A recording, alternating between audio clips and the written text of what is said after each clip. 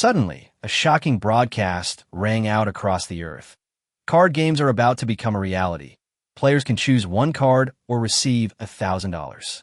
While the skills and battles in card games are captivating, the idea of bringing the game into reality and actually receiving money from it is simply unbelievable to men.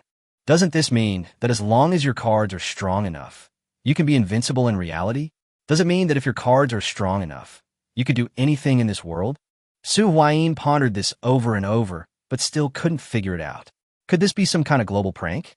He put down his watch and felt his pockets. A card, about the size of a palm and half a millimeter thick, with a dazzling red gem inlaid on the back, appeared in Su Huayin's hand. Tigers Yin and Yang. Quality, red, type, equipment card, attribute bonus, none, loading equipment. Passive, Yin Yang balance. This card could be overlaid with any other Dragon Doomsday cards or one non-Dragon Doomsday card. Active, can summon a puppet clone with the same number of card slots as the user, maximum 6 card slots. The puppet clone can only be summoned again after 24 hours of its death. Active move, separation of good and evil. Inactive, description, from an ancient wizard, the existence of this card will attract more attention from dragons. Series, the end of the Dragon series, acquisition methods, unscrupulous merchant, system events, Little Bull Rush Dungeon. Dual mode effect, equip card, the equipped monster's ATK, plus level X 500, and the equipped monster is unaffected by card effects other than this card. When this card is in the graveyard, you can banish this card and add one other Dragon's Doomsday card or Shadow Legion card from your deck to your hand. Dual mode will be available after the second card slot is unlocked. Bound to player Clear Mind and Still Water. Untradeable, cannot be dropped. P.S. All effects are applied once per turn by default card name. Red cards are generally bound to a specific card. Just as Su Huayin was admiring the red card in his hand, the time had quietly reached 11:50. Has been circulating and beta tested among card game enthusiasts. It combines many gameplay elements, including card games, MMOs, RPGs, and even RTS. Just a few days ago, Card Domain suddenly announced that its closed beta test was complete and that it would be launched on Earth Online in 7 days. At first, Su Huayin was just listening for fun. Of course, out of a card player's instinct, he still chose a card, which was his favorite and the highest quality card in his deck. The passive effect of the card Tigers Yin and Yang is simply overpowered. The Dragon's Doom series has a total of 12 cards, all of which are red cards. Theoretically, this card only occupies one card slot, yet it can hold up to 12 red cards. What does that mean? Of course, this is just theory. Su Huayin was simply lucky to win the championship in the system's dual mode, and the champion's reward was this red card. Card Domain has been running for 3 years, and the total number of red cards obtained by Chinese players through various means is definitely no more than 10. As for foreign servers, Su Huayin doesn't know. After carefully putting away the Tigers Yin and Yang card, Su Huayin glanced at the time again. 11:55, 5 minutes left. The prophecy of the card domain would come true in 5 minutes. Su Huayin didn't believe that the official card domain team would actually issue cards or give money to players. However, yesterday afternoon, he received a package and the Tigers Yin Yang card was right there in it. Su Huayin was stunned. Could this really not be a joke? Immediately afterward, he received a call from one of his close friends who was also a card player. How come there's 1,000 yuan extra in my bank account? Ma Zhendong complained to Su Huayin over the phone. If Su Huayin remembered correctly, Ma Zhendong was also a player of Card Domain. You didn't choose 1,000 yuan, did you? Su Huayin asked. You mean that game? You don't mean the official Card Domain company gave me money, do you? I've never spent any money on this game. Are the official company that rich? Ma Zhendong obviously didn't believe it. So today, Su Huayin went to the rooftop of this building. This building is special. It looks a bit like a structure in Card Domain. Card Rain, come on. Su Huayin struck a pose as if embracing the sky, as if welcoming a new era. At the server launch, a Card Rain event will be held, with each player receiving a maximum of 3 cards. Perhaps the higher you stand, the more likely you are to select higher quality cards. This building looks a bit like a certain building in Card Domain. Maybe there will be some surprises. There are other buildings around, even taller ones, but Su Huayin ultimately chose this one. Of course, all of this was just his guess. The time was 11:57. Su Huayin suddenly heard footsteps behind him. Tap, tap, tap. The sound was like someone running in the stairwell, accompanied by panting. Clearly, the person who came didn't seem to be in good physical condition. Who goes there? Su Huayin looked behind him. The footsteps gradually slowed down, and before his eyes, a knife appeared first, from a blade. Next, a young girl appeared before Su Huayin. She was still panting, seemingly exhausted from climbing the stairs. Su Huayin's attention was mainly focused on the knife in the girl's hand. This knife? It should just be an ornament, right? And what a coincidence that someone else was here too. This can't be just a coincidence, can it? You. The girl's gaze towards Su Huayin was also filled with surprise. Could it be that you are also? The girl asked almost without thinking. What is it? Su Huayin feigned ignorance and asked in return.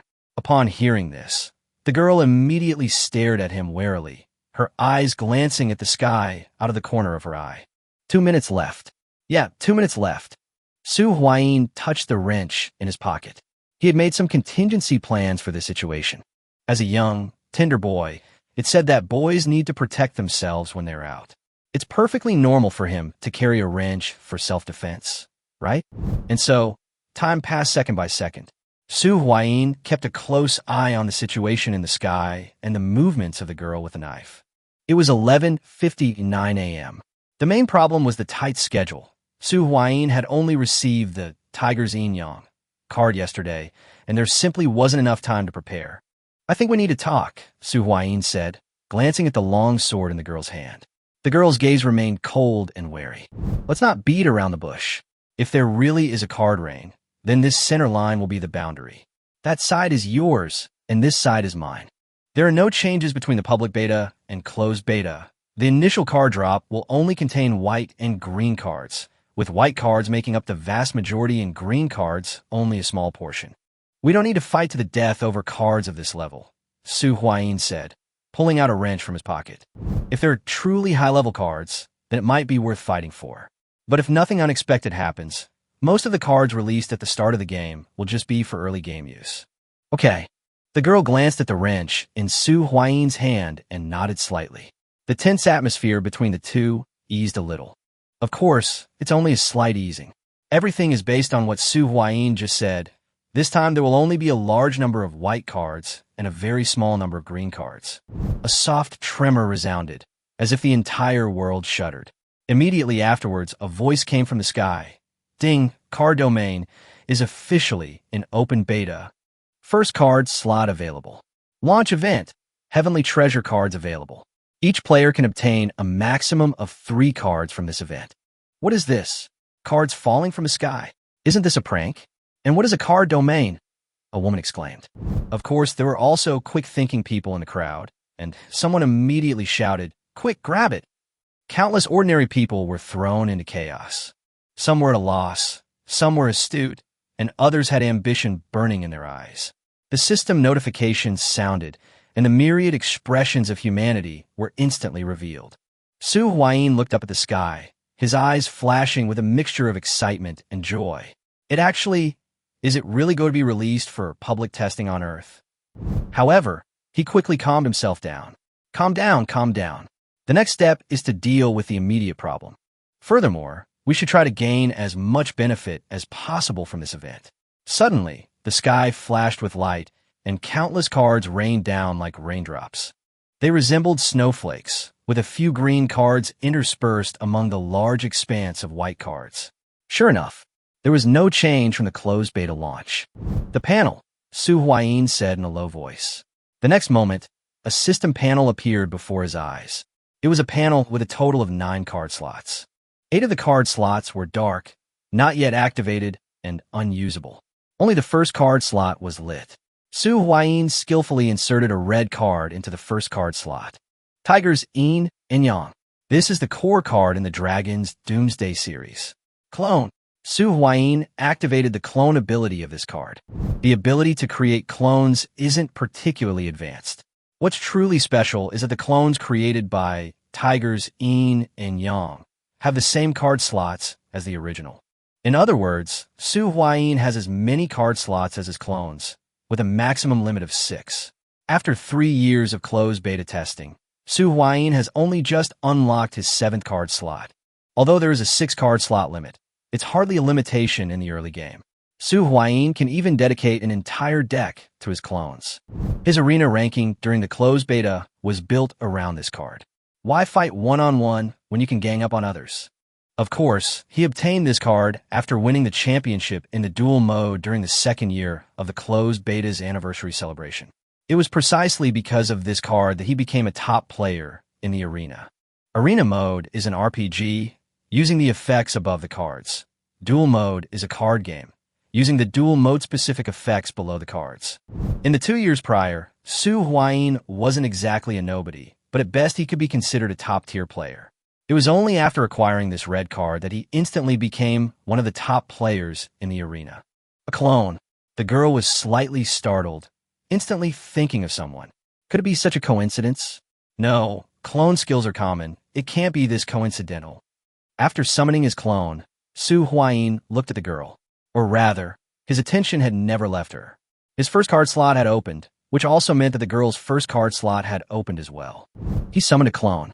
The girl with the sword now wore a set of silver-white armor, with a red void engine embedded in the chest of the armor. Zero-type armament, or a red card. Su Huayin recognized the item on the girl almost immediately. Wasn't this the core card of the Zero-type series? Its appearance was too iconic. The Type Zero card series is quite popular. It centers around the Type Zero armament, incorporating other weapons and magical spells. All Type Zero cards require a Type Zero armament in a card slot to function. However, the quality of the Zero weapon directly determines the upper limit of the equipment quality of the Zero series cards. For example, a green quality Zero weapon can only meet the equipment restrictions of green level Zero series cards. The only way to obtain the Zero-type weapon is through the Zero-type guild.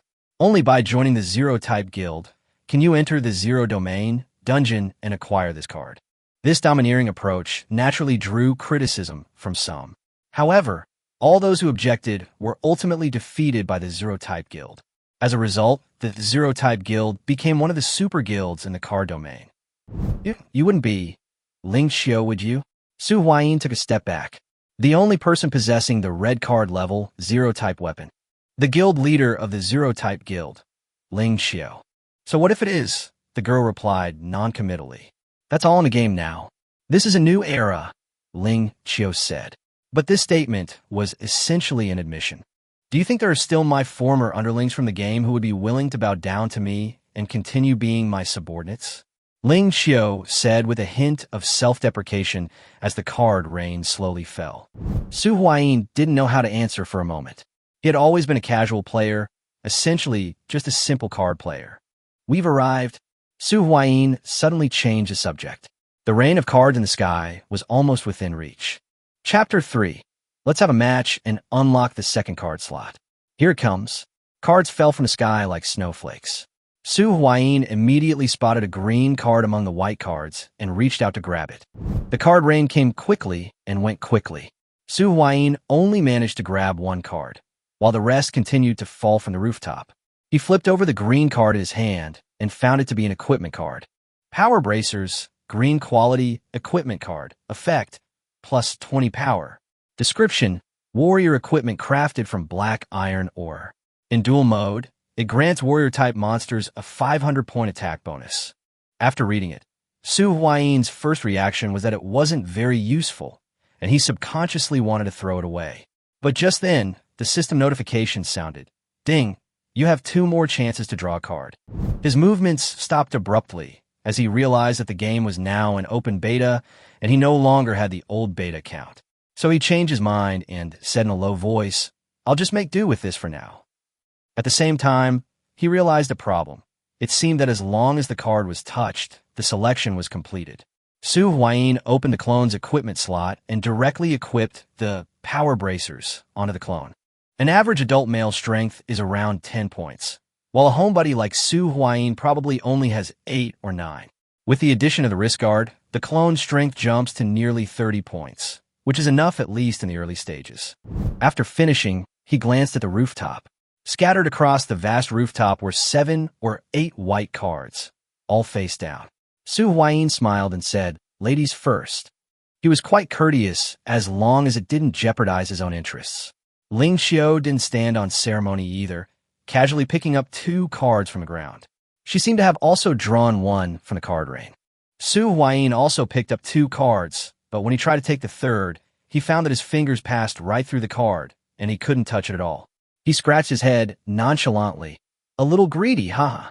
Just as he was about to check the other 2 cards, the system voice sounded again in the sky. Ding, the second wave of card rain will arrive in 10 minutes. This time the quantity is small, but all of them are of blue quality. The system continued to prompt that to obtain the blue card, they must defeat the Guardian Beast and mark its landing point in advance.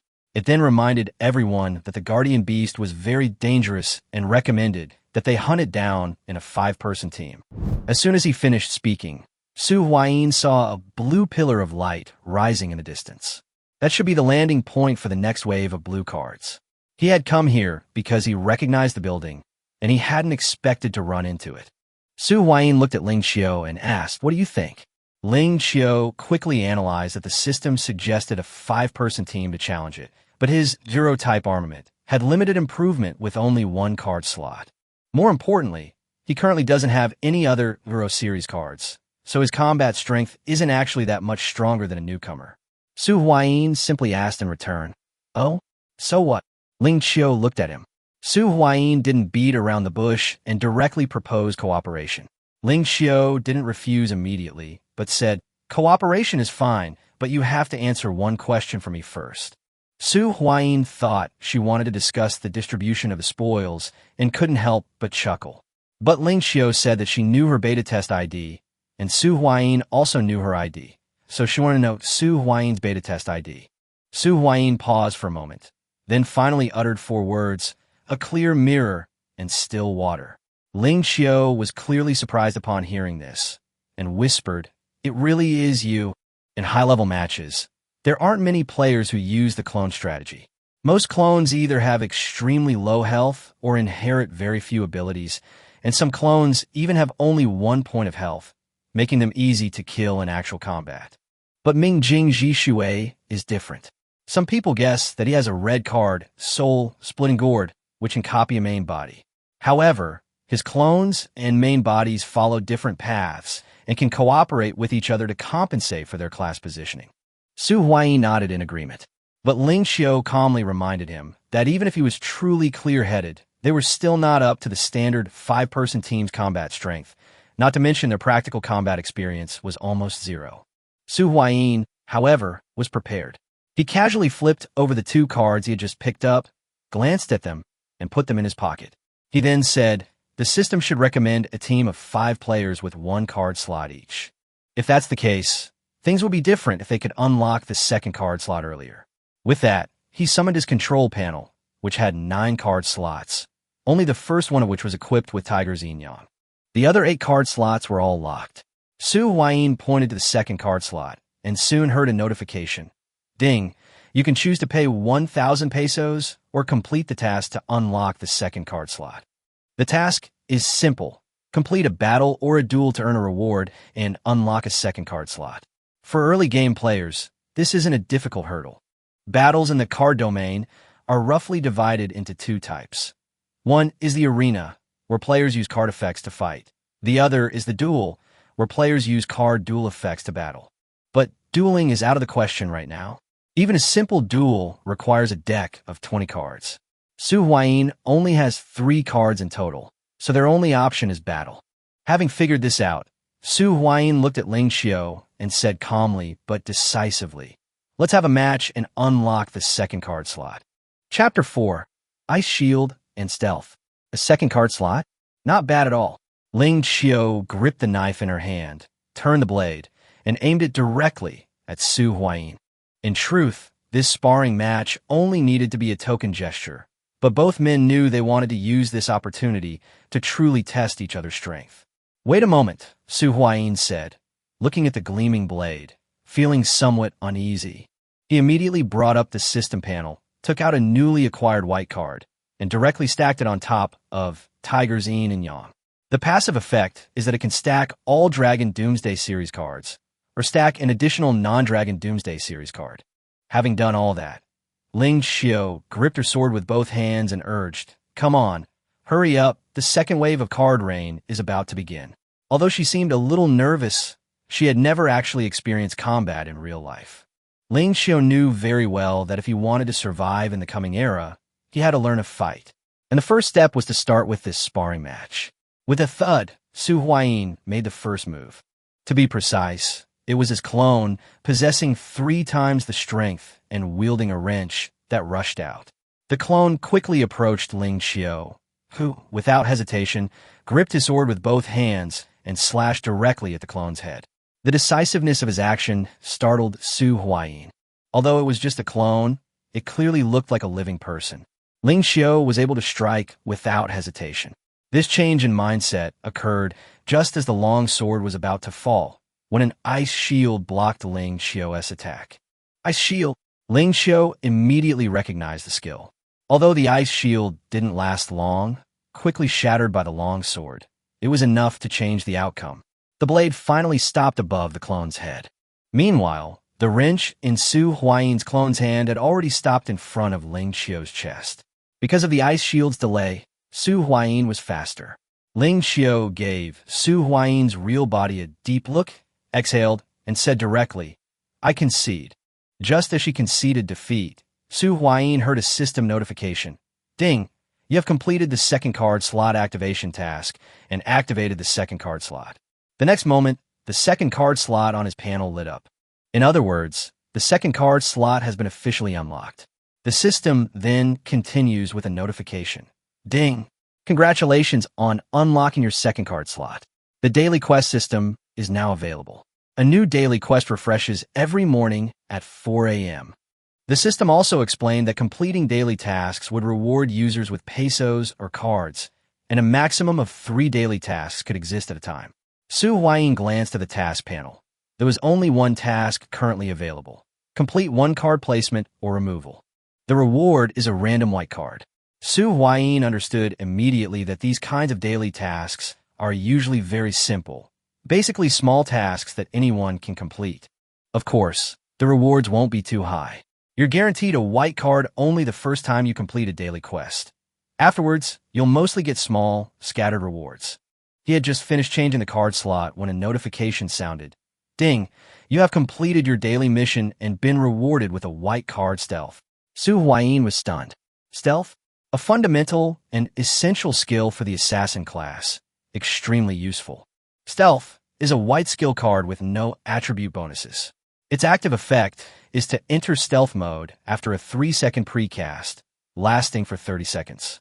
During the pre-cast period and while in stealth, attacking or being attacked will interrupt the skill and break stealth. The first attack, after becoming invisible, deals an additional 20% damage. It has a 60-second cooldown and requires an agility of 8 or higher to equip. In duel mode, it temporarily prevents one of your monsters from being attacked. After seeing the effect, Su Huayin immediately made a judgment. With this card, he put the newly acquired Stealth into the clone's second card slot, and also randomly placed a card into his own second card slot. At this point, Su Huayin's main card setup is: the first slot has Tiger's Yin Yang, stacked with Ice Shield, and the second slot has Wind Slime. Wind Slime is simply a white tier creature card that summons a Wind Slime immune to a Nemo elemental damage. This card is far inferior to Stealth, and even compared to Ice Shield, it's quite pathetic and basically useless. However, Su Huayin doesn't have many cards right now, and leaving the card slot empty would be a waste, so he'll put it in for now. Just then, a surprised voice came from Ling Xiao's side. Su Huayin casually asked, "What's wrong?" Ling Xiao tried to suppress her excitement, but couldn't hide her joy. "Nothing, I just completed my daily task and got a good thing. I'm confident about taking down the Blue Card Guardian Beast next." Su Huayin was somewhat curious. Ling Xiao was a top player in the card domain, so she shouldn't be this excited about a common white card. Ling Xiao didn't elaborate on what kind of white card it was, and Su Huayin didn't press for details. "All right, 3 more minutes until the second wave of card rain begins. Your clone and I will tank in front, and you can provide shield from behind. Ling Qiu's voice was noticeably more confident than before, as if the new card had given her more confidence for the upcoming battle. Okay, no problem, Su Huayin readily agreed. Facing the boss head-on is a dangerous task best left to the clone. It's better for the main body to stay put. After all, it's okay if the clone dies, but if the main body is gone, it's truly gone forever. Chapter 5. Is this to guard against me? 10 minutes later, the system notification sounded precisely on time. Ding! The second wave of card rain has begun. Su Huayin looked up and saw a sparse rain of blue cards falling from the sky. The number of cards rained down was probably less than 1% of the first wave. One of the blue cards fell straight towards their location, landing precisely in the area previously marked by the system, as if it had locked onto this spot. Before the card even touched the ground, it transformed in mid-air into a silver gorilla over 2 meters tall, its muscles bulging, exuding an imposing aura. Su Huayin recognized it at a glance and immediately reminded Ling Qiu. Silverback gorilla. Its weakness is its legs attack from the bottom. Ling Qiu responded softly, gripping her longsword tightly as she charged forward. Only then did Su Huayin notice the backpack-like device on her back. The next second, a faint white light appeared on Ling Qiu's body. Su Huayin's heart skipped a beat, and he immediately judged that it should be a shield generator. Although this thing was not part of the Zero series, it was still considered a piece of technological equipment. In the absence of Zero-type equipment and spells, it's already a pretty good alternative. More importantly, it significantly improves Zero Autumn's survivability. After all, shields are much more reliable than ordinary armor in crucial moments. Ling Qiu faced off head-on. Su Huayin wasn't idle either. With a thought, his clone immediately grabbed a wrench and charged from the side towards the silverback gorilla's lower body. The silverback gorilla's lower limbs were relatively weak. Attacking its groin would essentially win half the battle. Ling Qiu struck first, her longsword slashing down fiercely. With 2 card slots available, the power boost from Zero-type weapon was already quite significant. The bonus from Zero-type weapon is linked to the number of card slots. Strength is a power of 2 from the card slots. Now, with 2 card slots, that's a direct increase of 4 points in strength. Combined with Ling Qiu's base strength, she's now stronger than an average adult male. But the slash didn't go as planned. The longsword struck the silverback gorilla's hand, but with a clang, the blade failed to pierce the flesh. Su Huayin's eyes darkened. The defensive power of this thing's arms was simply absurd. The silverback gorilla casually flicked its wrist, deflecting Ling Qiu's knife. Immediately afterward, its other fist, carrying terrifying force, slammed directly towards Ling Qiu's head. Panic flashed in Ling Qiu's eyes, and he instinctively raised his hand to protect his head. At this level of attack, defense alone was utterly useless. Just as the fist was about to strike, an ice shield suddenly appeared in front of Ling Qiu. But the silverback gorilla was too strong, and the ice shield shattered in less than a second. The remaining force struck Ling Qiu, still sending her flying. A scream followed, but it wasn't Ling Qiu who screamed. Her shield had withstood the aftershock. She was only knocked back by inertia. The one who truly screamed was the silverback gorilla. Su Huayin's clone slammed his hand into its calf, the triple force causing it to lose control in pain. The silverback gorilla instantly abandoned Ling Qiu and slammed its fists into the clone's head. Just then, Su Huayin conjured another ice shield above the clone's head. With a deafening boom, the ice shield shattered instantly, but also bought Su Huayin half a second to react.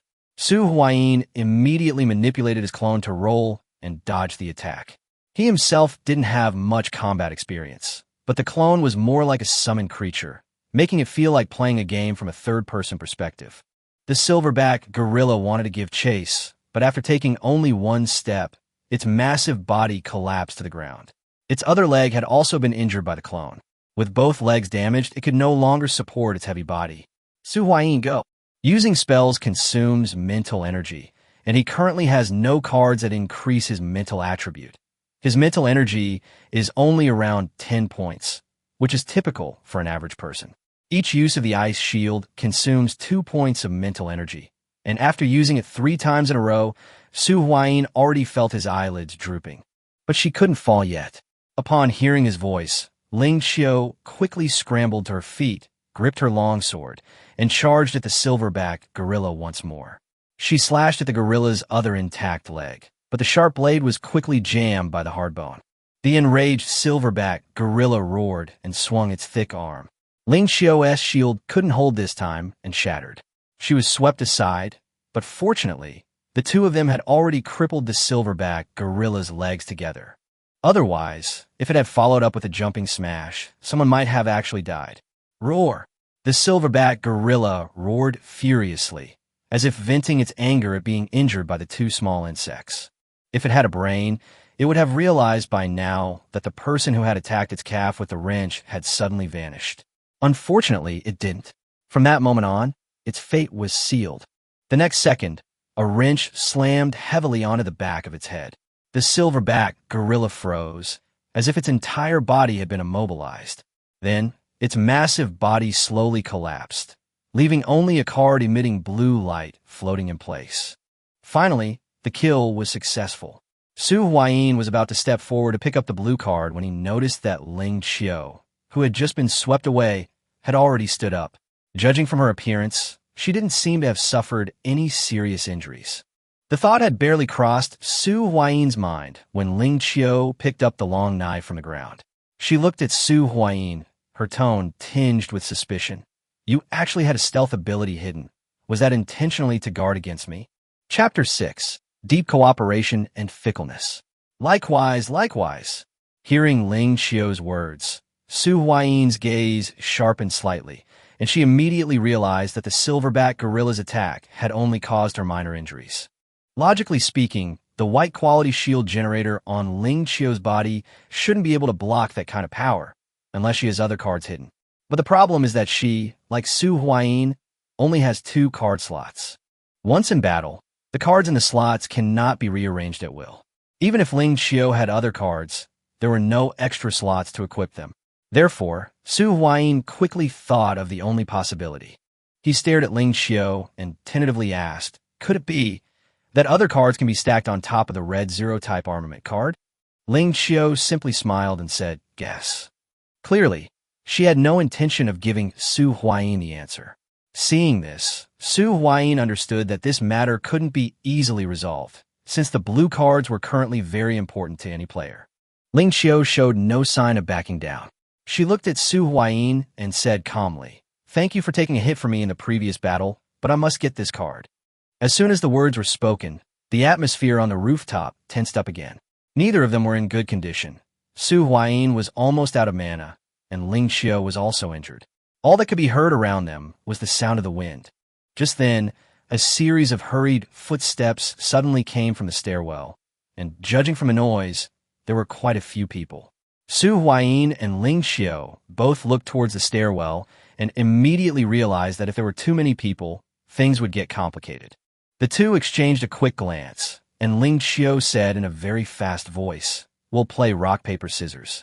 Whoever wins keeps it, but the winner owes the loser a favor and must help them once in the future. Su Huayin had initially thought she was going to take direct action, but he hadn't expected her to suggest this method. After a moment's thought, he found acceptable and immediately nodded. Okay, I'll count to 3, 1, 2, 3.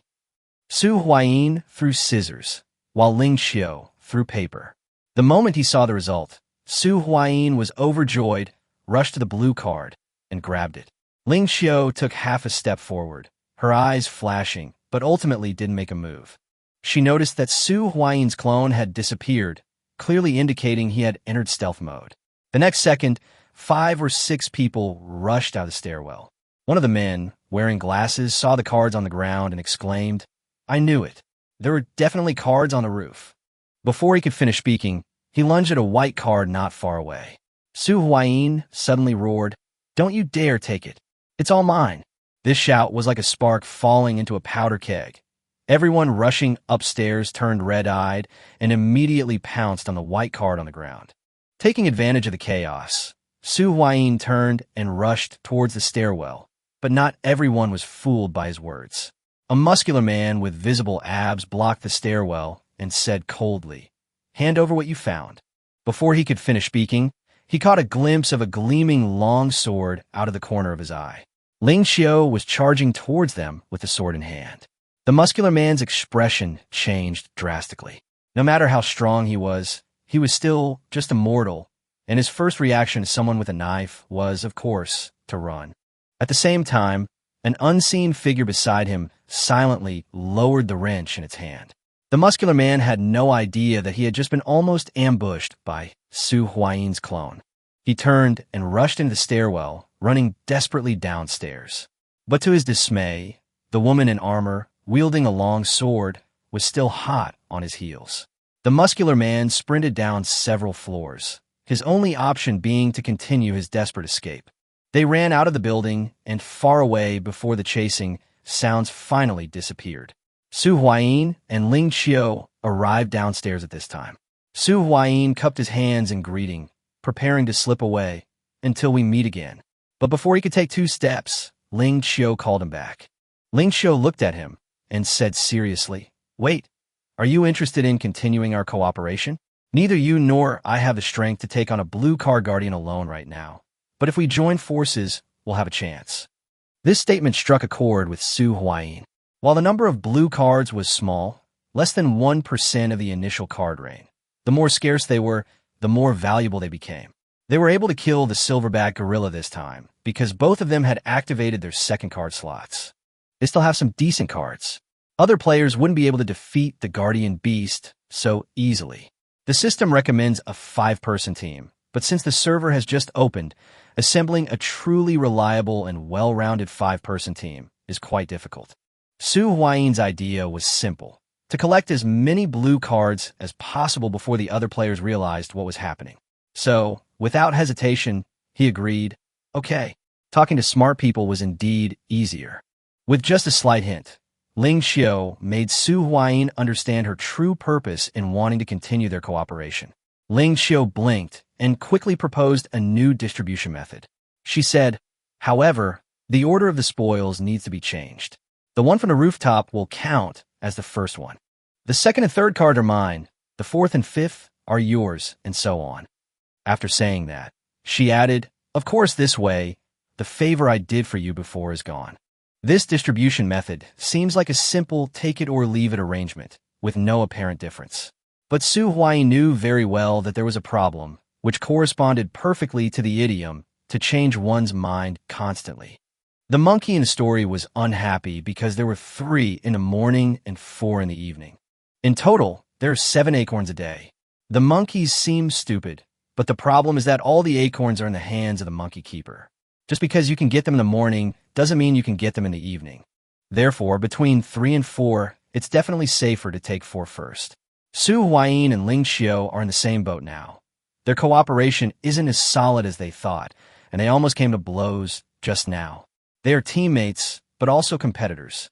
Su Huayin naturally wouldn't let Ling Xiao take 2 cards in a row, so he shook his head and said, "No." He paused, then proposed a new solution. But the third card must be decided by rock, paper, scissors. The winner gets the third card, the loser gets the fourth, and so on.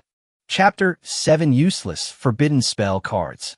Okay, Ling Xiao agreed after thinking for a moment, then pointed in a direction, saying that she had roughly memorized the locations of the recent blue card guardian beasts when she was on the rooftop. Su Huayin glanced in the direction she pointed, nodded, and followed. Actually, he had also paid attention to several landing spots nearby when he was on the rooftop. Although he might not have had the chance to snatch them then, it's always good to know more information. And now, this memory has indeed come in handy. The direction Ling Xiao pointed to was indeed the closest blue card landing point to them, which at least shows that she is still willing to cooperate for the time being. The two hurried toward the location of the blue pillar of light.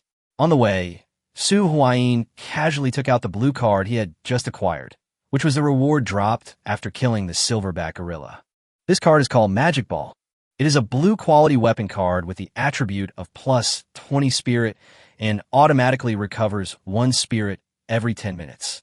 It can also stack 1 spell card of quality, no higher than blue.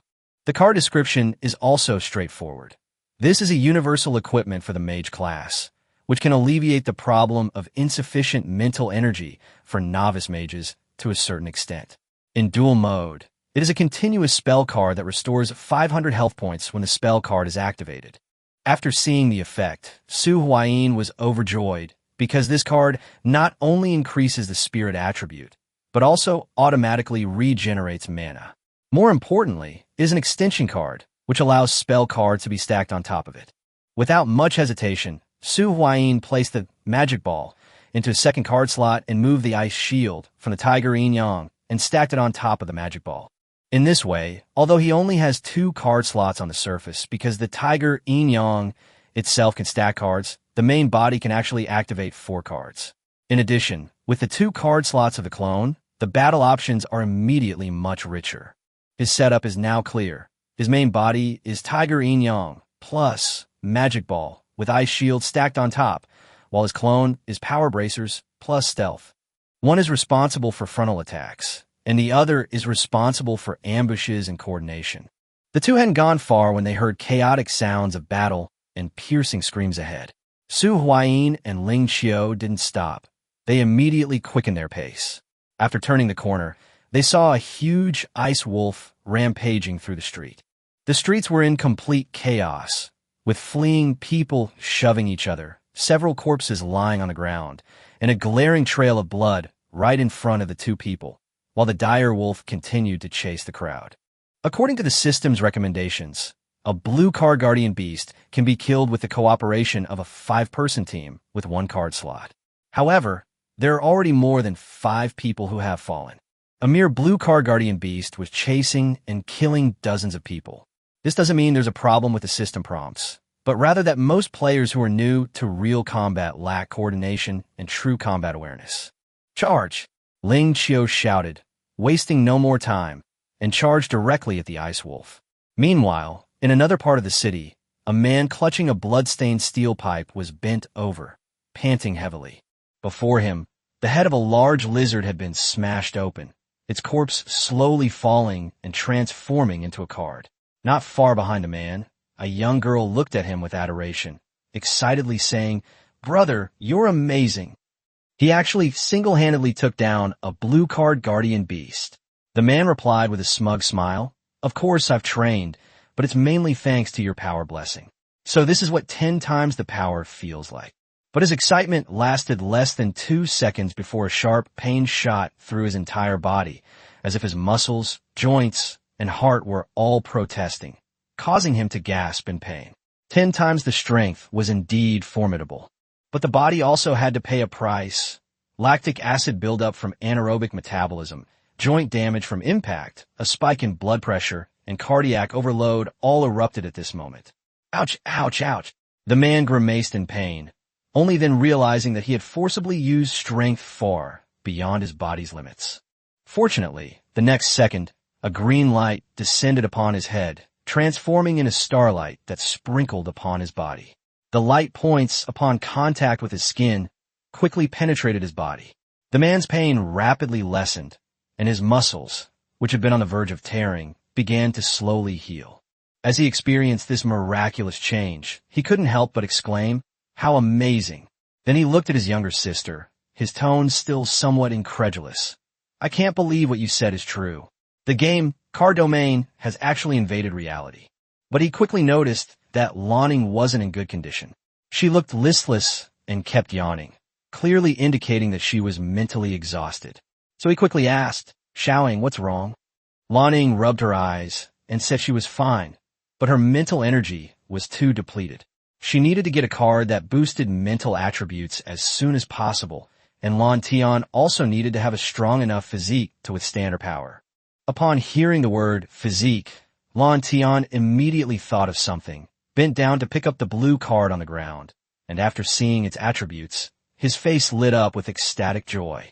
This card is called Robust, a blue-quality, blessed card. Its attribute is plus 40 Constitution, and it has no equipment restrictions. The description says it's a blessing obtained through a certain ritual.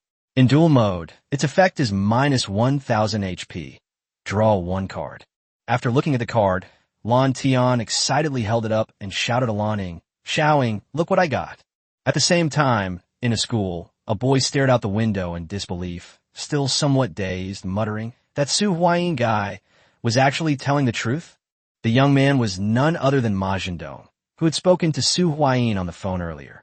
Realizing this, he immediately regretted it so much he wanted to slap himself, cursing, "How could I be so stupid as to choose 1,000 yuan?" But the next second, Ma Zhendong seemed to have grasped a glimmer of hope, his eyes lighting up.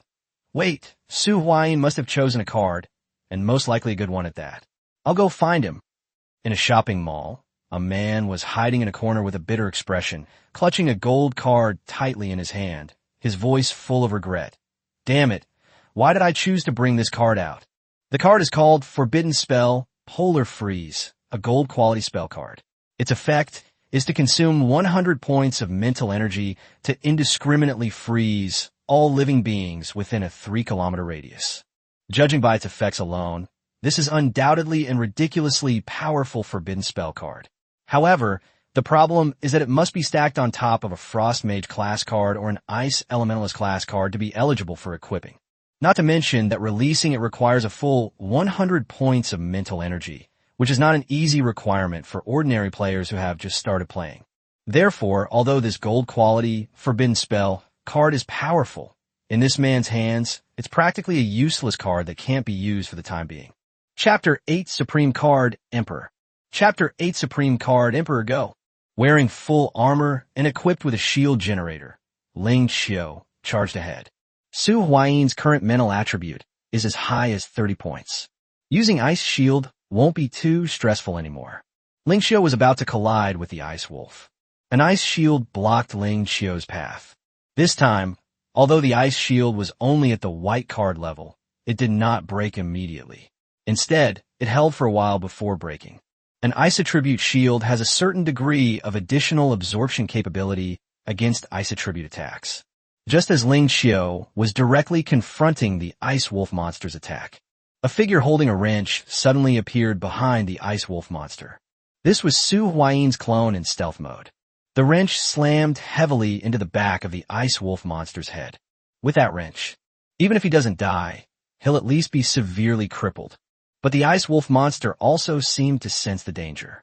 All the fur on its body turned ice blue at this moment. A chill burst forth from its body. Instantly, a layer of frost appeared on the bodies of Su Huayin's clone and Ling Xiao. Their speed also visibly decreased. It then dashed forward. They cleared the vital areas. Su Huayin's clone struck the Ice Wolf on the back with a wrench, although it did not hit a vital spot. However, the triple power of the attack, plus the extra damage from breaking stealth, still caused the Ice Wolf to howl in agony. "It looks like my bones are cracked." "Base!" Ling Xiao's knife moved. The sharp blade pierced through the Ice Wolf's gaping maw. A single sword pierced a hole. The Ice Wolf monster's life also ended with this strike. The body slowly fell to the ground. A card emitting a blue glow emerged from the Ice Wolf's corpse. Ling Xiao was overjoyed upon seeing this. He reached out and took the blue card into his hand. "Got it, let's go." Ling Xiao glanced at the contents of the card. She seemed very satisfied with the contents of the cards, and a smile couldn't be suppressed on her face. "It seems a bit like the underworld." "Walk," Su Huayin said. "Wait, it's too slow to run there." Su Huayin caught a glimpse of a motorcycle lying on the ground out of the corner of his eye. The motorcycle keys are still on it. The engine was also constantly humming. He ran over and helped the motorcycle up. "I checked the brakes and found no problems." "What are you standing there for? Get in the car." Su Huayin shouted at Ling Xiao. Ling Xiao naturally understood Su Huayin's meaning. "But, good." Ling Xiao bit her lip. He sat down behind Su Huayin. "Hold on tight, we're off." Su Huayin adjusted the car and said. A pair of arms supported Su Huayin's shoulders. "Walk." Su Huayin turned the motorcycle. "Head towards the direction of a blue card guardian beast nearby, as I remember it." Su Huayin hurriedly led Ling Xiao to the next location. The partnership has continued until now. That means there's at least a little bit of trust involved. At least the two of them have the same goal now. Right now, inside a conference room, an emergency meeting was convened. Because it was in a hurry. Therefore, it was conducted directly in the form of a web conference. Virtual figures appeared in the virtual conference room. A line of large text was displayed on the conference room's big screen. A proposal in response to an extraordinary invasion. As you all know, the current situation has changed. This is a crisis, but also an opportunity. According to rough estimates, the first wave of card rain in the entire Dragon Kingdom totaled about 100 million, while the second wave of blue card beasts numbered about 1 million. Extraordinary power has descended. We must take immediate action. Short-term social unrest is unavoidable, but we must restore order as quickly as possible. After a brief, report-like speech, the main course was finally served. The words on the screen also changed to two large, bright red characters. Card Domain. Let's talk about the information about Card Domain first. It's an unofficial game circulating among card game enthusiasts. 7 days ago, the game announced the end of its closed beta test and that it would be officially launched at 12 noon today. Everyone who participated in the closed beta test could receive a designated card from their deck or 1,000 yuan. The account that made the payment has been investigated and found to be empty. There's no way to investigate it further. Moreover, the other party has the ability to directly descend and affect the real world. This kind of power is not something that can be resisted.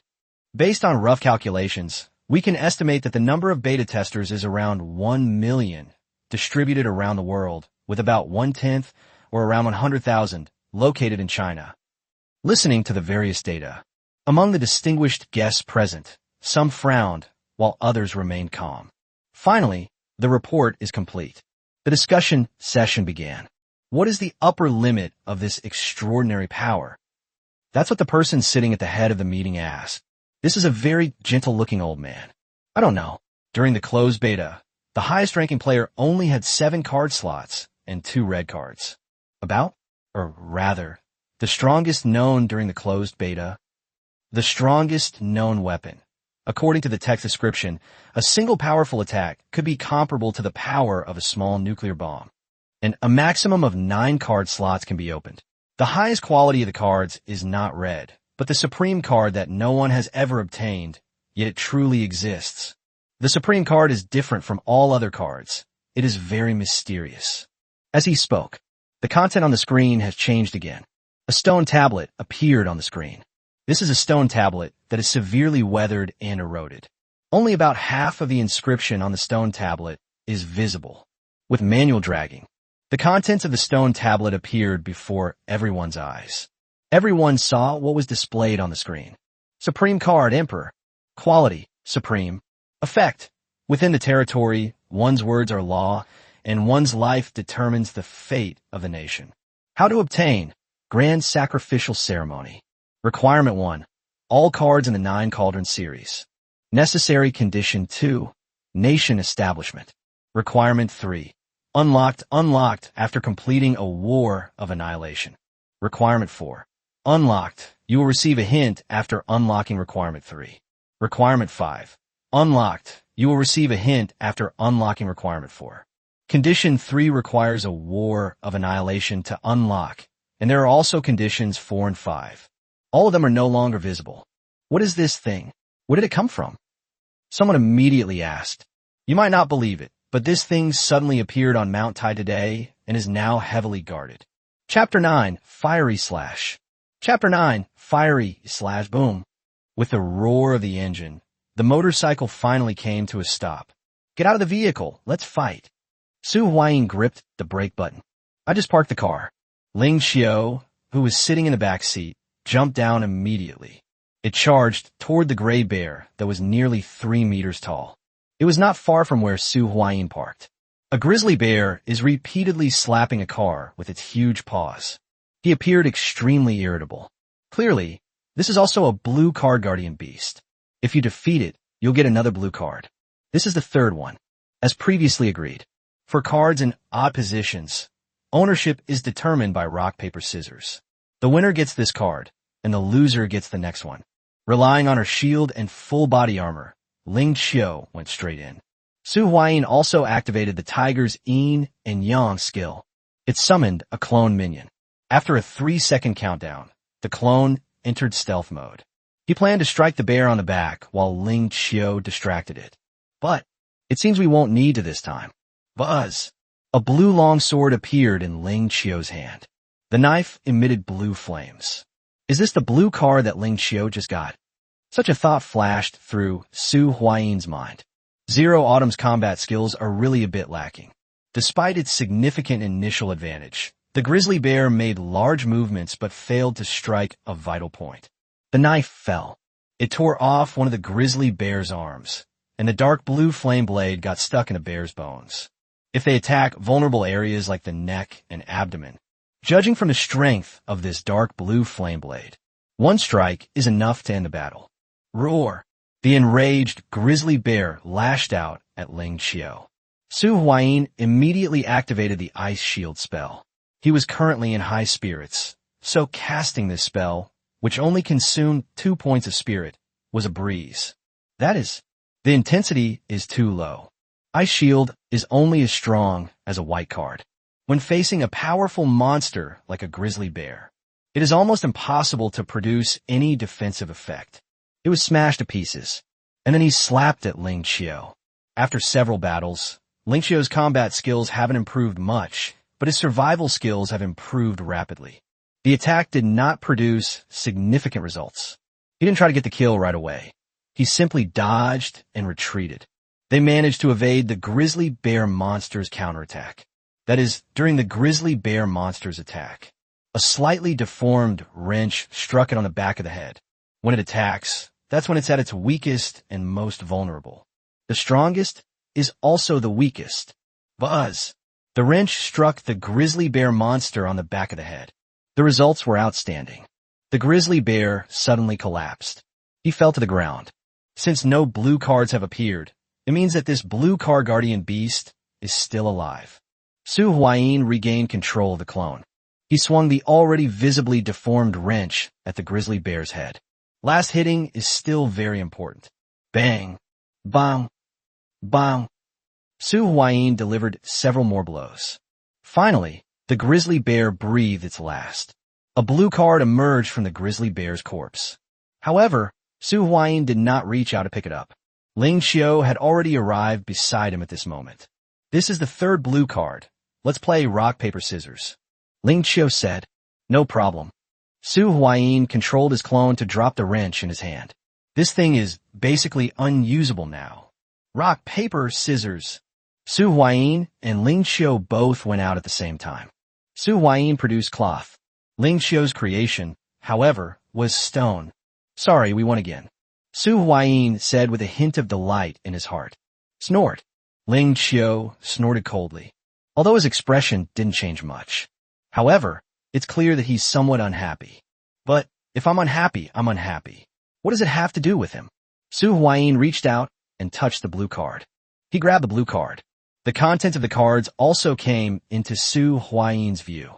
Fiery Slash. Quality, blue. Card type, skill card. Effect, consumes 5 stamina points, deals double the slash effect, and inflicts an additional 30% fire damage. Introduction, the violent output methods of melee classes. Acquisition methods, monster drops, system acquisition, and scrupulous merchants card pack draws. Restriction, you must possess a knife, sword, or axe as a weapon to use this. Dual mode effect, spell card. This effect can only be activated when there is a warrior-type monster on the field. Destroy 1 monster on your opponent's field. If successful, you can also destroy 1 additional spell card or trap card. This card. Su Huayin subconsciously looked towards Ling Qiu. What's wrong? Ling Qiu replied. Then, a glint flashed in her eyes. Could it be that this card is more suitable for me? Ling Qiu asked. I guess so. Su Huayin stood. Fiery Slash. This is a warrior skill. Zero Autumn itself is a high-tech plus magic warrior route. He remembered Zero Autumn in her complete form. Energy shield, shoulder-fired missiles, sword-wielding saber, laser sword, void energy spell, spatial corridor, warrior's holy light. The current Zero Autumn doesn't have that many high-level cards. This Fiery Slash skill is a decent lower-tier alternative. I'll trade with you when I get the next card. Su Huayin showed the contents of the Fiery Slash card in his hand to Ling Qiu. Fiery Slash?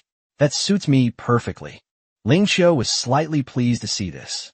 This is a card that can directly increase her attack power. If she had used Fiery Slash just now, she wouldn't have failed to sever an arm. It would have been blocked by the bone.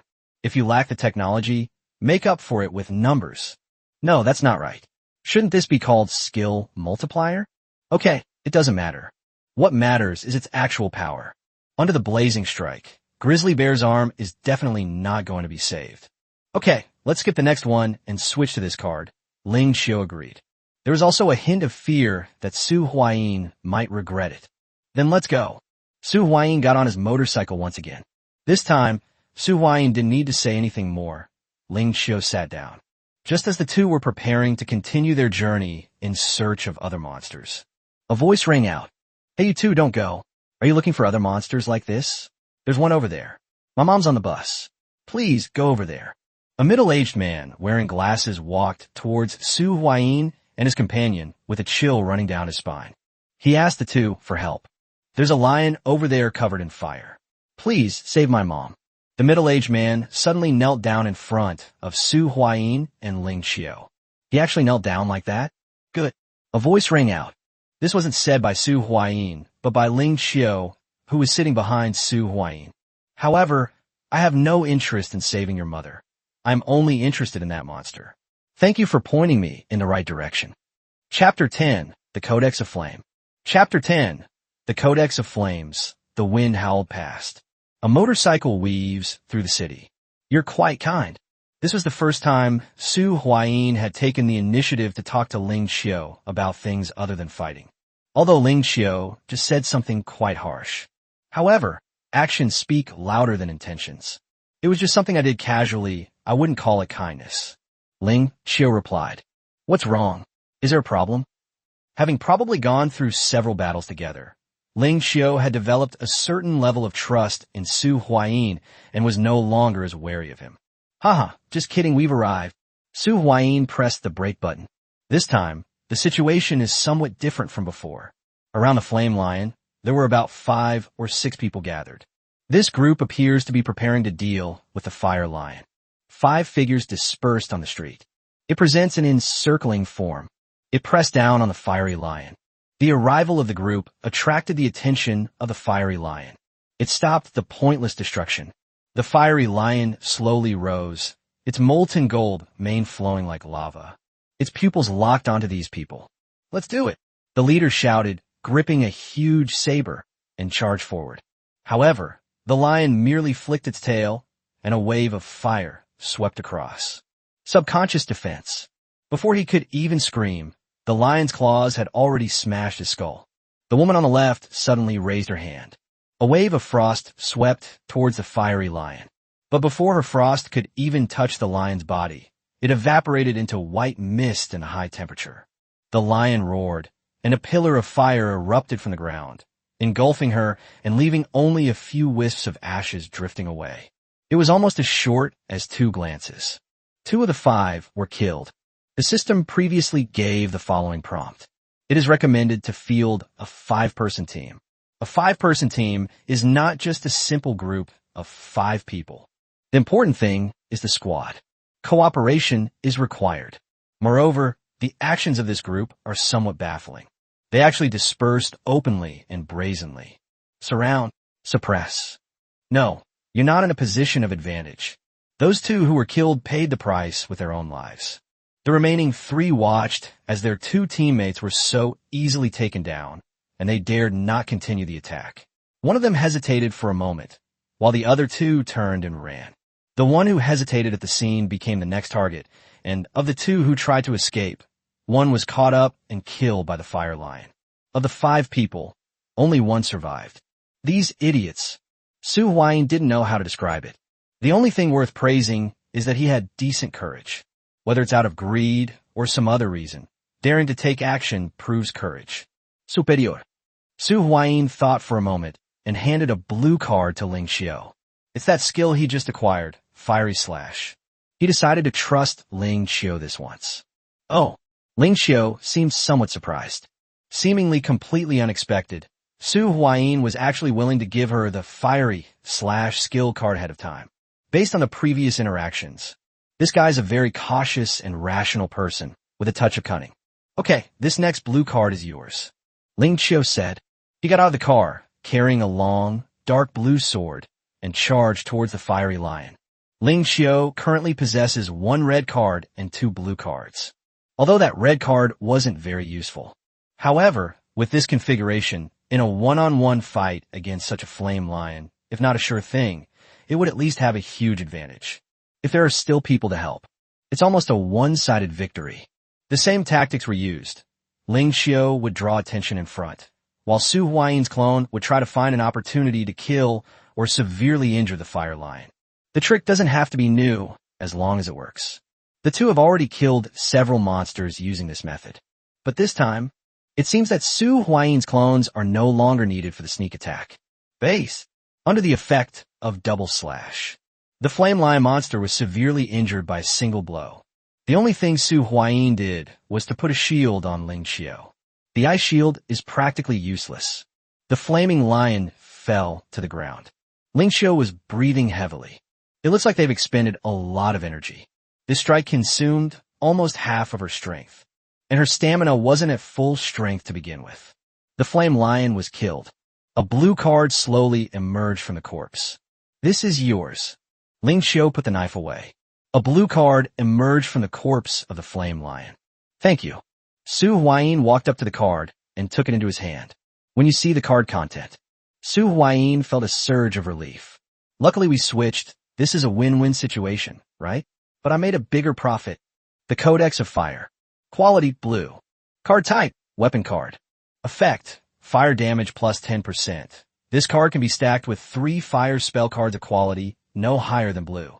Description, a spellbook exclusive to fire mages.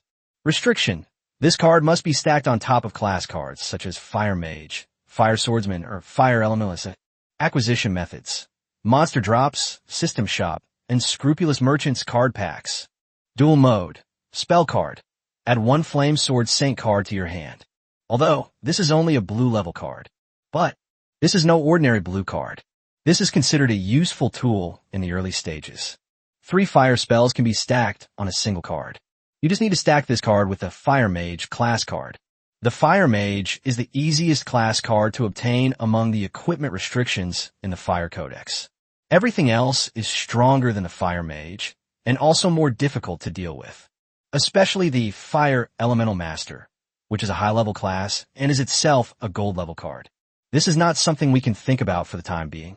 Let me think. The Fire Mage card seems to drop as low as in a Fire Goblin dungeon, but the drop rate isn't very high. The next highest drop rate is in a Lava Demon dungeon shop, where you can get it as long as you have enough lava stones.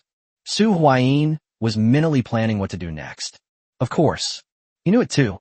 The closed beta and the public beta are not necessarily exactly the same. The things in the beta test can only be used as a reference, just like the card rain at the start of the game. The closed beta test only had 1 wave, and now there have been 2 waves. Furthermore, it's uncertain whether there will be a 3rd wave. Chapter 11, Fishing Association NPCs.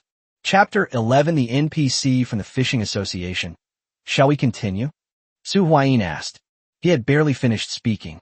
Once again, a system notification sounded in the sky. Ding! Over 80% of the 2nd wave of cards has been acquired. The 3rd wave of cards will be released tomorrow at 12 noon. This wave of cards will be of purple quality and will be 1% of the quantity of the 2nd wave of cards. Purple Card Guardian Beast, recommended for a 5-person team with 2 card slots and all blue cards to challenge. After listening to the system's notification tone, Su Huayin stopped. What you say you get. There really was a 3rd wave of card rain. Moreover, the quality of this wave of card drops has improved once again. Purple card rain. This should be the last wave. Su Huayin Guets. Purple cards can barely be considered high-end cards. It is very difficult to obtain in the early stages. Furthermore, purple level cards generally have equipment restrictions. This is the last wave. There probably won't be another wave. If so, is there going to be a rain of gold level cards? It's impossible to believe. Shall we continue? Ling Qiu asked. 80% have already been eliminated, so there's no point in doing it now. Even if there's still some left, there probably won't be many. Su Huayin thought for a moment and then said. Then he added. Besides, Let's find a place to hide first. We've made quite a splash today, and we don't know what the higher-up's attitude is yet. Let's find a place to hide first. As he spoke, Su Huayin pointed to the top of his head. In this case of extraordinary intrusion, the best course of action is to unite all forces that can be united. Surely the people in power aren't so brainless as to do something as stupid as forcibly confiscating cards? This was a terrible move. Anyone with a modicum of sense wouldn't do something like this, right? That being said, the world is often just one giant makeshift operation. If such a bizarre tactic were to actually happen, it wouldn't be impossible. In short, hide first. Let's see how things go later and how the higher-ups respond. Hide? Upstairs. Ling Xiu was only slightly taken aback. I roughly understood what Su Huayin meant. No way. Even if he's stupid. Ling Xiu said. But this time, before she could finish speaking, Su Huayin interrupted her. Even if the policies from above are correct, there are many individuals who abuse public power. Besides, these are chaotic times. Let's hide for a while and see how things develop. Su Huayin said. Even in peacetime, the abuse of public power and disregard for damage to public trust are not uncommon occurrences, let alone now. Faced with the temptation of extraordinary power, Su Huayin didn't believe that anyone would not have crooked thoughts. I'm just reminding you, as a gesture of goodwill for our cooperation so far. Su Huayin said, so far, the cooperation has been quite pleasant. He would like to continue the collaboration if possible. What do you suggest we do next? Ling Xiu said, then goodbye. Huh? What did you say? Su Huayin suddenly paused for a moment. I said I'll listen to you, hide for a while, and then I'll go with you. Ling Xiu's answer surprised Su Huayin. The way he looked at Ling Xiu also changed. What a decisive personality. He was just giving Ling Xiu a heads up. Tell her to be careful. Ling Xiu's reactions, whether dismissive, vehemently opposed, or agreeing with his statement, were all within his expectations. What's with going straight with him? Do you really trust him that much? Or is he saying he's very handsome? Haha, just kidding. Whether he's handsome or not, he's not worth a regular white card. You want to come with me? Su Huayin's eyes were filled with doubt. Is there some other motive behind this? If what you say is true, in the worst-case scenario, if I go home now, it might bring disaster to my family. But as long as I live, no one will dare to touch them unless they are willing to bear my revenge. Ling Xiu said.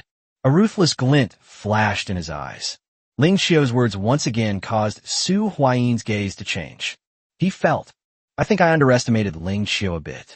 But I saw it so clearly. This was somewhat beyond Su Huayin's expectations. This is a ruthless character. Besides, aren't we in the same situation? In that case, let's go. Su Huayin said. He is making assumptions about those people with the utmost malice. Of course, this is the worst-case scenario. It's best if this doesn't happen. From a practical perspective, the probability of it happening is not very high. At least take some precautions.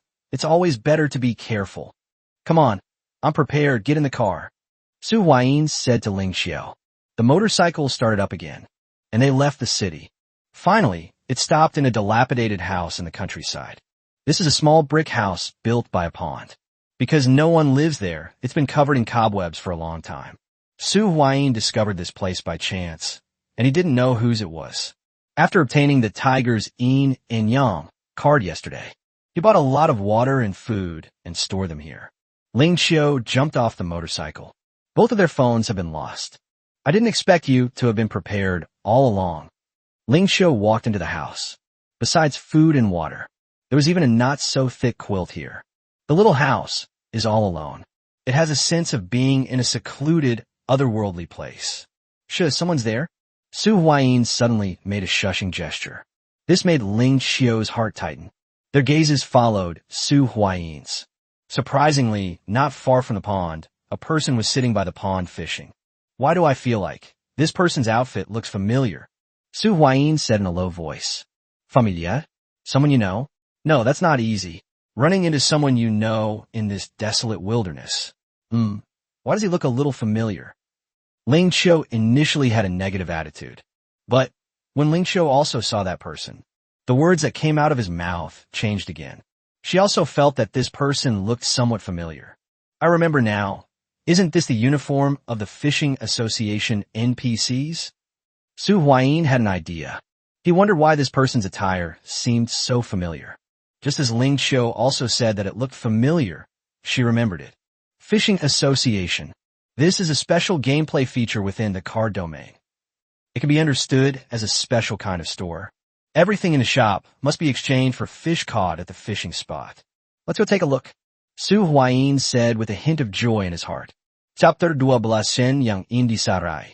Chapter 12, a disheveled Shen Yang and his companion arrived next to the person dressed in the Fishing Association uniform.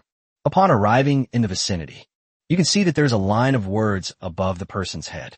Shen Yang, member of the Fishing Association. This is a yellow name. This directly indicates that the person is a neutral NPC. It really is an NPC. Let's go take a look, Ling Qiu said impatiently. The two then went to the Fishing Association NPC. Seemingly sensing their approach, Shen Yang turned his head slightly. Are you two anglers here to fish too? Sen Yang asked. Of course, Su Huayin replied. I just forgot my fishing gear. Su Huayin blinked and said, here's a little trick to get a free fishing rod. During the closed beta test, when I first encountered members of the Fishing Association, if you claim that you forgot your fishing rod, you'll be rewarded by these adorable anglers with a white quality fishing rod card. Is that so? I happen to have some extra fishing gear here. I'll give it to you. Shen Yang's eyes lit up as he spoke. He took out 2 cards and handed them to Su Huayin and Ling Qiu. Fishing rod. Quality white. Card type. Utility card. Effect. Can be used for fishing. Description. A common fishing rod found everywhere. The beginner's choice for experienced anglers. Acquisition method. Fishing Association. Equipment restrictions. None. Dual mode effect. Special summon a random level 1 fish card from your deck. Negate its effect and onto the field.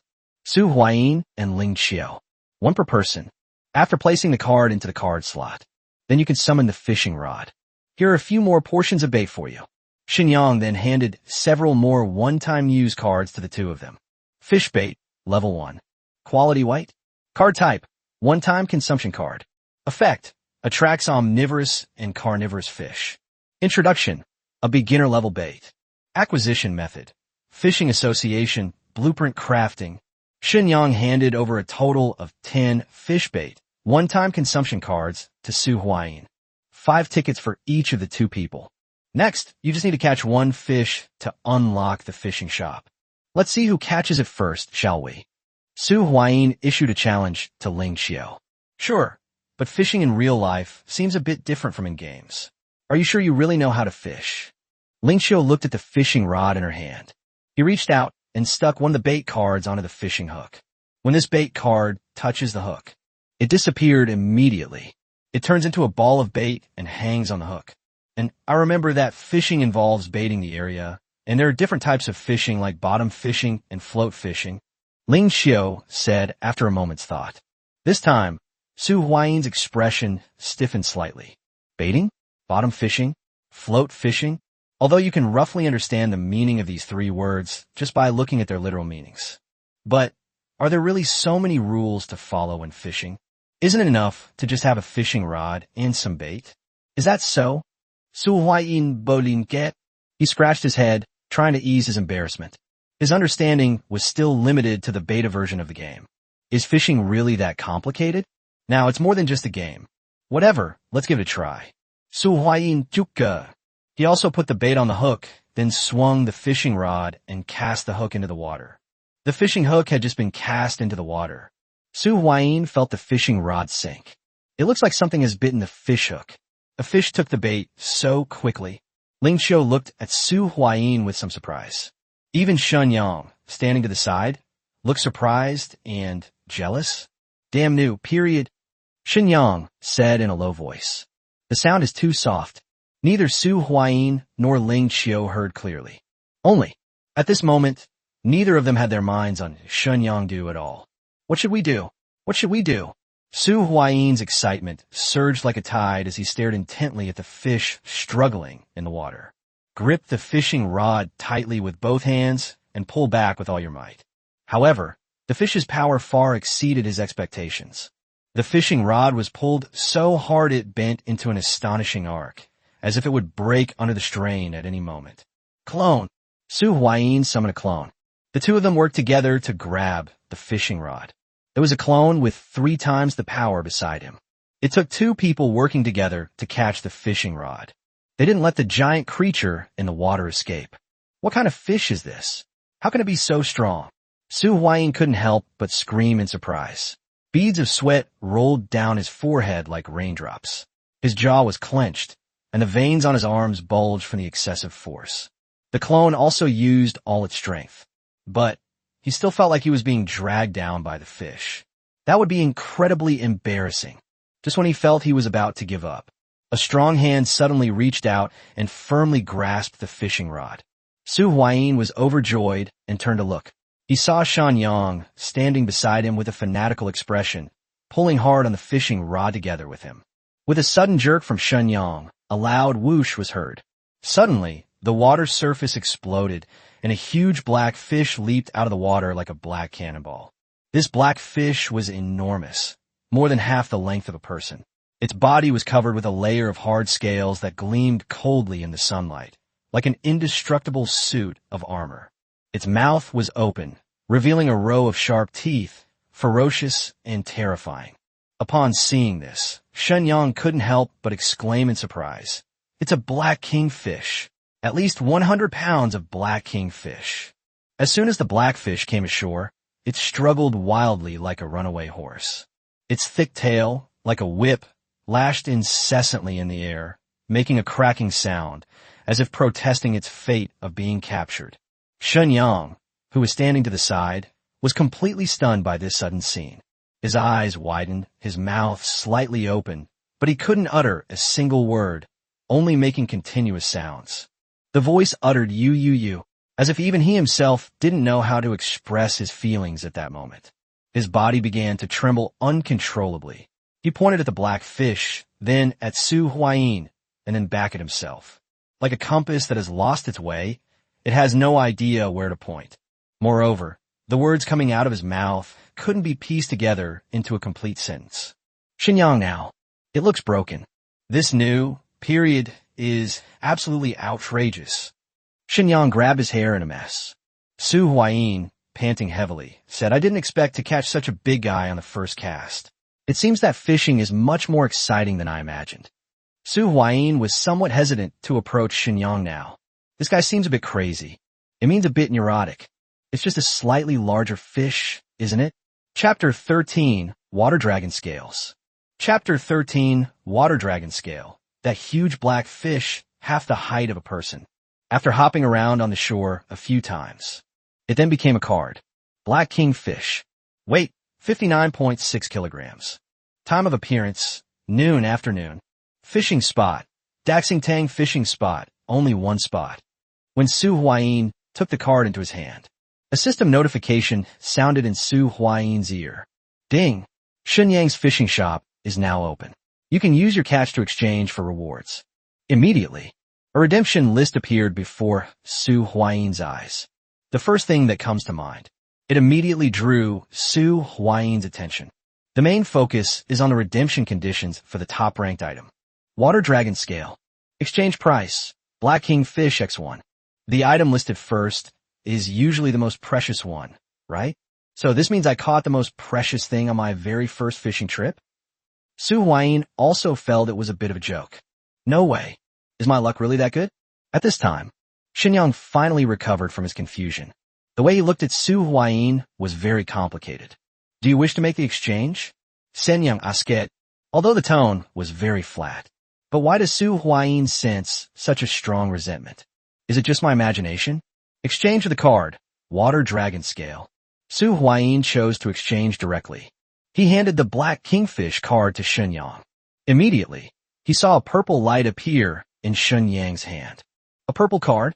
I got a purple card already. What's the difference between this and getting it for free? Of course, it feels a bit unreal.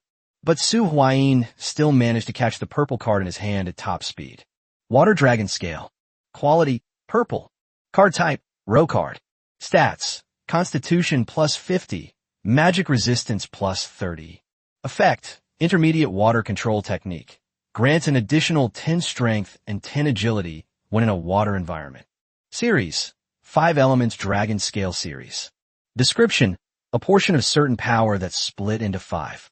Collect all 5 Dragon Scale Series cards to synthesize the Dragon Blaze card. Equipment restriction: this card must be placed on top of a dragon-related card of higher quality.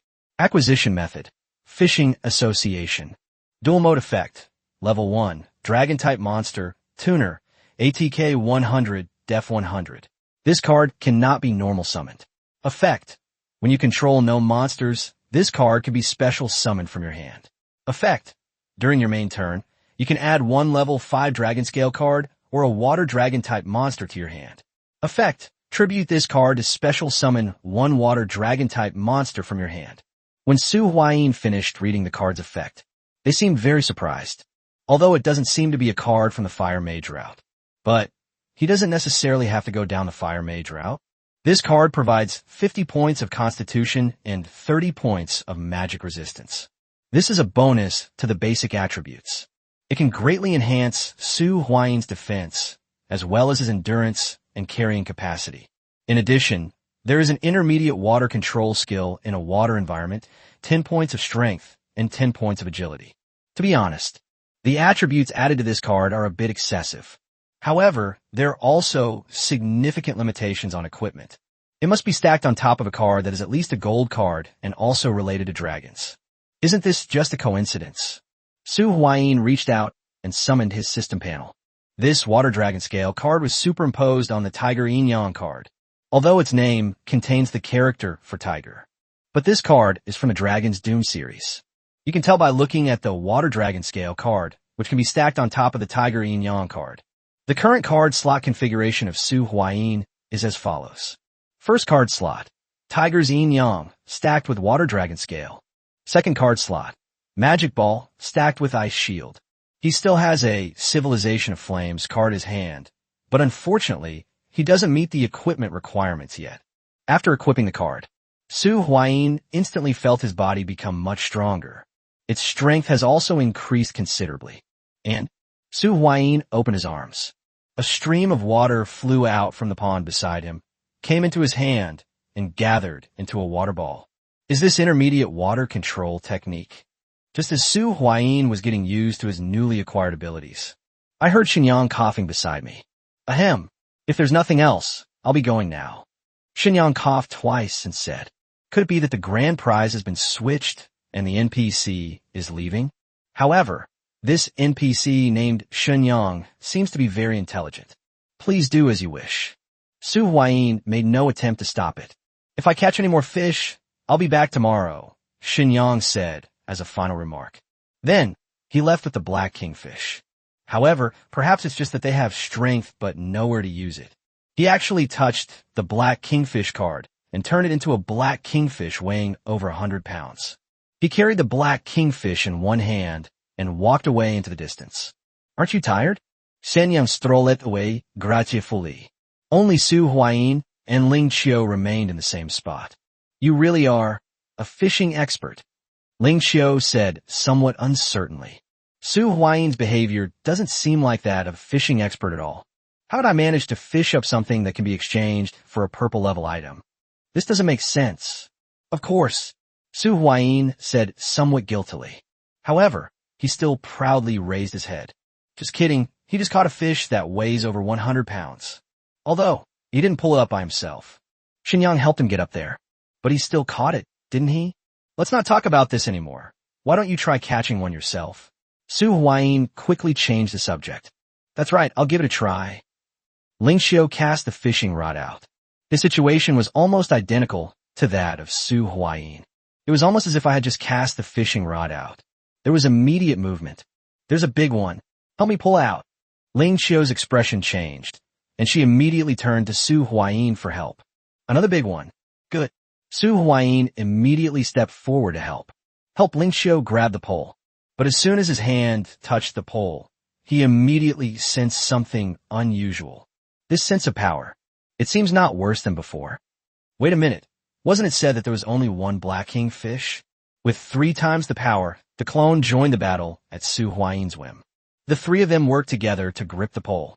Oh no, the pole looks like it's going to break. Ling Qiu cried out in alarm. But just then another person appeared and grabbed the fishing rod. Xinyang had actually returned. Impossible. Absolutely impossible.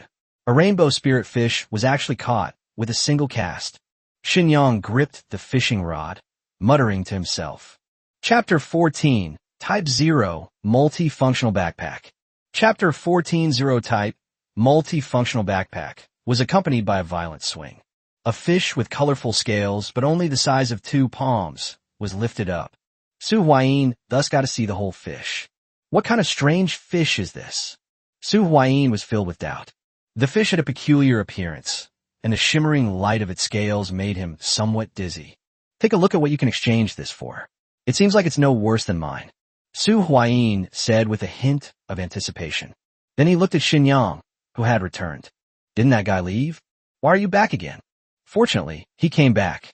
Otherwise, it will probably be a bit difficult to lift this fish up. Let me see. Ling Qiu arrived next to the fish. He reached out and grabbed it. A card appeared in Ling Qiu's hand. Rainbow Spirit Fish. Weight, 49.6 kilograms. Time of appearance, afternoon. Fishing spots. A total of 100 fish per month at all fishing spots. A nearly 100-pound rainbow bream. Xinyang's expression twitched. His eyes already showed a hint of existential doubt. So, what can I exchange it for? Su Huayin asked curiously. When I receive that Rainbow Spirit Fish card, Ling Qiu's fishing shop should be open by then. You can exchange for a specific blue card or a random purple card. Ling Qiu replied. Is there even a need to choose? It's definitely a designated blue card. The randomness of random purple cards is too great. It wouldn't be surprising to get some kind of monster or demon. The worst one is a material card that has no effect and needs to be combined with a blueprint card to synthesize a higher level card. If you get a material card randomly, you'll just have to keep it at the bottom of your inventory. In comparison, it's definitely the designated blue card. It's more stable. Of course, these are all Ling Qiu's choices. The specific choice is up to Ling Qiu himself. About a few seconds later, Su Huayin noticed that Ling Qiu had something that looked like a tactical backpack on her back. Zero-type multifunctional backpack. Su Huayin blinked and immediately called out the name of the equipment. It was a blue card. Its position within the Type 0 card series. Similar to the role of the Grimoire of Fire among fire mages. It can be equipped with 3 0 series weapons. In addition, it also has a certain shield function. It seems that Ling Qiu is still planning to follow the old path. Yes. Ling Qiu nodded. I didn't expect you to know so much. Ling Qiu said. The main reason is that the Type 0 series is too popular. Upon hearing this, Su Huayin shrugged. This is a wildly popular series. Handsome and strong. He had actually considered doing it himself. But this deck, with its core card being the Zero Armament deck, has been monopolized. Without this card, you can't equip high-level Zero cards. So he thought about it and gave up. Both of them received a buff. After redeeming, Xinyang left once again.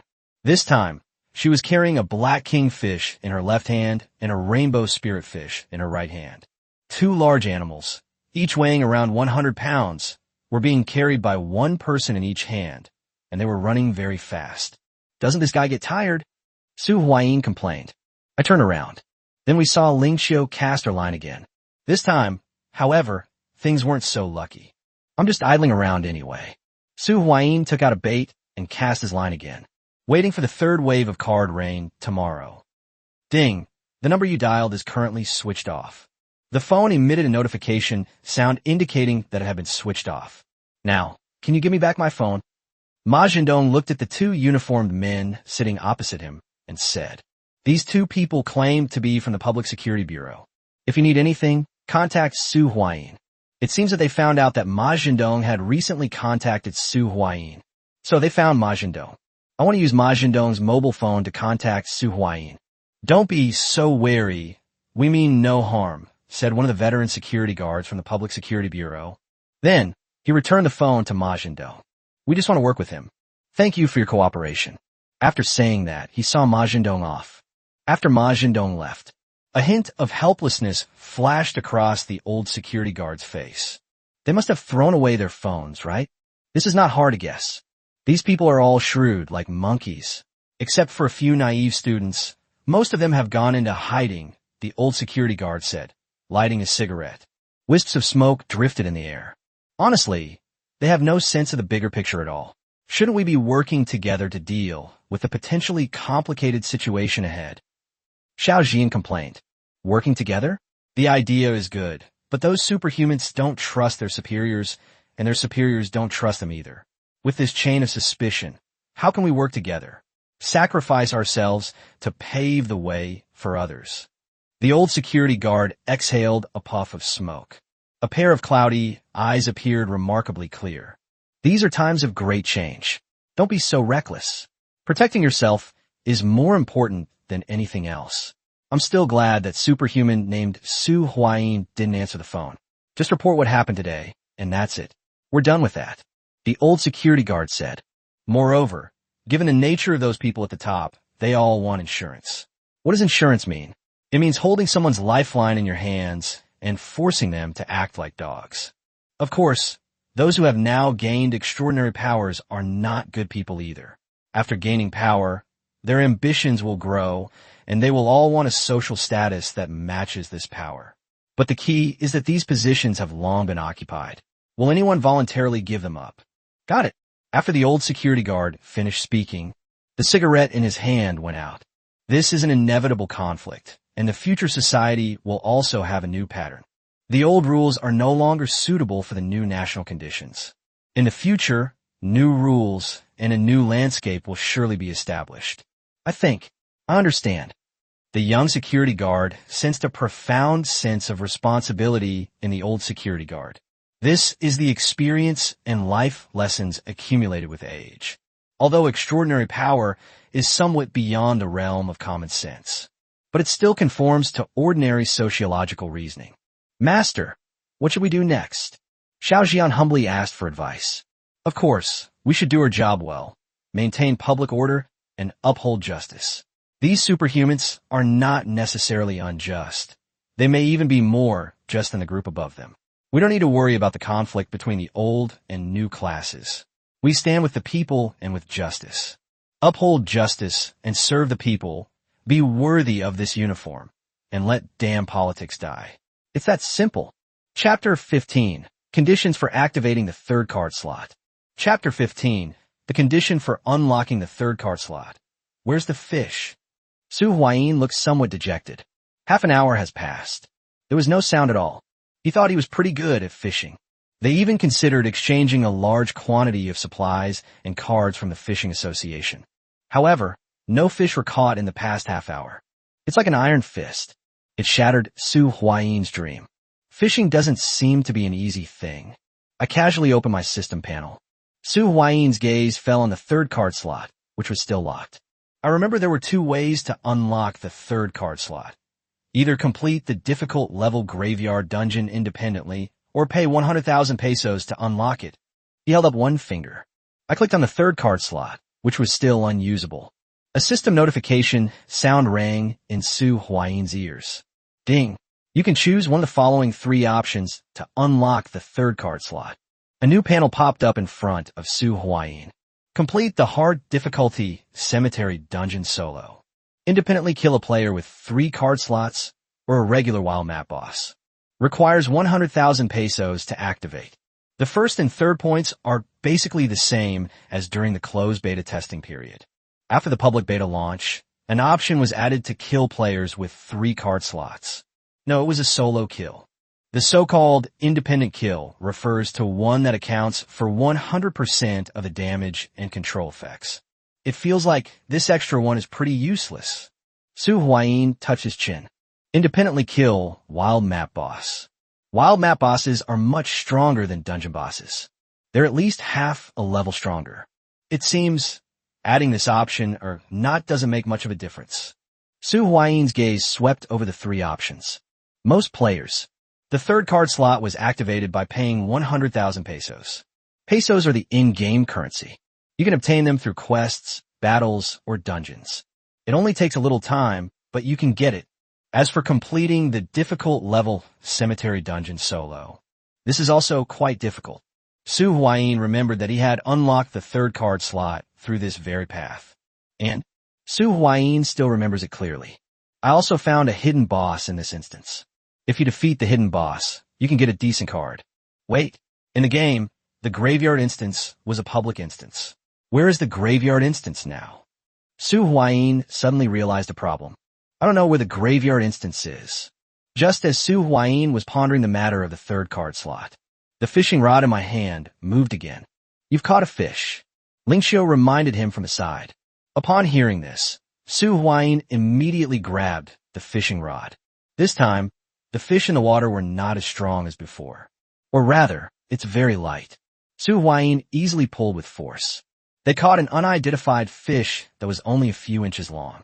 Little white strip. Weight, 0.01 kilograms. Availability time, all time period. Distribution area, all waters. A small white slip? Although Su Huayin didn't know how to fish.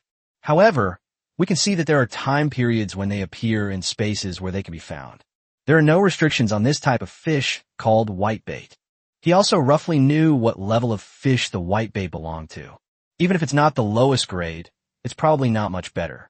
Moreover, this small fish weighs only 0.01 kilograms. That means it only weighs 10 grams. Let's ask Shenyang when he gets back tomorrow. Su Huayin put the card away. The entire fishing system remains the same, except for its operating mechanism. The types of fish, the fishing methods, everything is different now. Previously in the game, they were called things like level 1 fish and level 2 fish, which were easy to understand at a glance. Now, it has merged with the Earth. It seems understandable that they've all become names specific to Earth. Ling Xiao, where is the cemetery instance? Is it not open yet? Or do we need to go find it? Su Huayin cast his line again and asked, Graveyard instance? You're thinking about a third card slot. Upon hearing this name, Ling Xiao roughly understood what Su Huayin was thinking. Cemetery instance.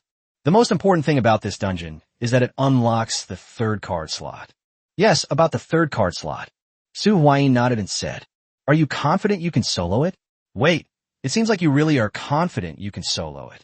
It's a bit unfair to use a clone in missions that require soloing or killing independently. Ling Xiao was somewhat taken aback. Su Huayin's red card, which he brought out during the closed beta, took advantage of the rules too much. Although she didn't see the contents of the card. However, we can still roughly guess the effect. It's possible to create a clone, which even has its own independent card slot, but the maximum capacity of that card slot is unknown. If I have time, I'll look for it. However, I remember that the Graveyard Dungeon is a public dungeon. I'll see how it goes after the third wave of card rain ends tomorrow. Ling Xiao said. This is her attitude. That's all. Su Huayin and Ling Xiao. I fished for almost the entire afternoon. Apart from the big fish caught at the beginning. The whole afternoon, Su Huayin's only gain. It's that little white strip that weighs only 10 grams. Cough, cough, cough. At least there is something, isn't there? It's at least a little better than zero autumn. She didn't catch anything all afternoon. It was evening. It's a bit chilly at night. Ling Xiao picked up some dry branches from nearby and returned to the house. The fire was lit. Su Huayin then took out the food he had prepared in advance. Instant noodles, sausages, and the like. Of course, there were also about a dozen compressed biscuits. However, we are clearly not at the point of having to eat compressed biscuits yet. The two boiled some water over the fire. I made 2 packets of instant noodles and 2 sausages for each person. To be honest, it's not enough for 2 people at all. In particular, they participated in a high-intensity battle today. They ate a total of 10 packets of instant noodles and 2 packets of ham sausages before they were full. There are only a dozen or so compressed biscuits left. Sorry, hiccup. I ate a bit too much. Ling Xiao let out a burp. It's all right. We have another operation tomorrow. How can we fight if we don't eat our fill? We'll just go get some food tomorrow. Su Huayin said dismissively. Food is prepared for eating. How can you fight if you're not well fed? We've finished eating. It's time to rest. However, Su Huayin soon realized the problem. It doesn't matter if the food is shared between 2 people. But he only prepared 1 blanket. Chapter 16, Third Wave of Card Rain. Chapter 16, Third Wave of Card Rain. Gentlemanly demeanor? Should we give a blanket to Ling Xiao? How is that possible? Su Huayin was not the kind of person who sacrificed himself to help others and then felt self-satisfied. How about this? We'll take turns sleeping tonight. and one of us will keep watch. Su Huayin said. This woman is very smart. Although, like Su Huayin, they were both combat idiots. However, it's clear that her combat skills are improving rapidly. Is that so? Sure, no problem. Ling Qiu agreed. You go to sleep first. Here's a watch. I'll wake you up at 2 o'clock. Su Huayin tapped the watch on his wrist. Arrangements were made. Ling Qiu had no objection to this arrangement. She entered the brick house and crawled into the bed that Su Huayin had prepared. Su Huayin, on the other hand, stood guard by the campfire outside. Although I feel that nothing should happen. However, this rotating night watch method allows me to sleep more peacefully. In a chaotic environment, having a teammate you can trust is very convenient. Crackling and popping. The campfire roared, sparks flying everywhere, as if blooming into dazzling fireworks in the darkness. Su Huayin stood by the campfire, feeling the chill of the night, and couldn't help but shiver. He added some dry firewood to the fire to make it burn brighter, hoping to ward off some of the cold. The temperature was indeed a bit low at night. Su Huayin thought to himself. Time passed second by second, and finally, the hour hand pointed to the 2 o'clock position. Su Huayin took a deep breath and walked to Ling Qiu's bedside. He gently woke her. Get up, it's your turn to keep watch. Ling Qiu mumbled sleepily. Is it 2 o'clock already? Okay.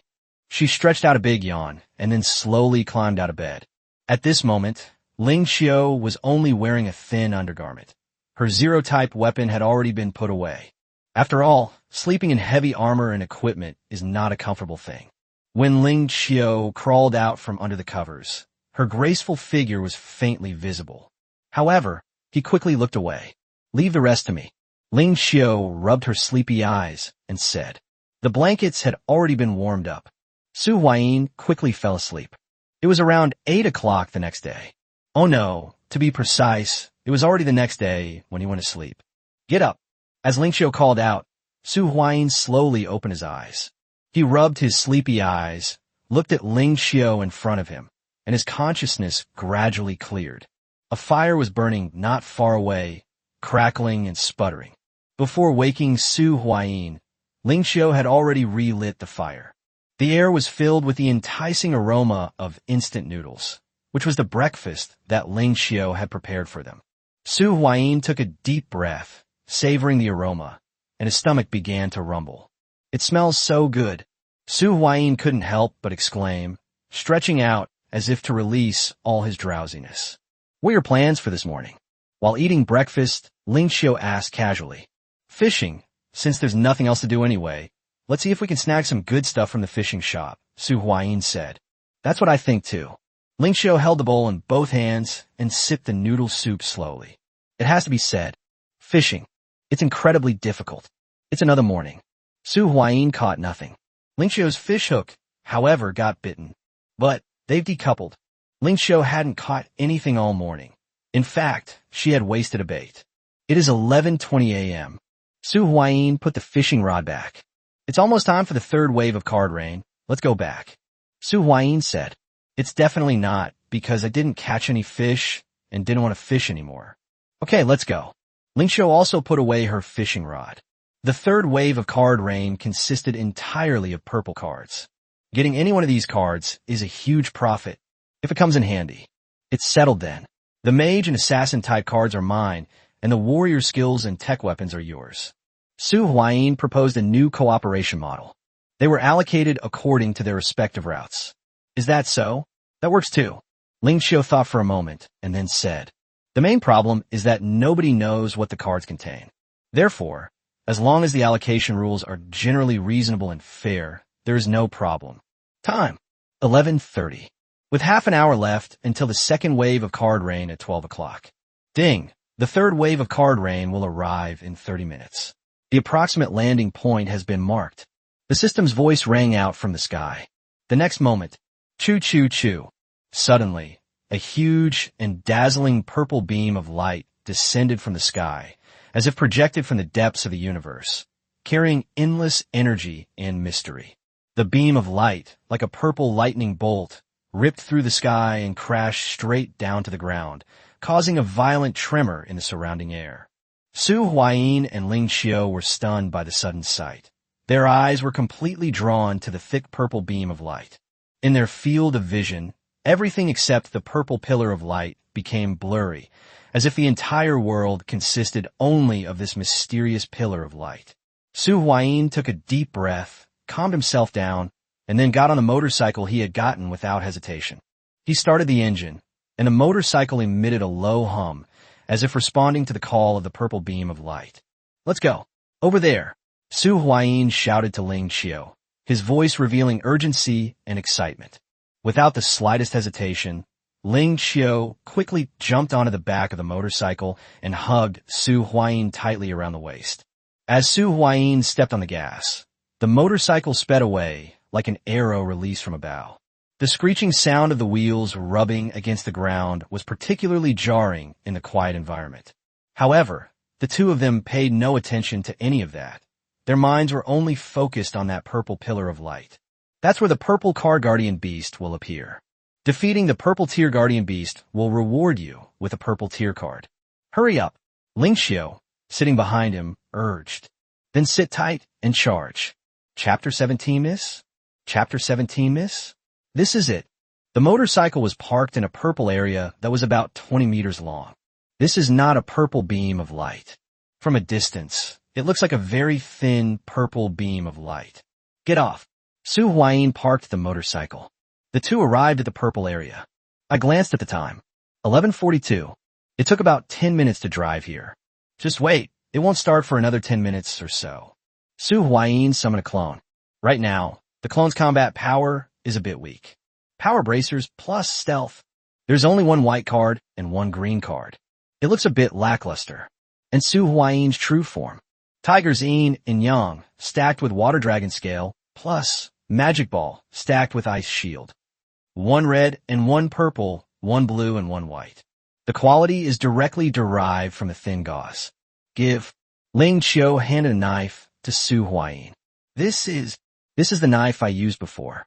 Now I have a new knife," Ling Qiu said. A long sword emitting a ghostly blue flame appeared in her other hand. "I first saw this knife." Ling Qiu held it in her hand. At that time, Su Huayin still had a wrench in his hand. However, as the battle progressed, that wrench became unusable. "Well, thanks." Su Huayin was not a pretentious person. He immediately chose to accept the weapon. Clones aren't very useful anymore. On the contrary, it is the original body. With 50 points of constitution and 30 points of magic resistance, it becomes extremely tanky. How about? Su Huayin adjusted the card slot. The magic ball in the second card slot was stacked with ice shield and swapped with the green card, power bracers, in the first card slot of the clone. After changing clothes, Su Huayin felt his strength increase significantly. He now has 6 times the constitution, 3 times the strength, and 30 points of magic resistance. The player's initial magic resistance is 0. Looks like I need to learn some close combat. Su Huayin brandished the long sword in his hand. He seemed to really love it. Men are generally very vulnerable to knives and swords. Everything is ready. Su Huayin and Ling Qiu. Now we're just waiting for that purple card guardian beast to appear. But it was at 11:52. There were about 8 minutes left until the third wave of card rain at 12 o'clock. The sound of an engine reached Su Huayin and Ling Qiu's ears. Someone else has arrived. Judging from the sound, they came by car. Let's hide and see what happens. Su Huayin said. Good. Ling Qiu nodded. Su Huayin, holding the motorcycle, and the two of them hid in a thicket. The motorcycle was also hidden. This isn't just two people being cowards. Let's see what happens to the people who come later. Knowing yourself and your enemy is the key to victory in every battle. Both of them disappeared into the bushes. Not long after the two went into hiding. It took less than a minute. A pickup truck came into view. The pickup truck stopped in front of the purple area. Immediately afterwards, about 5 or 6 people got out of the pickup truck. This group includes both men and women. For men and one woman. It looks like we've met our match. Su Huayin said. What should we do? Ling Qiu asked. Notarus. Since they're willing to take the lead, let them fight the purple card guardian beast first. Su Huayin stood. Isn't this a free suicide squad? Su Huayin was very curious about how these people had the guts. Why not just take action now?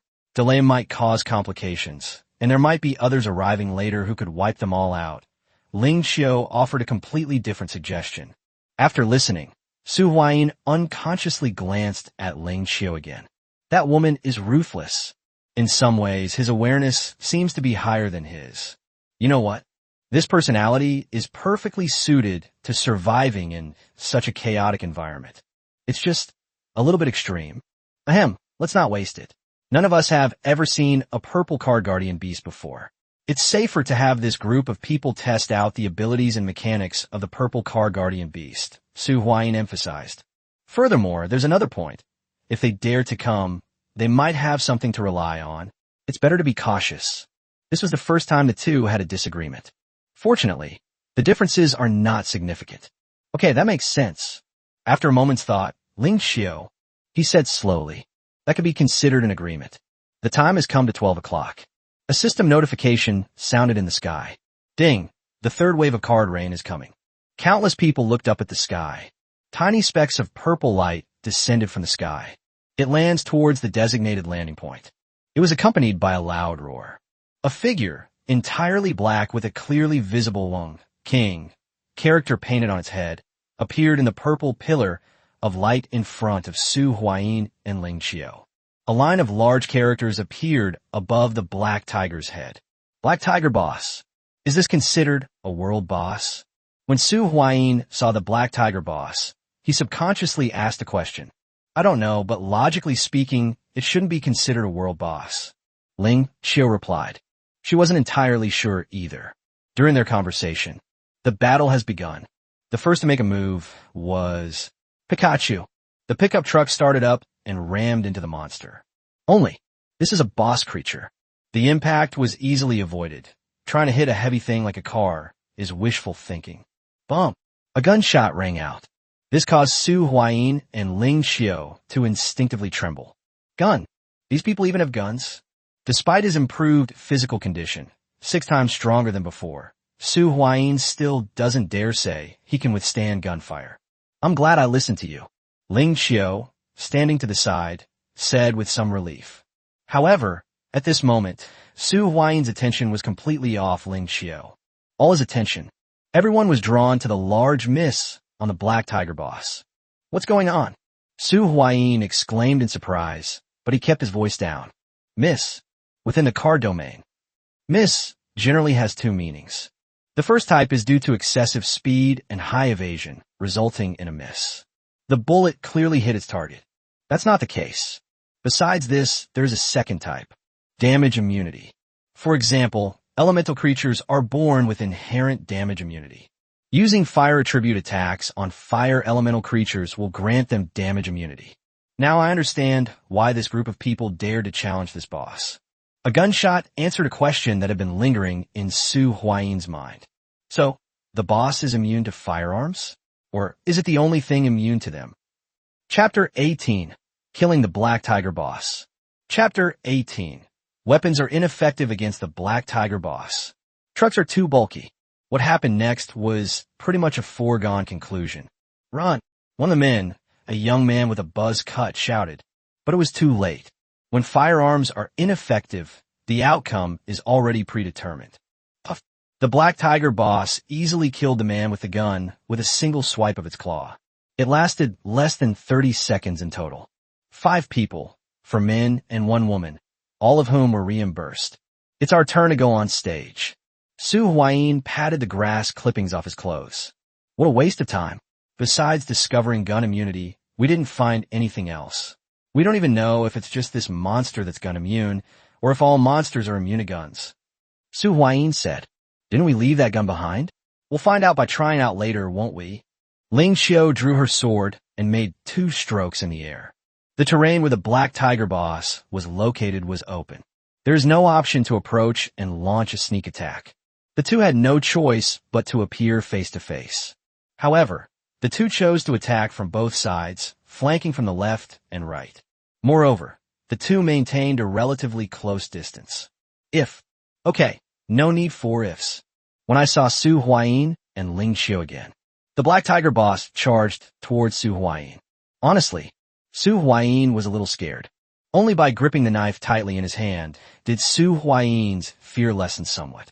Facing the attack of the Black Tiger boss, Su Huayin could only forcefully slash with the knife in his hand. However, the Black Tiger boss nimbly dodged it. So flexible. After a counterattack upon landing, he charged at Su Huayin once again. Faced with this situation, Su Huayin, who had almost zero combat experience, was momentarily at a loss. Fortunately, he still has teammates. And there's more than one. Lingxiu was not far from Su Huayin. When she discovered that the Black Tiger boss was about to attack Su Huayin, she immediately came to his aid. The long sword with dark blue flames fell from his hand.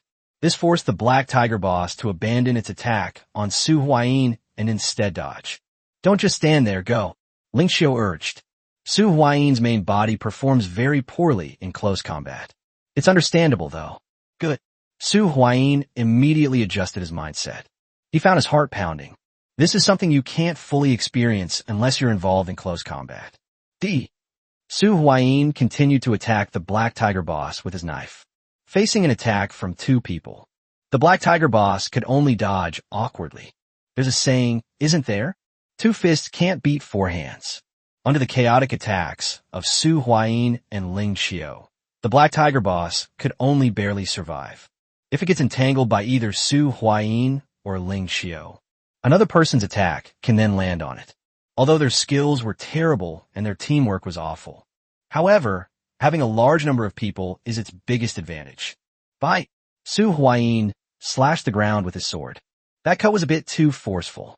But it was at this very moment. The Black Tiger boss moved. He squatted down with his hind legs. His entire body lunged at Lingxiu like a cannonball. Even when facing Lingxiu's dark blue flame blade head-on, he showed no fear.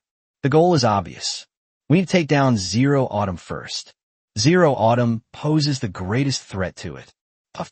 A ghostly blue flame streaked across the Black Tiger boss's body. This is its first injury.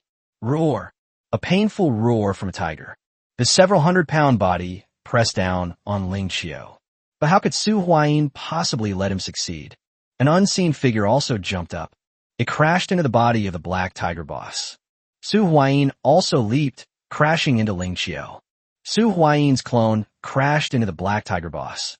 However, because its weight and speed were not sufficient, it did not knock the Black Tiger boss off course by much. However, this also includes the distance Su Huayin's main body traveled to knock Lingxiu to the other side. In the end, the Black Tiger boss flew past Su Huayin's body almost completely. Su Huayin let out a gasp. It still got a little scratched. 3 bloody marks appeared on his waist. Fortunately, they were all superficial injuries. Go! Kill it, damn it! Su Huayin said somewhat angrily. The current Black Tiger boss has been wounded by Lingxiu, and the injury is quite severe. Take advantage of his illness to kill him. Su Huayin, in particular, saw it. After his own clone's head was smashed by a slap, he raised his long sword. Cut! The technique was still too clumsy. It didn't cut the neck, but only the body. But thankfully, a long sword engulfed in flames fell. It pierced through the back of the Black Tiger boss's neck. A huge head flew up. Black Tiger boss, behead him. A purple card emerged from its corpse. Huff, huff. Su Huayin slumped down on the floor. As soon as the battle was over, he found his legs were shaking. Vomit. Su Huayin, get that. It's a bit disgusting. It wasn't because I killed the boss, but because the gore was disgusting. Instead, he saw his own clone, a clone that looked exactly like him. His head was smashed by a single slap from the Black Tiger boss. This gave Su Huayin a kind of phantom pain. It felt like my head had been smashed by a slap. That's too dangerous. Thank you, Lingxiu suddenly said, gratefully.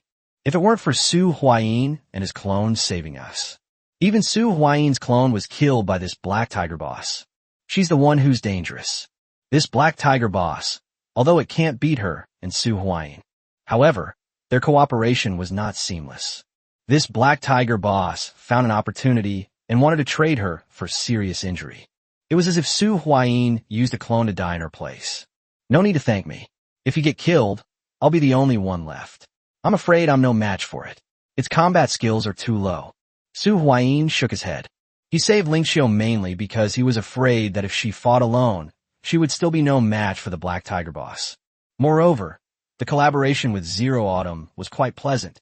He was quite satisfied with this teammate. If you really want to thank me, you should just give me this purple card. Su Huayin suddenly rolled his eyes and said, "You're dreaming. One thing at a time."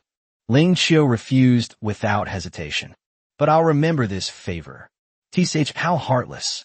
Su Huayin complained. The two approached the card. He reached out and tapped on the card's attributes. Chapter 19 Kultin. The contents of Chapter 19, the Cult Hideout card, appeared before Su Huayin and his companion. Tiger Roars in the Mountains dungeon card. Quality, purple. Card type, special dungeon card. Effect, allows up to 3 players to enter the Tiger's Roar Forest instance. Introduction. The Black Tiger King's son has mysteriously disappeared, and it vows to bite the killer's throat. Dungeon rewards. Black Tiger Sword plus White Tiger Blade. This is a dungeon card? It's a dungeon card I've never seen before. Have you seen it before? Ling Qiu added. I've never seen it either. Su Huayin Zipli. Furthermore, the description of this card is quite interesting. The son of the Black Tiger King? Could it be referring to the one we just killed? Su Huayin Guets? Very likely. Ling Qiu nodded upon hearing this. That's quite possible. Unexpectedly, it's just a dungeon card. There's no need to fight over it then. Let's go in together later. A purple card level dungeon is not something we can handle right now. We should at least wait until we unlock the 3rd card slot before considering it. Let's put it away for now. Ling Qiu said. As he spoke, he gestured towards Su Huayin with his lip. He gestured for Su Huayin to put the card away. Okay, then I'll put it away for now. Su Huayin put away the cards. Then they came to a corpse. They picked up a broken hunting rifle from a corpse. The gun barrels are all bent. The trigger is broken too. What a pity. It would have been better if it hadn't broken. Su Huayin said with some regret. Is the one in the car still pretending to be dead? Su Huayin suddenly said to the pickup truck. No, don't kill me. I surrender. The car door opened immediately. Immediately afterwards, a young man stepped out of the car with his hands raised. How should we handle this? Su Huayin looked at Ling Qiu and asked with a headache. He was having a slight headache about what to do with this guy. I'd like to get Ling Qiu's opinion. Kill them to avoid future trouble. Ling Qiu said. He remained as ruthless and decisive as ever. No, I'm still useful. I can drive, and I know where Peng Hu's secret base is. There's lots of food and weapons inside. Upon hearing that they were to be silenced, the young man quickly begged for mercy. They're still trying their best to demonstrate their value. Huh? A secret base? Food and weapons. Su Huayin and Ling Qiu both looked pleasantly surprised. Is this considered an unexpected bonus? Ling Qiu winked at Su Huayin, although he didn't say anything. However, Su Huayin roughly understood the meaning of Ling Qiu. He nodded almost imperceptibly. In that case, take us there, Su Huayin said. I'll keep an eye on this guy, just in case he tries anything funny. You follow behind on your motorcycle. Ling Qiu suggested that she sit in the passenger seat. The man had no objections. There was only this one purple card in the vicinity, so Su Huayin and the other two did not insist on having more purple cards. A pickup truck and a motorcycle were traveling on the mountain road. Not long after, the man then led Su Huayin and the other man to a courtyard in the mountains. But just as we arrived in the vicinity, the man flung open the pickup truck door and ran outside. Help! Help! They killed Bishop Peng. The young man ran towards that courtyard, shouting and yelling. However, they hadn't run very far. Puff! The sound of a long knife piercing flesh rang out. A knife was plunged into his body from behind. Thank you for leading the way.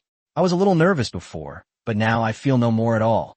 Ling Qiu pulled the knife back and rushed into the courtyard. Su Huayin arrived at this time as well. He kicked open the gate to the courtyard. I immediately spotted 2 people standing in the yard. 1 man and 1 woman. One of the men in white was holding a crossbow. Where did all these weapons come from? The moment Su Huayin saw the crossbow, he had to choose to dodge. Deal. Perhaps it was because I was too nervous. The arrow hit the wall. Even if Su Huayin did not dodge, the arrow would not hit him. Puff.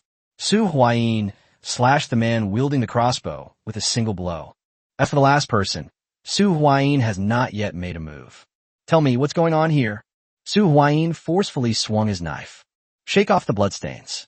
Perhaps it was because he witnessed a man in white being mercilessly killed by Su Huayin. The woman collapsed to the ground. This is Father White's eternal life gathering. We meet regularly, and anyone who achieves great harmony with Father White, or with someone who has achieved great harmony with Father White, will receive God's blessings. Yesterday was the day of gifts, and Father White said that the cards in the sky are gifts from God. From the woman's words, Su Huayin roughly understood what this place was all about. This place looks like a cult hideout.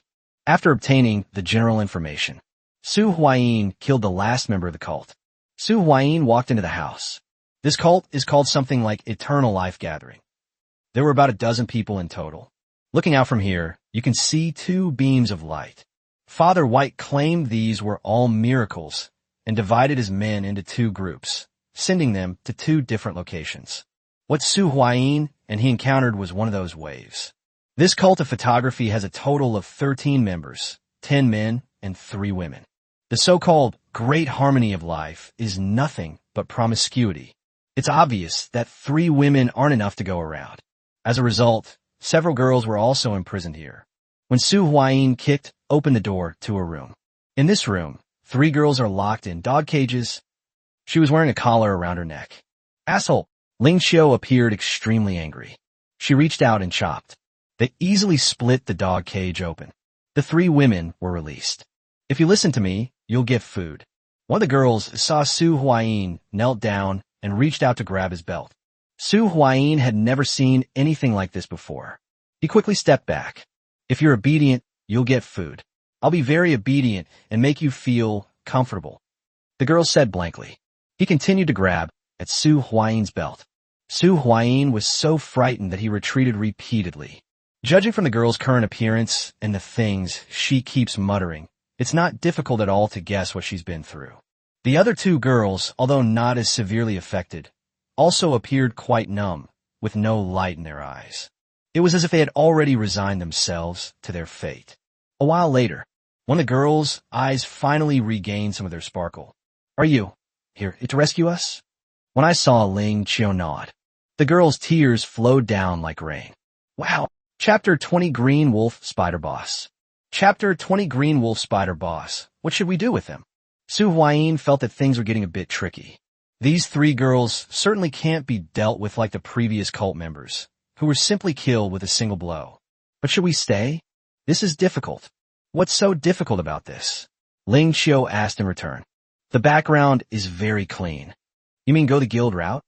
Su Huayin quickly understood what Ling Xiao meant. If I remember correctly, once the 5th card slot is unlocked, you can choose the guild route, which should be the simplest route. Ling Xiao said.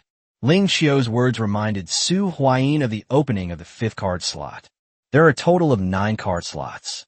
Except for the first card slot, which is free, the difficulty of each subsequent card slot increases exponentially. Opening the 5th card slot has 2 parts.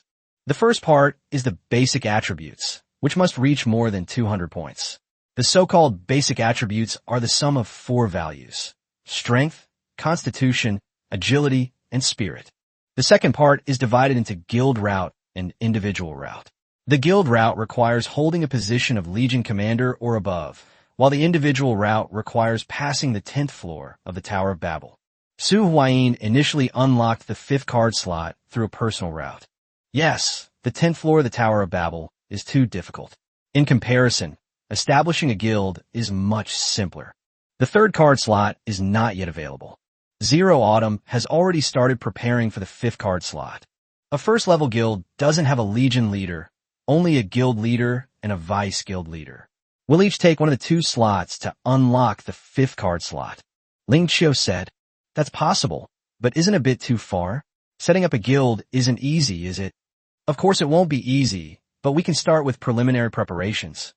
Alright, but I think we should go check out that purple pillar of light over there first. The purple pillar of light, where Su Huayin and Ling Xiao were located, disappeared after they killed the Black Tiger boss. The purple beam of light then disappeared.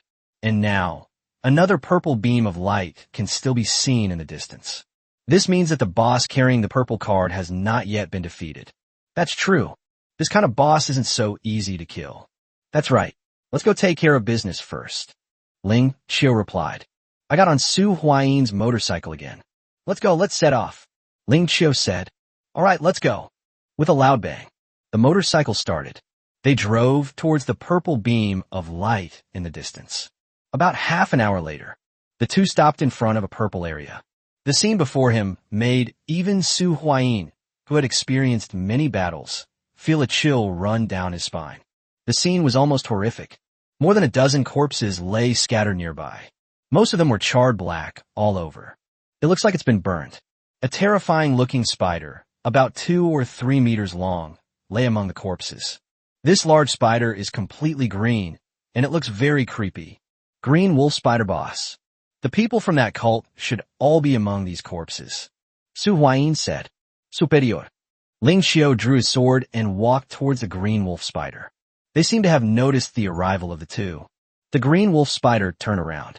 Immediately afterwards, a disgusting, dark green light emanated from his entire body. About 7 or 8 spiders, each about the size of a small dog, were summoned by this large spider. I remember this boss. While its summoned creatures are present, they have high defense and magic resistance. Kill the summoned creatures first. Ling Qiu suddenly remembered the characteristics of this green wolf spider boss. This can only be used as a reference. Be careful, as it may not be exactly the same. Su Huayin said cautiously. Moreover, this boss wiped out at least 2 groups of people. As he spoke, Su Huayin brought down his long sword. It sliced the summoned spider that was jumping around in 2. With the cooperation of the 2 people, the few monsters were no match for them and were easily killed by the 2 of them. Something's not right. It's too easy, isn't it? Su Huayin blocked Ling Qiu's attempt to directly attack the green wolf spider boss and even pulled her back a short distance. It only takes a few seconds. Boom, boom, boom. An explosion was heard. The little spiders that Su Huayin and Ling Qiu killed all turned into small bombs. They all exploded. Corpse explosion. Corpse explosion technique. Now I know what happened to the wounds on those corpses. Su Huayin said. Because of his caution, the 2 escaped another disaster. Otherwise, even if he wouldn't have been killed by the explosion, he wouldn't be in this state almost unharmed. Now that we figure out the mechanics, we just need to clean up the little spider's corpse. Let's do it this way. Ling Qiu agreed. After 1 round of explosions, the green wolf spider boss summoned about 7 or 8 small spiders again. Dealing with these small spiders was only a little bit of work for the 2 of them. Ling Qiu was the first to deal with the 3 entangled little spiders. With a light tap of his toes, he shot towards the green wolf spider boss. However, just as Ling Qiu approached the green wolf spider boss by about 1 meter, Ling Qiu saw it. The green wolf spider boss's body suddenly turned red. Not good. Ling Qiu stopped in time. With her arms crossed in front of her, an energy shield appeared on her body. Boom! An explosion occurred on the green wolf spider's body.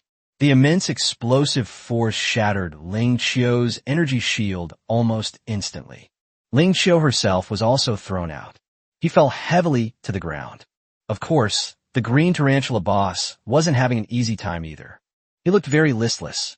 Go to hell. Su Huayin arrived. With a single stroke, the head of the green tarantula boss was severed. It had almost no ability to resist. His head was easily cut off by Su Huayin. A purple card also emerged from the corpse of this green tarantula boss. Chapter 21. Coexisting with Heaven and Earth and the Swordsmith. Chapter 21. Heaven and Earth live together. And the Swordmaker. Are you alright? Su Huayin immediately went to Ling Qiu's side and helped her up. But they found that Ling Qiu had already fainted. No way. He checked Ling Qiu's breathing and found that it was still steady. Only then did I feel a little relieved. Wake up, wake up. Su Huayin patted Ling Qiu's face. It shook vigorously. Ling Qiu then slowly opened her eyes. He was knocked unconscious by the shock of the explosion. Stop shaking me. I'm not going to be blown up, but you're going to shake me to death. Ling Qiu said weakly. We shouldn't stay here any longer. Let's leave first, Su Huayin said. He finished speaking without waiting for Ling Qiu's objection. He simply picked Ling Qiu up and carried her on his back. What card did you just get? Ling Qiu asked. I don't know. I haven't looked at it yet. I hope it's a card with healing effects. Lifting Ling Qiu's body, Su Huayin walked towards the purple card. Arriving in front of the cards, Su Huayin reached out and tapped the purple card. The contents of the card appeared before Su Huayin and Ling Xiao. May heaven and earth live as long as we do. Quality, purple. Card type, spell card. Effect, at the cost of losing 99% of all attributes for the next hour, the character self-destructs. The damage and range of the explosion depend on the number of card slots. Introduction. I have no desire to distinguish right from wrong. Acquisition methods. Monster drops, system events, and scrupulous merchants. Dual mode effect. Spell card. Deals 3,000 damage to yourself. Skips your next turn and deals 4,000 damage to your opponent. Restriction. This card cannot be used in easy duels. This card is pretty good. After reading the contents of the card, Su Huayin's eyes lit up. This spell card is really good for his current deck. Moreover, this is a spell card. As agreed before, this card is mine, and the next one is yours. Su Huayin happily put the card away. This is a powerful skill, but it also has significant drawbacks. It also occupies a card slot. It sounds impressive, but the effect isn't that strong. But that's in someone else's hands. But things are different in Su Huayin. Su Huayin had already figured out how to use this card. Check out Stealth plus Longevity with Heaven and Earth. It's just that it's a bit useless for creating clones. As long as they weren't killed in the explosion. The enemy can easily finish off the clone with a single strike. After a clone dies, it can only be summoned again after 24 hours. Actually, this is not a way to maximize the use of clones. It would be best to raise one with combat power, similar to the original. However, it is clear that Su Huayin does not currently have that many good cards to nurture his clones. This self-destruct skill is also a pretty good option. Let's go back first. This new base is much better than the previous one. Su Huayin got on his motorcycle, carrying the injured Ling Xiao, and drove towards the small courtyard in the mountains. This stronghold is much better than the temporary stronghold that Su Huayin prepared before. The only frustrating thing is, halfway there, the car suddenly stopped moving. This is out of gas. Su Huayin glanced at the fuel gauge. They exclaimed that they were having a terrible time. We had no choice but to get off the bus and walk. And then, things got even worse. Which way should we go? Su Huayin asked Ling Xiao, who was being carried on his back. Yes, he got lost. I don't know which way to go to find that little courtyard in the mountains. How would I know? I'm not familiar with this place either. Ling Xiao complained. This place is a desolate wilderness, and they didn't have a cell phone. The sky gradually darkened. We might have to spend the night in the wild. Su Huayin said. However, at that moment, a small light appeared ahead. This surprised Su Huayin. It looks like someone's there. Su Huayin carried Ling Xiao on his back and ran quickly toward the fire. Parting the bushes, Su Huayin quietly surveyed the campsite ahead. He discovered a campfire ahead. Next to the campfire was a small tent. Beside the campfire sat a man warming himself by the fire, with a sword slung over his back. Above the man's head was a line of text. The Swordsmith. This is a line of yellow names representing neutral characters. It's the Swordsmith NPC. Su Huayin breathed a sigh of relief when he saw the words above the man's head. This is a relatively well-known NPC. The NPC's description is that he has been searching for materials to forge a peerless sword. As long as you don't attack this NPC, nothing will happen. Of course, in the game, there's never a shortage of people who like to create funny stories. But basically, apart from being instantly killed, there will be no difference. Gradually, no one bothered with this guy anymore. Of course, some people are still convinced that this guy must have a secret. Some people say that you need to show this NPC a sword that is at least red card level. Only then can the hidden quest be triggered. However, after 3 years of closed beta testing, there were very few red cards, not even a single red weapon card for swords. Moreover, this is just speculation. In general, you can treat him as a regular quest NPC. At least we won't have to sleep in the middle of nowhere anymore. Su Huayin said with some relief. The two arrived at the campfire. The swordsmith glanced at the two of them. It's a pleasure to meet you both. That's what the swordsmith said. We've gotten lost around here and would like to ask to stay the night, Su Huayin said. Is that so? Please. That's what the swordsmith said. Then he stopped talking. How did you trigger the mission again? Su Huayin asked, looking at Ling Xiao, who was sitting to the side with her stomach growling. He couldn't remember how he triggered the swordsmith's quest. It seems like it involves showing him a knife or sword, right? Ling Qiu thought for a moment and said, "This NPC is a random encounter NPC. Whether you encounter him or not is purely a matter of luck. If you encounter him and your weapon is a knife or sword, you can get the quest by showing it to him." After saying that, Ling Qiu displayed his long sword, which emitted a ghostly blue flame. Sure enough, this triggered the swordsmith NPC. "Young lady, your sword is quite good." That's what the swordsmith said. It actually triggered. However, the blacksmith skills are a bit rough. If you can do me a favor, I can help you upgrade it. That's what the swordsmith NPC said. The so-called upgrade, naturally, means improving the quality of the cards. "What can I do for you?" "I'd be happy to help." Ling Qiu quickly replied, "I need to find a thunderstone. Go to the mountaintop. You might find one there. I'll wait for you here for 3 days. If you can retrieve a thunderstone, I can help you upgrade your card." The swordsmith's voice faded. A voice also reached Su Huayin's ears. "Ding! You have triggered a quest to find the thunderstone. The quest has a 3-day time limit, and the reward is a blue sword-type weapon card." Was he involved too? Although it's a bit inferior to Zero Autumn's blue card upgrade to purple card. Chapter 22 Launch Benefits End. Chapter 22. The day after the launch bonus ended. Don't push. Su Huayin pushed off the armored thigh that was pressing down on him, making it hard for him to breathe. Who knew Ling Qiu would look so beautiful and have such a great presence? How could her sleeping posture be so bad? He slept in a tent with Ling Qiu last night. Ling Qiu's thighs felt incredibly heavy, mainly due to the weight of the Zero-type weapon. The key point is that this weight pressed directly on him.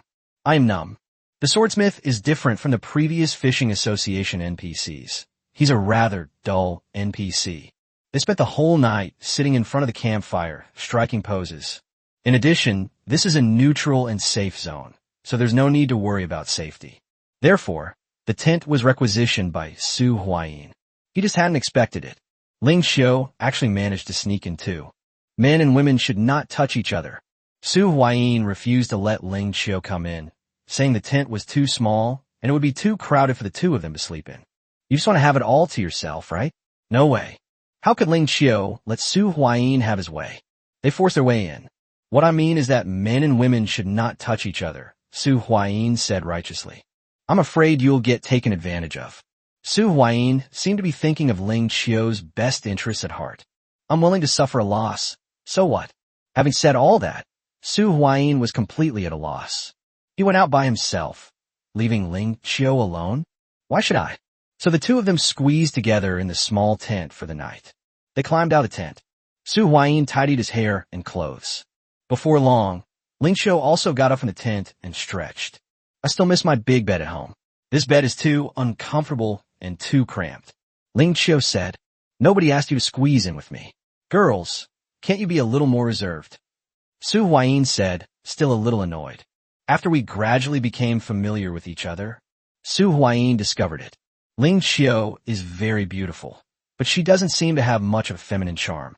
Or rather, it's a bit too rational. She's so rational, unlike a woman.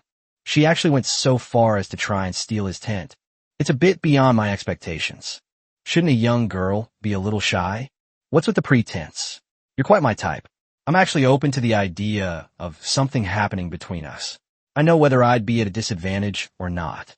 Ling Qiu said it very frankly. Cough, cough, cough. Su Huayin, on the other hand, coughed several times in a row. "I'm a little overwhelmed." "You rascal." Su Huayin was at a loss for words. "You're better. I admit defeat." He could only raise his hands and surrender. "Huh." Seeing Su Huayin's embarrassed expression, Ling Qiu chuckled happily. A smile graced her pretty face, exuding an alluring charm. "Look how beautiful she is when she smiles." Su Huayin said something sarcastic again. "Oh, so you mean you like seeing me laugh?" Ling Qiu asked back. Stop, stop, stop. You win. I'm no match for you." I sensed that something was slightly off about the atmosphere. Su Huayin quickly interrupted the conversation. "This topic is heading in the wrong direction. Let's go to the top of the mountain." Su Huayin got down to business. The swordsmith's task. If Ling Xiao completes this task, he can upgrade a blue card to a purple card, and he will also receive a blue card, which is great. Alright, let's go. Ling Xiao followed Su Huayin's gaze and looked towards the mountaintop. This is a time-limited task. The sooner we finish, the sooner we'll be done. You can also find out where that courtyard is. If you really can't find it, then you'll just have to give up. How is your injury? Su Huayin asked a question. There's nothing seriously wrong, Ling Xiao replied. The two then set off towards the summit. But the two hadn't gone far. A system notification tone rang out in the air. Ding! Over 80% of the purple card guardian beasts have been killed. The server opening benefits have been distributed. At 12 noon today, wild monsters will begin to spawn in areas other than the main city. The main city will be taken over by system NPCs, and public dungeons will be open to the public. The system notification sound had no effect on Su Huayin and Ling Xiao, who were climbing the mountain. The two were still climbing towards the top of the mountain. A new order has begun. Su Huayin said, monsters can now spawn everywhere except in the main city area. In this situation, society has already undergone a complete transformation. But in this system broadcast, but the most important thing is the last sentence. Public instances are now open. The cemetery instance is a public instance. Once you can solo the graveyard dungeon on hard mode, you can unlock the third card slot. Su Huayin had been waiting for this for a long time. Now that this mission is complete, let's try unlocking the third card slot. Ling Xiao said, I'd also like to see what happens after the city is taken over by NPCs. As they were talking, the two had reached the mountainside. A courtyard came into view. Found it. It's here, Su Huayin said without batting an eye. He now has a physique that is 6 times stronger than before. Its endurance is top-notch. Beep, beep, beep. Su Huayin knocked on the courtyard gate a few times. The door opened quickly. What came into view was a girl's face. Sister Ling Xiao, you're back? Zhu Hui looked at Ling Xiao next to Su Huayin with a look of surprise and delight. He looked very happy. How are they recovering? Ling Xiao asked as she walked into the courtyard. Hearing Ling Xiao mention the situation of the other two people, Zhu Hui's gaze darkened. Jing Tian is doing a little better, but Li Caifeng's condition is not so good. She has mental problems, but she is much better than before. After resting for a while, she should be able to return to normal. Zhu Hui, along with Su Huayin and Ling Xiao, found Jing Tian and Li Caifeng. Just as Zhu Hui said, apart from being a bit taciturn, Jing Tian was not much different from a normal person. As for Li Caifeng, when she saw Su Huayin and the other person, to be precise, when she saw Su Huayin, his body was trembling violently, and he curled up into a ball, hiding in a corner. Neither Su Huayin nor Ling Xiao provoked Li Caifeng. Having gone through something like this, she needs time to recover. After having a meal here, Su Huayin and Ling Xiao then continued their journey towards the mountaintop. Are you raising suicide soldiers? Su Huayin suddenly asked while on the road. The three women, Zhu Hui, and Zhu Hui, were filled with gratitude for Ling Xiao's feelings. Although Su Huayin was also the three savior, gender is sometimes a very important factor. In addition to what the three of them had experienced before, don't think such dirty thoughts, okay? Ling Xiao rolled her eyes at Su Huayin and said, I just feel sorry for them. Moreover, there are too many unfair things in this world. I've had this idea since I was a child. Black is black, and white is white. With the sword in my hand, I will judge black and white. No matter what kind of human relationships are involved, they will not affect the distinction between black and white. Justice is above all else. Ling Xiao suddenly became a bit childish. Chapter 23, The Power of Water Control. Chapter 23, The Power of Water Control. Distinguish between black and white. There's no such thing as black and white. The world is all gray. Although Ling Xiao's statement was somewhat naive, Su Huayin did not feel that it was bad. And you? Do you have any dreams? Ling Xiao asked in return. The topic suddenly became much more sophisticated. My dream? It's similar to yours. I have a dream. I hope to wait for someone who truly represents the light to pierce my chest with his sword. Ha ha. Su Huayin's answer was somewhat neurotic. A true representative of light? That's interesting. A thoughtful look appeared on Ling Xiao's face. The two of them made their way to the top of the mountain. On the mountaintop, the two of them saw about a dozen stones of varying sizes. There's also a small pond. This seems to be a small task involving jumping stones. Looking at the somewhat familiar scene before him, Su Huayin said, "The card domain isn't all about battles. There are also some mini puzzles. This is something I'm good at." Su Huayin arrived at the nearest stone. Ding, beginner difficulty activated. After Su Huayin stepped onto the stone, a light shone on a nearby rock. Su Huayin immediately jumped onto the second rock.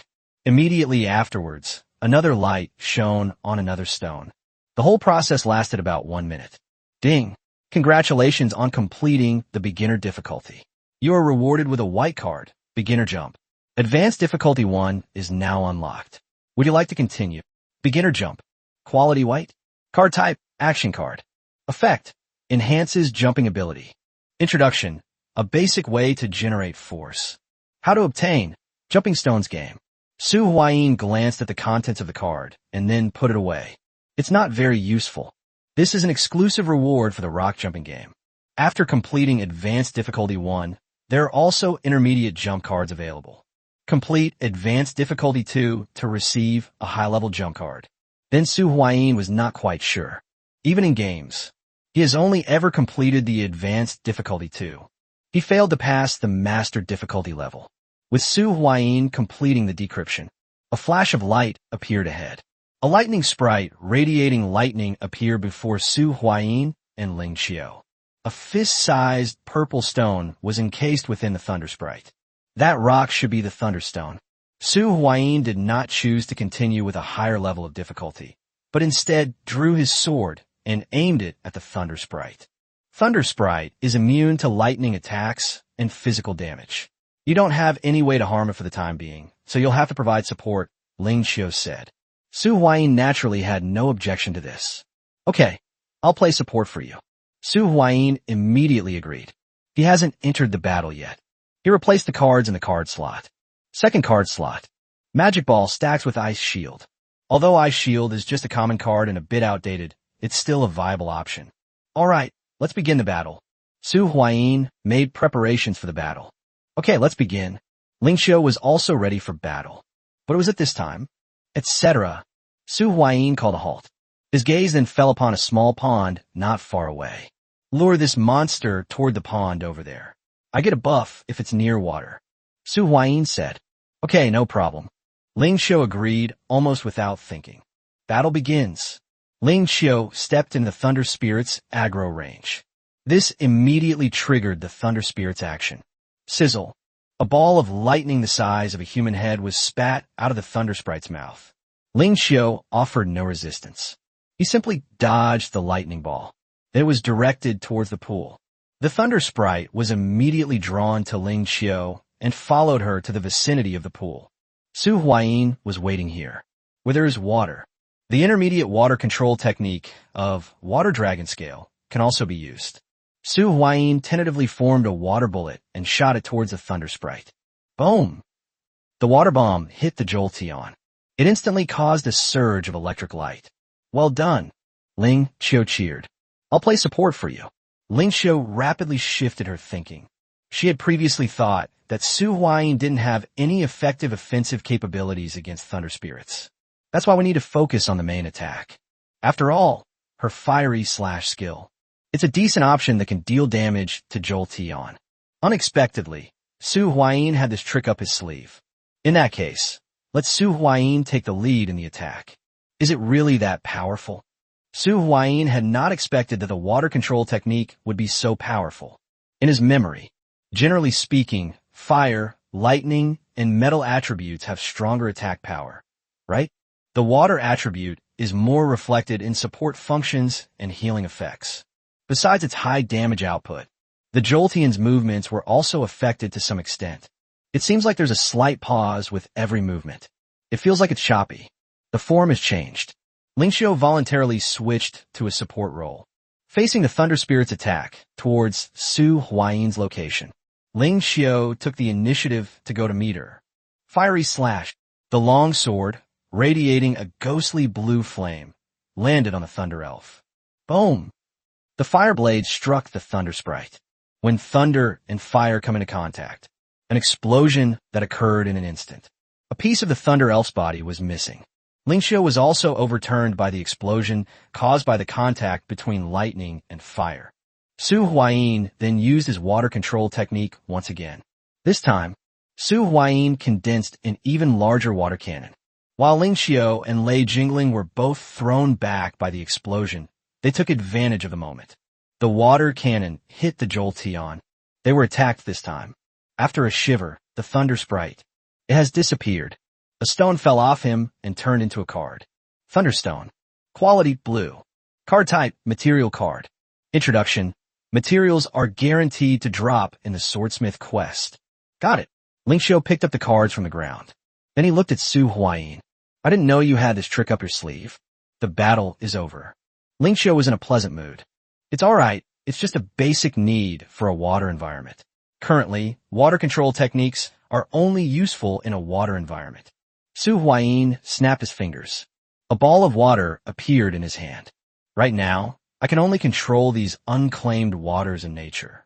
If only I could directly control the water in the human body, Su Huayin said with a hint of disappointment.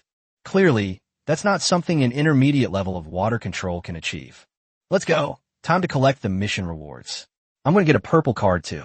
Chapter 24 The main city isn't a city? Save people. Chapter 24 The main city isn't a city?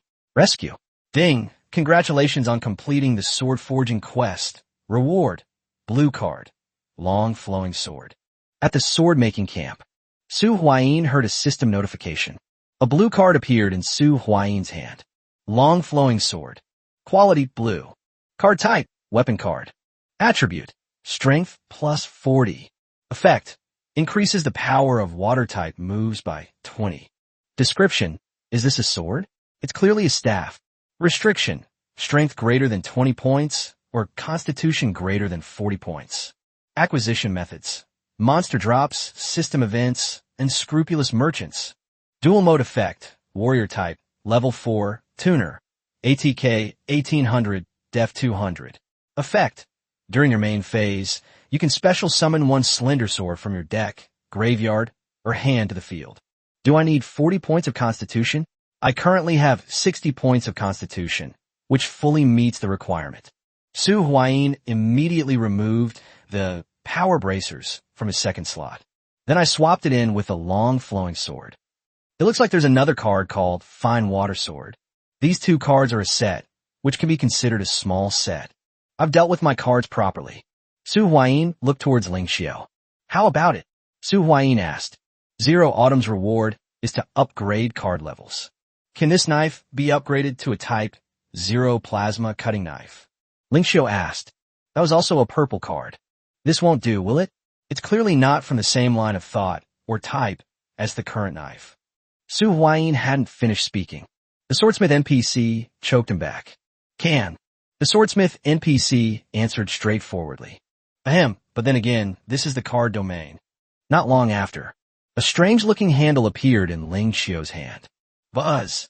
It was accompanied by a buzzing sound. A futuristic-looking knife appeared in Ling Xiu's hand. These are weapons from the Zero series. This card can only be inserted into the card slot if it is a zero-armed card of at least purple rank. They received a promotion. Ling Xiu seemed to be in a good mood. Let's go back. The cemetery instance will open soon. It should be in the main city area. Let's go check it out this afternoon, Ling Xiu said. Okay, that's what I think too. Su Huayin agreed. After obtaining the long flow sword, he felt that he should be able to solo the difficult level of the cemetery public instance. Moreover, the cooldown of his clone is almost over. A deck build using the combination of stealth and heaven and earth. Even against a world boss, Su Huayin is someone you can actually try to solo. Of course, he was referring to the lowest level of ordinary boss. Li from the swordsmith NPC. Su Huayin and Ling Xiu returned to their base. It was around the time the two returned to their base and were having lunch. A system notification tone sounded in the air. Ding! Monsters have started to spawn, public dungeons are open, and the map system is open. The system's voice faded. Su Huayin then saw some monkeys holding sticks on the mountains near the stronghold and on the winding mountain road. It started, there are monsters everywhere. Ling Xiu said, this also means that a new order and rules have begun. Of course, The power of the old era was still extremely large and terrifying. It's just that we've lost that absolute control. Map. Su Huayin summoned a pitch-black map. The entire map was shrouded in fog. Only the green dot representing itself and the symbol representing the main city are lit up. Judging by the direction and distance, this main city doesn't seem to be located within a city proper. Su Huayin looked at the location of the main city and said, "What does that mean? You need to know." However, apart from the main urban area, the entire area is a monster spawning zone. "Oh no, my family is in danger." Ling Xiu's expression changed, and she said, "Come on, I also have someone I need to save." Su Huayin could no longer sit still. It's all because of that system notification sound yesterday. It was so misleading. He had assumed the city would become a safe zone, only that it would be taken over by system NPCs. Who knew? It seems like they've recreated a system main city. "I'll go get the car," Su Huayin said. He got into the pickup truck parked outside. "We're getting ready to drive to the city center." Ling Xiu immediately followed and sat in the passenger seat. Just as the two were about to leave, "Don't go, take me with you." Zhu Hui chased after them, indicating that she wanted to get in the car. "You stay here. The next operation is very dangerous." Ling Xiu scolded. Although it was said in a stern tone, it was clear that Ling Xiu was still very kind to Zhu Hui. Perhaps it was out of sympathy? "My family is also in the city. Could you please help me bring them out?" Zhu Hui said. "Where do you live?" Ling Xiu immediately asked. "I'll go with you to Huachong Park residential area," Zhu Hui insisted. "Get in the car. Hurry up. There's no time for nonsense." Su Huayin started the car. We drove towards the city center. "By the way, Zhu Hui, could you make a phone call for me?" Su Huayin said. Because of the sudden monster spawn, the entire city instantly became a mess. In a small alley, the three people were being chased by a monster wielding a steel fork. "Why are you still following me at a time like this?" Ma Zhendong had never been so speechless. The two sheriffs, one old and one young, seemed to have been assigned the task of guarding him. Even now, when he is being chased by monsters, they still follow him. The world order has changed. Do they really need to be this dedicated? Bang! A gunshot rang out. Little Sheriff fired a bullet at the Snake Man monster. However, it was completely useless. A huge miss appeared above the Snake Man monster's head. "Idiot! All monsters are immune to tech weapons, except for the tech weapons on cards." The three of them fled in a sorry state. When they escaped into a small alley, they finally managed to shake off the monster that was chasing them for the time being. But it was at this very moment, Ma Zhendong's cell phone suddenly rang. Ma Zhendong turned on his phone and found a missed call. At this moment, who called him? However, Ma Zhendong accepted the offer anyway. Immediately afterwards, he heard a voice that was very familiar to him. "Ma Zhendong, where are you now?" Su Huayin asked. "It's you." Ma Zhendong appeared extremely excited. "Find a place to hide first, keep your phone on, and wait for me to come and rescue you." Chapter 25, Three-Pronged Attack. Chapter 25, Dividing into 3 groups. Beep beep beep. The number you dialed is temporarily unavailable. This sound came from the phone. This is Ling Xiu calling her parents. "But I can't get through no matter what I try." Ling Xiu's mood was also sinking little by little. "No need to call anymore. Change your number." Ling Xiu took a breath and then spoke slowly. Another number was revealed. This time it finally went through. "Xiaodong, how are you? Are you all right?" Ling Xiu asked anxiously. Sister, come save me. There are so many monsters downstairs."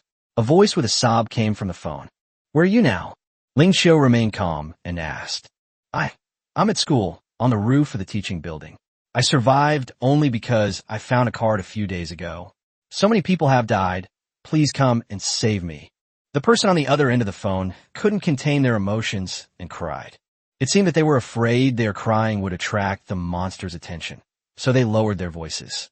"Okay, hide well, I'm coming," Ling Xiu said. Afterwards, Zhu Hui also called her family. Unfortunately, no one answered. Current contacts. Only Ma Zhendong and Ling Xiu's sister are confirmed to be alive. Others, although I wouldn't dare say it's absolutely true. However, the odds are mostly against them. The pickup truck drove into the city. However, by this time the roads in the city were completely blocked. Cars involved in accidents are everywhere on the road. The pickup truck could no longer move forward. Let's split up and act separately. Ling Qiu said. Yes, that's exactly what I was thinking. Su Huayin Zipli. Compared to Ling Qiu's younger sister, whom she had never met, Su Huayin still preferred to save his brother.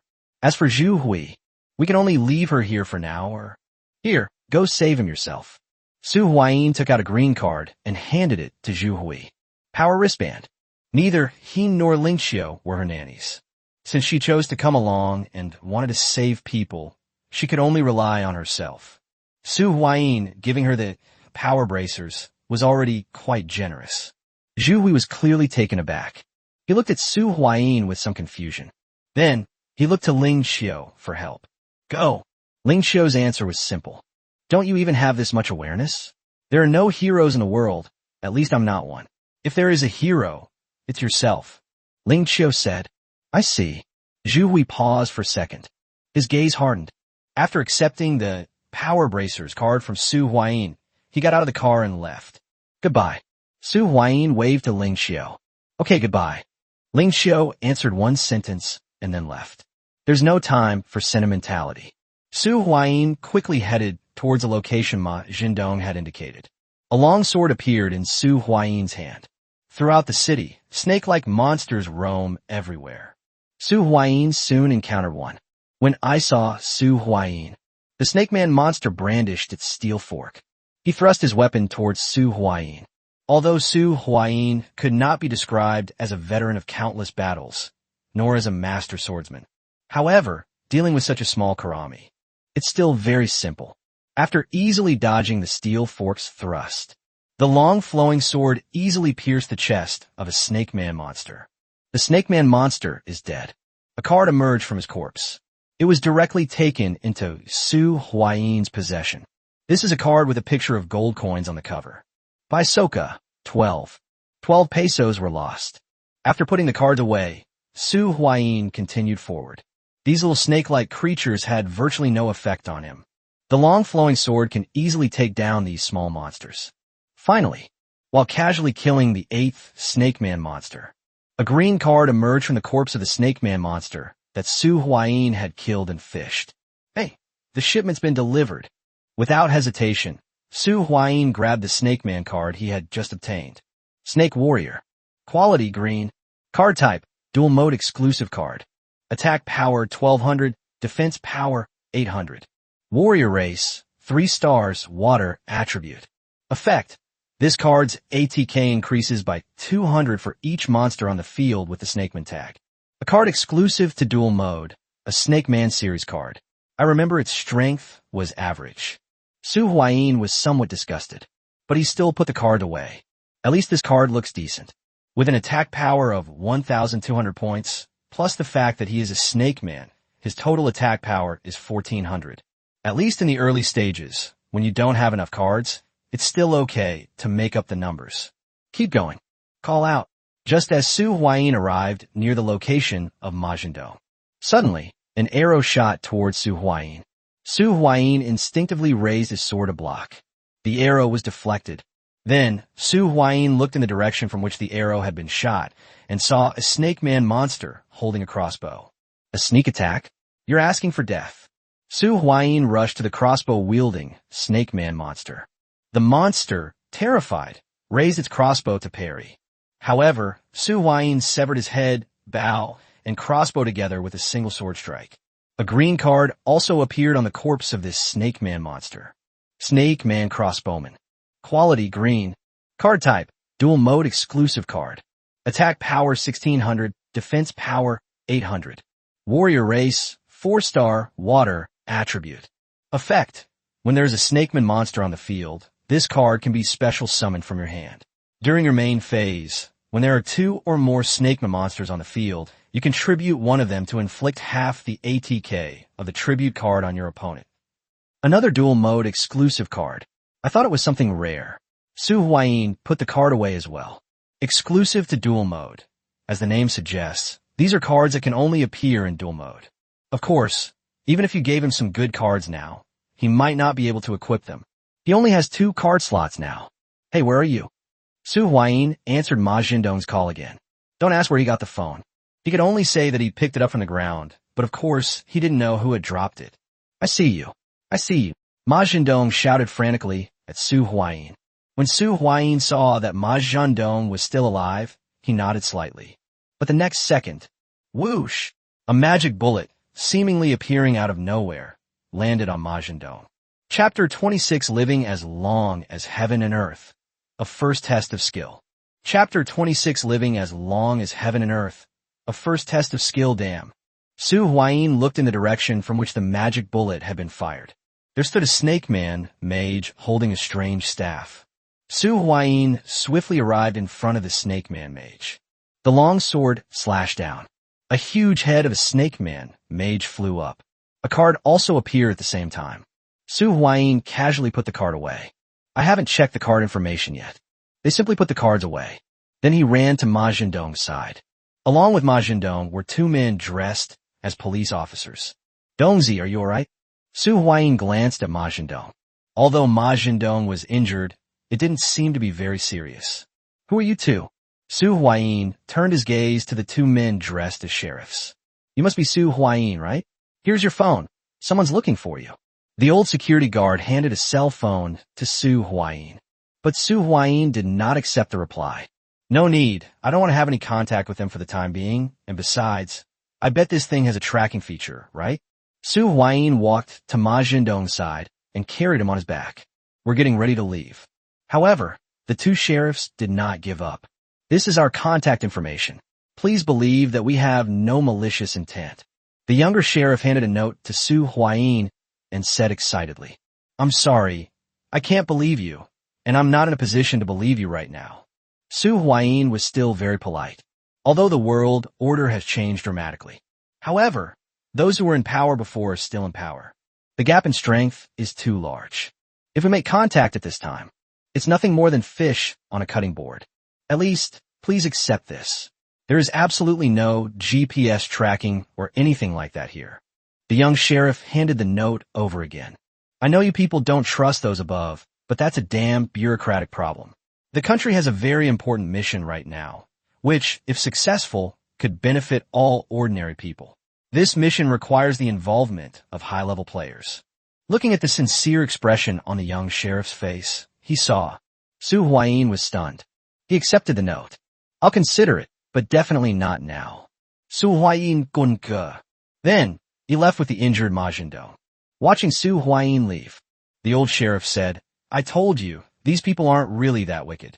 Compared to those high-ranking parasites who do nothing but commit crimes, they're much more lovable. This card is pretty good. Su Huayin returned to the pickup truck and placed the injured Ma Zhendong inside. Then he looked at the cards he had obtained from the Snake Man mage he had killed earlier. Snake Man mage. Quality green. Card type, dual mode exclusive card. Attack power 1000, defense power 500. Warrior race, 3 stars, water, attribute. Effect. This card can be special summoned when there is a Snakeman card on the field. When you control 3 or more Snakeman monsters, you can destroy 1 card on your opponent's field once per turn. Another card exclusive to dual mode, but it looks like it's part of a complete system, so you can farm a whole set. Neither Ling Qiu nor Zhu Hui returned. I'm just idling around anyway.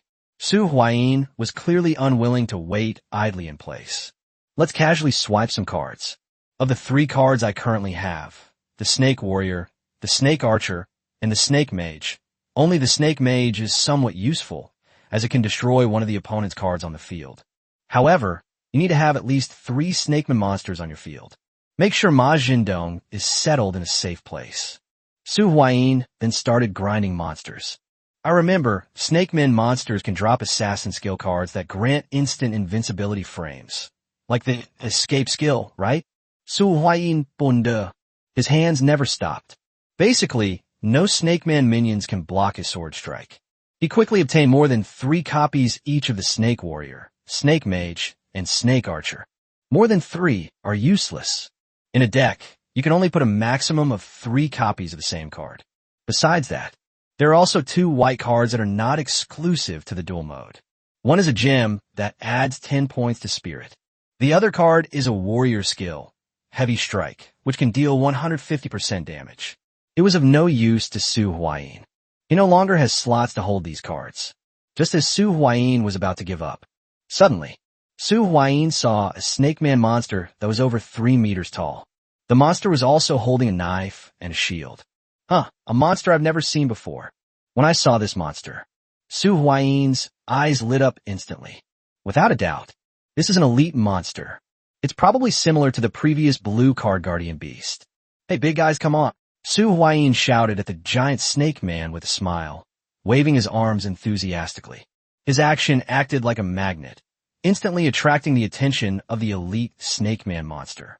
The Snake Man elite monster, which had been wandering aimlessly, stopped immediately upon hearing Su Huayin's call and turned to look in Su Huayin's direction. After confirming its target, the elite Snake Man monster strode forward without hesitation, heading straight for Su Huayin. Each of its steps seemed unusually heavy, as if the entire ground was trembling slightly with each step. Despite the approaching elite Snake Men monsters, Su Huayin remained unusually calm. He smiled slightly and whispered, "Let's try out this card's effect." As the elite Snake Man monster drew ever closer, Su Huayin remained as steady as a mountain, standing motionless in place like a statue. However, just as the elite Snake Man monster was only a little over 10 meters away from Su Huayin, a deafening roar suddenly rang out. Boom! The explosion was deafening, like a thunderclap. Accompanying the roar, a powerful shockwave swept outward from the point of blast like a raging torrent. An unseen figure exploded right next to the elite Snake Man monster. Purple skill, heaven and earth live together. The elite Snake Man monster located at the epicenter of the explosion. It absorbed almost all the damage from the heaven and earth live together skill. After the shockwave from the explosion dissipated, Su Huayin took a closer look and laughed. That Snake Man elite monster looks terrible now. Its scales were charred black, and in some places they were even curled up, revealing bloody and mangled wounds. The shield in its hand was also blown far away. Of course, the clone is gone too. He was so unlucky that he got stabbed in the chest with a knife. It seems to be the knife that was blown away by the blast wave during the explosion.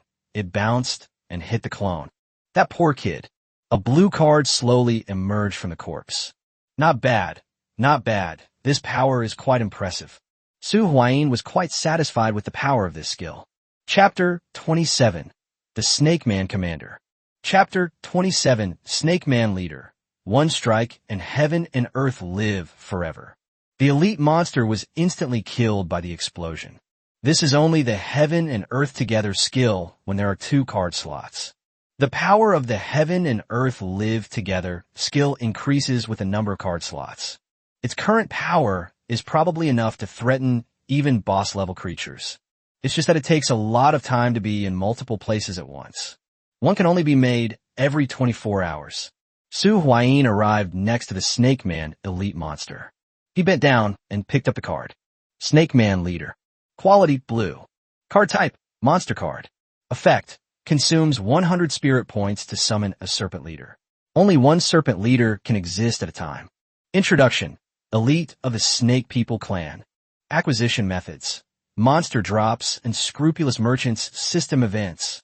Dual mode effect, level 6, warrior, ATK, 2100, def 1500, effect destroy one Snakeman monster on the field. Special summon this card from your hand or graveyard. Activate during main phase. Once per turn, you can add one Snakeman card from your deck to your hand. Limit. Only one Snakeman card can exist in your deck.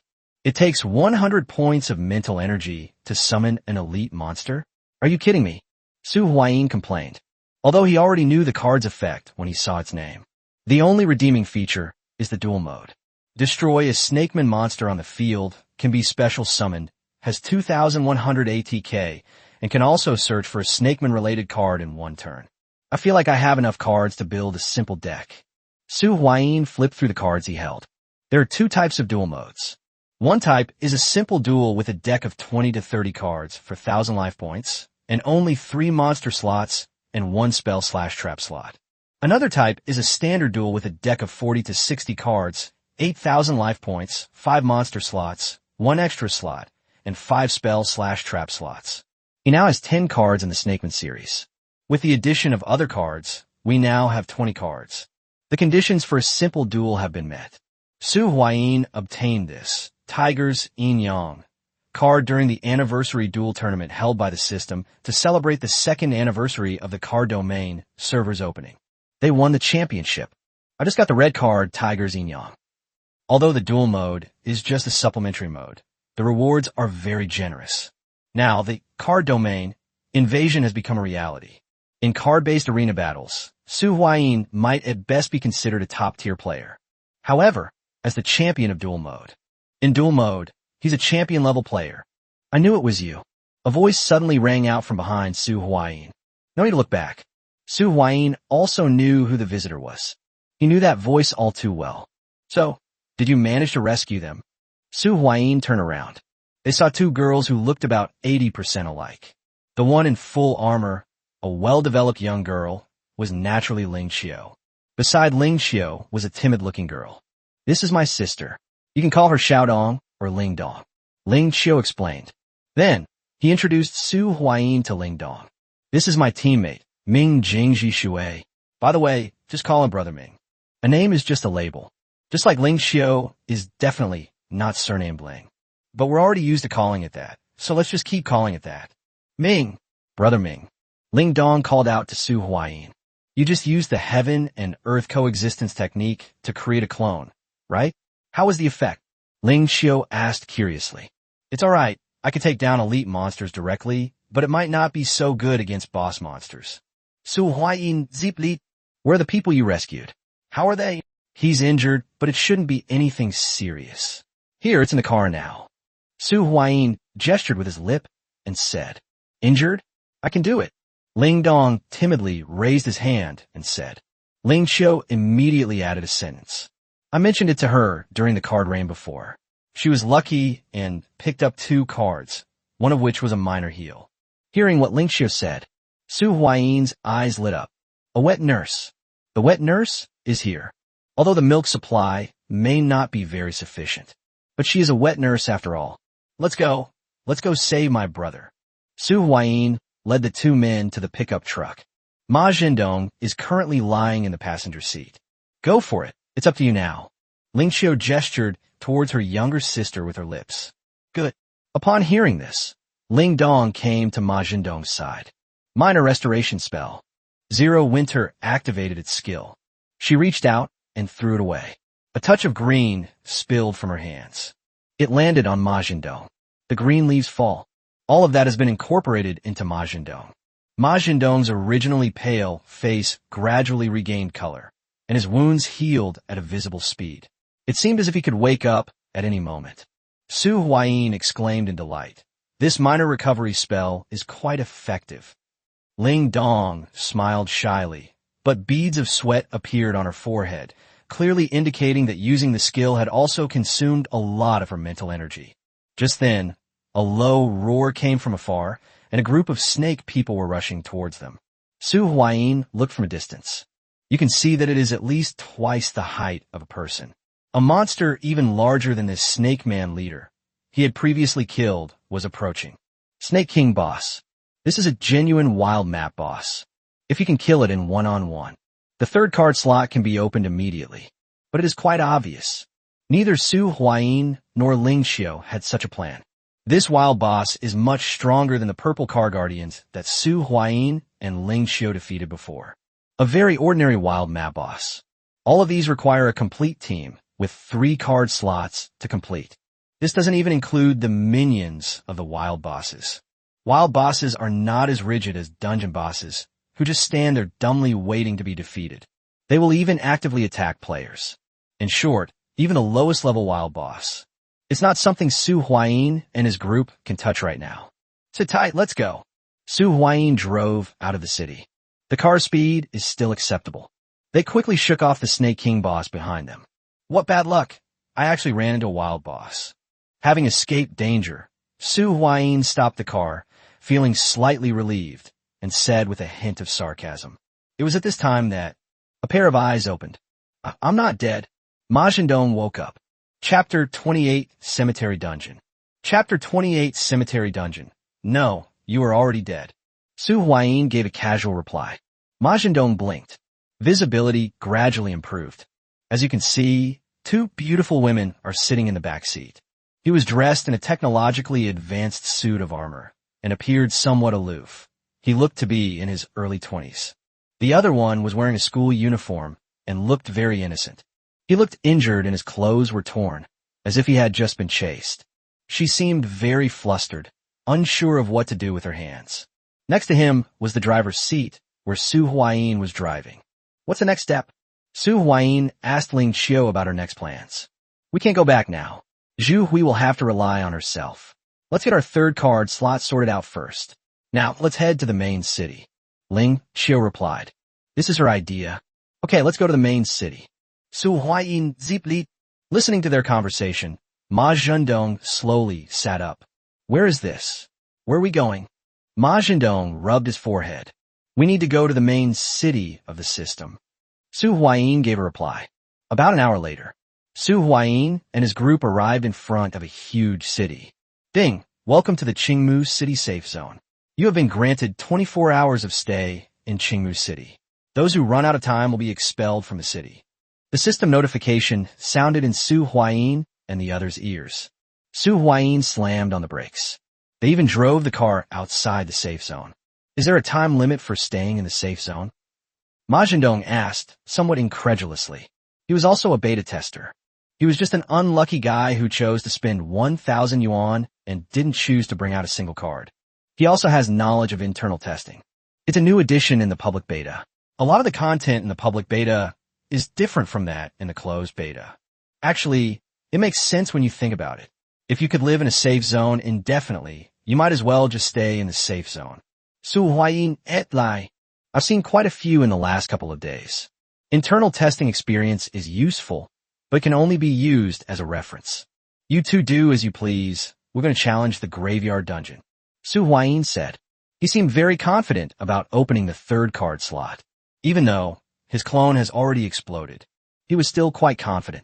The cemetery instance can be completed solo. He was very familiar with this instance, and he also knew something about it that most people didn't. And another thing, if a third card slot could be opened, his next plan can now proceed. The floating chicken. The end of the dragon has a total of 12 cards. All 12 cards are red. Su Huayin's, Tiger's, Yin, and Yang is the core card among the 12 cards. Theoretically, this card can be stacked with 11 other cards. Su Huayin definitely wants to acquire other dragon-themed Doomsday cards. Through his continuous efforts and searches, he did find a clue. The floating chicken. He found information about a card called Floating Chicken in a book in the game's library. Floating chicken card. Perhaps it's hidden within the Iron Mountain Lean trial. Alright, don't aim too high for now. Let's unlock the third card slot first, then we'll talk about the rest. They temporarily left Ma Zhendong behind, leaving Ling Dong and the other two to watch over the car. Su Huayin and Ling Qiu then entered Qingmu City. As soon as we entered the safe zone, the countdown started. Let's go and see what this main city of the system is like. Ling Qiu seemed somewhat curious. Of course, Su Huayin was equally curious. It's just that it wasn't as obvious as it seemed. At the entrance to the city gate, two NPC soldiers stood. The two NPC soldiers glanced at Su Huayin and Ling Qiu before letting them in. Although it has become many times larger, it seems to be similar to a city in the game. If I remember correctly, the entrance to the public instance should be here. Ling Qiu pointed in a direction. I also feel that this place looks familiar. It should be a large-scale version of the NPC main city in the game, and then placed here. They even gave this city a name, Qingmu City, probably to distinguish it from the NPC city. The two walked through Aoki City. He seemed very familiar with the task. Although it was my first time here, it felt like I was just strolling around at home. Not long after, the two arrived in front of a huge, smooth stone, as smooth as a mirror. We've arrived. This is the entrance to the public instance. Ling Qiu said with certainty. The entrance has been found. The two walked over quickly. We were about 10 meters away from that mirror-smooth stone. A system notification sounded in their ears. Ding! Welcome to the public instance portal. You can choose to explore a public instance once a day. Currently, there are 3 dungeons available for exploration. The Lumber Camp Dungeon, the Cemetery Dungeon, and the Vampire Dungeon. Friendly reminder. Once you enter the dungeon, you cannot adjust the cards in your card slots. Enter the instance immediately. After listening to the system's prompts, Su Huayin felt a little relieved. The public copy option. So far, there haven't been any changes compared to the game. 3 initial public copies. These are the 3. It's good that nothing has changed. Yes, let's go in now. Su Huayin Zipli. Ding, please select a copy. Graveyard instance. Ding, please select the number of players entering the instance. Maximum 5 players. 1 person. Su Huayin only chose himself. Ding, please select the dungeon difficulty. You can choose from easy, normal, hard, nightmare. Nightmare mode can only be unlocked after completing hard mode. Hard mode. Su Huayin clicked on the hard mode. Conditions for unlocking the 3rd card slot. Solo play through the hard difficulty Cemetery Dungeon. Just after Su Huayin finished adjusting all the options, a system notification sound, seemingly a warning, rang in Su Huayin's ears. Ding! The current risk of failing the checkpoint is high. Do you wish to continue? Su Huayin's choice is definitely to continue. However, Su Huayin did not click the OK button immediately. Instead, he glanced at Ling Xiu, standing to the side. Let me tell you something, Su Huayin said. There's a bottle of holy water hidden inside the dilapidated paladin statue in the northwest corner of the cemetery. All you need to do is take a ladle of water from the nearby pool and pour it on the statue. Ling Xiu was slightly startled upon hearing this. Then, his face lit up with joy.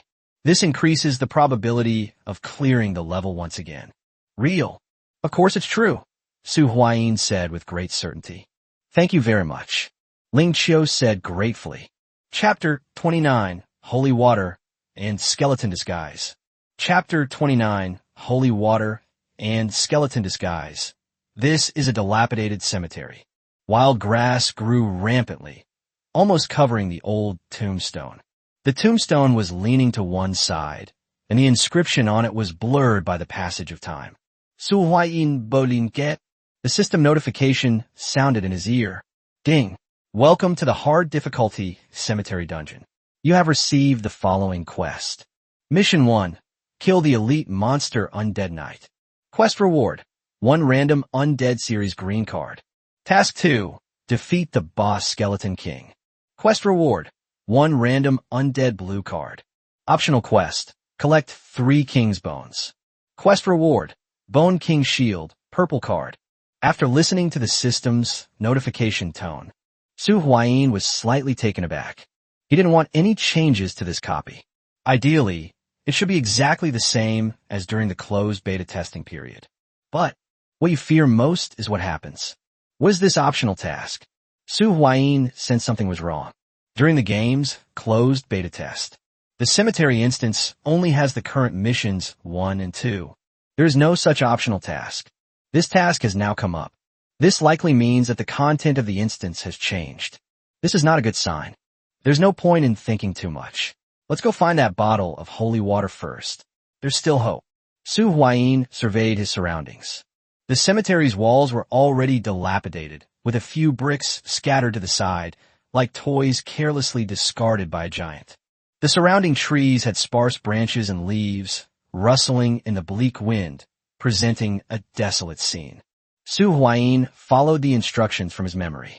They walked toward the dilapidated paladin statue. I don't know if it was intentionally designed to be scary. As darkness fell, a layer of gloom enveloped the cemetery. Occasionally, a crow would fly overhead, emitting a piercing caw, adding to the eerie and terrifying atmosphere. Fallen leaves on the ground were swirled up by the wind. Following memory, Su Huayin found the dilapidated statue of the paladin. You might not believe it when I tell you. Su Huayin discovered this bottle of holy water. It was purely an accident. Who in their right mind would come to a corner of this cemetery map and use water magic to attack this statue? Don't change this truancy setting. Su Huayin silently recited in his heart. He reached out and grabbed. A ball of water quickly condensed in his hand. Immediately afterwards, Su Huayin then threw the small water ball at the dilapidated statue of the paladin. Don't be fooled by the fact that this paladin statue is dilapidated. The water mass, however, could not cause it any harm. It was as if something had been activated. Click, click, click. The statue made a clicking sound. Immediately afterwards, it automatically turned a small angle. From the outside, it still looks like nothing is needed. However, if you get closer to the statue, you can see something that looks like a test tube hidden inside the statue. Su Huayin quickly walked to the side of the statue. He reached out and pulled out the test tube-like object. When Su Huayin encountered the test tube turned into a card. Holy water. Quality, purple. Card type, one-time consumption card. Effect, when used on the Skeleton King boss, it can severely damage the Skeleton King boss. Description, an item created by a paladin using all his power after being severely wounded by the Skeleton King. Restriction, this card cannot be taken out of the graveyard instance. Acquisition method, graveyard dungeon. When you've finished looking at the effects of the cards in your hand, Su Huayin's face lit up with joy. Very good. This card hasn't changed either. As for the optional quest, let's ignore it for now. Su Huayin held the card in his hand. So-called one-time consumption cards. These are cards that can be used immediately once the release conditions are met. It does not occupy a card slot. That's the current situation. One hand holds holy water. He held the long flowing sword in his other hand. Su Huayin walked towards the center of this cemetery replica. The Skeleton King boss is slumbering in the large cemetery in the center of the graveyard instance. The elite monster, the Undead Knight, roams freely throughout the entire Necropolis instance. This depends on luck. For example, Su Huayin has not encountered it yet. I don't know whether to call it good luck or bad luck. Return to the central area of the cemetery. Su Huayin had just approached a tombstone. Then a tremor was heard. Immediately afterwards, a tiny, frail-looking skeleton crawled out of the tombstone. The cemetery instance is not difficult, even a hard-level graveyard instance. To be honest, it's designed for beginners, so how difficult can it be? Even if there are difficulties, they are with dungeon bosses and elite monsters. This little monster hasn't even gotten its footing yet. Su Huayin stepped in front of the little skeleton with a single slash of the long, flowing sword. Very easy. They killed the little skeleton. Smack! The skeleton fell to the ground. A crisp cracking sound was heard. Immediately afterwards, a white level card appeared on the corpse. Su Huayin reached out and grabbed. The card was drawn into his hand. Skeleton Soldiers. Quality white. Card type, creature card. Effect, consumes 2 points of spirit to summon a skeleton soldier to assist in the attack. Description, the lowest ranking type of grunt. Series, Cemetery Series. Dual mode effect. Monster card, Undead type, level 1. ATK, 300, Def 200.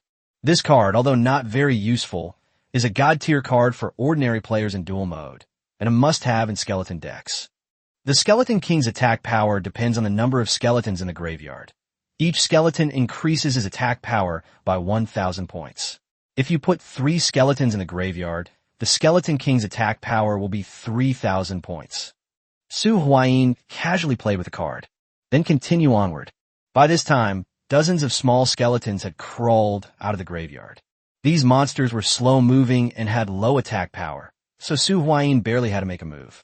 They dismantled those skeleton monsters into pieces. A green card emerged from one of the skeleton soldiers. After clearing out the minions, Su Huayin picked up the card. When you see the card content, Su Huayin was slightly startled. I actually got this card? My luck is on the horizon. Skeleton Disguise. Quality green. Card type, spell card. Effect, can disguise itself as a skeleton, emanating an aura of the undead to deceive undead creatures. Introduction à Sifes Technique. Series, Cemetery Series. Dual mode effect, spell card. Treat one monster card on the field or in the graveyard as a skeleton warrior. Skeleton Disguise. With this card, you can go to the Death Rattle map to steal treasure chests. Although it's only a green card, its low drop rate makes it almost as valuable as a purple card. This is the most valuable card in the entire graveyard instance, bar none. How did the elite monster in Chapter 30 turn into a boss? Why did the elite monster in Chapter 30 turn into a boss? Clear out the mobs. Su Huayin continued walking towards a huge tombstone in the very center. The Skeleton King boss is right here. Although the skeleton minions are relatively weak. However, The Skeleton King boss is at least a boss-level boss. If it weren't for the fact that he had a portion of the holy water, Su Huayin, who currently doesn't have a clone, would have had some difficulty dealing with it. We arrived at the large tombstone in the center. Su Huayin's arrival caused the tombstone to tremble.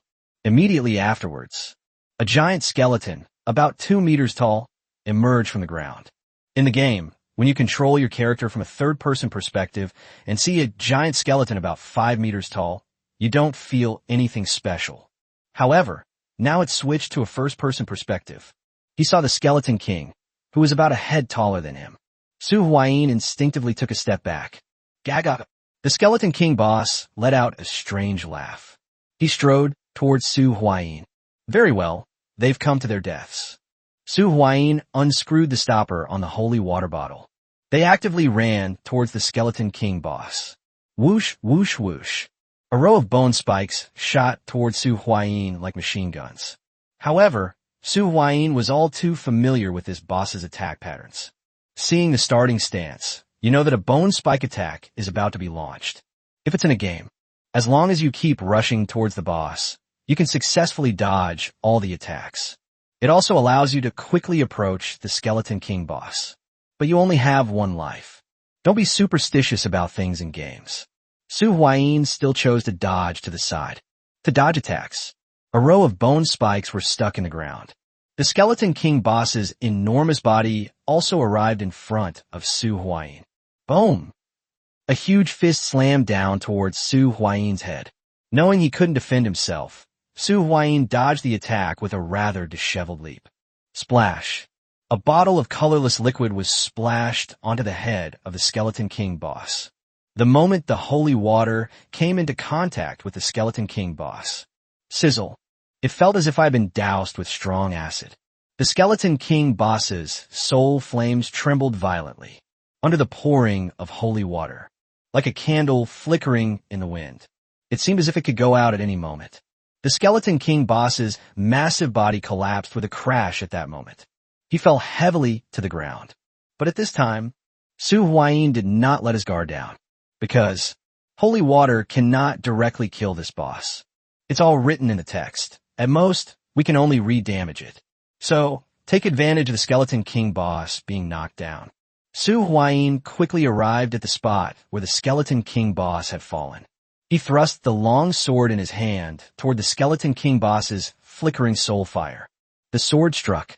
Su Huayin stirred it heavily. The soul fire completely dissipated under Su Huayin's actions. At the same time, a system notification sounded in Su Huayin's ear. Ding! Congratulations on defeating the Skeleton King boss and completing Quest 2. You have obtained a random blue undead card. Would you like to draw it now? No. Su Huayin is not in a hurry to draw the rewards from the dungeon quest. Instead, they arrived at the heart of the Skeleton King boss. After the Skeleton King boss dies, a card also emerged from a corpse. The King's Bones. Quality blue. Card type material card. Acquisition method. Graveyard Dungeon. Restriction. This card cannot be taken out of the graveyard instance. Very basic card descriptions. This should be one of the 3 King's Bones mentioned in that optional quest, right? Su Huayin picked up the card. He guessed.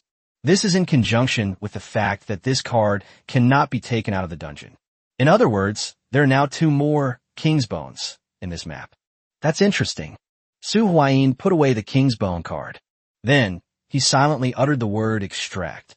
He wants to draw a random blue card from the Undead series, which is a reward from the system after completing the 2nd dungeon mission. Ding! Successful draw. You have obtained the card Skeleton Conversion. A blue card appeared before Su Huayin's eyes. Skeleton Conversion Spell. Quality blue. Card type, spell card. Effect. Consumes 1 point of mental energy to transform a corpse into a skeleton. The skeleton's strength depends on the corpse used. Cannot be used on boss creatures. Introduction. Common methods used by necromancers to obtain skeleton armies. Restriction. There must be a necromancer class card or a necromancer advanced class card in the other card slots. Dual mode effect. Continuous spell card, once per turn, can transform 1 monster card in your graveyard into a skeleton. Although the cards are not bad, they are cards from the necromancer faction. As expected, random cards are unreliable. However, we should be able to keep it and trade it with others later. After receiving the reward, Su Huayin was not too disappointed. After all, I didn't have high hopes to begin with. Next, we need to find that elite undead knight monster. Su Huayin cleaned up the battlefield. They began searching the entire map for traces of the elite monster, the undead knight. This map is quite large. Su Huayin searched for nearly 10 minutes. He found his boss near the place where he had found the holy water before. I remember he wasn't here before. He must have come here after I left, right? Su Huayin muttered to himself. Then we prepare to kill the monster. Take down this elite monster. That will complete the dungeon. This means that the third card slot can now be enabled. But, suddenly, Su Huayin paused for a moment. What's going on? Su Huayin looked at the elite undead knight monster with some surprise. He immediately hid behind a tree. Wasn't it an elite monster? How did it become a boss? Damn it. Su Huayin's face was full of astonishment. I never expected to encounter this situation. Right now, above the head of that elite undead knight monster, not far away. It's written in clear black and white. Undead Knight Boss. This isn't an elite monster. This is the boss. However, Su Huayin was not surprised for long. He probably has a pretty good idea of what happened. It must be related to the new optional quest added after the public beta, the King's Bone quest. Another point is the order in which you fight the monsters. If Su Huayin had killed this elite monster first instead of the Skeleton King boss, things probably wouldn't have turned out this way. Wait, does the king in King's Bones refer to the boss? And they need 3 of them, so there's bound to be a boss too, right? Su Huayin considered a possibility.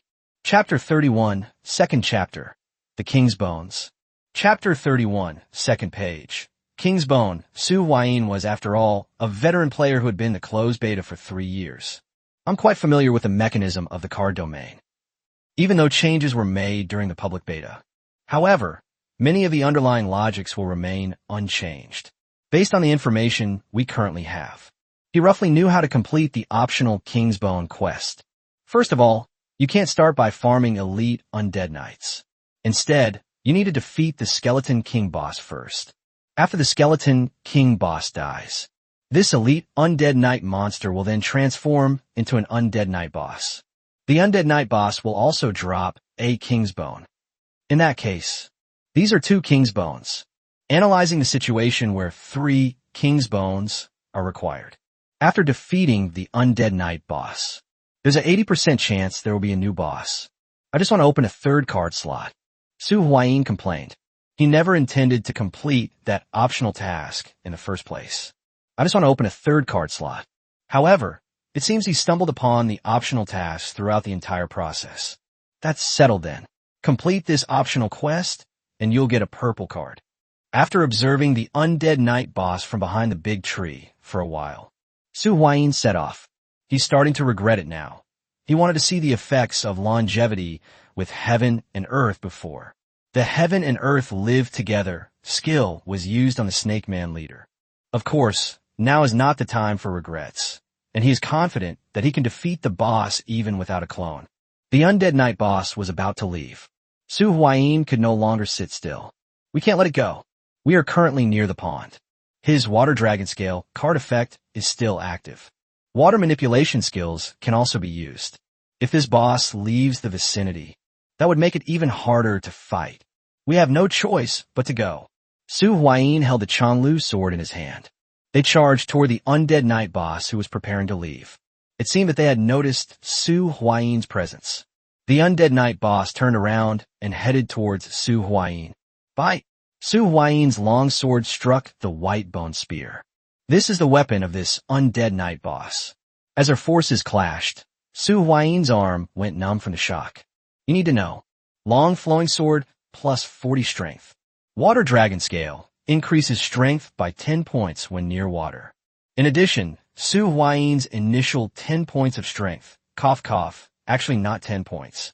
He now has about 6 times the strength of an average person. But they were still no match for the undead knight boss. The undead knight boss seized the opportunity to push his spear forward, and Su Huayin quickly dodged to the side, the spear grazing the hem of his clothes.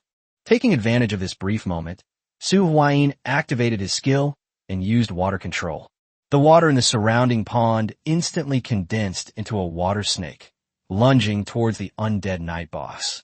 Seeing this, the undead night boss swung his spear and easily dispersed the water snake, splashing water everywhere. As expected of the boss, they dealt with Su Huayi's attack in no time. Of course, Su Huayi was not discouraged. He seized the opportunity, took a step forward, and thrust his long sword straight at the chest of the undead night boss. While the undead night boss is still dealing with the water snakes, a sudden thrust down the middle. However, the undead night boss reacted quickly, blocking with his spear while simultaneously kicking Su Huayi.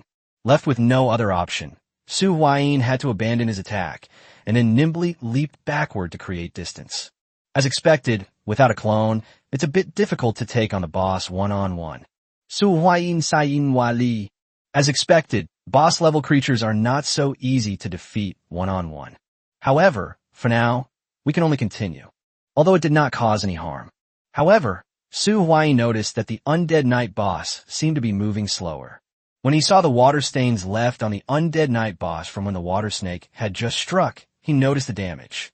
A thought struck him, and he realized that the water control technique might have had some disruptive effect. Water again? Could it be? A guess flashed through Su Huayi's mind. Perhaps this weakness in water isn't a coincidence. He once again condensed water elements, transforming them into water blades that shot towards the undead night boss. The undead night boss easily shattered the water blade once again. However, there were also a lot of water stains on his body. This time, Su Huayi made a clear discovery. The undead night boss is moving too slowly. This discovery greatly surprised and delighted Su Huayi. They immediately intensified their attack. The undead night boss was in a bit of a mess for a moment.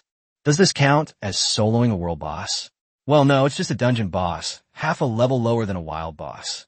After a fierce battle and mutual weakening, the situation finally took a turn for the better.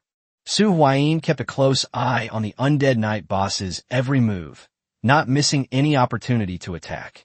Suddenly, he keenly seized a fleeting opportunity.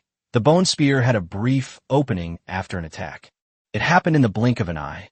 Without hesitation, Su Huayi swung his long sword, and with a flash of light, it struck the bone spear with tremendous force. With a loud clang, the bone spear was knocked back. Su Huayi used the reaction force to rush forward and quickly approach the undead night boss. The undead night boss was clearly caught off guard by Su Huayi's decisive attack. Taking advantage of this opportunity, Su Huayi swung his sword again without any mercy. This time, the sword was incredibly powerful, slashing straight at the arm of the undead night boss. With a crisp crack, the white bone snapped, and the spear in the undead night boss's hand fell to the ground. This attack not only disarmed the undead night boss, but also created a huge gap in its defenses. Su Huayi Zhao. He gave the undead night boss no chance to breathe. He instantly closed in on the undead night boss, thrusting his long sword straight at the undead night boss's soul fire. The undead night boss, now stripped of its weapon, is like a tiger with its teeth pulled out, still ferocious, but having lost its most lethal weapon. It can only be described as a death throes. After exchanging blows with Su Huayi for several more rounds.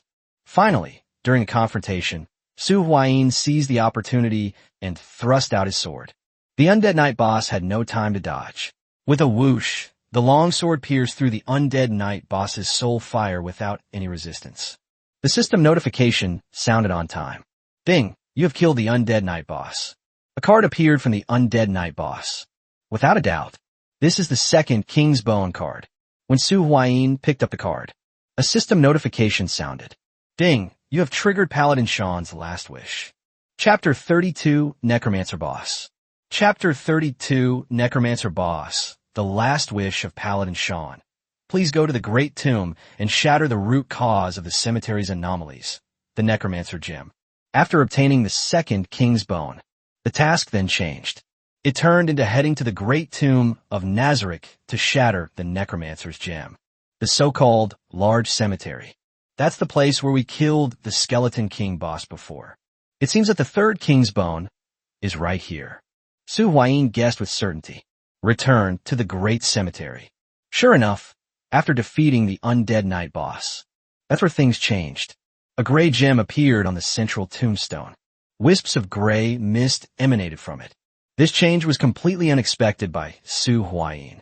Now, beta testing experience is practically useless, if not completely. He carefully looked around. No abnormalities were found. Su Huayin strolled toward the large tombstone. His body was tense, ready to deal with any possible emergencies around him. However, to Su Huayin's surprise, he continued until he reached the large tombstone.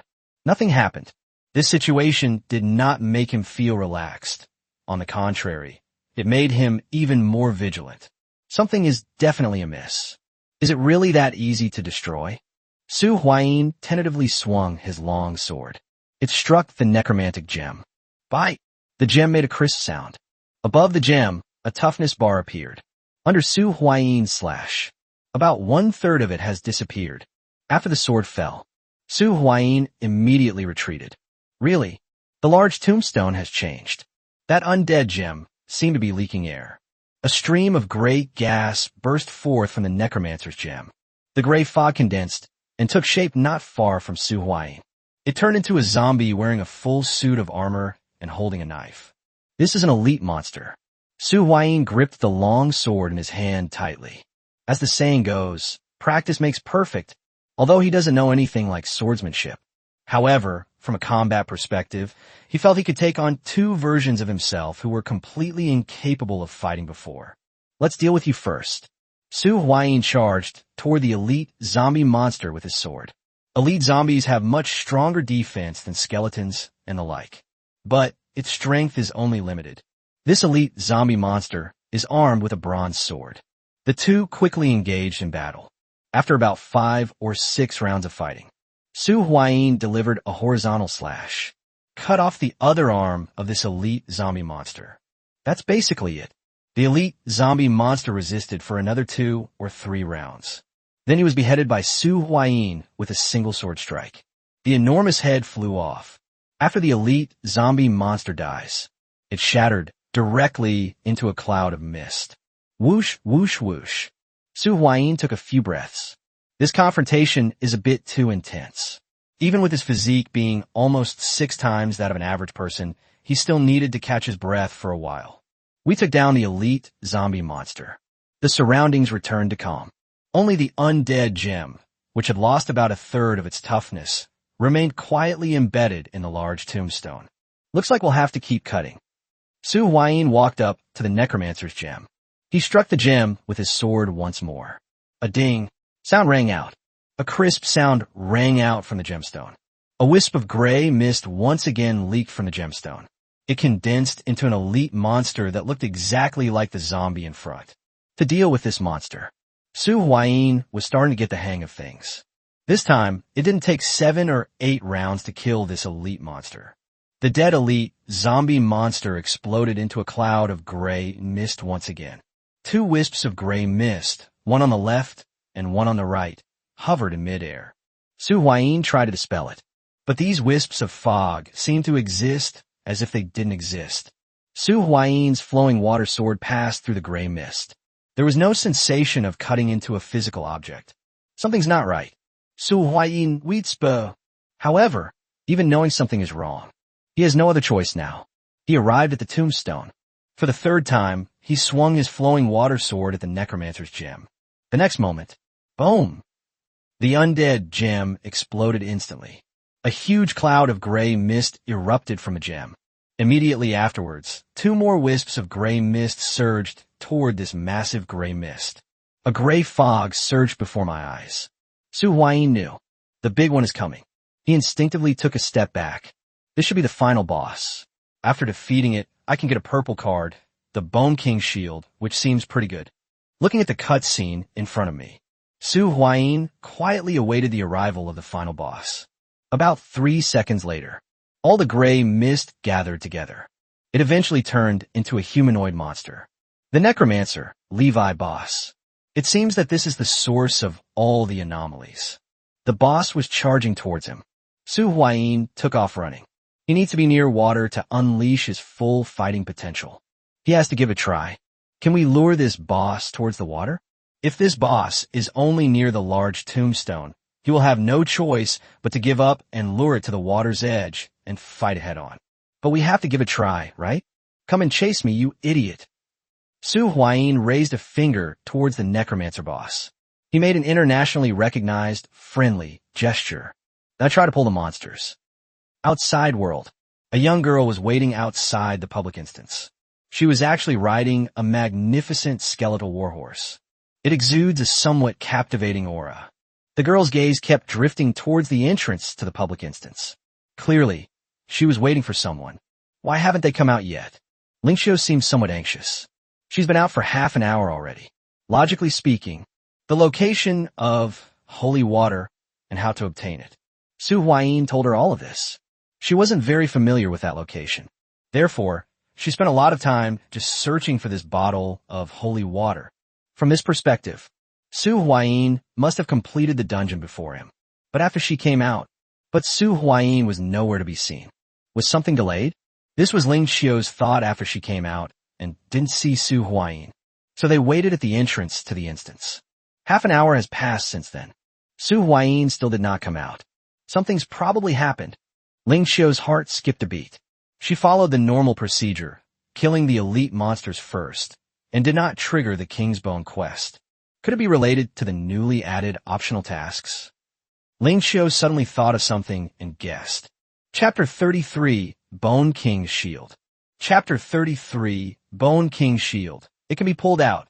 When he saw the necromancer boss following behind him, when they chased themselves to the edge of the pool, Su Huayin was overjoyed. The bonus from eating water dragon scales near the water is definitely better than not being able to eat them at all. The necromancer boss was right around the corner. Su Huayin stood still by the pool. He reached out and beckoned. He conjured 2 water snakes and shot them toward the necromancer boss. Let me cast a spell first to say hello. Faced with Su Huayin's attack, the necromancer boss simply waved his staff. 2 black arrows shot out. They easily detonated the 2 water snakes. Immediately afterwards, the necromancer shook his staff once more. It was just a matter of raising a hand. 4 skeleton monsters emerged from the ground. These skeleton soldiers were clearly different from the previous skeleton minions. Not only has he grown much taller, moreover, there was a layer of black aura around him. Even the bones seemed to be more translucent. Under the necromancer's command, 4 skeleton soldiers pounced on Su Huayin. Snort. Su Huayin, sword in hand, went to meet him. As soon as they started fighting, he sensed a clear difference. Although a single sword strike can still kill a skeleton soldier. However, the feel isn't quite right. Previously, killing skeleton soldiers was as easy as slicing through melons and vegetables. Although I can still kill someone with 1 blow now, it feels like I'm hitting a bone. Okay, it means cutting into the bone. Bone fragments shattered. But just as Su Huayin was being entangled with the skeleton soldiers, the necromancer wasn't idle either, shaking his staff. 2 black arrows were shot towards Su Huayin. You old sly fox, damn it. Su Huayin quickly dodged. He dodged the attack with a quick roll on the spot. Having dodged the attack, Su Huayin dared not delay, because those enhanced skeleton soldiers were chasing after him. No, this approach is too passive. We must capture the leader first. Su Huayin was unwilling to get caught up in the rhythm of the necromancer boss. The necromancer build is a classic example of the summoning build. The pets surround the area, and the main cards are not offensive, but rather various control cards. Even a fragile mage dares to be so arrogant. He severed the lower leg of the second skeleton soldier with a single sword strike. This caused the skeleton soldier to lose its balance, while the other 2 skeletons missed their target. Su Huayin quickly passed through the gap. They arrived in front of the necromancer. The skeleton soldiers had little intelligence. They were simply attacking Su Huayin on instinct. As Su Huayin approached, the necromancer waved his hand again. He made a strange gesture. When I saw this strange gesture, Su Huayin immediately retreated. The long sword in his hand disappeared. He covered his ears with both hands. Su Huayin was very familiar with this starting stance.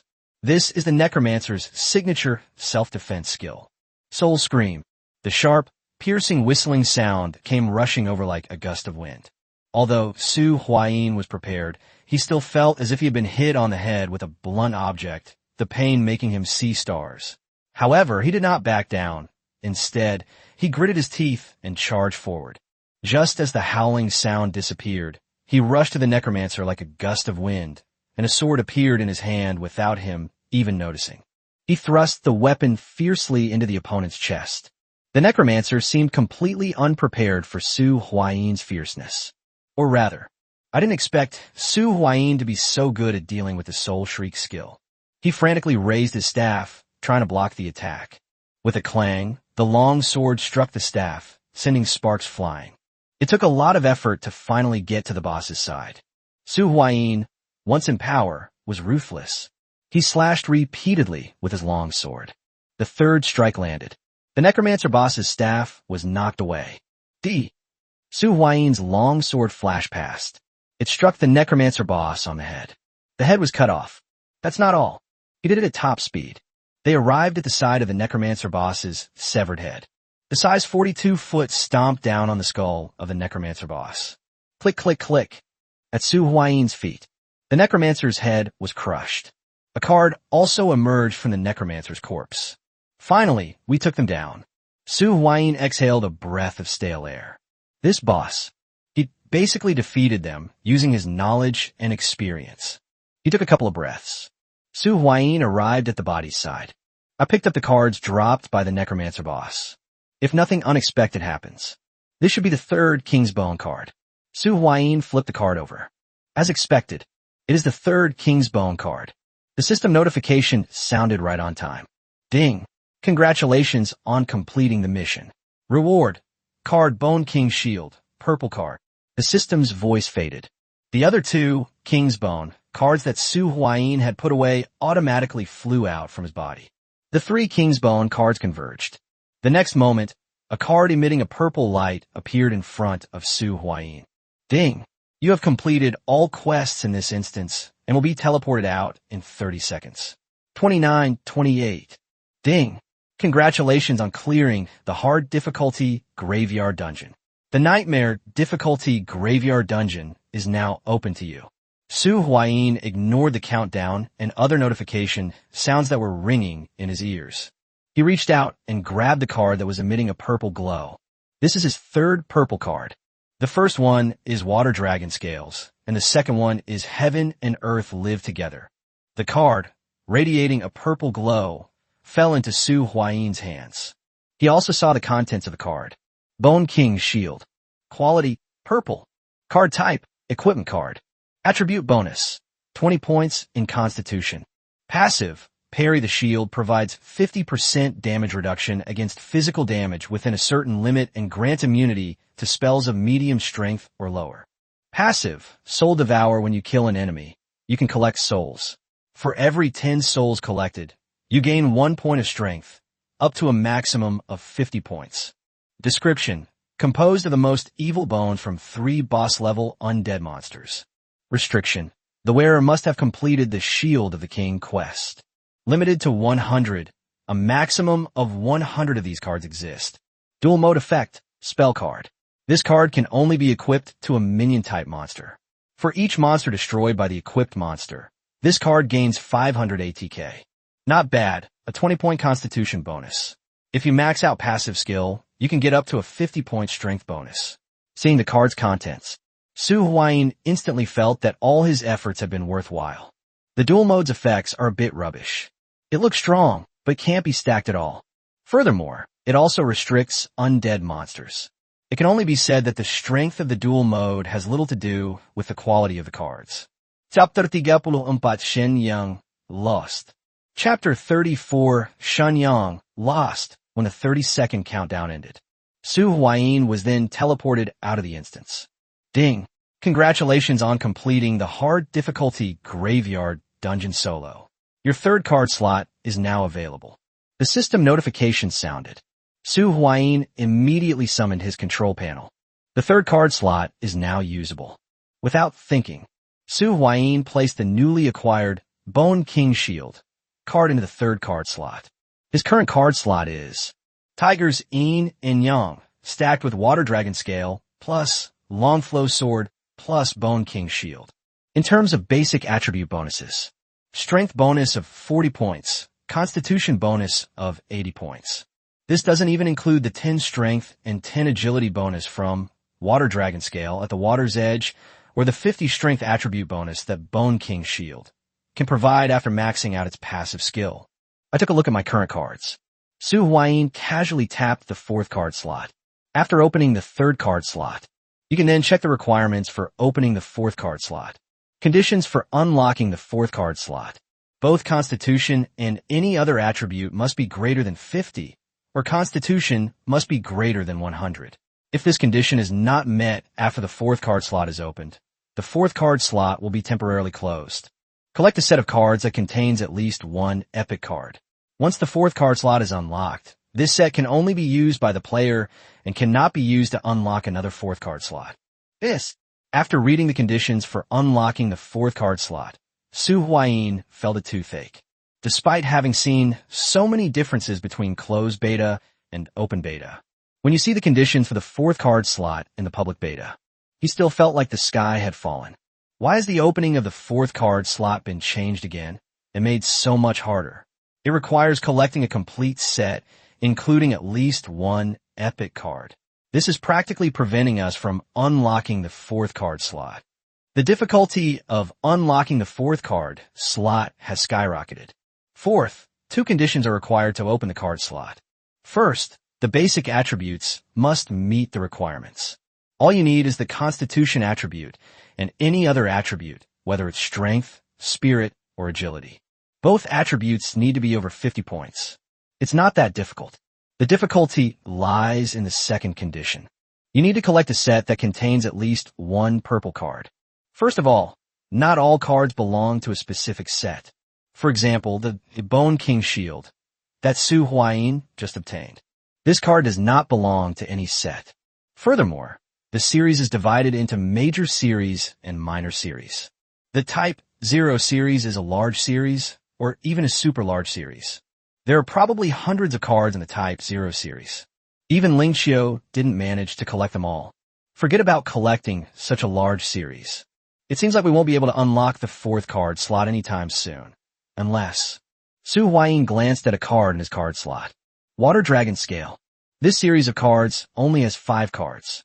Furthermore, it's known that the Water Dragon Scale card is a purple card, which perfectly meets the conditions for unlocking the 4th card slot. You're finally out. A voice rang in Su Huayin's ear. It's early autumn. Su Huayin looked in the direction Ling Qiu was speaking. I spotted it immediately, a horse.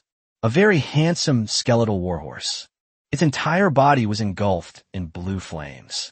It looked much more imposing than the undead knight he had encountered before, and the one riding on its backside was much more powerful.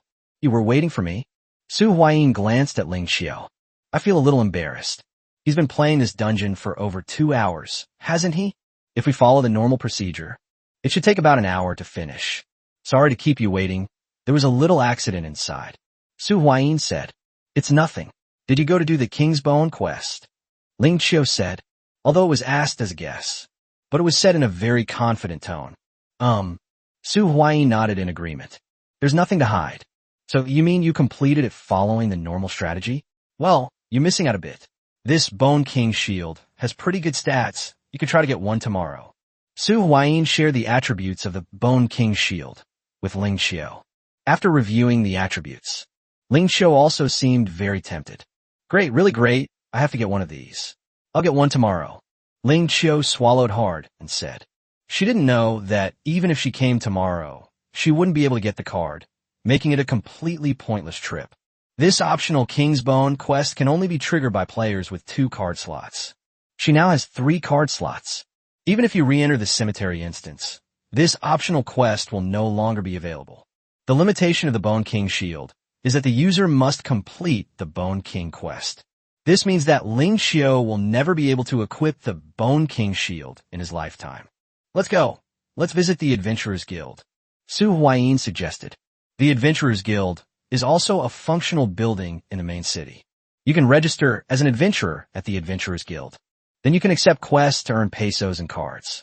As mentioned earlier, the 3rd card slot is now available. It can be unlocked by paying 100,000 pesos. The Adventurers Guild is a great place to earn pesos. Sure, no problem. Ling Qiu nodded. It indicates that you have this intention. Come up. Ling Qiu patted his skeletal warhorse and said in a somewhat boastful manner. Incredible luck. Although I was a little annoyed. But Su Huayin still climbed onto Ling Qiu's skeletal warhorse and wrapped his arms around Ling Qiu's waist from behind. Is this what it feels like to ride a horse? Su Huayin felt a sense of novelty. The entire city of Qingmu has been relatively quiet until now. There are only 2 or 3 cats, big and small. On their way to the Adventurers Guild, the two passed by a building. Ling Qiu pulled the reins. The skeletal warhorse was brought to a stop. What's wrong? Su Huayin asked curiously. I think I see someone I know. Ling Qiu pointed ahead. The name of that strange building. Call. Fishing Association. This is at the entrance of the Fishing Guild. A man was carrying a 100-pound fish in his left hand and another 100-pound fish in his right hand. Hey angler, where's the Fishing Association? The man waved the 2 fish in his hand. Just then, before the Fishing Association NPC he had stopped could say anything, the man then began his self-introduction. What? You asked how much these fish weigh. Look at this black kingfish over here. It weighs over 100 pounds. And this rainbow spirit fish, also around 100 pounds. Both of them are rare species weighing over 100 pounds. As he spoke, a very bright smile appeared on the man's face. The Fishing Association was right behind him. However, they were just one turn away from the Fishing Association. The man couldn't find where the Fishing Association was. As long as the Fishing Association NPCs return, this guy will immediately go up and ask for directions. Could you please tell me how to get to the Fishing Association? By the way, let me give a brief introduction to the fish I have. This guy's been lost here for over a day. Chapter 35 Proof of Adventure. Chapter 35 Proof of Adventure. Oh, it's you guys? Xinyang saw Su Huayin and Ling Qiu. His eyes seemed to be shining. Are you here to register with the Fishing Association? Shenyang asked. Fishing Association registration? Su Huayin and Ling Qiu exchanged a glance subconsciously. The Fishing Association's influence is no less than that of the Adventurers Association. Even bigger. As the saying goes, wherever there is water, you can see members of the Fishing Association. Fishermen, the soul of fishing, wherever there is water, there are fishermen. But, come on, let me take you to register. From now on, you'll be fisherman registered under my name. Don't worry, I won't treat you unfairly. Many of the Fishing Association's cards are unique, and there's no other way to get them, like this card. Xinyang's eyes flashed. The light swept over the two of them. A card appeared in his hand. Fire Dragon Scales. Take this card for example. Another card appeared in his hand. Type 0 Thunder Slash. Especially the 5-element Dragon Scale series of cards. All of them are in my hands. Xinyang smiled, pursing his lips. He appeared confident and in control. It was as if he wasn't worried at all that Su Huayin might disagree. Don't say it. You really shouldn't say it. Xinyang's conditions. This made it impossible for Su Huayin to even consider refusing. All cards in the 5-element Dragon Scale series. Once you collect them all, you can unlock the 4th card slot. There's another point that he cares about very much. After collecting all the cards in the 5-element Dragon Scale series, you can exchange them for a card called Dragon's Blaze. He felt that the naming of this card was somewhat similar to that of Tigers Yin and Yang. Could this also be a card from the Dragon's Doom series? Okay, I promise you. Su Huayin said. I agree too. Ling Qiu stared intently at the Zero-style Thunder Slash card that Xinyang was holding in his other hand. This is just a purple card, but it was the Zero series cards that she hadn't obtained. That would be great. Xinyang's face lit up with joy upon hearing this. He led the two into the Fishing Association. He registered Su Huayin and the other person into his fishing team. Xinyang is a man of his word. After registering, he gave a map to Su Huayin. This is the fishing spot where the Red King fish is. Keep it up. I believe in you. You can definitely catch this big guy. Xinyang had very high expectations for Su Huayin.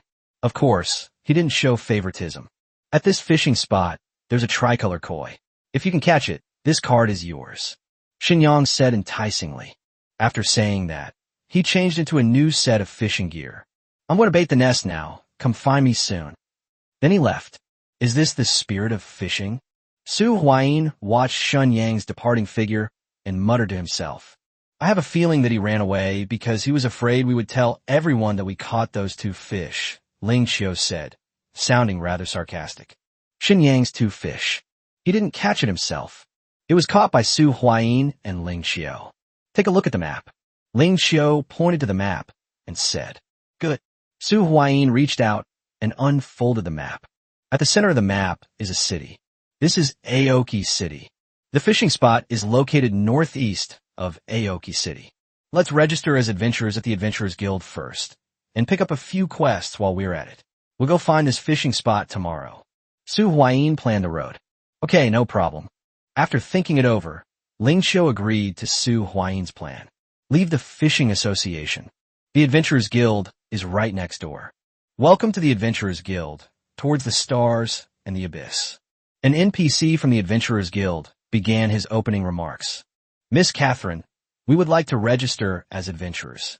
Su Huayin said. No problem, you too. You've already registered, but all your beta test data has been deleted. You'll need to start over as one-star adventurers. Here are your adventure certificates. Catherine handed 2 small red booklets to Su Huayin and Ling Qiu.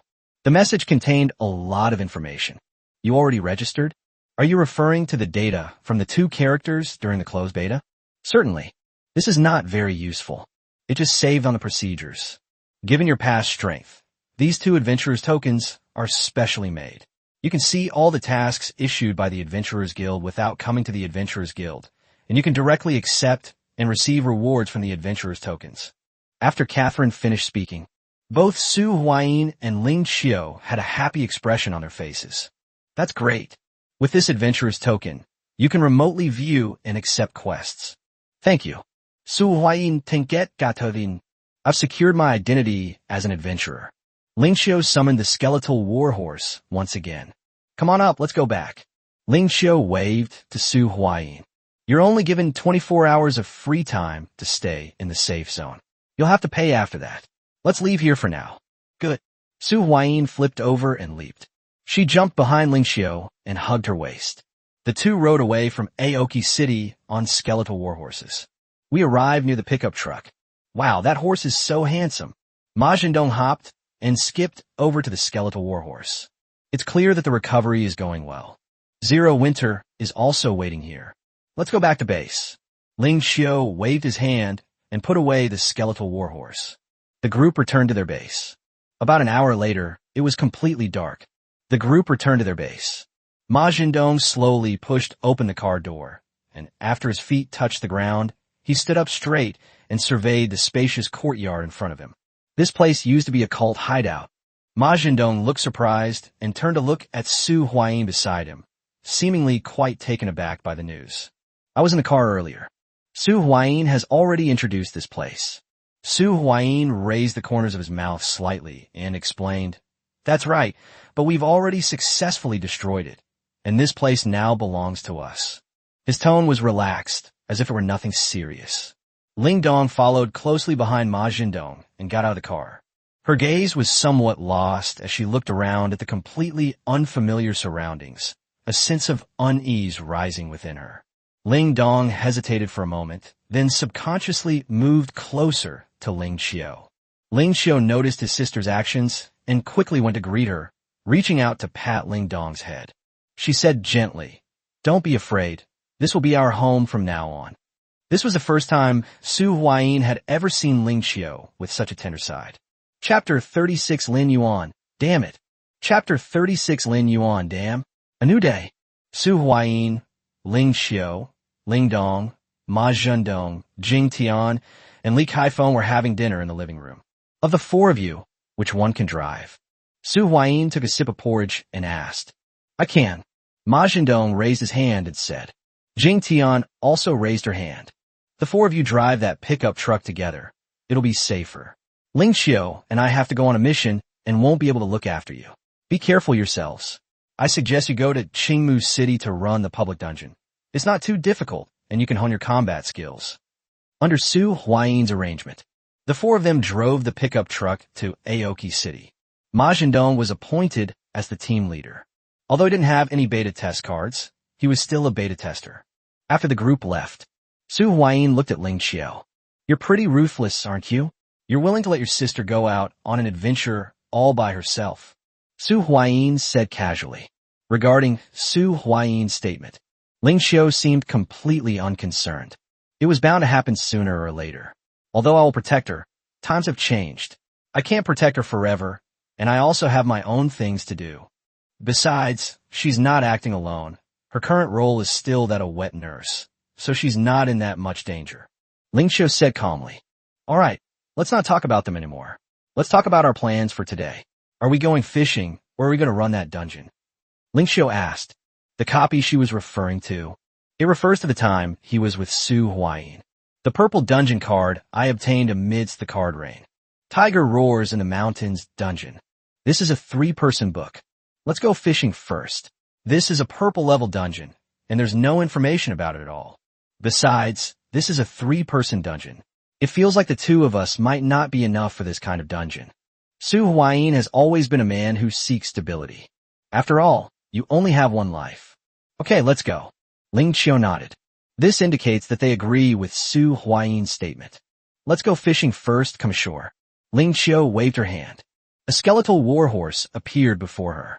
Immediately afterwards, she lightly touched the ground with her toes and jumped up. The two proceeded in the direction indicated on the map. By the way, what card series are you planning to collect for your 4th card slot? Su Huayin put his arm around Ling Qiao's slender waist from behind and asked. The opening of this 4th card slot is not very friendly to Zero Autumn. She has been collecting cards from the type Zero series. But even if it's a 3-year closed beta test in the game, Zero no Aki has collected all the cards in the Zero series. How did you unlock the 4th card slot back then? Su Huayin asked curiously. Back then, I managed to collect them all. The skeletal warhorse galloped wildly. The biggest advantage of undead warhorses is that they don't need to eat. The two ignored the minor monsters along the way. About an hour later, the two arrived near a pool where bubbles were rising to the surface. You can see 2 people fishing by the steaming pool. One of them was Shen Yang, who had already met Su Huayin twice. The other one was someone I had never met before. Su Huayin looked up at the top of his head. Fishing Association, Lin Yuan. His attire was basically the same as Shen Yang's. 2 people, 2 fishing rods. He was sitting on a small stool that he had brought with him. He stared intently at the surface of the water. Su Huayin and Ling Qiao got close. He then raised his head. You've arrived. Shen Yang welcomed him. Suddenly, Lin Yuan, who was sitting next to Shen Yang, suddenly moved his fishing float. I got it. Lin Yuan's face lit up with joy. Suddenly, it was lifted up. Break! A pale red, elongated fish, about half a meter long, was pulled out forcefully. It traces a parabola. It fell into Lin Yuan's hands. Lin Yuan waited in his hand for a moment. He seemed very satisfied. He deliberately raised his voice as he spoke. It's all right. It weighs about 10 kilograms. Shen Yang heard this. He snorted unhappily. Oh dear, this fish is so big. It seems like it won't fit in one pot. Could I borrow your pot? Lin Yuan continued. His facial expression looked extremely smug. No need, I can fish myself. Shen Yang grunted. She turned her head away, avoiding eye contact with Lin Yuan. But this isn't something that can be solved by simply turning your head. Lin Yuan was carrying the fish he had just caught. After circling around, they came back to Shen Yang. Don't be angry. It's just that we haven't caught any fish yet. It's normal. The fish here are very clever. Only a fishing master like me can catch them. Lin Yuan said comfortingly. Suddenly, Shen Yang turned his gaze to Su Huayin and Ling Qiao. These are my 2 apprentices. My only targets are that red kingfish and that tricolor koi. The other fish, weighing only 12 kilograms, are not worth my time. Shen Yang said through gritted teeth. Especially regarding the keywords more than 10 kilograms. Oh, is that so? Lin Yuan found it somewhat amusing. Red kingfish? Koi, what are you thinking about? There's only one red kingfish here, and it's incredibly cunning. It won't even bite the hook. There are also 3-colored koi, which are even rarer than a red kingfish. What are you dreaming about? Lin Yuan's laughter sounded somewhat grating to Shen Yang. You two, let's go. Shen Yang looked at the 2 of them with hopeful eyes. Looking at Shen Yang. Su Huayin felt he was in a difficult situation. We had no choice but to bite the bullet. Take out the fishing rod and put one portion of the leftover bait from last time onto the hook. Just after he finished doing that, Su Huayin heard another burst of laughter. Fellow angler, are you kidding me? Catching red king fish requires blood jade bait, or at least fire crystal bait. Using this ordinary low-grade meat bait is practically impossible. Damn it.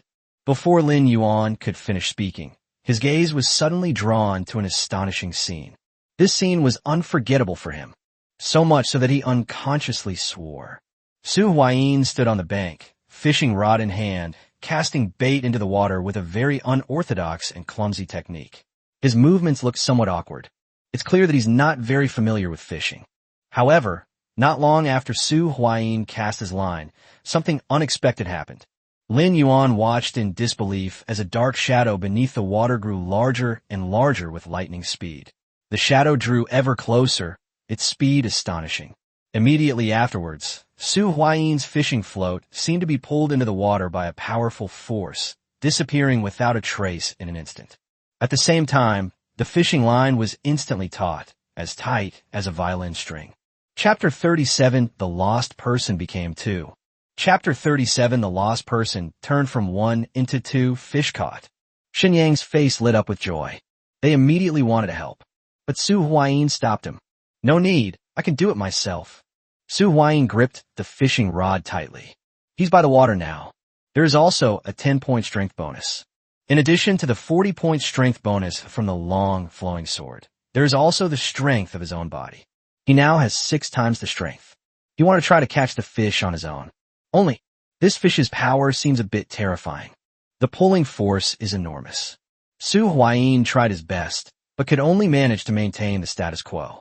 That's good. It's worn down its stamina. Shenyang offered guidance from his side. He looked every bit the good teacher.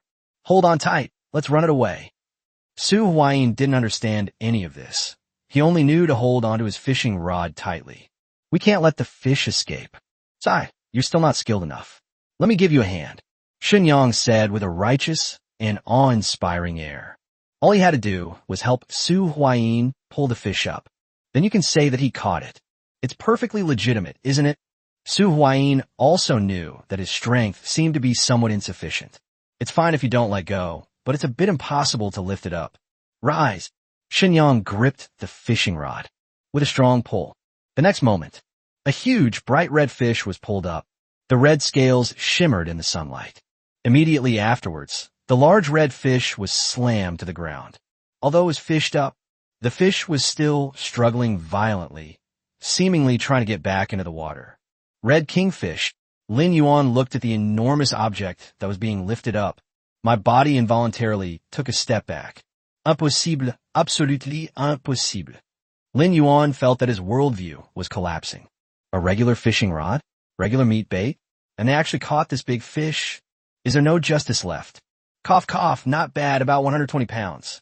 Shenyang looked at the fish in his hand, his face glowing. It's like winning the lottery. He felt completely refreshed. It's still a bit too light. It should be placed down there to rest a bit longer. Shenyang said smugly. Such an obnoxious remark made Lin Yuan's lips twitch. This is your reward.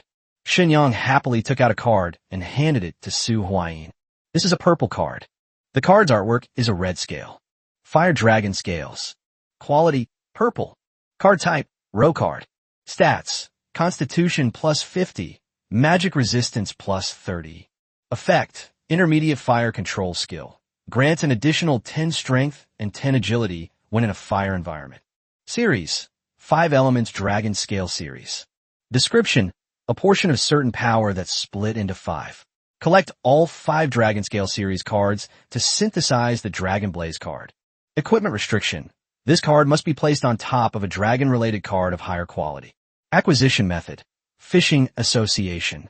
Dual mode effect. Level 1, Dragon-type monster, tuner, ATK 100, Def 100. This card cannot be normal summoned. Effect. When you control no monsters, this card can be special summoned from your hand. Effect. During your main turn, you can add 1 Dragon Scale card or a FATK Dragon-type monster to your hand. Effect. Tribute this card to special summon 1 FATK Dragon-type monster from your hand. I got it. The second card in the 5 Elements Dragon Scale series. Wow, it was so easy to get it. Su Huayin seems somewhat incredulous. This card's effect is similar to that of Water Dragon Scale, but they're not exactly the same. This card does not have the water control spell. Some are fire control techniques. Also, the effects are a bit different in duel mode, but otherwise there's nothing else. A verbal sparring between 2 NPCs. It did not affect Su Huayin and Ling Xiao. Ling Xiao also cast his line, but hasn't caught a fish yet. Fire Dragon Scale obtained.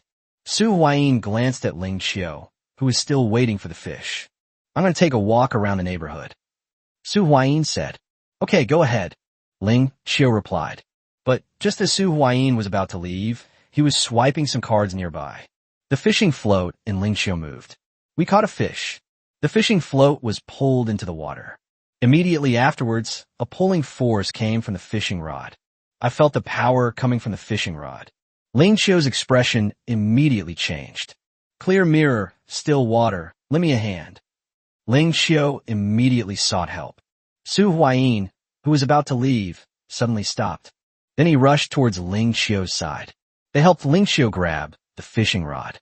The immense force was transferred to Su Huayin's hands. This fish is probably not much worse than the red kingfish he just caught. It feels like it weighs at least 100 pounds. Su Huayin is now experienced. Now I know what it feels like to handle a fish that weighs over 100 pounds. A fish weighing at least 100 pounds. Su Huayin gripped it tightly. It controls the fishing rod to prevent it from being pulled away. 100-pound fish? There seem to be only a few 100-pound fish in this pond. Xinyang's eyes lit up. However, just as he was about to react, one figure was faster. It's Lin Yuan. What a shameless bastard. They actually ended up next to Su Huayin and Ling Xiao. One hand grips the pole. A strong pull. The next moment, boom! A huge tricolor carp was pulled out of the water. 3-colored koi. Lin Yuan's eyes lit up. They appeared incredibly enthusiastic. The tricolor carp fell into his hands. Hey, you shameless bastard. Let go of my fish.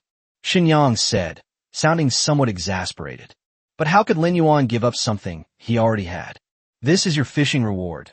The fish is mine now. Lin Yuan reacted extremely quickly. After tossing a card to Ling Xiao, he ran off with the 3-colored carp. Xinyang then chased after them. Give me back my fish. What do you mean your fish? This is clearly the fish I pulled out of the water. The two figures grew farther and farther away.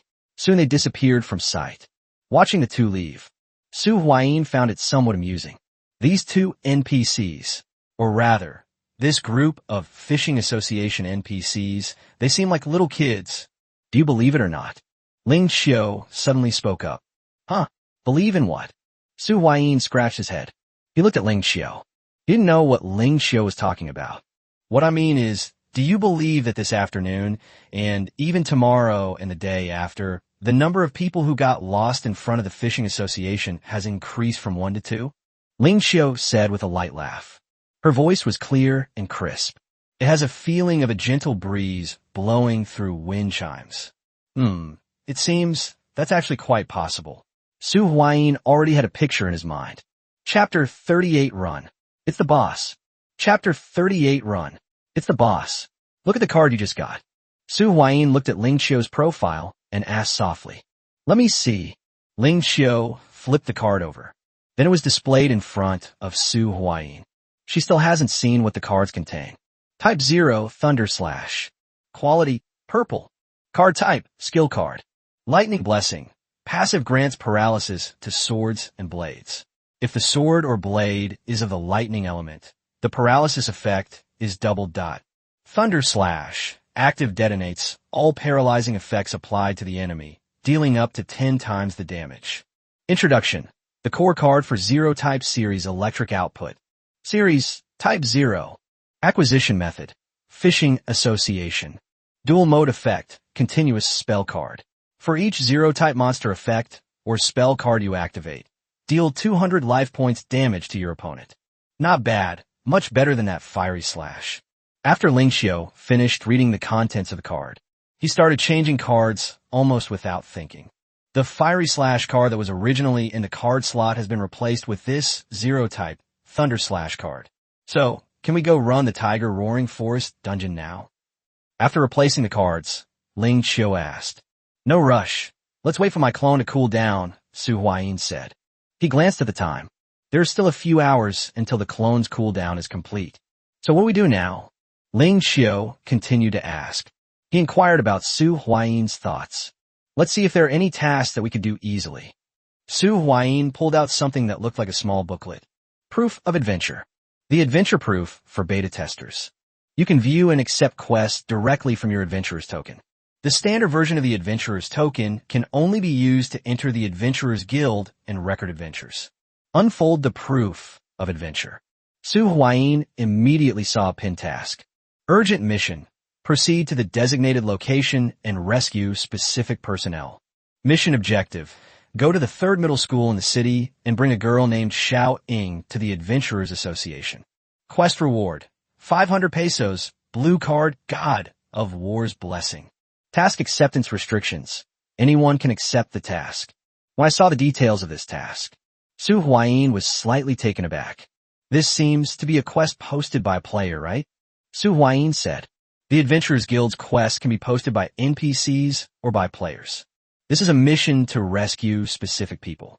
It was probably posted by a player. God of War's blessing?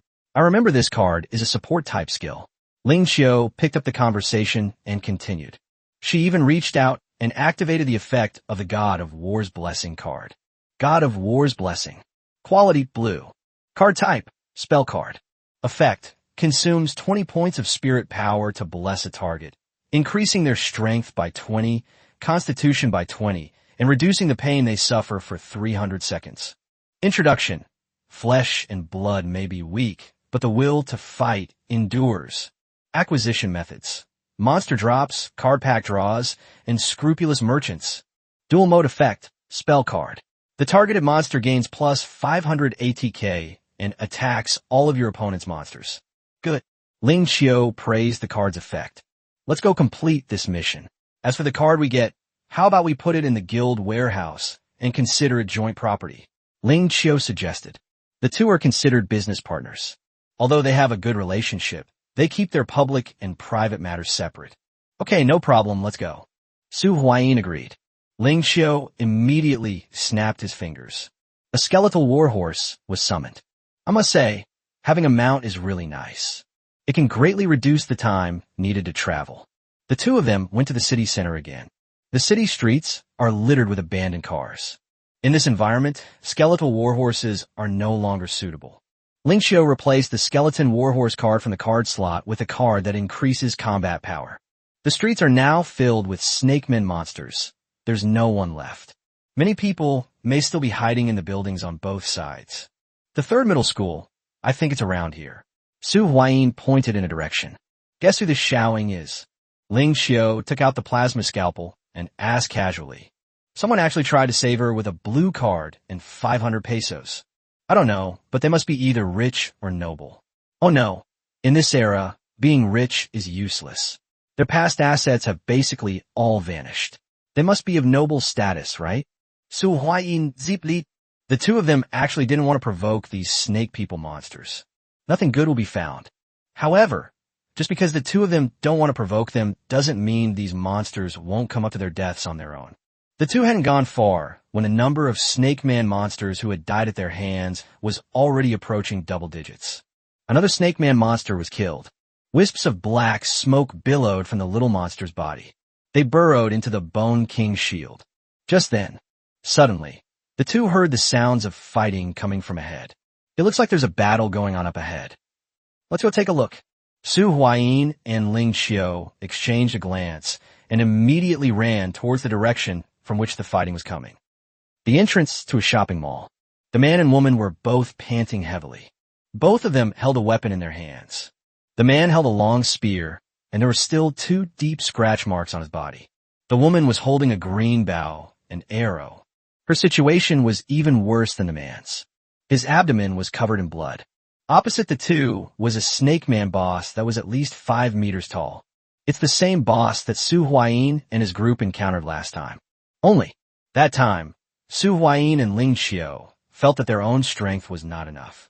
Just as the two were preparing to die, Suddenly, but the two of them discovered. The Snake Man boss did not deliver the final blow to the two. Instead, he turned his body to the side.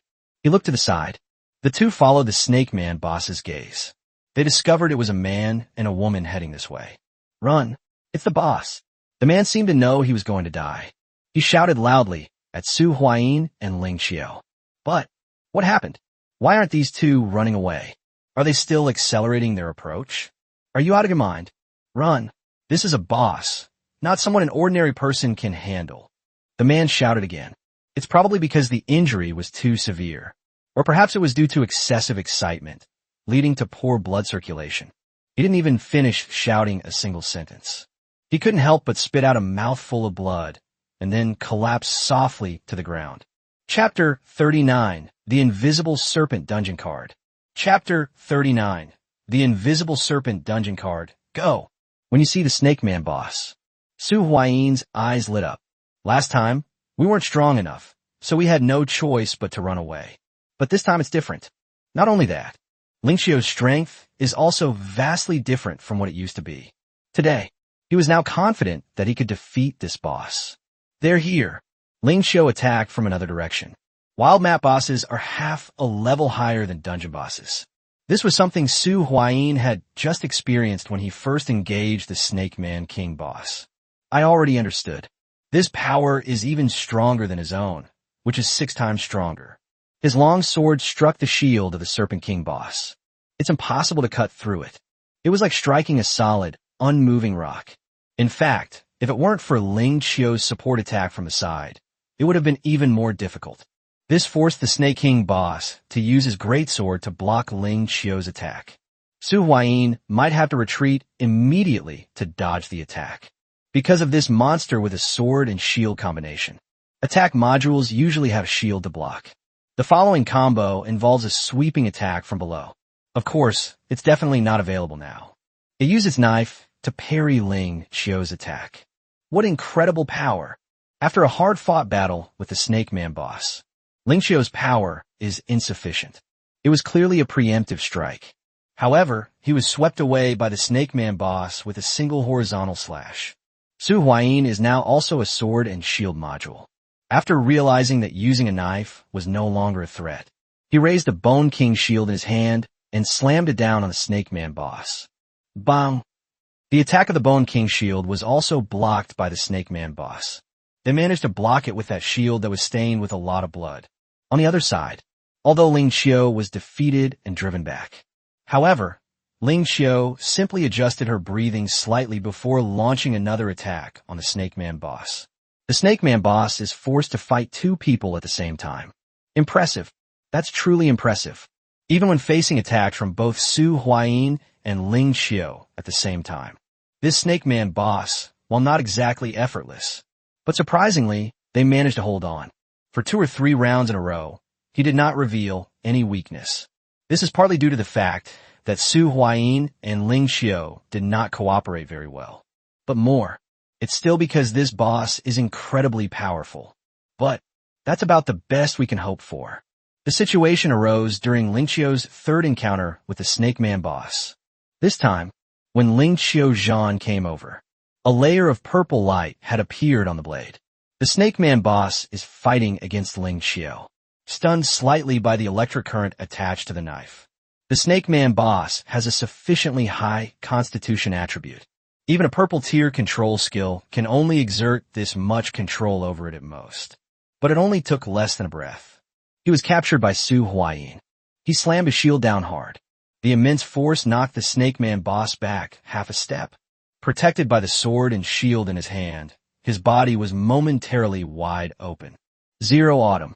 Su Huayin shouted, "Slay the thunder." Ling Qiu's lightsaber fell to the ground. The Snake Man boss wants to defend. But the residual electric arc that had landed on it earlier was detonated once again. The Snake Man boss's body stiffened once again. That is this gap. Ling Qiu's lightsaber pierced the Snake Man boss's thigh. The blade pierced the flesh. Ling Qiu's lightsaber pierced the Snake Man boss's thigh. Then a cross-section. The half-stick-shaped object fell to the ground between the Snake Man boss's legs. This scene caused Su Huayin to instinctively close his legs. He even felt a phantom pain. How painful must that be? As expected, the Snake Man boss, who hadn't made a loud scream even with a large hole pierced in its thigh, suddenly let out a pig-like scream. It might even be more tragic than slaughtering a pig. Strike while the iron is hot and kill him. Ling Qiu reminded her, while the Snake Man boss was painfully clutching his genitals. He jumped up immediately. The lightsaber swept across, severing one of the Snake Man boss's arms. Su Huayin also made his move at this moment. The long flowing sword thrust straight in. The sword pierced directly into the Snake Man boss's eye socket. That helped him get out of his predicament. Boom! The Snake Man boss's corpse crashed heavily to the ground. A lot of dust was kicked up.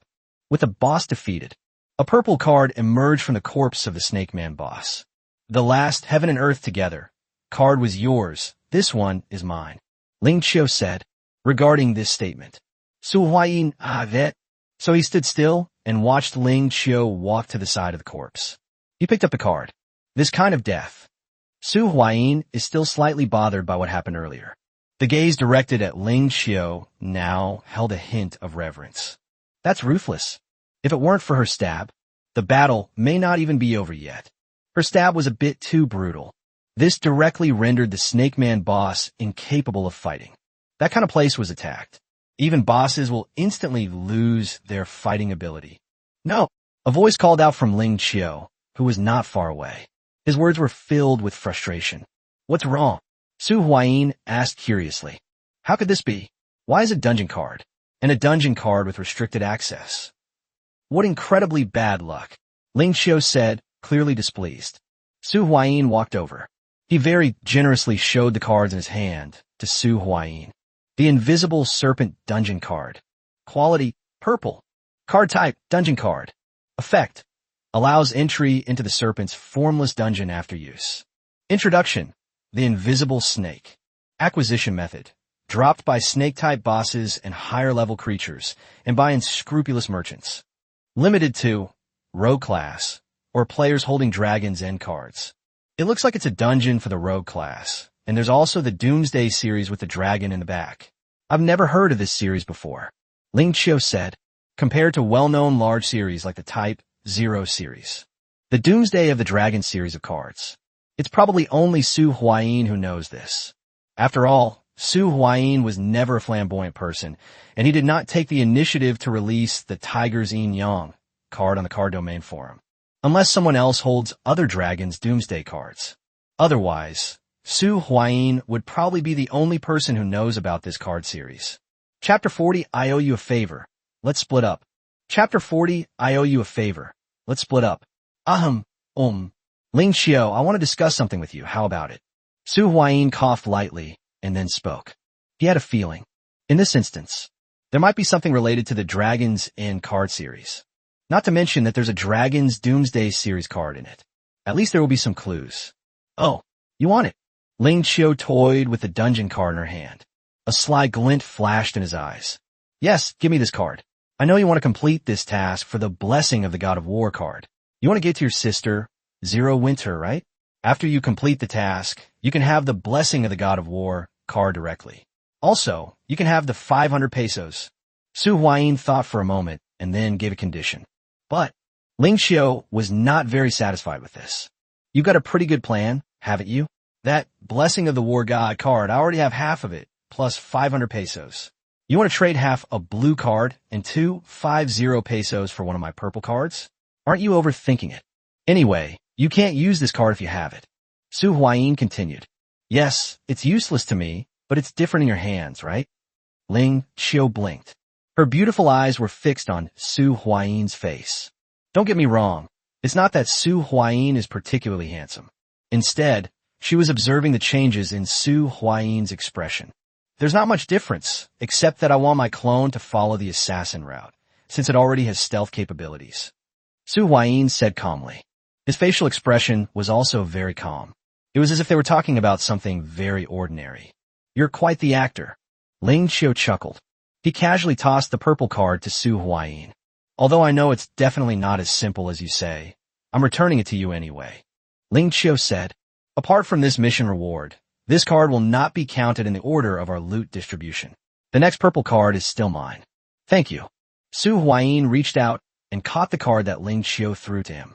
He clasped his hands in thanks to Ling Qiu. If this card is still in the order, Su Huayin wants this card. The next two purple cards they collaborated on were both Zero Autumn. But now, Ling Qiu only needs the God of War's blessing card and the next purple card. Su Huayin gained a great advantage, let alone a thank you. It's no problem for Su Huayin to say it 10 times or 100 times. Su Huayin gripped the card tightly. Seeing you like this, I suddenly feel like I've been ripped off. Ling Qiu's expression suddenly fell. He said, somewhat annoyed. No, this thing is actually of no use to you, Su Huayin replied. But you're right, it could be very useful to me. I'll remember this favor. Su Huayin spoke with a somewhat solemn expression.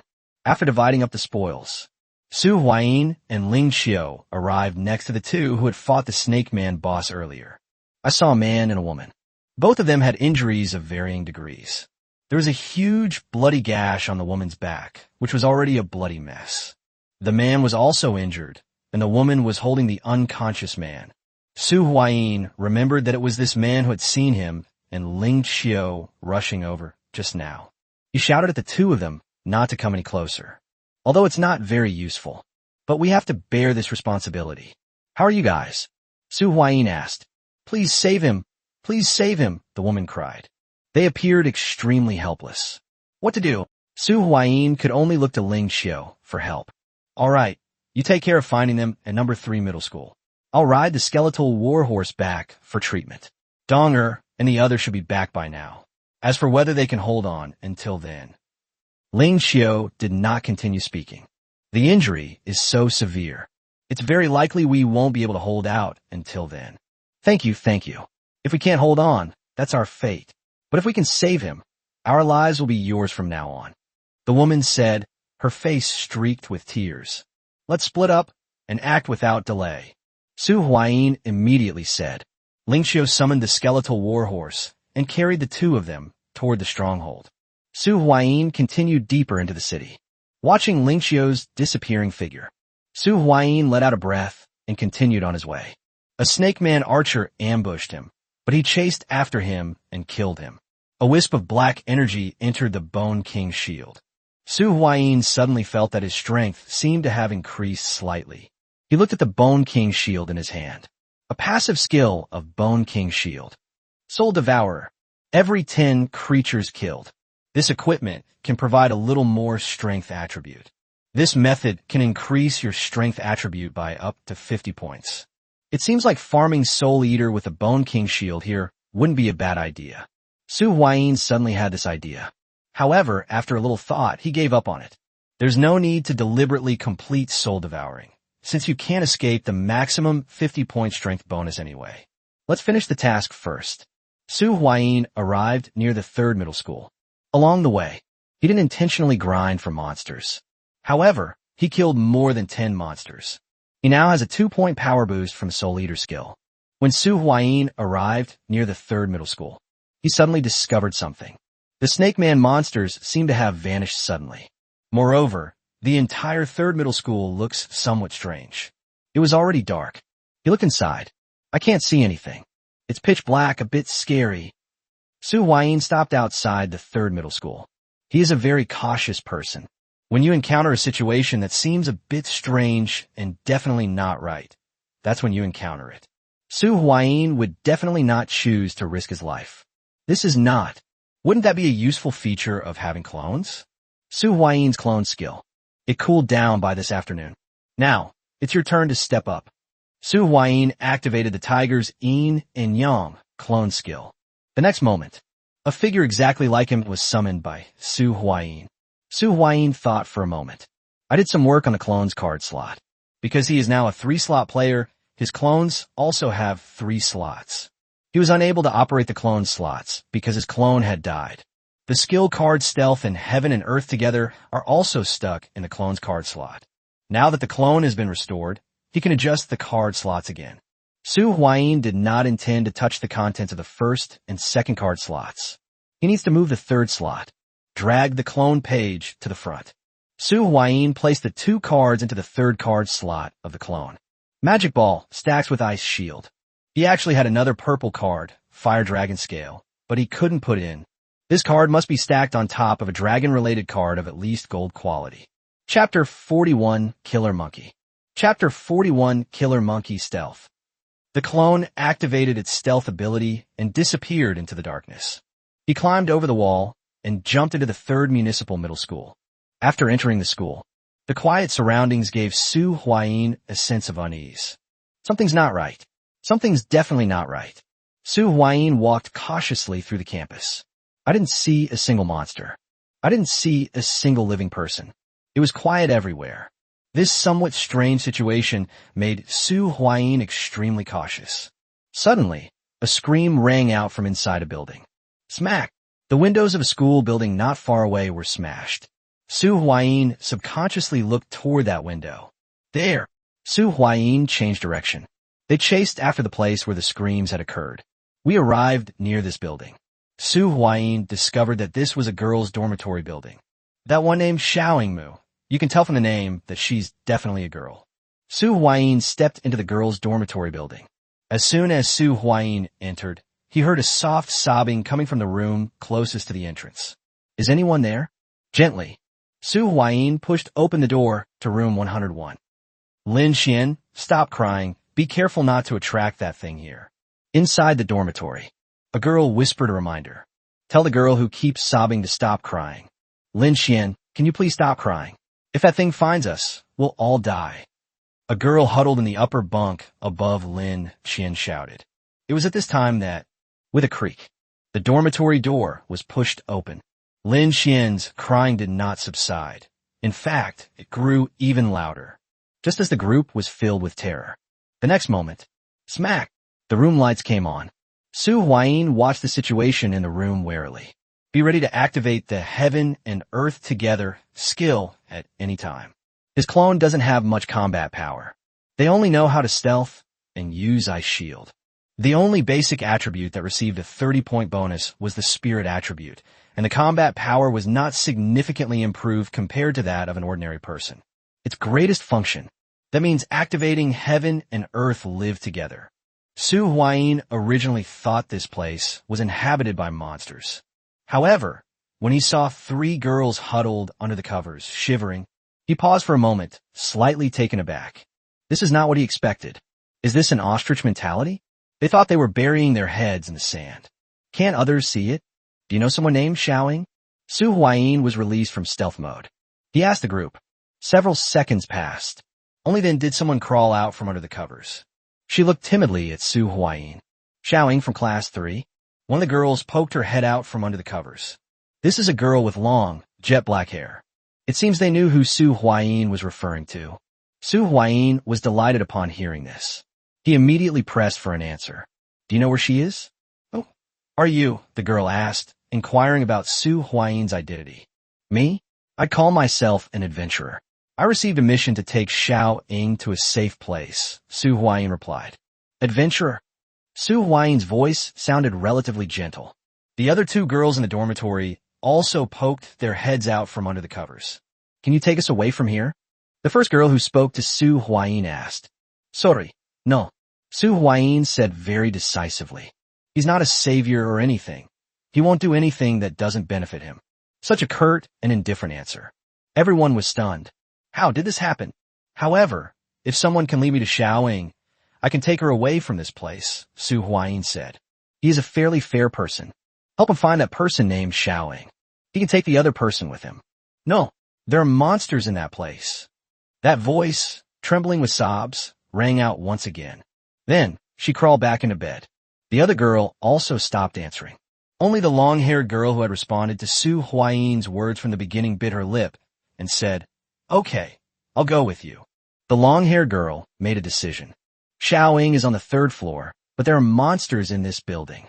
The long-haired girl came to Su Huayin's side. He explained, Oh, a monster? What kind of monster? Su Huayin asked. It's an invisible monster. The long-haired girl hadn't finished speaking. Su Huayin then heard footsteps behind him. Su Huayin turned around and looked towards the corridor on the 1st floor. The corridor was pitch black. I can't see anything. Only the sound of approaching footsteps could be heard. An invisible monster? I think I roughly know what kind of monster it is.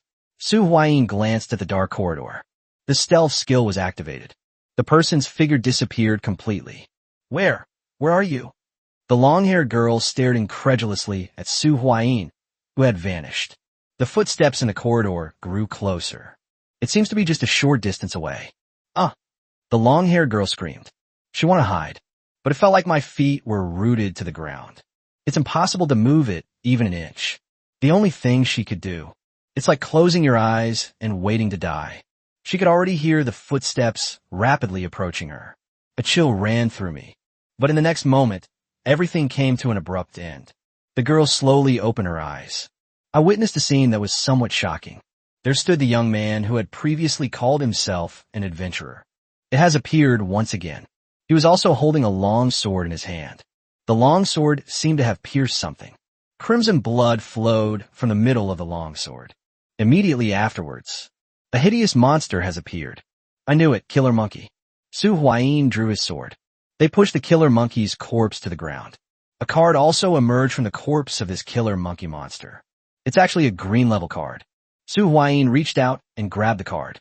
Poison Dagger. Quality green. Card type, weapon card. Effect, strength plus 20, blade is poisoned. After breaking through skin defenses, it will inflict a slowing poison on the enemy. Description, a piece forged by infusing poison into the blade. Acquisition methods, monster drops, card pack draws, and scrupulous merchants. Dual mode effect, spell card. If an enemy monster equipped with a monster attacks, and it is not destroyed by battle, its ATK is reduced by 500 during each end phase. A dagger. It suits me quite well. Su Huayin thought for a moment and replaced the magic ball with ice shield in the third card slot. I placed this poison dagger on it. Let's go, taking to find that person named Xiaoying. Su Huayin handed the long sword in his hand to the girl. Take it. Only your own strength can protect you, Su Huayin said. Chapter 42, Finding Xiaoying. Chapter 42, Finding Xiaoying. This kind of killer monkey monster only has the ability to become invisible. Its true form is very fragile and not much different from that of an ordinary person. Su Huayin took out a dagger and explained to the girl. By the way, what's your name? Su Huayin walked towards the stairwell. They perked up their ears, listening intently to the sounds around them. There is definitely more than one killer monkey. My name is Shiyuro. Shiyuro gripped the long sword Su Huayin handed her tightly and quickly followed in his footsteps, heading towards the second floor. As for her two roommates, that has nothing to do with Su Huayin. If the two dared to follow him, he wouldn't bother to chase them away. However, the two of them remained huddled in that room. That's none of his business. Do you know where Xiaoying lives? Su Huayin's figure disappeared once again. Only Su Huayin's location and direction of movement can be determined by the sound of his voice. He is walking towards the second floor. She's in Class 3, and the dormitories for Class 3 are 305 to 310, Shiyuro replied. She kept looking around, appearing very frightened. However, he still followed closely behind Su Huayin. We haven't even reached the second floor yet. Shiyuro then heard a series of hurried footsteps behind her.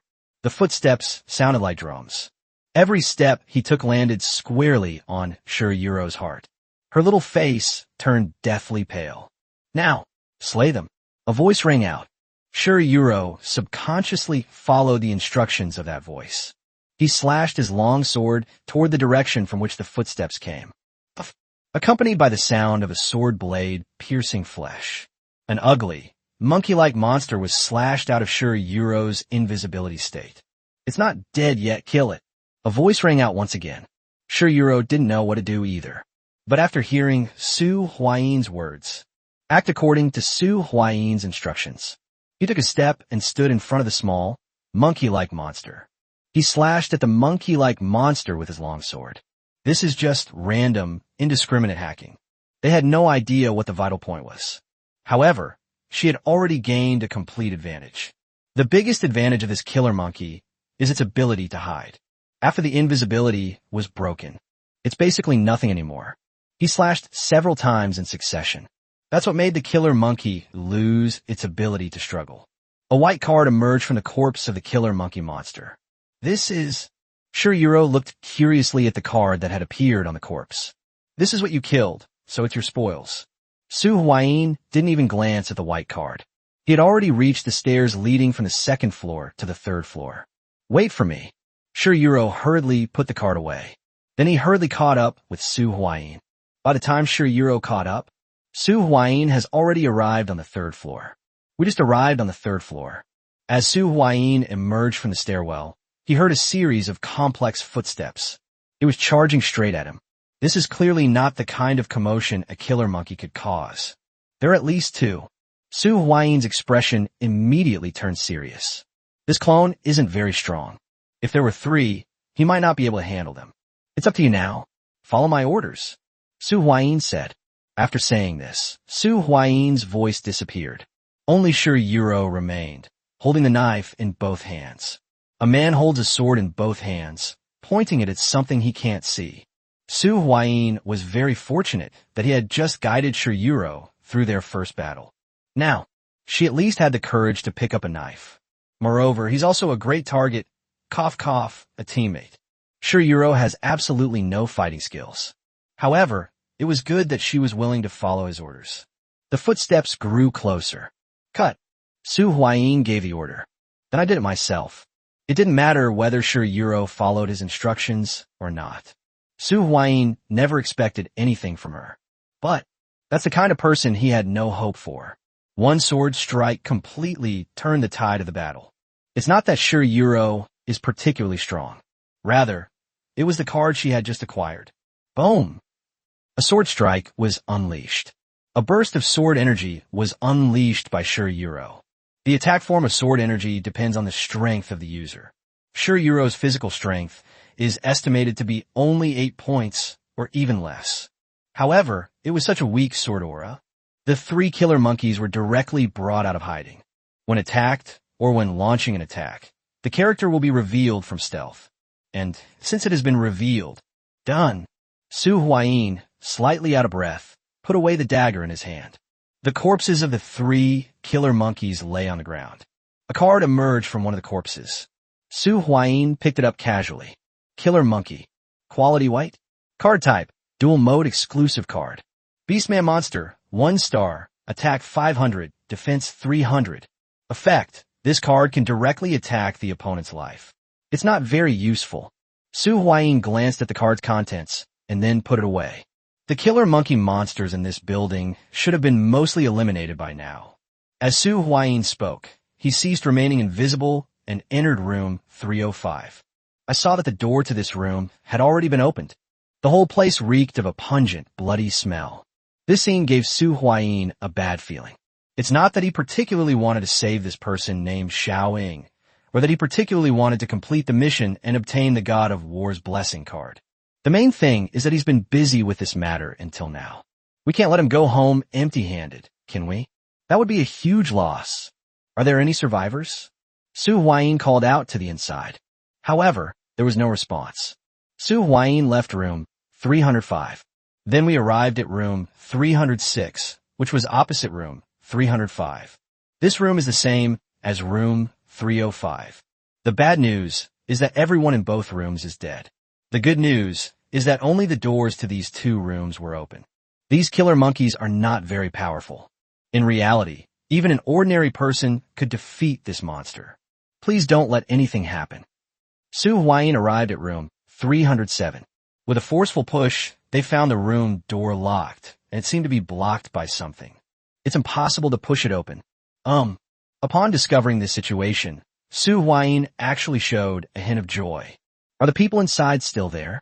Is Xiaoying there? Su Huayin asked. I am Xiaoying, who are you? A voice came from behind the door. The content of the voice filled Su Huayin with even greater joy. Chapter 43 Women are a nuisance. Chapter 43 Women are a nuisance. Found. We found the target, Xiaoying. I've been commissioned to take you to a safe place, Su Huayin said. Huh? Did Grandpa send someone to rescue me? Xiaoying said, sounding very excited. However, she did not open the door immediately. Instead, he asked with a hint of sarcasm, how can you prove what you're saying? They still seemed somewhat skeptical of Su Huayin. I can't prove it. I just accepted a commission. If it weren't for the mission reward, why would I risk my life to save you? I've already cleared out the monsters outside. Hurry up, or more monsters will come, Su Huayin complained. This person is named Xiaoying. It seems they really think there's someone important. Alright, they might actually be someone important. It's a bit extravagant to just pull out a blue card and offer a reward for saving someone. Just as Xiaoying was about to say something, another scream rang out from outside the window. Okay, I'll go with you, Xiaoying said. Immediately afterwards, Su Huayin heard the sound of heavy objects being moved coming from inside the house. Immediately afterwards, the door to the room was opened. A young woman with a distinctly different demeanor from ordinary people walked out of the room. It's not about whether she's pretty or not. It was so dark that Su Huayin couldn't see the girl's face clearly. However, this young girl possessed an air of nobility. Their behavior was very proper, as if they had received specialized etiquette training. Okay, it's not very useful. Walk. Su Huayin wan gadao sti. Xiaoying quickly followed. I came out of the dormitory building. Suddenly, Su Huayin heard a series of very muffled footsteps. Only an extremely large individual could produce such a sound. You two hurry and go whichever way you want. My main body is on its way to meet you. Run as fast as you can and as far as you can. Su Huayin's expression turned solemn. He said to the two of them, What? Xiaoying was still a little confused. However, Shi Yuro dragged him along in the direction Su Huayin had indicated. I don't know if it was because I followed Su Huayin's advice each time, thus avoiding 2 deaths.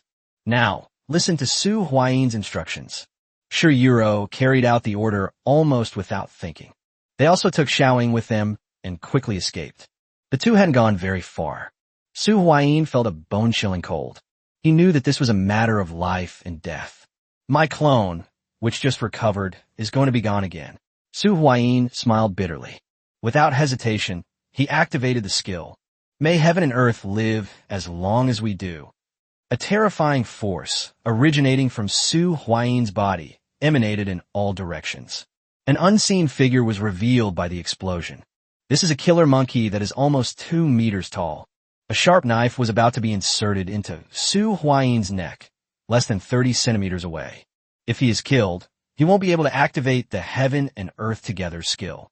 However, it happened the very next moment after it was launched. A knife slit his throat. Su Huayin now has 3 card slots. The power of the skill is much stronger than it was during the 2-card slot era. Boom! A terrifying outpouring of energy. The figure that was approaching Su Huayin's clone was directly blasted to pieces. A blue card slowly emerged from the charred corpse. It was picked up by a hand. What a pity, my clone. Su Huayin sighed. The farming of the tiger roars in the mountains instance will have to be postponed for another day. He placed the blue card he had obtained in front of him. Assassin class card. Quality blue. Card type, class card. Effect, agility plus 20. 1 dagger weapon card can be stacked on this card. Introduction, nothingness is permitted. Acquisition methods, monster drops, and scrupulous merchants. Restriction, constitution 40 points, agility 20 points. It feels pretty good. Su Huayin suddenly felt less heartbroken about the clone he had sacrificed. It's only 24 hours, isn't it? Getting this card is a huge win. This is a pro card. The slightly tricky part is that equipping this class card requires 40 points of constitution and 20 points of agility. You, how are you still alive? Xiaoying was startled when she saw Su Huayin walk up to her. She had just run. I glanced back. The person who saved him seemed to have used some kind of bomb. They perished together with a monster. Am I the kind of person who would sacrifice myself for such a small reward? Su Huayin complained. That seems impossible, doesn't it? He's not that stupid. All right, let's go. I'll take you to a safe place. Su Huayin didn't bother with introductions and simply told Xiaoying to follow him. As for Shi Yuro, there is no longer any value in cooperating with them. He has found Xiaoying. You can go now. You have the mindset and the means to survive in this world. Su Huayin said, Can I come with you? Shi Yuro blinked and pleaded. Su Huayin was originally prepared to refuse. However, he thought of the 5th card slot. He swallowed back the words he was about to say. Guild route for the 5th card slot. A guild requires at least 100 people to be established. This is the most basic requirement. All right, but not with me. I'm planning to create a guild. If you're interested, you can join in advance. Su Huayin said. Same. Sure, Yuro's eyes sparkled. It was as if it had been rejuvenated by the spring festival. With the two men in tow, Su Huayin found a drivable car on the street. They drove to Aoki City with two people in the car. Next, all we need to do is send Xiao Ying to the Adventurers Guild. Although beta testers can browse and accept quests on the Adventurers token, they still need to go to the Adventurers Guild in person to turn quests. By the way, Xiao Ying, who are you?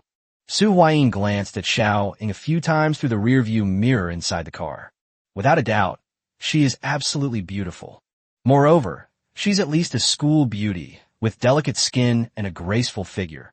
In terms of looks, she's probably no less attractive than Ling Xiao.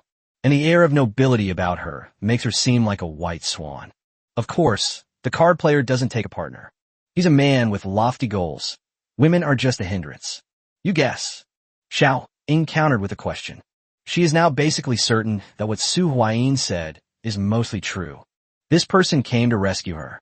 Otherwise, given his abilities, if he really wanted to do something to her, she wouldn't be able to resist. Moreover, this person looked at her as if she were a piece of merchandise. Her appearance remained completely unchanged. I won't guess. Who you are is none of my business. Chapter 44, Qingpu Fishing Ground Card and Dragon Basic Pack. Chapter 44, Qingpu Fishing Ground Card and a Dragon Clan Basic Pack brought Sure Yuro and Xiao Ying to the Adventurers Association. Welcome to the stars and the abyss. Turn the task. Su Huayin didn't have time to listen to Catherine's nonsense. Okay, the task poster has been notified to come and inspect the goods. Catherine replied. Su Huayin nodded upon hearing this. Next, all you need to do is wait. Look at those two NPCs over there, they're so strange. Xiao Ying looked around restlessly. Along the way, Su Huayin had already given the two of them a brief introduction to current knowledge. The two of them were only slightly intrigued when they saw Aoki Castle. Two strange NPCs. Su Huayin looked in the direction Xiao Ying pointed. When they saw the two people Xiao Ying was pointing to, Su Huayin's eyelids twitched. That was in front of the Fishing Association. Two familiar figures came into view, each carrying a large fish. Su Huayin covered his forehead. He had only been guessing before. I never expected these two. We really did get lost together in front of the Fishing Association. Xinyang was holding the red kingfish in his hand. Lin Yuan, on the other hand, was carrying the three-colored koi fish. Old Shun, where did you catch this fish? How much does it weigh? Lin Yuan asked. It doesn't weigh much, only about 120 pounds. Xinyang said modestly. It resembles a proud rooster. This sight greatly worried Lin Yuan. He urged in a low voice, stop posing, hurry up and say your lines, ask me. Lin Yuan said anxiously. He poked Xinyang several times. Xinyang asked somewhat reluctantly, Brother Lin, this fish of yours isn't light either, is it? Xinyang finally asked. Lin Yuan let out a long sigh of relief. It's nothing special, just a mere 100-pound tricolor koi. The two were standing right in front of the Fishing Association, loudly singing in unison. The people from the Fishing Association coming and going all had red eyes when they saw the two figures. These people fishing. Su Huayin was a little unsure how to describe these people. Suddenly, in the blink of an eye, the two people who were singing and dancing together in front of the Fishing Association suddenly disappeared. Su Huayin blinked again. He found that there was a person on each side of him. Ming Jing Ji Shui, when are we going fishing again? Xinyang asked in a slightly solicitous manner. Yeah, and when is your girlfriend going? Lin Yuan added. Girlfriend? Where did he get a girlfriend? Ahem, this is the fishing spot where the Wood King fish is located and also its appearance time. I'll go there and wait for you. After Xinyang handed the two cards to Su Huayin, they left again in a flurry of activity. Remember to bring your girlfriend along. Lin Yuan said one last thing and then left. Just like that, with a bang, it vanished into thin air. Only the two extra cards in Su Huayin's hand proved that the two people had been here. What kind of card is this again? Su Huayin flipped over the cards in his hand. These are two identical cards. Qingpu Fishing Ground Card. Quality blue. Card type, one-time consumption card.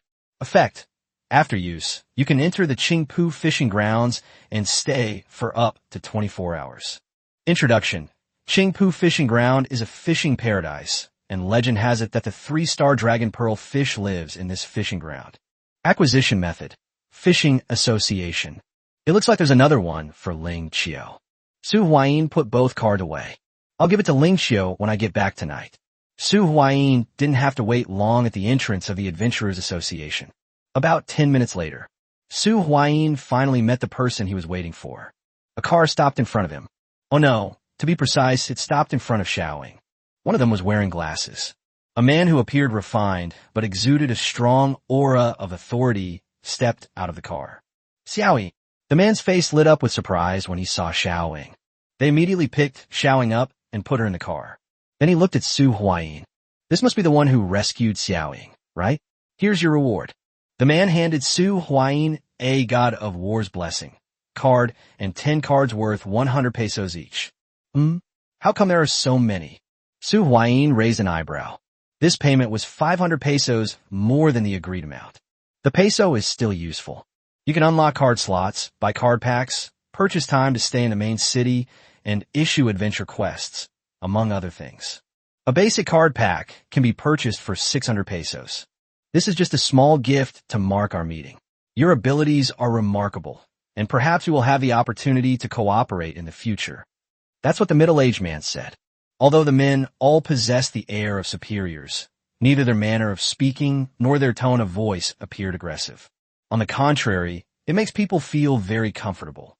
Thank you very much. It's foolish not to take advantage of a good deal. He was given an extra 500, so now he has money to open card packs. Then goodbye. Although he still doesn't know Xiaoying's or the middle-aged man's exact identities. However, it's probably something you can guess. They sent Xiaoying away. Su Huayin looked at Shiyuro. Are you sure you want to come with me? Su Huayin asked. Yes, I'm ready to obey your orders, Shiyuro said with a somewhat fervent look in her eyes. This look made Su Huayin suspect that he might have some mental problems. Okay, whatever. Having multiple subordinates is a good thing. I have money now. Su Huayin is not in a hurry to leave. Instead, they arrived at another shop in Aoki City. The store's name is written as Liolio's Shop. This is the card shop in the main city of the system. There was no one in the store. Simply put 600 pesos into the money box. You can then purchase a card pack. Su Huayin took the commission he had just received. He counted out 600 pesos and put them into the money box. An interface immediately appeared in front of Su Huayin. Ding! You can choose one card pack from the Basic Warrior Pack, Basic Mage Pack, or Basic Dragon Pack. Ding! Each card pack contains 1 to 3 cards. Since this is your first time purchasing a card pack, you are guaranteed at least 1 green quality card. The system notification sounded in Su Huayin's ears. These 3 card packs. Su Huayin touched his chin. It seems somewhat unexpected. I actually got a dragon card pack. Although it's just a basic dragon card pack, 600 pesos is all you can get for a basic card pack, so it's a great deal. Without a doubt, Su Huayin chose the dragon pack. Anyone who doesn't choose this is a fool. The warrior basic pack and the mage basic pack are both worthless. The basic dragon pack sells for 6,000 pesos, and people are willing to buy it even at the price of a random upgraded card pack. 45 Charizard. Item 45, Charizard Dragon Basic Pack.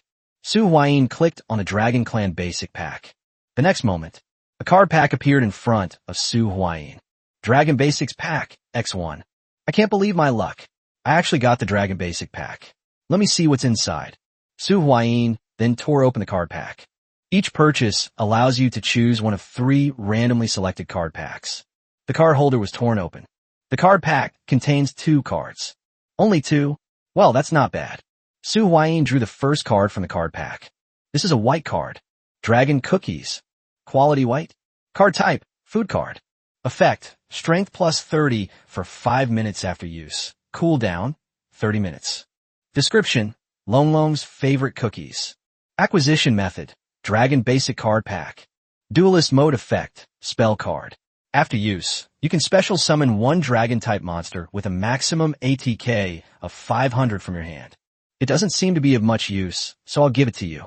It occupies a card slot, and can only be used once every 30 minutes. It only increases strength by 30 points within 5 minutes. It's useless. Su Huayin casually tossed the card to Shiryuro. The card was useless. At least one green quality card will appear in the card pack. This means that the remaining card is at least a green quality card. Su Huayin slowly pulled the card out of the card pack. Then, little by little, lift one corner of it. Blue, blue. Su Huayin prayed in a low voice. He then lifted a corner of the card. A splash of blue caught Su Huayin's eye. It's really blue? Su Huayin said with inward elation. The highest card in the Dragon Basic card pack is a blue card. The probability of shipment seems to be 1%. It just came out like that. Let me see what kind of card it is. Su Huayin opened his palm. The contents of the card were immediately displayed before his eyes. Fire-breathing dragon. Quality blue. Card type, creature card. Effect. After use, this card can summon a Charizard. If the Charizard dies, this card is destroyed. Introduction. A member of the Fire Dragon clan. Restriction. There are other Fire Attribute Dragon cards in the card slot. Dual Mode Effect. 8-star, Fire Attribute, Dragon Type, ATK 3000, Def 2500, once per turn, can destroy one monster on the field. It's actually a big spray. Su Huayin was very pleased when he finished reading the contents of the card. Generally speaking, monsters of this blue card level are slightly weaker than elite monsters. But it's a dragon race, even if it only has a tiny bit of dragon blood. However, its combat power is slightly stronger than that of ordinary elite monsters. And there's one more thing. Charizard can fly. It can also be used as a flying mount. If that's the case, Su Huayin thought for a moment. The Water Dragon scale placed on top of the Tiger Inyan card has been replaced with the Fire Dragon scale. These two cards are not much different. One of them comes with intermediate water control, while the other comes with intermediate fire control. Then, he replaced the long sword that was placed in his second card slot. This Charizard card was placed there. Currently, Su Huayin's card slot contains the following information. Tigers Yin and Yang, stacked with Fire Dragon scales, plus Charizard, plus Bone King Shield. One red card, two purple cards, and one blue card. It can definitely be considered luxurious. Let's go back, Su Huayin said. Where to? Shiryuro asked subconsciously. Of course, we're going back to the base. Su Huayin reached out and beckoned. Su Huayin summoned a monster that looked like a giant lizard and had a pair of wings on its back. Get on board, we'll fly back. Su Huayin sat on the back of the fire-breathing dragon and waved to Shiryuro. Huh? Oh! Shiryuro was slightly taken aback, but obediently sat down behind Su Huayin. Wah! Immortal Base. Don't get me wrong, this isn't some fancy or high-class place. This is the cult stronghold that Su Huayin and Ling Qiu destroyed. A man woke up. He struggled to get up. You're awake. Lu Xiaozhu, who was sitting to the side, asked in surprise. Huh, Xiaozhu? Am I not dead? Li Ming looked around at his surroundings in disbelief. He asked hurriedly, where's the Snake Man boss? It's okay. The boss was defeated, and we were rescued. Lu Xiaozhu told Li Ming the general situation. It was at this time that a young girl came in carrying some food. Oh, you're awake? Perfect timing. Mingji is back too. After we finish eating, let's go to the discussion meeting tonight. Jing Tian placed the food on the table in the room and said, they went through a battle. Jing Tian seems to have almost returned to normal. However, the past doesn't disappear. It's just sealed away. Ming Yi. He's one of the two bosses here, and the one who saved you, Jing Tian explained. Li Ming was also hungry. Upon seeing the food, he began eating without hesitation. He wasn't worried about the food. If there's a problem, you don't need to save him. After the two finished eating, we arrived at the lobby. You can see that the two people he last saw during the day are sitting on the side. There were several other people nearby. You've arrived. Please have a seat. Su Huayin pointed to two stools. The two sat down, looking somewhat reserved. All eyes turned to the two of them. What are your plans for the future? Ling Qiu asked. Plans? We just plan to get some food. We've run out of food at home. Lu Xiaozhu answered honestly. I wonder if either of you would be interested in joining us? If you're willing, you can stay. If not, you can rest here for one night and then leave. Ling Qiu continued. There weren't many formalities. Those who wish to stay may stay, and those who do not wish to stay may leave. To establish a guild, you need at least 100 people. However, although there are many people in need, they don't accept just anyone. First, you need to have a certain level of ability, and second, you must not have a crooked mindset. They're not exactly kind, but they're certainly not evil at heart. Based on the previous interactions, Li Ming and Lu Xiaozhu have decent character. Join you? What do you mean? Li Ming's eyes flickered as he asked. You can think of it as a gaming guild, where you team up to run dungeons and complete quests. Or you could also think of us as a force that is both a disaster and an opportunity in this chaotic world. A golden carp is no ordinary fish. It will transform into a dragon once it encounters wind and clouds. Ling Xiao made no attempt to hide her thoughts. In the past, she was just an exploited member of a lower class in society. Now, times have changed. Let alone the idea of emperors taking turns sitting on the throne, the idea of it happening in my family this year is still too far-fetched. But the opportunity for upward mobility has arrived. So, interested. Chapter 46, First Duel Mode. Chapter 46, First Duel Mode, facing Zero Autumn's questions. Li Ming and Lu Xiaozhu both chose to join. With the two of you, that makes 7 people. Let's split into 2 groups. Tomorrow, Ma Zhendong, Ling Dong, Li Ming, and Lu Xiaozhu, you 4 will be in one group. The food at the base isn't enough, so go to the city and get some more. As for Shi Yuro, Li Kaifeng, and Jing Tian, the 3 of you will be in a group. Your strength is not yet sufficient, so you should focus on improving it first, and then we will assign you tasks later. Su Huayin assigned the tasks. Upon hearing this, none of them had any objections. They all dispersed. Lu Xiaozhu and Li Ming are a couple, so they only need to share one room. The meeting is over. Su Huayin called out to Ling Xiao, who was about to go to rest. Here, this is yours. Su Huayin handed 2 blue cards and 500 pesos to Ling Xiao. Although he spent 600 of the 1,000 pesos the mission gave him, leaving him with only 400, Su Huayin had also earned some pesos while fighting snake people, so he had more than 100 pesos in total. Huh? What's this? Ling Xiao accepted the 2 cards handed to her by Su Huayin. One of the cards is the prearranged God of War's Blessing card. The other card is also a blue card. Qingpu Fishing Grounds? This was given to us by Shun Yang, so we could go fishing, Su Huayin explained. Fishing? I think we were just lucky the first 2 times. Ling Xiao said, we'll see when the time comes. Su Huayin wasn't entirely confident either. Thanks. How's your clone doing? Ling Xiao asked after thinking for a moment. Oh, it seems like this will have to be delayed another day, and the clone is gone again. Su Huayin said, somewhat embarrassedly. His clone then used the skill of living as long as heaven and earth. Then we'll just have to postpone it again. Luckily, when I brought them back yesterday, we encountered a duelist NPC. Aren't you a duelist mode master? If we defeat this duelist NPC, we can get an invitation to Duel City. Let's challenge him tomorrow. Ling Xiao said, oh, no problem. Upon hearing this, Su Huayin replied, Duel Mode. His current cards. That's enough to build a simple duel deck. We're going to play Duelist Mode? I feel a little nostalgic. Su Huayin said in a low voice. He won the championship during the 2nd anniversary celebration of Card Domain, which allowed him to obtain the core card, Tiger's Yin-Yang, and thus join the ranks of top players. Time flew by, and the next day arrived.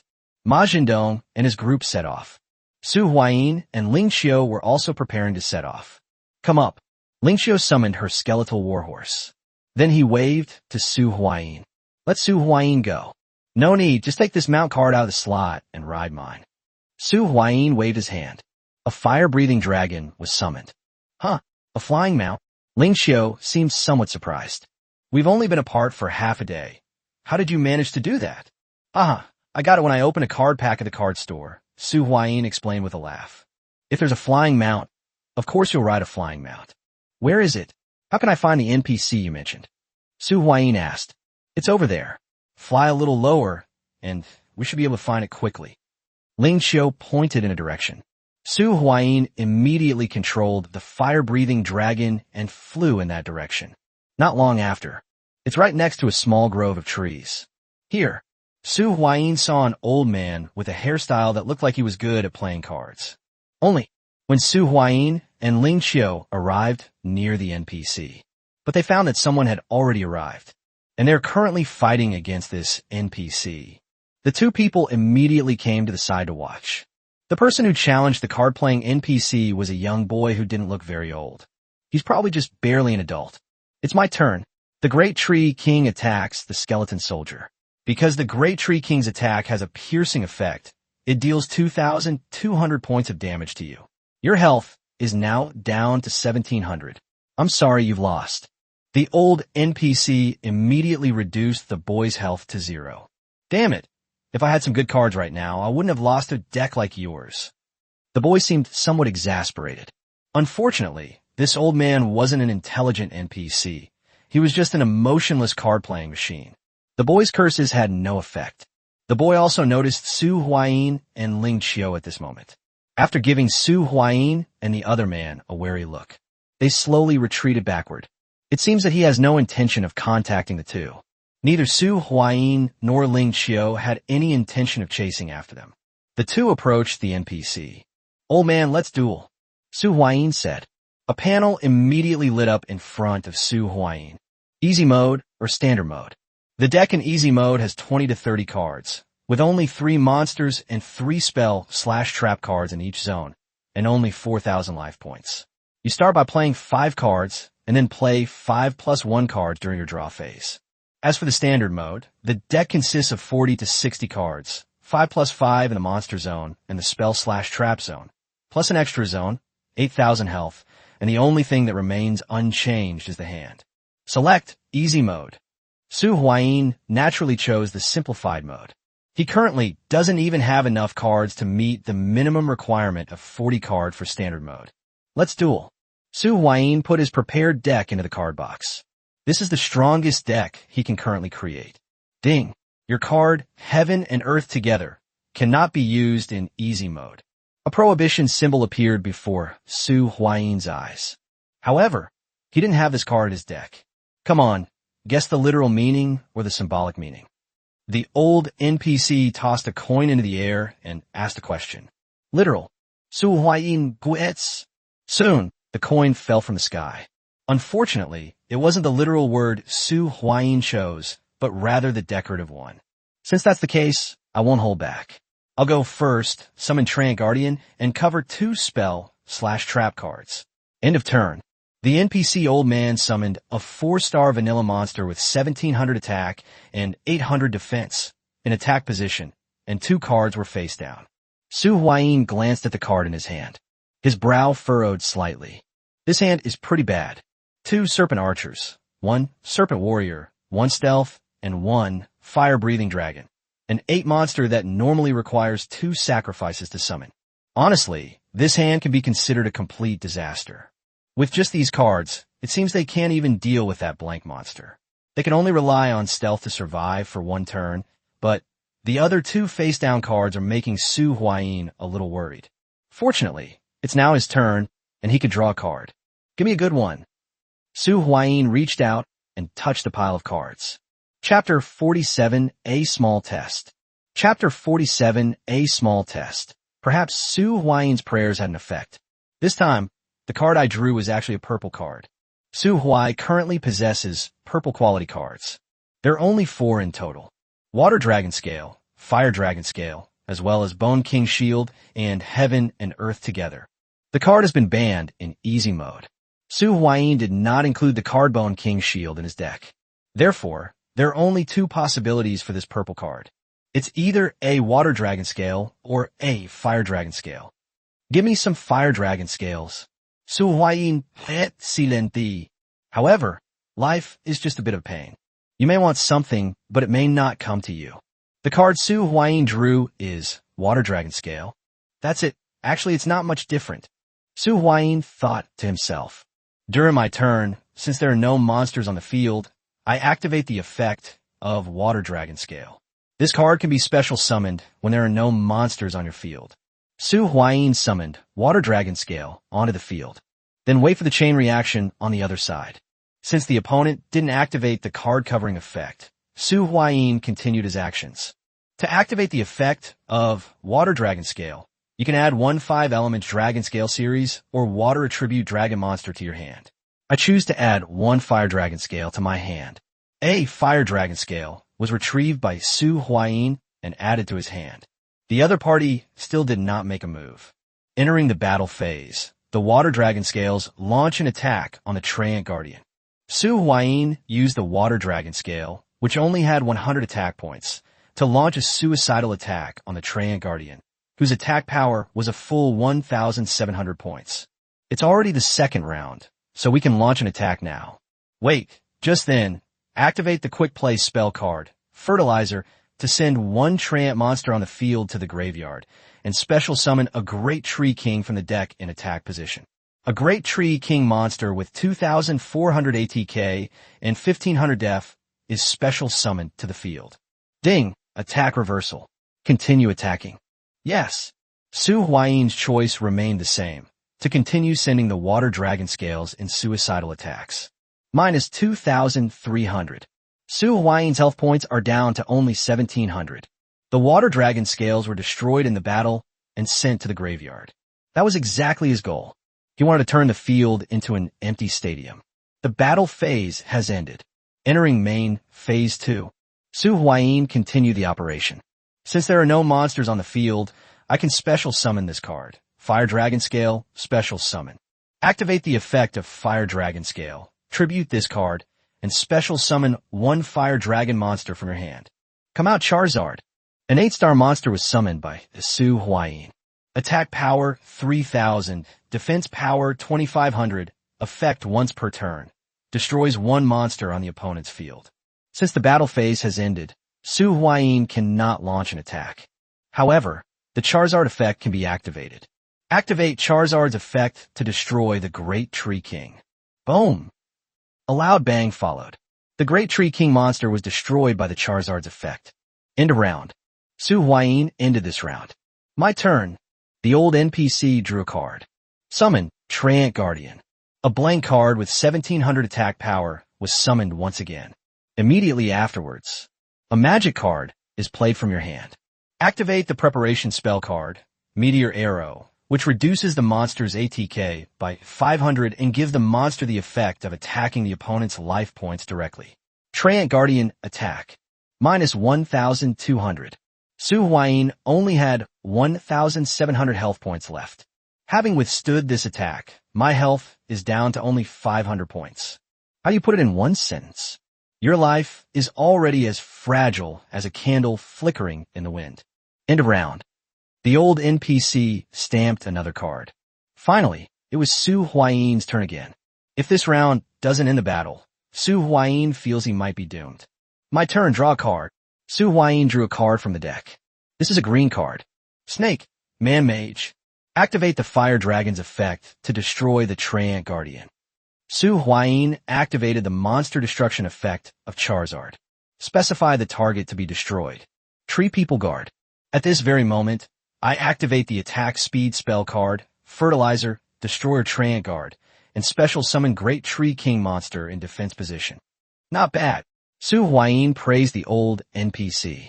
This is a classic example of dodging a bomb. Charizard's target is the Treant Guardian. This is different from an attack. It cannot be reversed or retarget. In other words, this maneuver avoids the Charizard's monster blasting effect, but usually summons Snake Warriors. A monster with 1,200 attack power is summoned to the field by Su Huayin. Because of the Snake Warriors effect, this card gains 200 ATK for each Snake Warrior monster on the field. Since there's only one on the field now, its ATK increases by 200, making it 1,400 points. Then, I activate the effect of Snake Archer. When there is a snake monster on the field, this card can be special summoned. Special summon, Snake Archer. A monster with 1,600 attack power has been summoned back to the field. Unfortunately, the simplified dual mode only has 3 slots. Otherwise, Su Huayin could have summoned a Snake Man Mage. Because the Snake Archer is present, there are 2 Snake-type monsters on the field. The Snake Warrior's attack power increases by 200 again, bringing its total attack power to 1,600 points. During the battle, Charizard attacks the Great Tree King. Upon hearing Su Huayin's instructions, the fire-breathing dragon spewed out a burst of flames, which slammed into the Great Tree King monster. successfully destroyed the Great Tree King. Due to the Great Tree King boss's defensive stance, Charizard doesn't have a piercing effect, so it didn't cause any damage. The battle is not over yet. Snake Man Warriors attack. Snake Man Archers attack. Minus 1,600. Minus 1,600.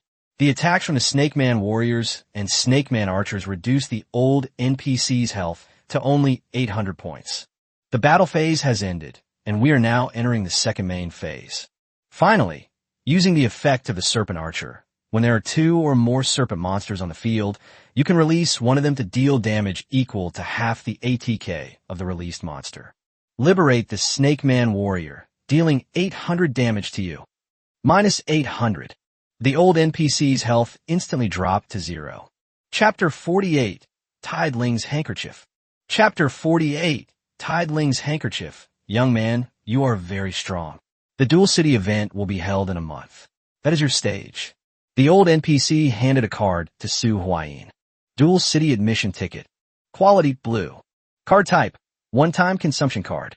Effect, after use, you can enter a special map in Duel City. Introduction. Duel City is a paradise for powerful duelists. Restriction, use after 28 days. Duel City, the tickets for the anniversary duel tournament can only be obtained from Duel City. Su Huayin put the card away. Then they moved aside. Come on in. This NPC's deck uses fertilizer cards to summon a 2,400 attack Tree King monster, which isn't too difficult to deal with, Su Huayin said. However, his statement only earned him a glare. I don't have any powerful cards right now, and each person only has one chance to challenge, so I think I should refrain from challenging for the time being. Ling Xiao took a step back. Unless I'm incredibly lucky and get a perfect hand from the start. Ling Xiao took a step back. After watching Su Huayin's battle, I lost all interest in fighting. Then go back. Su Huayin scratched his head. I'm going to run public dungeons to see if I can get a skeleton deck. We'll do the Tiger Roaring Forest dungeon tomorrow. Ling Xiao said. After saying that, she added another sentence. Don't kill the clone again. Su Huayin has already killed the clone twice. Haha, I won't. Su Huayin waved his hand somewhat awkwardly. Ling Xiao is going to run a dungeon. Su Huayin thought for a moment, and then took out the adventure certificate. See if there are any tasks available. Before long, Su Huayin saw a task that looked somewhat familiar. Shiling's Troubles. Mission objective. Protect Xiling as she travels to the river plains to harvest golden bamboo shoots. Quest rewards. Shiling's favorability +5, 10 basic healing potions. This mission. Su Huayin tried hard to think. This task felt very familiar to him. However, he couldn't recall the specifics of the mission. Several seconds passed. A flash of inspiration crossed Su Huayin's mind. Su Huayin suddenly remembered what this mission was all about. I remember now. Su Huayin slapped his forehead. Isn't this the only way to get that card? Su Huayin finally remembered. I became very excited. That was the most ferocious monster in the entire history of the card game. There is no other. Countless players in duelist mode want to obtain this card. Unfortunately, almost no one has ever obtained this card. Tideling's Handkerchief. 3-star monster, water type, aquatic, attack 0, defense 1800. Effect. When your opponent adds a card from their deck to their hand, send it to the graveyard or special summons it. Discard this card from your hand to the graveyard to negate this effect and destroy it. I remember you need to have a high enough level of favorability with this NPC to get this card, right? Su Huayin touched his chin. Those unfamiliar with duel mode might think this card is only average in strength. However, anyone who plays duel mode knows how terrifying this card is. Wah! Su Huayin was a decisive person. I immediately accepted the quest from the proof of adventure. Then he reached out and beckoned. The next moment, Su Huayin then summoned a large winged lizard. Riding a fire-breathing dragon, I flew towards Aoki Castle. It didn't fly very far in the sky. Su Huayin then saw Ling Xiao riding a horse towards Qingmu City on the ground. He then landed next to Ling Xiao. Get on, you're going too slowly. I'm also going to Qingmu City. I'll take you with me. Su Huayin beckoned to Ling Xiao. Okay, thank you. Ling Xiao felt no guilt whatsoever about hitching a ride on Su Huayin's public transportation. After bringing Ling Xiao to the entrance of the public instance, Su Huayin prepared to leave. Where are you going? Ling Xiao asked a question. I'm going to do a mission. Su Huayin gave a vague answer. Farewell to autumn. About a few minutes later, Su Huayin arrived outside an NPC shop in Qingwu City. Shilling's Pharmacy. This is where they sell one-time consumable medicine cards. However, most players at this stage are poor, and very few have the money to buy one-time potion cards. Hello. Su Huayin knocked on the door at the entrance. It made a thump thump thump sound. I'm the one who took you on a mission to pick golden mangosteens. Su Huayin said. The words had barely left his mouth.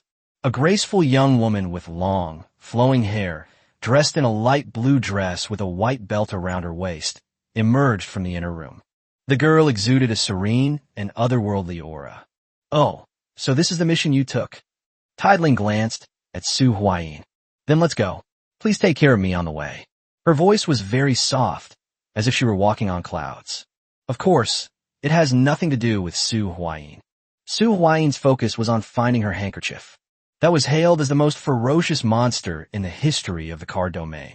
For example, the effect of Water Dragon Scale, searching for Fire Dragon Scale, can be negated and destroyed by discarding Shiling's handkerchief. What are you looking at? Tideling asked softly. It's nothing, let's go. Su Huayin quickly waved his hand. It is said that you need to increase your favorability with the player to obtain that card. Ahem, we shouldn't appear too purposeful. This NPC is clearly an intelligent NPC, similar to Shun Yang and Lin Yuan. Let's go ride my mount. Su Huayin summoned a fire-breathing dragon and invited Shilling up. Isn't this dangerous? Tideling asked, her eyes sparkling. They looked a little curious and a little scared. It's not dangerous. I'll just fly slower, Su Huayin assured him. In that case, Tideling bit her thin lips. I cautiously approached the Charizard. Then he asked, is there a ladder? Ladder? Su Huayin was both amused and exasperated. You can get up here with just a little jump. Why would you need a ladder? Just jump once. I can't, Tideling said, somewhat at a loss. Su Huayin could only control the fire-breathing dragon to continue lowering its body. Now we're finally at a good height. Then Su Huayin saw it. Tideling sat sideways on the dragon's back with her legs together. Her demeanor was undoubtedly beautiful. From the moment they met until now, Shilling has maintained an elegant demeanor. But, sitting like that, wouldn't you fall from the sky? But I'll endure it for the sake of the handkerchief. Chapter 49 Favorability plus 15. Chapter 49 Favorability plus 15. Let's keep it this way. Su Huayin reached out and pulled. He pulled Shilling directly in front of him. Sit like this and hug the Charizard's neck. Su Huayin's sudden action made Shilling tremble slightly. In particular, he held her hand and made her hug the Charizard's neck. The fire-breathing dragon raised its head. This terrified Shilling, who clung tightly to the fire-breathing dragon's neck. I'm going to fall. Please let me down. Tideling's voice seemed to carry a hint of sobbing. This NPC seems to be a completely non-combatant life NPC. Don't be afraid. I'm behind you. Su Huayin didn't want to waste any more time, so he hugged Shilling from behind. Then control the Charizard and leave. Having a flying mount makes things fast. Less than an hour later, Su Huayin was about to bring Shilling to their destination. Come down, we're here. The fire-breathing dragon stopped on a cliff. Su Huayin said to Shilling, who was clinging tightly to the neck of the fire-breathing dragon. Have we arrived yet? Only then did Tideling dare to breathe heavily. With Su Huayin's help, he finally got off the fire-breathing dragon's back. It was obvious that her legs seemed to have gone weak. Even standing was somewhat unsteady. However, Tideling's eyes were very bright, as if she had a feeling of excitement and novelty. All right, go gather the herbs. Call me when you're done. Su Huayin pointed to a patch of golden mangosteens in front of him, and then ignored Shilling. Okay, thank you. After thanking her, Tideling went to gather herbs. Su Huayin stayed where he was. Watching Shilling's departing figure, he felt a pang of regret. Damn it, I think I was a bit too rough just now. I wanted to increase my favorability and see if I could get that, Shiling's handkerchief. Su Huayin tapped his forehead. This is hindsight bias. I guess I'm just not cut out for being attentive. Su Huayin felt that he was getting further and further away from the most ferocious monster in the history of the card domain, Tide Ling's handkerchief. Just as Su Huayin was feeling frustrated, suddenly, a hurried sound came from ahead. "Help! There's a monster here." "Ah!" It was Tide Ling's voice. Upon hearing this, Su Huayin immediately ran forward. A small, wolf-like monster with a bluish-gray body appeared in front of them. As for Xiling, she was not harmed. It just seemed like it was frightened. "Why are there monsters at the gathering point?" "Wait, these don't seem to be monsters." Su Huayin immediately stepped in front of Xiling. The Charizard flew over as well. They were facing off against the grayish-blue wolf. "Who goes there?" Hearing the commotion, a man also came over. When he saw Su Huayin and the fire-breathing dragon next to him, a hint of apprehension flashed in his eyes. "Little Gray, come back." The man beckoned to the blue wolf. They summoned the blue wolf back. "I had no intention of starting a conflict. What do you two think?" the man said, taking a step back. "Then please." Su Huayin had no objections. He didn't want a conflict either, mainly because there was no benefit in it. However, after what happened, Su Huayin could only stay by Xiling's side as much as possible from now on. 2 hours later. "Let's go. Thank you for today." Tide Ling smoothed the hair on her forehead and wiped the sweat from her brow with the back of her fair hand. "Okay, let's go then." Su Huayin reached out and pulled Xiling onto the back of the fire-breathing dragon. Although it wasn't her first time doing it, Tide Ling still seemed very nervous. It clung tightly to the Charizard's neck the entire time. At sunset, Su Huayin took Xiling back to Xiling's pharmacy. This time, Tide Ling finally had the courage to jump down on her own, instead of being supported by Su Huayin. "This is your payment." Tide Ling handed a stack of cards to Su Huayin. Primary healing agents. Quality white. Card type, one-time consumption card. Effect, immediately heals minor injuries and provides some relief for minor injuries. Introduction, one of the fundamental pharmaceutics. There are 10 cards in total. "Thank you, I have a great day." Tide Ling's eyes flickered, and she spoke in a soft tone. The words fell. The system notification sounded. "Ding, congratulations on completing the mission. Reward, basic healing potion X1, Xiling's favorability plus 15. I have enough medicinal herbs for 3 days. Can you come again after 3 days?" Tide Ling asked. "This one, I think it should be fine. Then I'll wait for you."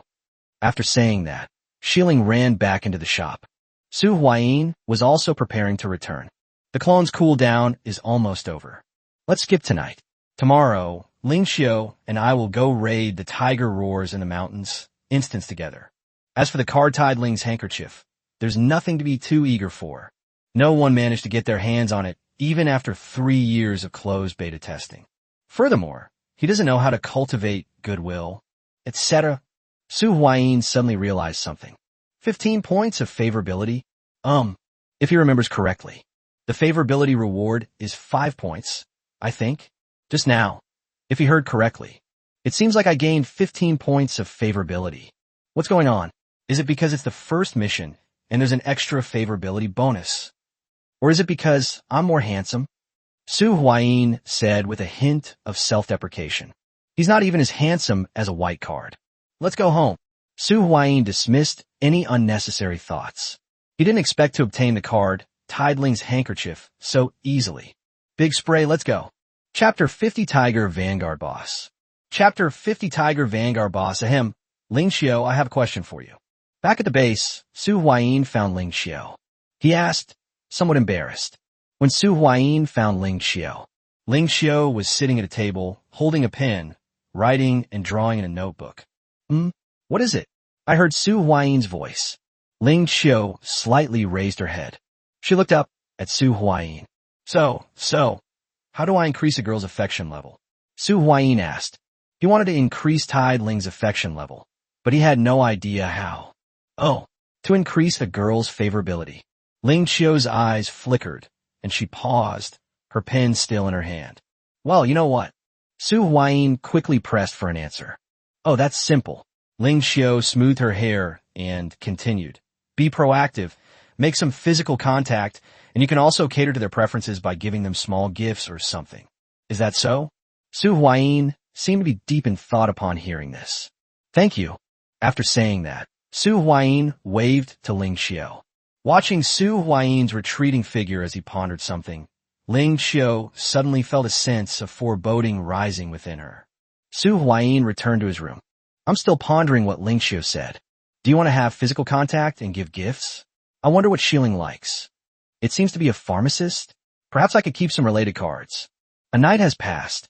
The next morning, after breakfast, Ma Zhendong said he had something to do and needed to go to the Fallen City. The others didn't mind and simply adjusted the team composition for the day. After everyone had left, Lan Gu Ap Project Su Huayin. Let's go. Let's run that Tiger's Roar in the Mountains dungeon. How's your clone doing? It should be ready from cool down by now, right? Ling Xiao asked. All right, let's go when we're ready. Su Huayin wiped his mouth with a tissue and said, check your card slots before the battle, as they cannot be changed once you enter the instance. Su Huayin offered a reminder. Then he started checking his own cards. Main body, Tiger Yin Yang, stacked with Fire Dragon Scales plus Charizard plus Bone King Shield. Clone, Stealth plus Heaven and Earth together, plus Assassin class card, stacked with Poison Dagger. The clones are mainly used as bombs. While you're at it, stack some assassin abilities. No problem, let's go. This was said by Ling Xiao. Then let's go. Upon hearing this, Su Huayin took out a purple card. Tiger Roars in the Mountains dungeon card. Su Huayin chose to launch the attack. Ding, please specify the person entering the instance. A system notification sounded in Su Huayin's ear. A clear mirror, still water, autumn's chill, Su Huayin said. The next moment, a dazzling light burst forth from the purple card in Su Huayin's hand. Su Huayin subconsciously closed his eyes. When I opened my eyes again, Su Huayin found himself standing in a desolate wilderness. The view stretched out before me, as far as the eye could see, with a blazing sun hanging high in the sky. Su Huayin looked to the side. He discovered that Ling Xiao was standing right next to him. A system notification tone sounded at that moment. Ding! Welcome to the Tiger Roaring Forest instance. You have received the following quest. Mission 1. Defeat the normal boss Tiger Vanguard.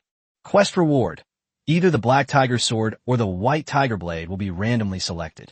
Task 2. Defeat the enhanced boss Black Tiger King. Quest reward. Either the Black Tiger Sword or the White Tiger Blade. The other one is guaranteed.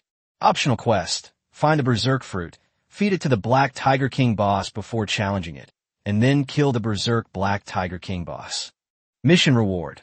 The Black Tiger Sword and White Tiger Blade will have the sword and blade combination attribute added. Su Huayin listened quietly to the system's notification tone.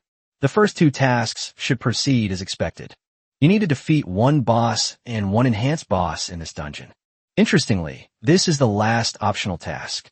After completion, it seems like we could add an enchantment-like effect to these two cards. How so? Su Huayin looked at Ling Xiao's profile and asked, What do you mean? How do you say it? Ling Xiao countered with a question. None of us have experienced this instance before. Let's just take it one step at a time, Ling Xiao said. This is her idea. I'm asking, how do I complete that optional quest? Su Huayin summoned his fire-breathing dragon. They jumped onto the dragon's back. Ling Xiao also jumped up. He hugged Su Huayin from behind around the waist. After getting the Charizard, Zero no longer brings the Skeleton Warhorse. It's an optional task, so just do it if you can. Ling Xiao continued. Let's find that Berserk Fruit first. When we fight the Black Tiger King boss later, we'll see how it goes. That's an enhanced boss, a level higher than the ordinary dungeon bosses. If their combat strength is strong, we won't feed them. If their combat strength is weak, we will feed them. Ugh. Su Huayin basically agreed with Ling Xiao's statement. Hold on tight, it's taking off. Su Huayin piloted the fire-breathing dragon and flew into the sky. Having a flying mount is great. As the saying goes, the higher you stand, the farther you can see. After the fire-breathing dragon flew high into the sky. Looking down, Su Huayin soon spotted a monster standing on two legs with a large sword on its back.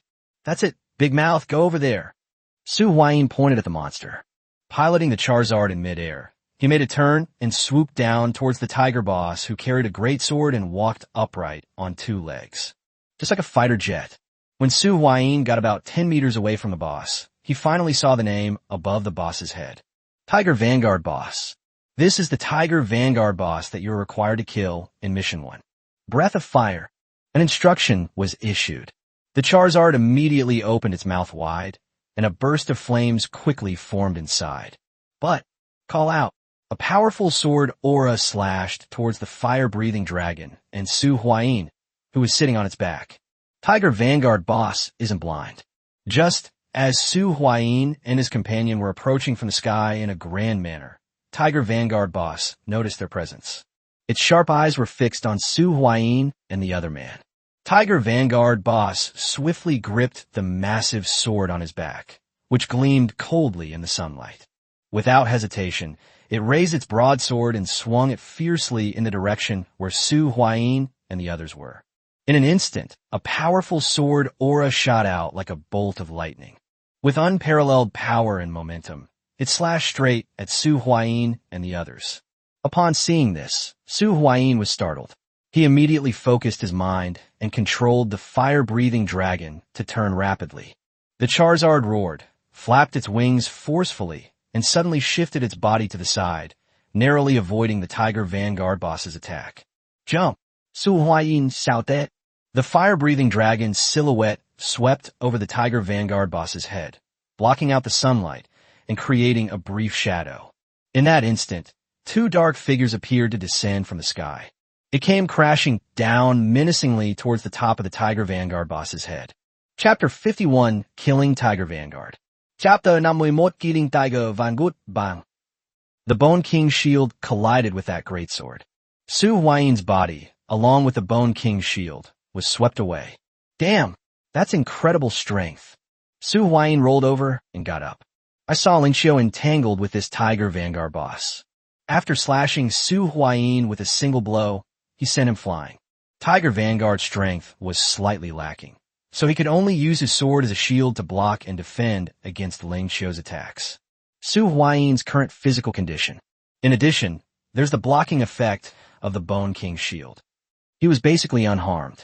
It immediately rolled off the ground, flipped over, and charged at the Tiger Vanguard boss once again. Furthermore, Su Huayin did not stand up. Instead, it crouches down to attack the lower body of Tiger Vanguard. He slammed the Bone King's shield in his hand toward Tiger Vanguard's shin. He's using a shield as a weapon. Tiger Vanguard is truly formidable. He wields a massive sword, as thick as a door panel, with incredible speed and power. A single, sweeping strike. They forced Su Huayin and Ling Xiao to retreat. This is a normal boss? It's way too strong, Ling Xiao said, slightly out of breath. That's incredibly powerful. Moreover, every move and stance has its own rules and methods. Big spray, came Su Huayin's shout. Charizard streaked past like lightning, instantly sweeping over Tiger Vanguard. Just after passing over the Tiger Vanguard boss. After circling once in the air, the fire-breathing dragon, like a fierce falcon, turned back again. The flames inside its mouth had been brewing for a long time, ready to be unleashed. Puff! With a loud bang, a burst of scorching flame erupted from the fire-breathing dragon's mouth like a volcanic eruption, heading straight for Tiger Vanguard. The flames came on fiercely. However, the Tiger Vanguard boss was not afraid at all. With a sudden swing of its great sword, a flash of cold light appeared, and it actually cut the flames it was spewing out in half. The flames were split in two and scattered to both sides, although they are rivals. However, Su Huayin had to admit it. That was a cool move. But at that moment, Su Huayin made his move. His hands clasped together swiftly like a magician's, and he uttered a soft shout. Gather! A miracle occurred.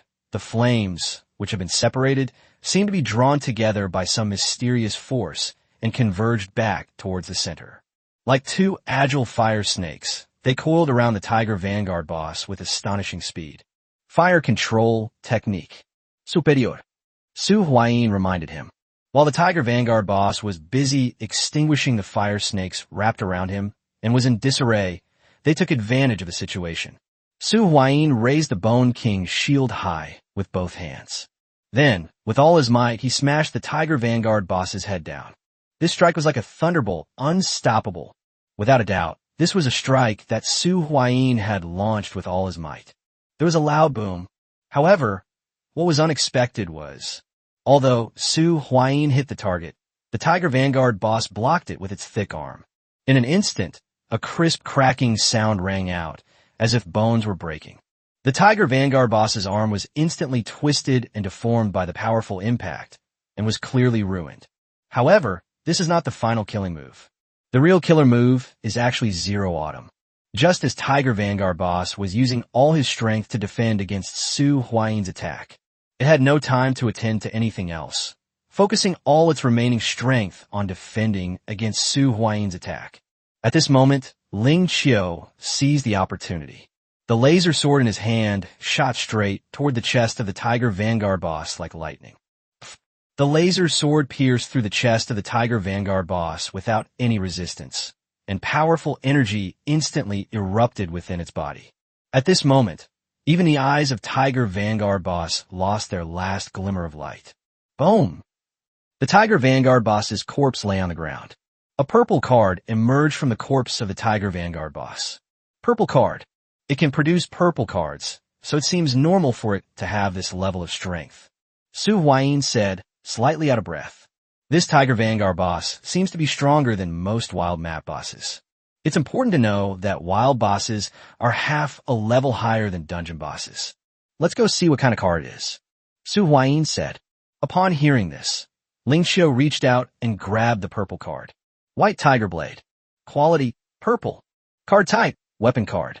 Effect, strength plus 50, adds intermediate magic penetration and intermediate parry. Introduction, the White Tiger is the master of killing, unstoppable in its power. Equipment requirements, constitution greater than or equal to 80, or strength greater than or equal to 40. Dual mode effect, equip card. This card can only be equipped to monsters with at least 3,000 ATK. The equipped monster gains plus 500 ATK, gains a piercing effect, and when it attacks, the opponent cannot activate spell, trap, or monster effects. Does it require 80 points of constitution or 40 points of strength to use? Ling Qiu frowned slightly. Isn't this a bit too much to ask? After saying that, Ling Qiu turned her gaze to Su Huayin. Can you use it? Ling Qiu asked. It's barely acceptable. Su Huayin Zipli.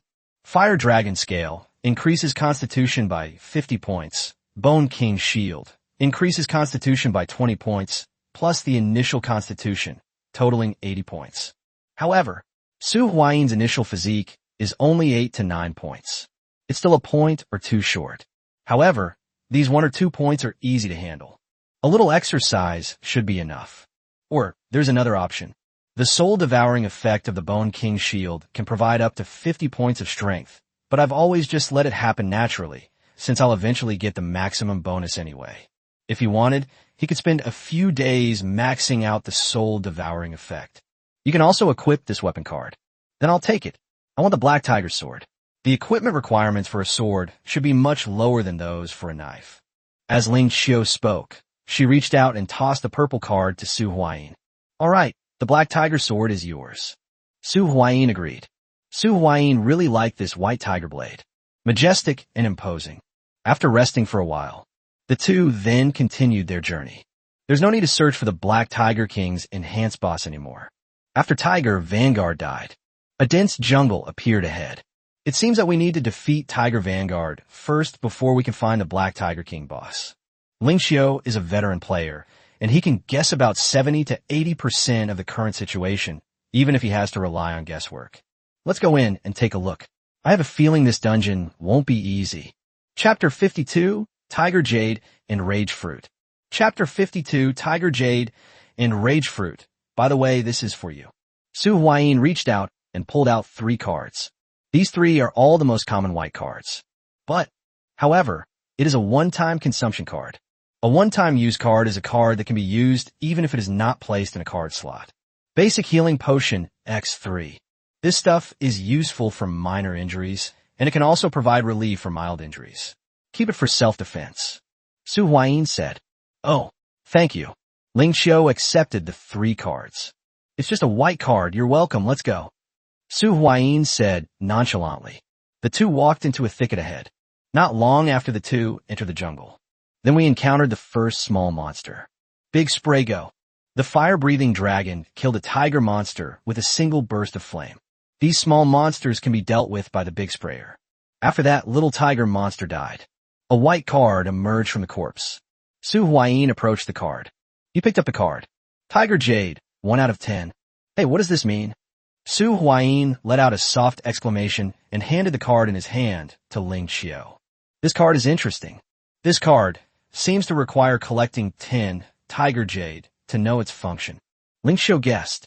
That should be the case. Su Huayin noted that. The two continued on their way. Not long after, they killed 3 more black tiger minions that had come to their deaths. However, only one of these Tiger Jade items was lost. In other words, Su Huayin and Ling Qiu now have 2 Tiger Jade cards. Suddenly, Su Huayin's eyes lit up, and he said, "Found it." "What? You found it? You found the boss?" Ling Qiu immediately asked. "Yes, let's go this way. My clone has already found the boss's location." Su Huayin said. "He has already sent out his clone to find the boss. Then what are we waiting for? Let's go now." Ling Qiu gestured twice. "Don't rush." Su Huayin stopped Ling Qiu. "I think we can try farming this Tiger Jade first." Su Huayin said. "Okay, actually I'm also a little concerned about what will happen if we collect 10 Tiger Jade." Ling Qiu replied. "There's definitely something wrong here." Since Ling Qiu also agreed, all that's left is to do it. Because Su Huayin had already figured out the boss's approximate location through his clone. Therefore, as long as you don't go to the boss area, you can look for other lone monsters first. Slowly brush on this stuff called Tiger Jade. The two walked around most of the way. I killed about 30 small monsters. I've collected all 8 Tiger Jade pieces. Just as the two were preparing to continue their search for the remaining 2 Tiger Jade pieces, Su Huayin's expression suddenly changed. "Oh no, it seems we've triggered some kind of mechanism. That boss is charging straight at us, as if it knows our location." Su Huayin said. "That Black Tiger King boss now completely ignores the game mechanics. What to do?" Ling Qiu did not appear flustered. "Of course we ran." Su Huayin immediately took action. "We collected 8 Tiger Jade pieces, and this situation was triggered, which means that the Black Tiger King boss, or rather the system, does not want us to collect the remaining 2 Tiger Jade pieces." Su Huayin analyzed. "The principle is that the greater the difficulty, the greater the reward. Although we don't yet know what the benefits of collecting 10 Tiger Jade pieces are, but it is definitely at least a purple level card. In fact, judging from the current situation, there's a possibility that there's more than that." This boosted Su Huayin's morale. "Run this way." Su Huayin led Ling Qiu to an area they had never explored before. This is the only part of the entire jungle map that hasn't been explored yet. The remaining 2 Tiger Jade pieces must be here. The two pushed aside the bushes. Sure enough, we saw a total of 6 tiger monsters. These tiger monsters are different from the tiger minions that were easily killed by the fire-breathing dragon before. These tiger monsters were at least twice the size of the smaller tiger monsters. Tiger King's Guard, elite monster. This is a bit troublesome. 6 elite monsters. Su Huayin took a deep breath and said, "Normally, dealing with an elite monster is quite troublesome. Charizard is essentially just an elite monster. There are 6 of them in total. And the Black Tiger King boss is still rapidly approaching this area. This is a pincer attack. Look, what's that in the middle of those elite monsters?" Ling Qiu suddenly shouted, a hint of surprise in his voice. Upon hearing this, Su Huayin immediately turned his gaze to the center of the group of elite Tiger King guards. Sure enough, he discovered that these 6 elite monsters seemed to be guarding something. Upon closer inspection, Su Huayin finally saw the object being protected. It turned out to be a small tree that was only about half a person tall.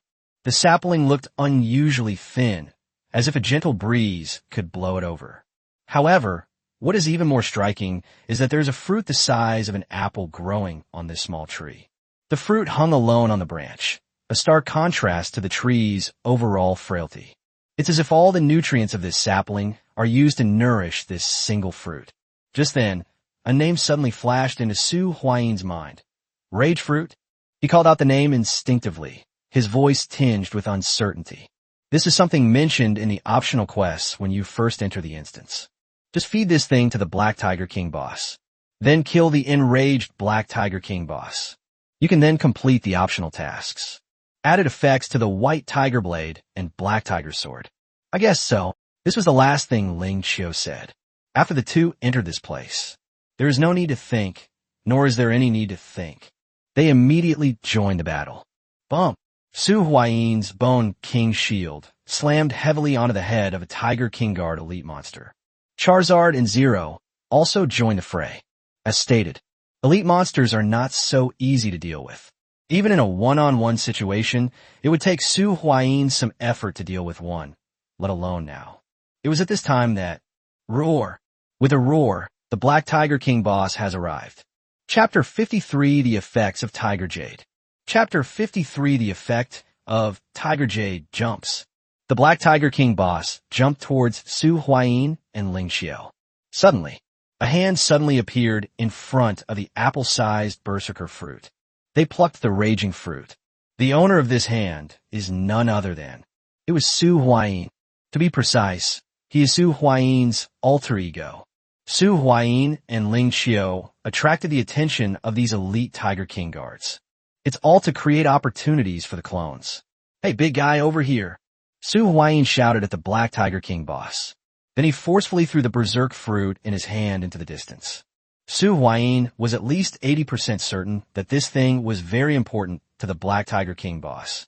Otherwise, so many guards wouldn't be stationed here. Really, after Su Huayin forcefully threw out the berserk fruit, the Black Tiger King boss instantly changed direction and chased after the direction the berserker fruit had flown. The Tiger King guards all pounced on Su Huayin's clone.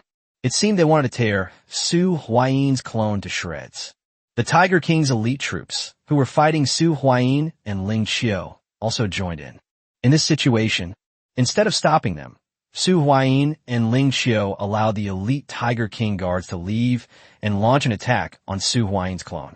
And Su Huayin and Ling Qiu, they were still retreating quickly. Get as far away from here as possible. The 6 Tiger King guards pounced on Su Huayin's clone like hungry tigers pouncing on their prey. However, Su Huayin's clone remained completely still. It was as if they were standing still, waiting to die.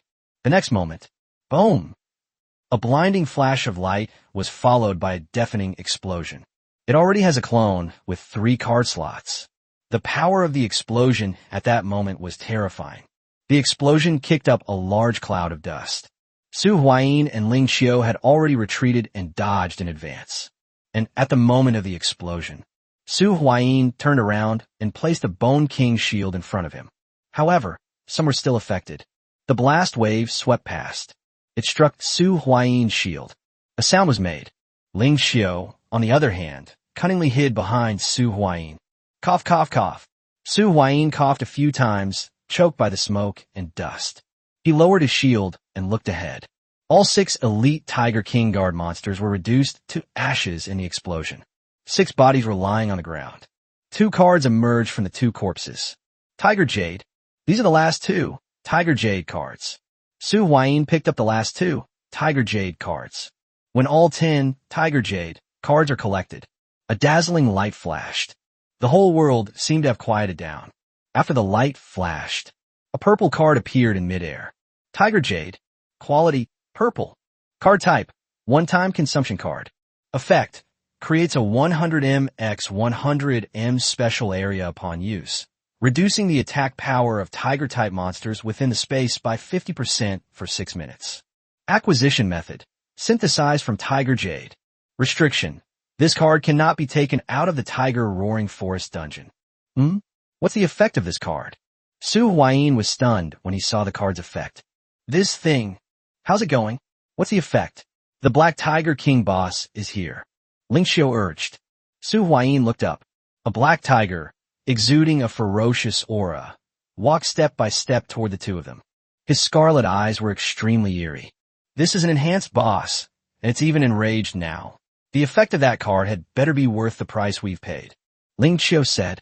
Clearly, she seemed to think that this Tiger Jade card was one that could be taken out with her. This card is not quite what you expected. Su Huayin said. Hey, this card is probably the way to skip class in this dungeon. After saying that, Su Huayin charged directly towards the Berserk Black Tiger King boss. What's the meaning? Ling Qiu pressed for an answer. While kissing, their bodies moved with incredible speed. Just as the Bone King shield was about to encounter the Black Tiger King boss, Su Huayin activated the effect of the card, Tiger Jade. He deliberately chose this time to launch it. First, stick it on, in case the boss gets away. In an instant, a faint force swept by. It had virtually no effect on Su Huayin and Ling Xiao. If it weren't for the fact that their perception of power had become much more acute, they wouldn't have even been able to sense this power fluctuation. A system notification sounded in Ling Xiao's ear. Ding! The effect of Tiger Jade has been activated. Within a 100m x 100m radius, the Black Tiger King boss's attack power is reduced by 50% for 6 minutes. The Tiger Jade had almost no effect on Su Huayin and Ling Xiao. However, this has a significant impact on the Black Tiger King boss. As the power of Tiger Jade swept across, the arrogance of the berserk Black Tiger King boss instantly weakened. It was like pouring a bucket of cold water on a raging fire. The Black Tiger King boss instantly became as sick as a sick cat. Of course, this is just a figure of speech. This is an enhanced boss, and an enhanced boss after it goes berserk. Even if the power is reduced by 50%, its strength is still significantly higher than that of ordinary bosses. Strike while the iron is hot, and finish it off. Ling Xiao's eyes lit up as she spoke. If it's a card with this kind of effect, it's not unacceptable. The two were no longer combat novices. Take advantage of the Black Tiger King boss's weakness. Ling Xiao thrust her laser sword straight at a vital spot. Su Huayin, however, played the role of interference. Bringing a Charizard is indeed effective for traveling and clearing mobs, but it's somewhat lackluster in combat, especially when facing such a big boss. It's definitely not as good as carrying a long sword. You have to give up something to gain something. It's hard to say which is better. They just have different strengths. Bump! Su Huayin finally found an opportunity and slammed the Bone King shield onto the head of the Black Tiger King boss. The Black Tiger King boss was stunned and disoriented by the shield. Everything slowed down. Snap! Ling Xiao finally managed to truly injure this Black Tiger King boss. With a single sword strike, one of the Black Tiger King boss's hind legs was severed. Roar! The pain instantly brought the Black Tiger King boss back to his senses. He let out a deafening roar. It's like a potential explosion. He slapped Su Huayin so hard he flew away. Immediately afterwards, he turned and ran. The pain it had just experienced seemed to have sharpened the Black Tiger boss's mind. They couldn't win and wanted to run away. Chapter 54, Black Tiger Sword and Guild Monsters. Chapter 54, Black Tiger Sword and the Guild Monster. Don't let it get away. It'll be harder to deal with once it leaves this area. Su Huayin Sautet Lao Li. Ling Xiao did not disappoint Su Huayin. He slapped Su Huayin so hard he flew away. This strike unleashed its potential. It will inevitably fall into a period of decline next. Ling Xiao is an absolutely reliable teammate. Seeing that the Black Tiger King boss was about to escape, Ling Xiao's actions were swift and decisive. While the Black Tiger King boss was escaping, a sword flashed past. One of its hind legs was severed by Ling Xiao. The Black Tiger King boss already had one hind leg broken, and now its other hind leg is broken as well. With only 3 legs, the impact on mobility is not too significant. However, now only 2 legs are left, and there are still only 2 front legs. Even if the Black Tiger King boss wanted to run away, he wouldn't have the ability. The outcome is decided. Cut. With a single, swift strike from Ling Xiao's sword, a large, dark tiger head flew up. A purple card also emerged from the corpse of the Black Tiger King boss. Ding! Congratulations on completing the optional task. The cards White Tiger Blade and Black Tiger Sword have been upgraded to have the blade and sword fusion effect. Ling Xiao took 2 steps forward. He bent down and picked up the card. Black Tiger Sword. Quality, purple. Card type, weapon card.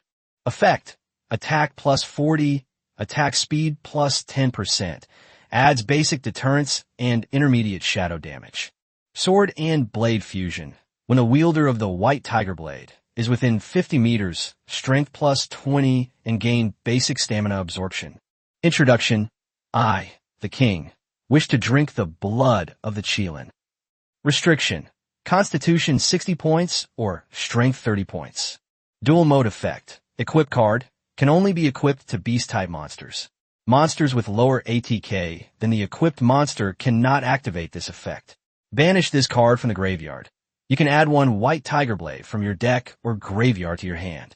This card's second effect cannot be activated the turn it is sent to the graveyard. Primitive Deterrence? Not bad, Ling Xiu said with great satisfaction. With this effect, ordinary monsters will not dare to approach her unless driven by at least an elite level monster. In some cases, it can save a lot of time. The combined sword and blade effect grants an additional 20 points of strength, as well as a basic stamina absorption effect. It truly lives up to its reputation as an optional quest. Su Huayin also heard the system notification. After he took out the White Tiger Blade, he discovered that it had gained this effect. Let's go, this instance is over. Ling Xiu carefully put away the Black Tiger Sword card and said, "Okay, let's go." Su Huayin note that. The two chose to leave the instance. With a flash of light, Su Huayin and Ling Xiu returned to their stronghold. Overall, this was definitely a very fruitful experience. I directly obtained 2 purple cards. They're all pretty powerful ones. Do you remember what date is the day after tomorrow? Ling Xiu stretched and asked. The day after tomorrow? Su Huayin was only slightly taken aback before he understood what Ling Xiu meant. The day after tomorrow. It looks like a guild monster. Su Huayin Zembet. That was the first event after the server opened. Guild monster. The so-called guild monsters. This refers to monsters that are guaranteed to drop guild tokens. The guild order is one of the necessary conditions for establishing a guild. Under normal circumstances, the guild token can only be obtained from at least an epic level world boss. This time, the guild monsters are only stronger than upgraded bosses or elite bosses. This is a very good opportunity to obtain the guild order. If you miss this opportunity, you'll have to challenge an epic world boss to obtain the guild token again. Just thinking about it makes it seem like a terrifying and impossible thing. Yes, it's a guild monster. Ling Xiu nodded upon hearing this. Then he added, if possible, we can stock up on more. Maybe we can make a fortune. Ling Xiu blinked and calculated. At this stage, there aren't many people capable of taking down an enhanced boss. When the time comes, we'll split up and get more. Ling Xiu revealed her plan. The 2 people will benefit the most if they split up and act separately. However, this statement made Su Huayin hesitate for a moment. I'm afraid my strength isn't enough. I feel like I can barely solo a wild boss right now. Asking me to deal with an enhanced boss with a clone is a bit too much for me. Don't we still have teammates? Ling Xiu said, you still have too much of a free spirit mentality. Ling Xiu found it somewhat amusing. Those with teammates may not be able to provide much help, but they can still provide some buffs or shields. If each of us leads a team, that should be enough to deal with the enhanced boss. Ling Xiu said, Su Huayin was slightly taken aback. Then he patted his forehead. Yes, and teammates too. Although Ma Jindong and his team may be relatively weak right now, they can still play a support role. That's the advantage of having subordinates. Of course, there's still 2 days left, right? Let's use these 2 days to strengthen ourselves as much as possible. Compared to teammates, our own strength is definitely more reliable. Ling Xiu concluded. Okay, no problem. Su Huayin Zipli. Before Ling Xiu could finish speaking, he had already thought of a way to strengthen himself. Ain's Ulgaon Shield, the soul-devouring effect of the Bone King Shield. It can provide up to 50 points of strength bonus. He could take advantage of these 2 days to max out the soul-devouring effect. All right, I'll announce this when Dong and the others come back tonight. Ling Xiu said, that's all for now. It's still early today. Are you going to Greenwood City? You can run the dungeon once a day. I want to farm a Skeleton King deck. Ling Xiu changed the subject and said, a Skeleton King deck. When Su Huayin heard this name, he understood immediately. This is considered a commoner's god-tier deck in the early stages. The core strategy is to continuously pile skeletons into the graveyard. The Skeleton King's attack power is equal to the number of skeletons in the graveyard multiplied by 1,000. In addition to skeletons, the deck also includes Skeleton Princess, Skeleton Prince, and Skeleton Knight, among others. These cards all share a common effect. When this card is in the graveyard, its name can be considered as skeleton. If there are 10 skeletons in the graveyard, the Skeleton King's attack power will reach 10,000. It means the higher the numerical value, the greater the force, and the more bricks can be thrown. Alright, I'll take you there. I'll also go run the other 2 dungeons. I remember there are quite a few mobs in the Scarlet Monastery dungeon, and there's also a card in there. A figure flashed in Su Huayin's eyes. Chapter 55, Scarlet Monastery Dungeon. Chapter 55, Scarlet Monastery Dungeon. We've arrived, come down. Su Huayin controlled the fire-breathing dragon and arrived at the Qingmu City Square. Aoki City is gradually becoming prosperous. More and more people are starting to frequent Aoki City. After the 24-hour free period, it costs 100 pesos to stay in the Aoki City safe zone for 1 day. Therefore, apart from the free public dungeon once a day, many savvy players will not stay in the city for long and will leave after completing the dungeon. The square was very lively at this time. We're missing 1 player for the graveyard dungeon. If a warrior comes along, we'll start the run. They need at least 40 points in constitution and a weapon. We're missing 2 healers for the Scarlet Monastery raid, and we also need someone who can use Purify. Lumber Camp Dungeon, I have 20 points in spirit and can use fire magic, looking for a party. Looking at the scene before me, this left Su Huayin somewhat dazed. This feeling is so familiar. Su Huayin sai sopti. If I didn't know for certain that I was in reality right now. He felt like he had gone back to the past when he first started playing Card Domain, when he was a newbie exploring the game. It's only been 2 days since I last came. I think it was the day before yesterday. Has it changed so much in just 2 days? Haha, it was the same when I first arrived yesterday, but it wasn't as lively as it is now. Ling Qiu chuckled twice and said, "There's a Charizard." The arrival of the 2 immediately attracted a lot of attention. Soon, someone tried to approach and invite the 2 of them. "Hey, you 2, would you like to join our team? There are exactly 3 of us." "No need, thank you." Su Huayin refused. "I see. Well, then I'll take my leave." The person who had invited Su Huayin scratched his head and left. After rejecting both groups of people, the 2 finally arrived at the entrance to the public instance. "See you later. If you come out first, wait for me," Ling Qiu said familiarly. This is blatantly trying to hitch a ride on Su Huayin's coattails. Oh no, it's trying to ride on Su Huayin's dragon. "Okay, but I guess you should come out first." Su Huayin shrugged and agreed. His main goal was to farm monsters in the Scarlet Monastery dungeon. It requires constantly exploiting something like a bug to farm kill counts. This is related to the mechanics of the dungeon boss. We'll talk about it later. And also, we'll have to put in a little effort to get that card. "Alright, I'll wait for you," Ling Qiu said indifferently. As she spoke, she made a few gestures in front of her face and then disappeared. Su Huayin also chose the instance. "Ding, would you like to enter the hard difficulty Scarlet Monastery 5-player dungeon?" The system notification sounded in Su Huayin's ear. Yes. Su Huayin agreed in his heart. The next moment, Su Huayin then disappeared from Qingmu Square. Su Huayin bolinket. Then I noticed that the surrounding environment had changed. A blood moon hanging in the sky. In front of him was a church that looked very dilapidated. Flap. A bat flew out of the window. It seemed a bit eerie. The system notification tone also sounded at that moment. "Ding! Welcome to the Scarlet Church instance. You have received the following quest. Mission 1. Defeat the vampire boss Dracula. Mission reward. Vampire bloodline. Task 2. Find at least 3 books of ritual. Quest reward. 1 random vampire-themed blue card. Optional mission. Investigate the cause of the church's strange occurrences. Mission reward. After listening to the system's notification tone, Su Huayin appeared expressionless. Task 1 and Task 2 remain unchanged, except for the addition of an optional Task 3. Task 1 is the most normal monster hunting task. Every instance of a dungeon will inevitably involve fighting monsters. Even in some puzzle-solving or strategic dungeons, monster fighting is unavoidable, though it may only account for a smaller portion. The Scarlet Monastery dungeon has the fewest combat elements among the 3 early game dungeons. Mission 2, and this newly added optional mission, doesn't seem to be a combat mission.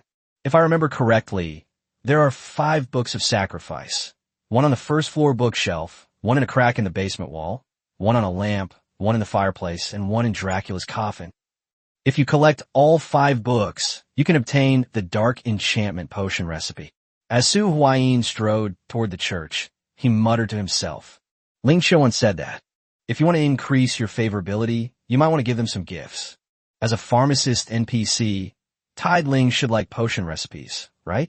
Next time I see Xiling, I might give her this Dark Enchantment Potion recipe, which should increase her favorability.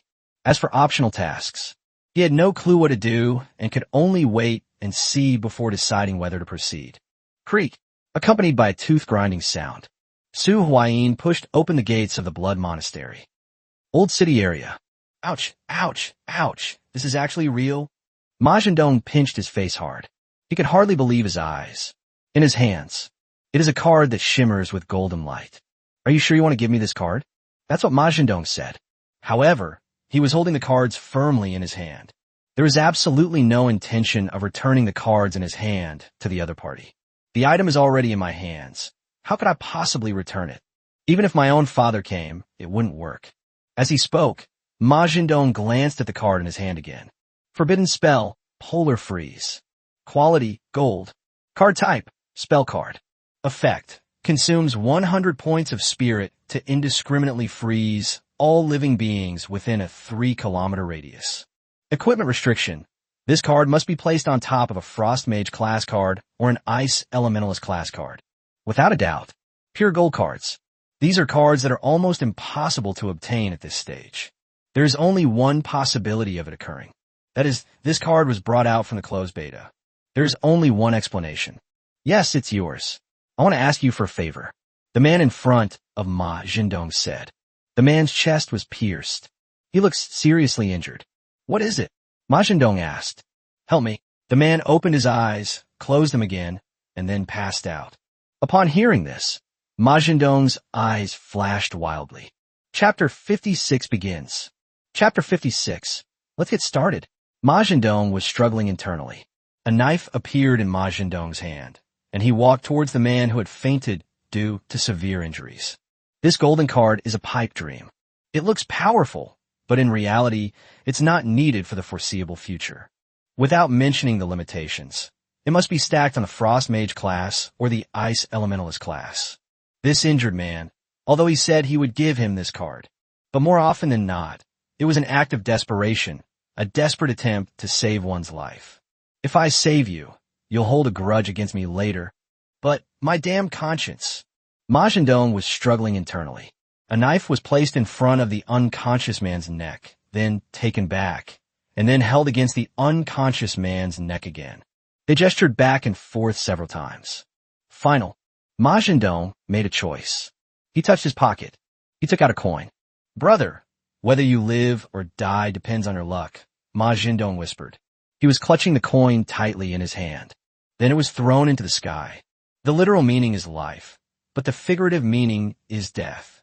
Whether you live or die is up to you. The coin traced a path through the sky before being caught by Ma Zhendong on the back of his hand. Ma Zhendong slowly opened the back of his hand. When you see the orientation of the coin, a bitter smile appeared on his lips. Is this fate? What a lucky guy. Ma Zhendong carried the man on his back. I've agreed to save you, but whether you can hold out until I find help depends on your luck. Creak. Su Huayin pushed open the church door. His gaze immediately fell on the hanging lamp above his head. One of the 5 books of ritual was placed on top of the lamp. It is invisible to the naked eye. Su Huayin picked up a stone and threw it at the chandelier. Su Huayin's throwing accuracy is quite good. The stone hit the light fixture with perfect accuracy. The light fixture wobbled. Immediately afterwards, a book fell off the lamp. Su Huayin walked quickly to the book and reached out to touch it. When Su Huayin encountered that book, the book turned into a card. The Book of Sacrifices, Part 2. Su Huayin reached out and put the card away. Then they continued on their way and arrived at the bookshelf. They easily found the second book of rituals. The Book of Sacrifices, Part 3. Next up is the one in the basement. Su Huayin's hand continued to grope around on the bookshelf. It seems to be searching for something. The basement is hidden. The mechanism is on the bookshelf. After figuring out for a while, Su Huayin's eyes lit up. He pulled the book out. Click, click, click. It was as if something had been triggered. The bookshelf started to rotate automatically. Su Huayin took a step back. Then you'll see a passageway hidden behind the bookshelf. This is the entrance to the basement. A sword appeared in Su Huayin's hand. He knew the specific contents of the dungeon, and that Charizard was basically useless in that dungeon. Therefore, he changed the cards in the card slot before entering the dungeon. The Charizard was replaced with a long sword. He holds a sword in one hand and a shield in the other. Su Huayin walked toward the basement. Footsteps echoed in the empty basement. Su Huayin appeared relatively relaxed. There are two elite monsters in the basement. Blood Slave, Elite Monster. The Book of Sacrifices, Part 4, is on the table in the basement. However, the prerequisite for obtaining it is to kill 2 Blood Slaves. Blood Slaves, these monsters, have become completely subservient to vampires. Just after Su Huayin officially stepped into the basement. Splash, splash, splash. A sound of chains scraping against the ground rang out.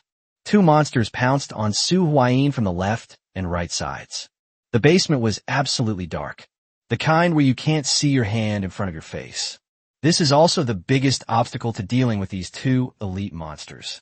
But this is also the biggest weakness of these 2 monsters. The confidence that one can act with impunity in the darkness. The long sword pierced directly into the chest of one of the Blood Slave monsters. The attack from the other Blood Slave monster was blocked by the Bone King's shield. After killing a Blood Slave with a single sword strike, Su Huayin's movements were fluid, drawing his sword as smoothly as flowing water and then stabbing it into another Blood Slave. It pierced the body of the second Blood Slave. The basement returned to calm. Su Huayin drew his Chonglu sword. He shook off the bloodstains. There was actually a candle mechanism in the basement, but Su Huayin knew this place too well. Even without activating the candle mechanism, Su Huayin could roughly determine the location of the Book of Sacrifices, Part 4. However, just to be on the safe side, Su Huayin still activated the candle mechanism, illuminating the entire basement. Directly in front of him was a table. There was a book on the table. The Book of Sacrifices, Part 4. Su Huayin put the card away. At this point, he has essentially completed Task 2. Whether or not you collect the remaining 2 Books of Sacrifice is not a big deal. If I only collect all 5 books, you can then choose not to use random selection. 100% chance of obtaining the Dark Enchantment Potion recipe. Next, it's time to fight the boss. Su Huayin left the basement. They returned to the church. The vampire boss is located on the 2nd floor of the church. Su Huayin strode towards the 2nd floor. Enter the 2nd floor of the church.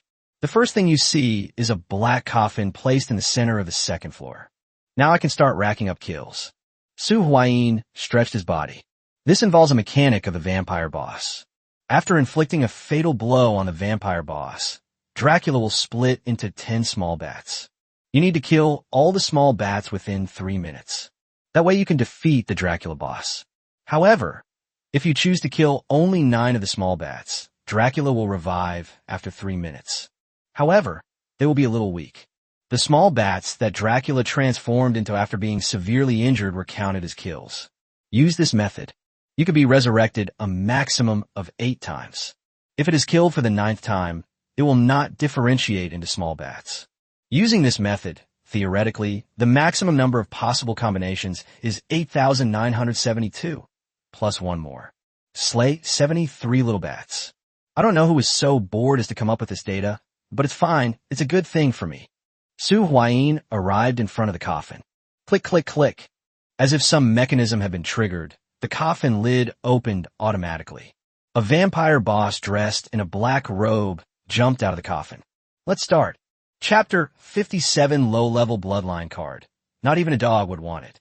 Chapter 57 Low-Level Bloodline Card. Even dogs wouldn't want it. Hey, we're here. Back at base. Ma Zhendong placed the man he was carrying on his back onto the chair. Let's wait and hope Zero Winter comes back soon. Suddenly, Ma Zhendong realized something was wrong. He reached out and checked the man's breath. They discovered the man was no longer breathing. Dead. All right then. Brother, I've done my best. You're just unlucky. Ma Zhendong took off his hat and said regretfully. Ma Zhendong pulled out a golden card. Ma Zhendong reached out and stroked the card. What a loser. Ma Zhendong remarked with emotion. He gambled with his conscience, but not with fate. Exhaling a breath of stale air, Ma Zhendong seemed to have thought of something again. A bitter smile appeared on his lips. "Hey, you unlucky bastard." Ma Zhendong patted the top of his head. After a moment of reflection, Ma Zhendong carried the body out of the stronghold. They dug a hole and buried the body in it. Ma Zhendong moved a stone over. It was placed on the grave. In the very end, Ma Zhendong carved 5 characters on the stone. "Golden unlucky guy." They even picked a flower and placed it in front of the stone tombstone. "I don't know your name yet, but I will carry your strength with me on the road ahead." Ma Zhendong held the golden card in his hand. "It looks like I'll have to go down the Ice Mage route. Otherwise, I'd be doing you a disservice." "Let me think. The Frost Mage class card. It seems like it's only available in dungeons with at least the Arctic Wolfpack dungeon, right?" Ma Zhendong is planning the road ahead. The second floor of the dilapidated church. The coffin lid was pushed open. A man rose from his coffin and reappeared. "Dracula boss. Just be a corpse." Su Huayin charged straight at the boss. He's fought this vampire boss way too many times. Su Huayin was very familiar with his fighting style. One method is to summon bloodbats for ranged attacks, and the other is melee combat. Relatively speaking, melee combat is weaker. Su Huayin currently has no long-range means. He didn't want to be worn down remotely.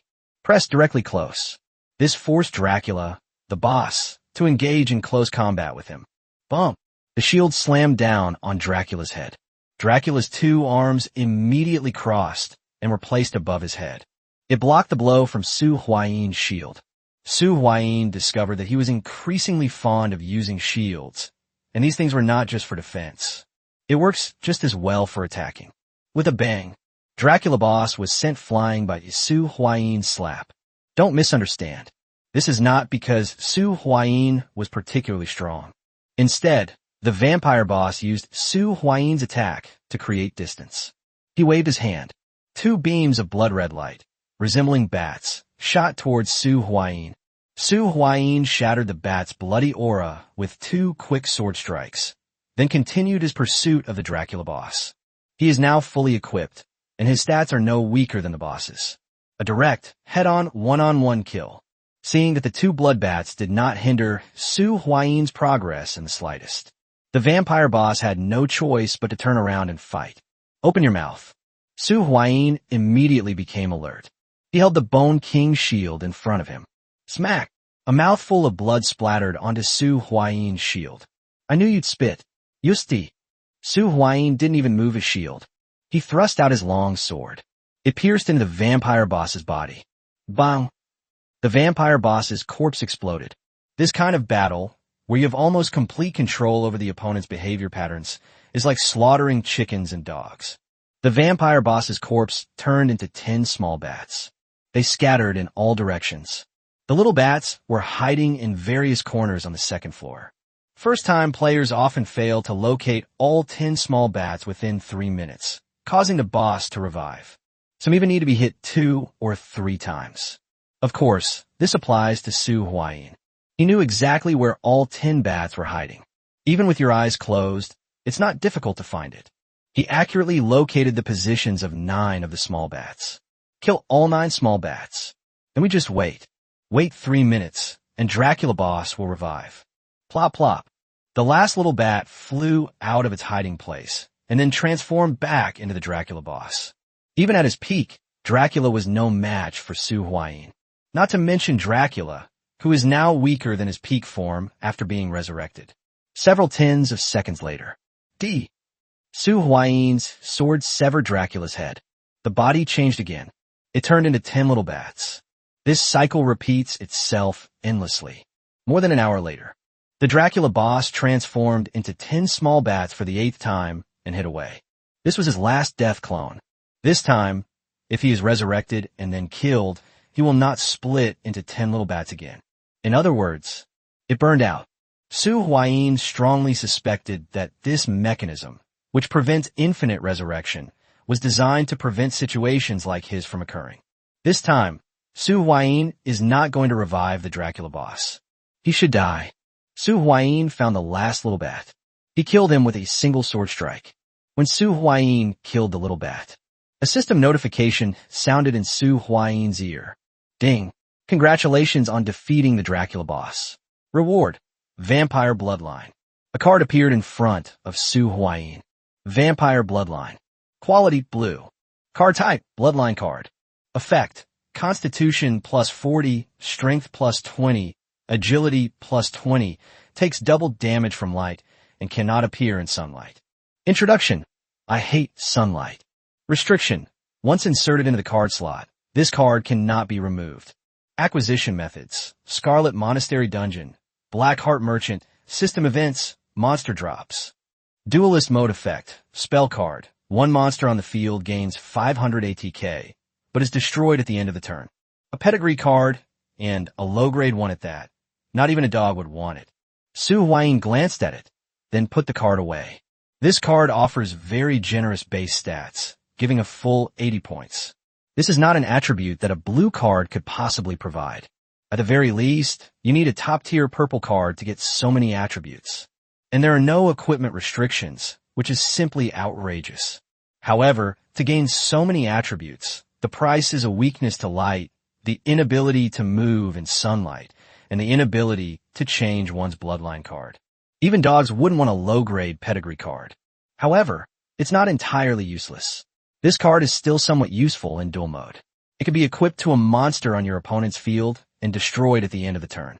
Chapter 58 Brother, do me a favor. Chapter 58 Brother, do me a favor and take down the Dracula boss.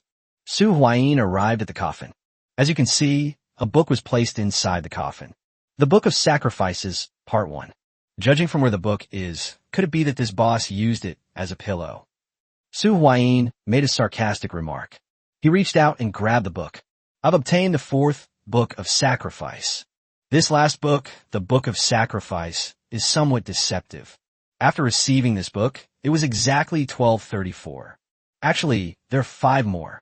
The Book of Sacrifices, Part 5. This book, it was hidden inside the ash-covered fireplace. Su Huayin easily found the last book, the Book of Sacrifices, Part 5. Just then, the system notification sounded. Ding! Congratulations on collecting all the Book of Sacrifice. You may choose one random undead set blue card, or the Dark Enchantment Potion recipe. This kind of question is completely pointless. If you still choose the random undead series blue cards, all you need to do is find 3 books of ritual. Weren't those 2 extra books a waste of time? Although, he didn't actually put in much extra effort. But this is mainly because he was a beta tester. For an average player, the difference is much greater. Exchange for the Dark Enchantment Potion recipe. Su Huayin made his choice. Immediately, a card appeared in his hand. Dark Enchantment Potion recipe. Quality: blue. Card type: recipe. Effect: can be used to craft dark enchantment potions. Restriction: this card must be stacked on top of an alchemist card. Introduction: if your damage isn't enough, make up for it with enchantments. If I give this to Shieling, I wonder if it will increase her affection level. Su Huayin Wheatspo. At this point, the dungeon is basically finished. However, Su Huayin remembered. When he came in earlier, there was a notification that there was an optional task. The cause of the church's unusual activity needs to be investigated. We have absolutely no clue. Let's just forget about it. Su Huayin thought for a moment and decided to leave the instance now. He would try to investigate if he had even the slightest clue. But if we have absolutely no clue, then it's just a waste of time. A flash of light followed. Su Huayin left the instance and returned to Qingmu Square. Among the crowd, Su Huayin spotted Ling Xiao at a glance. At this moment, she seems to be bargaining with someone. Su Huayin quickly went over. 1,000 pesos for this Skeleton King card. Ling Xiao opened the price. The Skeleton King card is the core card of the entire Skeleton series. All Skeleton decks must include at least 3 copies of the same card. This card can only be obtained from a Skeleton King boss, with a relatively low probability. No, at least 1,200 pesos. The seller was a boy wearing a red and white baseball cap. The boy had 4 teammates beside him. The group of people seemed to be unfamiliar with each other. It looks like they're temporary teammates or something. This Skeleton King card is the shared property of all of them. It was difficult to divide, so after the dungeon was released, we chose to sell it and split the profits. I only have 1,000 pesos on me. There aren't many people who can come up with 1,000 pesos. Ling Xiu continued to push down prices. This is the Skeleton King, and 1,200 pesos is already a low price. The boy in the baseball cap refused to give an inch. For a moment, things reached a stalemate. Both of them are right. The Skeleton King is definitely worth more than 1,200 pesos. But there aren't many people who can come up with 1,000 pesos these days. Oh, you're out, Ling Xiu said with a delighted expression. It took a little time to rack up kills, but since he won't sell it, let's just leave it at that. Anyway, the Graveyard Dungeon is a public dungeon, so we can definitely get it by running it a few more times, Su Huayin said. Okay, then I don't need it. Ling Xiu made a move to leave. Her action immediately made the boy in the baseball cap panic. Don't go, 1,000 it is. I'll sell it to you. The boy in the baseball cap said somewhat unwillingly. But I still decided to sell it. Good. Ling Xiu answered decisively. Then he pulled out 1,000 pesos and bought the Skeleton King card from a boy in the baseball cap. Skeleton King. Quality blue. Card type, dual mode exclusive card. Undead race. 1 star, dark attribute. Attack 0, defense 0. Effect 1. This card's ATK increases by 1,000 for each skeleton in the graveyard. Effect 2. Banish 1 skeleton from your graveyard. This card can be special summoned from your graveyard. This effect can be activated once per turn for a monster with this card's name. This is the Commoner's God of War, the skeleton deck. The initial strength is definitely sufficient. Although there is no Kong, there is also no resistance. After succeeding, the two then rode the fire-breathing dragon back to their base. This time, the two were actually the last to return to the base. Everyone else has returned. Everyone was there. Ling Xiu called out to everyone. Everyone come to the meeting. There will be a big operation the day after tomorrow. This is the first time our union has taken collective action. Ling Xiu announced. We've been training this army for 1,000 days, and now it's finally time to use it. What actions are planned for the day after tomorrow? Ling Dong asked curiously. If all goes well, the Guild Beast event will start the day after tomorrow. At that time, Guild Beasts will randomly spawn in various maps, and the strength of the Guild Beast bosses will range from enhanced bosses to elite bosses. Ling Xiu recounted the general events. Apart from Ma Jindong, the other 6 people were not beta testers and were all listening attentively to Ling Xiu's instructions, except for Ma Jindong, who seemed a little distracted. Next, let's assign the roster. Dong or Lu Xiaozhu, Li Ming, you guys will be on my team. Ma Jindong, Shi Yuro, and Jing Tian, the 3 of you will follow Mingjing's team. Li Kaifeng isn't strong enough. She's only good for guarding the house. Clear. The group agreed. After everyone dispersed, Ma Jindong found Su Huayin. Brother, there's something I'd like to ask you for help with, Ma Jindong said earnestly. Hearing Ma Jindong's serious tone, Su Huayin also became serious. What is it? Just say it. That is. Ma Jindong hesitated, as if he didn't know how to start. Speak your mind, or shut up. That is. Chapter 59 Genshin Impact, an open world. Chapter 59 Genshin Impact, an open world. It's like this. Ma Jindong pulled out a golden card. Wait, didn't you choose the 1,000 yuan option after the closed beta? How did you get the gold card? Su Huayin asked in surprise. Aside from the cards he acquired during the closed beta, his highest card so far is only a purple card. You might not believe it, but I met someone just as unlucky as me. Ma Jindong gave a brief account of the matter. You call yourself a loser? Su Huayin's eyes were a little red. Can you call this unlucky? I went out for a walk and found a golden card. Is this what you call unlucky? Are you sure you're not here to brag to me? Su Huayin said, feeling annoyed. Why can't he have this kind of good luck? He wanted to go for a walk, and then he found a golden card. However, this golden card has some significant limitations. Su Huayin touched his chin. He roughly guessed that Ma Jindong wanted to see him about something. Yes, I came here to ask for your help. Please keep an eye out for the Frost Mage class card. The Ice Elemental Master class card is a high-level class, so we don't need to consider it for now. Oh, no problem. Su Huayin agreed. We're all good brothers, it's only right.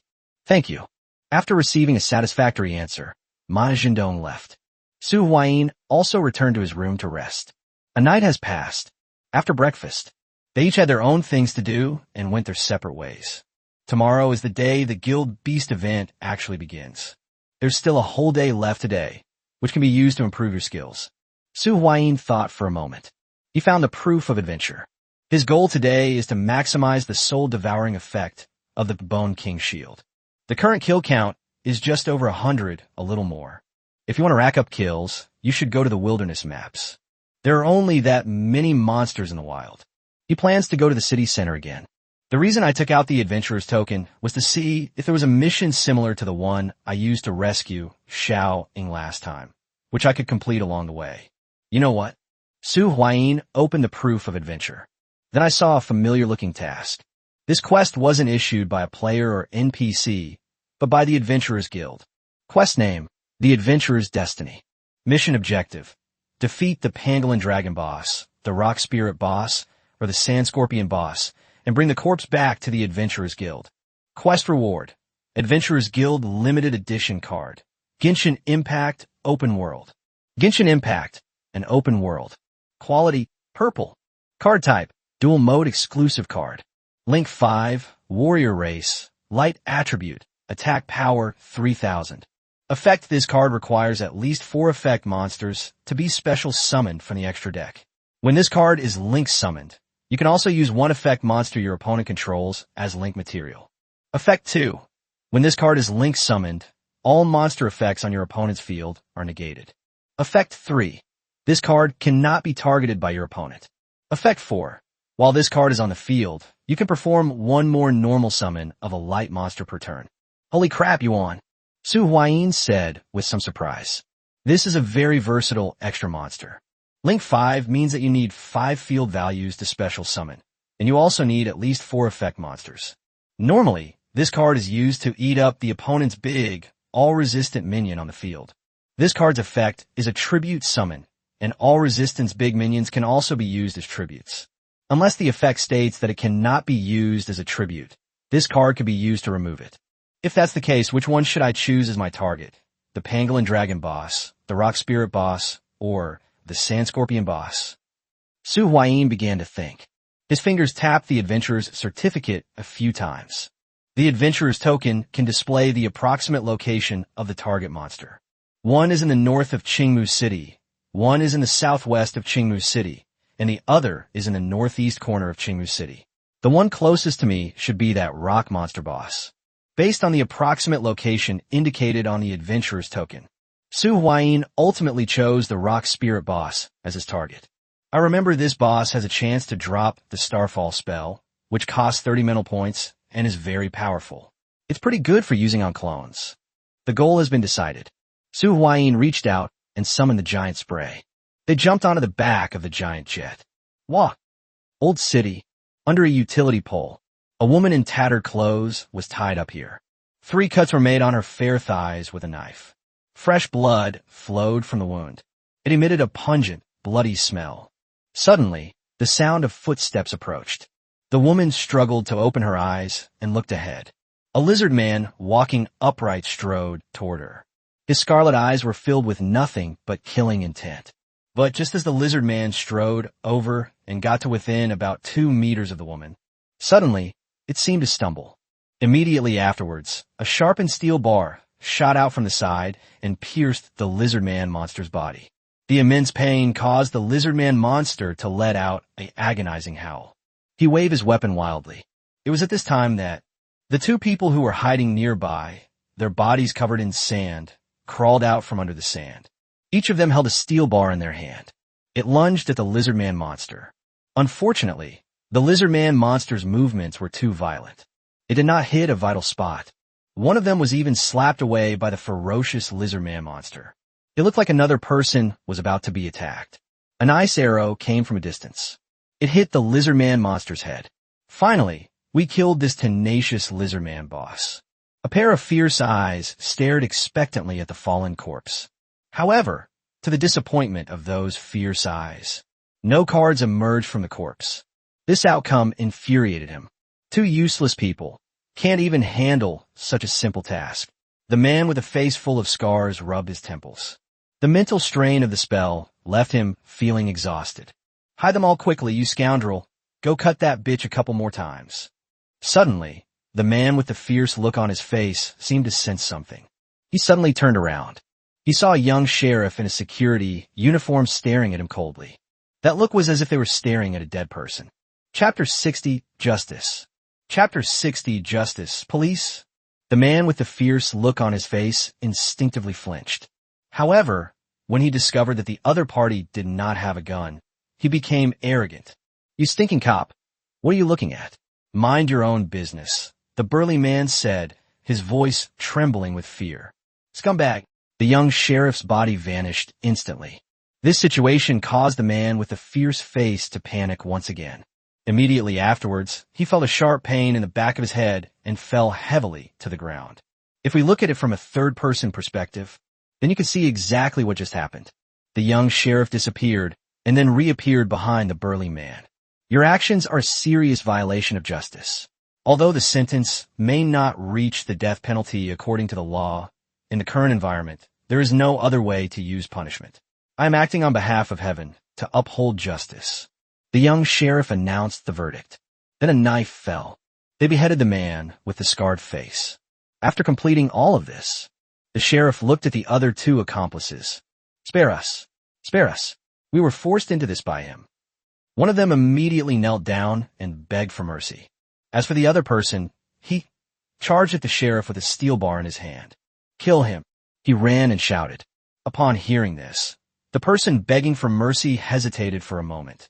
Then his expression also turned fierce. He charged toward the young sheriff, steel bars in hand. However, the young sheriff disappeared once again. Hopeless. Even without supernatural powers, he could easily handle two thugs. Let's not even talk about now. Puff. A steel bar was snatched away by the young sheriff. It pierced the chest of one of the thugs. After taking care of the three, the young sheriff rushed to the woman, whose clothes were disheveled and who was tied to a telephone pole. Untie the ropes binding the woman.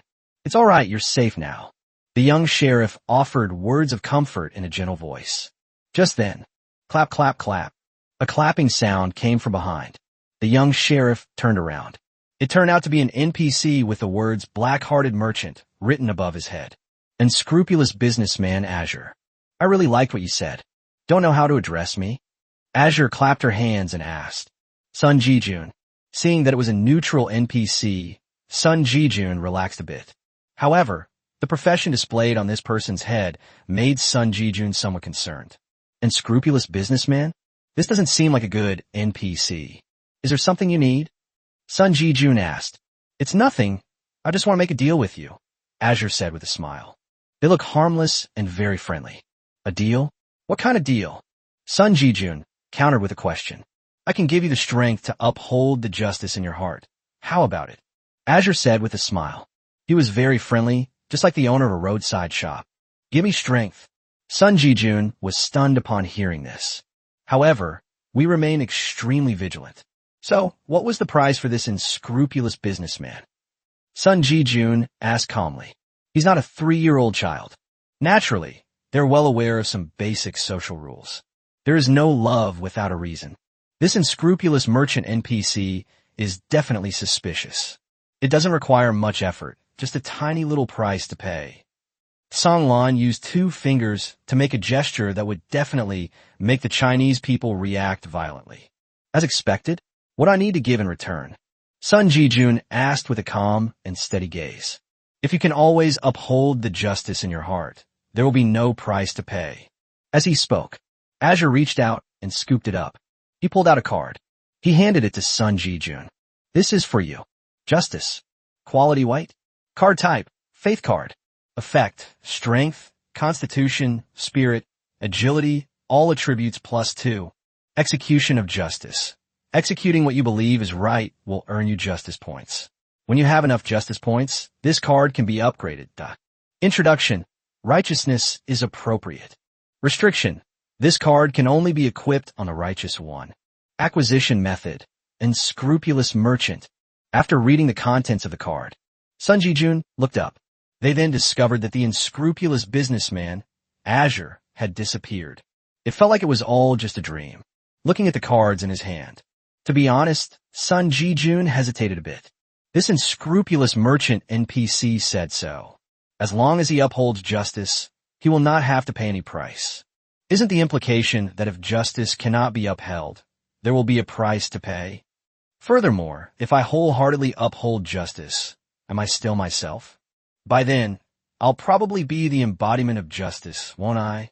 Becoming the embodiment of justice doesn't seem so bad. After some complex thought, it actually only took a few breaths.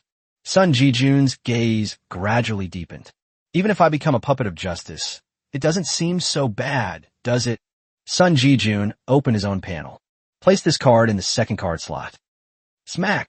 The fire-breathing dragon landed precisely on a hillside. This is a bare mountain. The mountain is bare. Come back, Big Mouth. Su Huayin summoned the fire-breathing dragon back. Then I replaced the Charizard in the second slot with the longsword. This mountain is teeming with little monsters like rock spirits. If Su Huayin's memory serves him correctly, the rock spirit boss does not exist. Or, to put it more precisely, the rock spirit boss is not naturally occurring. It needs to be created by humans. What exactly is the situation? That is, there's a certain probability that defeating all the rock spirit monsters will drop the card Stoneheart. All you need to do is collect 8 Stoneheart cards. Then, just find the corpse of a rock sprite. Place all 8 Stoneheart cards on that rock spirit monster. This allows you to artificially create a rock monster boss. Of course, the corpses of monsters that evolve into rock spirit bosses can be selected by the player. In this situation, there's a teaching test. The strength of the rock spirit boss is constant. This is taken as a premise. If you choose a smaller rock sprite corpse as the prototype for the evolved boss, the resulting rock sprite boss will have higher agility. If you choose a slightly larger piece of rock spirit or monster corpse as the prototype for evolving the boss, the final evolved boss will be stronger, but relatively slower. Let's start farming and get 8 Stonehearts first. Su Huayin began to take action. Chapter 61 Stoneheart. Chapter 61 Stoneheart. Found it. Su Huayin found the first rock spirit monster. This type of monster has a relatively high aggression drive. I saw Su Huayin from afar. He then summoned several flying stones, which flew towards Su Huayin. Su Huayin was a veteran of countless battles. Naturally, it will not be attacked by such an attack. With a quick movement, Su Huayin dodged the flying stone attack. Then they arrived in front of the rock sprite monster. The long sword struck the rock monster on the forehead. There was a ding sound. The long flowing sword was actually bounced back. It didn't do much damage to the rock spirits or other small monsters. It's really hard. This is troublesome. Seeing this, Su Huayin frowned. To rock sprites and monsters, a sharp weapon like a sword is no match for a fire poker. Blunt weapon attacks are slightly better. A huge fist swept over from the side. This rock monster has only 1 stone body and 2 fists made of stone. A punch landed on Su Huayin's Bone King shield. He knocked Su Huayin back a step. Its strength is also considerable. Su Huayin suddenly regretted choosing the rock spirit boss as his target. Aside from being a bit bulky, the quality of the rock spirit monsters is now comparable to that of regular elite monsters. It took quite a bit of effort. Su Huayin then used the Bone King shield to smash the rock monster to death. The damage of the long stream sword is not as good as the Bone King shield. A card emerged from the corpse of the rock spirit. This was a white card, which Su Huayin casually put into his hand. No, this method is too inefficient. Su Huayin thought for a moment and then modified the second card slot again. The long flowing sword was changed to fire-breathing dragon. In this situation, the long sword is less effective than the Charizard. Come out, big spray. Su Huayin summoned the Charizard. Then, they began to examine the card dropped by the rock sprite. Petrified Ring. Quality white. Card type, accessory. Effect, luck +1. Attacks have a 1% chance to petrify the enemy for 1 second, while petrified, gain 90% damage reduction. Description, items that have been cursed by Medusa. Dual mode effect, spell card. Add 1 level 1 rock-type monster from your deck to your hand. It adds a little bit of luck and has a 1% chance to petrify enemies when attacking, but it's pretty useless. However, in dual mode, it's not bad as a search card when added to specific rock-type decks. This is Su Huayin's evaluation of this card. Put the cards away. Su Huayin continued his monster hunting journey. He attacked directly with his shield, while the Charizard restricted the monster's movements. instantly increasing the monster-killing speed. The second rock sprite was also killed by Su Huayin. This time, a stone heart that can be used to summon the rock spirit boss has finally been revealed. This card has no description. It is similar to, yet different from, the Tiger Jade that Su Huayin and Ling Qiu encountered in the dungeon before. I got my first stone heart. Next, Su Huayin's monster-killing speed increased again. It's not because of anything else. It was because the clone's cooldown time had finally ended. Su Huayin's main body, clones, and fire-breathing dragon. 3 combat forces. Although these rock sprites have relatively strong defense, they can only withstand more severe attacks. Smack! Su Huayin killed yet another rock monster. A card was found on the corpse. Stone Heart. Finally found you, the 8th one, Stone Heart. Su Huayin picked up the 8th Stone Heart with a slightly tired expression. He spent nearly 5 hours grinding monsters here, and lunchtime had already passed. So far, we've killed over 100 rock sprites. I finally collected all 8 Stone Heart cards. However, Su Huayin did not immediately summon the rock spirit boss. He is waiting. You asked him what he was waiting for. Of course, I'm waiting for my strength attribute to meet the equipment requirements for the White Tiger Blade. Su Huayin opened the Soul Devouring Effect interface of the Bone King Shield. Soul Eater, 289/500. That means the Bone King Shield has now provided him with a total of 28 points of strength. Su Huayin made a rough estimate. My original strength attribute is around 9. In other words, Su Huayin will need an additional 31 points of strength attribute to meet the equipment requirements for the White Tiger Blade. White Tiger Blade, although it is called a blade. However, this knife increases attack power by 50 points. It also has the effects of dispelling magic and blocking. The Rock Spirit boss is different from the regular monsters. It has a Geo-Elemental shield on its body. The White Tiger Blade's magic-breaking attribute is also perfect for countering the Rock Spirit boss's shield. Therefore, we definitely need to replace it with a White Tiger Blade. Sharpening the axe won't delay the work of chopping wood, right? 290, 295, 300, 310. When a kill count reaches 310, Su Huayin felt a warm current flowing through his body. The soul-devouring effect of Bone King Shield has been active for 31 points. He immediately stopped grinding monsters. We came to the foot of a small tree. Then start changing the cards. The Charizard in the second slot was replaced with a White Tiger Blade.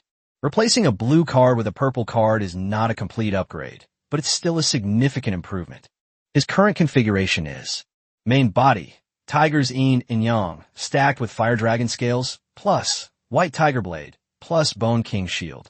1 red card and 3 purple cards. It looked extremely terrifying. His current stat boosts are equally terrifying.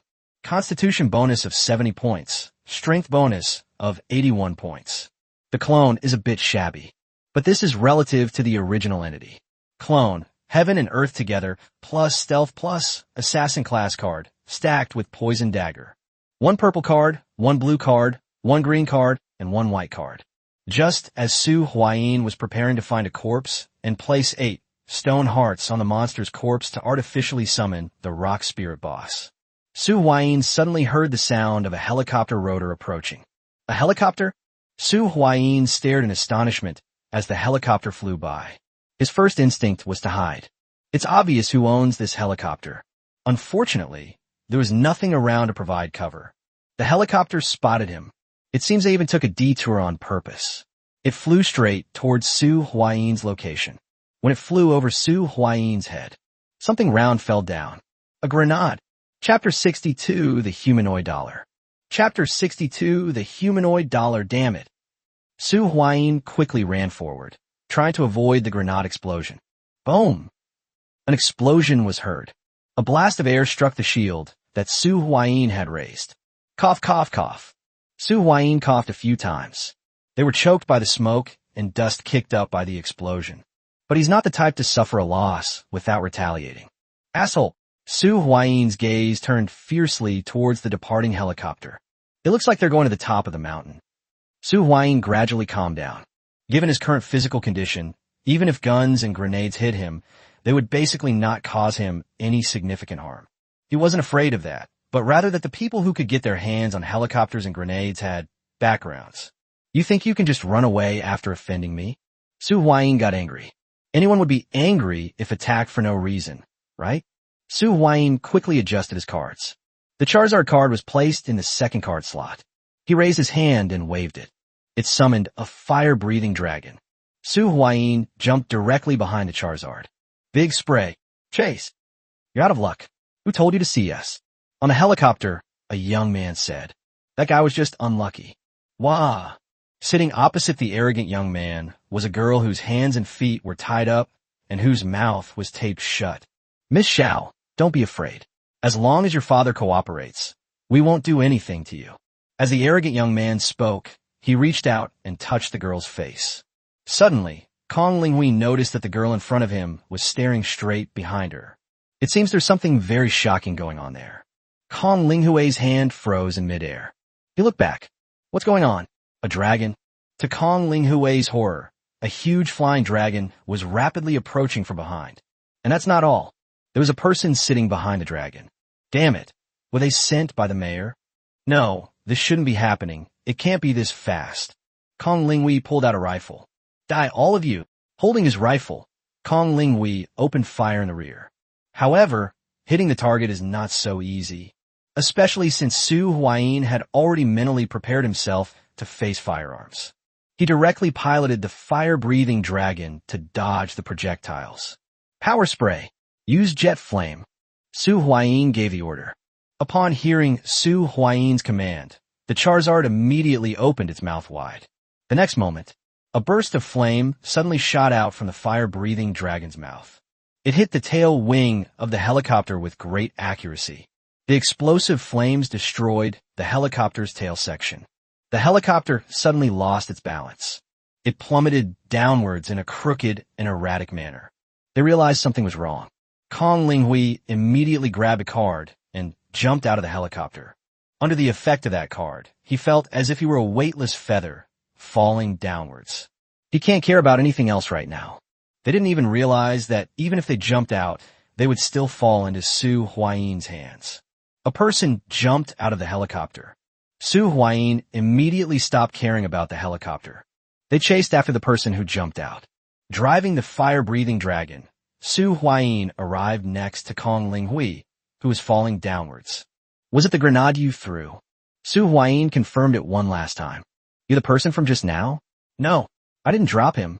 Kong Linghui's eyes flashed with struggle and madness. He pointed. A fireball actually flew towards Su Huayin.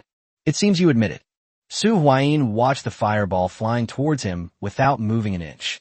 When the fireball reached Su Huayin, it actually stopped automatically. Then, it shot towards Kong Linghui's face. Boom! A burst of flame shot into the sky. Then came a series of piercing screams.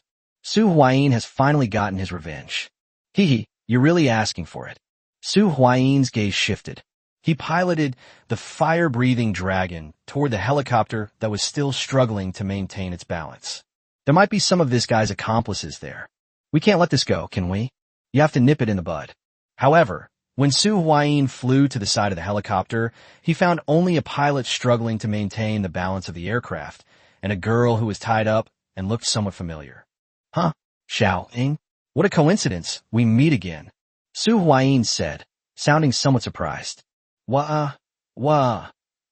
Xiao Ying couldn't speak at this moment, but the glistening tears in her eyes spoke volumes about her feelings. Come here. Su Huayin reached out and pulled Xiao Ying from the cabin. At this moment, Xiao Ying was in his eyes. It has already turned into a human-shaped dollar. What an unexpected bonus. Originally, I just wanted to take care of that jerk while I was at it. I never expected to earn extra income.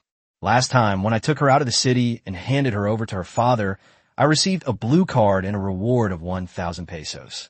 This time, let's not talk about much, but give us another reward of roughly the same level. That's not too much to ask, is it? He reached out and tore the tape off Xiao Ying's mouth. Hey, Miss Xiao, we meet again. Su Huayin said with a slightly teasing tone. Thank you. Xiao Ying said gratefully. What's going on here? Who is that thug? And what about that pilot? Su Huayin continued to ask. Kong Linghui used to be a local gangster. But now he's colluding with some officials and wants to use me as a bargaining chip to threaten my father into cooperating with him. Xiaoying replied. Upon hearing this, Su Huayin sensed something was amiss. He felt as if he had gotten involved in things he shouldn't have. Perhaps it was because they were lucky to survive. Xiaoying continued somewhat bluntly. Some people want to directly attack the superhumans, extract their power, and arm their own people. My father believed that such behavior would only exacerbate the conflict. He argued that we should follow the trend of the times, and instead of spending time targeting superhumans, we should focus on fighting monsters and strengthening our own power. Stop. Su Huayin quickly told Xiaoying to stop. He wasn't interested in these things. Big spray, destroy this helicopter. Su Huayin ordered. A burst of flames erupted from the mouth of the fire-breathing dragon beneath Su Huayin's legs.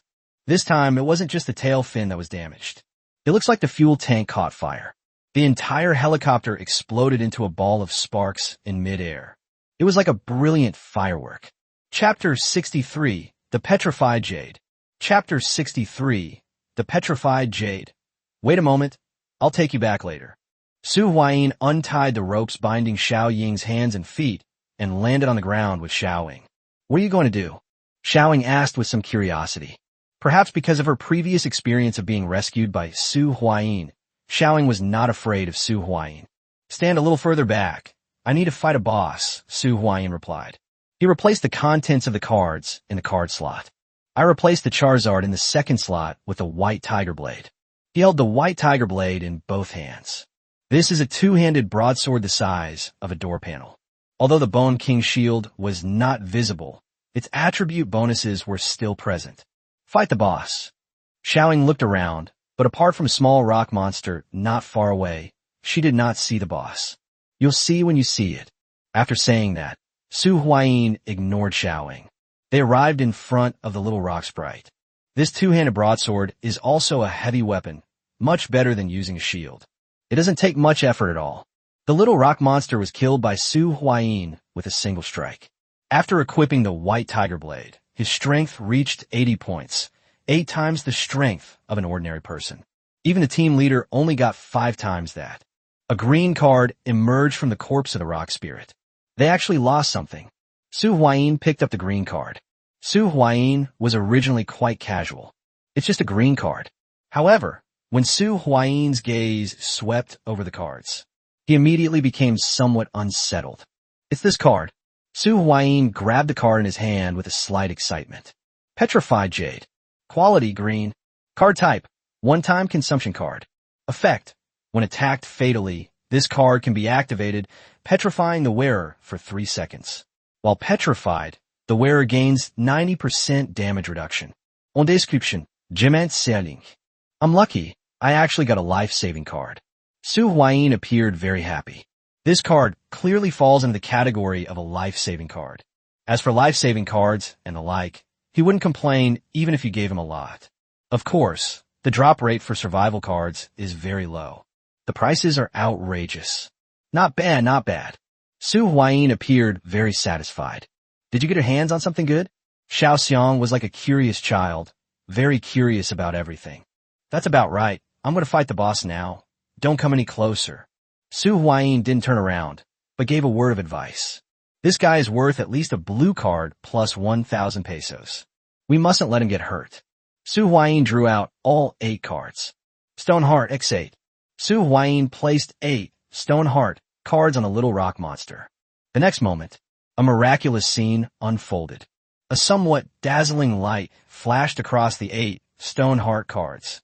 Both Su Huayin and Xiaoying were blinded by the light.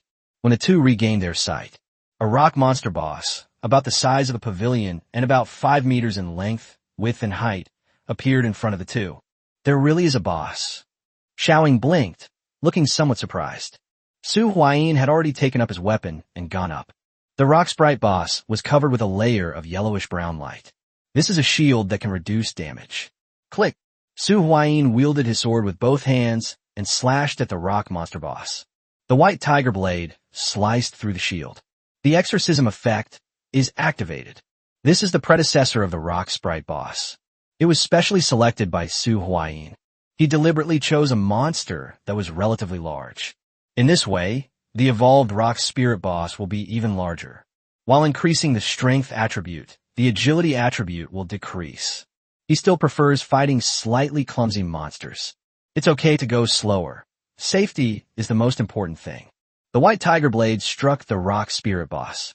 They only managed to smash a few fist-sized stones into the boss's body. A fist suddenly came crashing down from the sky. But when the fist came down, Su Huayin took a step back and left the spot one by one. Take advantage of the rock monster boss's attack to tap your toes. His whole body jumped up. I've been waiting for you. A glint of light flashed in Su Huayin's eyes. Break it off. Holding the white tiger blade in both hands, he slashed heavily at the focal point of the rock monster boss's stone arm and body. It was as if the world had been created. With a loud bang, that massive rocky arm was actually severed by Su Huayin with a single stroke. The main problem was that Su Huayin severed that connection with a single blow. Wow, that's amazing. Xiaoying witnessed the entire process of Su Huayin's one-on-one battle with the rock monster boss. This person is terrifyingly strong. It's actually possible to take on a wild boss one-on-one. Although Xiaoying was not very clear about these matters. However, she knew that none of the people her father had recruited who claimed to be beta testers had Su Huayin's skill level. At most, he could only fight an elite monster to a standstill. This person can actually fight directly against a boss-level monster. No, it's not just about matching. This person actually has the ability to solo a wild map boss. Who is this person? Just as Xiaoying was too shocked to speak, Su Huayin seized the opportunity to chop off the other rocky arm of the rock monster boss. He lost both arms. The rock sprite boss thus lost most of its ability to resist. They could only let Su Huayin slaughter them. It has to be said, this boss has a really thick health bar. It took almost an hour and a half. Su Huayin had shaved off several layers of his enormous body. He was finally killed when Su Huayin dug out the last stone, which was the size of a human head. Stone heart. Quality, purple. Card type, material card. How to obtain, rock spirit boss. This is the materials card. This is exactly what the Adventurers Guild wants. All three bosses targeted by the Adventurers Guild can drop materials similar to Stone Heart. All three materials can be exchanged for that general-purpose extra card in dual mode. With a loud bang. After Su Huayin got his hands on the Stone Heart material card, the rock monster boss's body collapsed and turned into a pile of rubble. A card emitting a purple glow emerged from the rubble. Chapter 64, Rock Mastery. Chapter 64, Rock Control, Rock Control. Quality, purple. Card type, skill card. Effects, freely manipulate the rocks you touch. Petrify, temporarily turn a part of your body into rock, but reduce your movement ability. Description, pijelatet rockskstide. Dual mode effect, quick play spell card. Activate when there is a rock-type monster on the field, destroying all other monsters on the field except for the rock-type monster. It's his card. Su Huayin could not suppress his joy. Rock Control. Although it didn't give me any numerical values, this is a core card in the rock-type Psionic Warrior archetype. Without thinking, Su Huayin then activated the clone slot. I emptied the third slot of the clone card slot and replaced it with this Rock Control card. The 3 card slots for the clone are now Heaven and Earth in Harmony, plus Stealth, plus Rock Control. Looking at the Heaven and Earth together card in the slot, Su Huayin hesitated slightly. He wants to temporarily replace this card. This card will occupy 1 slot. Without starting, the clone is essentially just a player with 2 card slots. After thinking for a moment, Su Huayin decided to temporarily replace the card Heaven and Earth Live Together. Then, the long flowing sword was placed there. It became Long Flowing Sword, plus Stealth, plus Rock Control. I have a feeling that Stealth can also be replaced. Su Huayin thought for a moment. They also changed the Stealth ability. It has been changed to the Assassin class card stacked with Poison Dagger. Currently, the clone's card slot contains Long Flowing Sword plus Assassin class card stacked with Poison Dagger plus Rock Mastery. This combination consists of 1 purple card, 2 blue cards, and 1 green card. Defeating the boss might be a bit difficult. However, if the target is an elite monster, it can be easily dealt with. Let's go. I'll take you to the safe zone. Su Huayin changed the cards on his main body again. Charizard was summoned. Then he waved to Xiaoying. Can I ride it too? Upon hearing this, Xiaoying's eyes sparkled as she spoke. Hurry up and get on. I'll take you home, Su Huayin said impatiently. They're here. They're here. Xiaoying excitedly sat on the back of the fire-breathing dragon. Seeing that Xiaoying was seated, Su Huayin immediately set off. He led Xiaoying towards Qingwu City. Beep, beep, beep. Sorry, the number you dialed cannot be connected. Please try again later. The voice coming from the phone made a man with a scar on his face and a fierce aura seem somewhat agitated. Opposite the man sat another man wearing a pair of refined gold-rimmed glasses. Boss Kong, is this what you meant by successfully catching the person? The man wearing gold-rimmed glasses reprimanded. Well, maybe the signal is bad up in the mountains, said the man called Boss Kong, sweating profusely. Then come find me when the signal is better. The man wearing gold-rimmed glasses left without listening to Boss Kong's explanation at all. Secretary Liu, I will definitely handle this matter well. I assure you, Mr. Kong assured. But Secretary Liu didn't even consider stopping. She left straight away. Watching Secretary Liu's departing figure, Mr. Kong's expression turned gloomy. Just a dog. However, his expression quickly changed again. Ling Hui is probably in trouble. This matter may have been exposed. If he doesn't leave now, he may not be able to leave at all.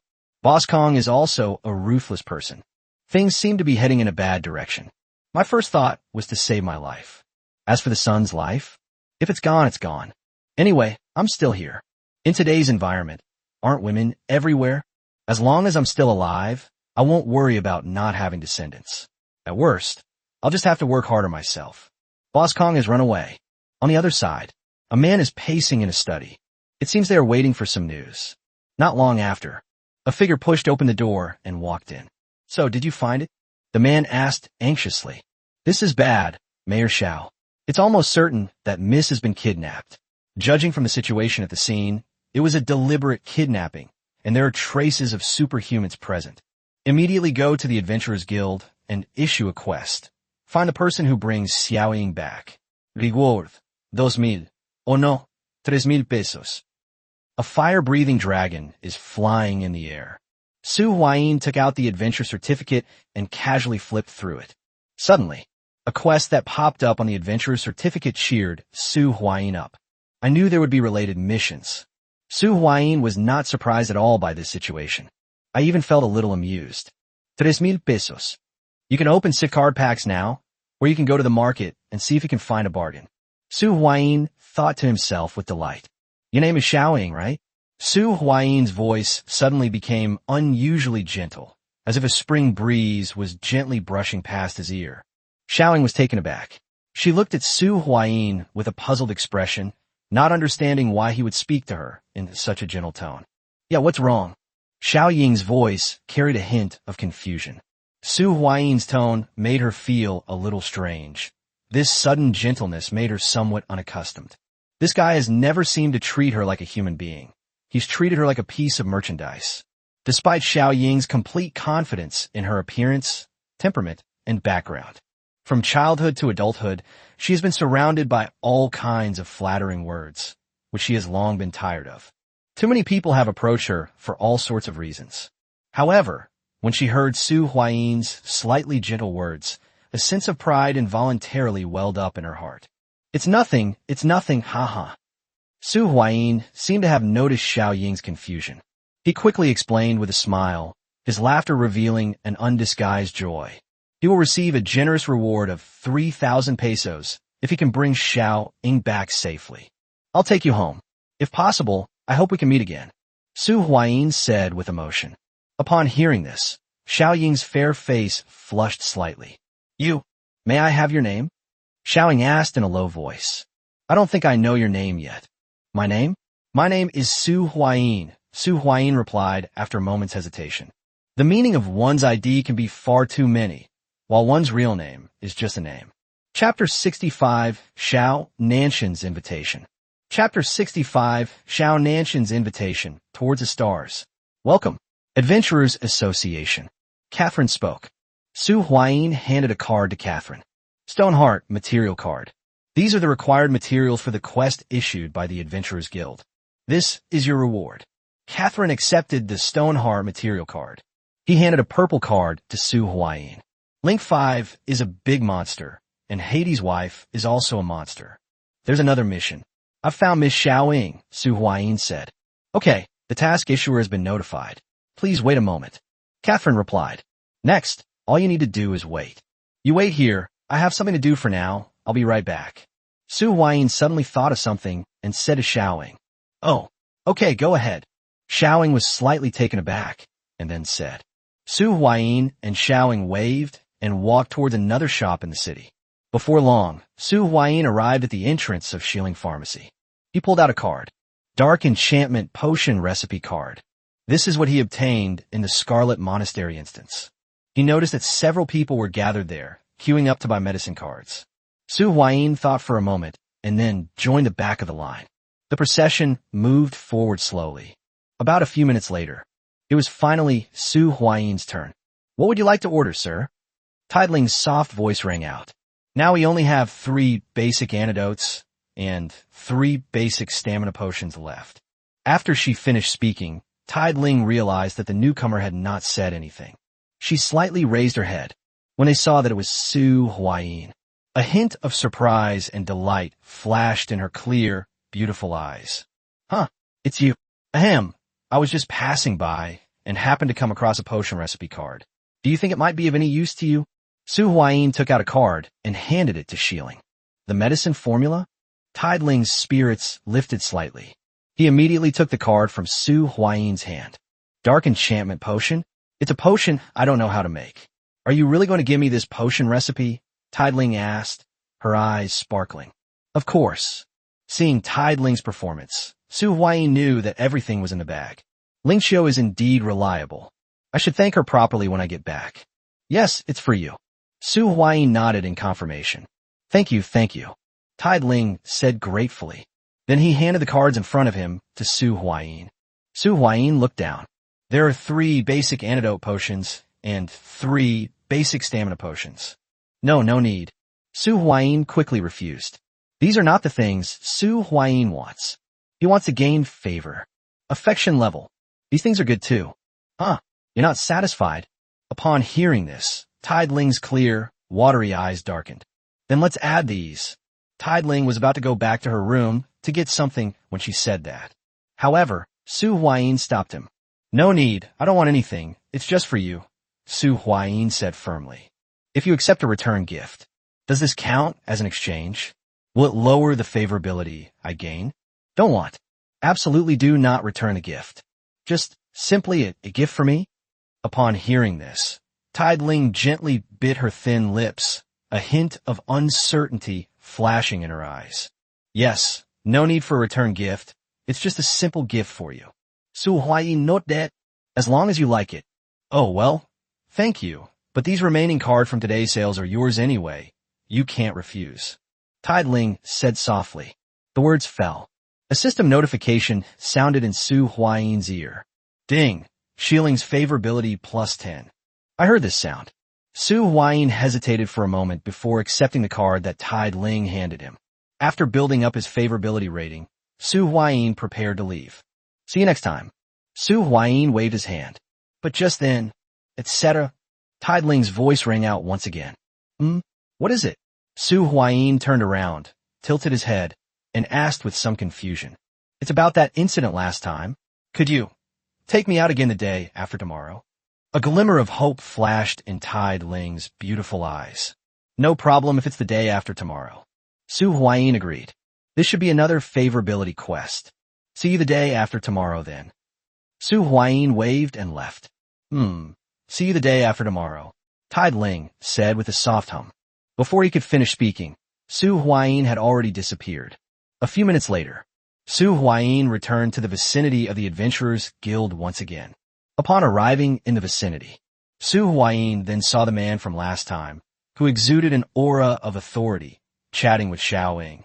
When Su Huayin returned, Xiaoying's eyes lit up. Dad, this is Su Huayin. He has the ability to independently kill wild map bosses. Xiaoying explained. It seems that Xiaoying has told this man everything that happened before. Hello, Xiao Nantian. Xiao Nantian extended a hand towards Su Huayin. After a slight hesitation, Su Huayin still chose to shake hands with the other party. From Xiao Ying's words, Su Huayin already knew the man's identity. It was placed a month ago. Oh no, it was about 2 weeks ago. He didn't even have the right to speak to this person. Hello, Su Huayin. Su Huayin introduced himself. You should already know my identity. I want to rebuild order in this era. Are you willing to help me? Xiao Nantian sincerely invited. Huh? Are they mistaking me for a hot-blooded young man? Su Huayin was somewhat speechless. Shouting slogans? Making empty promises? I know you don't trust me right now. How about this? There's a guild monster event tomorrow. Can I hire you to help me kill the guild monsters? Xiao Nantian seemed very approachable. Of course, this was in a situation where they needed Su Huayin's help. People who can rise to Xiao Nantian's current position must have very high IQ and EQ. If he wanted to, he could make the person chatting with him feel like they were bathed in a spring breeze. How did you know? Su Huayin hadn't even finished speaking. He then slapped his own forehead. Isn't this a normal thing? As the official representative, Xiao Nantian holds legitimacy, so there are bound to be people willing to pledge allegiance to him. Moreover, the fact that Xiao Nantian could produce so many pesos suggests he likely had a dedicated team working to extract them. No, I have things to do tomorrow, Su Huayin refused. He is still unwilling to have much contact with the authorities. Chapter 66, Phantom Step. Chapter 66, Phantom Step. Don't rush to refuse. Let me tell you my conditions. Xiao Nantian was not angry, but continued speaking. Since you're not willing to join, we can cooperate in another way. How about I hire you to help me? As long as you're willing to help me once tomorrow, I can promise to do something within my power for you, Xiao Nantian said sincerely. Upon hearing this, Su Huayin hesitated for the first time. Xiao Nantian's promise is a bit too much, although he doesn't have much individual combat ability. However, many things cannot be accomplished by individual ability alone. Power is merely a form of expression. Ultimately, all paths lead to the same destination. Su Huayin was deep in thought. Xiao Nantian did not urge him. Instead, they waited quietly. About several tens of seconds later, Su Huayin let out a breath. Honestly, the offer is very generous, but I still refuse. Su Huayin said with a firm gaze. If you take other people's money and do other people's things, you will slowly become someone else's person. I'll say it again. He doesn't want to have any dealings with the authorities for the time being. Is that so? Well then, I won't force you. Here's my contact information. If you're interested in collaborating, feel free to contact me. Xiao Nantian didn't insist, but simply handed a business card to Su Huayin. Along with the business card, there were also 3 1,000 peso cards. This is your payment. I look forward to working with you again. Xiao Nantian said. It must be said that this straightforward approach did win Su Huayin some favor. Su Huayin left without looking back. For some reason, watching Su Huayin's departing figure, Xiao Ying felt a sense of loss. What's wrong? You developed feelings for this kid? A voice suddenly rang out above Xiao Ying's head. Huh? No. Xiao Ying instinctively denied it. But Xiao Nantian acted as if he hadn't heard him and continued speaking. This kid is not bad. He has obtained such great power, but he is not arrogant because of it. He has always kept a clear head and is unwilling to have too much contact with me. He obviously has his own plans. He is ambitious, capable, and smart. He is definitely a potential stock. If you can take it, it will be a powerful alliance with the forces I have. Xiao Nantian said calmly. Although marriage is an ancient practice, it is still effective. The method doesn't have to be new, as long as it's useful. Of course, I'm not talking about now. It wasn't just that Su Huayin didn't trust him. He also did not trust Su Huayin. Hey Dad, what are you saying? Xiao Ying covered her ears and said, her face flushed with embarrassment. At most, I only have a slight liking for her. Alright, let's go. There's plenty of time in the future. Even if we don't cross paths this time, we'll probably have many more opportunities to do so with this person. It's just that getting a guild order card tomorrow might be a bit difficult. Especially those guys might do something shady.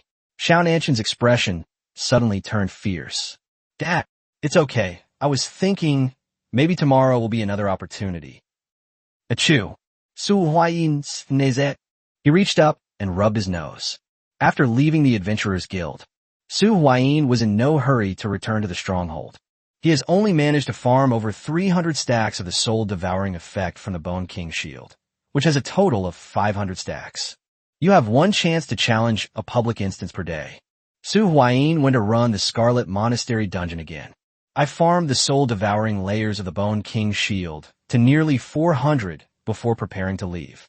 But just as Su Huayin finished the dungeon and returned to Qingmu Square to leave, I was drawn over by the sound of vendors hawking their wares.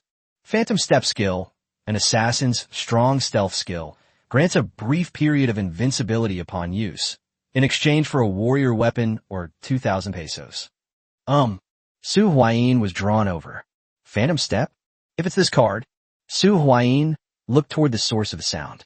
The people hawking their wares were a man and a woman, or more precisely, the man.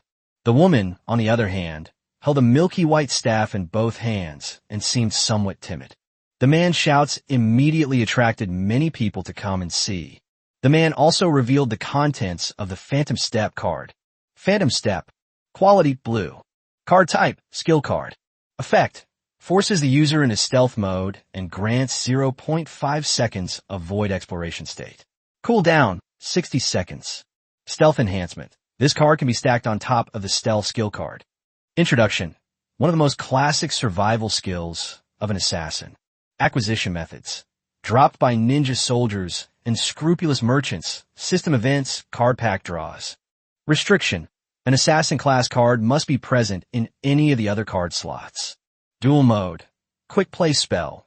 Banish one monster from the ninja field on the field. Destroy one card on your opponent's field. And special summon the banished monster during its end phase. Vanishing into the void. Invincible frame rate. It has to be said that this card is extremely powerful. Invincibility frames, when used correctly, are incredibly powerful. However, this card also has some limitations. It is a component of the Assassin class card set. You must have an Assassin class card before this card can be placed in the card slot. Therefore, the resulting situation is as follows. Quite a few people watched it, but no one actually made a bid. Brother, this card of yours is pretty good, but it requires the Assassin class card, which severely restricts the Assassin's path. And the Assassin class card isn't easy to obtain. How about this? I have 800 pesos here. Consider it an investment. How about you sell it to me? A bald man stepped forward and made an offer. This offer clearly lacks any sincerity. 2,000 is already the lowest price.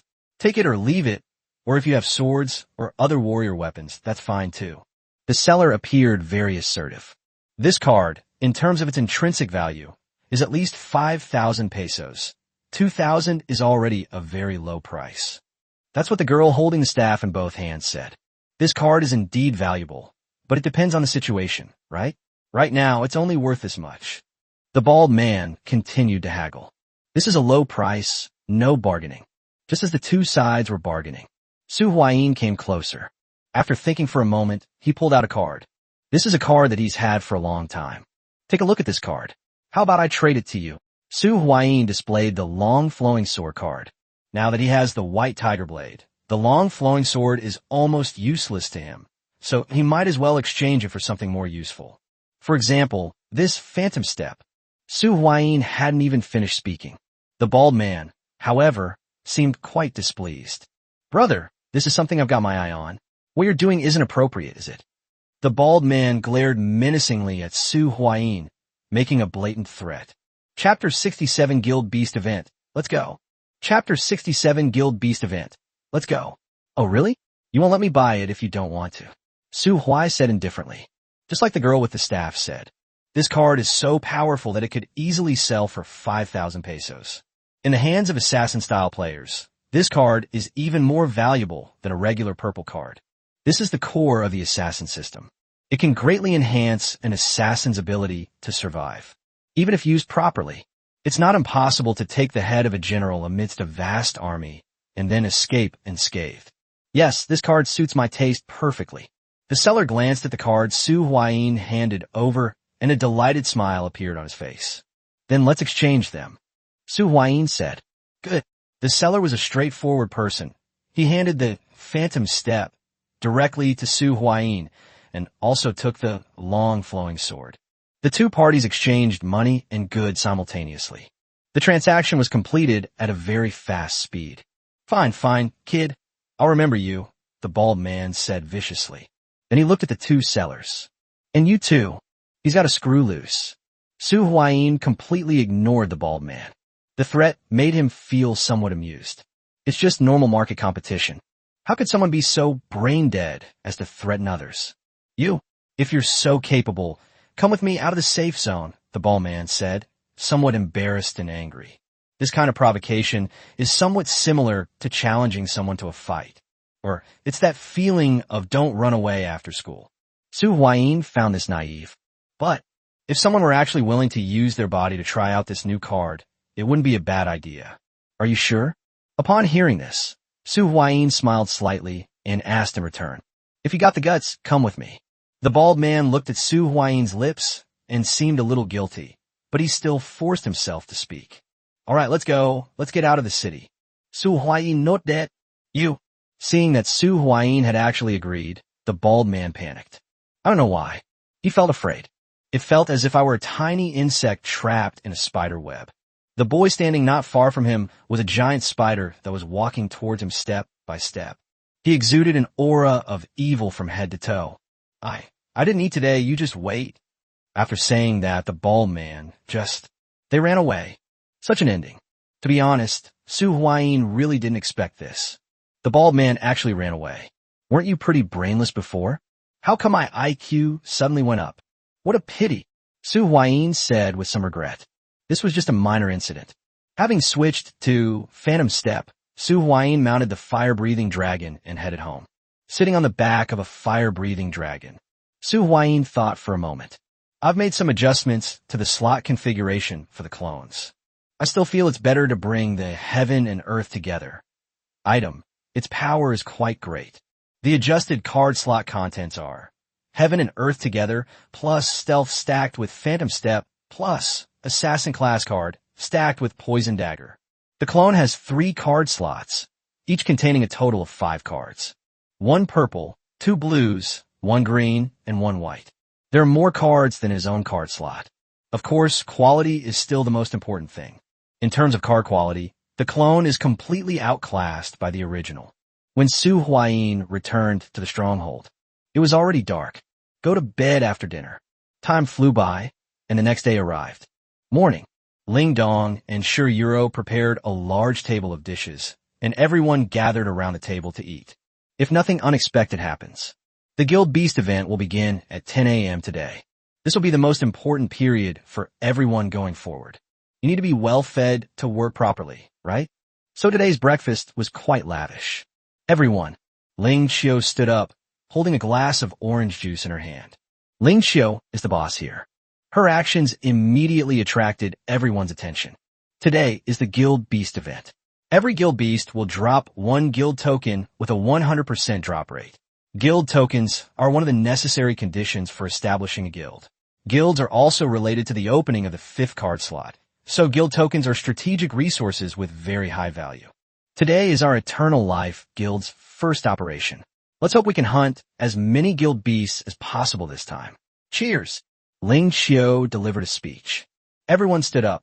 He drank the entire beverage in his cup in 1 gulp. Ling Xiao, as expected of someone who used to be the president, still has quite the presence. Just now, during the speech, Su Huayin sensed a faint, superior aura emanating from Ling Xiao, somewhat similar to that of Xiao Nantian. After everyone sat down, Ling Xiao gave Su Huayin a wink. Su Huayin still didn't quite understand. Then, right under the table, Ling Xiao kicked me. You say a few words too? Ling Xiao said. Su Huayin hummed in slight difficulty. This is something we built together, and you are one of the leaders. You'll get used to this kind of thing sooner or later. Don't be afraid. I'll help you. Ling Xiao leaned close to Su Huayin's ear and whispered. What should I do? Su Huayin knew very well that Ling Xiao was right. Public speaking was one of the basic qualities of a leader. Leaders cannot be subservient. Just be natural, and that's enough to boost morale. Ling Xiao said, just as Su Huayin was pondering what Ling Xiao had said. Next, let Ming say a few words to everyone, Ling Xiao suddenly said loudly. In an instant, All eyes were drawn to Su Huayin. Cough, cough. Su Huayin braced himself and stood up, raising his cup as he had done before in Lingxiu. Everyone, the future belongs to us. Today is just the beginning, the first step for our Eternal Life Guild. Let's do it, Su Huayin said. Dry. Lingxiu was the first to agree. The others also toasted. I didn't expect you to have such a talent for leadership, Lingxiu said with some surprise after sitting down. Cough, cough, cough, stop bragging. Su Huayin coughed twice. I'm just trying to give you some confidence, aren't I? It was 10 a.m. A system notification tone sounded in the air. Ding. The Guild Beast event has officially begun. The Guild Beast boss has arrived. Defeating the Guild Beast boss will guarantee you a guild token. The system notification tone ended. Countless purple beams of light descended from the sky. As planned, we will split into 2 teams. Set off, Su Huayin announced. Chapter 68 has arrived. Get off the bus and start working. Chapter 68 we arrived, got off the bus, and started working. You guys come with me. Su Huayin stood up. His group consisted of Ma Zhendong, Shi Yuro, and Jing Tian. Ma Zhendong is on the Frost Mage route and currently has 3 card slots. Shi Yuro is a warrior, and she currently has 2 card slots. Jing Tian's build is based on the Necromancer route, with 2 card slots and the main card being Skeleton Summoning. Despite having the method of stealing lessons using Holy Water, however, you need at least the ability to solo elite monsters and solo the heavily wounded Skeleton King to unlock the 3 card slots. Currently, among all our own people, only Ma Zhendong and Ling Dong managed to unlock the 3rd card slot. Ma Zhendong relied on himself. Although he was an unlucky guy without a beta test card, he was still a beta tester at least. As for Zero Winter, it goes without saying. Zero Autumn definitely had help, and it was quite significant. However, this is Lingxiu's business and has nothing to do with him. Based on the current situation, Lingxiu seems to be planning to position Ling Dong as a support character who provides buffs. Let's go, this is our destination. Su Huayin pointed in a direction. The target location is quite far from the base, about 10 kilometers away. Charizard can only carry a maximum of 2 people, so it obviously can't take so many people with it. Therefore, a car is the only means of transportation available. Ma Zhendong can drive too. He served as the driver, taking Su Huayin and the other 2 towards their destination. The target this time is an enhanced level boss or an elite level boss. If it's an elite level boss, ignore it and move on to the next location. Su Huayin sat in the passenger seat, assigning tasks for the upcoming mission. Was an enhanced boss? Shi Yuro asked. Neither she nor Jing Tian were beta testers, so they weren't very familiar with these unfamiliar things. The so-called enhanced boss is just a type of boss or a level of boss. Su Huayin gave a brief explanation. The bosses start from the regular bosses, then move up to the enhanced bosses, elite bosses, epic bosses, and so on. This time, the Guild Beast is a kind of perk. Guild tokens are something that usually only have a chance to drop from epic boss monsters. After listening to Su Huayin's explanation, Shi Yuro and Jing Tian both nodded. This indicates that you understand. Su Huayin continued casually. I just checked the map. There are 13 Guild Beasts around Qingmu City. We might clash with other forces this time, so you need to be ready for battle at any time. Yes, Brother Ming. Shi Yuro agreed almost immediately. Su Huayin had prepared for the worst. The car continued to move forward. Su Huayin thought for a moment and then took out a card. I'll lend you this card. Su Huayin handed a card to Jing Tian. Of the 3, only Ma Zhendong's backstage ice skill can provide him with some assistance. At least Shi Yuro could help him attract attention and withstand some damage. Jing Tian summoned and strengthened the rout of the skeleton soldiers. It's basically useless to him. After careful consideration, Su Huayin decided to lend Rock Control to Jing Tian. This is a purple card? Jing Tian was somewhat excited upon hearing this. Well, your skeleton summoning strategy is basically useless right now. Just use this card to provide range support for me, Su Huayin said. Okay, Mingji, I guarantee I'll complete the mission. Jing Tian took the card and said. Su Huayin lent out a purple card. Ma Zhendong was slightly envious. He coughed twice. Cough, cough. Mingji, do you have any extra cards I can borrow? Ma Zhendong asked with a smirk. No. Su Huayin stood. Ahem, it's that magic ball card. I don't have enough mana. If I had this card, my mana sustain would definitely improve significantly. Ma Zhendong said. So, you've been keeping an eye on this for a while, haven't you? Su Huayin said with a bit of a laugh. This was clearly premeditated. All right, I'll lend it to you. But even between brothers, accounts should be kept clear. Don't try to cheat me. Su Huayin reminded him. How could that be? I'm not that kind of person. This card is quite useful to me. Just keep it for me. It's worth about 2,000 pesos. I can buy more from you later, or exchange it for any cards you can use. Ma Zhendong shared his thoughts. I want to increase our fighting strength for the upcoming battle. All right. Su Huayin could be considered to have agreed with Ma Zhendong's statement. Moreover, he was quite familiar with Ma Zhendong. Just as he himself said, between Su Huayin and Ma Zhendong, a drink or a few grilled sausages are no big deal. There's no such thing as getting something for free when it's expensive. After all, nobody owes anyone anything. Furthermore, once a relationship of mutual benefit arises between friends, the friendship becomes impure. Here, it's yours.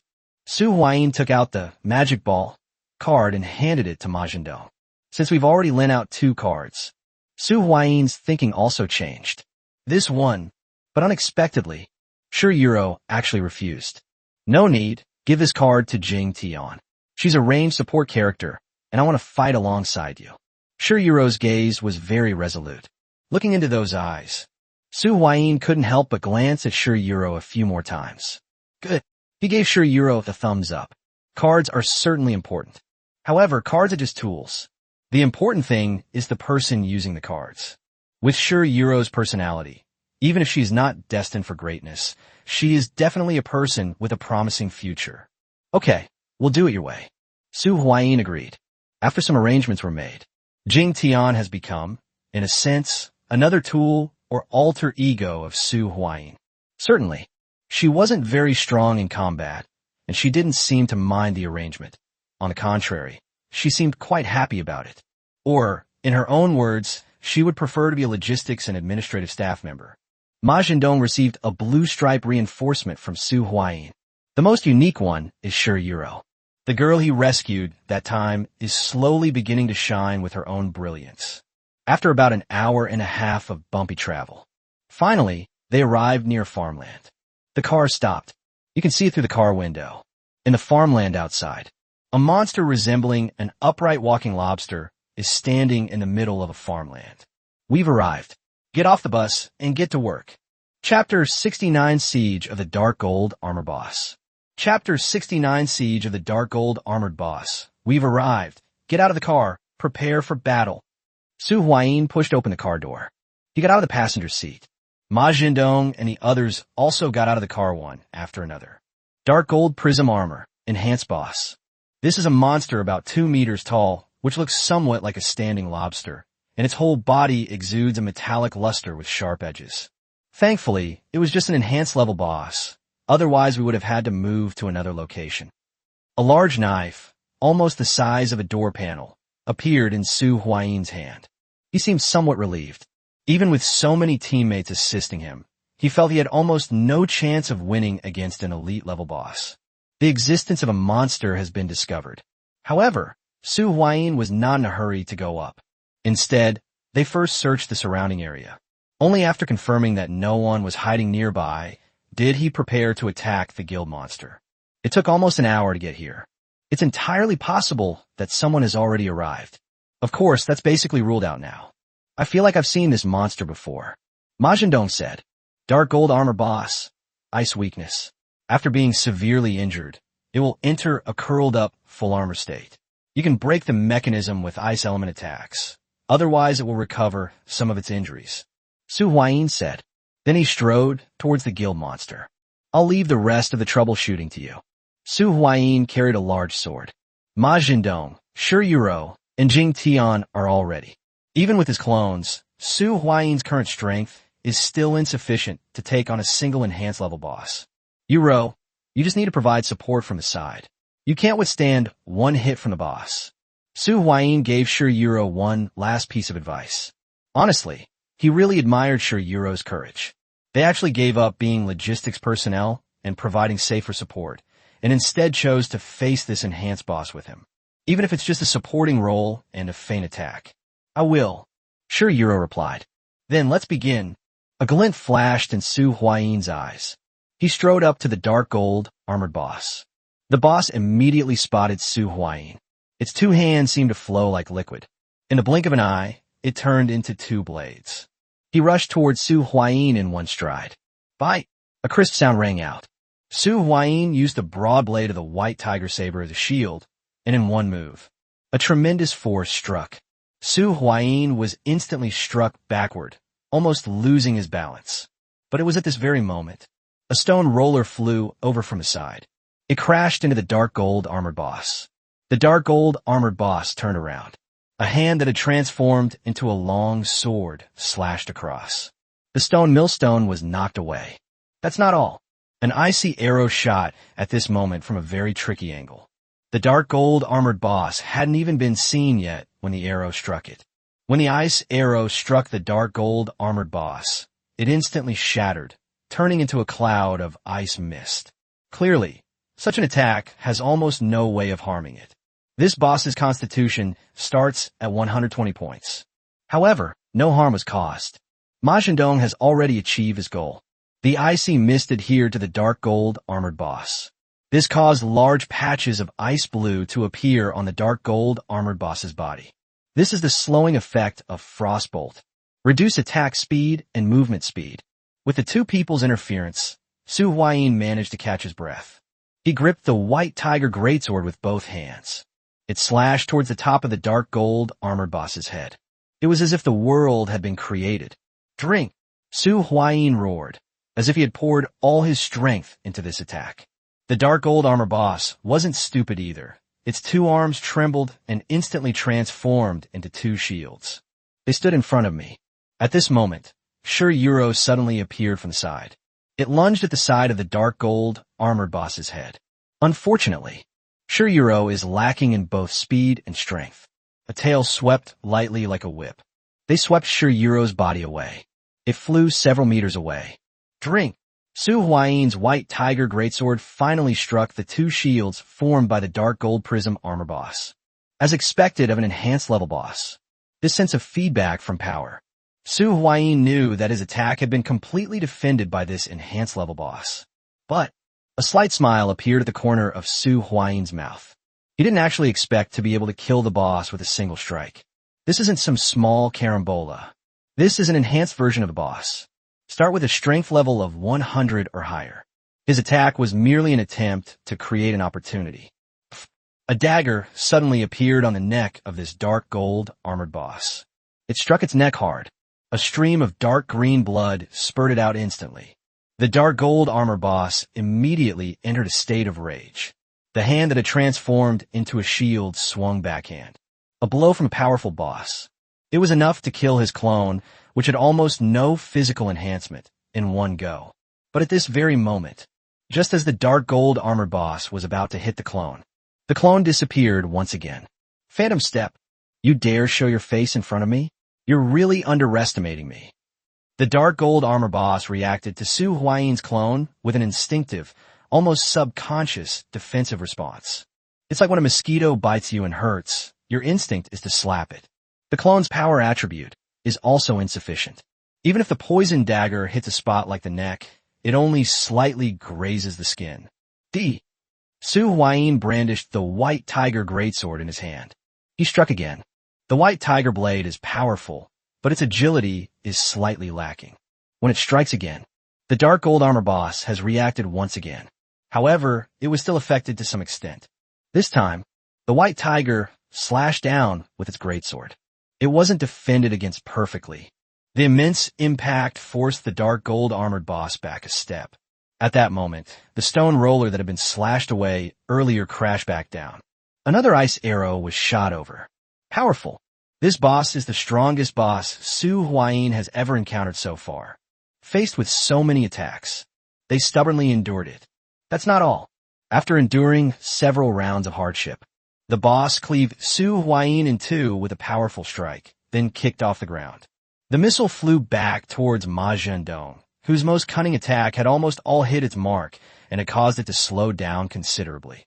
Chapter 70. Defeating the Dark Gold Armor Boss. Chapter 70. Killing the Dark Gold Armored Boss. Watch out. Su Huayin Xiaote. This boss is incredibly powerful. They forcibly forced him away. Su Huayin's body was thrown back 2.5 steps by inertia before he came to a stop. Meanwhile, the Dark Gold Armored Boss had already charged towards Ma Zhendong. Besides Su Huayin, who was directly entangled with him, there was also an avatar that was impossible to find. The biggest disruption Ma Zhendong caused was to it. Click, click, click. An earthen wall took shape in front of the Dark Gold Armored Boss. But in just a moment, it was smashed to pieces by the Dark Gold Prism Armor Boss. Ma Zhendong turned pale upon seeing this. That's all he can do now.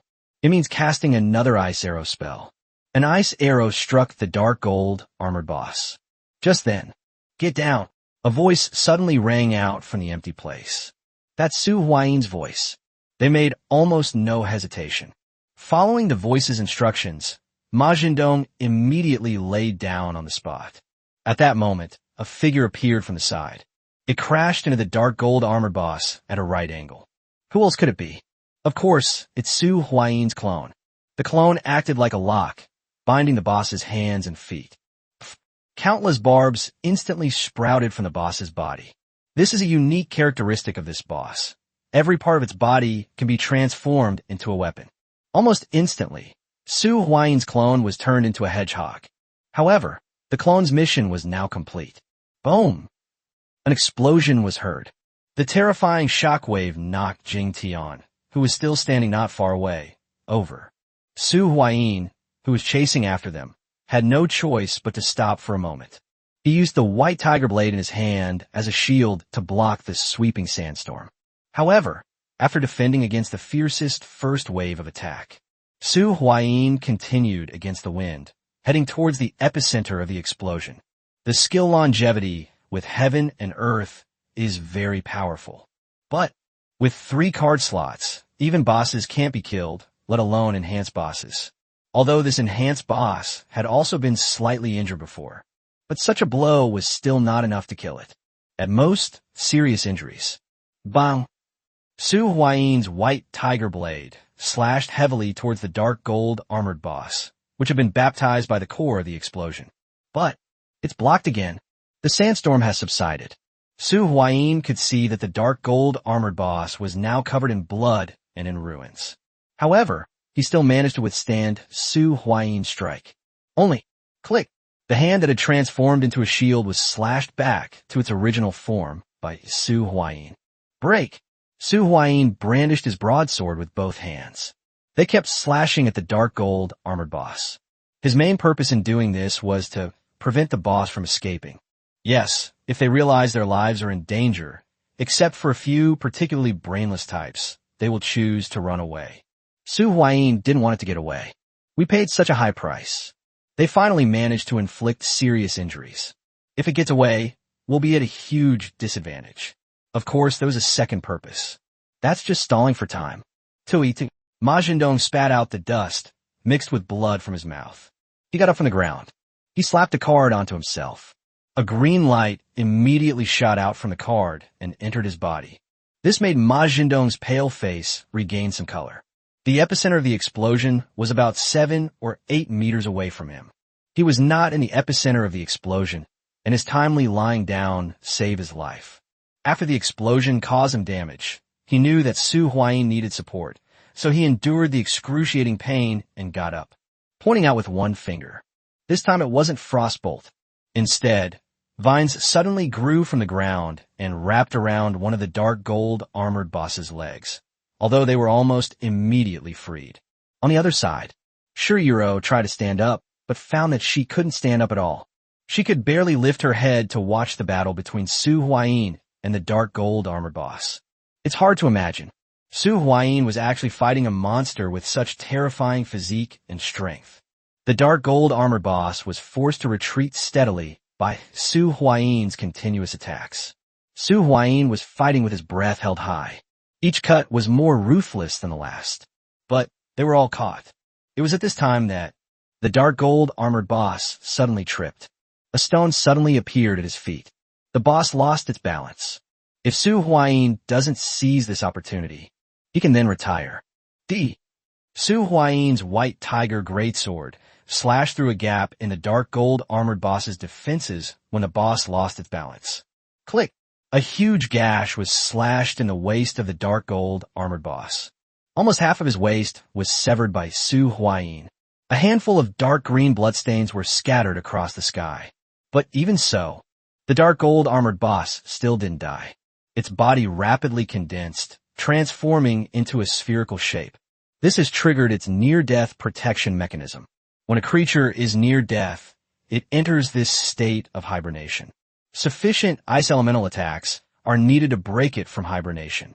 Otherwise, after hibernation, the fatal wounds on the body will heal, although the body will become much weaker. Good. Ma Zhendong has been waiting for this moment. He simply reached out and pushed out with his palm. In an instant, 5 ice arrows were fired, all landing on the dark gold armored boss. A chill enveloped the dark gold armored boss, forcibly waking it from its hibernation. The curled-up body unfolded. A steady stream of dark green blood flowed out. The only thing it can do now is lie there and wait to die. We're finally going to take them down. Su Huayin arrived at the side of the dark gold armored boss. He raised a White Tiger Greatsword in his hand. He slashed down with a single stroke. Cut this boss in two completely. Finally, we killed this dark gold armored boss. A purple card emerged from the corpse of the dark gold sharp armor boss. He was captured by Su Huayin. Guild Order. Quality, purple. Card type, system item. Effect, one of the necessary conditions for establishing a guild. Acquisition methods. Chance to drop from epic level and above bosses, from unscrupulous merchants, and through system events. Finally got it. I wonder how Ling Xiao is doing. Chapter 71 Battles in Various Places. Chapter 71 Battles in Various Places by a Small Pond. A girl wielding a lightsaber, enveloped in a radiant glow, breathed in the fresh air. Opposite the girl was a humanoid monster whose entire body was covered in what looked like fleshy tumors. The monster was covered in wounds. However, it did not appear to be a fatal wound. This kind of environment is actually more suitable for Su Huayin. After all, the presence of water nearby could enhance Su Huayin's fighting strength to some extent. Damn it, is this the enhanced level boss? Ling Xiao slapped a card onto herself.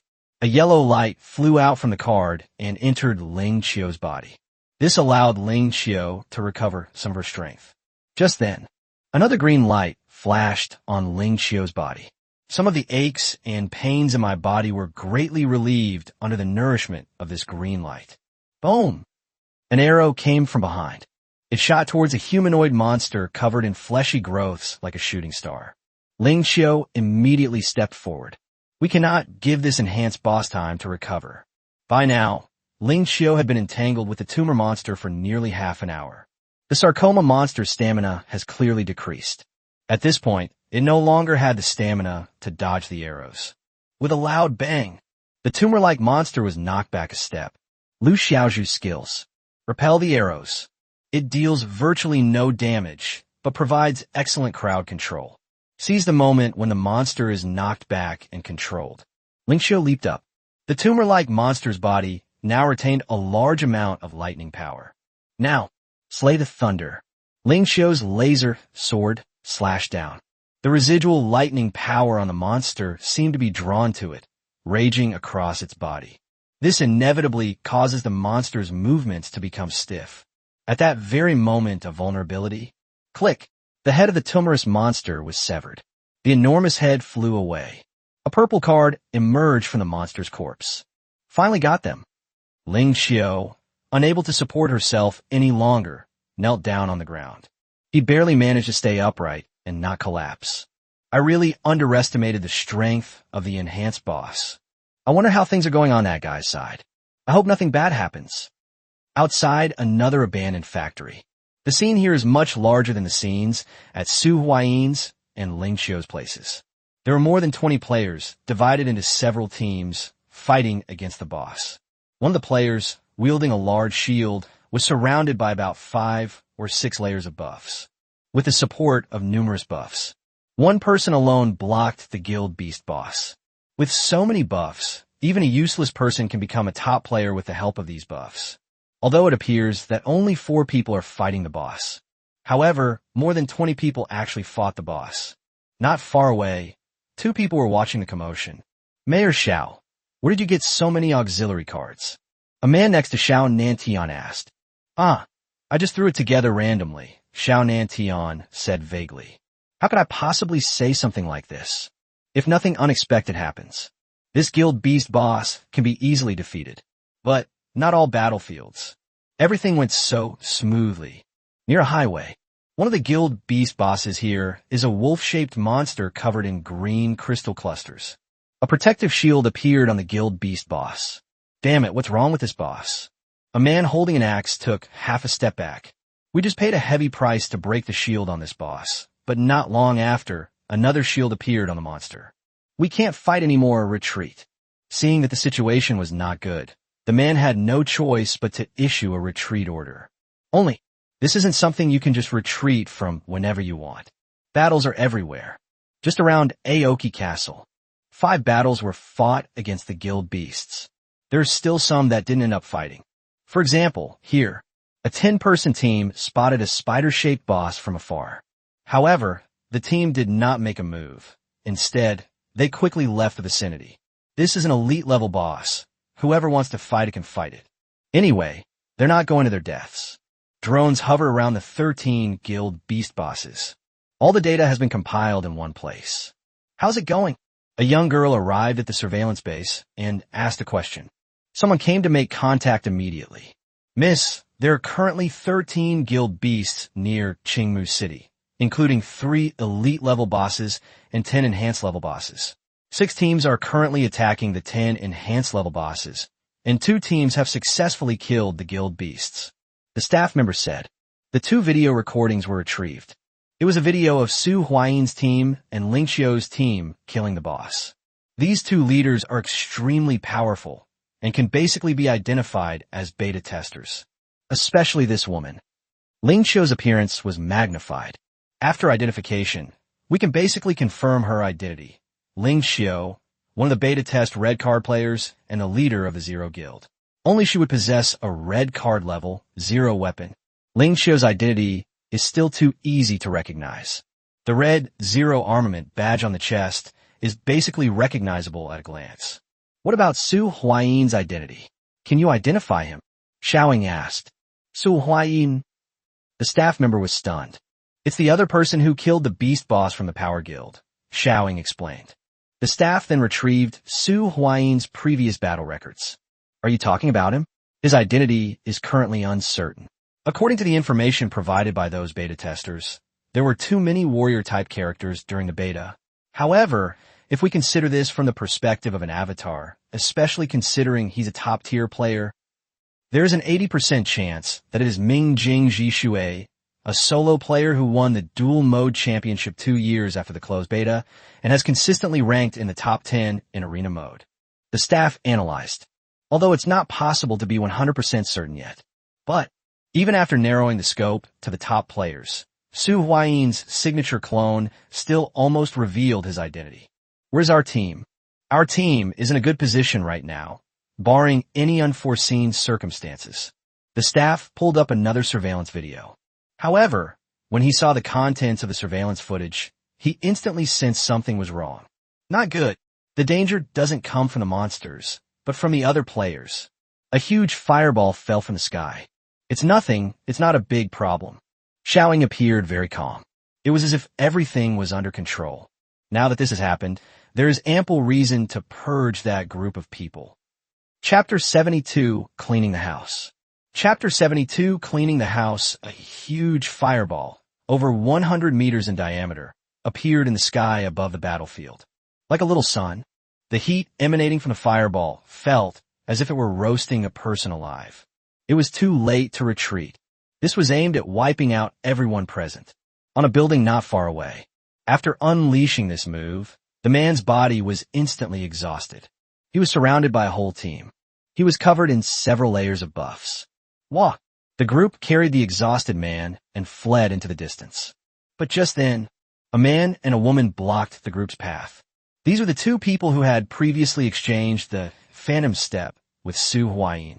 Finally, you guys have made your move. Ling, give me a buff. The man spoke to the girl holding the staff beside him. The girl nodded upon hearing this. He waved his staff. A milky white light entered the man's body. Brother, be careful.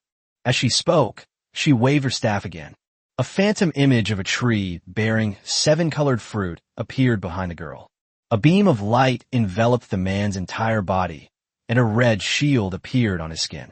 A 7-colored tree. You are the 7-colored tree. Immediately, someone recognized the shadowy figure behind the younger sister, thus confirming her identity. A relatively well-known player. A huge fireball fell.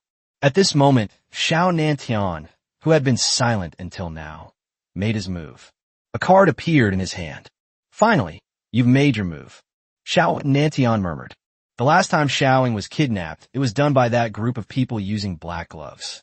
Some things happened suddenly, and he never expected that this group of people would be so ruthless. Moreover, the rather awkward thing is that group of people haven't even approached him for negotiations yet. Xiaoing has already been rescued. Xiaoing is safe now.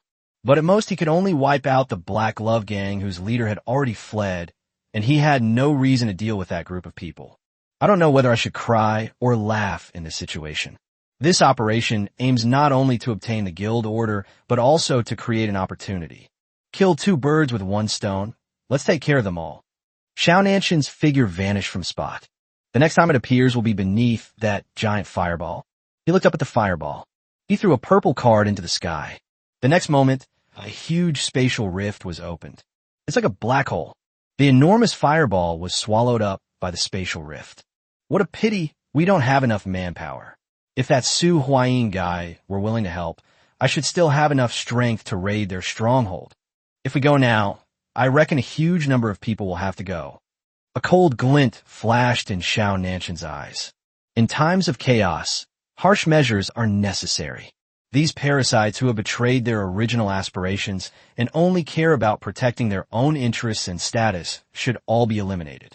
Only in this way can he break free from the constraints and rebuild public trust. We live in a new era, and the old-fashioned bureaucracy is no longer acceptable. It's not that he wants to be a dictator. Rather, it's because this is the system best suited to the current situation. There's no best system, only the most suitable one.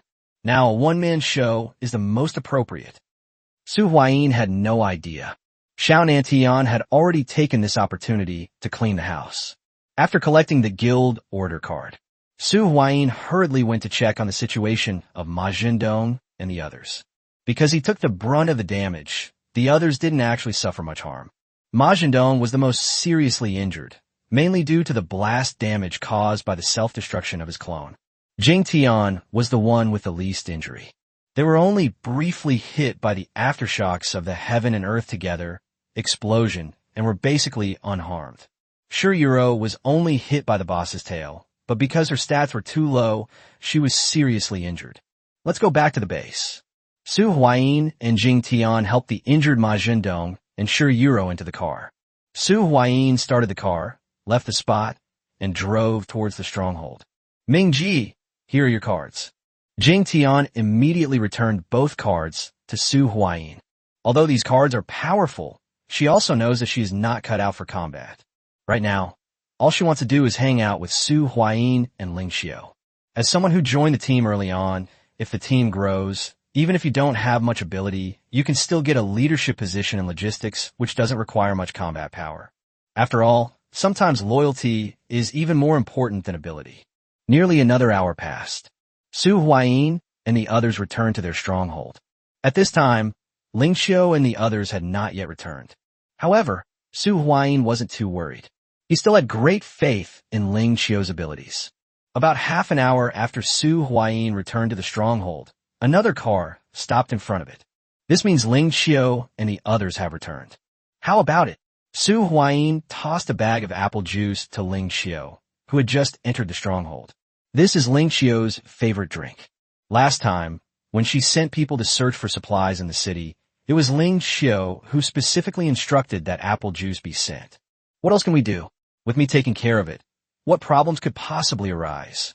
Ling Xiao took the apple juice, gulped it down, then wiped her mouth with the back of her hand and said, "And you?" Ling Xiao countered with a question. "Of course I got it too." Su Huayin pulled out a purple card. It was displayed in front of Ling Xiao. Seeing this, Ling Xiao also took out a purple card. It's also a guild order.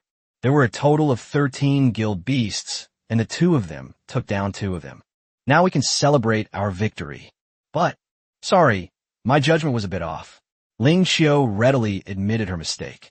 The strength of the enhanced boss is a bit beyond my expectations. My original plan was that the 2 of us could each lead 2 teams and do a fast run with almost no damage. The efficiency would be doubled if the 2 of us split up. I didn't expect there to be so many casualties in one battle. It's still my game mentality at play. Ling Xiao tapped her forehead in annoyance. Now all my teammates are living, breathing people who can get hurt or even die. Previously, the person I was working with was Su Huayin. Su Huayin's extremely high defense and physique made Ling Xiao almost overlook this point. Faced with Ling Xiao's apology and reflection, Su Huayin, however, held the opposite view. We're just ordinary people in reality. Don't be too demanding of yourself. It's good enough if you can realize this. Once you realize it, you can correct it. Moreover, judging from the results, we clearly won a great victory this time, and we also obtained 2 guild orders, and my teammates also gained some experience in fighting bosses. Another point is that team activities can increase guild cohesion. Everyone who participated in today's battle will have a greater sense of belonging to the guild we will build in the future. Besides, I didn't object at the time, so I also bear some responsibility for this. Overall, it's a good deal. Chapter 73, Heart-to-Heart Talk. Chapter 73, the post-battle summary and heart-to-heart talk, has also come to an end. Although the 2 of them didn't act very maturely. But in terms of the result, it was still pretty good. Victory can cover up some flaws. What's the next step? Su Huayin yin gui. What's past is past, and regret won't change anything. The important thing now is to look forward. The 2 of us can act now. I checked the map. There are 13 locations in total. 4 locations have already disappeared, which means 4 guild monsters have been killed. There are 9 left. If the 2 of us act together, we might be able to get 1 or 2 more guild orders. Ling Xiao shared her thoughts. Okay, do you want to rest for a bit? If you do, we'll set off. Su Huayin agreed. After this guild event ends, the only way to obtain guild tokens in the future will be to find a way to defeat epic bosses. It is clear that for a very long time to come, no one, or rather, no one, will have the capability to achieve this level. At that time, the guild tokens they obtain during this event will be able to fetch a very considerable price. No need, I'm not seriously injured, and my strength has almost recovered on the way back. Let's go now, Ling Xiao said decisively. Seeing this, Su Huayin did not stop him. After giving a few words of advice and telling the rest of the people to get some rest, the 2 arrived outside the stronghold. Su Huayin replaced the cards. Charizard was summoned. Get on, let's go. Su Huayin waved to Ling Xiao. Ling Xiao naturally sat down behind Su Huayin and put her arm around his waist. This scene felt somewhat familiar to Su Huayin. It seems like that was the case when I collaborated with Ling Xiao before. However, the mount has now become a dragon, instead of the motorcycle it used to be. Moreover, his level of trust in Ling Xiao now seems to be about the same as his trust in Ma Zhendong, or even a little more. After all, they have been through so much together. Let's go. Ling Xiao gently nudged Su Huayin. Let Su Huayin snap out of his brief reverie. All right, let's go. Su Huayin banished the jumbled thoughts from his mind. They flew towards another location with Ling Xiao in their arms. By the way, we haven't seen any troops? Feeling the wind in the air, Su Huayin asked casually. This isn't an important place. At most, there are some police stations and armed police units here. Ling Xiao replied. Is that so? That explains why I haven't seen any troops. Su Huayin said with some understanding. This is just an ordinary small city with virtually no strategic or transportation value. Even if there were an army, it wouldn't be stationed here. We've already gotten this far in our conversation. Su Huayin immediately thought of Xiao Nantian, whom he had met yesterday. By the way, what do you think of the local authorities? Su Huayin asked tentatively. He felt it was necessary to have an in-depth conversation with Ling Xiao. Official. Ling Xiao countered with a question. Yes, local officials, what do you think? Su Huayin, VP, I haven't been in contact with them yet, and I don't really want to be. I need a force that belongs to me, or rather, a force that belongs to both of us. Ling Xiu said ambitiously. Official? The greater good? Nothing can be relied upon. Only the power and influence that you hold in your own hands can be relied upon. What? You don't want to become Song Jiang, do you? Ling Xiu raised an eyebrow and asked. How was that possible? Su Huayin quickly denied it. Everyone knows what became of Song Jiang. I just think that if the authorities are still willing, perhaps we could try some cooperation, Su Huayin said. A relationship similar to a partnership. Cooperation? With that group's arrogance, they'd only think about taking us in as their dogs. At least for now, we don't have the resources to cooperate with them. For any cooperation, the difference in strength between the two sides can't be too great. Ling Xiu said, it is obvious that Ling Xiu is extremely wary of and even hostile to the behemoth that is the official body. What? What's your opinion? Ling Xiu asked in return. Me? Su Huayin was asked some questions. Let me think. No rush. Think about it slowly, Ling Xiu said gently. Several seconds passed. Su Huayin's voice finally rang out. Well, my feelings are a bit complicated, Su Huayin said, his tone slightly dreamlike. Oh, your emotions are complicated? How so? Ling Xiu asked with some interest. I wish the authorities were strong enough to suppress everything and even restore order to the world, but I know that's impossible. I also hope that the authorities are weaker so that we have room to develop and make our moves, but this kind of behemoth is terrifying to even think about. After listening to Su Huayin's words, Ling Xiu laughed heartily. What's wrong? What's so funny? Su Huayin asked. I didn't expect you to be so patriotic, Ling Xiu said jokingly. Nonsense, of course I want my motherland to be strong, Su Huayin said irritably. Upon hearing this, Ling Xiu's expression turned solemn. Actually, we can think of this as both a crisis and an opportunity. It gives us the chance to gain power and, in the future, to use our own hands to transform and build this beautiful land. Ling Xiu spoke as if on a pilgrimage. Oh, what do you mean?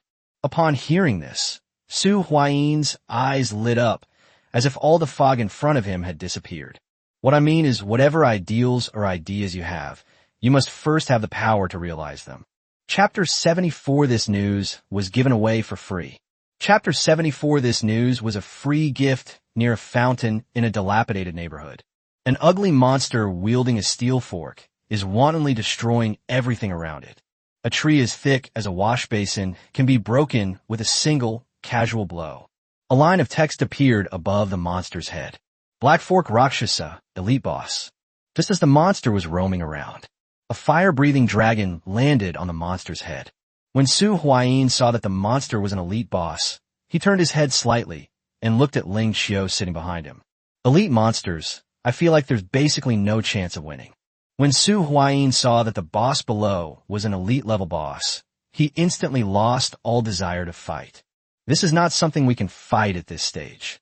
Even with him and Ling Xiu, I don't think their chances of winning are high. Moreover, their goal is to acquire as many guild order cards as possible, not to fight monsters to the death. Then let's go, mark this spot, and move on to the next location. Ling Xiu answered without hesitation. Okay, that's what I was thinking too. Let's talk about elite-level bosses when we all have 4 card slots, or maybe a few more helpers. Su Huayin said this, and prepared to leave. But suddenly, Su Huayin's gaze caught sight of something. Oh, what's this? Su Huayin noticed something above his head. Big jet, fly upwards. Su Huayin gave the order. Upon receiving the command, the Charizard immediately carried Su Huayin and Ling Xiu into the sky. What's wrong? Ling Xiu asked, somewhat puzzled. As he spoke, the thing above his head rapidly magnified in front of Su Huayin's eyes. Is that the drone? Su Huayin arrived next to the drone. The drone's camera was spotted pointing directly at the Black Fork Rakshasa boss below. A drone? Should we destroy it? Ling Xiu pulled out his lightsaber, ready to destroy the drone. Su Huayin didn't care about this. He was simply lost in thought. As Ling Xiu's sword slashed down, the drone suddenly exploded into a ball of fire. Do you think it's possible that the appearance of this drone here wasn't an accident? Su Huayin Guets. Hmm? You mean? Ling Xiao put away his weapon, a thoughtful look appearing on his face. I'm wondering if there are surveillance cameras installed near all the Guild Beast locations. Su Huayin Guets? You mean, what happened while other factions were monitoring these 13 Guild Beasts? Our previous actions were all filmed. Ling Xiao was a smart man, and he immediately guessed what Su Huayin meant. If nothing unexpected happens, it should be official. If it is official, Su Huayin groped his body. A short while later, he found a business card on his person. This was given to him by Xiao Nantian. The above is a phone number. Right now, there are only 8 Guild Beasts left. Maybe half of them are elite level bosses. If we're late, we'll have nothing left. Shall I make a call to contact them? Su Huayin suggested. Just as they found this elite level boss, another one of the 9 surviving guild monsters was killed. Now, there are only 8 left. Su Huayin wants to get the level of the remaining guild beast bosses from Xiao Nantian, and also whether they're being attacked by someone. Let me think. Ling Xiao also began to struggle with her decision. In this situation, if you're slow, you'll miss out. There are countless heroes in the world. Although she didn't want to contact the authorities, it concerned the extremely valuable guild order. The authorities aren't exactly saints. Who knows what they'll have to pay to get this information? Ling Xiao said with some worry. We can talk, but if they really ask for an exorbitant amount, then there's nothing to talk about. Su Huayin said. Okay, let's do it this way. Ling Xiao finally agreed. Perfect timing. There's a residential area down there. Let's go down and find a cell phone. Su Huayin led Ling Xiao into the residential building below. A monitoring room somewhere. One of the surveillance cameras turned into a static screen. The situation immediately attracted attention. What happened? Xiaoying asked. Her task was to stay here, keep a close eye on the situation on the monitors, and immediately report any developments to Xiao Nantian. One of the drones exploded. That's what the staff member replied. Immediately retrieve the footage from before the surveillance cameras were destroyed, Xiaoying said. She's not some naive and innocent girl. If it weren't for this sudden accident, her future path will likely be a political one. Yes, miss. The staff immediately performed a series of operations, retrieved the previous video recording, and started playing it in reverse. When the footage of the drone before it was destroyed was shown, Xiaoying's pupils contracted slightly. It's him. And the person sitting behind him, is that Ling Xiao? Xiaoying pursed her lips, her gaze fixed on the monitor, on Ling Xiao's arm that was wrapped around Su Huayin's waist from behind. Just then, good luck, really good luck. A cell phone rang from her pocket. Xiaoying took out her phone. This phone belongs to Xiao Nantian. It's temporarily being kept with her. As the midfield commander, she is the hub of all connections. The screen showed an unknown number. Xiaoying clicked to answer the call. A familiar voice immediately rang out from the phone. Hello, is this Mayor Xiao? Huh, it's you. The words slipped out of Xiaoying's mouth. That voice, is it Xiaoying? On the other side, hearing the voice coming from the phone, Su Huayin also seemed somewhat surprised. How could it be Xiaoying? It should be Xiao Nantian who is right. However, it's not surprising that Xiao Nantian's phone ended up in Xiaoying's hands. I'm looking for your father. After the initial, unexpected events, Su Huayin got straight to the point. He's not here, so I'm in charge here. You can talk to me directly if there's anything you need to do. Xiaoying also regained her composure and said, This. Su Huayin hesitated for a moment. He felt that Xiaoying was not very reliable. Last time I was even kidnapped. You have drones near every guild beast monster, right? Su Huayin asked. Yes. Xiaoying hesitated before giving an affirmative answer. I want to know the situation of the few enhanced level boss guild beasts that are still alive. You can name your conditions. Su Huayin appeared very frank. What about the remaining enhanced level boss monsters? Xiaoying subconsciously looked at the screen in front of her. When Xiaoying saw one of the battlefields, a smile appeared on her lips. She parted her lips slightly and said, You can go to the guild beast in the direction of 30 degrees northeast of Qingmu City. This information is free, no reward required. As they spoke, that screen was magnified. On the screen, a group of people dressed in Starlight Heavy Industries uniforms are besieging an enhanced boss. Chapter 75 war Weaponry. Chapter 75, War Weapon Stream. That guild beast at 30 degrees north of east. Upon hearing this, Su Huayin clicked on the system map. They quickly located the spot that Xiaoying had mentioned. That's a guild beast that's a strengthened boss-level monster. Hurry up, we're currently working on the remaining 5 strengthened boss-level guild beasts. If we're late, we'll miss out on everything. After Xiaoying finished speaking, she hung up the phone. Su Huayin, who seemed somewhat confused, and Ling Qiu were left behind. Both of them were prepared to be scammed. The message was given away for free. I have a feeling there's a conspiracy. Su Huayin touched his chin. Something unusual must be going on. Ling Qiu, what do you think? Su Huayin asked Ling Qiu for her opinion. He had several guesses in his mind, but without evidence, they were just guesses. I bet it's a case of using someone else to do the dirty work. Ling Qiu shared her guess. I had guessed that possibility, but let's go check it out first, where there won't be anything left. Su Huayin said, let's go. At least we can confirm that the guild beast boss in that direction is an enhanced boss level 1. Ling Qiu urged Su Huayin to set off quickly. That's right, let's go. Under Su Huayin's control, the fire-breathing dragon sped along. Since the target location wasn't too far away, it only took Su Huayin and Ling Qiu about half an hour to reach the vicinity of the target location. From the air, the two saw a truly spectacular scene. The battle below is between 2 giants, each about 5 meters tall. One of them, naturally, is the guild beast boss. Dual-wielding War Mantis, enhanced boss. The other one is a robot about the same size as the boss. The two sides are currently fighting. It was obvious that the robot's movements were relatively rigid. They were almost completely overwhelmed by the dual-wielding Mantis boss. However, behind this robot boss were dozens of people dressed in Starlight Heavy Industries uniforms, who continuously used low-level skills such as mechanical repair and mechanical enhancement. The giant robot, which should have been reduced to scrap metal in just a few moves, was originally intended to be shredded into metal. Not only did they withstand the attack, but they also managed to hold their ground. It also caused considerable damage to the guild beast boss. If things continue like this, they'll eventually wear down that guild beast boss. Many hands make light work. This statement is true in most cases. This seems to be a war-themed weapon-based fighting style, doesn't it? As a beta tester, Ling Qiu was very familiar with all the different playstyles available during the beta test. This is a very common school of thought. Especially during guild wars, war weapon cards are used, along with a large number of repairmen and reinforcement workers, to maintain the war weapons as much as possible. Although war machines are relatively cumbersome, the war weaponry approach has one advantage. As long as the number of repairmen and reinforcement workers is sufficient, it can almost be a perpetual motion machine. Yes, I never expected to encounter a weapon of war here.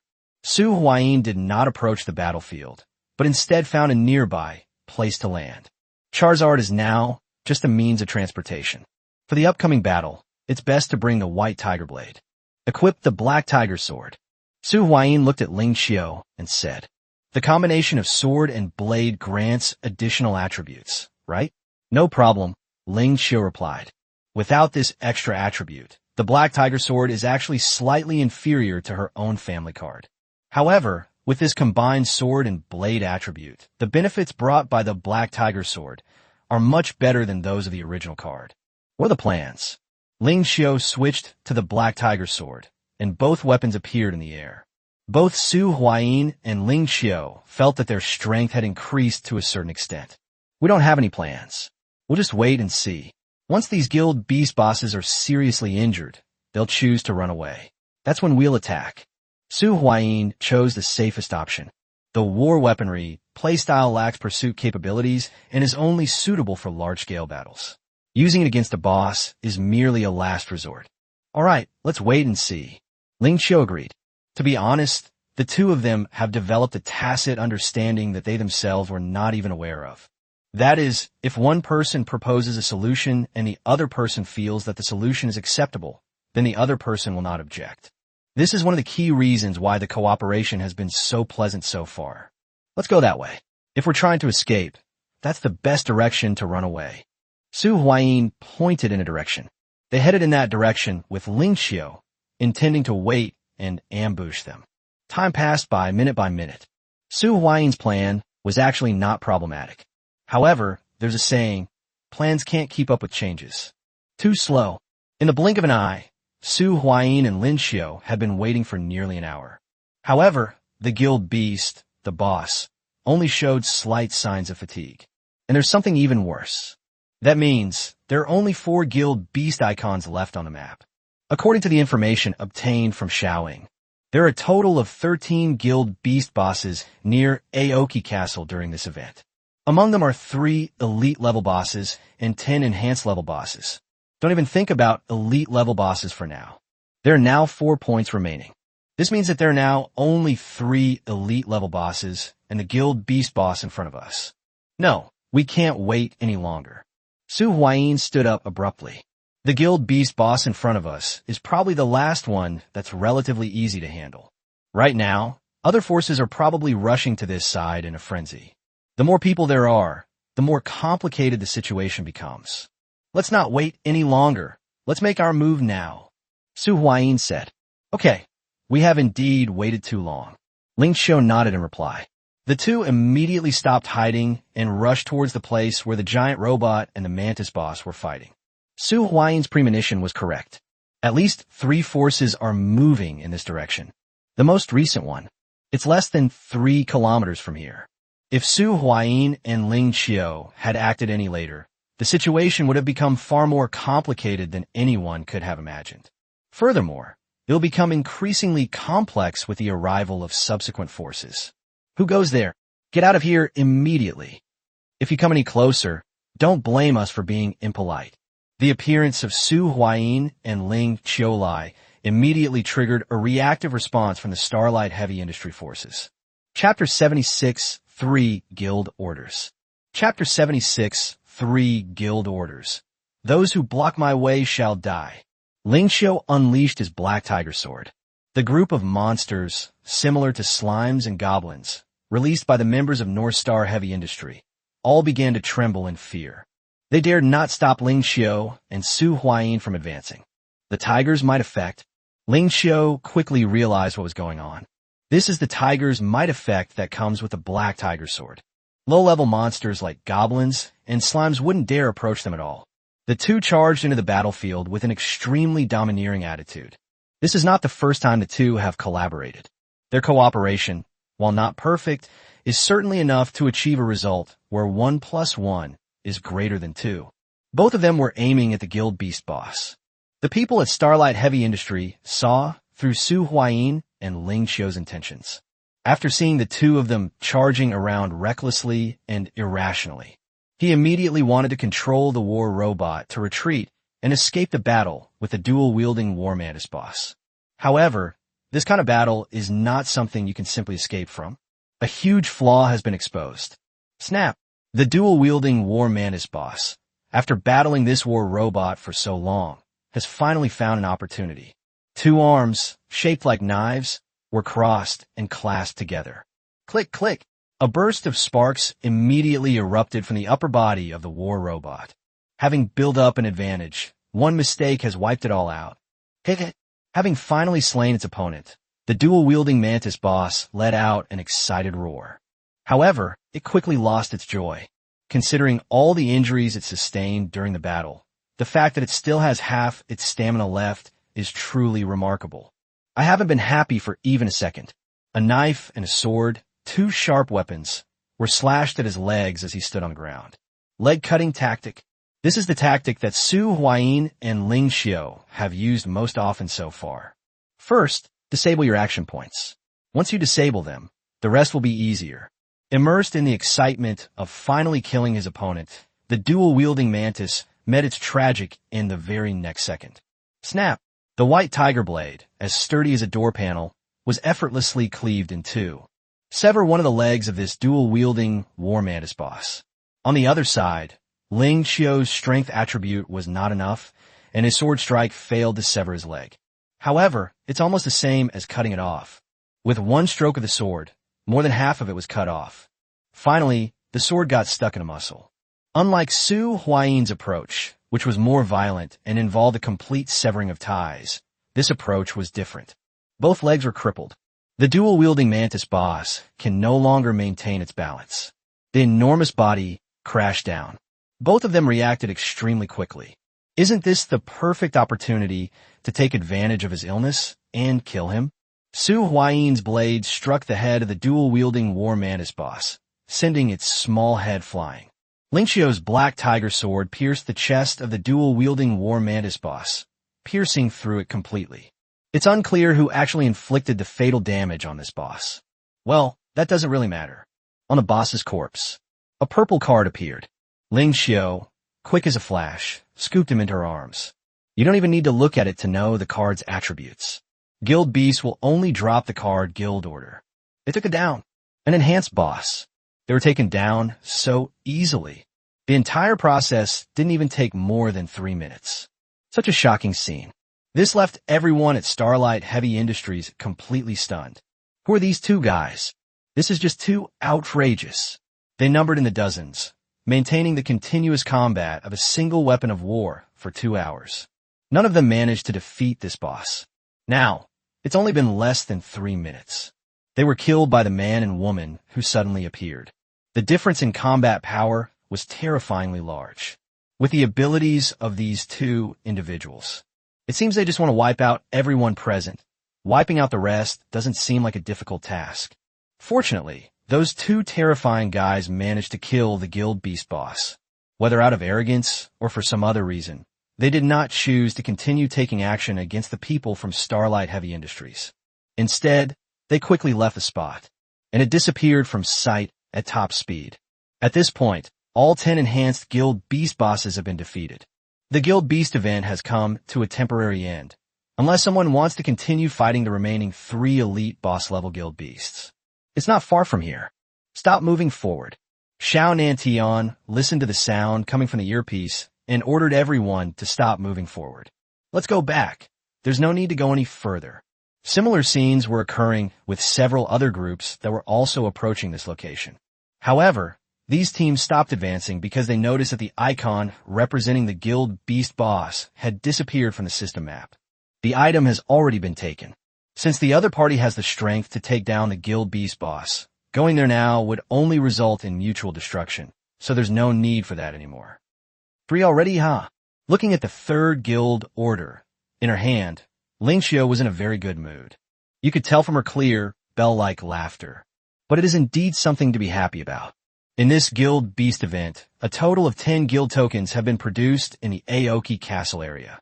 He and Ling Xiao together received 30% of the profits, which was quite a windfall. Besides one that I use myself, there are 2 others that I can sell or exchange. Putting aside other things, if you want to exchange, you can forget about getting a gold level card from them. Let's go back and have a victory celebration. Su Huayin couldn't contain his joy and summoned a fire-breathing dragon. After so many days of hard work, I need to relax. Go home. Go. Su Huayin noticed that Ling Xiao, in a state of excitement, had her entire body pressed against his back. The arm around his waist was also unusually tight. Chapter 77, 1 Emperor and 8 Colored Envoys, 0 Emperor. Chapter 77, 1 Emperor, 8 Colors Envoys, 0 Emperor. Ding, you have triggered an optional quest. The reason for the church's anomaly. A voice rang in Sure Yuro's ear. The system notification sound made the hand that was flipping through the book pause for a moment. An object resembling a cross fell out from between the pages of the book. After treatment by Zero Winter, Sure Yuro has already recovered. She didn't want to just wait around at the outpost, so she went to run public dungeons again. She, Ma Zhendong, Ling Dong, Li Ming, and Lu Xiaozhu. 5 people form a team. We can't waste the daily public instance, can we? This time, the 5 chose the Scarlet Monastery public instance. Sure Yuro speculated that the optional quests in the Scarlet Monastery instance might be related to the books that are everywhere in the Scarlet Monastery instance. Found it, Sure Yuro said happily. Upon hearing this, Ma Zhendong and the others all came to Sure Yuro's side. Sure Yuro bent down. He picked up the cross-shaped object. When her hand touched the cross, it turned into a card. The Cursed Cross. Quality blue. Card type, one-time consumption card. Effect, after use, it can transform a corpse into a mutated vampire boss. Introduction, it all started with a deal between the young nun Celia and the devil. Restriction, This card cannot be used in the Crimson Monastery dungeon. Looks like we need a corpse. After looking at the cards in her hand, Shiro said, "A corpse?" Upon hearing this, Ma Jindong immediately looked up. There's only one corpse in this instance. It's the vampire boss's corpse on the second floor. So, do we need to use this to bring the boss into the second phase? Or, Ma Jindong had a bad feeling. This card only describes a corpse. It doesn't seem to specify that it must be the corpse of a boss. Let's go up and try it, then we'll know. Shiro said. A conference room. Xiao Nantian sat in the head seat. The long conference table was filled with people on both sides. Inger summarized the details of this operation. Xiao Nantian made a gesture, signaling Xiao Ying to begin her report. Yes, Xiao Ying answered. He stood up. In this event, a total of 23 forces from the Qingmu City area and surrounding areas have been mobilized, and about 8 of them have the strength to defeat the enhanced boss. Currently, this Guild Beast event has come to an end. There's still 3 elite-level bosses left, but no one should be going to touch them. The whereabouts of the 10 guild orders are also all under our control. With that, Xiao Ying turned on the projector. A picture was released. Of the 10 guild orders, 3 were taken by Zero-type members, making them the biggest winners of this event. Immediately afterwards, 2 photos were released. These are the 2 leaders of the Zero-type, Zero Qiu, who possesses the red Zero-type armament, and Ming Jing Shui, who is suspected to be a top-tier random player from the closed beta. Xiao Ying drew Su Huayin and Ling Qiu together, referring to their respective factions as the Zero-style guild. Secondly, we obtained 2 guild orders. A level 1 guild can provide 2 slots for opening the 5th card slot. As long as the other conditions for establishing a guild are met, theoretically, we can allow up to 4 people to open the 5th card slot. Of course, this is the ideal situation. The guild order is only one of the necessary conditions for establishing a guild. Xiao Ying said. The content on the screen changed once again. There are 5 more factions above. Each of these factions has received a guild order. These are Lin's Mining, Qinglong Society, Justice Alliance, Sunshine Electric Appliances, and 5-Star Fruit. Each of these forces has more than 100 members, and each has their own unique abilities. They are suspected to be the product of a collaboration between beta testers and capital forces. It is worth mentioning the Justice Alliance. Most of its members are sheriffs or veterans. They can be recruited, or at the very least, recruited and united with. Without a doubt, these 5 factions that obtain the guild order card also need to be closely monitored. The simplest and most direct algorithm is that 1 guild order is equivalent to 2 players with 5 card slots. Of course, it can't be calculated entirely like that. There are other requirements for establishing a guild. Among the remaining 16 forces, there are some quite powerful ones, such as Starlight Heavy Industries, which has the ability to defeat enhanced-level guild beasts, and, of course, this is only the force that appeared in this guild monster event. There are also many other small and medium-sized organizations. Xiao Ying gave a brief summary of the current situation. Everyone present listened very attentively. Simply put, it can be described in 8 words. In a time of great strife, all sorts of people mingle. So, in terms of overall strength, we are still the strongest. One of the people present said, "Yes, we currently have over 1,000 combatants under our command, including more than 20 players with 3 card slots, most of whom are beta testers who have joined us." Xiao Ying replied, "At this stage, those beta testers who have beta test cards have a huge advantage. They not only have powerful cards from the beta test, but also have a wealth of beta test knowledge. They only lured this group of people over by appealing to the official cause. The concept of righteousness is still quite useful. Closed beta testers who have burdens or lack ambition tend to favor the official version. Even we only got 2 guild tokens. What kind of force is this Zero-type? How could they get 3? Another question was raised. Let Miss Rainbow Tree answer this question. Xiao Ying pointed to the girl sitting in the first seat on the left side of the conference table. Closed beta player, Rainbow Tree. She is also the most famous player who switched sides to the official team. What's interesting is, at this moment, the left side of the conference table was full of vibrant young people, while the right side was full of middle-aged people. The age difference between the two is obvious. I'll speak. The Rainbow Tree stood up somewhat shyly. She actually didn't want to appear in such situations. However, they were chosen to exist as representatives. Zero Style Guild is a super guild in the card domain. It is full of experts, occupying nearly 1/10 of the top 100 spots in the arena. Guild leader Zero Autumn is the person at the pinnacle of the entire card domain, consistently ranking in the top 5 and never falling out of the top 10. The Zero-type guild has a total of 9 members in the top 100, generally referred to as 1 Emperor and 8 Color Messengers. These include Zero Autumn and Zero Emperor, both possessing the red card Zero-type armament, and the other 8 members possessing the gold card Zero-type armament. The 7-color tree spoke with extreme solemnity towards the Zero Guild. Zero-type guild, extremely domineering. Those who didn't participate in the closed beta simply can't understand how intimidating the term Zero-type guild is to closed beta players. Chapter 78, The Vampire's Lodge. Chapter 78, Vampire Hut. Where is the other beta tester who almost single-handedly defeated the enhanced level boss? This person's strength seems to be even stronger than Ling Qiu's. Who is this person? Ming Jing Ji Shui? I think that's his name. Someone continued to ask. They inquired about Su Huayin's identity. Regarding Su Huayin's identity in the closed beta is still uncertain. After all, he does not have the Zero-type weaponry that is the hallmark of the Zero-type guild. It is only speculated that he may be a top closed beta player. Ming Jing Ji Shui. Xiaoying answered very seriously. It's too early to draw a conclusion. It's all right. May I ask to introduce this Master Ming Jing Ji Shui? Miss 7-color tree, I'm begging you again.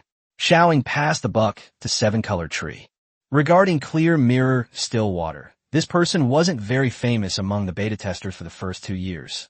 It was during the 2nd anniversary celebration of the beta test dual mode that he won the dual mode championship with a unique, personal style of accelerated synchro deck that no one else had used. Then you get a red card from the champion's reward and become a top player in the top 10 of the arena.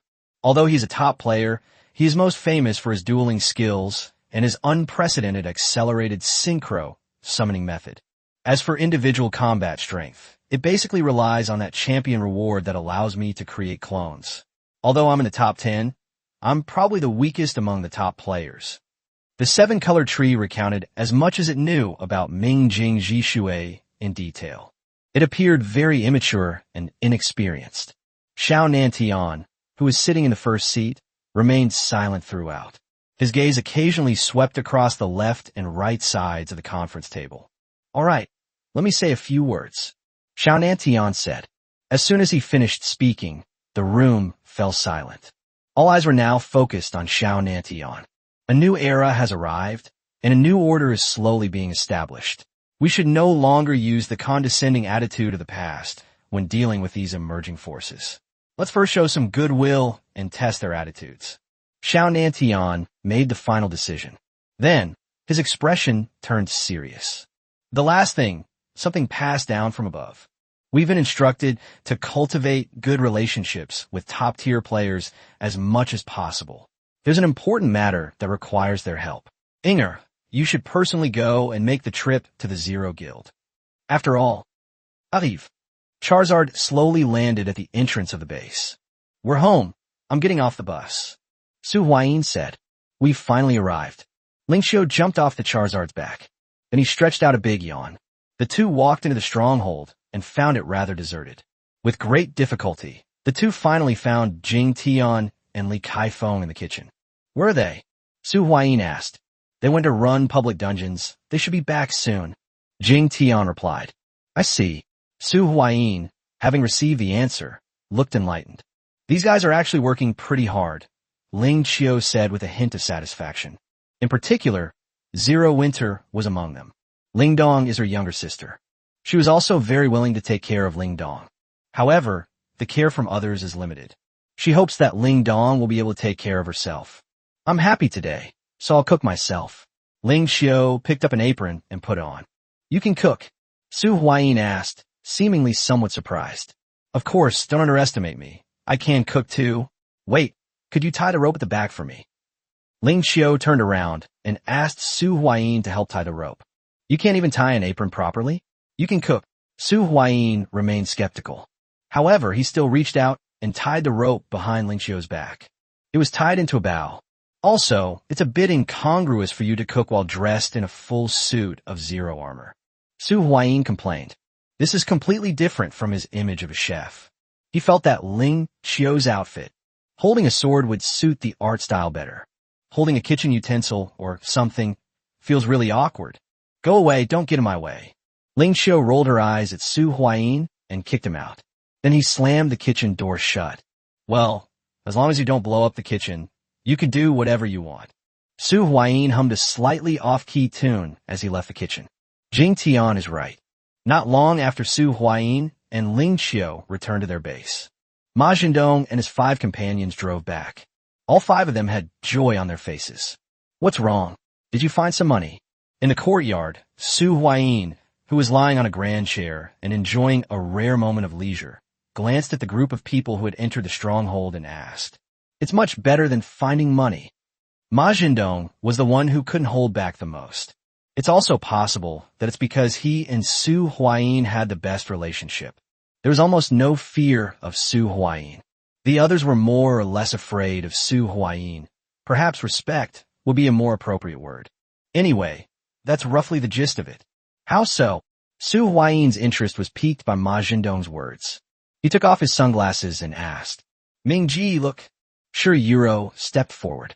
He handed a card to Su Huayin.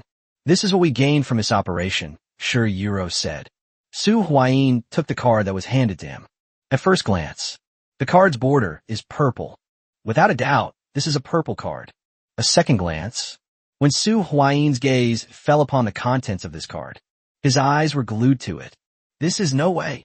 You guys really gave me a big surprise." Su Huayin stared at the card in his hand in disbelief. Vampire House. Quality, purple. Card type, dungeon building card.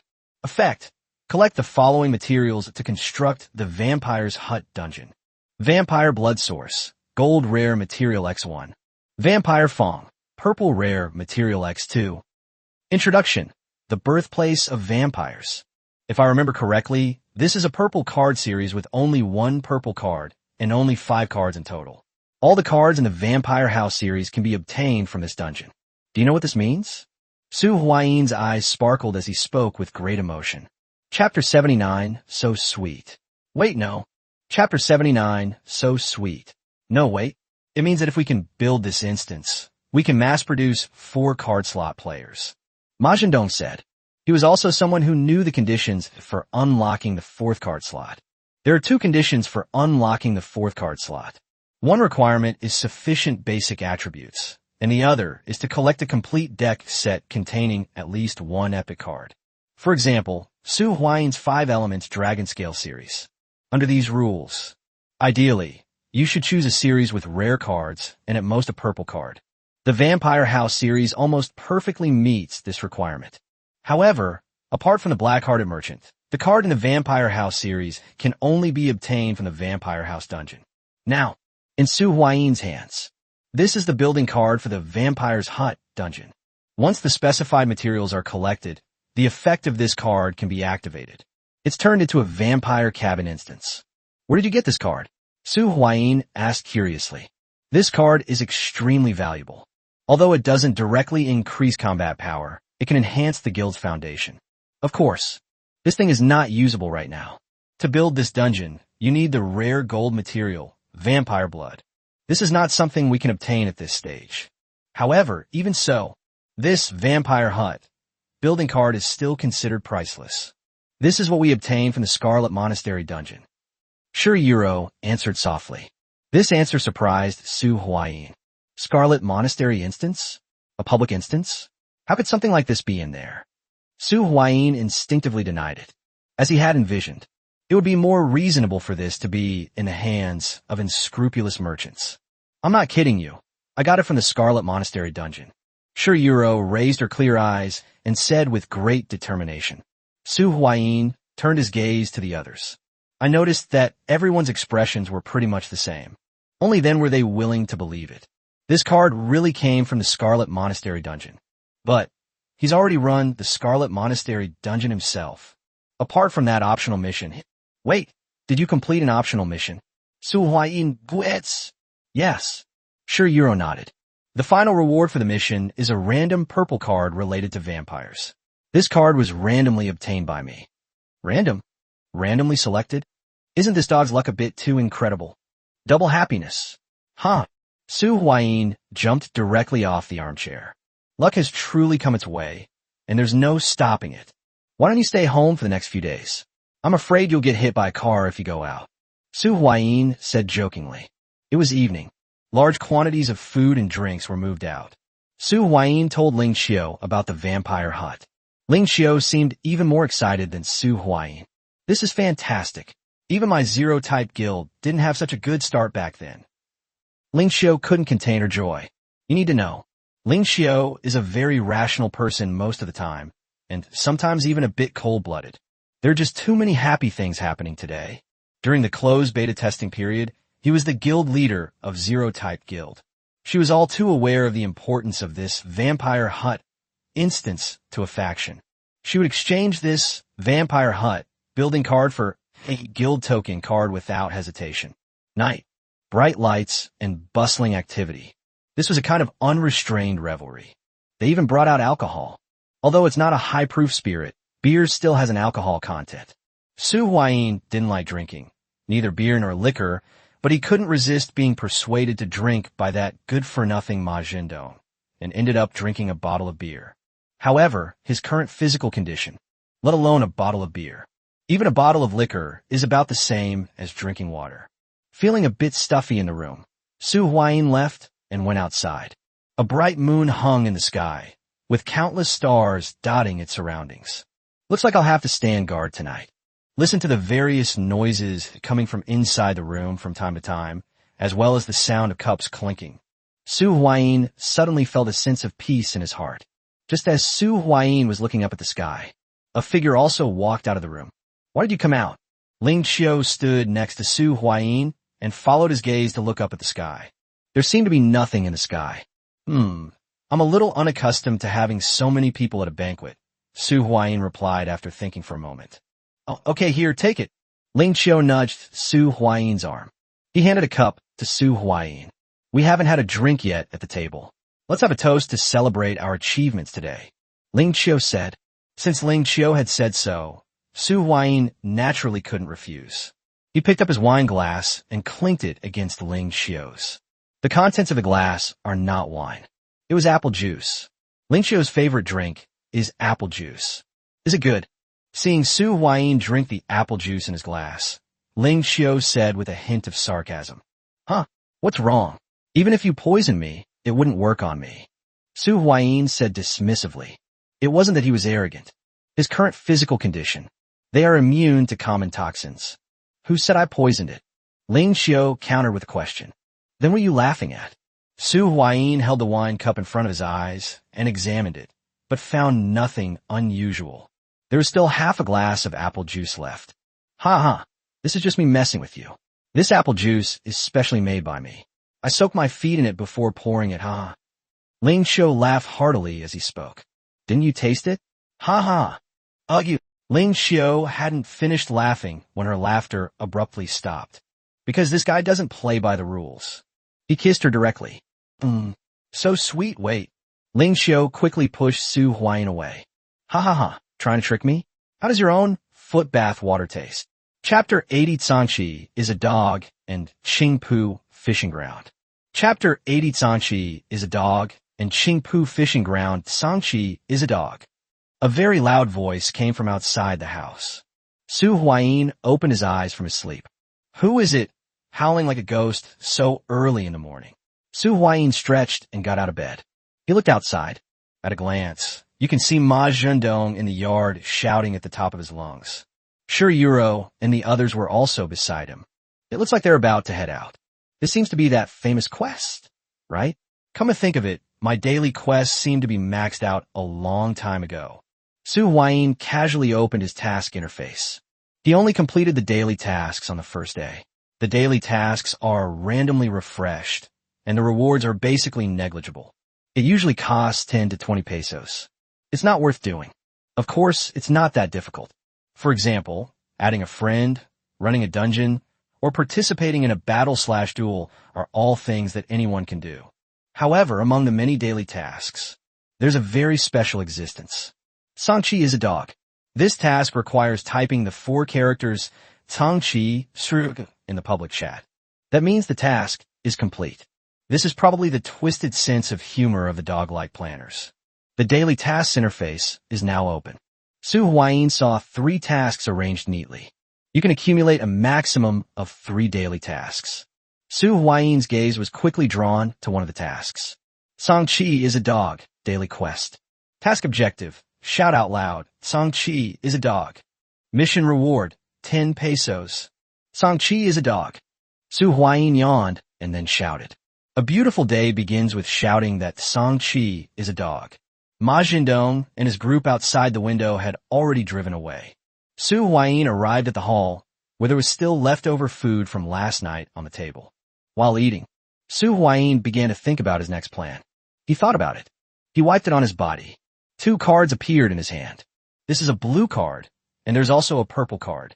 First, there's the blue card. Qingpu Fishing Ground card. Quality, blue. Card type, one-time consumption card. Effect, after use, you can enter the Qingpu Fishing Grounds and stay for up to 24 hours. Introduction. Qingpu Fishing Ground is a fishing paradise, and legend has it that the 3-star dragon pearl fish lives in this fishing ground. Acquisition method. Fishing association. Want to go fishing? Su Huayin hesitated slightly. Xinyang was talking about the green kingfish, or the wood kingfish. It's right here at this fishing spot. After it was caught, you can exchange wooden dragon scale cards from him. How about we ask Ling Xiao if she wants to come along? Strictly speaking, Qingpu Fishing Ground is not a dungeon, but a special area that has always existed. Using the Qingpu Fishing Ground card allows you to enter the Qingpu Fishing Ground for 24 hours. You will be kicked out when the time is up. I can't make up my mind right now. Su Huayin's gaze then fell on another purple card. This card was the one she asked Ling Xiao to give to her last time. The Invisible Serpent Dungeon card. Quality, purple. Card type, dungeon card. Effect, allows entry into the serpent's formless dungeon after use. Introduction, the Invisible Snake. Acquisition method, dropped by snake-type bosses and higher-level creatures, and by unscrupulous merchants. Limited to rogue class, or players holding dragons end cards. As for this one, Su Huayin seemed somewhat conflicted. It's not that I'm debating whether or not to use it. Instead, they worry that using this card now might be too early, preventing them from maximizing its benefits. You need to know, this card is clearly related to the Dragon's End card series. He wanted to wait until he was stronger before attempting this dungeon. But then I thought about it again. This is just a purple level dungeon card. The highest you can get from dungeons is gold cards. The Dragon's Doom series of cards is all red cards.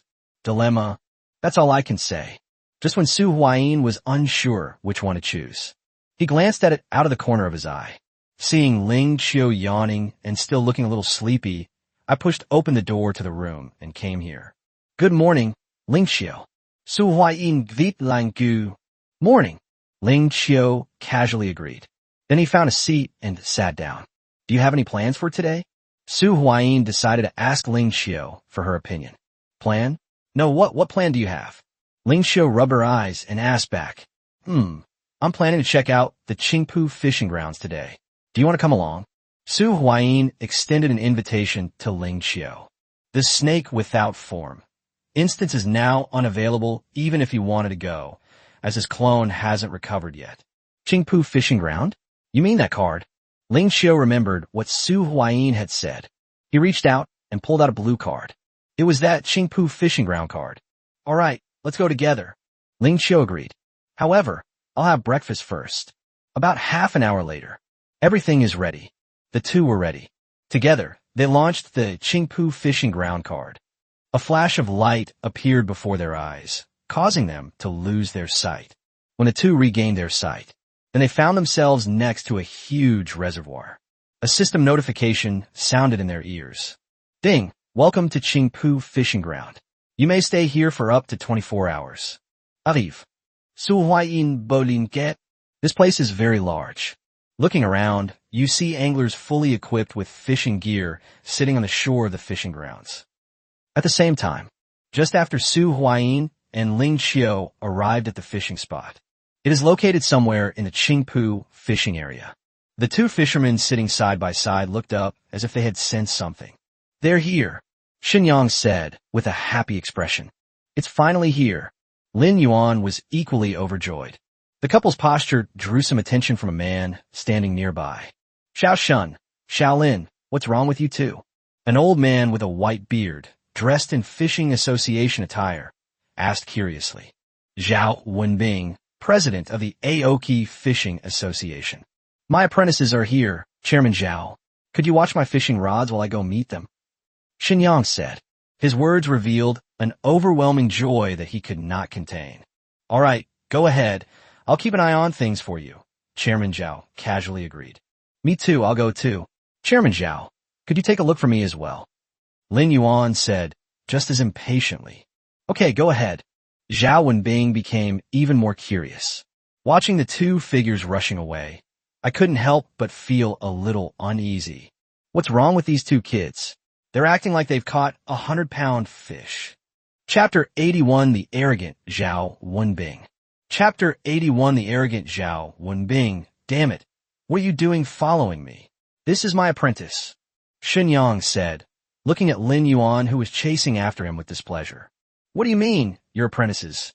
Don't think I don't know that you have no connection with them other than giving them a fishing rod." Lin Yuan retorted without backing down. Lin Yuan's words left Xinyang speechless for a moment. "Ooh, who said that? I even gave each of them a few portions of bait," Xinyang retorted, sounding rather unsure of himself. "How about this?" Lin Yuan's eyes darted around.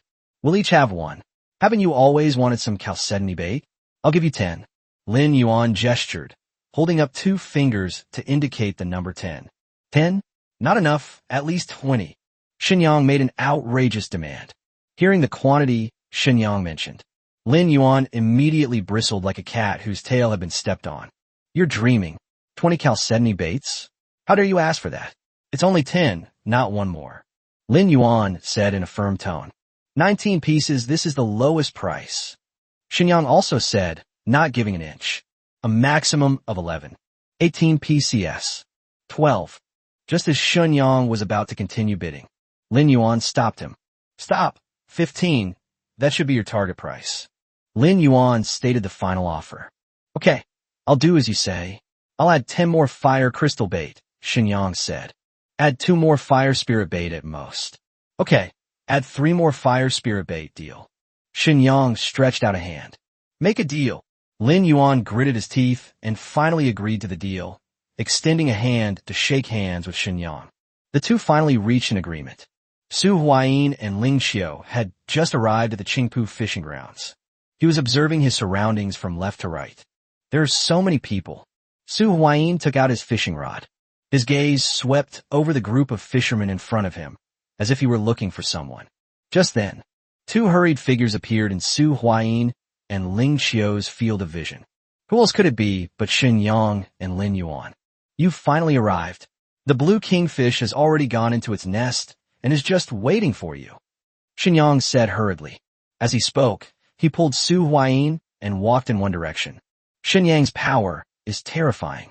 Su Huayin now has 10 times the strength. However, she was completely powerless against Xinyang. They could only be dragged forward. "Wait, I can walk by myself, don't rush me," Su Huayin said, somewhat amused and exasperated.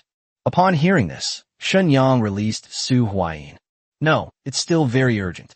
Blue kingfish. Didn't you say it was called wood kingfish last time?" Su Huayin asked.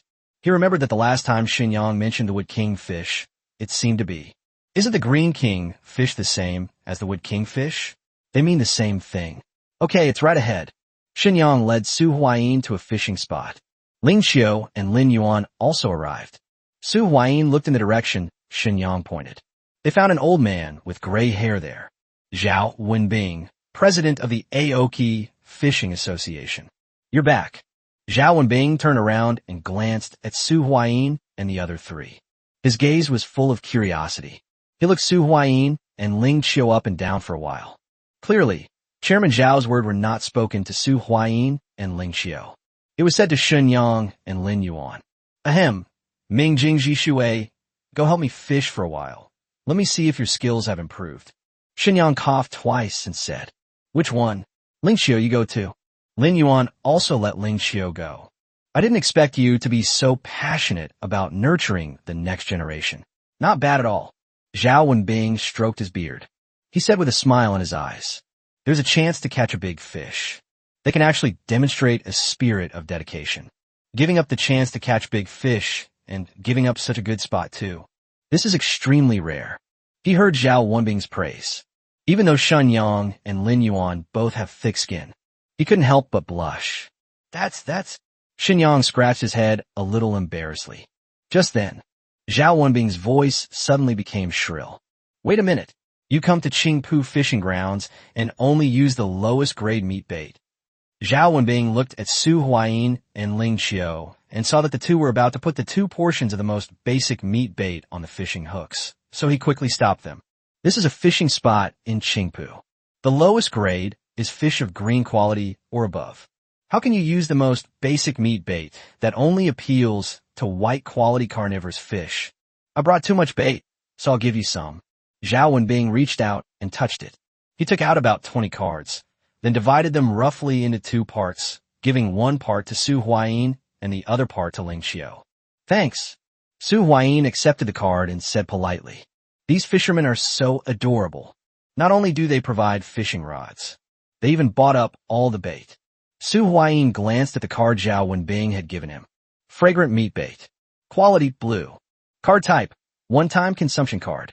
Effect, it has a good attraction for carnivorous fish. Description, a type of bait specially formulated by the Fishing Association. Acquisition method, Fishing Association. Blue quality bait? Su Huayin looked slightly surprised. He probably has dozens of blue cards in his hand, plus a similar number of blue cards in Ling Xiu's hand. In other words, 20 blue cards were simply given away. Is it really that extravagant? Young man, what kind of fish do you want to catch? Zhao Wenbing asked curiously. Wood King fish, Su Huayin replied. Ha ha ha. Zhao Wenbing burst out laughing upon hearing Su Huayin's words. Seemingly realizing that he had been somewhat impolite, he managed to suppress his laughter. Good, that's ambitious. Yes, that's the spirit we anglers should have. Zhao Wenbing said encouragingly. There's only 1 muong fish in the entire Qingpu fishing area. This muong fish weighs 150 jin, 75 caddies. It's an omnivore and it's best to use fishy bait. Fragrant meat bait isn't very suitable. Also, this kind of fish prefers to stay at the bottom of the water. Why are you young people in such a hurry? Zhao Wenbing hadn't finished his introduction yet. Then Su Huayin threw the fish hook in his hand. You're too impatient. The key to fishing is to calm your mind. You're not choosing the right bait. How can you catch fish like that? Zhao Wenbing started muttering to himself. Suddenly, his gaze swept across the area. Then I saw it. At this moment, both Shen Yang and Lin Yuan had their eyes gleaming with greed. It seems like they're expecting something. What are they expecting? Surely they're not expecting this guy, who looks like a complete novice, to catch the Wood King fish, right? Chapter 82, take your card and get out of my fish. Chapter 82, take your card and get out of my fish. I said. Zhao Wenbing wanted to say something more. But out of the corner of my eye, I saw that Su Huayin's fishing float had been pulled directly into the water. The fishing line taut instantly. A fish has been caught. So fast. As expected on my delicious meat bait. The next moment, Zhao Wenbing saw Shen Yang and Lin Yuan sprinting towards Su Huayin's location at top speed. But it seems too late. Su Huayin's arm muscles were taut, and the veins on his hand were bulging. You can see it. A large blue fish weighing 150 pounds struggled in the water, creating huge splashes and small whirlpools on the lake surface. The fishing line was taut, like a string about to break, making a buzzing sound. This is a Wood King fish, Zhao Wenbing said in disbelief. How is that possible? You caught it already, although we've already lured it into its nest. However, this guy is extremely cunning. He's been fishing for so long. Even this wood fish isn't taking the bait. He was still using worm bait, the favorite bait of the Wood King fish. How could this happen? Following Shen Yang and Lin Yuan, Zhao Wenbing also began to question the meaning of life. However, Old Ginger is spicier. Zhao Wenbing quickly accepted reality, and his gaze was fixed on the wood kingfish that drew a beautiful arc in the air. Get up! Su Huayin gritted his teeth, his feet firmly planted on the ground, his body slightly leaning back, using the strength of his waist and legs to hold off the big fish. He now possesses 10 times the strength, with Su Huayin unleashing his explosive power. The large blue fish was suddenly pulled from the water, arcing through the air before landing heavily on the shore, splashing water everywhere. The wood kingfish thrashed about on the ground, its tail slapping against the earth with a loud bang. Ha ha ha! I knew it. I knew I hadn't misjudged you. Xinyang arrived at the wooden kingfish almost as fast as he could. However, some people are even faster than him. President, what are you doing? Xinyang shouted loudly. Zhao Wenbing was the person closest to Su Huayin. He's even faster than Xinyang. Yeah, President. How could you do this? It's too much. Lin Yuan also chimed in to support him. Of course, take my fish.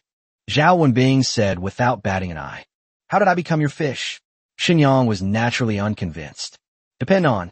These two, don't they have any shame? They actually stole his fish. Cough cough, this was caught using my bait. Yes, that's it. The bait is mine.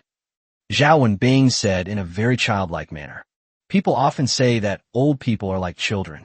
Upon seeing the big fish, Zhao Wenbing seemed to suddenly transform into a child. Although Su Huayin felt he shouldn't interrupt at this point, these were, after all, his fish. Everyone my fish. Su Huayin pointed to the wooden kingfish that had fallen into the encirclement of Zhao Wenbing's scattered followers. What about your fish? Take your purple card and get out of my fish. Zhao Wenbing reached out and flicked his hand. He threw a card at Su Huayin. This is a purple card. Su Huayin flipped the card over. As expected, this is the card that Su Huayin almost desperately wanted. Wooden dragon scales. Quality, purple.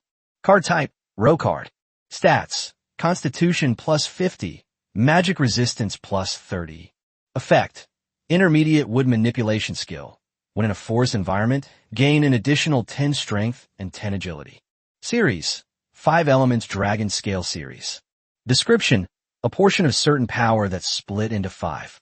Collect all 5 Dragon Scale Series cards to synthesize the Dragon Blaze card. Equipment restriction. This card must be placed on top of a dragon-related card of higher quality. Acquisition method. Fishing Association. Dual mode effect. Level 1. Dragon-type monster, tuner, ATK 100, Def 100. This card cannot be normal summoned. Effect. When you control known monsters, this card can be special summoned from your hand. Effect. During your main turn, you can add 1 elemental dragon scale card or a wood attribute dragon-type monster to your hand.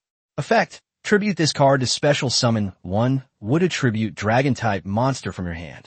After giving the wooden dragon scale card to Su Huayin, the three of them started arguing again. Su Huayin saw this situation. It was both funny and sad. Many times, I really can't understand these fishermen. However, it is indeed very cute. Ling Qiu, how are you? Su Huayin looked towards Ling Qiu's direction.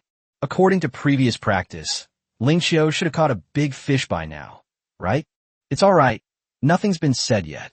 But, in reality, it seems, let alone any large shipments, there's practically no movement at all. Have my luck run out? Su Huayin Guets. Having obtained the wooden dragon scale, it can be said that his purpose for this trip has been fulfilled. Although Su Huayin was also confused. Why does it seem like he only needs to cast the rod once? The black kingfish, the red kingfish, and this blue kingfish all seem to have been attracted by something. Whatever the reason, as long as the result is good, that's all that matters.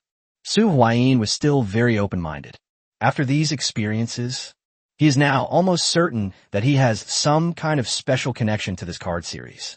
After all, apart from these few kingfish, the largest fish Su Huayin ever caught was a small whitebait that was only 10 centimeters long. There shouldn't be any kingfish left now. Let me test my current strength and see how it really is. Su Huayin then put a piece of fragrant meat bait on his fishing hook and cast a fishing rod into the water. Then it happened. This is the second time. This is the second time today. The fishing hook had just been cast. It was immediately bitten by a fish. What's going on? Is my fishing talent really that high? Su Huayin said with a self-deprecating laugh. Based on the previous situation, it seems only the kingfish experienced that inexplicable feeling. There shouldn't be any left in the lake. Wow, this is at least 100-pound fish. Hearing Su Huayin's words, the three of them, Zhao Wenbing, turned their gazes in unison. Don't move. I'll help you. X3. Chapter 83, 3-Star Dragon Ball Fish. Chapter 83, 3-Star Dragon Ball Fish. It looks like another big fish has taken the bait. The three immediately stopped arguing and rushed towards Su Huayin. Just touch it. Just touch the fishing rod. You can then say you caught it yourself. Wait, what kind of monster is this? It must weigh over 200 pounds. A tremendous force came from underwater. Su Huayin almost lost a shot. Su Huayin can now be considered a semi-veteran. You can judge by the feel transmitted through the fishing rod to roughly determine the weight of the fish. This pulling force is not something a mere 100-pound fish could generate. Faced with immense pulling force, Su Huayin could only grit his teeth and persevere. Fortunately, though, someone came to help immediately. Zhao Wenbing truly lives up to his reputation as president. It's also the fastest. They arrived at Su Huayin's side as quickly as possible. He grasped the fishing rod in Su Huayin's hand with one hand, with a strong pull. Then Su Huayin saw a dragon. It was pulled out of the water. Dragon! Su Huayin Bolinket. I finally got a good look at the fish he had caught this time. This is a carp that is entirely golden red. Unlike the rounded scales of ordinary fish, its scales are sharp and angular. This is a fish? Su Huayin said in surprise. The carp's skull is high, with two hard bones slightly raised on its forehead, resembling the short horns of a newly born dragon. A few long, silvery wisps of whiskers floated on its lower jaw, and when they danced with the water, they had a somewhat elegant, dragon-like appearance. The most peculiar thing about it is its dorsal fin, not soft fin rays, but a row of serrated bony spikes. It's a dragon? Right now. Even Zhao Wenbing and his two companions were stunned. No way. Could this be the legendary dragonfish? Xinyang said in disbelief. Arowana. Upon hearing this, Su Huayin recalled the previous introduction to the Qingpu Fishing Ground card. Qingpu Fishing Ground card. Quality blue. Card type, one-time consumption card. Effect. After use, you can enter the Qingpu Fishing Grounds and stay for up to 24 hours. Introduction. Qingpu Fishing Ground is a fishing paradise, and legend has it that the 3-star dragon pearl fish lives in this fishing ground. Acquisition method. Fishing association. 3-star Dragon Ball fish? Is this it? Su Huayin Guets? Yes, if nothing unexpected happens.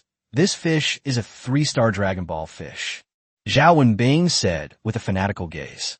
His eyes were fixed on the carp that already possessed 3/10 of a dragon's appearance, never leaving it for a moment. Samsung Dragon Ball fish?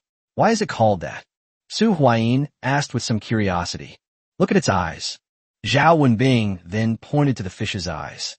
Look, his eyes, don't they look like beads? And there are 3 stars on them. Zhao Wenbing explained.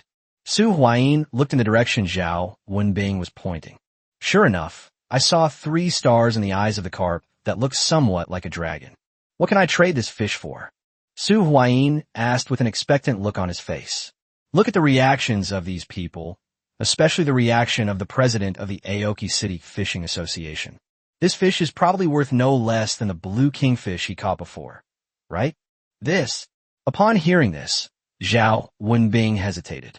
This reaction made Su Huayin's burning heart skip a beat. What? Is there something wrong with this fish?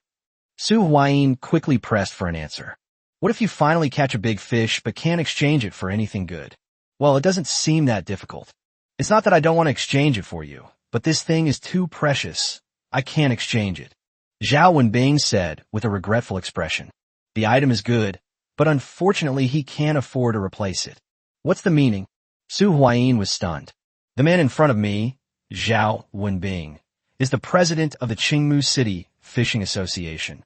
If he can't afford it, who can? You can keep it yourself. Zhao Wenbing said reluctantly. Su Huayin could only reach out and grab the 3-star dragon pearl fish.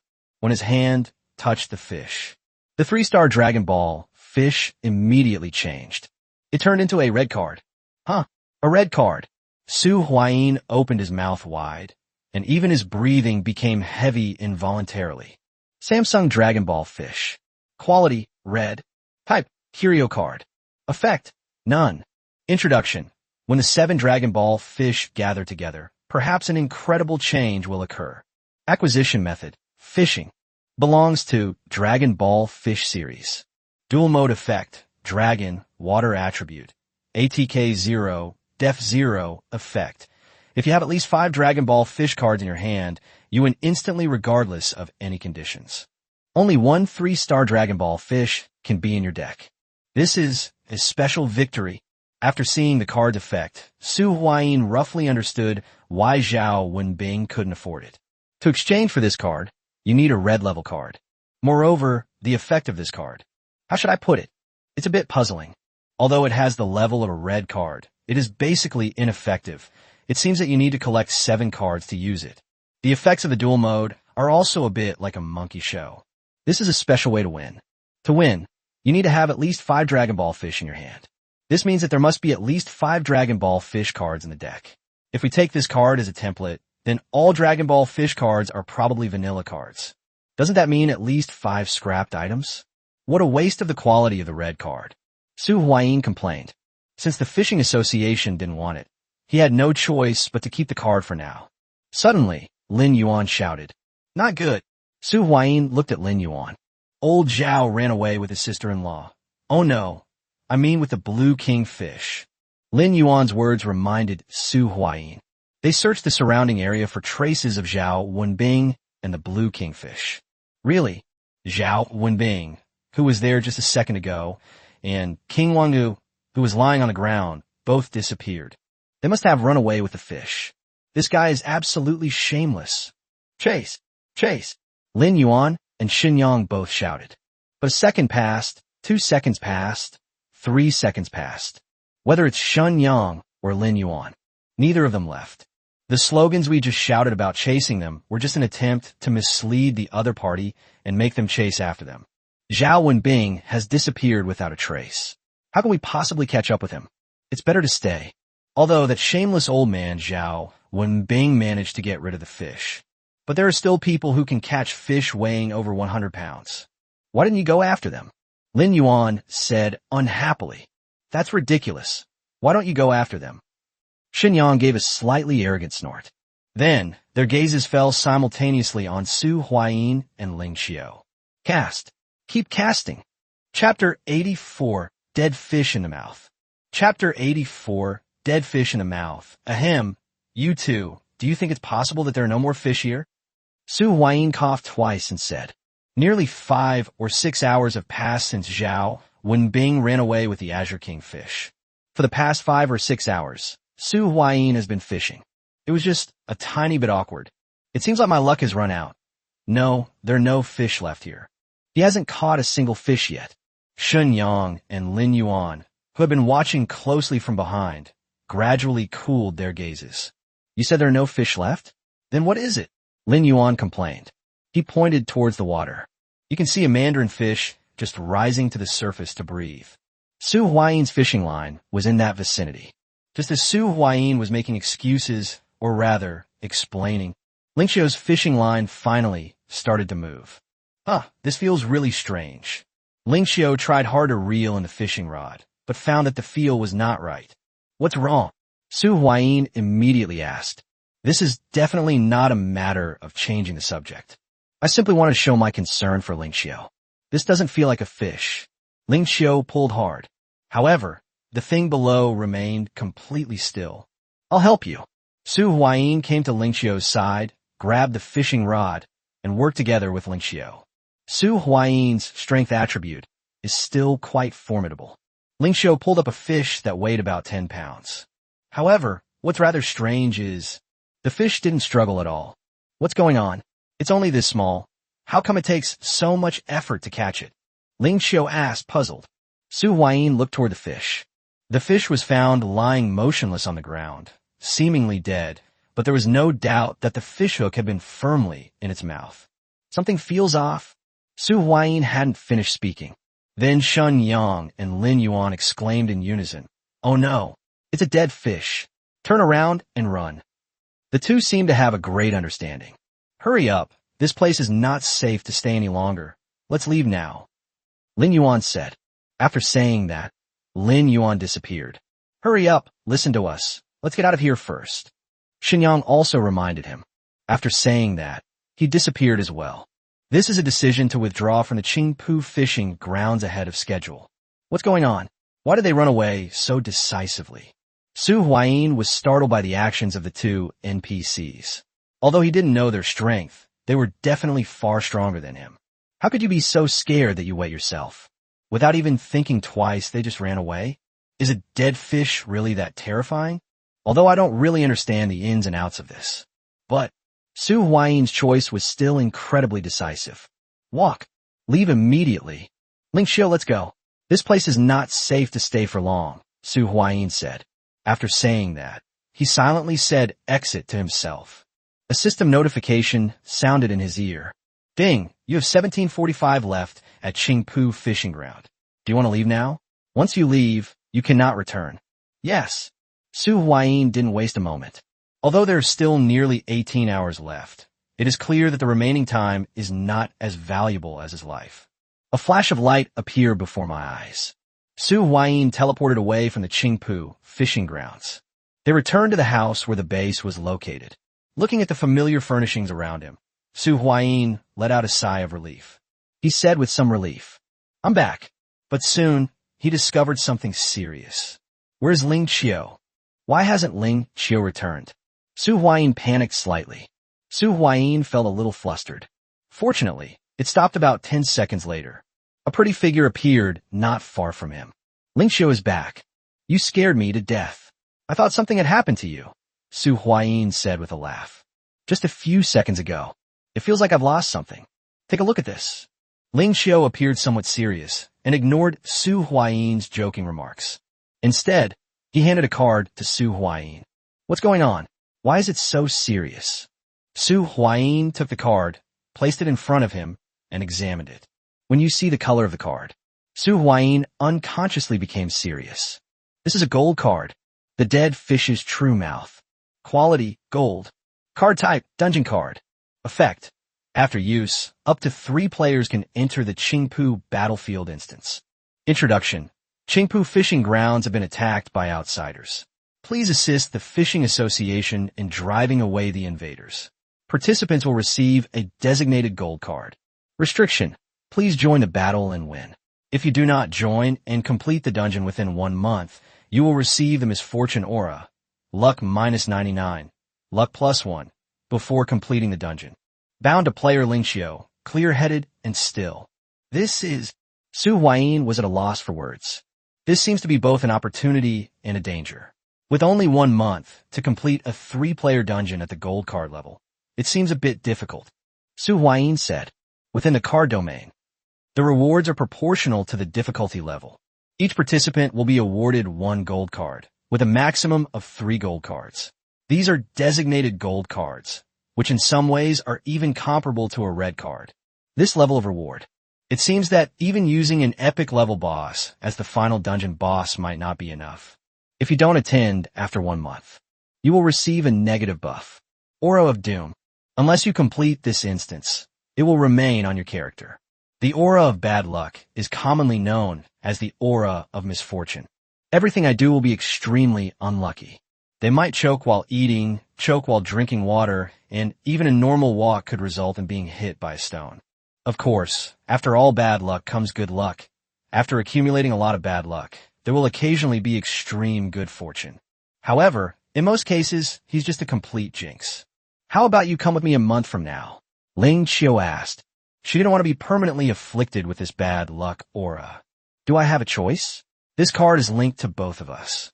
What bad luck? What bad luck? What bad luck? Su Huayin said, on the verge of tears. This fish was clearly caught by Ling Qiu. Why are you still clinging to him? No matter how much I curse in my heart.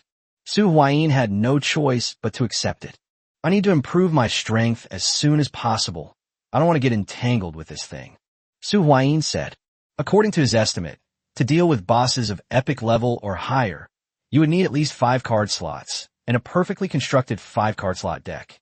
Chapter 85 Lumberyard, Blood Tree. Chapter 85 Lumberyard, Blood Tree, Greenwood City. Lumber Camp Instance. This is one of the 3 basic dungeons. The 3 public dungeons are the Cemetery Dungeon, the Scarlet Monastery Dungeon, and the Lumber Mill Dungeon. Nightmare Mode. A man chose the Lumber Mill instance in Nightmare Mode. Nightmare Mode can only be unlocked by completing the Hard Mode in single-player mode. Ding! A friendly reminder. Nightmare Mode is extremely dangerous. Compared to Hard Mode, the difficulty has increased dramatically. Do you still want to participate in the challenge? The system notification sounded in Sun Ji-jun's ear. Yes, Sun Ji-jun said. The next second, everything went black before his eyes. He then found himself in a small wooden cabin. There was a table in front of him, and on the table was an axe. Ding! Welcome to the Lumber Camp. Nightmare Mode. Cut down all the blood trees to complete the dungeon. Quest reward. Zlauter axe. Current progress. 0/12. Sun Ji-jun surveyed his surroundings. There was nothing there except for the axe in front of him. Has the difficulty skyrocketed? I wonder how it differs from the hard mode. Sun Ji-jun picked up the axe and walked outside. From a current perspective, this map is not much different from the hard-level Lumber Camp map. He also remembered the locations of all 12 blood trees. Hard mode. These 12 blood trees represent 10 elite monsters and 2 boss monsters. After killing 10 elite monsters, the remaining 2 will become boss monsters. Following the memories, Sun Ji-jun quickly arrived near the first blood tree. But, to his surprise, it really is just a tree. He didn't become a boss. What's going on? What's this? Sun Ji-jun was quite surprised by the situation before him. He wasn't this surprised even if the original elite monster turned into a boss. But ironically, it turned into an ordinary tree that seemed to have no ability to fight back. This is the situation. This, on the contrary, made Sun Ji-jun highly vigilant. There must be something fishy going on when things happen unexpectedly. Of course, logging still needs to be done. Sun Ji-jun swung his axe and smashed it down on the tree. However, one axe blow landed. Then something rather strange happened. A liquid resembling fresh blood seeped out from the tree. It spilled all over the ground. It also splashed all over Sun Ji-jun. It's as if this isn't a tree, but a person. What's going on? Sun Ji-jun tried hard to suppress the unease in his heart. This is just a tree, except that its sap is red. Sun Ji-jun continued swinging the axe. Each felling of trees was accompanied by a spray of tree sap, which smelled strongly of blood, splashing onto their bodies. About a few minutes later, the blood tree was cut down. He fell heavily to the ground. A system notification sounded in Sun Ji-jun's ear. Ding! You've cut down 1 blood tree. Current progress is January 12th. Please keep up the good work. Listening to the system notification sounds in my ear. Sun Ji-jun became even more anxious and restless. He somewhat regretted coming to this Nightmare Mode instance, which had absolutely no information available to him. Unfortunately, once the arrow is released, there's no turning back. He could only search for the other blood trees by following the locations of the other blood trees in his memory. This strange situation made him very uneasy. He would rather choose the blood tree to become the boss. I don't want to choose this situation either. Having experience with the hard mode, Sun Ji-jun quickly found the second blood tree. The second blood tree is the same as the first blood tree. It's just a tree standing there all alone. Sun Ji-jun arrived at the side of the blood tree. He raised his axe and chopped at the blood tree. The next moment, Sun Ji-jun then discovered that everything in front of him had turned blood red, and the blood tree twisted and twisted, growing hands and feet, looking extremely terrifying. Sun Ji-jun quickly took a half step back. I rubbed my eyes vigorously. They discovered that it was all an illusion. In front of him was either a strange tree with arms and legs, or a tree that stood still, waiting to be cut down. Hallucinogenic effects. Sun Ji-jun rubbed his temples. Ding, you have cut down 2 blood trees. Current progress February 12th. Continue. They're already inside. Only by completing the mission can we leave. Sun Ji-jun continued to the vicinity of the 3rd blood tree. After the first axe blow, The blood tree had transformed into a humanoid creature, bearing its fangs and claws as it lunged forward. However, he was taken away by Sun Jijun with a few axe blows. Next up is the fourth one, then the fifth one. When the eighth tree was cut down, from a distance, it still looks like a tree. When we got near that tree, the tree then transformed into a person. A living, breathing person. Damn illusion. Sun Jijun cursed. I arrived next to that person. He picked up the axe and chopped directly at the man. Puff. The sound of an axe piercing flesh rang out. The person let out a scream. Fresh blood flowed from his body. A pair of venomous eyes looked at Sun Jijun, as if asking, "Why did you kill me?" But that's how I answered him. There was only the sound of one axe blow after another. The ninth tree is a little girl holding a lollipop. The 10th tree even moved. She took the initiative to run towards him. Finally, Sun Jijun arrived in front of the last blood tree. This tree, whether viewed from afar or up close, doesn't look like a tree at all. She was just a seemingly innocent and naive girl. However, Sun Jijun was absolutely certain. This is the last blood tree. Do you really enjoy killing people? The girl seemed to have been waiting there for a long time. Upon seeing Sun Jijun, he asked, "I'm just cutting down trees, not killing people," Sun Jijun replied. "Oh, what if I told you I'm a human, not a blood tree? If you still want to kill, then kill me. I will not resist." As the girl spoke, she closed her eyes, as if waiting to die. "You are the blood tree," Sun Jijun said with great certainty. "Oh, then where's the evidence?" The girl asked back with amusement. "Or are you saying that if you believe I am the blood tree, then I am the blood tree? Does that mean you can kill anyone you consider to be part of the blood tree? Is this your idea of justice?" The girl's words startled Sun Jijun.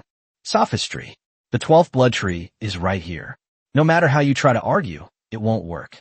Sun Jijun's eyes flashed, and he slashed at the girl. The girl did not dodge at all. Blood flew everywhere. But the girl's expression was filled with a strange smile. After the girl collapsed, there was no system notification sound indicating that the task was completed. The girl's body fell beneath a blood-red tree. Sun Jijun's gaze became vacant. Chapter 86, Can You Hold Me Tighter? Chapter 86, Can You Hold Me Tighter? Under a blood-red tree, a girl with a strange smile suddenly changed. Unscrupulous businessman, Azure, looking at Sun Jijun, whose eyes seemed somewhat vacant, not far away. Song Lan frowned slightly. "Looks like I mistook you for someone else." Song Lan came to Sun Jijun. He reached out and grabbed Sun Jijun. A card appeared in his hand. Justice. The card illustration was originally blank. However, this time when it returned to Azure's hands, K2, however, transformed into a person, someone who looked exactly like Sun Jijun.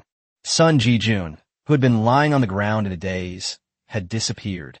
Justice is not something that can be easily controlled, Azure said with some disappointment. He still thinks highly of Sun Jijun. It's a pity that they couldn't even pass such a simple test. What exactly is justice? Azure asked, but there was no one beside him.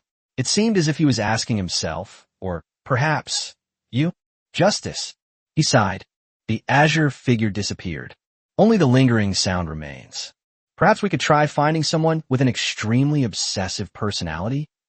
A fire-breathing dragon is flying in the air. A man and a woman were sitting on the back of the fire-breathing dragon. That's right. Ling Xiao is trying to piggyback on Su Huayin's dragon again. It's funny when you think about it. Ever since Su Huayin got this fire-breathing dragon, Ling Xiao hasn't used the skeleton warhorse card since, compared to the flying jet engine. Skeleton warhorses that can only run on the ground seem a bit low class. After sending Ling Xiao to Qingmu City, Su Huayin and Ling Xiao then split up and acted separately. Not long after, Su Huayin arrived at the entrance of a pharmacy, Tide Ling's shop. From afar, Su Huayin could see a young girl holding her face in her hands, listlessly blowing on a strand of her hair. "Boss, 5 basic stamina potion cards." A passerby came to Shieling Sale's window and asked. "It's gone," Tide Ling replied without much desire to speak. "Basic healing potions are fine too. Give me 5. The passerby changed to a different category. "It's gone too," Tide Ling replied. "Huh, what else?" "There's nothing left. Come back in a few days. We've used up all the materials." The passers-by seemed quite dissatisfied and left grumbling. Tide Ling, Su Huayin Xiao De. Almost instantly, Tide Ling immediately perked up. His previous listless appearance vanished immediately. She seemed to have become radiant. You've arrived. Tide Ling blinked her big eyes and said with delight. Sorry I'm late. It's all right. It's good that you're here. Tide Ling quickly waved her hand. Let's go. Let's set off now. I've used up all the materials I have. Walk. Su Huayin not dead. Su Huayin simply waved his hand. Charizard was summoned. Come on up. Su Huayin stepped onto the Charizard and then stretched out a hand toward Xiling. Okay. A blush crept onto Xiling's jade-like face as she offered one of her small hands to Su Huayin. With a gentle pull, Su Huayin led her onto the back of the fire-breathing dragon. Sit tight. We're ready to go. Su Huayin held Xiling tightly in his arms. If he falls, all the goodwill he's built up over time will basically be wasted. Where are we going this time? The same place as last time. Su Huayin in Gui. Feeling the warm breath entering her ears, Tide Ling's soft body trembled slightly, and the tips of her ears turned red. Yes, it's the place we went last time. Tide Ling said in a low voice. Good. Su Huayin nodded upon hearing this. He skillfully piloted the fire-breathing dragon towards the herb-gathering site. What's wrong with you? Su Huayin suddenly felt Tide Ling, who was sitting in front of him, fidget a few times uncomfortably. No, it's nothing. Tide Ling answered hesitantly. Yeah, could you hold me a little tighter? I'm still a little scared. Tide Ling explained. Okay, it's really safe. Su Huayin said with a bit of a laugh. Tide Ling is too timid. What's there to be afraid of? This isn't the first time I've done this. Although he made a joke, Su Huayin still respected the client's needs very much. This firmly locked Tide Ling in place. There is absolutely no possibility of it falling. About half an hour later, arrive. Su Huayin released his grip and they arrived safely. Thank you. By the time the collection was completed, it was already dark. However, the impact will be minimal. The only thing Xiling did on the return trip was ask Su Huayin to fly slower. The customer's needs are paramount. Su Huayin must unconditionally fulfill this requirement in order to obtain the card Tide Ling's handkerchief. Just raise my favorability rating a bit more. Take Xiling back to Xiling's shop. At the time of parting, Su Huayin finally heard a system notification sound that was as beautiful as heavenly music. Ding! Xiling's favorability +5. Upon hearing this voice, Su Huayin's lips unconsciously curled up into a smile.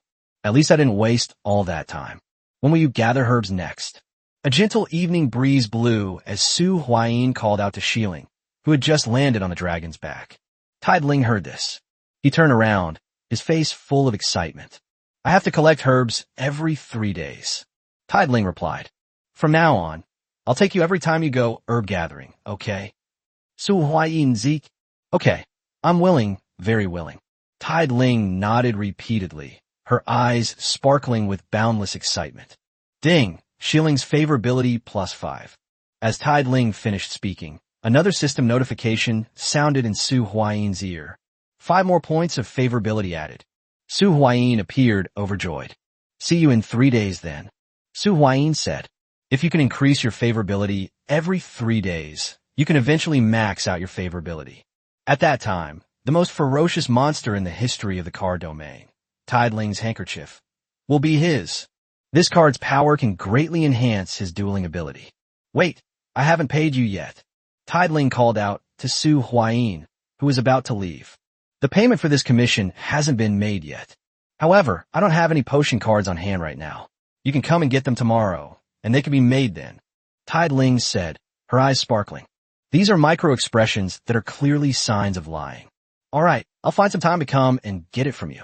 Su Huayin nodded without thinking. Well then, goodbye. Okay, goodbye.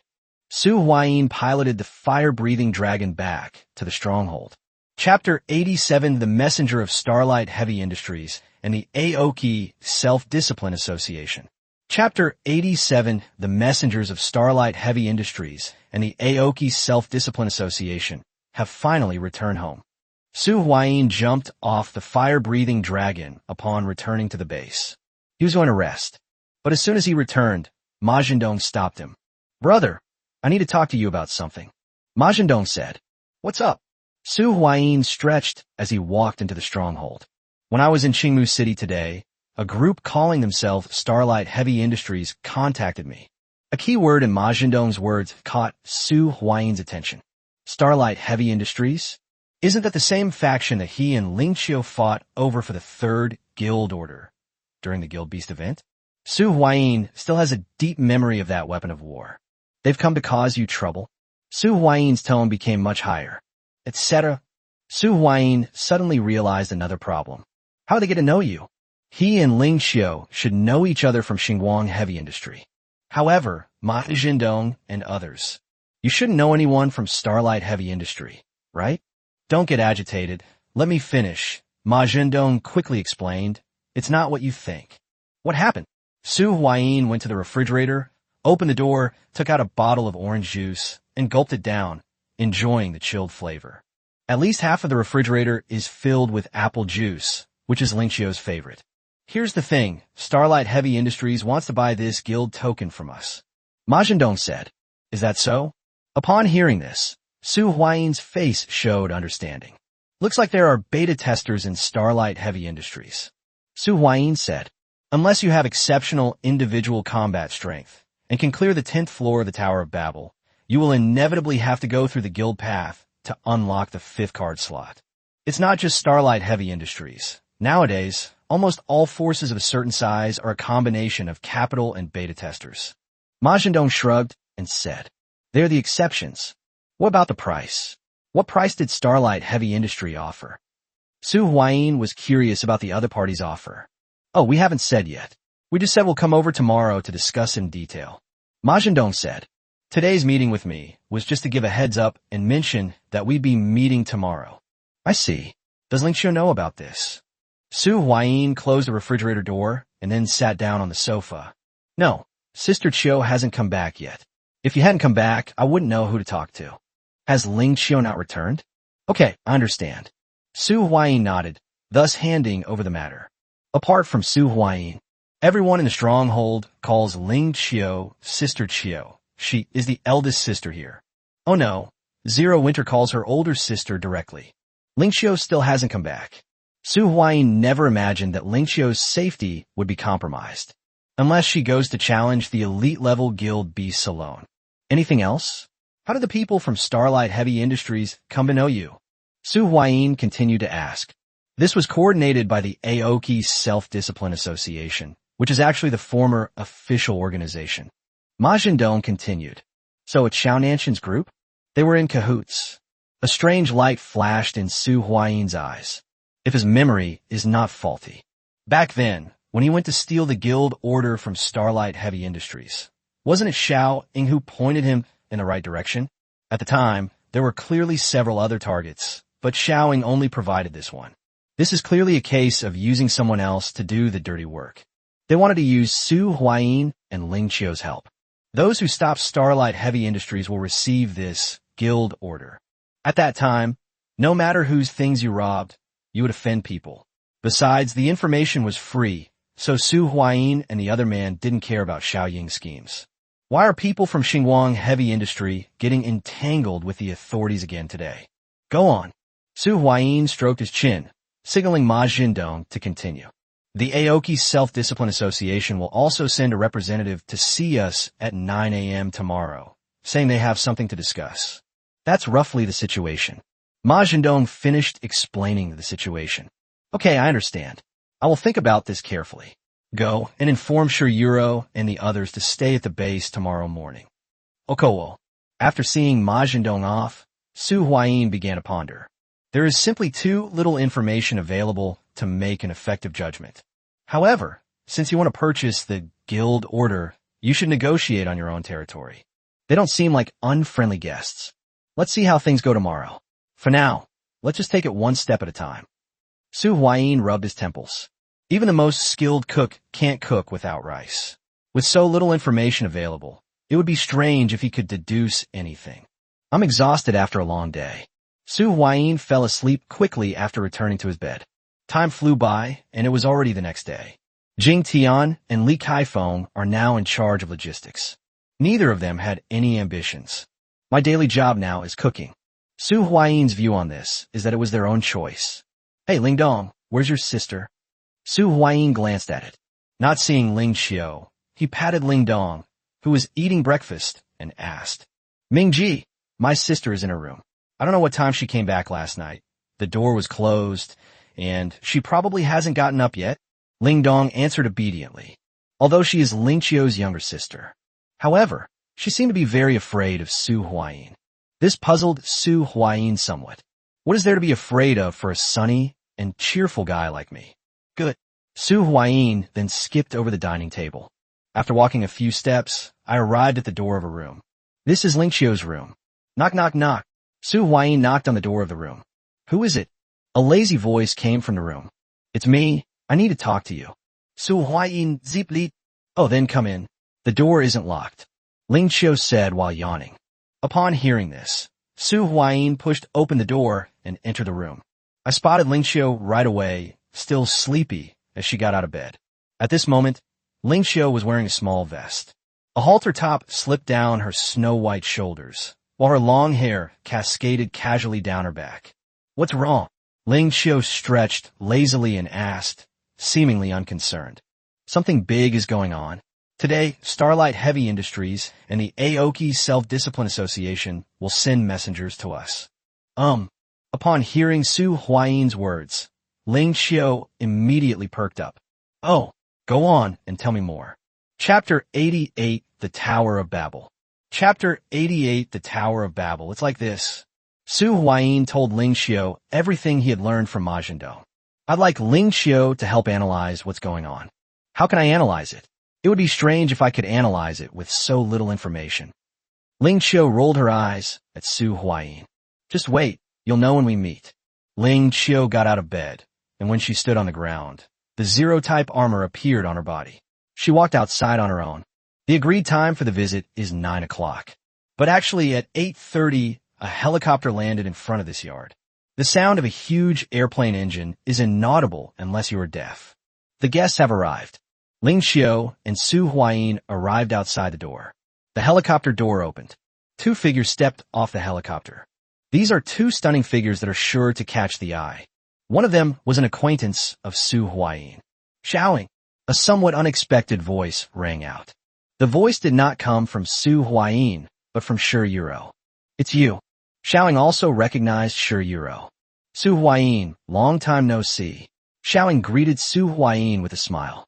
Her charming appearance made Ling Xiao's gaze sharpen considerably. Haven't seen you for a long time. Su Huayin zipli politi li. I am here today on behalf of the Aoki Self-Discipline Association, and this gentleman is Feng Ling, representing Starlight Heavy Industries. Xiaoing introduced a very well-dressed young woman standing next to her. The honey trap? That's a classic tactic, Ma Zhendong said in a low voice. Actually, if it had been a beautiful and sweet-voiced young lady who approached him in the first place, he might have already joined the Aoki Self-Discipline Association. According to his plan, to win over superhumans, he should have already slept with beautiful and sweet-voiced young ladies, instead of using coercive methods. This approach is a bit silly, or perhaps it's an arrogance ingrained in one's very being. Now, the initial framework of a new era's order has been established. Is this how you slightly set aside your inherent arrogance and resort to this subtle, underhanded approach? However, my buddy here is a card player. He doesn't date, so using a honey trap doesn't seem to work. You might as well try it on me. I'm not just a typical card player. Ma Zhendong has a rich inner life.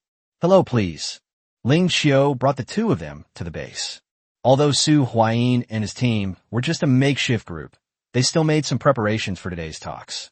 At a table, Su Huayin and Ling Xiao sat on the left, while Feng Ling and Xiao Ying, representing Xinguang Heavy Industry and Xingmu Self-Discipline Association respectively, sat opposite them. As for Ma Zhendong and the others, they stood aside. Yes, they certainly have the presence to back it up. Let's get straight to the point. May I ask what brings you two here today? Ling Xiao asked. Ling Xiao has a very strong presence.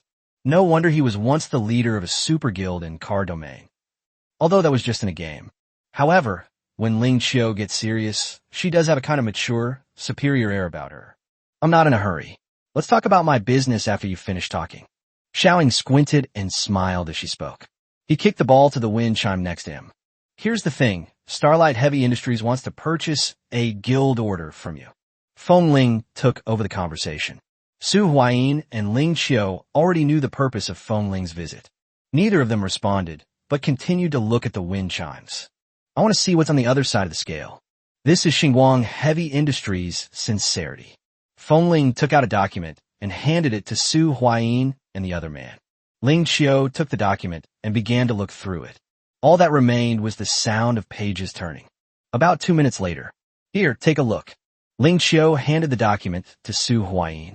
This document consists of only 2 pages. The conditions were written densely on the paper. Of course, it just means there are a lot of projects. In fact, the main event is only the first 3. First, 10,000 pesos. Second, a purple-level dungeon card for entering the Zero Domain dungeon. Third, they are willing to help Su Huayin and others to establish a real base on this mountain, with an area about 4 to 5 times larger than it is now. Su Huayin finished reading the conditions offered by Starlight Heavy Industry. For a moment, I didn't know what to say. It's not that the conditions are unacceptable, but rather that they seem too generous. Normally, a guild order costs 10,000 pesos. Of course, that was when it was already possible to reliably obtain guild tokens, and it certainly wasn't at the price of his first batch of guild tokens. Then the second project, a dungeon card for entering the Zero Domain instance.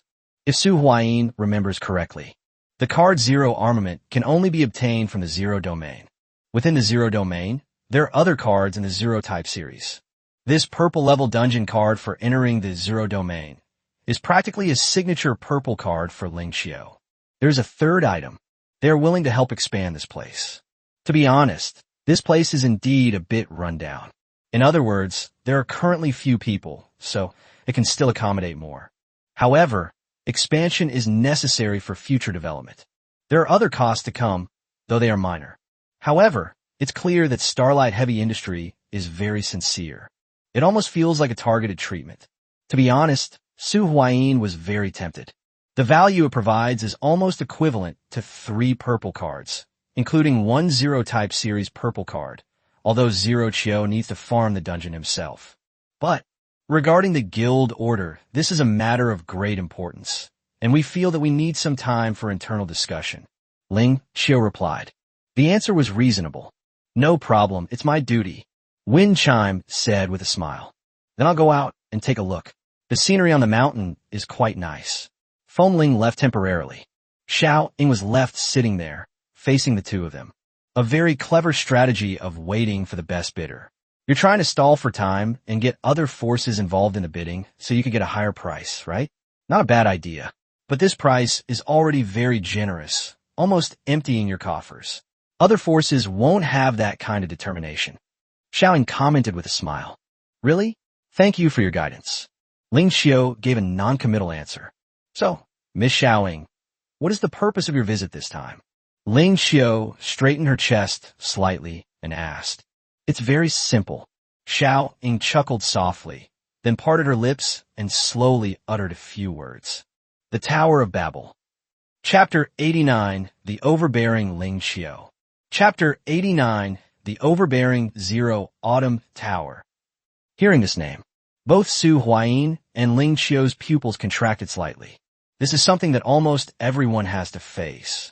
The Tower of Babel system. Start from the 5th slot. Each subsequent card slot unlocks a Tower of Babel option. With the 5th card slot unlocked, you can choose either the guild route or the individual route to clear the 10th floor of the Tower of Babel.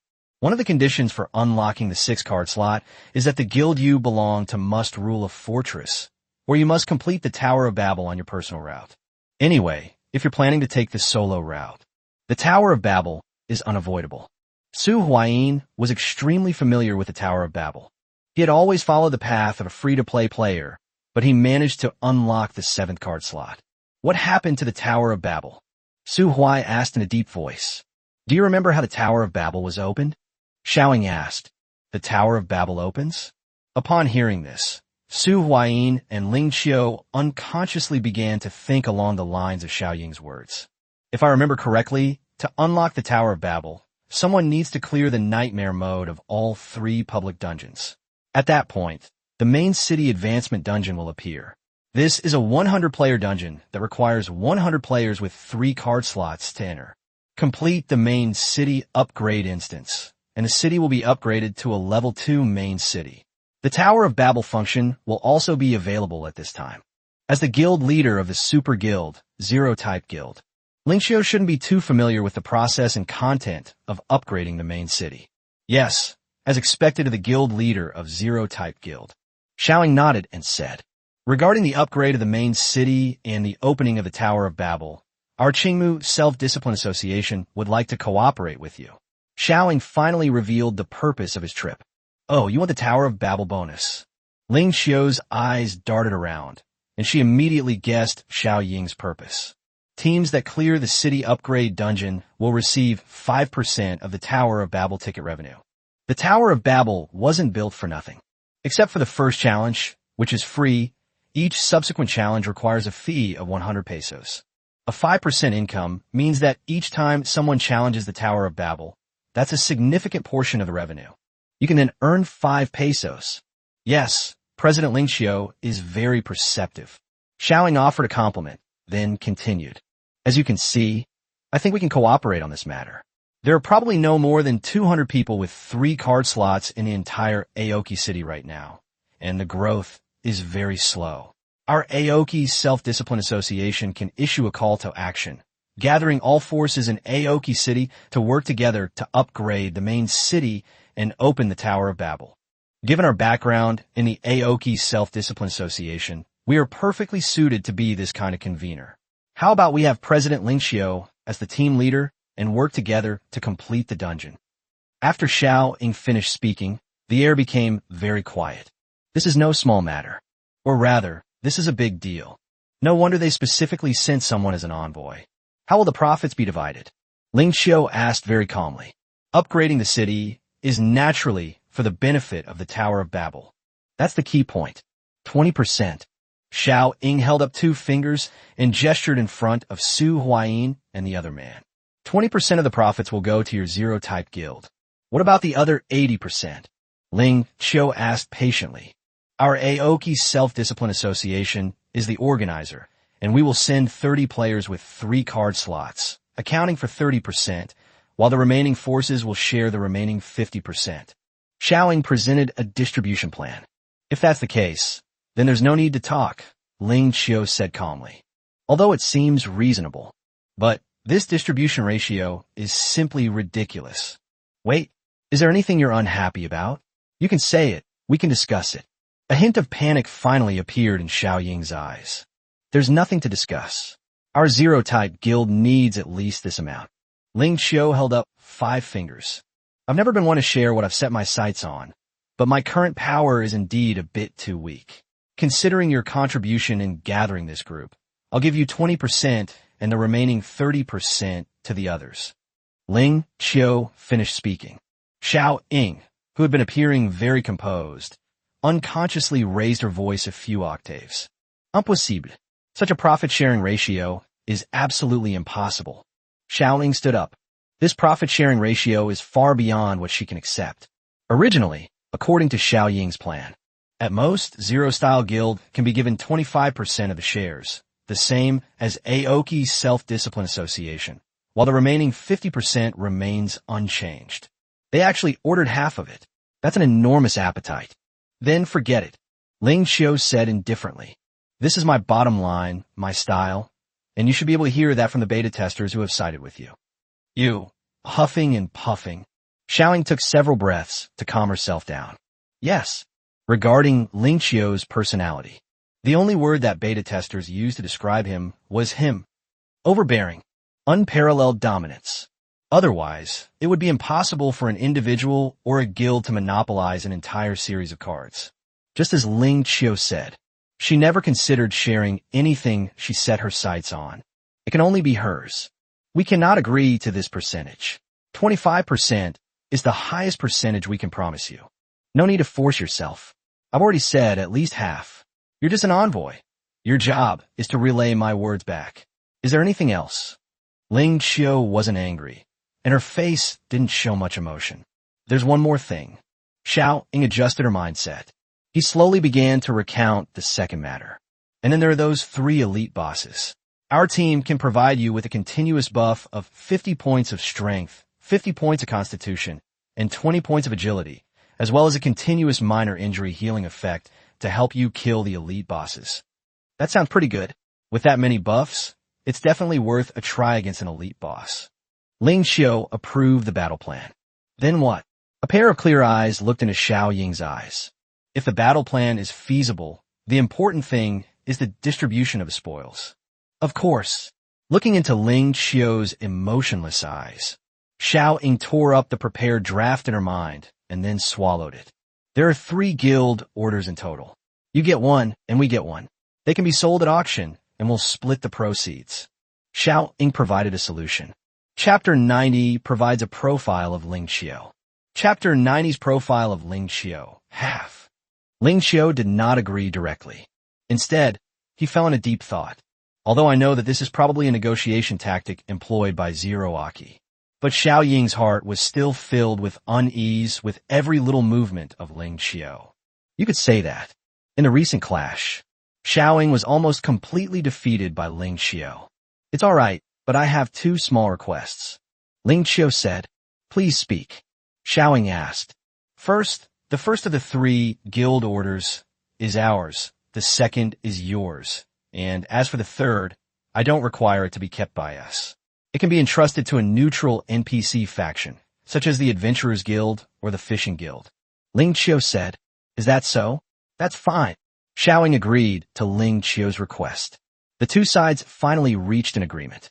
The atmosphere finally eased a little. After finishing their business, Xiao Ying left with Feng Ling and a somewhat disheveled look, leaving behind his satellite phone. What's wrong? Is there something dirty on my face? After seeing Xiao Ying off, Ling Qiu noticed that Su Huayin was staring blankly at her face. A blush flashed across her fair face as she asked. It's nothing, Student Council President Ling Qiu.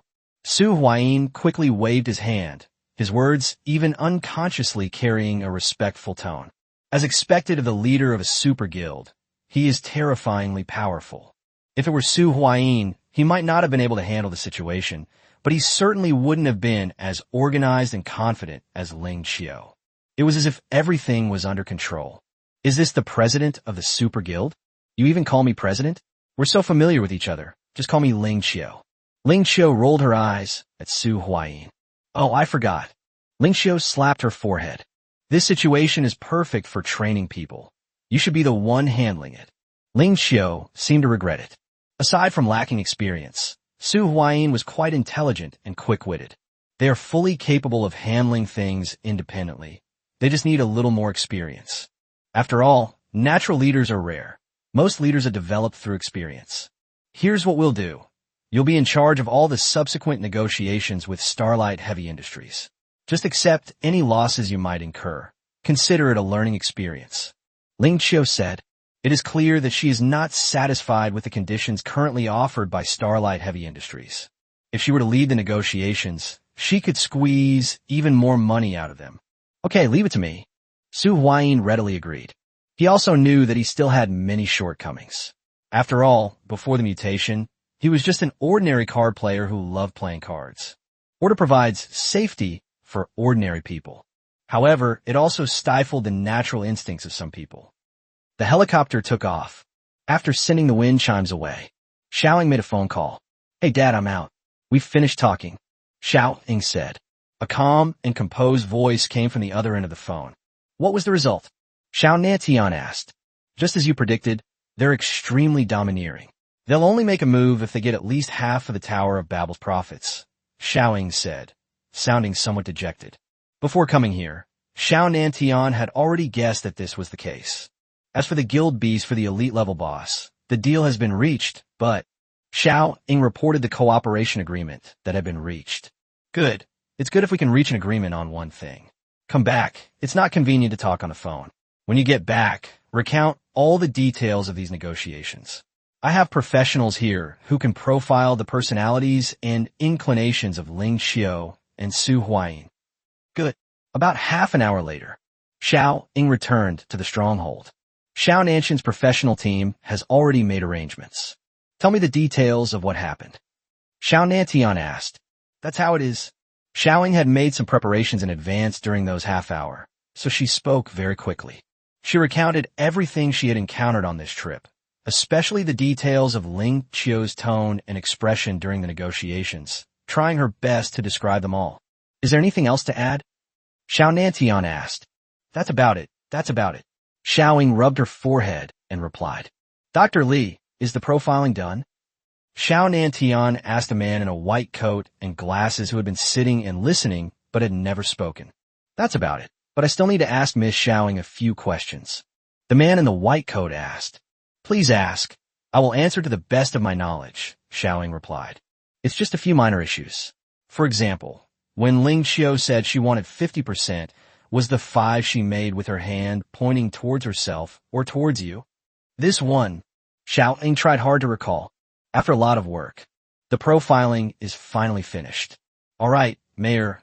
Oh no, Chairman, this is a personality profile. The man handed a paper report to Xiao Nantian. 1. Extremely controlling.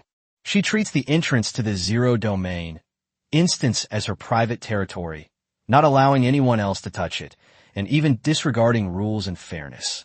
In her eyes, the goal must be firmly grasped. Any obstacle must be swept away, and she enjoys the thrill of controlling everything, just like a dictator who uses harsh methods to establish her own order. 2. Arrogant and conceited. The domineering attitude displayed in negotiations mainly stems from strength and perception. She firmly believed that she and her guild were superior to others, considered the strength and demands of other players to be insignificant, and even took it for granted that she should demand 50% of the market share, without caring about the anger and dissatisfaction of others. 3. Decisive and ruthless. They make decisions quickly and decisively, and once they identify a target, they act swiftly. She doesn't waste time negotiating with her opponents, but directly asserts her sovereignty through military intimidation or tough measures. Like a drawn blade, she achieves her goals quickly, accurately, and ruthlessly, without caring whether her methods will provoke public outrage. 4. Ambitious. Occupying the dungeon entrance was just one step in her strategy to expand her power. She craved more resources. Her ambition, like an insatiable black hole, drove her to constantly challenge boundaries and devour any tangible benefit. 5. Cold on the outside, warm on the inside, and perhaps with hidden aspects. Despite its seemingly strong and domineering appearance, just like an animal, the harder its outer shell, the softer the interior that is protected beneath it. However, this tenderness only blossoms for specific people she trusts. What a terrifying personality. A personality that's destined for great things. Once such a person gains power, they might just transform into a dragon when the winds of change blow. Chapter 91, Entering the Serpent's Formless Dungeon. Chapter 91. Entering the Serpent's Formless Dungeon. Xiao Ying was sent away. Everyone, of course, went about their business. Su Huayin took out a card. The Invisible Serpent Dungeon card. Quality, purple. Card type, dungeon card. Effect, allows entry into the serpent's formless dungeon after use. Introduction, the Invisible Snake. Acquisition method, dropped by snake-type bosses and higher-level creatures, and by unscrupulous merchants. Limited to rogue class, or players holding Dragon's End cards. It's you. Su Huayin decided to use this dungeon card today. Before entering the instance, Su Huayin tidied up the cards on his body. Ontology, Tiger's Yin and Yang, stacked with Fire Dragon Scale, plus White Tiger Blade plus Bone King Shield. Clone, Assassin class card stacks Poison Dagger, plus Heaven and Earth together, plus Stealth, then stacks Phantom Step. Use the Serpent's Formless Dungeon card. Su Huayin activated the instance card. Ding. Once you enter the dungeon, you cannot adjust your card slots. Do you want to enter immediately? The system map notification sounded in Su Huayin's ears. Yes. Su Huayin silently repeated this to himself once more. The next moment, a beam of light flashed before Su Huayin's eyes. When Su Huayin opened his eyes again, Su Huayin found himself in a dimly lit small room. There was a dim oil lamp in front of him. He was wearing a pitch-black night clothes. Next to the oil lamp was a mask. Why do I feel like I'm playing the role of a thief? Su Huayin complained. Through the window next to it, you could see a tall castle standing not far away. Before he could finish speaking, the system notification sounded in his ear. Ding! Welcome to the Serpent's formless instance. Your role in this instance is that of a member of the Serpent faction. You have received the following quest. Mission 1. Assassinate all the gatekeepers. Mission reward. Random blue assassin skill card. Mission 2. Assassinate the Lord. Mission reward. Random purple assassin weapon card. Optional quest. Steal the scepter from the Lord without being detected to complete the dungeon. Quest reward. Serpent's Form 2 gold dungeon card.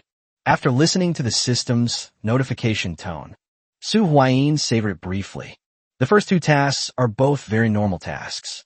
It also fits the name and content of the instance. However, the last optional task is a bit puzzling. What does it mean to steal the scepter from the Lord without being discovered? The main problem is that the first one wasn't detected. What does it mean to remain undetected?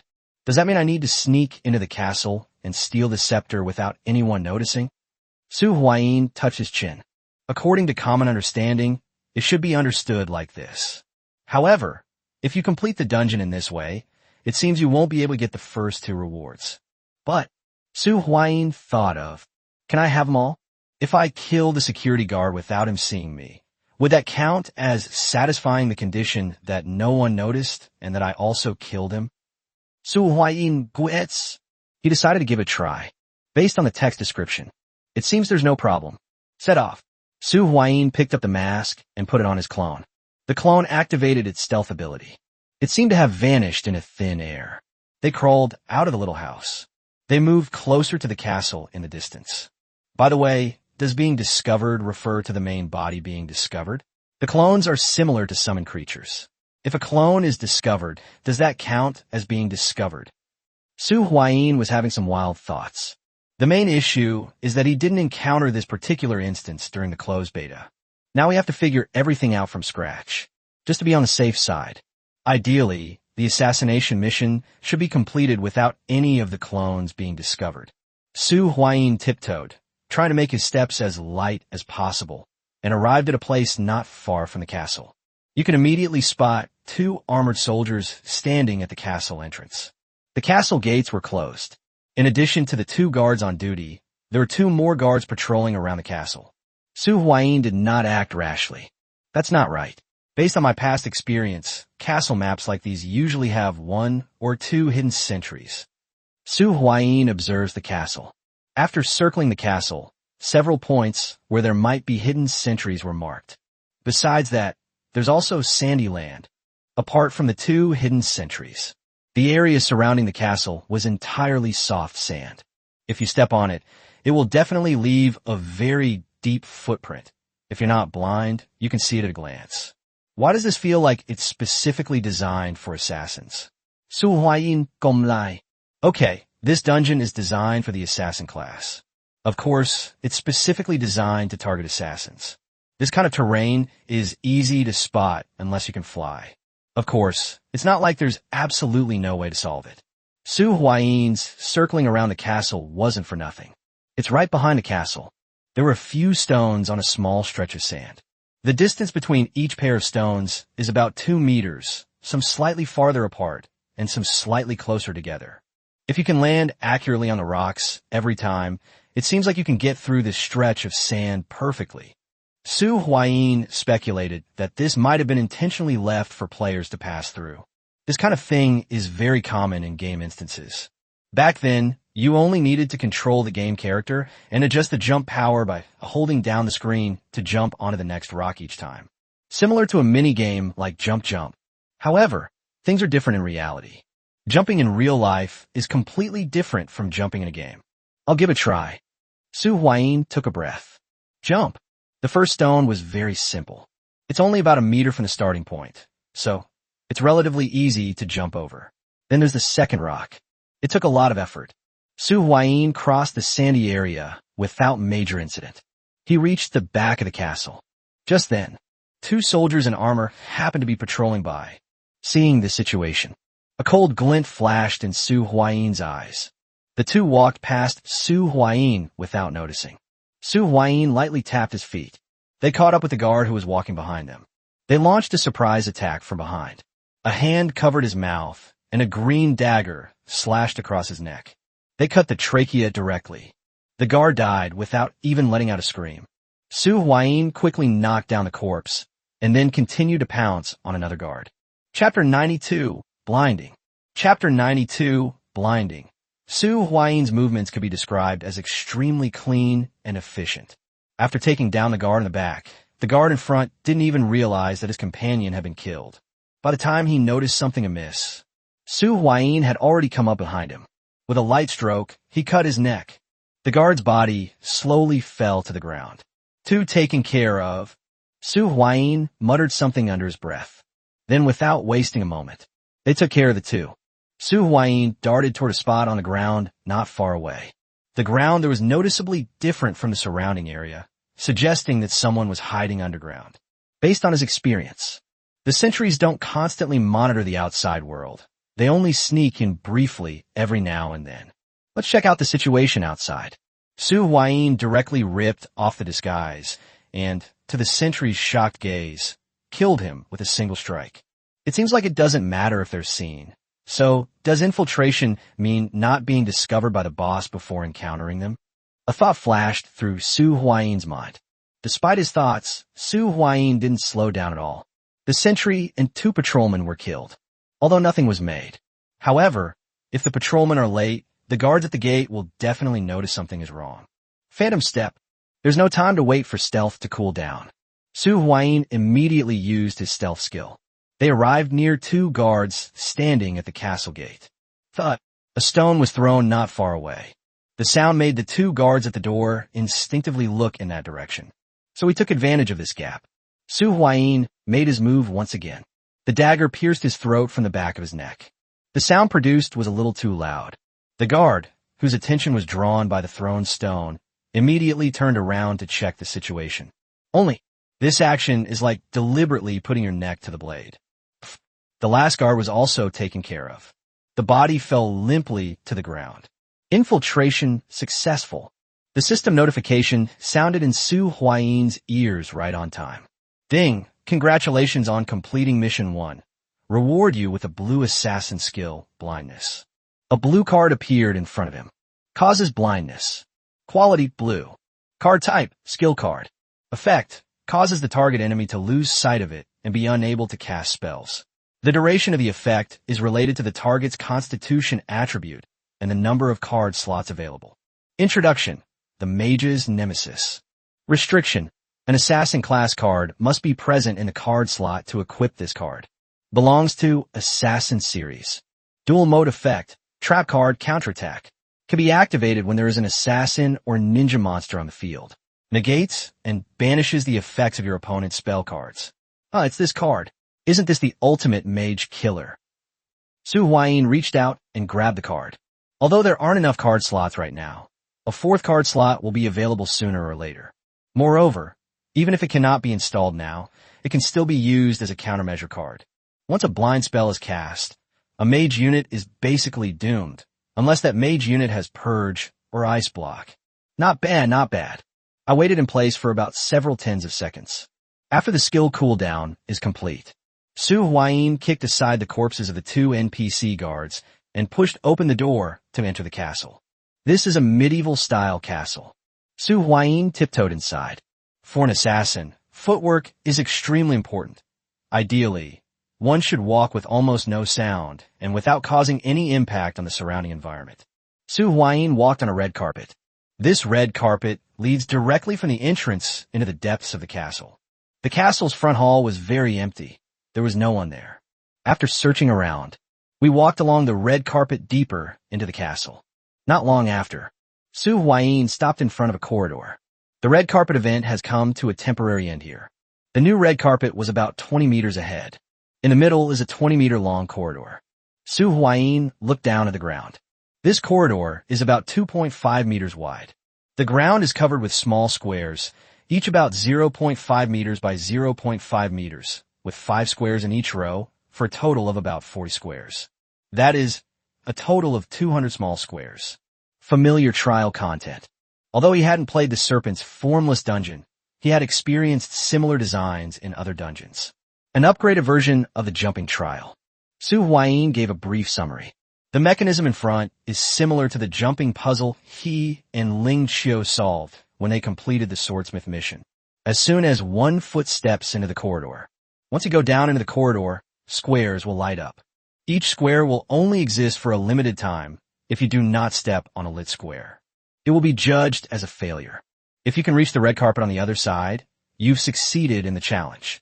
Su Huayin suspected that if the challenge here failed, it would be considered a failed infiltration. I hope it's not too difficult. If it's below the master level, I should be able to complete it. Su Huayin adjusted his mindset. Then, I stepped into the corridor.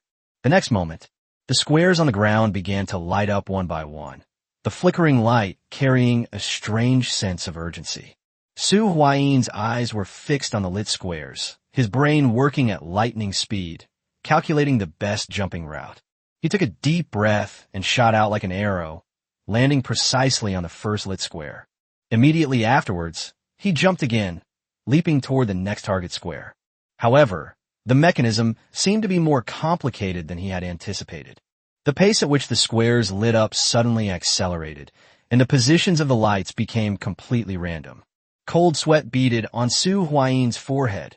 Every jump was fraught with danger. Just as he was halfway through his jump, one of the squares that should have lit up suddenly went out. Fortunately, he reacted very quickly, using the power of his left foot to twist his body sharply, and with a push against the wall next to him, he managed to stand on the new bright square. The mistake he just made was mainly because the pace suddenly quickened, and he couldn't adapt. After getting used to the new rhythm for a while, Su Huayin charged across the entire corridor in one go. Whoosh, whoosh, whoosh. Su Huayin was slightly out of breath. However, his eyes were indeed very bright. Although there were some minor mistakes, we managed to pass through safely. Next, it should be that lore, right? Su Huayin looked ahead and saw a room at the end of the red carpet. Chapter 93, Wicked and Cunning. Chapter 93, The Wicked and Sinister. Su Huayin walked to the end of the red carpet. We arrived at the deepest room in the castle.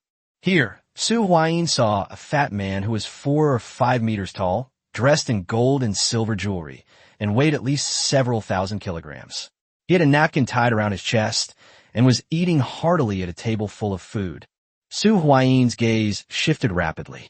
He is searching for the scepter among the optional quests. Soon, Su Huayin saw a staff next to the fat man who was eating. It wasn't even the fat man's hand. They just casually tossed it aside. It seems like as long as you go there, you can get it. Something's not right.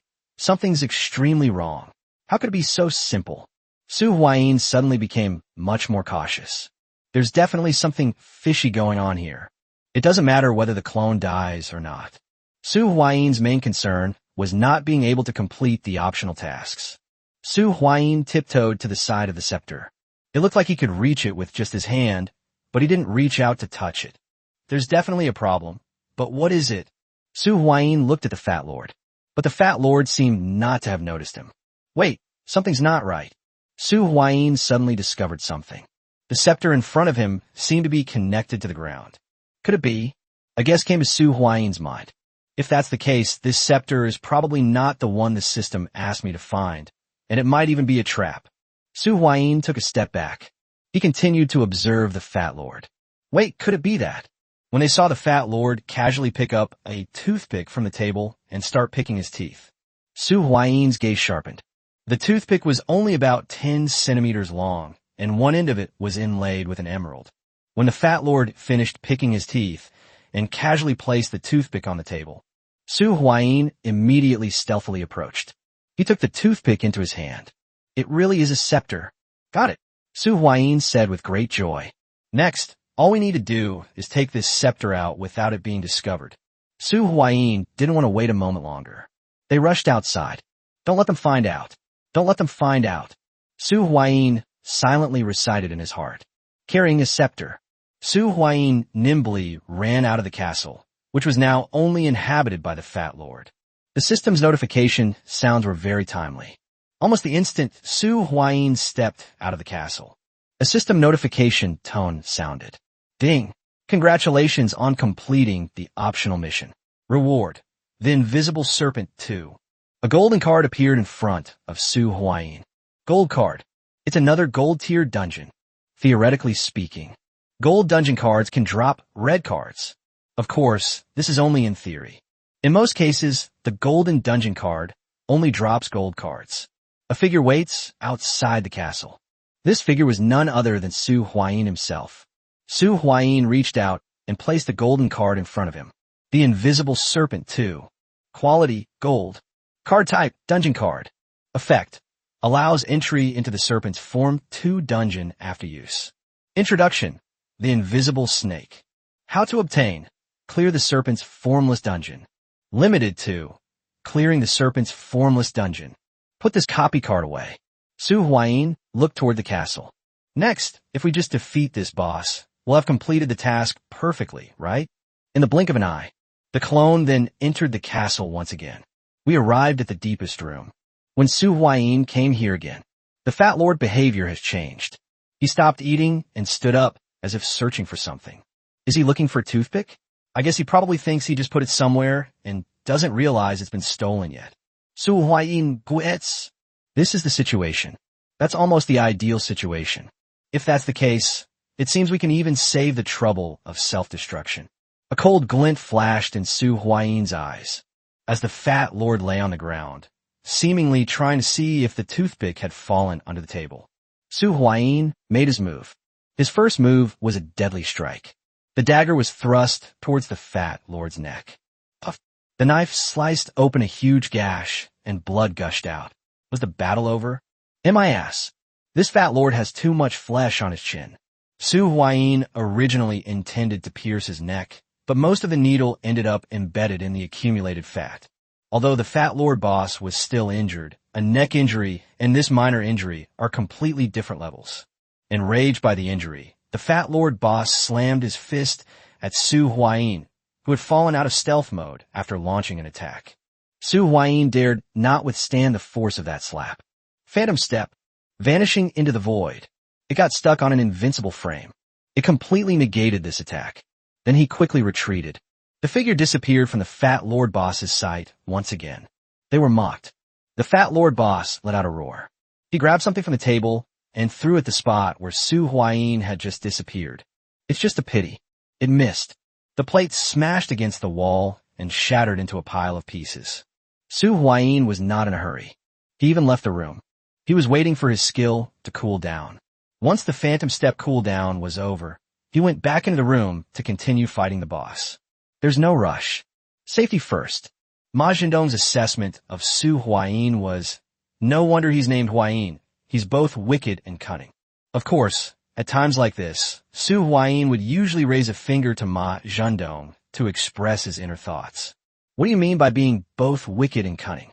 This is called tactics. This is called strategy. Do you understand? Let's get back to the main topic. The skill cooldown has ended. Su Huayin then entered the room once more. At this moment, the Fat Lord boss was still throwing things around. They were trying to find Su Huayin in this way. The ground was littered with fragments and debris of various things. Su Huayin also learned about some of the Fat Lord's objectives. This is setting up the battlefield. They wanted to find Su Huayin by observing the movement of objects on the ground.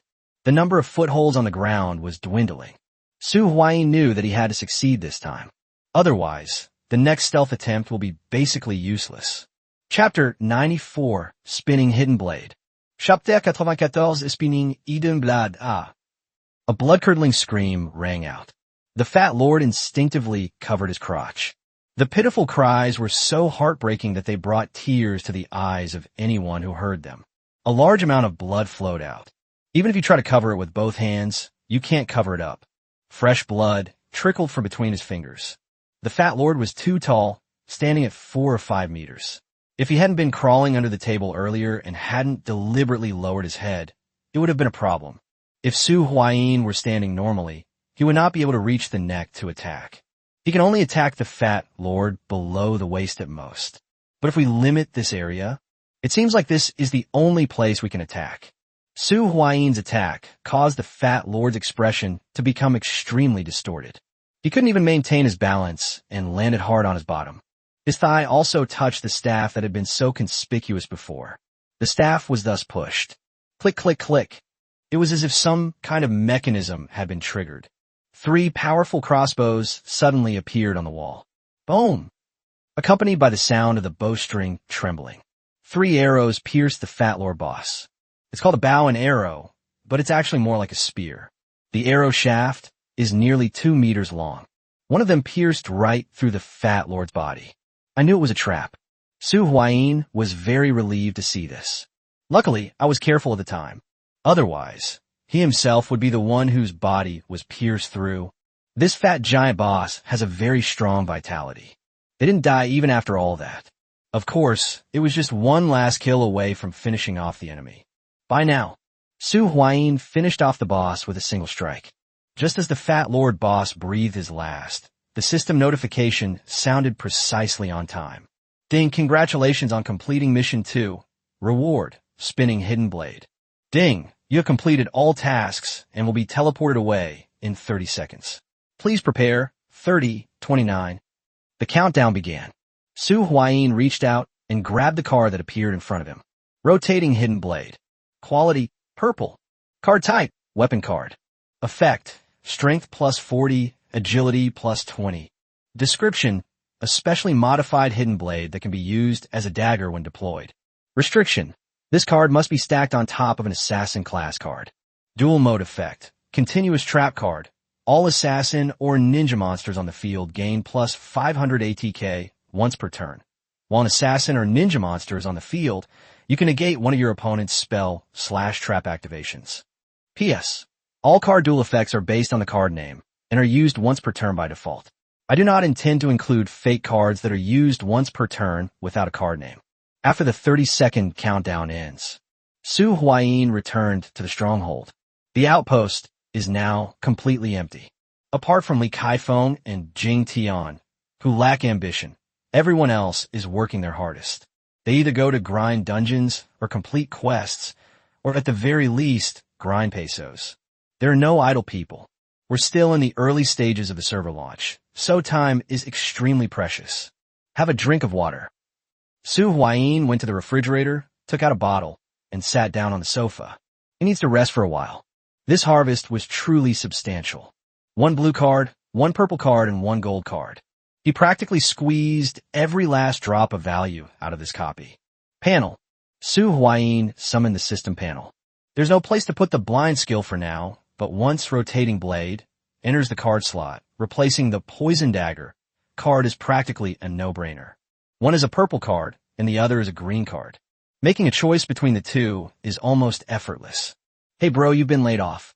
Su Huayi fiddled with the poison dagger card in his hand. His clone cards are becoming increasingly luxurious. Stealth stacks with Phantom Step, plus Heaven and Earth together, plus Assassin class card, stacks with Spinning Hidden Blade. 2 purple cards, 2 blue cards, and 1 white card. Its combat power is almost comparable to that of the original body. Su Huayi even considered replacing the Heaven and Earth together skill with the blind skill. In that case, the clone would be the complete assassin template. Moreover, it's an assassin template specifically designed for mages. The only problem is the lack of a self-destruct mechanism. We rested for a while at the base. Su Huayi went outside, summoned a fire-breathing dragon, and flew towards Qingmu City.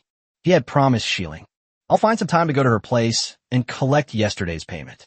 If you break your promise and don't go, will it lower my affection level? Taking advantage of the time he had, Su Huayi decided to make a trip. Starting tomorrow, we'll have some serious business to attend to. Lingxiu agreed to cooperate with the Aoki Self-Discipline Association to take down the 3 elite boss-level guild monsters.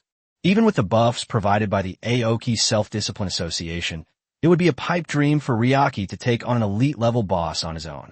It's probably more likely if the two of them act together.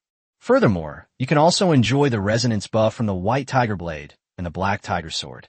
Most importantly, is the collaboration with the Aoki Self-Discipline Association.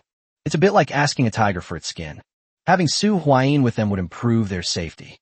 In short, starting tomorrow, He and Ling Xiao will cooperate with the Aoki Self-Discipline Association to conquer the remaining 3 elite-level guild beasts. Charizard brought Su Huayin to Qingwu City. Su Huayin landed near Tideling's shop. Tideling's business is as good as ever. Almost every time Su Huayin came over, he saw people buying things from Shilling. After the people in front of me finished buying their things and left, Su Huayin arrived at the window. Shilling. Su Huayin waved to Tideling and greeted her. I heard a familiar voice. Tideling looked up, appearing very surprised. You've come, Tideling said happily. I subconsciously tidied the strands of hair on my forehead. For some reason, Su Huayin felt that Shilling seemed happy every time she saw him. Could it be because my favorability rating has increased? Yes, that's about right. Yes, I've come to collect the payment you promised me yesterday. Su Huayin asked. Actually, he didn't care whether he received payment or not, but Shilling insisted on giving it to him.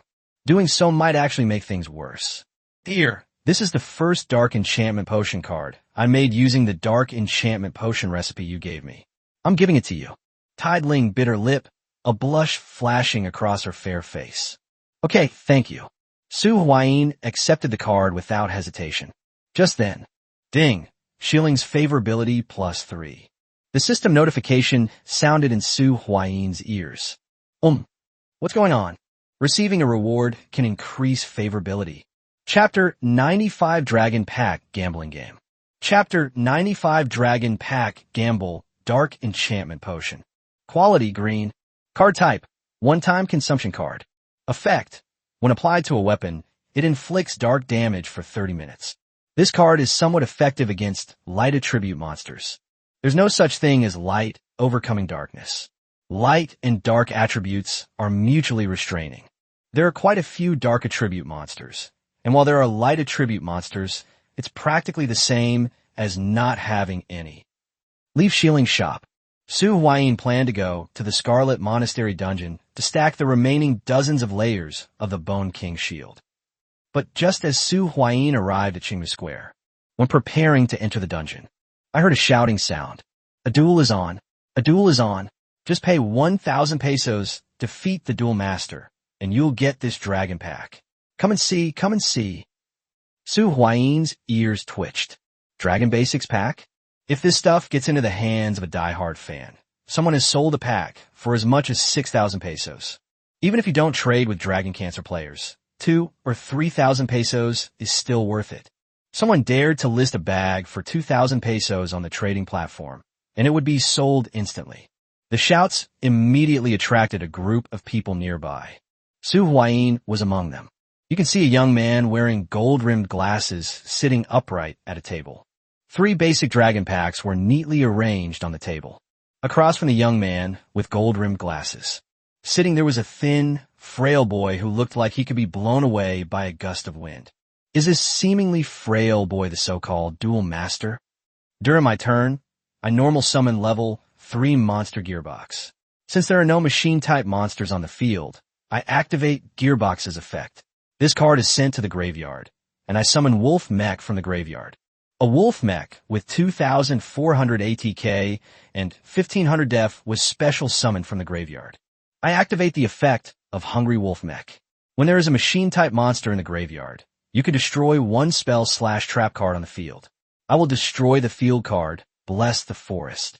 As the Wolf Mech fired at the opponent's field, the Blessed Forest field was destroyed. Due to the negative effect of Blessed Forest, all monsters on your field are destroyed.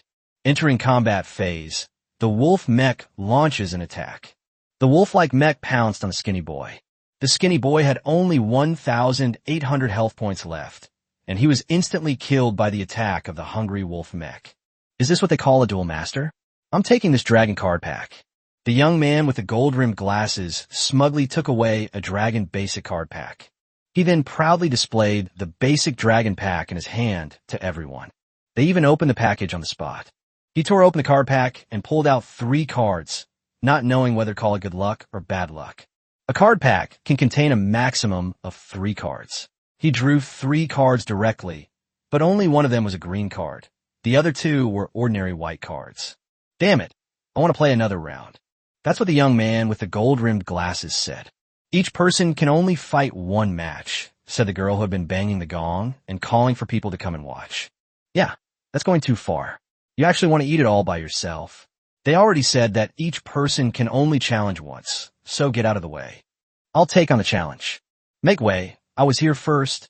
I'll take the challenge first. The young man with the gold-rimmed glasses was kicked out. A middle-aged man who looked slick sat down. Su Huayin watched all of this quietly from the side. This is a shill.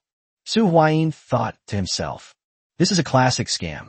They deliberately find a shill to win a round for themselves, in order to attract more people to participate in the gambling. From now on, I'm afraid every time I defeat my opponent, it will be by a hair's breadth. It was as if the opponent was almost going to win. This is to attract more people to participate in the betting. Cough, cough, cough. Don't ask Su Huayin how he knew so clearly, how he had such detailed inside information. However, this approach requires extremely strong capabilities. If you encounter an even stronger opponent, it's easy for them to disrupt your strategy. The subsequent situation unfolded much as Su Huayin had predicted. That seemingly slick middle-aged man almost won. Hateful. The slick middle-aged man could only leave unwillingly. I'll do it. The second person went up as well. Su Huayin still had no intention of intervening. He wanted to take another look at the deck build of this deck builder. The saying goes, know yourself and know your enemy, and you will never be defeated. If you know your opponent's deck composition in advance, you can make targeted adjustments. Sometimes, a single card can overwhelm an entire opponent's deck. Su Huayin observed from the side. I watched 3 games in a row, and this seemingly frail boy won all 3. I bought 3,000 pesos directly. Although each round seemed to be won by sheer luck, the people around weren't fools and quickly realized that there was probably something wrong here. After defeating 3 people in a row, although there were still many people gathered around, no one dared to challenge him anymore. Almost there, it's my turn to go on stage. Su Huayin had also observed the situation thoroughly. This opponent's playstyle is a classic example of a deep trap strategy. What is a heavy pit flow? The deck contains a large number of trap cards. Su Huayin estimated. The opponent's deck contains 3 trap hole cards. Trap hole. When your opponent special summons a monster with 1,000 or more ATK, this effect is activated, negating the summon and destroying it. There are 2 or 3 more explosive armor cards. Explosive armor destroys the attacking monster when it attacks. As for monster cards, these are monsters from the Elf series, with the core card being the Elf Archer. Elf Archer, 4-star, attack 1,800 points, defense 400 points.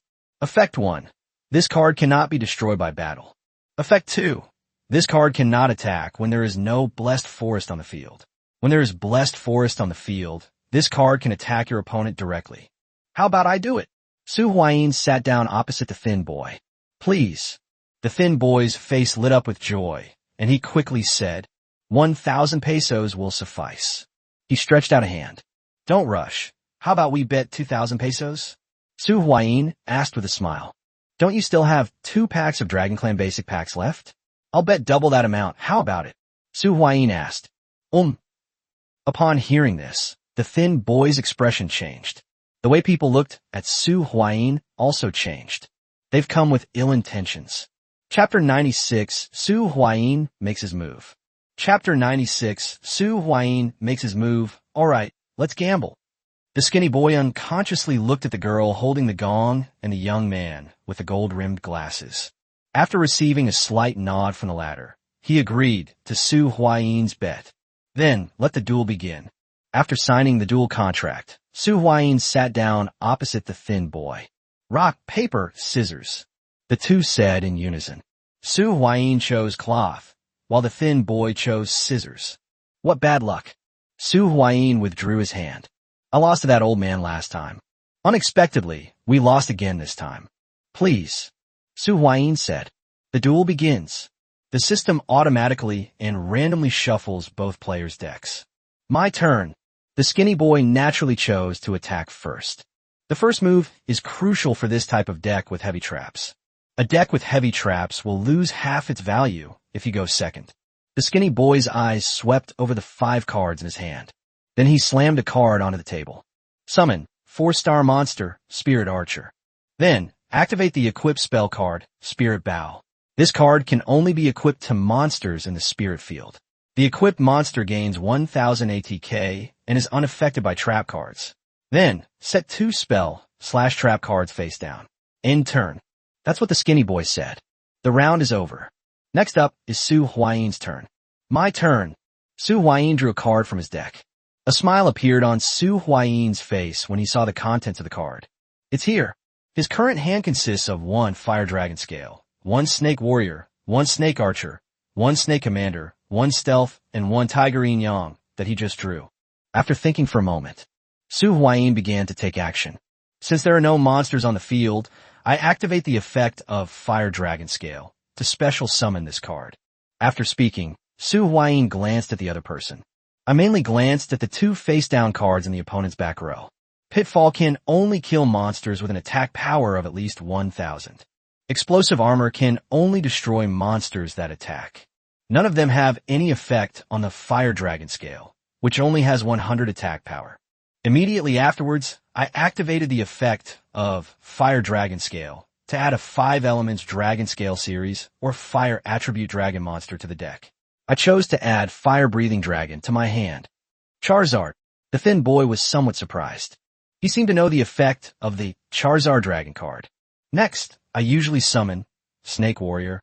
Su Huayin placed the Snake Warrior card in his hand into the monster zone and then waited for the opponent's response.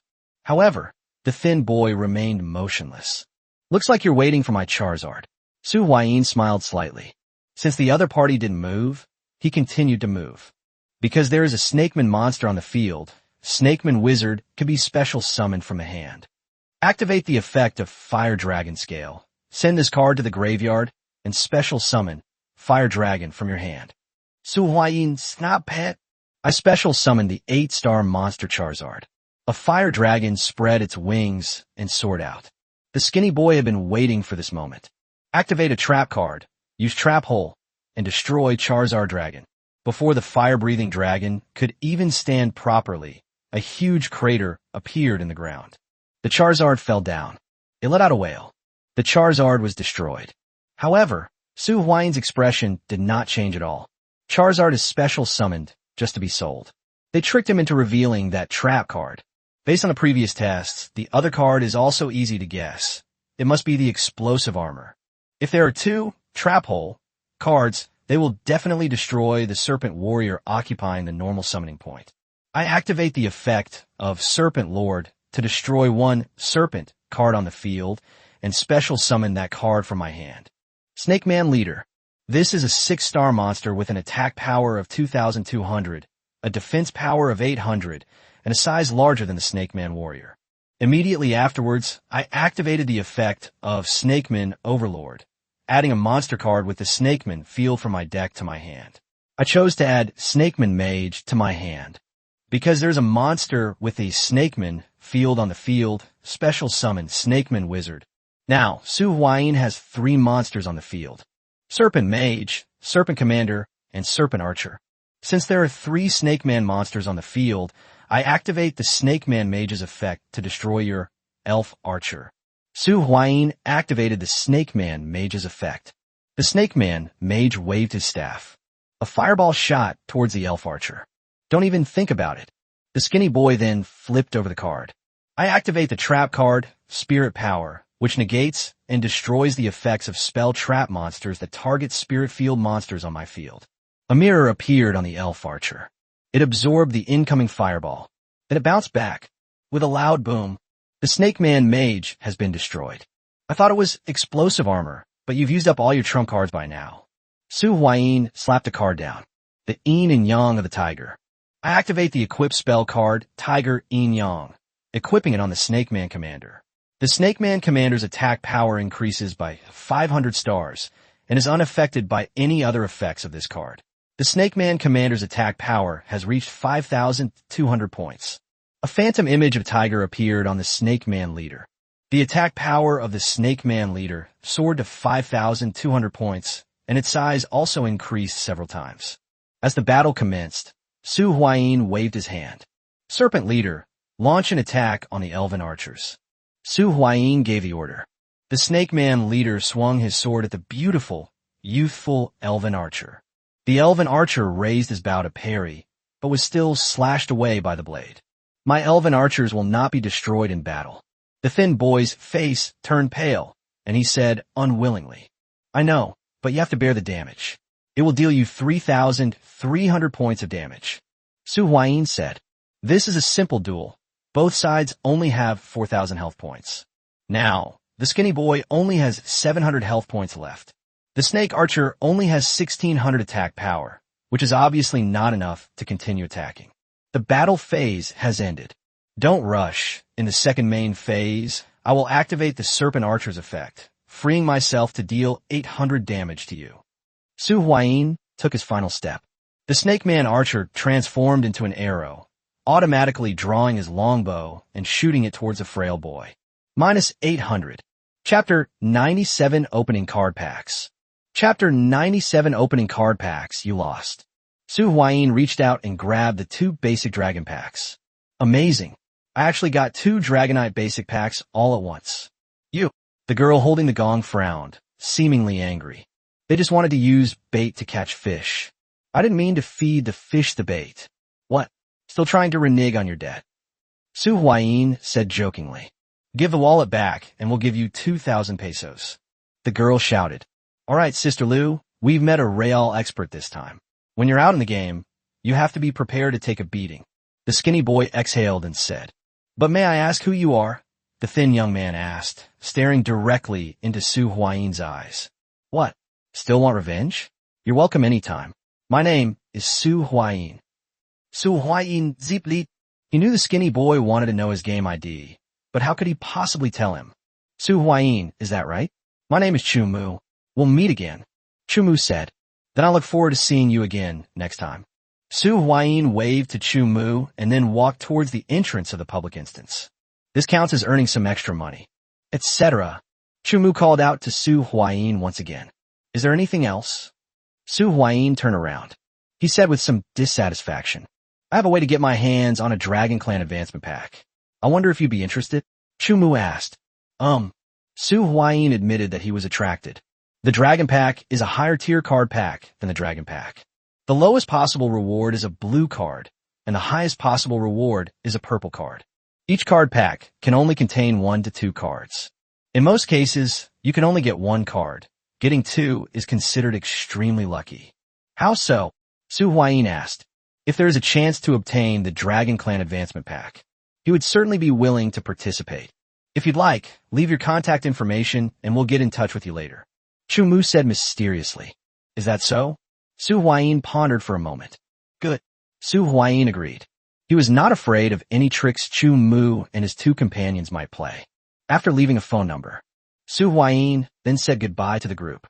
It has to be said that Su Huayin was truly patient.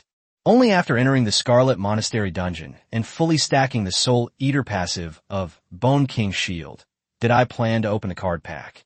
Summoned the fire-breathing dragon. Su Huayin rode the fire-breathing dragon toward the stronghold.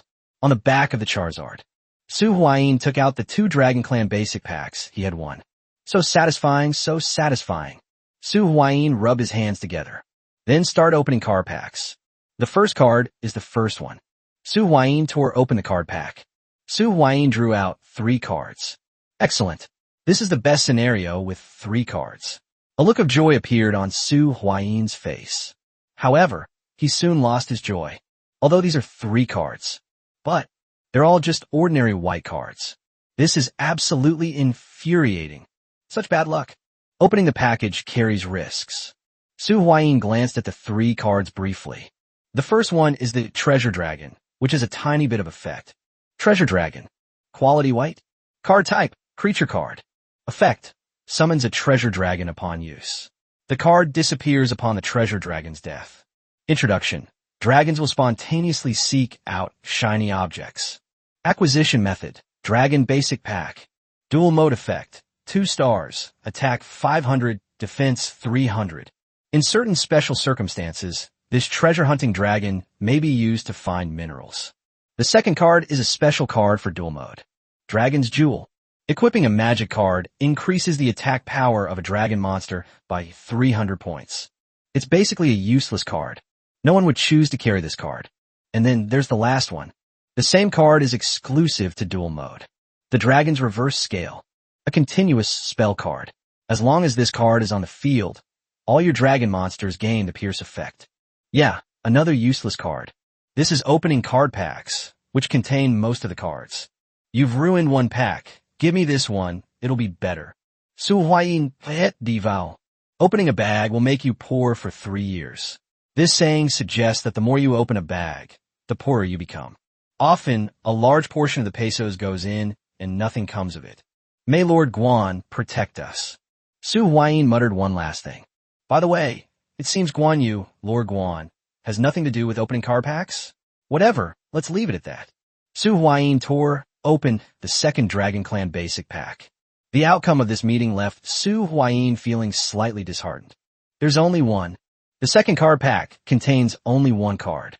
They've been directly granted welfare. Damn it, wait. When Su Huayin lifted a corner of the card, a surprise sound was heard. Blue border. This is actually a blue card. Good thing you came. Su Huayin slowly revealed the card. The card image is another dragon. Riding the dragon. Quality, blue. Card type, creature card. Effect. This card summons a dragon after use. If the dragon dies, this card is destroyed. Introduction. A member of the Water Dragon Clan. Restriction. There are other water attribute dragon cards in the card slot. Dual mode effect. 8-star, water attribute, dragon type. ATK 3000, def 2500, once per turn, can destroy one spell/trap card on the field. A water type Charizard. After reviewing the cards, Su Huayin commented, "For him now, this Lapras has combat power similar to an elite monster, so it's basically useless. However, the Dragon Rider skill in dual mode is quite effective. You can destroy one spell/trap card per turn. It can be manipulated through the 5 elements dragon scales. Why do I feel like I'm building a dragon deck?" Su Huayin put away the Riding Dragon card. He's considering removing the Snake Man archetype from his deck and replacing it with a full dragon deck. Using the Snake Man Axis is simply a lower tier alternative when there are no better cards available. The sky gradually darkened. When Su Huayin returned to the stronghold, it was already dark. I always feel like I haven't done anything all day, and yet the day has just passed by. Then go to bed early. We still have to cooperate with the Aoki Self-Discipline Association tomorrow. Ling Xiao was sitting on the sofa, reading a book. Thick-skinned and black-hearted theory. He casually handed a glass of water to Su Huayin. But Su Huayin was hesitant to drink. "You did you, poison me again?" Su Huayin looked at Ling Xiao's slippery feet. Chapter 98, Antimatter Engine. Chapter 98, Antimatter Engine. Never mind if you don't want it. I only gave it to you because you looked thirsty when you came back. Ling Xiao rolled her eyes and said. As she spoke, Ling Xiao took the water back. "Thanks." Su Huayin stepped forward, caught the water, and poured it in his mouth. After finishing his drink, he wiped his mouth and put the glass back on the coffee table. "You're just going straight there tomorrow? What are your plans?" Su Huayin asked. "We must be wary of the Aoki Self-Discipline Association. Leave that boss to me. You just need to stay next to President Xiao Nantian," Ling Xiao said. As she spoke, she changed her posture, crossing her legs and resting her 2 snow-white thighs together. The position changed from the left leg pressing down on the right leg to the right leg pressing down on the left leg. "Huh, you're alone." Su Huayin seemed somewhat surprised. Although it can increase attributes by more than 100 points, it also provides continuous minor injury healing. However, even so, it would still be extremely difficult to take on an elite-level boss single-handedly, right? "I had a slightly unexpected encounter," Ling Xiao said reservedly. What little adventure?" Ling Xiao piqued Su Huayin's curiosity. Even though Ling Xiao called it a serendipitous encounter and added the modifier small, you could tell from the barely suppressed smile on Ling Xiao's face that this gain was probably extraordinary. "Come here and give me a shoulder massage, and I'll tell you." Ling Xiao stretched her neck and said, "Fine, I won't do it. I won't say anything then." Su Huayin walked towards a room. "Hey, don't go, I'll tell you, okay?" Ling Xiao quickly called out to Su Huayin. He stopped crossing his legs and stood up abruptly from the sofa. I won't listen. Su Huayi's lips curled up slightly, and he quickened his pace to leave. Stop, stop, stop, I'll massage you, okay? Ling Qiu conceded defeat. That's more like it. Su Huayin then stopped and sat down on the sofa. Now you can tell me. Su Huayin pointed to his shoulder. Mock up. You still want to show off in front of me? I'm not listening anymore.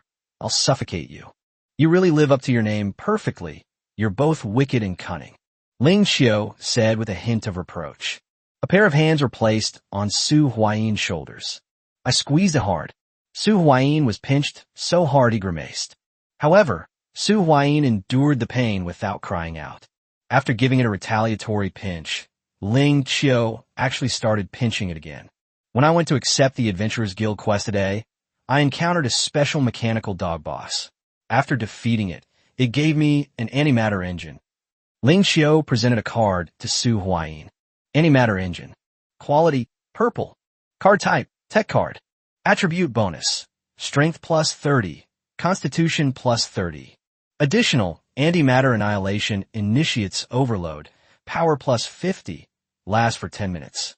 After 10 minutes, power overload occurs. Power minus 100. Overload duration is 24 hours. This card cannot be removed from the slot during overload. Introduction. The power brought about by the obliteration of positive and negative. Acquisition method. Dropped by the antimatter-driven boss and from unscrupulous merchants. Series. Antimatter series. Dual mode effect. Continuous spell card, all machine type and warrior type monsters you control cannot be targeted. During your turn, the ATK of machine type monsters you control is doubled. During your opponent's turn, the ATK of machine type monsters you control is halved. This card seems to be a lower tier alternative to Zero type Sky Zone, right? Su Huayin recognized the cards in Ling Qiu's hand at a glance. This card is a frequent feature in dual mode. Many players who enjoy playing Zero decks will choose to use this card as a lower tier alternative if they don't have the gold card Zero Sky Zone. Zero type Sky Zone is also a continuous spell card. There are two effects. Effect 1. As long as this card is on the field, all Zero monsters on the field cannot be targeted and cannot be destroyed by battle once per turn. Effect 2. Once per turn, you can add one Zero type monster to your hand. Without this original Type 0 Sky Zone, this antimatter engine is a decent lower tier alternative. Okay, that's all. Ling Qiu patted Su Huayin heavily on the shoulder. There was a loud smack, and you could tell how hard the blow was just by the sound. All right, you go and try the one-on-one fight. I'll go and have a chat with Mayor Xiao. Su Huayin agreed to Ling Qiu's plan. Back in the room, Su Huayin took off his clothes, and a bright red handprint could be clearly seen on his shoulder. Wow, that woman's ruthless, Su Huayin complained. However, he still won. This is the mark of the victors, and the losers can only vent their dissatisfaction through this kind of powerless rage. The Justice League's headquarters is the former Security Bureau. A helicopter landed in front of the Justice League. After the plane came to a stop, a beautiful figure stepped off the plane. This is an old acquaintance of Su Huayin. Xiaoing. At the entrance to the Justice League, two members of the Justice League were waiting at the door. Welcome, Miss Xiao. An old sheriff welcomed them. Uncle Li, you're too kind.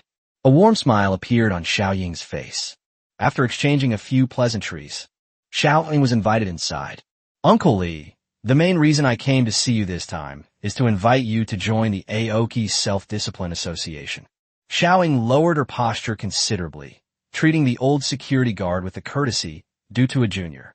However, after hearing her words, Uncle Li's face did not show much emotional fluctuation. This discovery made Xiaoying feel that something was not right. Xiaoying, I know why you've come, but I'm sorry, I can't agree to your request. In the past, under the rule of law, our Justice Alliance has been subject to too many restrictions, including those on procedural justice. Besides, what your Aoki Self-Discipline Association wants is order, not justice. In the past, we had no choice, but now we want to do what we want to do. Li Zheng said, order is not the same as justice. Perhaps in many things, the difference between the two is not significant. However, ultimately, the purposes are different. Uncle Li, all right, that's enough. I can leave you with this. If what your Aoki Self-Discipline Association is doing is just We are willing to provide assistance and support. However, if it's simply about maintaining order at the expense of justice. Li Zheng did not continue speaking. They were all intelligent people, and they knew what he meant by the unspoken second half of his sentence. Okay, Uncle Li, I will take that message back with me. Xiao Ying was slightly disappointed, but the result was within an acceptable range. Chapter 99 Suspicion Between the Two Sides. Chapter 99 Suspicion Between the Two Sides the next morning. Sangqi is a dog. Su Huayin shouted and cleared his throat. Ding, you have completed the task. Sangqi is a dog. Reward 10 pesos. The system notification sounded in Su Huayin's ears. After a good night's rest, I feel refreshed. Pushing open the door, you can see Ling Qiu eating breakfast while reading a newspaper. Huh? Where did the newspaper come from? Su Huayin sat down opposite Ling Qiu. It fell from the sky. Ling Qiu pointed to the sky and said, Huh? It fell from the sky? Su Huayin asked, somewhat surprised. Yes, a plane flew by this morning and scattered newspapers everywhere. Ling Qiu said. He handed the newspaper to Su Huayin. The large characters on the newspaper were particularly eye-catching. The Aoki Self-Discipline Association will establish 5 safe zones around Aoki City. Just by looking at the title, Su Huayin could roughly guess what the newspaper was about. However, he still took the newspaper. I read it carefully once. About a few minutes later, Su Huayin then put the newspaper down. The newspaper article was simple. It said that the Aoki Self-Discipline Association had established several safe zones in several unoccupied areas around Aoki City. We welcome all to join us. This move is ambitious. Su Huayin stroked his chin and said, Human resources are a very valuable resource. The Aoki Self-Discipline Association established a safe zone and called on people from all walks of life to move in, although it wasn't explicitly stated. However, the Aoki Self-Discipline Association is not some kind of overly compassionate organization that wants to create a utopia. They'll definitely make money from things like poll taxes and business taxes. Just treat establishing safe zones as a business. However, this kind of business, only Aoki Jiroki will be qualified to do this. Even if others have similar ideas and abilities, they do not have the self-discipline and credibility of Aoki. While reputation is mostly useless, it can be very useful in certain special circumstances. For example, now, only the Aoki Self-Discipline Association could pull off this kind of safe zone system. It seems like we need to hire more people. Su Huayin Mumut. Yes, to establish a guild, you need at least 100 people, 1 guild order, a guild headquarters in the main city, and then you just need to clear the guild creation instance. We have only achieved the guild order metrics so far. Ling Qiu shrugged.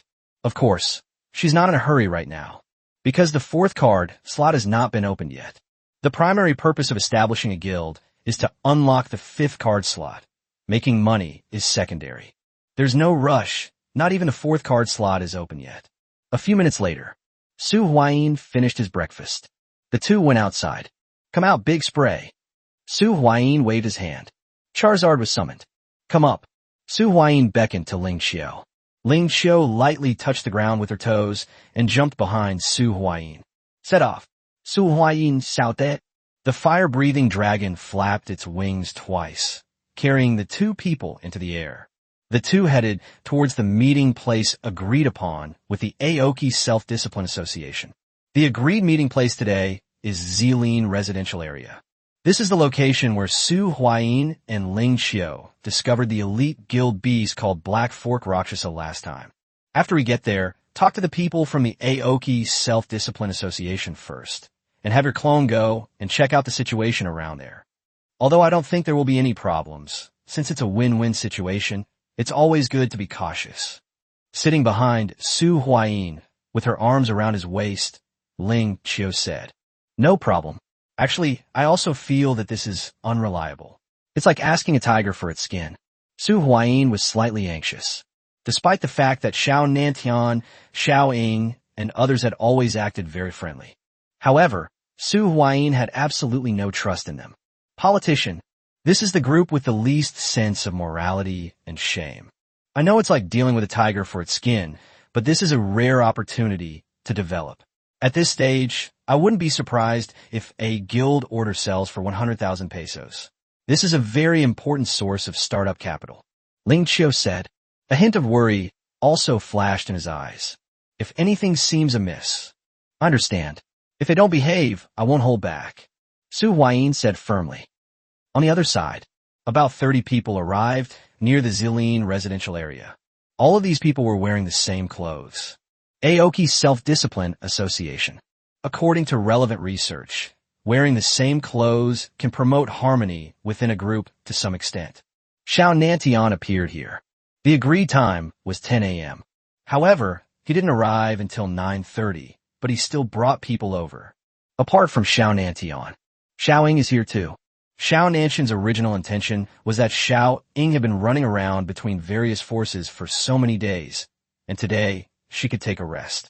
However, Xiao Ying insisted on coming along because she didn't want to rest. I hope there won't be any problems with this collaboration, Xiao Nantian said with some concern. Yes. It wasn't just Su Huayin and Ling Qiu who distrusted Xiao Nantian and the Qingmu Self-Discipline Association. Xiao Nantian didn't actually believe Su Huayin and Ling Qiu either, although they are all 3-card slot players. However, Su Huayin and Ling Qiu's combat power far exceeds that of a normal 3-card slot player. The combat power of these two is so abnormal that it cannot be measured by the number of card slots. Probably not, since it's a win-win situation. Xiao Ying thought for a moment and then said, but the knife is in their hands. Xiao Nantian was still somewhat uneasy. They were even more uneasy than Su Huayin and Ling Qiu. His collaboration with Su Huayin and Ling Qiu this time was extremely risky. The fighting strength of Su Huayin and Ling Qiu. They could easily kill everyone he brought with him, including him, to cooperate with an opponent of such strength. Even Xiao Nantian, a seasoned veteran who has weathered many storms and whose mentality has been tempered, couldn't help but feel a little uneasy. Although he estimated, Su Huayin and Ling Qiu are unlikely to do something so heinous. The profiler analyzed the personalities of both individuals to some extent. Zero Autumn is probably considered to be in a state of chaotic neutrality. They only follow their own desires and prioritize their own interests. Su Huayin, on the other hand, leans towards a chaotic yet kind nature. It wouldn't be wrong to say it's chaotic neutral, but it leans a bit more towards chaotic good. More importantly, both of them are intelligent people, so they should do what is most in their own interest, right? Chapter 100 Xiao Ying's Idea. Chapter 100 Xiao Ying's Idea, 9:30 a.m. A fire-breathing dragon flying through the air appeared in Xiao Nantian and the other's field of vision.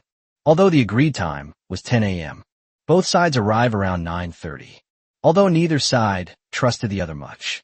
However, upon meeting, Xiao Nantian appeared very kind and approachable. Like a kind and gentle elder, he is full of warmth and approachability. Greetings, gentlemen. I am deeply honored by your presence today, Xiao Nantian said warmly. He acted very modestly. It even gives one a feeling of being flattered. You need to know. About 2 weeks ago, Xiao Nantian was the kind of important person who wouldn't even glance at the two of them for a second longer than necessary. But now, he looks like a kind elder, although I try my best to suppress it. But the sense of self-satisfaction that unconsciously arises in my heart cannot be completely suppressed. Hello, Chairman Xiao. Su Huayin greeted Xiao Nantian politely. Hello, Chairman Xiao. Ling Qiu's tone didn't sound any different, but based on Su Huayin's understanding of Ling Qiu, he had a vague feeling that Ling Qiu probably felt something similar to him. They exchanged a few pleasantries, which helped to build some rapport. Ling Qiu wasn't in a hurry to bring up the upcoming battle. Instead, they talked about the Aoki Self-Discipline Association's plan to establish 5 safe zones. Ling Qiu wants to establish a base in one of the 2 safe zones. No problem, I can provide the outpost for free. Xiao Nantian readily agreed. We chatted about various things for a while longer, until Su Huayin suddenly said something. The weather is nice, perfect for a fight. After hearing this sentence, Ling Qiu then turned the conversation to more important matters. The real reason I'm here today is to take down that elite-level guild beast boss. President Xiao, let's begin if there are no problems. My strength has improved recently, so I'll take on this boss by myself. Ling Qiu said. The words fell. Xiao Nantian and the others were all shocked. Even the support team can provide a total attribute bonus of 120, as well as continuous minor injury healing. Taking on an elite-level boss by himself is a bit too incredible, isn't it? Is that so? Xiao Nantian adjusted his expression. As expected of the guild leader of Zero-type guild, Zero Emperor. This name is truly well-deserved. Xiao Nantian said, half with emotion and half with admiration. You flatter me. I only have a little bit of individual combat ability.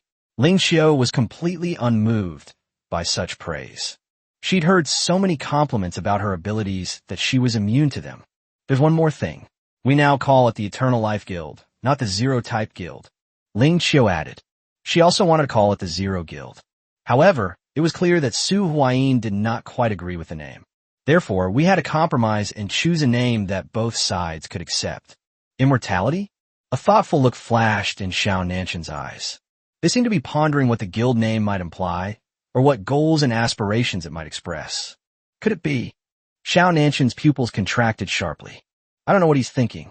However, one thing is certain. He must have misunderstood. There's really no other meaning behind calling me by this name. It's just because the stronghold that the two of them captured was called the Church of Eternal Life. We can apply the buff now. Ling Qiu said. Okay, let's begin. Xiao Nantian waved his hand. The next moment, several beams of light shot towards Ling Qiu. Ding! You have received the God of War's blessing, your strength plus 20. Ding! You have gained a swift wind buff, agility plus 20. Ding! You have gained a protection shield, gaining 1 layer of protection shield. A barrage of system notifications rang in Ling Qiu's ears. She was also enveloped in various colors of light. She looked like a Valkyrie, radiant and dazzling. Very good, a very nice feeling. Ling Qiu clenched her fists. His words were full of confidence. Wait for my good news, Ling Qiu said. After saying that, Ling Qiu walked towards the bull-headed Rakshasa monster holding a steel fork. As for Su Huayin, of course, we'll stay here to protect Xiao Nantian and the others. What if the boss goes berserk and charges this way recklessly? Wouldn't Xiao Nantian and Xiaoing be in great danger? Su Huayin stayed here to protect their safety. Right? Hi, Su Huayin. As Ling Qiu left, Xiaoing greeted Su Huayin. Hi, long time no see, Xiaoing. Su Huayin Zipli. How are your talks with Starlight Heavy Industries going? Xiaoing asked, starting conversation. We haven't negotiated yet. We're just giving a heads up. We have extra guild order cards. Su Huayin Zipli. This is an extra task for Ma Zhendong and his group.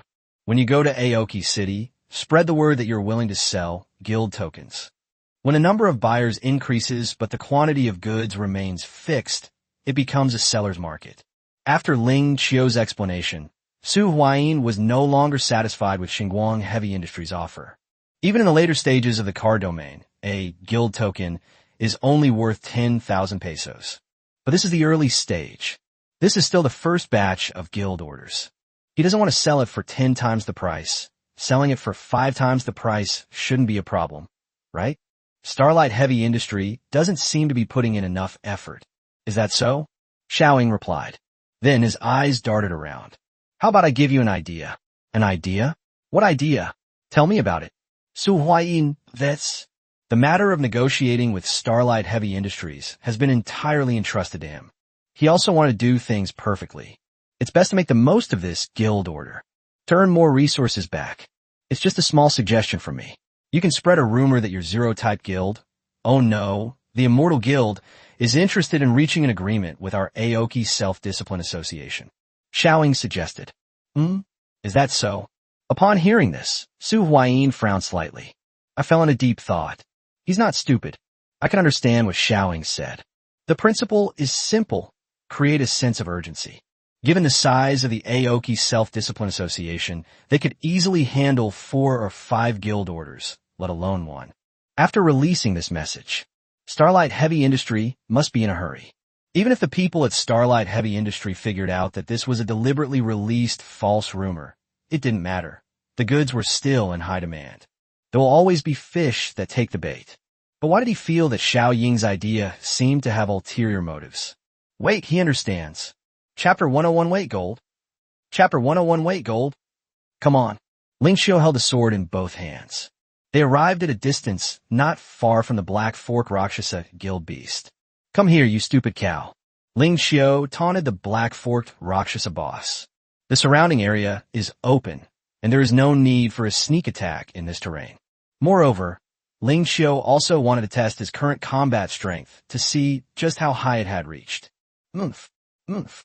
A large amount of white vapor was exhaled from the nostrils of the giant bull's head of the Black Fork Rakshasa. A bull-like charge hurtled towards Ling Xiao. Ling Xiao certainly wouldn't be foolish enough to take the hit head-on, but just as she was about to dodge, her expression immediately turned serious. Is this the feeling of being locked down? Is it still a locked skill? Then let's go. The battle took place in the blink of an eye. Ling Xiao made the most decisive choice. Buzz! A sound similar to a heartbeat rang out. Initiate overload effect. The Zero weapon's exterior paint suddenly changed from silver white to scarlet. Ling Xiao swung her laser sword heavily at the Black Fork Rakshasa boss that had returned. Bite! A crisp sound rang out. Upon first contact, Ling Xiao felt a terrifying force rushing towards him from the front. However, it's still within acceptable limits. A violent sword strike came down. Ling Xiao was bounced back 2.5 steps, but the Black Fork Rakshasa boss only took a slight half step back.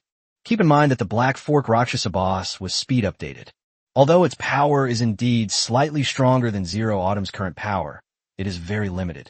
Moreover, the bull's horn was slashed by Ling Xiao. I was a little dazed from shock. It seemed it hadn't expected that this seemingly small, tin-skinned monkey in front of it would possess such immense strength. The overload period is only 10 minutes. Ling Xiao wasted not a single second. A green ray entered Ling Xiao's body from behind. Ding, you have received minor injury treatment. The healing technique dispelled Ling Xiao's muscle fatigue. After regaining his footing, he used his calves to propel himself towards the Black Fork Rakshasa boss, who was slightly dazed and stuck in a slump. Bite! The Black Fork Rakshasa boss can only be defended passively. A steel fork blocked Ling Xiao's laser sword. But the attack wasn't over yet. Take the initiative now. Ling Xiao wielded her sword like a windmill, frantically slashing at the Black Rakshasa. She knew nothing about swordsmanship or anything like that. After all, he was just an ordinary person before. All she knows is 3 words: fast, accurate, and ruthless. Moreover, in her view, the so-called swordsmanship was nothing more than a set of fixed routines. After countless battles, Ling Xiao has also summarized some simple routines. Although these techniques cannot be considered true swordsmanship, there's still some simple sword moves. Ding, ding, ding. A series of crisp sounds of swords clashing echoed all around, like a lively concert. Surprisingly, despite the Black Fork Rakshasa boss having a clear advantage in all attributes, but under Ling Xiao's fierce and relentless attacks, it gradually began to show signs of weakness. With each strike from Ling Xiao, a tiny arc of electricity would erupt from her laser sword, striking the Black Fork Rakshasa boss with lightning accuracy. However, for a boss of the Black Fork Rakshasa level, the damage and control effects of these electric arcs are negligible, like being lightly bitten by a mosquito, almost insignificant. However, as the saying goes, small things add up, and quantitative changes lead to qualitative changes. Although the damage from each individual arc is negligible, these tiny injuries accumulate over time. Ling Xiao had been silently calculating the accumulation progress of the electric arc. It seemed as if they were waiting for some opportunity. The battle between the two was like 2 monsters fighting. The surrounding environment has been severely damaged. The terrain here is within a residential area. A tree was hit by the retreating Black Fork Rakshasa boss, and its trunk was broken off. Several newly appeared knife marks on the pillars of the pavilion were extremely conspicuous. All of these were cut down by Ling Xiao. Leveraging existing trends, Su Huayin pondered Xiao Ying's purpose. If he guessed correctly, Xiao Ying also wanted to leverage their influence. This joint operation, which resulted in taking down 3 elite boss-level guild beasts, is enough to spark much speculation. If such news were to emerge at this time, it's easy to assume that the two have already gotten together, or at least have a tendency to do so. In that case, Xiao Ying and her group can also leverage their influence. It's just unclear what Xiao Ying and the others intend to do with this situation. This matter needs further consideration. Su Huayin did not explicitly refuse. We need to discuss this matter with Ling Qiu. Ahem, this Ling Qiu's fighting style can't last long, right? He'll easily run out of energy. Xiao Nantian changed the subject back. The battle is about to be decided. Su Huayin zipli. Although it seemed like he was chatting with Xiao in the whole time. However, he had been closely monitoring the situation on Ling Qiu's side. Just as Su Huayin finished speaking, the battlefield changed. After a single heavy sword strike knocked the black-forked Rakshasa boss back. Slay the thunder. A large amount of lightning appeared on Ling Qiu's laser sword. The electric sparks that remained on the black fork Rakshasa boss from the previous battle also began to flicker at this moment.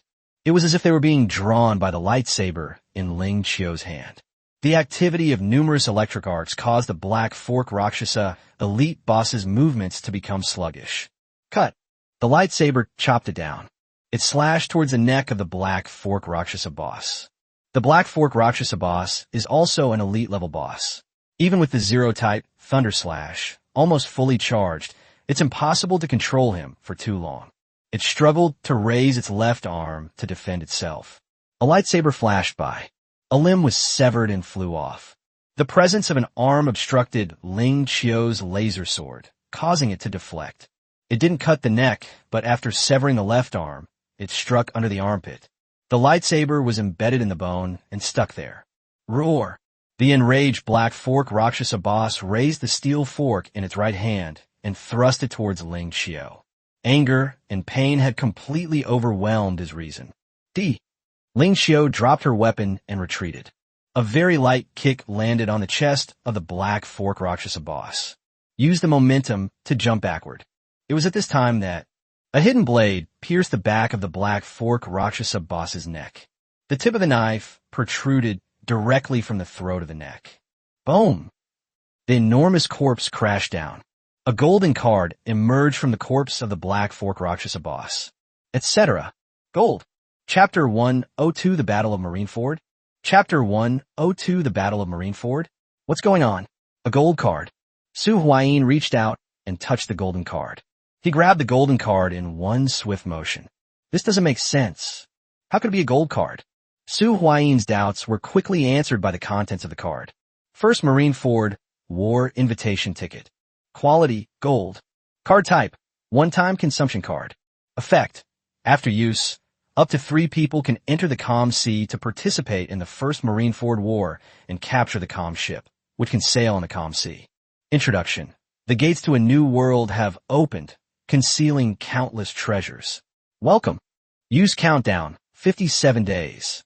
This thing, another thing I've never seen before. What is this? Ling Qiu, panting heavily, came to Su Huayin's side and tilted her head to look at Su Huayin's hand. The battle just now had exhausted her energy. Marineford War? Seizing the Calm ship? What does that mean? Ling Qiu also seemed quite surprised. This was something that wasn't available during the beta testing phase. Looks like this is something added after the public beta.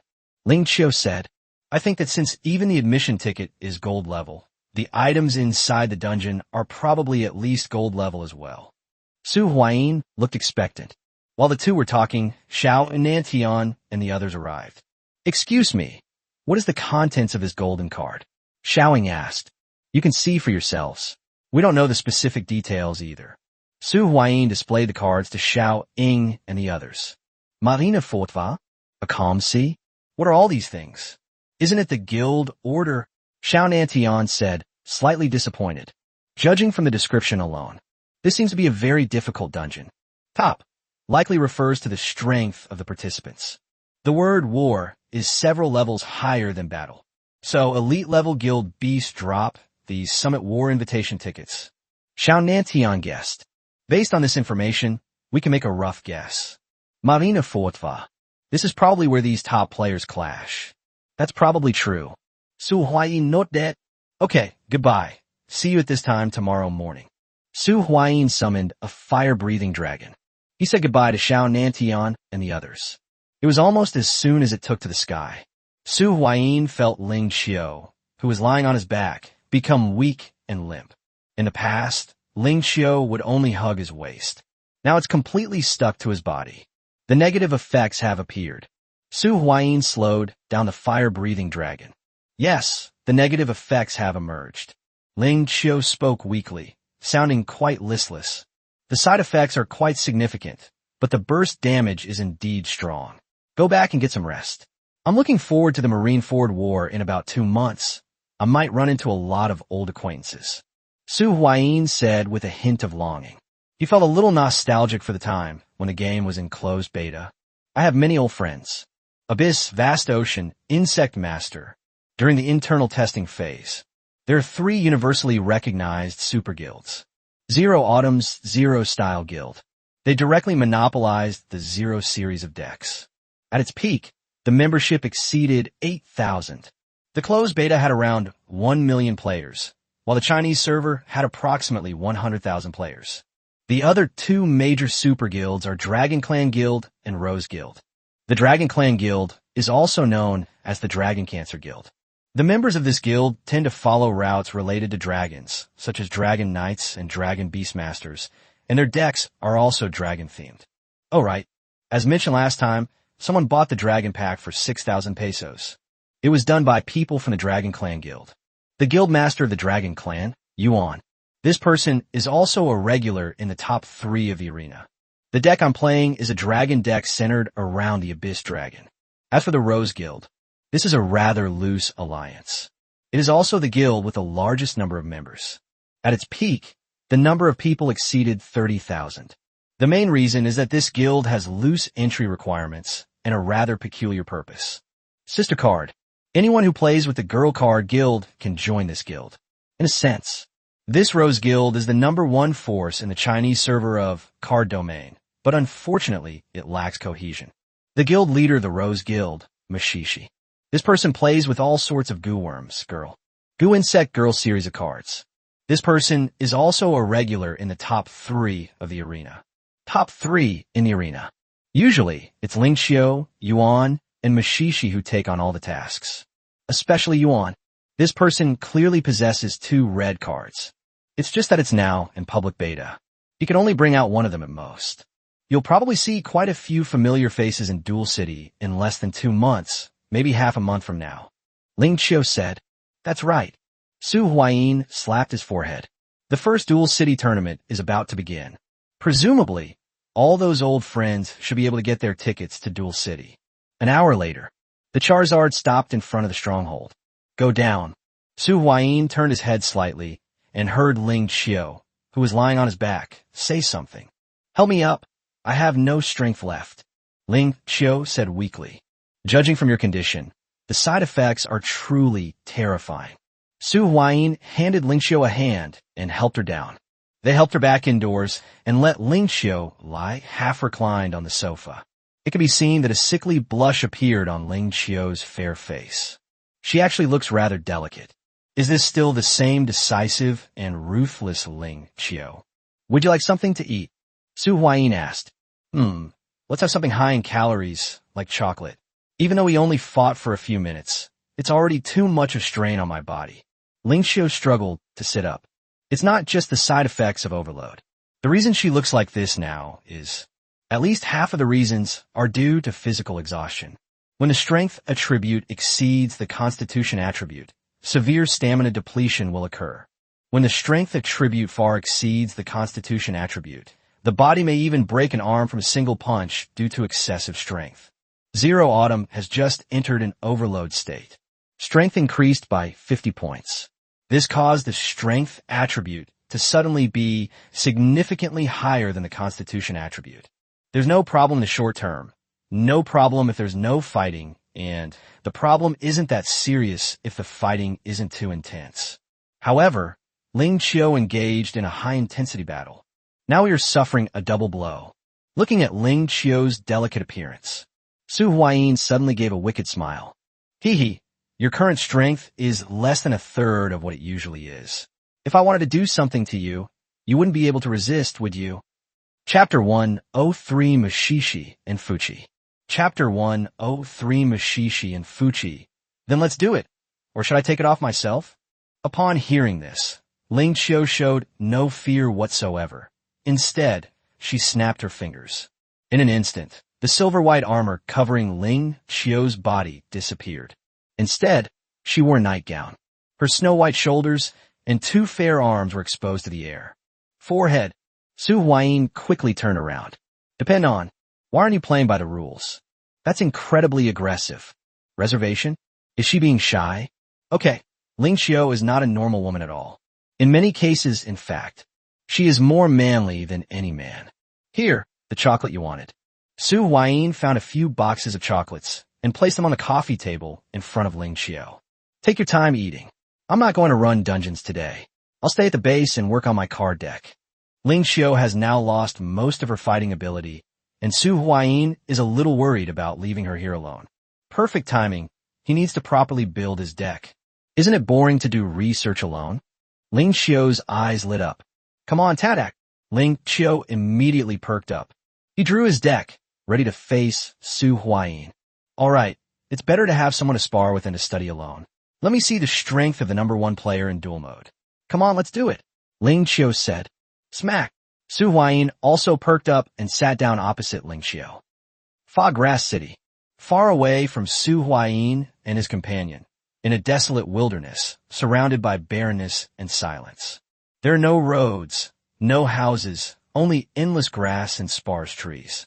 In the middle of this wilderness, a man was fleeing in a sorry state. His gait looked very unsteady, as if he might fall at any moment, but there seemed to be some kind of pattern to it. The man's clothes were tattered, torn by thorns and branches, revealing his skin underneath, which was covered in streaks of blood. Behind him, a huge golden gorilla was hot on his heels. This gorilla is covered in thick golden fur and has powerful muscles. Every step it takes causes the ground to tremble. Golden-haired mad gorilla, elite boss. This is clearly an elite-level guild beast boss. Roar. The golden-haired gorilla boss's eyes revealed ferocity and anger. Its mouth opened, revealing sharp fangs, and it let out a low roar. You can see it. This boss has a huge, disgusting patch of dark green on its chest. Furthermore, upon closer inspection, one can discover this deep green color is slowly spreading throughout the body at a very slow pace. Keep going. Persistence is victory. Green poison goo, it's all up to you. Don't let me down. The man was unwilling to confront the golden gorilla head-on. This is an elite-level boss. He simply couldn't believe that anyone could take down an elite-level boss single-handedly. Just as the man was fleeing, suddenly, a bulge suddenly appeared in front of the man. The man's movements were undeniably agile. In this situation, they were still able to forcibly change direction. However, this also slowed him down. Roar! The golden gorilla boss leaps high into the air. Her body hurtled toward the man like a meteorite. Depend on. The man looked back. The body here has turned into an insect. It was crushed by a golden gorilla boss that fell from the sky. The man appeared about 5 meters away. My substitute goo is gone again, the man said with great reluctance. However, now is clearly not the time to feel the pain of these losses. If we don't run now, the loss wasn't just from one substitute goo.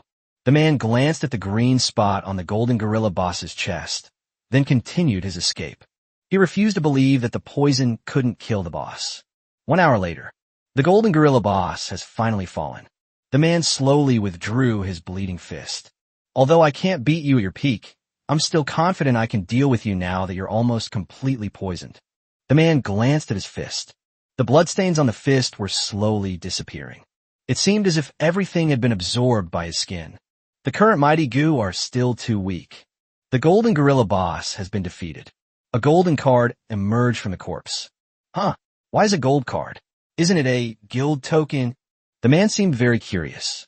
Marine War? On the other side, Qiang City. This is a basin in the mountains. It felt as if a tornado had swept through the area. The ground was full of potholes. The battle scene here. The battle scene between Bai Ling Qiu and that black forked Rakshasa was even more spectacular. One of the two sides fighting here is a blue wolf surrounded by a gust of wind. Flowing Wind Wolf, elite boss. This is yet another elite boss-level guild beast. On the other side was a man wearing a suit of golden armor. He had no support by his side. It's just one person and two hands. With each strike he made, it seemed as if a dragon-shaped phantom was coalescing on his fist. There's a kind of numerical beauty to it. It's amazing that at this time, he was able to go toe-to-toe with an elite-level boss all by himself. This level of skill is unmatched. The two were engaged in combat. The basin was filled with sounds. Suddenly, the flowing wind wolf roared, and the flowing wind on its body instantly condensed into sharp wind blades, shooting towards the man in golden armor. The man remained calm and composed, his hands moving rapidly, each punch shattering the wind blades. But just as he was concentrating on dealing with the wind blades, the wind wolf seized the opportunity to accelerate and rushed over, biting his shoulder. The man winced in pain, but grabbed the flowing wind wolf by the neck and swung it around forcefully, accompanied by a kaba sound. Boss, flowing wind wolf. A dignified, elite-level boss had his neck snapped by a man. Sorokid. In a true sense, one person single-handedly killed an elite-level boss.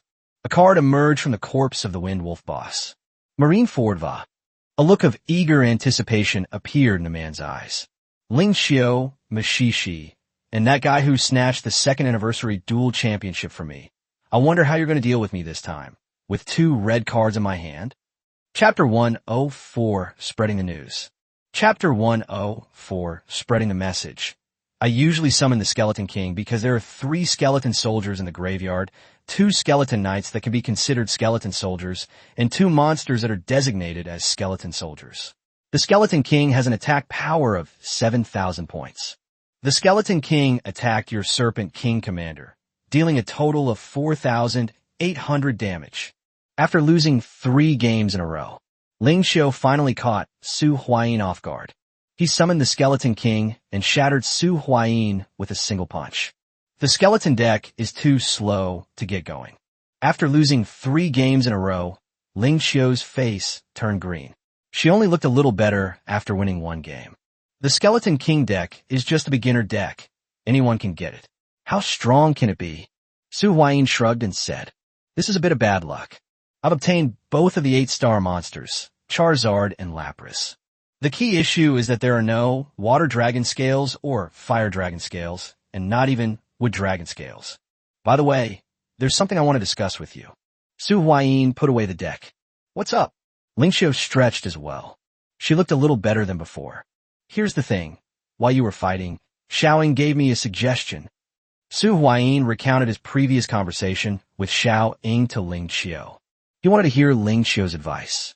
After listening to Su Huayin's statement, Ling Xiao fell in a deep thought. We can't determine their purpose. We have too few intelligence sources. We need an intelligence network. Ling Xiao shook her head slightly. My idea regarding this matter is to reduce contact with the Aoki Self-Discipline Association. Of course, the negotiations with Starlight Heavy Industries have been handed over to you, and you can take full responsibility for this matter. Ling Xiao was merely offering her opinion as an observer. The matter of negotiating with Starlight Heavy Industries. Originally, it was meant to be the fuel for Su Huayin's growth. Suffering a loss or being cheated is perfectly acceptable. She's not the type to avoid taking any losses. Leave everything to me. Su Huayin suddenly felt a heavy weight on his shoulders. After some thought, Su Huayin offered his own solution. He didn't need Xiao Ying's advice. My idea is to spread the word that the 3 elite boss-level guild beasts will not drop guild tokens, thereby reducing the number of guild tokens. Among the other forces that have obtained guild tokens, only the Aoki Self-Discipline Association has 2 guild tokens. For a guild of Aoki's size, 2 guild orders are definitely not enough, and they would never sell them. In other words, we're the only faction that can sell guild tokens. We can further reduce the number of guild tokens we sell. Although we have 3 guild tokens, we can announce that we will keep 2 for ourselves and only sell 1 of them. This way, the value of the only guild token sold will be further increased. As for the second guild token, we can choose to sell it at a later opportunity or keep it for our own use. Su Huayin laid out his plan in front of Ling Xiao. Good plan. Ling Xiao gave a thumbs up and praised her. Stop bragging. We're all on the same side. Su Huayin waved his hand and said. Unexpectedly, Ling Xiao's expression did not change this time. I'm not just flattering you. I genuinely think your plan is pretty good. Ling Xiao spoke with a gleam in her eyes. Huh, really? Of course it's true. Although I feel there's still room for improvement, it's already excellent. As I said, you'll be in charge of handling the entire sale of the guild orders this time. Go ahead and do it with confidence. Good. With Ling Xiao's consent, Su Huayin went ahead and did it without hesitation. Of course, not today, and I don't have to do it myself. The advantage of having people under your command becomes apparent at this time. You don't have to do everything yourself. He could have easily delegated these tasks to Ma Jindong and his team. Let me think about it some more, see if I have any other ideas. The next day arrived. Su Huayin and Ling Xiao went to the Aoki Self-Discipline Association meeting. Su Huayin assigned him a task. The 5 men led by Ma Jindong were instructed to split up and act separately. Send out several messages. First, the Eternal Life Guild plans to sell 1 guild order, and only 1. The remaining 2 will be for their own use. Secondly, elite boss-level guild beasts will not drop guild tokens, and there are only 10 guild tokens in total. Third, the Eternal Life Guild is in talks with several organizations, including Starlight Heavy Industry, that have not obtained the guild order, but no results have been announced yet. The first 2 points were things Su Huayin had thought of beforehand. The third point was something Su Huayin thought of last night. It's not always necessary to spread the news of cooperation with the Aoki Self-Discipline Association. You can also increase your value by increasing competitors. Ma Jindong and his 5 companions drove a pickup truck toward Qingmu City. The pickup truck bumped along the mountain road. The group of people seemed very happy, especially Shi Yuro, Li Ming, and Lu Xiaozhu. This is a purple card. Shi Yuro played with a purple card in her hand with great affection. Black Tiger Sword. Quality, purple. Card type, weapon card. Effect, attack plus 40, attack speed plus 10%. Adds basic deterrence and intermediate shadow damage. Sword and blade fusion. When the wielder of the white tiger blade is within 50 meters, strength plus 20, and gain basic stamina absorption. Introduction. I, the king, wish to drink the blood of the Qilin. Restriction. Constitution 60 points or Strength 30 points. Dual mode effect. Equip card. Can only be equipped to beast-type monsters. Monsters with lower ATK than the equipped monster cannot activate this effect. Banish this card from the graveyard. You can add 1 white tiger blade from your deck or graveyard to your hand. This card's second effect cannot be activated the turn it is sent to the graveyard. With this, I feel that clearing the cemetery dungeons solo won't be a problem, Lu Xiaozhu said with some anticipation. This card was lent to them by Ling Xiao. After spending this time together, I've developed a certain level of trust in them. This time, in addition to assigning a few people the task of spreading the news, he also lent the Black Tiger Sword to a few people. Help the 3 unlock the 3rd card slot when lending this card to several people. Ling Xiao also said something that, in retrospect, is quite meaningful. Make good use of this card. These are Ling Xiao's original words. Just opening the 3rd card slot isn't enough. Shi Yuro clenched her fist and thought to herself. With this card, along with Su Huayin's previous guide on skipping class and the guide on obtaining the Bone King shield, we have a comprehensive resource. Shi Yuro didn't want to simply unlock the 3rd card slot. She borrowed the Black Tiger Sword because she wanted one of her own purple cards. She had been coveting that Bone King shield for a long time. Chapter 105, Shi Yuro's Determination. Chapter 105, Shi Yuro's Determination. Ding! You have entered the Qingmu City area. The current remaining activity time is 2 hours and 23 minutes, which is less than 3 hours. You can go to the city office to recharge your stay time. As the pickup truck entered the main city area, a system notification sounded in Shi Yuro's ear. Having entered and exited Qingmu City so many times, she no longer has enough time to stay in the safe zone. However, the stay in the safe zone isn't very expensive. 24 hours can be purchased for 100 pesos. 5 people entered the city. We headed straight to Aoki Square. This is the largest player gathering point in the entire Greenwood City. You go and activate the 3rd card slot first. Leave the spreading of the message to us. Ma Jindong, as the team leader, said to Shi Yuro. Okay, I'll do it as soon as possible. Shi Yuro nodded and entered the cemetery instance. The group then scattered. Ma Jindong is in charge of the western part. His gaze was quickly drawn to a group of people. Who are these people? Ma Jindong unconsciously moved closer. We arrived near the crowd. Then he saw a man standing in front of a blackboard. He was holding a very straight, extremely straight stick. The stick is very smooth. It must feel wonderful to the touch. No, what's important is what's on the blackboard. Several very familiar words. Aoki Self-Discipline Association, Zero Type Guild, Lin's Mining, Qinglong Society, Justice Alliance, Sunshine Electric Appliances, and 5-Star Fruit Products. There are 7 names in total. Ma Jindong didn't recognize the last 5.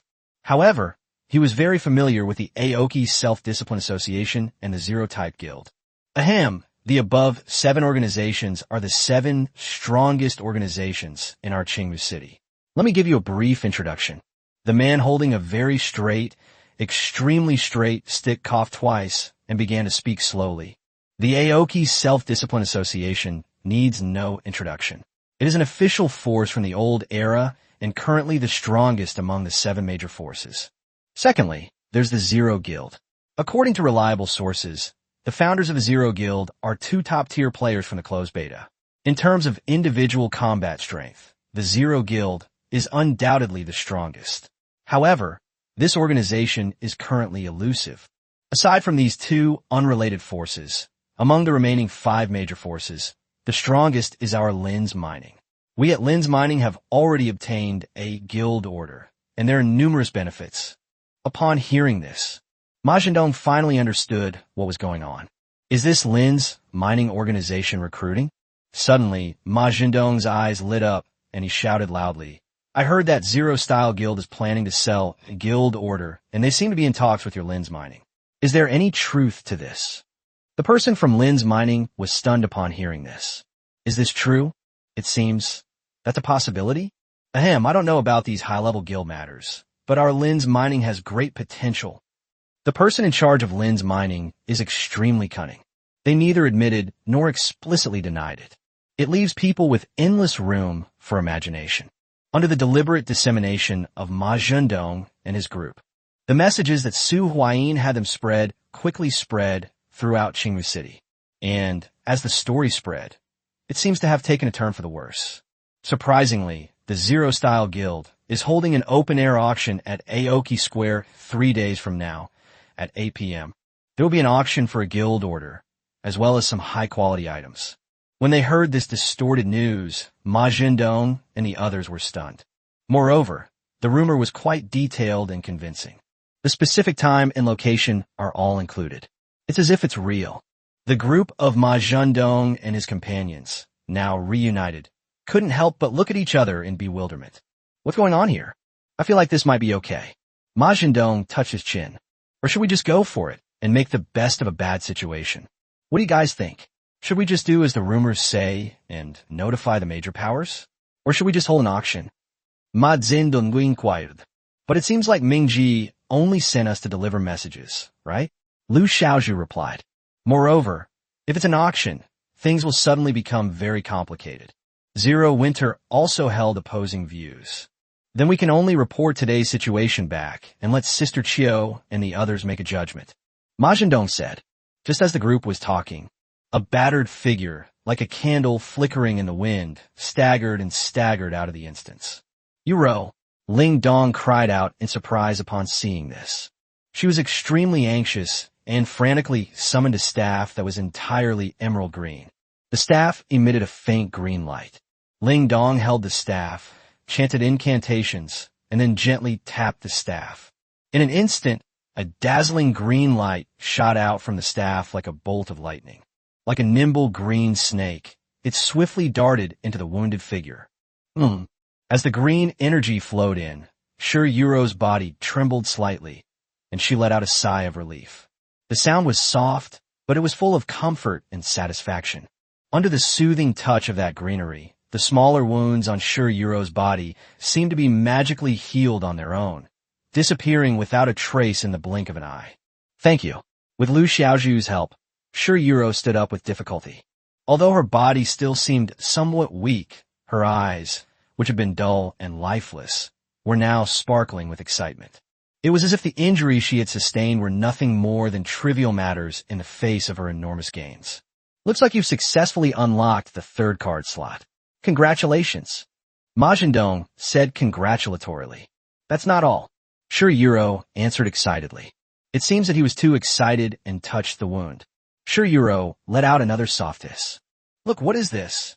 Shirayuro reached out and beckoned. The next moment, a black shield exuding an ominous aura appeared in Shirayuro's hand. The Bone King's shield, Zero Winter, shouted unexpectedly. I actually got it. Although there are strategies for skipping class and purple cards, completing the task still involves taking a great deal of risk. Who would have thought that Shirayuro, who usually seems so gentle and weak, would have such a strong determination? You actually managed to get it. Majin Dong felt a pang of envy. He already has 3 card slots, so there's no chance for him to get another one. Purple tier equipment card, Bone King Shield. It can provide up to 20 points of constitution and 50 points of strength, which is considered very strong among purple cards. But Majin Dong then changed the subject. Your reckless actions will likely result in some form of punishment. It's all right. I accept the punishment. Shirayuro stroked the edge of the Bone King shield, then handed the Black Tiger sword to Majin Dong. Chapter 106 What Xinjiang Left Behind. Chapter 106 What Xinjiang Left Behind. At the foot of a mountain, a man and a woman, both afflicted with various buffs, attacked a horse-like monster whose body was crackling with electricity and covered in scale-like armor. Purple Steed, elite boss.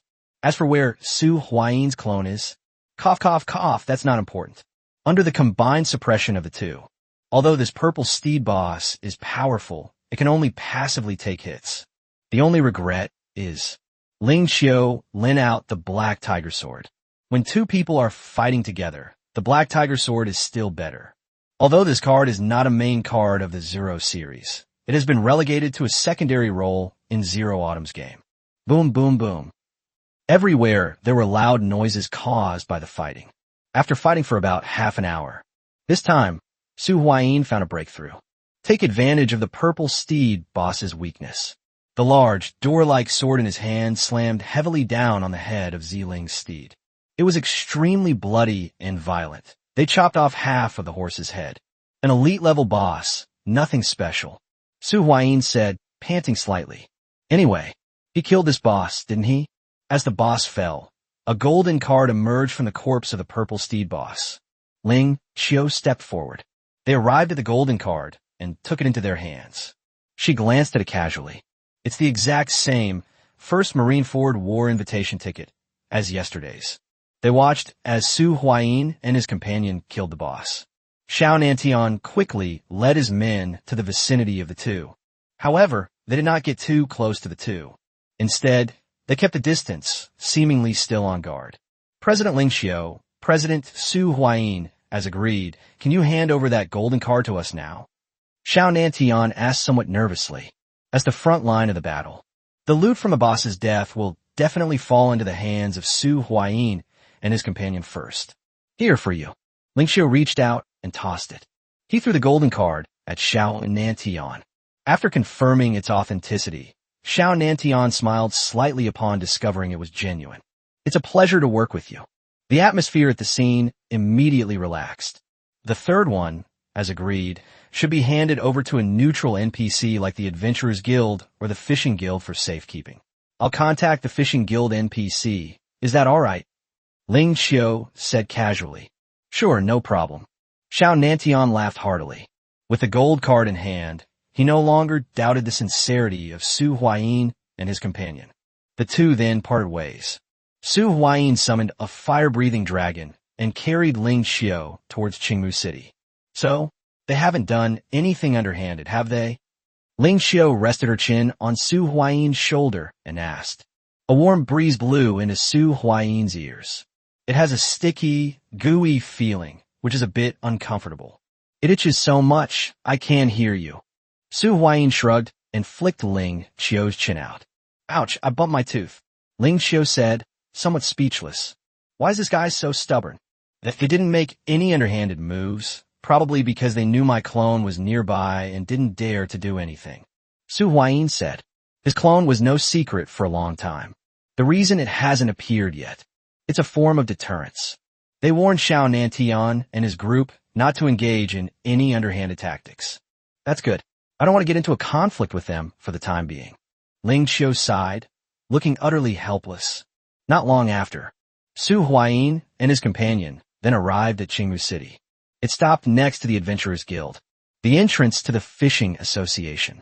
There were no strange, lost NPCs at the entrance of the Fishing Association today. Instead, it appeared very aloof and cold. Why is everyone gone? I remember there used to be a lot of people coming and going from the fishing club, right? Ling Qiu glanced at the deserted entrance of the Fishing Association and said, It's probably related to the dead fish we encountered last time, right? Su Huayin Guets. The two entered the Fishing Association side by side. Both of them were members of the Fishing Association and fishing apprentices under Xinyang's name. Hello, may I ask what happened? Su Huayin asked. Don't you know yet? As one of the 7 sacred sites of our Fishing Association, Qingpu Fishing Ground has been invaded by those despicable heretics who use anchor fishing. One of our Fishing Association's legendary fishing masters, Emperor He, has made his move. He's the man who supposedly traversed the Shu Road Mountains. Many association members have gone to the Qingpu Fishing Grounds to join the battle. That's what the Fishing Association staff said. Upon hearing this, Su Huayin and Ling Qiu exchanged a glance. That's really unfortunate. However, neither of them gave up. So, may I ask, did Xinyang, Lin Yuan, and Chairman Zhao Wenbing all go? Su Huayin asked. They all went. This is a chance to observe Emperor He's strength, and maybe even learn something from him. All 3 of them went. I'm the only one who can't go, the staff member said with a somewhat wry expression. None of the 3 are here. That would be troublesome, as they don't know any of the other people. Then, I guess I'll have to ask Catherine for help. Su Huayin scratched his head. Just then, the staff member seemed to suddenly remember something. Your name is Ming Jing Zhishui, right? The staff member suddenly asked. Yes, it's me. What's wrong? Su Huayin countered with a question. I remember now. I have something Xinyang left for you. A package was pushed in front of Su Huayin. What did Xinyang leave him?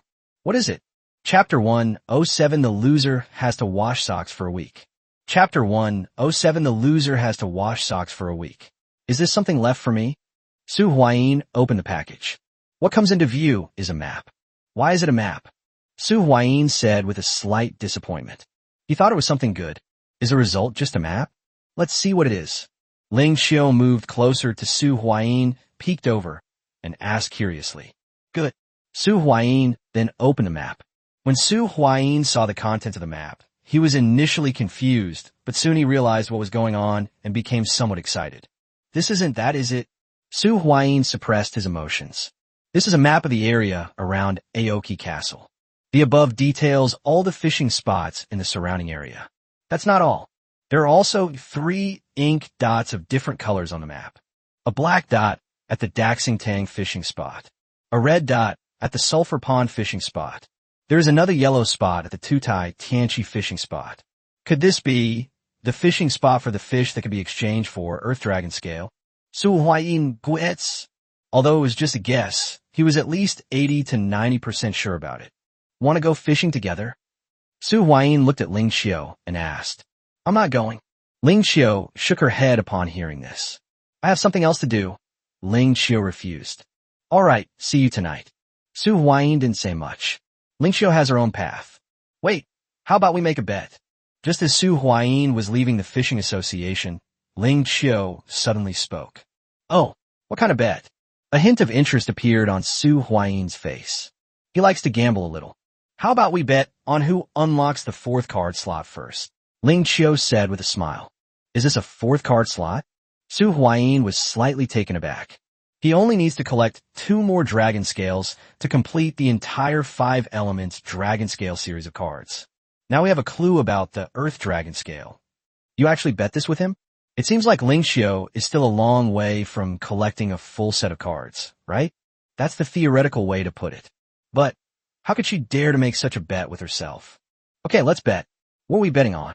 Although Su Huayin was a little uneasy, he still decided to take the gamble. If you lose the bet, you'll have to wash my socks for a week by hand. No washing machine allowed, okay? Ling Qiu suggested. Okay, if you lose, you have to wash my sock for a week, Su Huayin agreed. Okay, goodbye then. Ling Qiu blinked, her eyes gleaming with the cunning of a little fox that had just stolen some fried tofu. Watching Ling Qiu's departing figure, Su Huayin suddenly had a bad feeling. Why does he seem like he's about to lose? No, by any calculation, I should be the one to activate the fourth card slot first. By the way, what decks is Ling Qiu planning to collect to complete the fourth card slot? Su Huayin realized the problem. He didn't even know what deck series Ling Qiu was planning to collect to unlock the fourth card slot. If I remember correctly, there are 3 decks that are relatively easy to collect. One is the Graveyard series, and all the cards can be obtained from the Graveyard Dungeon. However, there's one purple card that is particularly hard to get. I think it is called Skull Tombstone. This card can only be obtained from the skeleton minions in the Graveyard instance. As for monsters like skeletons, it's obvious how low the drop rate is for purple cards. There are also the Slime series and the Goblin series. The Slime series has a total of 12 cards. 7 white cards, 3 green cards, 1 blue card, and 1 purple card. The Goblin series has a total of 9 cards. For common cards, 2 green cards, 2 blue cards, and 1 purple card. There may be other, better collected sets with purple cards. However, these 3 series were the top 3 used to unlock the fourth card slot, according to the game's official statistics at the time. Especially the Graveyard series cards. Since the Graveyard instance is a public instance, as long as you have enough time to farm it, you will definitely be able to get all the cards. The Slime series and Goblin series can be farmed in the Slime Nest and Goblin Tribe dungeons, which require dungeon cards to access. Both of these dungeons are very easy. Basically, if you have a couple of green cards, you can easily wipe them out. However, these 2 dungeons have entry requirements, which reduces the number of people who use these 2 card series to unlock the fourth card slot. If it weren't for having the 5 Elements Dragon Scale series cards in my hand, Su Huayin will likely choose one of these 3 card series as the key to unlock the fourth card slot. Never mind, whatever her schemes or tricks are, as long as I'm faster than her, that's all that matters. Su Huayin dispelled his unease. Charizard, come out. Su Huayin summoned a powerful attack. I boarded the Charizard's back and flew towards the fishing spot indicated on the map. It was a fishing spot located on a hill southeast of Aoki City. Earthen Terrace fishing spot at Tianqi. Craft beer, 5 pesos a glass. After Ling Qiu separated from Su Huayin, we arrived at an NPC tavern. Here, she immediately spotted a boy sitting awkwardly in a corner. The boy only ordered 1 beer, which was placed in the middle of the table without any side dishes. So, you're the ones who offer a Skull Tombstone to kill someone? Ling Qiu sat down opposite the boy.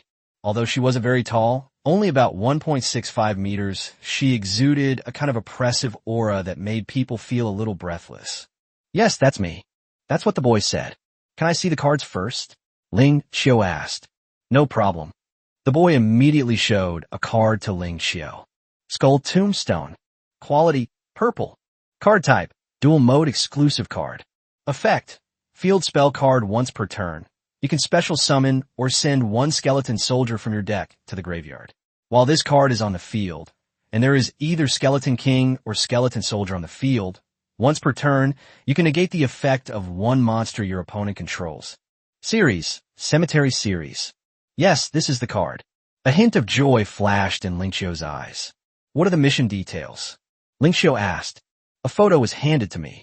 The photo shows a young man who looks quite respectable, wearing a sharp suit. His name is Zhang Wenfeng. His father is a high-ranking member of the Aoki Self-Discipline Association. My sister committed suicide because of him. No need for all that. I'm not interested. I'll take the job. Let's sign the contract. Ling Qiu interrupted the boy. Chapter 108 Sword in the Pond and Earth Dragon Scales.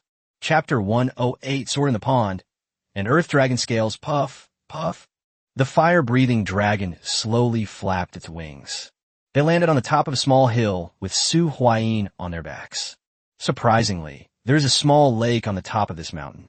This should be the fishing spot where you can catch the big fish that can be exchanged for the Earth Dragon Scale. Su Huayin's gaze swept over them. I saw a slender figure sitting on a small stool, holding a fishing rod, intently watching the water. Huh? Why are there people from the Fishing Association here?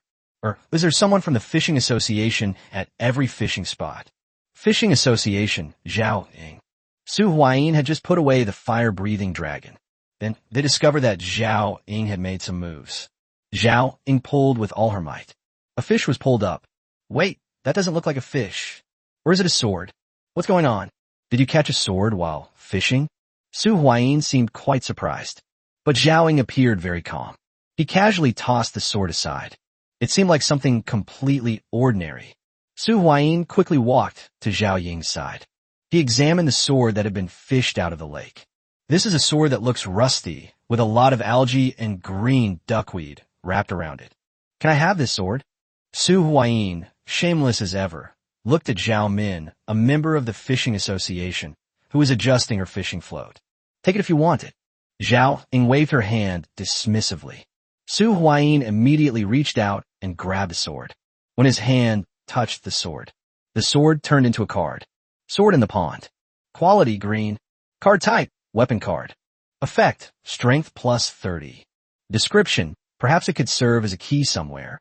Acquisition method, unknown. Dual mode effect, water, warrior, level 4, tuner, ATK, 1500, def 1000, effect. During your main phase, you can special summon one sword in the stone or one sword in the cloud from your deck and graveyard. What do you mean? A key somewhere. Su Huayin stroked his chin and put the card away. This card is interesting. Furthermore, this card also mentions two other cards. The sword in the stone and the sword in the clouds. Perhaps if we collect these 3 swords, something will be triggered? Of course, all of this was just Su Huayin's speculation. The whereabouts of the other 2, sword in the stone and sword in the clouds, are unknown. After putting the card away, Su Huayin took out a fishing rod. Then he pulled out a blue card, meat bait, and slapped it onto the fishing hook. Su Huayin's actions immediately caught Zhao Ying's attention. Originally, she ignored Su Huayin. However, when she saw Su Huayin pull out a fishing rod, her eyes lit up instantly. Are you a fishing enthusiast too? Zhao Ying's attitude underwent a complete 180-degree change. There was even a hint of flattery. No, how could that be? It must be an illusion. How could an NPC be so obsequious to me? I don't think I know anything that an NPC would covet, do I? It must be my imagination. Yes, I'm new to fishing. Su Huayin an Sua. Just made contact. Zhao Ying became even more excited when she heard this keyword. They immediately arrived beside Su Huayin. So, you're a beginner? Zhao Ying asked enthusiastically. I guess so. Su Huayin was a little uncomfortable with a strange woman getting so close. Then hurry up and start fishing. You can exchange the fish you catch for things with me. Zhao Ying encouraged her. It seemed overly enthusiastic. Okay. Su Huayin had already prepared the bait, and with a casual toss, he threw the fishing hook into his hand. He's definitely a newbie. Even his casting is so amateurish. Zhao Ying was able to tell whether Su Huayin was lying by observing his methods. By the way, how many times have you gone fishing? What were your catches? Zhao Ying asked. Su Huayin thought for a moment and recalled all his previous fishing experiences. I fished 5 or 6 times in total, and I caught a total of 5 fish. Su Huayin knew the fish he had caught like the back of his hand. A 100-pound black kingfish, a 100-pound red kingfish, a 100-pound green kingfish, a red card 3-star arowana, and a 10-gram whitebait. Don't underestimate the value of a small white fish. Even a small whitebait weighing 10 grams is a fish. You've caught so many before? New. Truly lives up to its reputation. Zhao Ying exclaimed in admiration. Such praise made Su Huayin feel uneasy. This doesn't make sense. He hasn't mentioned the weight yet. Why are you suddenly so amazed? Could it be? An idea popped into Su Huayin's mind. Miss Zhao Ying, how many times have you gone fishing? And how many fish have you caught? Su Huayin countered with a question. This. I heard Su Huayin's question. Zhao Ying's face instantly turned bright red, and she even started to stammer when she spoke. Ahem, that's not important. Zhao Ying's eyes darted left and right as she stammered. This reaction further convinced Su Huayin of his suspicion. You haven't. Never caught a fish before, have you? Su Huayin knew that his conjecture was somewhat shocking. How could the members of the fishing association have never caught a fish? However, Zhao Ying's reaction, her expression, and her unreasonable enthusiasm towards him. Nonsense. I clearly got full protection every time. Zhao Ying reacted instantly, like a cat whose tail had been stepped on, and said in a flustered manner, "Real." Su Huayin suddenly found this NPC rather interesting. How could that be fake? I get full protection every time, Zhao Ying said guiltily. Just then, Su Huayin's fishing rod moved. The fishing float, which was floating on the surface of the water, was instantly pulled underwater. Even Su Huayin's fishing rod was bent. The fish is on the plate. It's a big fish again. Zhao Ying's eyes lit up, and she exclaimed in surprise. Su Huayin's strength attribute is now completely different from what it used to be. It's just a fish weighing a mere 100 pounds. Even with all our strength, we were still able to barely manage to pull it up. Open it for me. After a while of fighting, the fish had exhausted some of its energy. Su Huayin exerted force through his legs, which traveled to his waist and hips, and then, in conjunction with the power of his arms and wrists, pulled sharply. Su Huayin pulled up a huge fish covered in yellow scales. Yellow kingfish. It was just caught like that. Zhao Ying felt a little dizzy, but my mind suddenly became very sharp. Fellow angler, this fish can be exchanged for one Earth Dragon scale card. Would you like to exchange it? Zhao Ying asked. His eyes were shining, as if hoping Su Huayin would nod quickly. Su Huayin naturally needs to be replaced. However, he still has 2 minor questions. If you answer 2 questions for me, I'll switch with you. Su Huayin said. With the fish in hand, he could exchange it with anyone from any fishing association. What's the problem?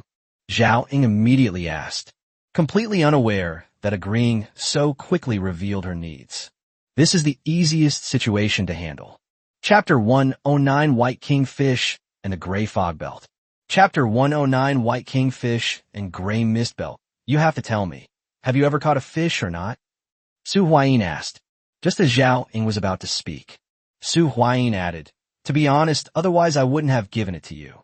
Su Huayin's words made Zhao Ying swallow what she wanted to say. No, I've never caught one. I always manage to catch some weird things, but I've never caught a fish, Zhao Ying said in a low voice. Su Huayin tried hard to control his smile, trying to keep the corners of his mouth from turning up too high, although he was secretly overjoyed. You've never actually caught one?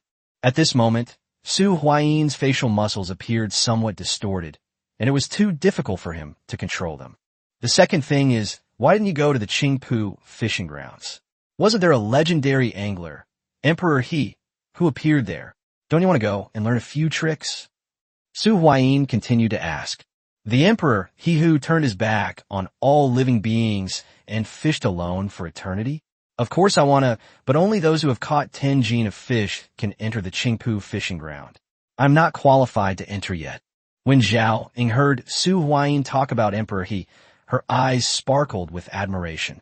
However, when she talked about herself, she immediately lowered her head, wishing she could disappear into a crack in the ground. Seeing Zhao Ying's embarrassed appearance, Su Huayin suddenly felt a sense of guilt.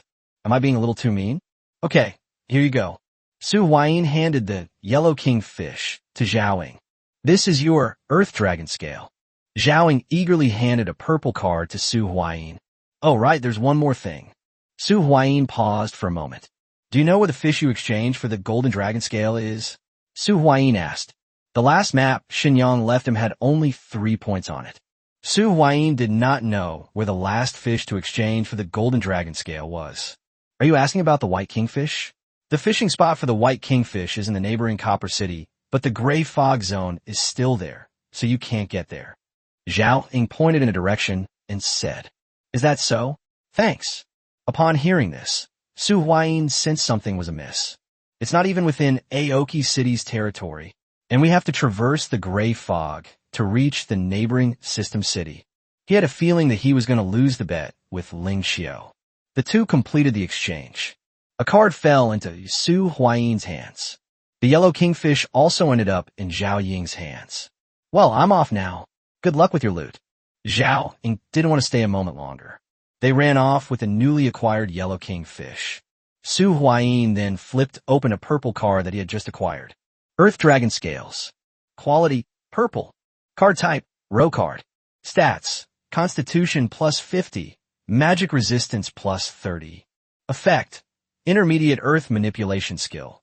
When in an Earth environment, gain an additional 10 Strength and 10 Agility. Series, 5 Elements Dragon Scale Series. Description, a portion of certain power that's split into 5. Collect all 5 Dragon Scale Series cards to synthesize the Dragon Blaze card. Equipment restriction. This card must be placed on top of a dragon-related card of higher quality. Acquisition method. Fishing Association. Dual mode effect. Level 1. Dragon-type monster. Tuner. ATK 100. Def 100. This card cannot be normal summoned. Effect. When you control no monsters, this card can be special summoned from your hand. Effect. During your main turn, you can add 1 Dragon Scale card or an Earth Dragon-type monster to your hand. Effect. Tribute this card to special summon 1 Earth Dragon-type monster from your hand. Almost without hesitation, Su Huayin used the newly acquired Earth Dragon Scale to replace the Fire Dragon Scale that was installed in his card slot and superimposed on the Tiger Yin Yang card. In contrast, Fire Dragon Scale requires a fire environment to be triggered.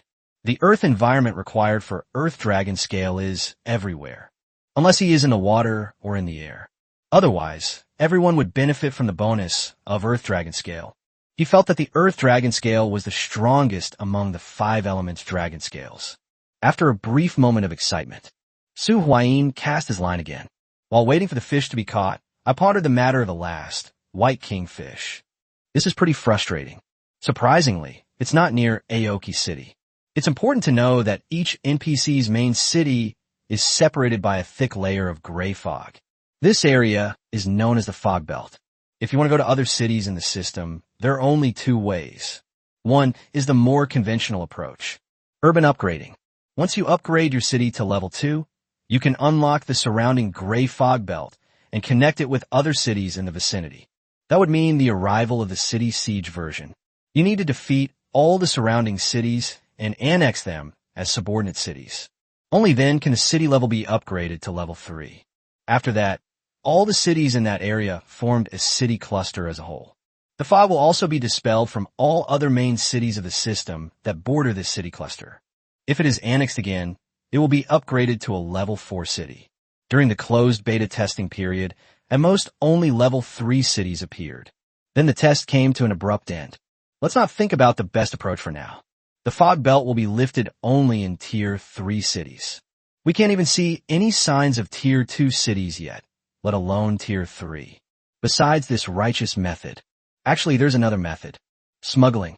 Before becoming a Tier 2 city, the method of crossing the gray fog belt to enter other areas is called smuggling. Under normal circumstances, once you enter the gray fog zone, you will be teleported out. However, if you can obtain a gold card called Foglight, this would make them immune to the teleportation power of the gray fog. They illegally crossed into other city areas. Let me think. Aside from the unscrupulous merchant, the only other places that have fog lights seem to be the 10th floor of the Tower of Babel, and maybe there. Luckily, I know how to easily skip class to get the fog lights. Otherwise, I might have really lost. Chapter 1, 10 You Need Confidence, Even Arrogance. Chapter 1, 10 You Need Confidence, Even Arrogance. It looks like there are no fish left at this fishing spot. 3 hours after Zhaoing left, Su Huayin put away his fishing rod. There must be no fish left here. That must be it. Big Spray, come out. Su Huayin summoned a fire-breathing dragon. It's incredibly frustrating. You must also equip the Fire Dragon Scale before placing the Fire Dragon into the slot. When Su Huayin returned to the stronghold, they sensed something was off about the atmosphere inside the base. Ling Xiao was sitting in a chair, seemingly deep in thought. And opposite Ling Xiao, Shi Yuro, on the other hand, looked like a primary school student who had made a mistake, with her head down, as if she was waiting for judgment. A solemn atmosphere permeated the air. Su Huayin walked in. All eyes were fixed on Su Huayin. What's going on? Su Huayin asked. Su Huayin's arrival was like a husky squeezing into a pack of wolves.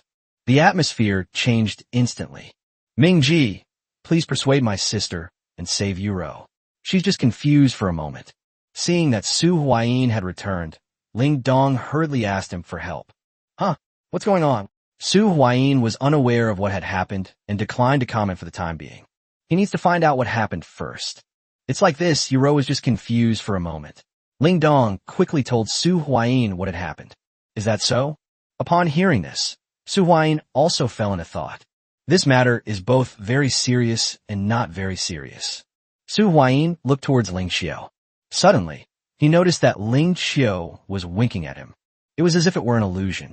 The next moment, Su Huayin noticed that Ling Xiao had reverted to her usual strict demeanor. In an instant, Su Huayin felt a sudden burst of inspiration. He seemed to understand what Ling Xiao meant. This matter must be dealt with seriously. Just as Ling Xiao was about to pronounce the verdict, Su Huayin coughed twice. I think that although she made a mistake, we need to carefully consider how to punish her. I don't think we've set up any rules for punishing this kind of thing before, have we? Su Huayin said. Upon hearing this, Ma Zhendong glanced at Ling Xiao and then at Su Huayin, a knowing look flashing across his face, but he made no move. Yes, that's right. He received help from Su Huayin. Ling Dong immediately seemed to have found a pillar of support, and his back seemed to straighten up. However, after exchanging glances with Ling Xiao, feeling somewhat guilty, he lowered his head again. She still had an instinctive fear of Ling Xiao. It felt a bit like bloodline suppression. When Ling Dong and Ling Xiao were together, Ling Dong mostly played the role of a maidservant to a young lady. That makes some sense. Ling Xiao's tone softened. There were indeed no rules before, and it's time to establish some. Considering that this is your first offense, and you voluntarily surrendered yourself without causing any actual loss, we will fine you 10,000 pesos as guild funds to serve as a warning to others. Ling Xiao announced. Then, Ling Xiao added another sentence. You don't have that many pesos on you right now. You have 1 year to hand them over. Do you accept this sentence? 10,000 pesos? This price is enough to buy a pretty bad purple card, if someone is willing to sell it. This punishment is quite severe. However, is it restricted to submitting the payment within 1 year? It's completely negligible. 10,000 pesos is just a lot for most people nowadays. A year later, it wouldn't even be enough for a premium card pack. It has a feeling of picking something up high and then putting it down gently. It looks strict, but it's basically equivalent to no punishment. It's not that difficult to figure these things out. Sure Yuro looked at Ling Xiao with gratitude. Okay, I accept. Sure Yuro replied. After dealing with Sure Yuro's matter, Ma Zhendong recounted what had happened in Qingmu City. The rumors changed inexplicably. Someone figured out our plan, Ling Xiao said with some emotion. There are many intelligent people in this world. The person who truly considers everyone else to be a fool is the real fool. Then what do we do? Ma Zhendong asked. But Ling Xiao didn't answer. Instead, she gestured towards Su Huayin with her lip. He is fully in charge of this matter. Ling Xiao said. It has to be said that Ling Xiao's leadership qualities are too strong. Without realizing it, they had taken control of the entire situation. Everyone subconsciously centered their attention around her. This is personal charisma. This is leadership. Although Su Huayin is somewhat clever, he is essentially a lone wolf in thought. It's not that lone wolves are bad. It's just that they're suited to different environments and situations. Let me think. Su Huayin took over the conversation. This was a test from Ling Xiao for him, but it was also an opportunity for him to grow. No rush. Take your time to think about it. Ling Xiao rested her chin on her hand, staring intently at Su Huayin's face, a hint of anticipation flickering in her eyes. About a few minutes later, Su Huayin raised his head. He said, we don't need to do anything. We just need to wait. Although there were some twists and turns, the goal was still achieved. After Su Huayin finished speaking, he subconsciously looked at Ling Xiao. But no feedback was received from Ling Xiao. Why are you looking at me? You need to be confident, even arrogant. That's the kind of courage a leader should have. Even if you're wrong, you have to show absolute confidence so that people will believe in you and be willing to follow you. Ling Xiao said, Okay, you understand. Su Huayin was slightly taken aback. Then a smile appeared on his face. He had also been overwhelmed by Ling Xiao's aura before. They even started to feel a little insecure. All right, that's all for you. Su Huayin waved his hand. Xiaoying left the cell phone behind when she left. The people at Starlight Heavy Industry knew the phone number for this mobile phone. Upon hearing this, Ma Jindong and the others left one after another. The space was left for Ling Xiu and Su Huayin. At the latest by tomorrow, people from Starlight Heavy Industry will definitely come to negotiate with us, and the terms of the negotiation will definitely be better than last time, even much better. Su Huayin said confidently and firmly. Good. Ling Xiu finally gave a thumbs up. He's starting to act like a boss. That's what a boss should be like. He'd rather betray the world than let the world betray him. Ling Xiu seemed overjoyed, much like an old farmer who had finally seen the seeds he had sown sprout into cabbages. Chapter 1:11 Killing 4 birds with 1 stone and past events. Chapter 1:11 Killing 4 birds with 1 stone and past events. Speaking of which, you have quite the comprehension. You were actually able to guess my thoughts. Ling Xiu casually picked up an orange, leaned back in a chair, and started peeling it. I was still thinking about how to end this, but luckily you gave me a way out. Ling Xiu said, "You're the one who's really something. I bet from the very beginning, when you lent out that black tiger sword, you were hoping someone would go and do the King's Bone quest, right?" Su Huayin said with great confidence. He only realized it just now. Everything was part of Ling Xiu's plan. The scheme began the moment the black tiger sword was lent out. The hope is that among Shi Yuro and the other two, one of them has the courage and determination to complete the King's Bone mission. Then, take this opportunity to establish the rules. Without rules, nothing can be accomplished. Previously, it was in its initial stage and not very necessary, but now it is probably entering the development stage. If an organization wants to develop, it must formulate corresponding rules or laws. If anyone within the organization violates the law, it's not that I won't forgive you, but that the law will not forgive you. It can greatly reduce resentment. If I'm not mistaken, you've even set the rules. Su Huayin said, if your approach fails, you'll only lose 1 purple card. But if it succeeds, it'll be killing 3 birds with 1 stone. The loss of just 1 non-zero series purple card is something you can still afford right now. And things have gone almost exactly as you planned, haven't they? Clap, clap, clap. Ling Xiu clapped her hands.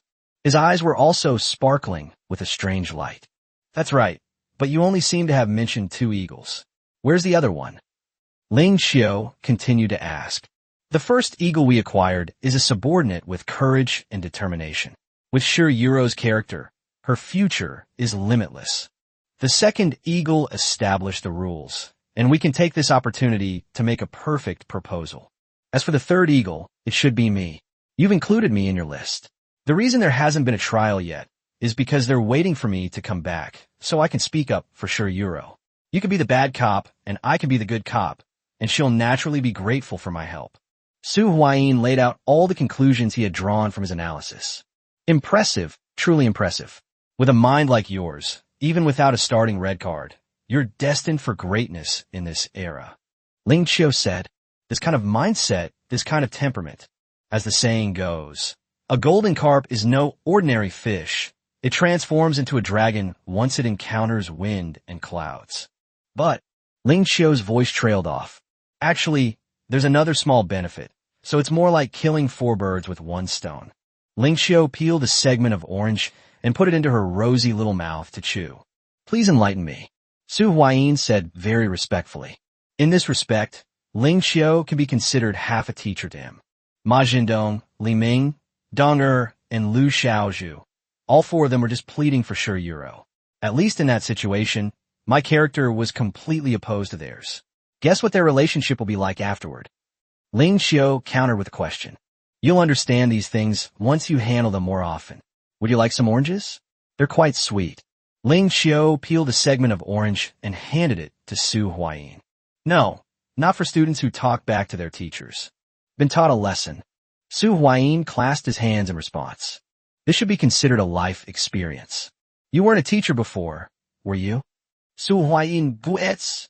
I worked at a tutoring center for a while during summer vacation when I was in college. Ling Xiu admitted it. Wow, so you really were a teacher? No wonder he understands child psychology so well. And you? What did you do before? Ling Xiu broke off another segment of orange and handed it to Su Huayin. Really not going to eat? I'll eat it if you guess right. Su Huayin was unwilling to be suppressed by Ling Qiu forever. He wants a win. If I'm not mistaken, you're probably a freelancer, right? Like making game guides, doing live streams, or writing novels. Ling Qiu said with certainty. You. Su Huayin was so shocked that he couldn't speak. How could they know that? Is Ling Qiu a tapeworm in his stomach? Good boy. Ling Qiu fed the orange to Su Huayin, who could only open his mouth. The oranges are very sweet, but it tasted like defeat. How did you know? Su Huayin asked, unwilling to give up. Don't you remember? You posted a series of video guides called 100 Deck Types to Crush Zero Deck. Our second anniversary, Duel Champion doesn't have a very good memory. Ling Qiu's words immediately reminded Su Huayin of past events. It's the Zero Series deck. As one of the most popular decks, it's played by many people, and, similarly, it's also targeted by many others. However, there are clearly more people playing it than those targeting it because the core card, Zero Armament, has been monopolized. In the high-ranking tiers, about 1/10 of the players use Zero decks. He wanted to get some traffic and make some money. So a guide was created explaining how to counter Zero decks with various other decks. Similarly, in order to make money from traffic, he also wrote fan fiction about the Zero-type deck series. Well, the kind with explicit content, with a protagonist brutally trains Zero-type decks, main character, Zero, and Zero's sister, Rio. I made a small profit. Cough, cough, cough. Oh, I see. Su Huayin was slightly embarrassed. He's the one who makes money from the black traffic of the Zero-style guild. The novel has stopped updating, and I'm a little curious about what happens next. Ling Qiu licked her lips and said, Ahem, that's all in the past, Su Huayin said shamelessly. What dark history. What a dark history. Who would have thought that I would actually meet Ling Qiu in real life, and that we would become teammates and business partners? It's just that fate is cruel. Ring, ring, ring. Just as Ling Qiu was about to say something, a cell phone rang. It was the same cell phone that Xiao Ying had left behind. A phone call? It's probably from Starlight Heavy Industries. Su Huayin breathed a sigh of relief and quickly changed the subject, walking over to the phone and picking it up. That's so damn embarrassing. Even with Su Huayin's thick skin, he wanted to find a crack in the ground to crawl into under these circumstances. It's my own fault. Why did I bring this up when I had nothing better to do? This brought up all the old stories. Su Huayin opened his phone. Sure enough, the next caller ID showed it was from Starlight Heavy Industry. We're saved. It was a call from Starlight Heavy Industry. It must be for the negotiation of that guild order. I took a deep breath. Su Huayin answered the phone. Chapter 1, 12 Dragon Clan Advancement Pack. Chapter 1, 12 Dragon Clan Advancement Pack. Hello, I am Windchime. A sweet voice came from the other end of the phone. Just by listening to her voice, you can tell that she must be a beautiful and sweet-voiced young lady. These days, PR professionals are mostly pretty girls. Hello, it's been a long time, Miss Windchime. Su Huayin asked politely. He could hear the sound of a propeller spinning on the other end of the phone. I apologize for the intrusion. Regarding the previous issue with the guild order, we have a new solution and will arrive in about 20 minutes. We apologize for any inconvenience caused. In 20 minutes? Okay, no problem. Su Huayin agreed. After hanging up the phone, Su Huayin looked at Ling Qiu. Since you've entrusted this matter entirely to me, is it possible for you not to be present? Su Huayin asked. Is that so? No problem. I'm going back to my room to shower and go to sleep. Contact me if you need anything. Ling Qiu stretched. He left directly. Su Huayin went outside the stronghold, got some food from the refrigerator, and ate it while waiting. Looking at the stars in the sky, Su Huayin was momentarily lost in thought. About 10 minutes later, a helicopter was parked outside. Immediately afterwards, a girl wearing a beige dress stepped off the plane. This person is Feng Ling from Starlight Heavy Industry, whom I met once before. Hello. Feng Ling came up to Su Huayin and stretched out a hand. Hello.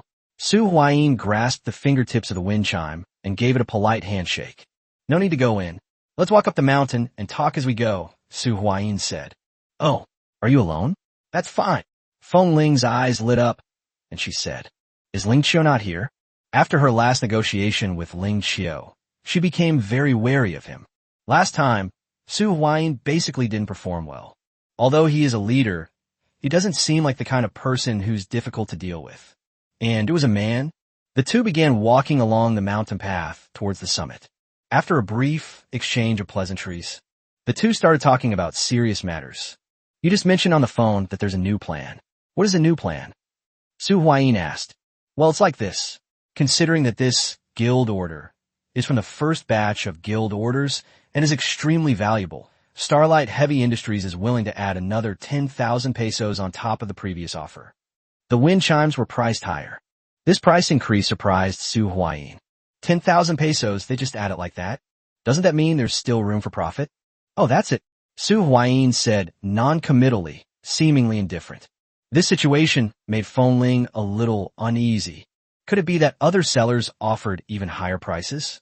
And a pack of Dragon Clan advancement packs. This is the greatest sincerity we at Starlight Heavy Industry have ever shown. The wind chimes brought out the grand finale. A Dragon Clan advanced card pack. The system price for this stuff is 6,000 pesos per pack, but the market price is probably at least 20,000 pesos per pack. Players who encounter Dragon Cancer can achieve even higher scores. Su Huayin still seemed indecisive. I have nothing left to bet on. It's either me or... A blush spread across Feng Ling's fair face. She gently bit her lip, one hand resting on the zipper of her shirt, slowly pulling it down. All right, it's settled then. Bring all of these things you mentioned tomorrow and come over to make the transaction. Su Huayin finally agreed. Then, come on, this is my first time. Please be gentle with me. Wind Chime said shyly. Then I saw Su Huayin snap his fingers. A fire-breathing dragon appeared in front of him. Come on up. Su Huayin reached out towards the wind chimes. Huh? Do we have to do it up there? Wind Chime took a step back. She truly hadn't expected Su Huayin to have such a strange quirk. But it looks exciting. I'll see you down the mountain. See you tomorrow. Su Huayin said. Wind chimes. Zipper it up, don't get cold. Although they're healing spells now, it's easy to recover. Come on up. Su Huayin urged. You okay? Even the wind chime doesn't know how to describe its current feelings. She's the heiress of a prestigious conglomerate. You don't even want it when it's delivered to your door. Is this person mentally unstable? Or was there a problem with the function? And what's with this damn feeling of loss? Sit still and close your eyes if you're scared. Su Huayin returned to the stronghold halfway up the mountain with the wind chimes. They took her to the helicopter. Take care. Su Huayin waved to the wind chimes. Before closing the helicopter door, Feng Ling, as if possessed, asked again, Are you really? She swallowed the rest of her sentence halfway through. Goodbye. The wind chimes have been seen off. Su Huayin let out a breath. Then they arrived at Ling Xiu's room and knocked on the door a few times. Shortly afterward, the door to the room was opened. Ling Xiu had a face mask on and was only wrapped in a bathrobe, her snow-white shoulders exposed to the air. He exuded a lazy aura, as if he had just taken a shower.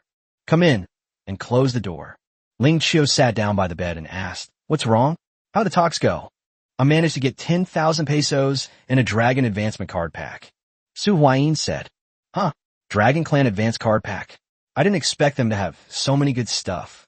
Ling Xiu said, with some surprise. This is really good stuff. Anything else? Ling Xiu continued to ask. That's all.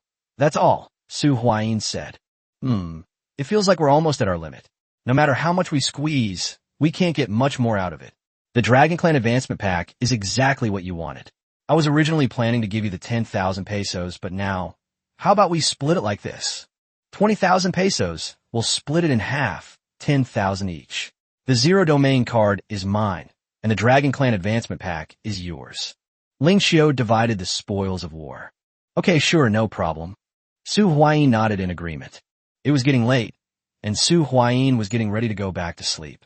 But just then, Ling Xiu called him back. Don't forget our previous agreement. Ling Xiu reminded Su Huayin of something. Huh, what agreement? Su Huayin was slightly taken aback, but quickly remembered what Ling Xiu had said. Who's going to unlock the 4th card slot first, huh? I won't be slower than you. Su Huayin said confidently.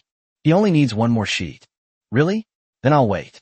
Oh, I forgot to tell you, I've been wearing these socks for 2 days now.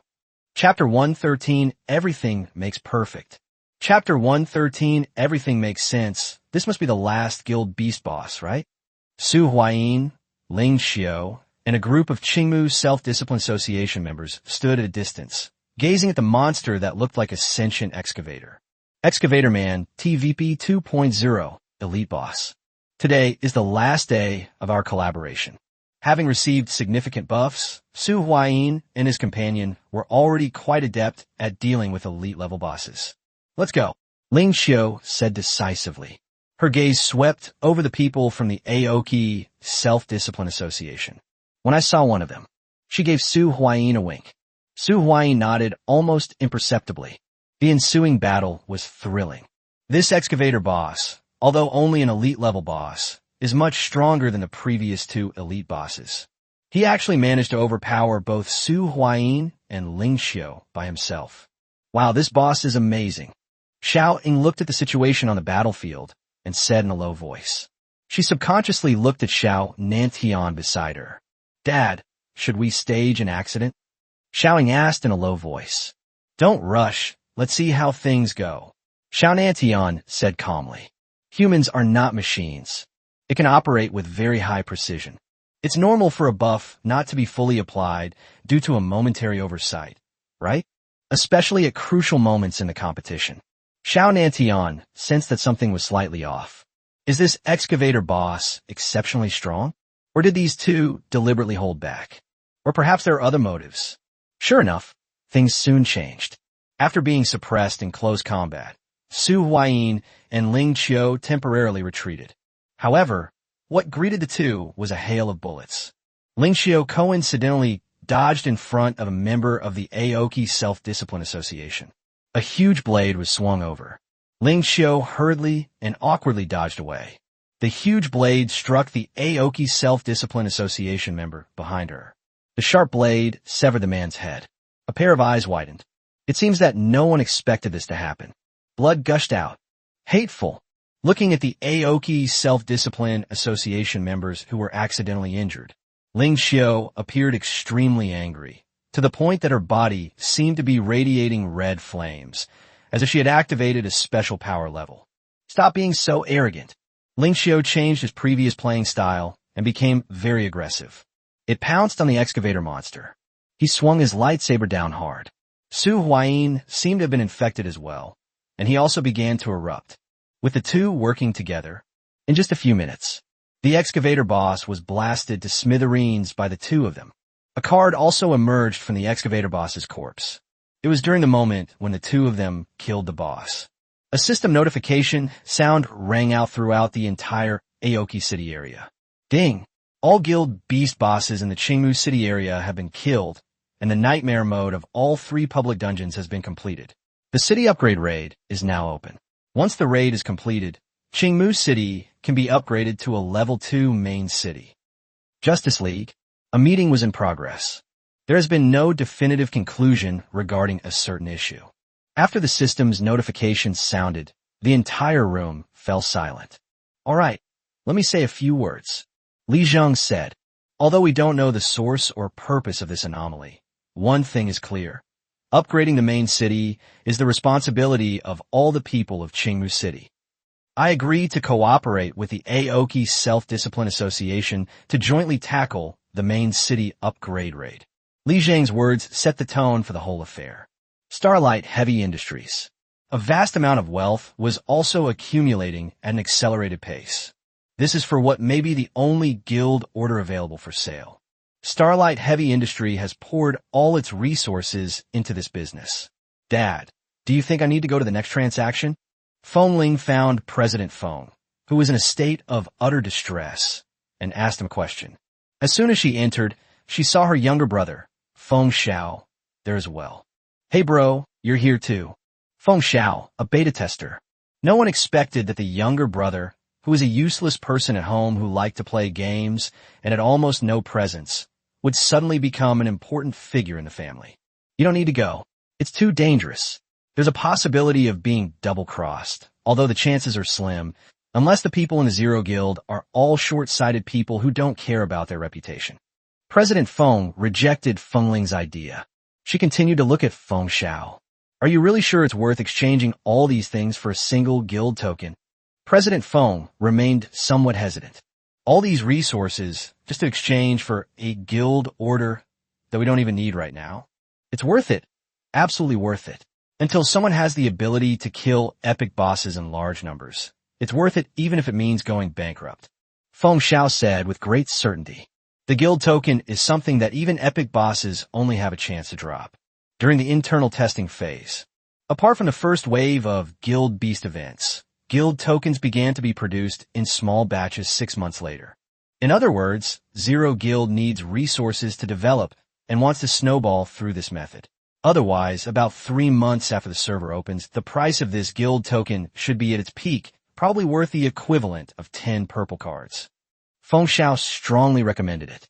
Although the losses have almost bankrupted us, they're only superficial and won't break our bones. We can recover in a short time. Okay, I trust you, I'll buy. The transaction time is 3 p.m. today, right? I'll go in person. The excavator boss has fallen. Xiao Nantian and the others walked over. I'm sorry, I didn't expect it would hurt someone from your guild. Ling Qiu said apologetically. Yeah. Xiao Nantian gave Ling Qiu a deep look. I'm really sorry, I can offer some compensation. Ling Qiu said sincerely. No. Xiao Nantian said somewhat unwillingly. Everything makes sense. It's normal for accidents to happen during battle. How can there be no casualties in a battle? But, as a veteran politician, he sensed something was amiss in this seemingly normal situation. I'll handle the rest. Let's talk about what to do with this card first. Xiao Nantian said. Just do as we agreed before. Hand it over to the Adventurers Guild, a neutral organization, for safekeeping, and then auction it off. The proceeds will be split equally between our two organizations. Chapter 114, Foglights and Smuggling. Chapter 114, Foglights. After the profits from the smuggling were distributed, Su Huayin and his companion hurried towards the stronghold. By the way, why did you kill that person? Su Huayin turned his head slightly and asked Ling Qiu, who was hugging his waist from behind. Although he helped Ling Qiu accomplish this task. However, he still doesn't know why Ling Qiu wants to kill this person. Because this scumbag has committed countless evil deeds. Stop all that nonsense. Get to the point, Su Huayin complained. Does Ling Qiu's personality involve caring about other people's good and evil? There must be some deeper reason behind it. You really are. Ling Qiu gently punched Su Huayin's shoulder and said with a smile. Too blunt. Doesn't this increase communication efficiency? Su Huayin rolled his eyes. What exactly happened? Su Huayin asked again. Nothing much, just a mission, to take down that person. Ling Qiu explained. Looks like you've had quite a haul. You can't even hide your smile. Su Huayin had a slight feeling that something was amiss. Yes, now I only need one more skeleton disguise to complete the graveyard set of cards, Ling Qiu said with a hint of pride. Su Huayin was slightly taken aback. He felt that the card Ling Qiu mentioned sounded familiar. It's just that the drop rate for this card is a bit low. It will probably take a while before you can get it. Ling Qiu's tone became regretful again. Su Huayin finally remembered. Skeleton disguise. Isn't this the card that I got when I first entered the graveyard instance? Because of its special role on the Death Speaker map, its price is comparable to that of a purple card. I need to go out for the next few days. I'm leaving the affairs of the base to you. Su Huayin suddenly said. You also know how to unlock the 4th card slot. Ling Qiu asked, guessing. Yes, and I can also get you the skeleton disguise spell you're missing. Just focus on developing your guild these next few days. Su Huayin said with great confidence. Oh, thanks in advance, but I don't have the habit of relying on others. I'll keep looking. Wait. Ling Qiu's eyes suddenly darted around. Are you trying to delay me from unlocking my 4th card slot? Are you that desperate to win? Ling Qiu said, somewhat amused and exasperated. That was just a joke. How could that be? Su Huayin felt a little guilty. However, he then remembered Ling Qiu's previous teachings. Confidence, even arrogance. If you can give me that card right now, I'll accept defeat. Ling Qiu said nonchalantly. Real. Upon hearing this, Su Huayin's spirits lifted instantly. Without waiting for Ling Qiu to say anything, he reached into his pocket. He pulled out a card. Watching Su Huayin's actions, Ling Qiu immediately sensed something was wrong. No way. Until a card was shown to her. Ling Qiu was surprised to realize what had happened in those few short seconds. Skeleton disguise. Quality green. Card type, spell card.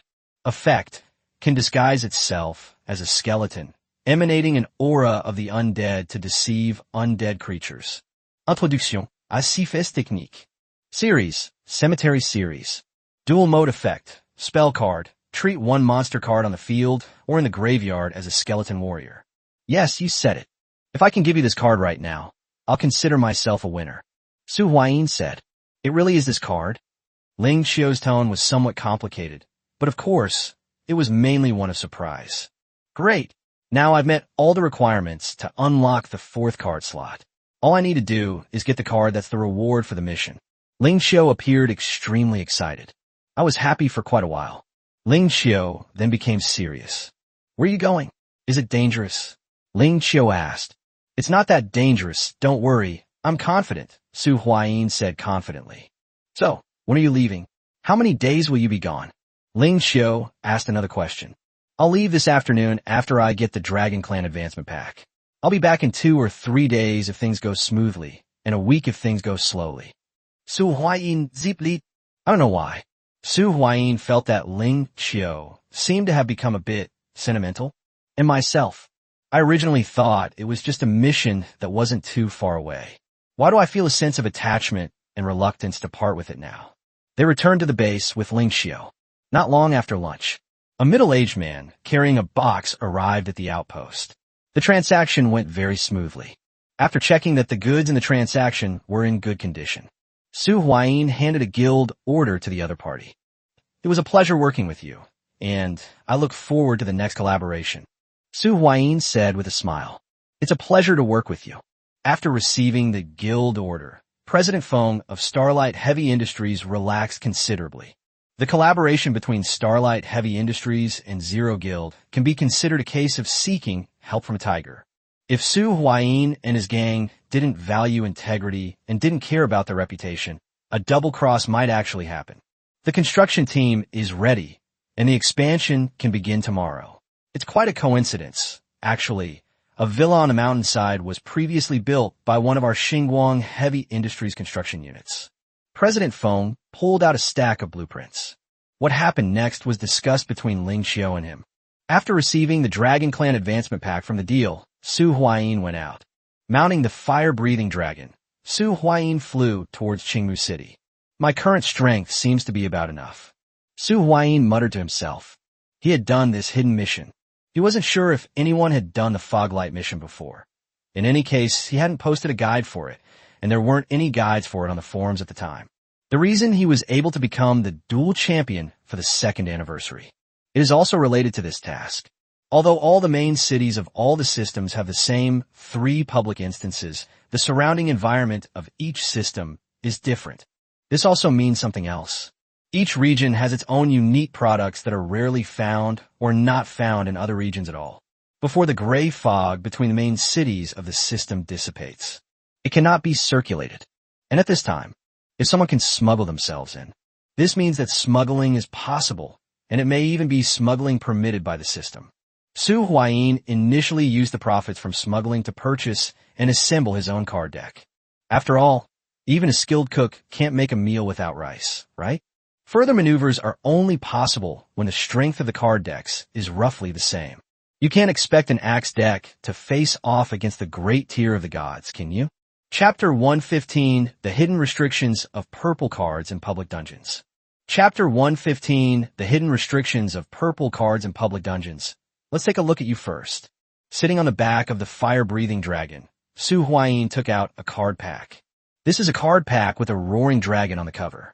Dragon Clan Advanced Card Pack. This type of card pack can contain 1 to 2 cards. The lowest possible reward is a blue card, and the highest possible reward is a purple card. Of course, that's just the probability. You'll get about 1 epic card in approximately 10 advanced packs. Normally, there are 1 to 2 blue cards. I just want to get a purple one. Su Huayin clasped his hands together and bowed towards the void. May Lord Guan protect us. He didn't know if it would work. It was mainly about the sense of ritual. After making a few fancy gestures, Su Huayin tore open the card pack. 2 cards suddenly appeared before his eyes. A smile spread across his entire face at a visible speed. 2. This means that the guaranteed minimum is 2 blue cards. While opening card packs is definitely not as good as buying cards directly. After all, from a probability standpoint, the expected value of opening a card pack is extremely low. But many people enjoy opening card packs or blind boxes. Let me see. Su Huayin flipped one of the cards over and began by looking at the color of the outermost border. Blue. Blue card. Su Huayin placed the entire card in front of him. Although he was somewhat greedy, he still wanted the purple card. Huh? It's actually a Star Dragon series card. Su Huayin was slightly pleased. Star Dragon. Quality blue. Card type, creature card. Effect. After use, it can summon a small dragon with basic star power under Starlight. Introduction. Dragons bathed in starlight. Acquisition method. Obtained from Dragon Clan Advanced Card Packs. Belongs to Star Dragon series. Dual mode effect. Level 1, Dragon. Light. ATK 300, Def 200 effect. When you synchro summon Star Dragon, this card in your graveyard can be special summoned. While this card is face up on the field, it cannot be destroyed by battle once per turn. It's a pity. For now, it's somewhat useful, but not very useful. Su Huayin said with a slight disappointment. Although he used to play the Star Dragon series of decks, Zhang Star Dragon was basically not very useful, and he usually didn't include it in his decks. This start is acceptable. After Su Huayin carefully put away the Star Dragon card, he went to open the second card. Purple, purple, purple. Su Huayin shouted like a gambler. He slowly moved his fingers away. A splash of purple caught my eye. It really is purple, Su Huayin said with a face full of joy. He got it with a 1 in 10 chance. Haha, I've struck it rich. Su Huayin began to examine the contents of the cards. Dragon power. Quality, purple. Card type, blessing card. Effect, strength plus 60, constitution plus 40. Effect, dragon's blessing, pure numerical value. Acquisition methods, Dragon Nest, Dragon Clan Advanced Card Pack Draw, Dragon Clan Premium Card Pack Draw. Belongs to Dragon Nest series. Dual mode effect. Continuous trap card while this card is on the field. All dragon monsters you control are unaffected by your opponent's spell card effects. During both players' main phases, you can destroy one dragon monster you control, then destroy one monster your opponent controls. Holy crap, I've struck it rich. Su Huayin could hardly contain his ecstasy. It's this card, whether in arena mode or duel mode. This card has a place in everyone. The power of the dragon. There are no additional effects. Only simple numerical values. 60 points of strength, 40 points of constitution. The total value is 100 points. This is the limit for a purple card. A purple card can only provide a maximum of 100 points. This card definitely needs to be carried on my person. It's just that we need to consider which card to replace on his card. His current base card is first slot, Tiger's Yin Yang, stacked with Fire Dragon Scale. This one definitely cannot be changed. However, the Fire Dragon Scale stacked on top of the Tiger Yin Yang can be replaced with Water Dragon Scales, Wood Dragon Scales, or Earth Dragon Scales, depending on the actual needs. This depends on the environment and actual needs. For example, when he needs to equip the Charizard, he must place Charizard Scales. If it is in a water environment, forest environment, etc., adjustments and replacements are also required. Second card slot, Charizard. Charizard is currently used for transportation, so it can't be replaced. This slot is usually used to hold the White Tiger Blade. Then the third card slot, Bone King Shield. He's currently torn between replacing the Bone King Shield or the White Tiger Blade. Both of these cards are purple cards. The Bone King Shield has more attributes, while the White Tiger Blade has the effects of breaking magic and blocking. After some thought, Su Huayin chose to replace the Bone King Shield. There is no other reason. The fully stacked passive, Bone King Shield, grants a total of 50 points of strength and 20 points of constitution. When replaced by Dragon Power, Su Huayin immediately gains 10 points of strength and 20 points of constitution, without losing any of his mechanics. This is a pure boost. Replacing the White Tiger Blade would result in a greater stat increase, but it would also mean losing the White Tiger Blade as mechanics. Of course, this is just the normal state. If a higher value is needed, it can be adjusted again. There's a saying that goes something like this. Alright, there is no strongest, only the most suitable. Su Huayin took out the Bone King Shield, which had been the third card slot since he acquired it. Then I placed the Dragon Power on it. Looking at the Bone King Shield in his hand, Su Huayin remembered the card's limitations. This card can only be equipped to someone who has completed the King's Bone quest. In other words, even if I wanted to sell this card, it would be very difficult to sell it. If I remember correctly, only one card with the same name can be active on one person. Although this thing is a purple card, it has no value once it is removed. Su Huayin muttered to himself. Those who have completed the Bone King quest will have a Bone King Shield, and only one card of the same name can be active on one person at a time. Is this the hidden limitation of purple cards dropped in public dungeons? Su Huayin stroked his chin, pondering. Charizard was very fast and arrived above Aoki Castle in the blink of an eye. Foglights, White Kingfish, Golden Dragon Scales, 4th card slot, here I come. Chapter 116, An Unexpected Surprise. Tideling's First-Hand Sachet. Chapter 116, An Unexpected Surprise. Tideling's First-Hand Sachet. The fire-breathing dragon slowly landed in front of Tideling's shop.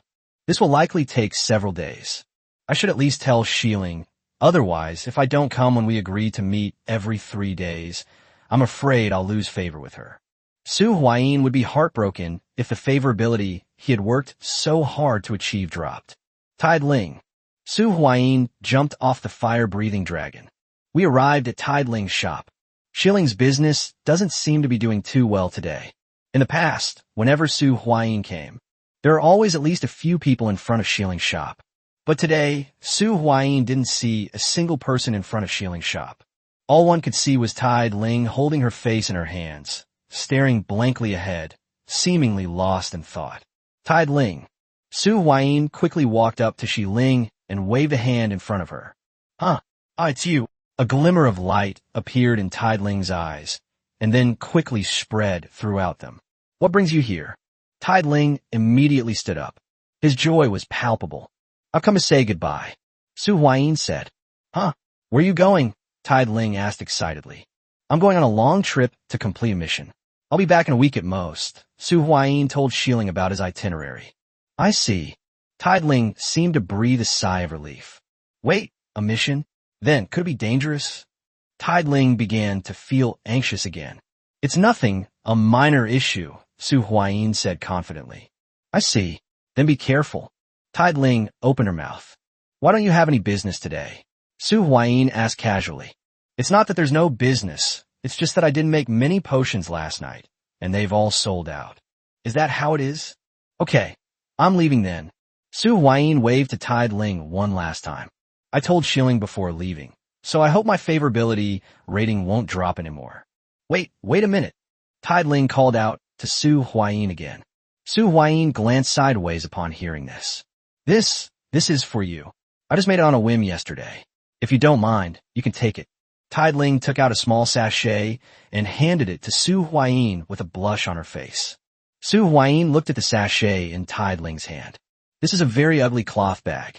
It's crooked and twisted. There seems to be a red egg pattern on it. It has a faint fragrance. Thank you. Su Huayin accepted the sachet handed to him by Xiling. The egg embroidery is quite nice. Su Huayin offered compliment. As you can see, Tideling's face froze instantly. Chicken egg. Ding. Xiling's favorability +1.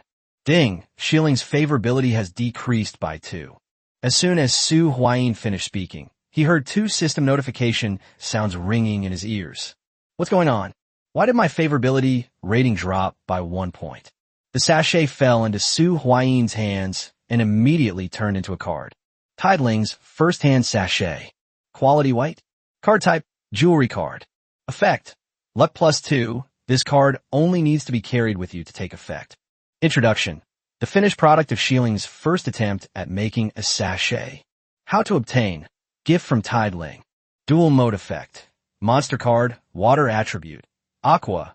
ATK, 500, Def 0. Effect. When your opponent special summons a monster, you could discard this card into the graveyard to activate this effect. This turn, each time your opponent special summons a monster, you draw 1 card from your deck, up to a maximum of 5 cards.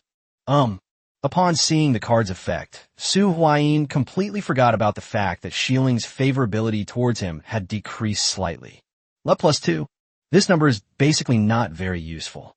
What's really impressive is the dual mode effect. Theoretically, you could draw a maximum of 5 cards from this card. 1 for 5. This is too precious.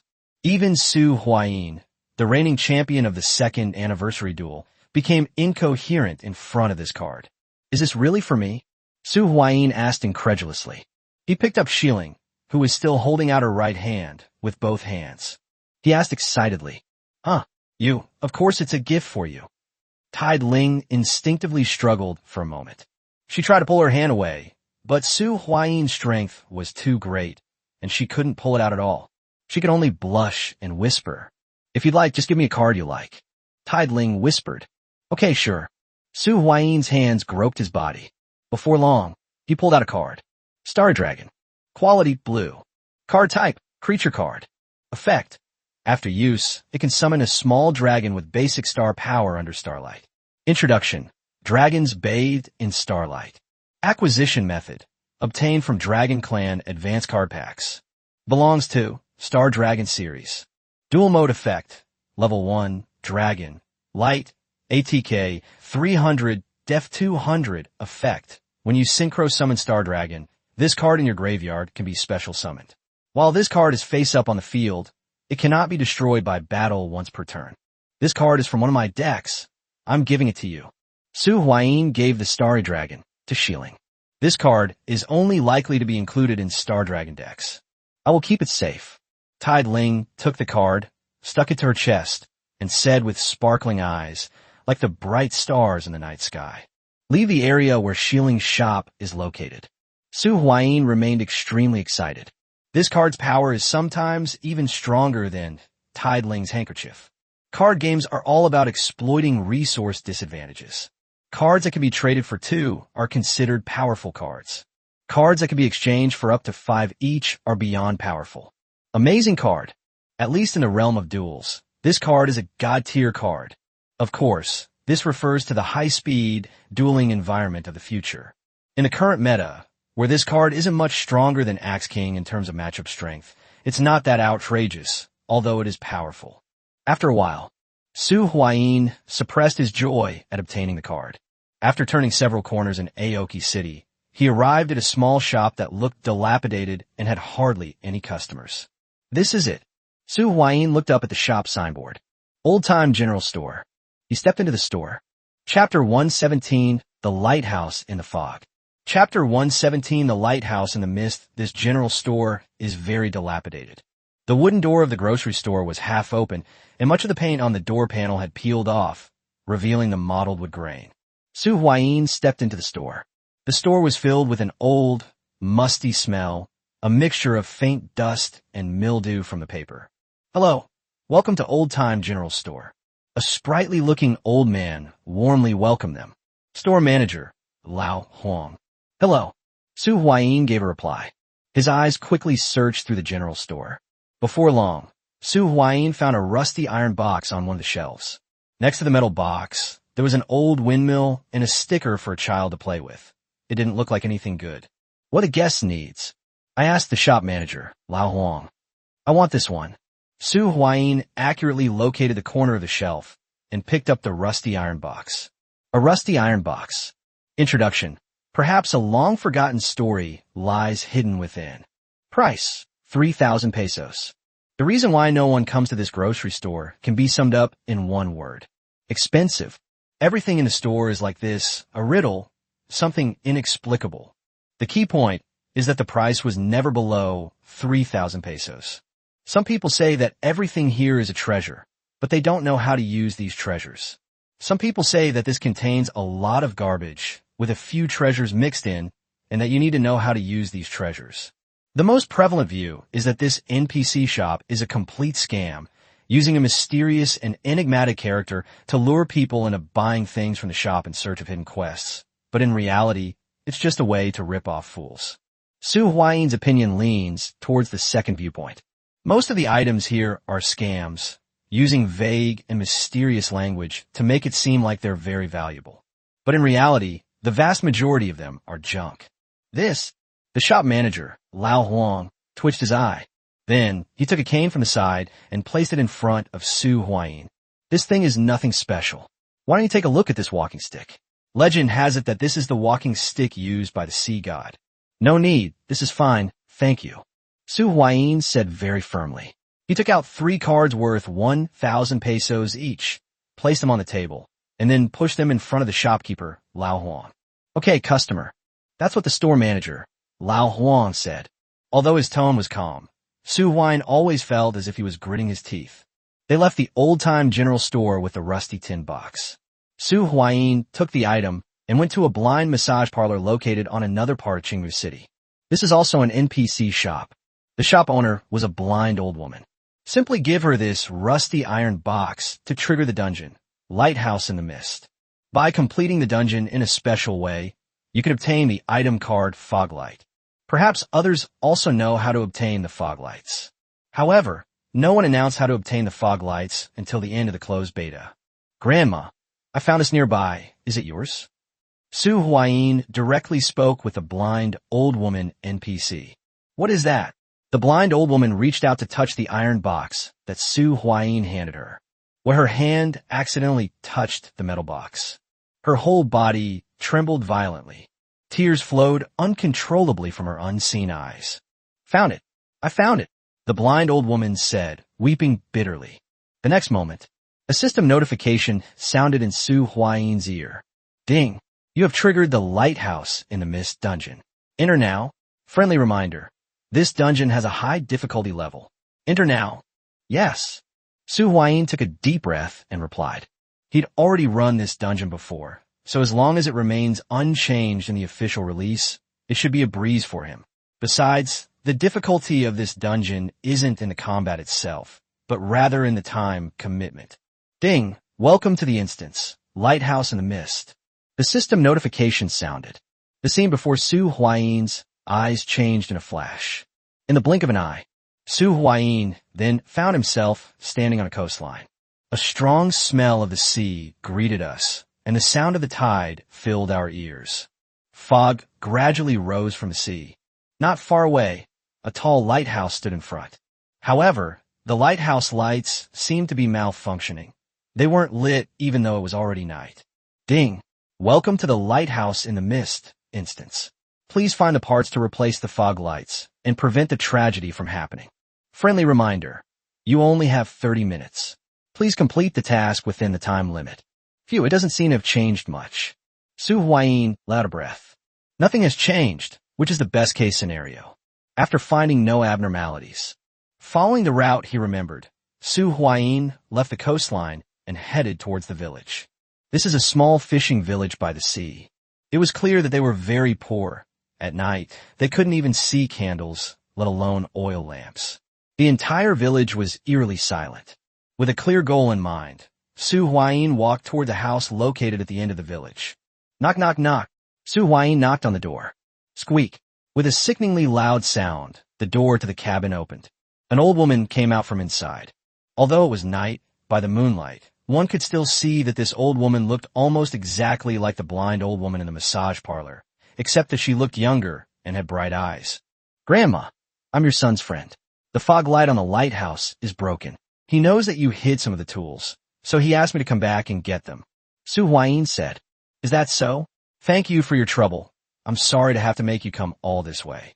Upon hearing this, the old woman didn't think much of it and went inside to take out an iron box. It was handed over to Su Huayin. This is the rusty iron box that Su Huayin bought for 3,000 pesos. This one just looks newer and doesn't have any rust on it. Then I'm leaving, old lady. Having obtained the box, Su Huayin walked towards the lighthouse. Actually, according to the normal procedure, we should go to the lighthouse first. Find the NPC Shiva at the lighthouse. NPC Shiva is in charge of this lighthouse tonight, and the old woman is Shiva's mother. Lighthouse rules stipulate that toolboxes must be carried at all times and cannot be left on the lighthouse. The toolbox was very heavy, so Shiva's mother secretly took out some of the things she considered unimportant from it to reduce the weight of the toolbox. Just tonight, the lighthouse light suddenly went out. Coincidentally, a thick fog rose over the sea. Shiva, who was preparing to repair the light, was dumbfounded after opening his toolbox. This night, several fishing boats have gone missing. Among them was Shiva's father.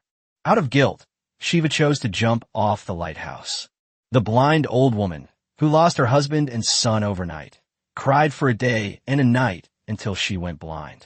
After that, she disappeared from the village and no one knows where she went. Some say she also jumped off the lighthouse. Some say she made a deal with the devil, agreeing to do his bidding in order to resurrect her family. Chapter 118, Defeating the Water Mist Cloud Boss. Chapter 118, After defeating the Water Mist Cloud Boss, Su Huayin, carrying the iron box, headed towards the lighthouse. Then, just as Su Huayin was about to approach the lighthouse, the fog at sea suddenly shifted. Immediately afterwards, dozens of monsters, entirely formed from water mist, blocked Su Huayin's path. Su Huayin was not surprised at all by this situation. It's time for the battle. Su Huayin drew out the white tiger blade, which resembled a door panel. This type of broadsword is best held with both hands, one hand holding the hilt, and the other hand holding the part where the hilt connects to the blade. Before these dozens of water mist monsters could even make a move, Su Huayin then charged towards the monsters. With his current power attributes, it's like killing a kid with a single cut, or even more. The enormous white tiger blade slashed down. If the two water mist monsters are close together, it's perfectly normal for a single slash to kill two children. In less than a minute, he killed about 20 or 30 water mist monsters. A green card emerged from the corpse of one of the water mist monsters. Su Huayin casually grabbed it. Hydrotherapy, quality green, effect, consumes 3 spirit points to apply 1 layer of healing to the target. Cool down, 10 seconds. Description, healing water. Restriction, there must be a water mage or priest class card in the other card slots. Acquisition methods, monster drops, card pack draws, system events, and scrupulous merchants. Dual mode effect, spell card, restores 500 life points. Su Huayin glanced at it casually. Then I put the card away. Not bad. Healing cards. As the saying goes, the assistant is always there, but the sea is always changing. These support type cards tend to retain their value. It's time for the dungeon boss to make its appearance. Su Huayin waited silently. When I entered the dungeon before, I was warned that it was quite difficult. If you want to send the parts, we still need to get past the boss. Su Huayin didn't have to wait long. Then the boss appeared. A gust of wind blew by. The corpses of the water mist monsters he had previously killed were scattered by the wind. The sea fog surged once again. Immediately afterwards, a monstrous cloud-like mass descended from the sea towards Su Huayin. Water mist cloud, enhanced boss. Even without obtaining the dragon power, Su Huayin felt he could barely take on an enhanced level boss single-handedly. Now, having obtained the dragon power, his base stats have been further improved. He is now even more confident that he can take down this water mist cloud boss. They're here. The first wave of attacks from the water mist cloud boss has arrived. The cloud trembled slightly. Immediately afterwards, about a dozen water jets shot towards Su Huayin as if they were free. Like a torrential downpour of pear blossoms. Su Huayin already had a way to deal with the monster's mechanics. Rise! Su Huayin slapped the ground. Intermediate earth control technique. A thick earthen wall suddenly rose from the ground, and the water arrows struck the wall hard, making a splashing sound, but failed to penetrate it. Earth Dragon Scale. Before entering this instance, he replaced the card stacked on top of Tigers, Yin, and Yang with Earth Dragon Scale. Earth overcomes water. The water sword was blocked, but this was just the first wave of probing attacks from the water mist cloud boss. Its attacks are far from over. The water mist cloud boss launched another attack, this time condensing a huge water ball and smashing it towards Su Huayin.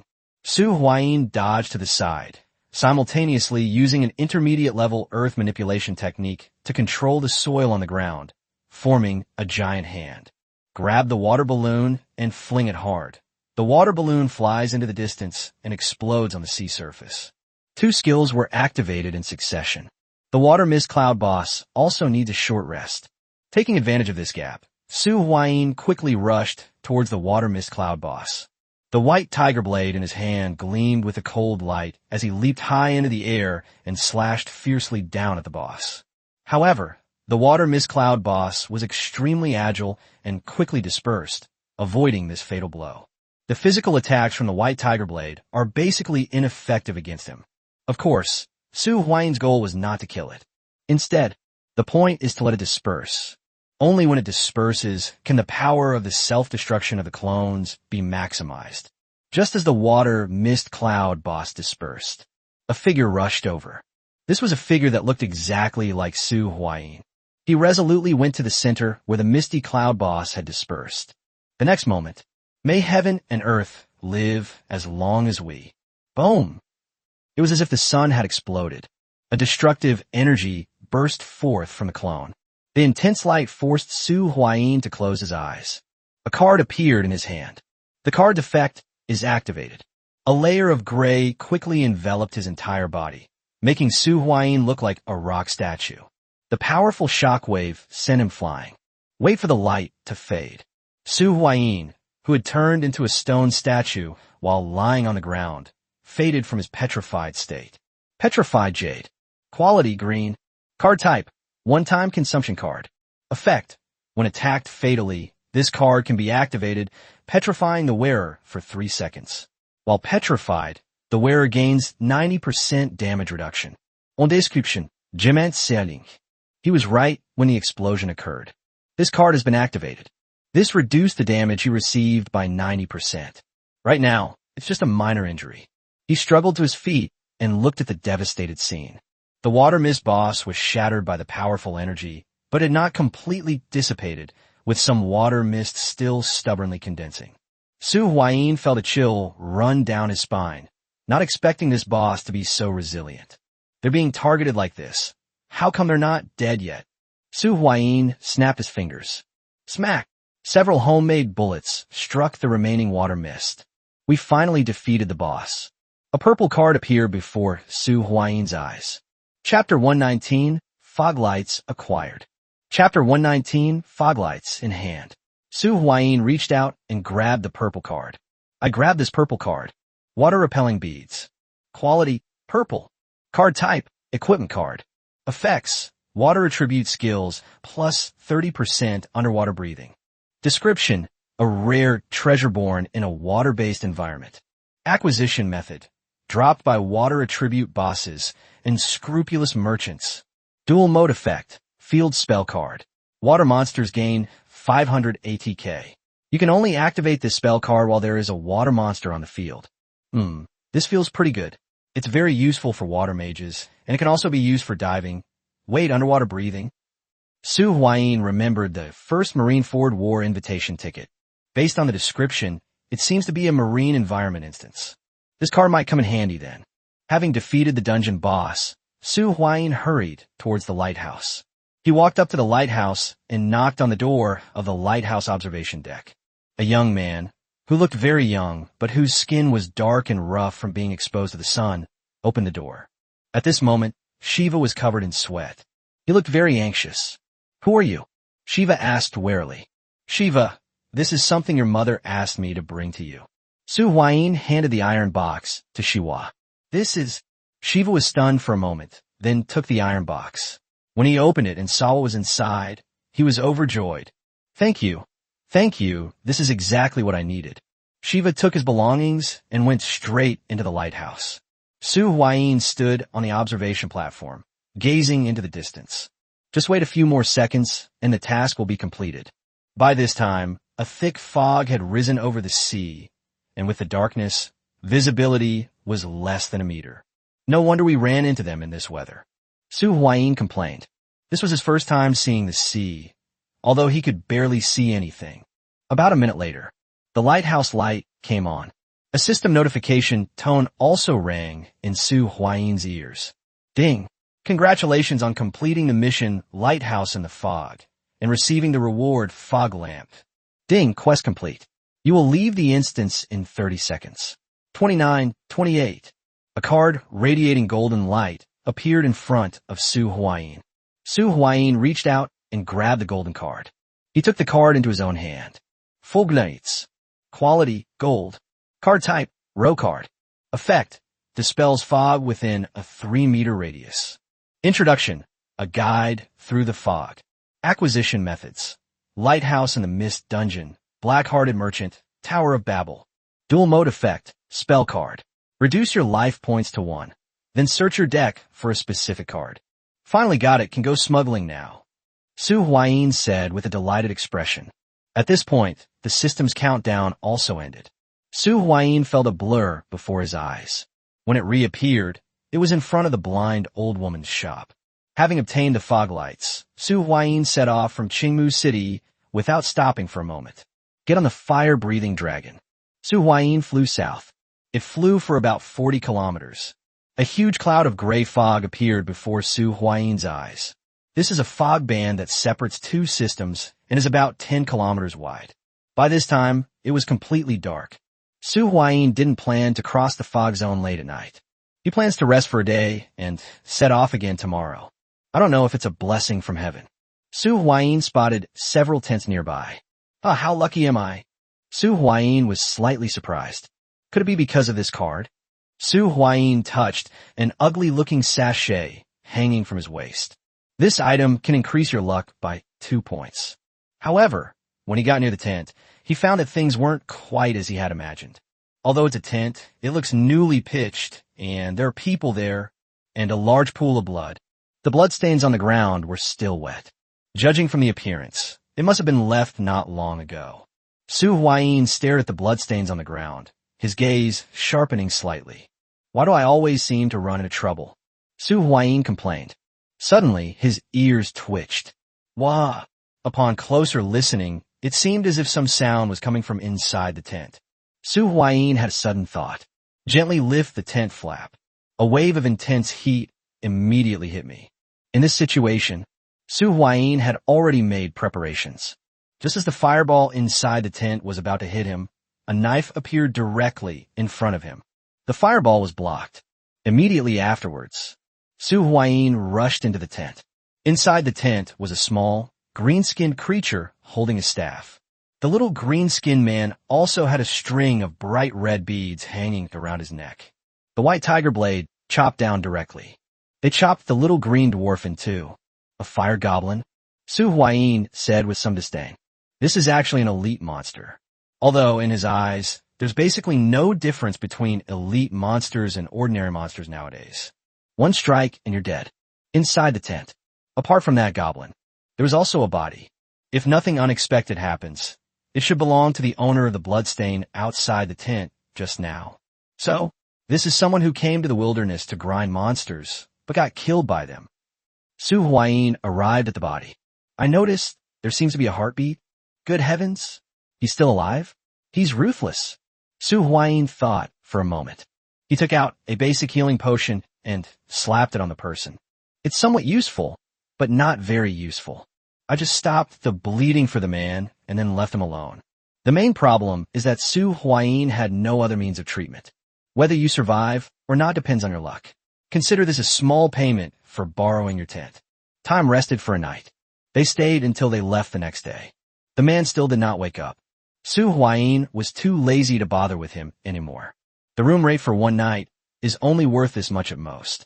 Whether he can pull through or not depends on his own fate. After Su Huayin left the tent, he quickly forgot about the matter. For him, this was just a minor incident. Now what matters is this patch of gray fog right in front of us. It's time to enter the fog zone. Su Huayin's expression turned serious. Smuggling is not an easy thing. The fog lights only provided a possibility for illegal immigration. Chapter 120, the first 4-slot player in Aoki City. Chapter 120. The first 4-card slot player in Aoki City. The gray fog zone is not safe. To be precise, in addition to serving as an isolation zone between system components, fog zones can also pose various dangers.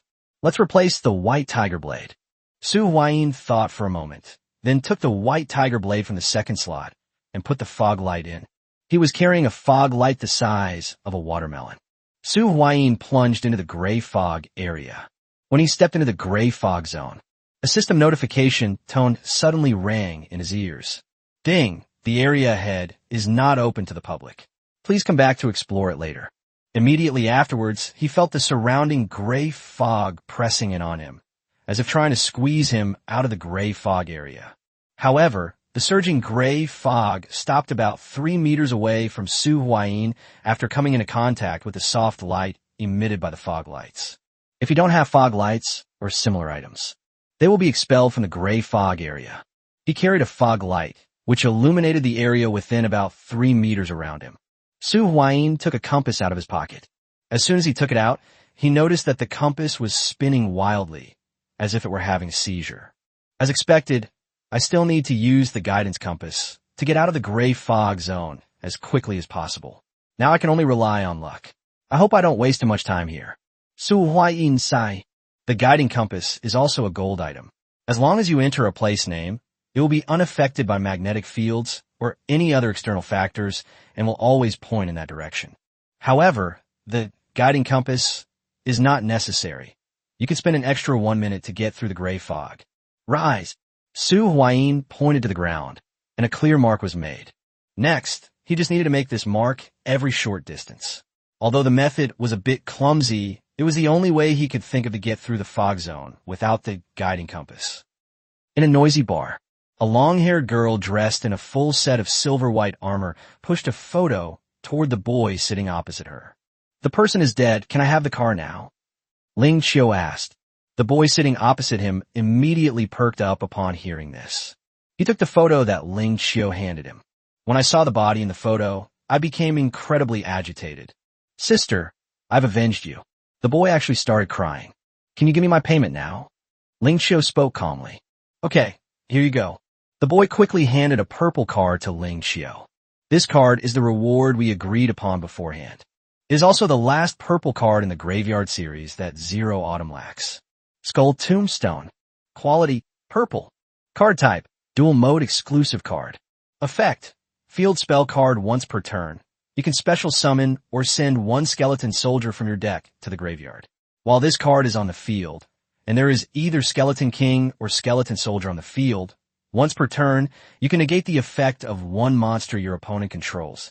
Series, Cemetery Series. Finally got it. Ling Qiu excitedly stroked the card in her hand. Transaction complete. Goodbye, little one.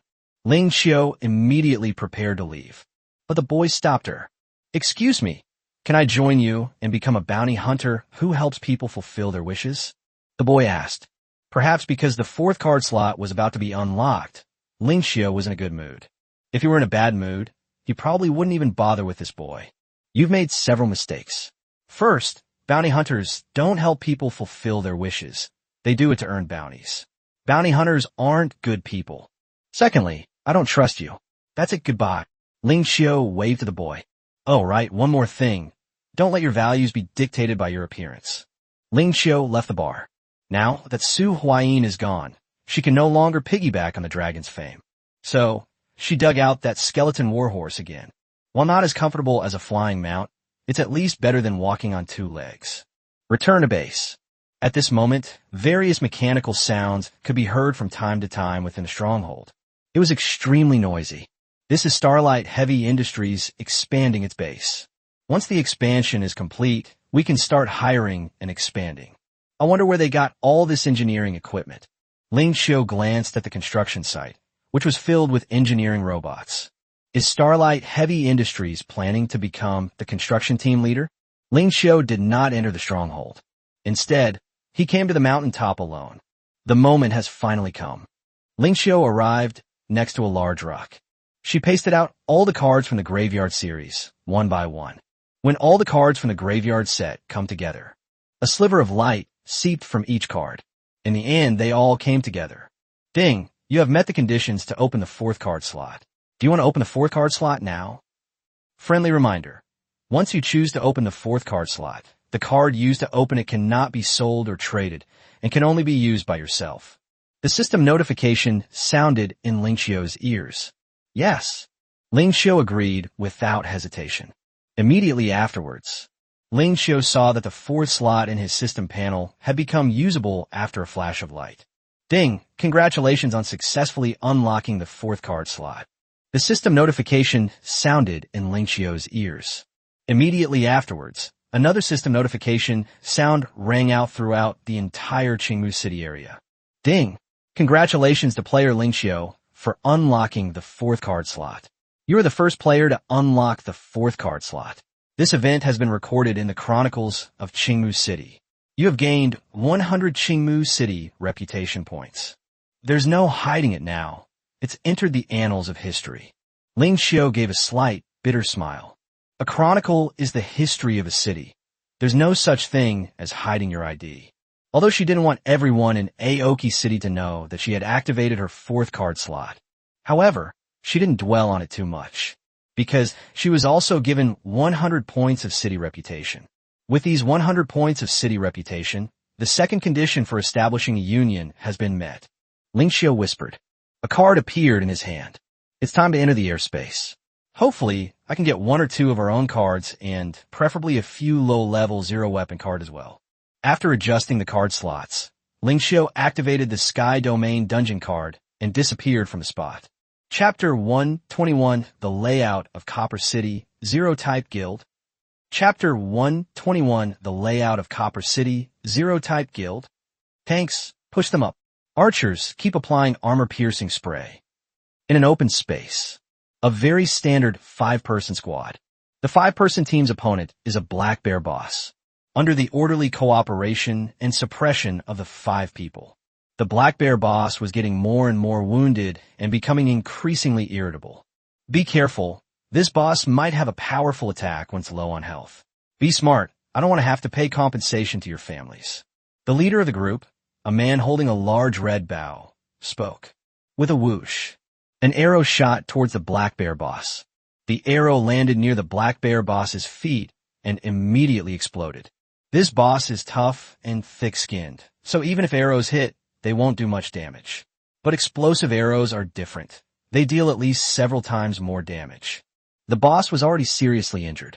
But then at that moment, suddenly, the Black Bear boss gained immense strength and slapped the tank that was holding a tower shield in its hands, sending it flying. Immediately afterwards, it burrowed backward. Chase! The archer holding the large red bow shouted immediately. One person helped the tank up, and the others chased after the Black Bear in the direction it had fled. They've already been seriously injured. It would be a huge loss if they ran away. Especially boss-level monsters, which can drop purple cards. But as the saying goes, what you fear most is what happens. They hadn't chased after them very far. Lin Yuan then witnessed a truly terrifying scene. It was a very large knife. Just one cut. They then cleaved the Black Bear boss in 2. I don't know whether to call it lucky or unlucky. After the Black Bear boss dies, it only dropped a green card. Unlike regular and elite monsters, boss-level creatures will always drop cards. The fact that only 1 green card dropped here is incredibly unlucky. But perhaps it should be said that it was fortunate that only 1 green-level card was lost. If the card that drops is a purple card, perhaps the 2 sides will have no choice but to go to war. My friend, this bear is ours. Lin Yuanyuan shouted towards Su Huayin from afar.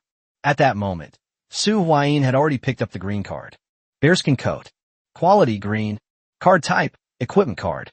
Effect, Constitution +10, basic warmth retention. Description, bear fur, is comfortable and warm. Acquisition methods, monster drops, system events, card packs, and scrupulous merchants. Dual mode effect, equip card. This card can only be equipped to a beast-type monster. The equipped beast-type monster's ATK will not decrease. It's useless. After glancing at it, Su Huayin said in a low voice. The first thing Su Huayin did after emerging from the gray fog was to replace the fog lights in the second slot with the white tiger blade. After all, the fog lights don't have any practical effect. They're just a treasure that's only effective in foggy areas. How can you prove that this is yours? Su Huayin was unmoved by what the man with the bow was saying. You can see it. The arrows I shot earlier are still stuck on it. Lin Yuan said. Su Huayin then glanced at the bear boss on the ground. Sure enough, several arrows remained on its body. When it first encountered Su Huayin, it was already severely injured. Otherwise, Su Huayin, despite having the strength to kill a boss-level creature alone, would have been able to overcome the danger. However, it's still very difficult to kill a boss so easily. Even so, you guys were the ones who injured this boss, and I was the one who ultimately killed it. I deserve at least half the credit, right? Su Huayin countered with a question, then added, how about this? You answer one question for me, and I'll give you this card. Can I ask you a question? What's the problem? Lin Yuan immediately asked. Do you know Starlight Heavy Industries? Su Huayin asked tentatively.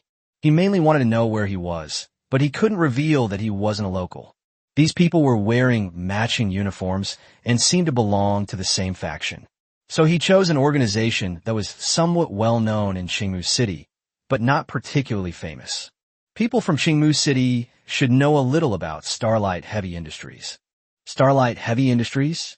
Never heard of it. We are from the Red Copper Self-Discipline Association. Lin Yuan introduced himself.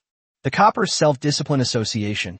In other words, he successfully traversed the Gray Fog Zone and entered the Copper City area. Have we arrived at Copper City? Su Huayin whispered with delight. He casually tossed the card to his opponent. Thank you, goodbye. Su Huai was preparing to leave. My friend, I can tell you're quite skilled. I've never even heard of Starlight Heavy Industries, so it's definitely not a big power. In Red Copper City, our Red Copper Self-Discipline Guild is the best. Of the 10 guild orders, we Red Copper Self-Discipline Guild got half of them. We didn't reach for the other half because we were afraid of incurring public wrath. Would you be interested in joining our Copper Self-Discipline Association? Lin Yuan extended an olive branch to Su Huayin. However, it was clear that Su Huayin was not interested. What truly interested him was the situation in Copper City was actually like this. The Self-Discipline Association seems to be gaining a dominant position. You can tell from the ownership of the guild order. I'll take half of it. As for excuses like fearing public outrage, Su Huayin simply ignored them. This is just one side of the story. He only looked at the battle lines, not the battle reports. The battle reports all say that they won. For example, a certain Indian country, despite being completely outmatched in air combat, still reports to its domestic audience that it was the victor. Battle reports can be deceiving, but the front lines can't. In the distribution of guild orders in Copper City, the Copper Self-Discipline Guild holds half of them, truly making it the undisputed leader. However, it's not surprising. Copper City used to be the provincial capital, and there was a portion of the military there. At least initially. Firearms and other firearms still pose a significant threat to players. No need, I have other ideas. Su Huayin refused again. He wouldn't mind if it were easy to infiltrate the organization and check things out. But even a fool would know that if he wanted to join, he would definitely need to undergo a background check. And he wasn't even from Red Copper City. Another idea? You don't mean you want to join the Zero Guild, do you? Lin Yuan said with some disdain. Lin Yuan's words made Su Huayin pause in his actions. Zero Type Guild. Chapter 122 Fishing for the White Kingfish. Chapter 122 Fishing for the White Kingfish. Upon hearing this familiar name, Su Huayin was taken aback. Zero Type Guild. Is this the Zero Type Guild he envisioned? What happened to Zero Type Guild? Su Huayin asked curiously. Haha, you even know about the Zero Guild. Soon, the entire Copper City will belong solely to our Copper Self-Discipline Guild. Lin Yuan's eyes seemed somewhat fanatical. This guy seems a little off his mind. It's like they've been brainwashed. Su Huayin basically didn't say anything. He just talked to himself. Goodbye, everyone. Su Huayin bid farewell to the group and rode his fire-breathing dragon towards the main city of Red Copper City. The layout of the entire Copper City differs slightly from that of the Greenwood City, but overall they are basically the same. Su Huayin's goal was very clear. He headed straight for the Copper City Fishing Association. The entrance to the Fishing Association in Copper City was very deserted. There was hardly anyone coming or going. It looks empty. No way. The people from the Chitongcheng Fishing Association went to Qingpu Fishing Ground too, to observe that legendary fishing master, Emperor Su Huayin Guets. He remembered hearing about this Emperor He from the NPCs of these fishing associations more than once. A lone fisherman for eternity, Su Huayin walked into the fishing association. A quick glance around revealed that there were only a few people in the association. There were only 2 or 3 cats, big and small. How can I find out where the white kingfish is fishing? Su Huayin touched his chin. Of the previous fishing spots, apart from the first one, which was discovered by chance. The others were all told to him directly or indirectly by Xinyan. He only knew that the last fishing spot was in the Copper City area. I don't know. However, Su Huayin has now gained some experience in dealing with these adorable fishermen. Su Huayin walked towards an NPC in the association whose name was written above his head. Fishing Association, Zhou. Fellow angler, I have a white kingfish that weighs about 100 pounds. I wonder what I can trade it for. Su Huayin asked the question knowing the answer already. 100 Jin. White kingfish. Zhou eyes lit up instantly. Where is it? Where is it? Zhou asked anxiously. A pair of eyes quickly scanned Su Huayin's body. Take me there, and we'll be able to catch some. Su Huayin said with great confidence. However, Zhou didn't believe it. He wasn't so easily fooled. You don't have any marks from fishing line on your hands, nor do you smell of fish. And your skin is so fair. You're probably just a fishing novice at best. Have you ever caught a whitebait? You dare to say you've caught a white kingfish? That's a fish that weighs over 100 pounds. Upon hearing this, Su Huayin felt slightly guilty. However, at this moment, he seemed to hear Ling Qiu's voice again. Confident, even arrogant. Take me there, and I'll definitely catch that white kingfish for you, Su Huayin said confidently. Then, Su Huayin drew another card. Wooden Dragon Scale. This card should prove that he once caught a blue kingfish. Oh, when I saw Su Huayin's Wooden Dragon Scales, Zhou was finally somewhat moved. This is a limited edition card from the Fishing Association and can only be redeemed using the Azure Kingfish. Okay, I'll take you there. Let's go right away. Zhou immediately changed his tune. They were even more eager than Su Huayin. Su Huayin followed Zhou and walked towards the outside of Qitong City. As Su Huayin passed through the Red Copper Square, he heard some news. These messages have already spread widely in Copper Square, indicating that they are probably common knowledge by now. The Copper Self-Discipline Association invited the Zero-Type Guild to discuss alliance matters. What alliance? It's just a nice way of putting it. They're trying to swallow up the Zero Guild. Hey, the Zero Forces are all capable of killing guild beasts. They won't give in so easily. I heard that Zero-Type Guild has already asked several other guilds for help. Everyone knows the saying, if the lips are gone, the teeth will be cold, so this is going to be interesting. Su Huayin only heard it once. Based on the information he already knew, he had a general understanding of the situation in Copper City. Here, self-discipline holds an absolute advantage. No, we can't let the Copper Self-Discipline Association complete the unification. Su Huayin thought to himself. Copper City is a city that borders Greenwood City. In the future, after Aoki City is upgraded to a Tier 2 city, the gray fog belt between Aoki City and the surrounding system cities will disappear. If Qingmu City wants to upgrade to a level 3 city, it must conquer all the surrounding cities and make them its vassals. A unified Copper City wouldn't be a good thing in the future. We must prevent the Copper Self-Discipline Association from unifying, and we should make Copper City as chaotic as possible. Also, I wonder what the Zero-Type Guild is like here. I'll have to try and make contact with them after I'm done fishing. Su Huayin pondered his next strategy. Having spent so much time coming all the way to Copper City, it would feel like a huge waste to only catch one fish. Since we're already here, he needs to plan for the future. Perhaps we could try burying a chess piece. Of course, we need to get in touch with this Zero-Type Guild first and find out what's going on with it. Also, wait until he catches the last white kingfish. About an hour later, Zhou led Su Huayin to the edge of a reservoir that looked extremely large. Standing on the edge of the reservoir, you can't see the end of it at all. Here we are. I'd like to see how you're going to fish out that white kingfish. Although Zhou had seen the wooden dragon scale that Su Huayin had shown, he still harbored doubts about Su Huayin's strength. I was only willing to bring him over on a whim.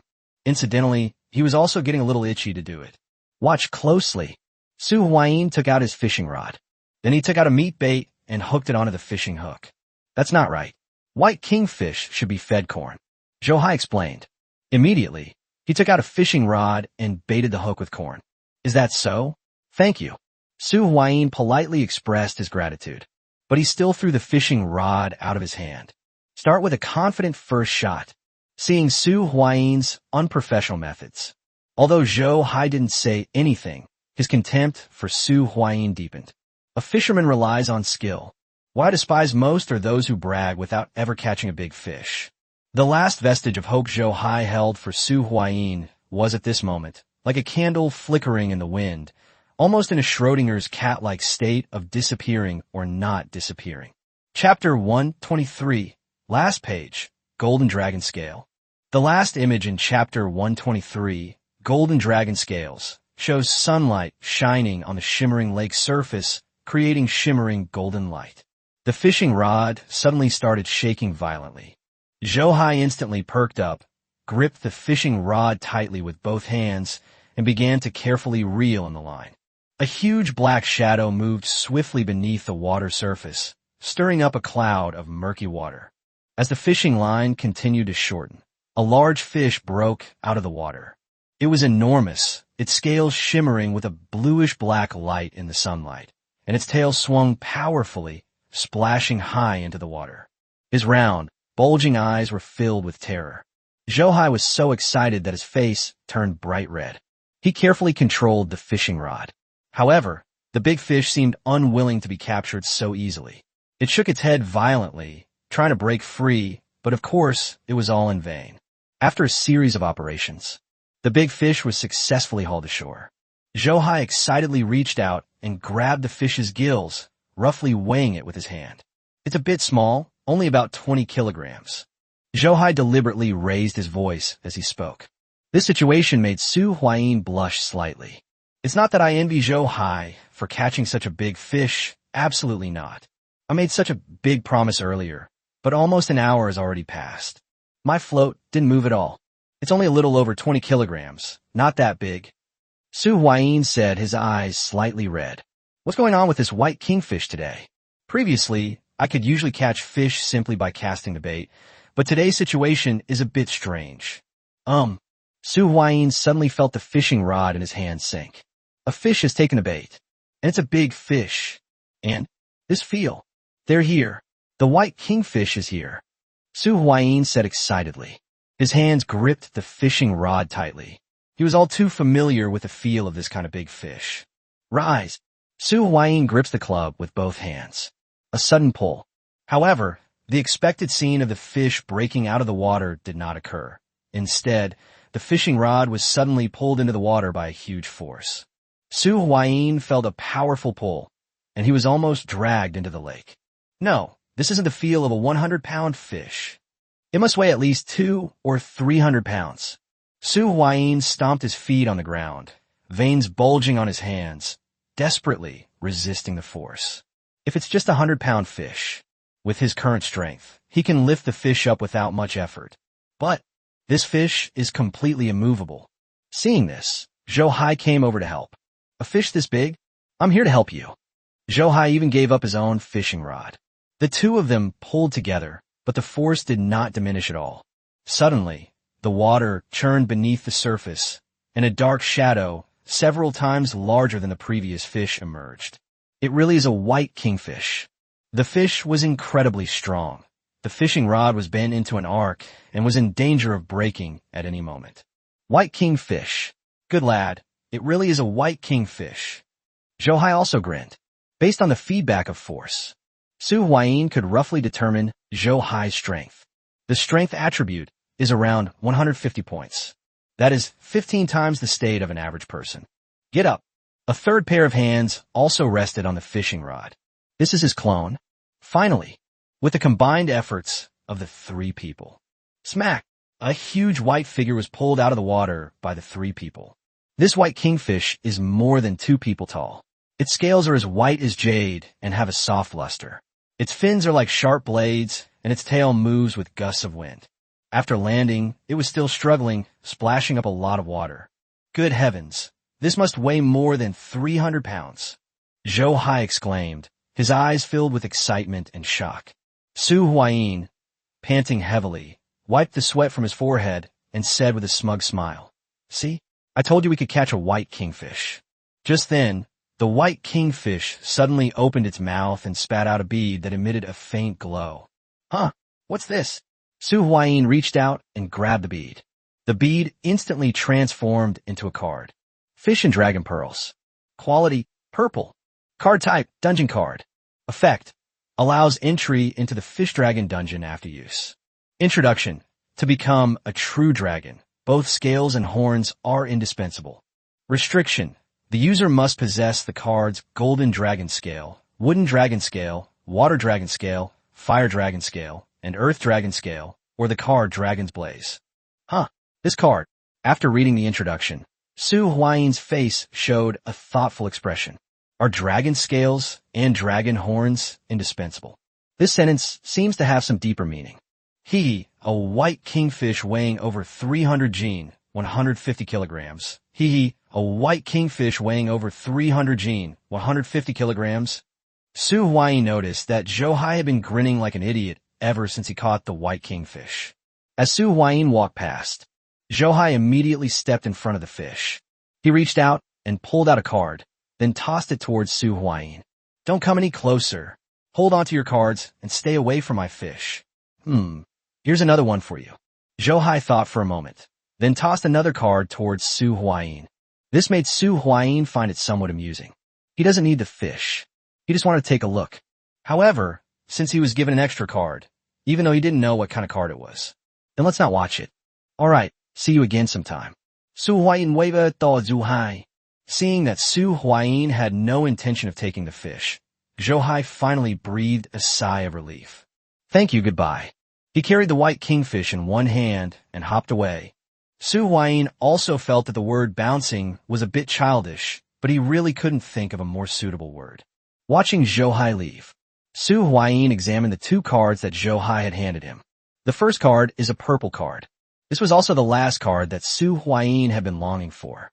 Golden Dragon Scales. Quality, purple. Card type, row card. Stats, Constitution plus 50, Magic Resistance plus 30. Effect, Intermediate Metal Control Technique. When in a metal environment, gain an additional 10 Strength and 10 Agility. Series, 5 Elements Dragon Scale Series. Description, a portion of certain power that's split into 5.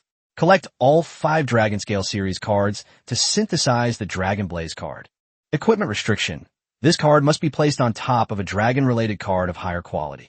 Acquisition method. Fishing Association. Dual mode effect. Level 1, Dragon-type monster, Tuner, ATK 100, Def 100. This card cannot be normal summoned. Effect. When you control no monsters, this card can be special summoned from your hand. Effect. During your main turn, you can add one level 5 Dragon Scale card or a Metal Dragon-type monster to your hand. Effect. Tribute this card to special summon one Metal Dragon-type monster from your hand. Chapter 124, Su Huayin's 4th card slot and Dragon's Blaze. Chapter 124, Su Huayin's 4th card slot and Dragon's Blaze. Finally, I've collected all the 5 Elements Dragon Scale Series cards. Su Huayin said excitedly. This means that he has completed the collection of a set of cards that contains at least one purple card. He has met the second condition for unlocking the 4th card slot. As for the first condition, the required attribute points, he had already met them. He can now unlock the 4th card slot. Come on, 4th slot. Su Huayin placed the 5 Dragon Scale cards in front of him one by one. When 5 Dragon Scale cards are close together, a wisp of light flew out from each card. Flying, spinning, merging. Finally, they came together. Ding, you have met the conditions to open the 4th card slot. Do you want to open the 4th card slot now? Friendly reminder. Once you choose to open the 4th card slot, the card used to open it cannot be sold or traded and can only be used by yourself. The system notification sounded in Su Huayin's ears. Yes. Su Huayin had no reason to hesitate.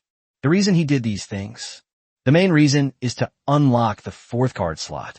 After answering, Su Huayin opened his system's notification sound panel. Under Su Huayin's annotation, Su Huayin saw that the 4th slot in his system panel had become usable after a flash of light. Ding! Congratulations on successfully unlocking the 4th card slot.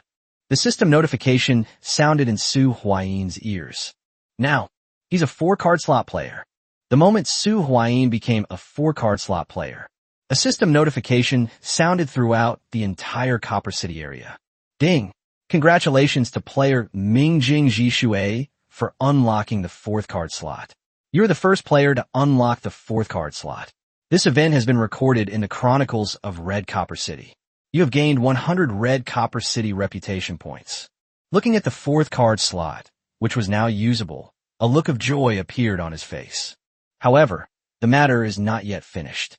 Su Huayin placed the 5 Dragon Scale series cards together. Ding! It has been detected that you have collected all the cards in the 5 Elements Dragon Scale series. Do you wish to synthesize them? The system notification sounded. Yes. Su Huayin not that family. This was confirmed with the confirmation of Su Huayin. A strong golden light burst forth from the 5 Dragon Scale cards. Wow, a golden card. Each of the 5 purple cards emitted a beam of light. At the place where the 5 rays of light converge, a golden card slowly appeared. After the golden light faded, Su Huayin was able to see the contents of the card. Dragon's Blaze. Quality, gold. Card type, row card. Effect, strength plus 20, constitution plus 80, magic resistance plus 50, advanced fire control. Description, the power of dragon scales combined with the power of dragon horns equals Dragon Blast. Restriction, this card must be stacked on top of a dragon-related card of higher quality than this card. Acquisition method, synthesized from 5 Elements Dragon Scales. Dual mode effect, quick play spell card. When you control a dragon-type monster, destroy all monsters on your opponent's field. As expected of a gold card, Su Huayin immediately placed the card on top of Tiger Xenyong. Now, you need at least a red card that is related to dragons and can stack cards to place this gold card. I'm afraid that apart from Su Huayin, even if this card were given to someone else, no one else would be able to equip it. Su Huayin had already decided on the location of the 4th card slot. Bone King Shield. This old cadre needs to be rehired for the time being. Su Huayin now has 4 card slots. The number of slots for clones also increased to 4. There's no need to worry about card selection for the 4th card slot in the clone form. Just put the blind skill card in the 4th slot. Previously, I was struggling with which skill to put in the card slot. Heaven and Earth together, or blindness. Now, I don't have to worry about it anymore. Just put both of them in. I now have 4 card slots. I wonder how much damage the clone's Heaven and Earth lifelong skill will do now. Su Huayin glanced at his clone. He really wants to find a boss to blow him up. Try out the 4-slot Heaven and Earth together skill and see how high the damage is. Oh right, and you guys too. Su Huayin also put away the 5 Dragon Scale series cards. After selecting Synthesis, these 5 cards then became dual mode exclusive cards without any arena effects. These cards are quite useful when playing a dragon deck. And this too. Su Huayin opened another card. This is the other card besides Golden Dragon Scale that Zhou Hai gave him just before he left. He hasn't seen it yet. This card is rather ordinary. It's just an ordinary staff weapon, and it's water attribute. Azure Staff. Quality, blue. Card type, weapon card. Effect, spirit plus 20. When casting water spells, there is a 5% chance to trigger double casting, automatically casting the spell again without cost. Description, there's nothing a spell can't do. If there is, just use another one. Dual mode effect, equip card. This card can only be equipped to a water monster. The equipped monster can battle twice per turn. Although it's a bit mediocre, it's good that it's free. Su Huayin did not care whether something was good or bad when it was free. After doing all this, Su Huayin took out the Fish Dragon Pearl, purple dungeon card he had obtained earlier. The description of the purple dungeon card Fish Dragon Ball is, to become a true dragon, both dragon scales and dragon horns are indispensable. The description of this card, Dragon's Blaze, is the power of dragon scales plus the power of dragon horns equals Dragon Blast. Dragon scales and dragon horns. This Fish Dragon Ball dungeon requires either 5 Elements Dragon Scales or Dragon's Blaze to enter. If we combine these two, Su Huayin touched his chin. In other words, this Fish Dragon Ball dungeon will also produce a gold-level Dragon Horn. And this Dragon Horn card can be combined with the Dragon Blaze card. I currently have to create a card called Dragon Blast. Su Huayin suddenly became somewhat excited. What tier of card will be created by combining 2 gold cards? It's so hard to guess. Su Huayin's heart began to pound involuntarily. Of course, there's no rush now. This dungeon might not be that simple. I should go check out the Zero Type Guild in Red Copper City. I wonder what's going on with them. Chapter 125, Our Copper Self-Discipline Association isn't a dumping ground for trash. Chapter 125, Our Copper Self-Discipline Association isn't a garbage dump, Copper City. Red Copper Self-Discipline Association. An emergency meeting was convened immediately. What's going on? Who exactly is this person called Ming Jing Ji Shui? I've never heard of this before. It's like it popped out of a rock. It can be confirmed that this person is definitely not one of our self-discipline committee members. A group of people rushed to the conference room in a flurry of activity. The news that Su Huayin had opened the fourth card slot was a huge shock to all parties involved. This is especially true for the Copper Self-Discipline Association. This is a huge variable. Zero-type guild of Red Copper City. A short-haired girl wearing a standard-issue Zero armor suit, except that the engine on her chest was gold, looked up slightly at the sky. She was standing near a balcony at that moment. He braced himself against the railing with both hands. Ming Jing? Ji Shui? Those names sound so familiar. After hearing the system's notification, the girl's face showed a thoughtful expression. I remember now. The girl slapped her forehead. Isn't that the dual champion? The one who created the 100 deck Veil Zero deck? How come such a top player is in Red Copper City? While the girl was still pondering, a voice sounded from behind. Boss, the envoy from the Copper Self-Discipline Association has arrived. They want to talk to us about the alliance. Take them to the reception room to entertain them. Have all the other senior executives arrived? The top officers of the first action team, the second action team, the third action team, the logistics team, the secretariat, and the intelligence team have all arrived and are waiting for you. Then let's go. The girl stood up. In his words and actions, there was a hint of Ling Qiu's influence. The girl entered a room. All of his senior executives were present here. Hello, President Yun Fei. When they saw Yun Fei arrive, everyone stood up. He bowed to Yun Fei. Yun Fei strode over to the main seat and sat down. Good afternoon, everyone. Please have a seat. Yun Fei lowered her hand, gesturing for everyone to sit down. The situation is urgent, so I won't waste any more words. What do you think of this so-called alliance of the Copper Self-Discipline Association? Don't try to smooth things over. I need your clear stance. Yun Fei asked in a very serious tone. This wasn't the first time such a meeting had been held. However, this might be the last time. Ahem, Xiaoyao. An older middle-aged man stood up, about to speak, when he saw a pair of incredibly sharp eyes. Captain Li, when we're discussing serious matters, please address me as President or President Yun Fei. Yun Fei said coldly. Okay, President Yun Fei.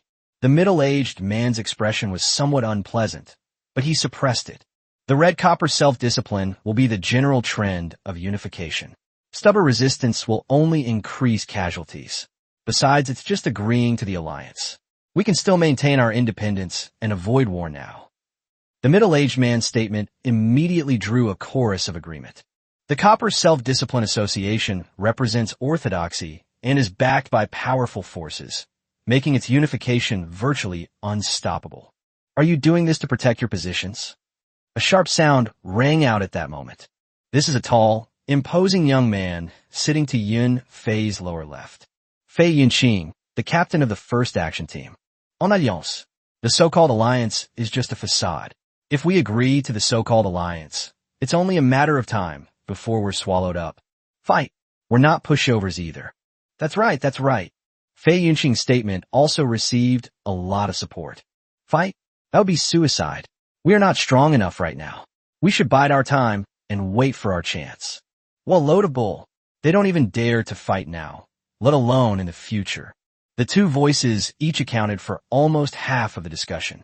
Yun Fei did not speak. Instead, they quietly watched the two sides arguing. Honestly, she's starting to waver a little. Although her power is not as great as that of the Red Copper Self-Discipline Guild, the Zero-Type Guild is everything to her. Once she joins forces with them, the Zero Guild will no longer belong to her. Moreover, there are already so many surrender factions within the organization. If the so-called alliance is truly accepted, the number of surrender factions will likely increase even further. At that point, things will be beyond her control. However, the Copper Self-Discipline Association is truly beyond human power to contend with. Sister Qiu, if you were in this situation, what would you do? A slender figure with long, Jet black hair flashed before Yunfei's eyes. For a moment, Yunfei was lost in thought. Have you ever thought about Sister Yunfei? A petite girl sitting at the end of the table suddenly stood up. If all of you could surrender, you might be able to keep your positions. But how could Sister Yunfei surrender? She did surrender. Leaving is the best option for her. The girl shouted. It seemed somewhat unreasonable, but it dispelled all the confusion and entanglement in Yunfei's eyes. Yes, everyone can surrender, and after surrendering, there might still be a future. She can't do it. As the leader, it's either death or departure. To compromise and appease? On what grounds? She is one of the 8 apostles of the Zero Guild. The Crimson Apostle, Yunfei. If it's war, then let's fight. At worst, we can just not go the guild route. Taking the individual route to conquer the Sky Tower is simply more difficult than the guild route. She is confident that even if she takes a solo approach, she can achieve a very high level of success. Anyone who dares to say they surrender will be considered a traitor. After making up my mind, Yunfei became incredibly decisive. If it were Sister Chiao, she would probably do the same, right? Uncle Lee, I don't think you're suitable to be the head of the logistics department anymore. Cherry, you can temporarily take over as the head of the logistics department. Yunfei called out the girl who had been sitting at the end of the table earlier. This is his most trusted confidant. It's a pity I wasn't a beta tester, so my skills are relatively weak. Zhao Yaoyu. The logistics minister couldn't hold back any longer after being directly dismissed from his post. If it weren't for the Li family's financial support, you wouldn't have been able to develop to this scale and level. Are you already trying to discard me after I've served my purpose? Yunfei heard the rumors. His face turned icy cold. Please go downstairs, Uncle Lee, and get some rest. 2 guards immediately emerged from the side and came to the middle-aged man's side. Uncle Lee, please. Yunfei concluded. I will leave on my own. Consider a mistake I made before. I will give up all my investments. If you're willing to come with me now. The middle-aged man said without the slightest fear. Well, so you're prepared to defect to the enemy all along. Fei Yinqing stood up and drew a knife. He seemed incredibly angry, as if he had been betrayed. Don't be rude. Let them go. Yunfei stopped the agitated Fei Yinqing.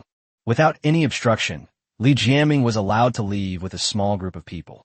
The bourgeoisie is weak. A cold smile appeared on Yunfei's lips. It's good that you're gone. A bunch of idiots. Without the protection of your combat power, even if you were carrying a lot of resources, you'd just be easy prey for others.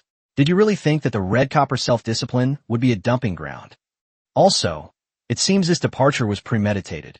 Yunfei touched her forehead. About 1/3 of the members of the Zero-type Guild of Red Copper City left their base in a large group. When the messengers of the Copper Self-Discipline Society met these 200 or so people, his face turned green. What's the meaning? You said you want to leave the Zero-type Guild and join our Copper Self-Discipline Guild? We, the Copper Self-Discipline Association, want to ally with the Zero-type Guild, not to have you useless trash. What they want is a mid to high-end combat force centered around Yunfei. The rules of combat in the entire world have now changed. Advanced combat power is no longer something that can be compensated for by sheer numbers, unlike low-level combat power. This group of people, aside from having some resources and cards, lacks character, ability, and courage. What's the use? Ahem, I think you've misunderstood. I'm here to negotiate with the Zero Guild on behalf of the Copper Self-Discipline Association. Since you've already left the Zero Guild, please leave. However, you're still welcome to settle in the Copper Gathering area.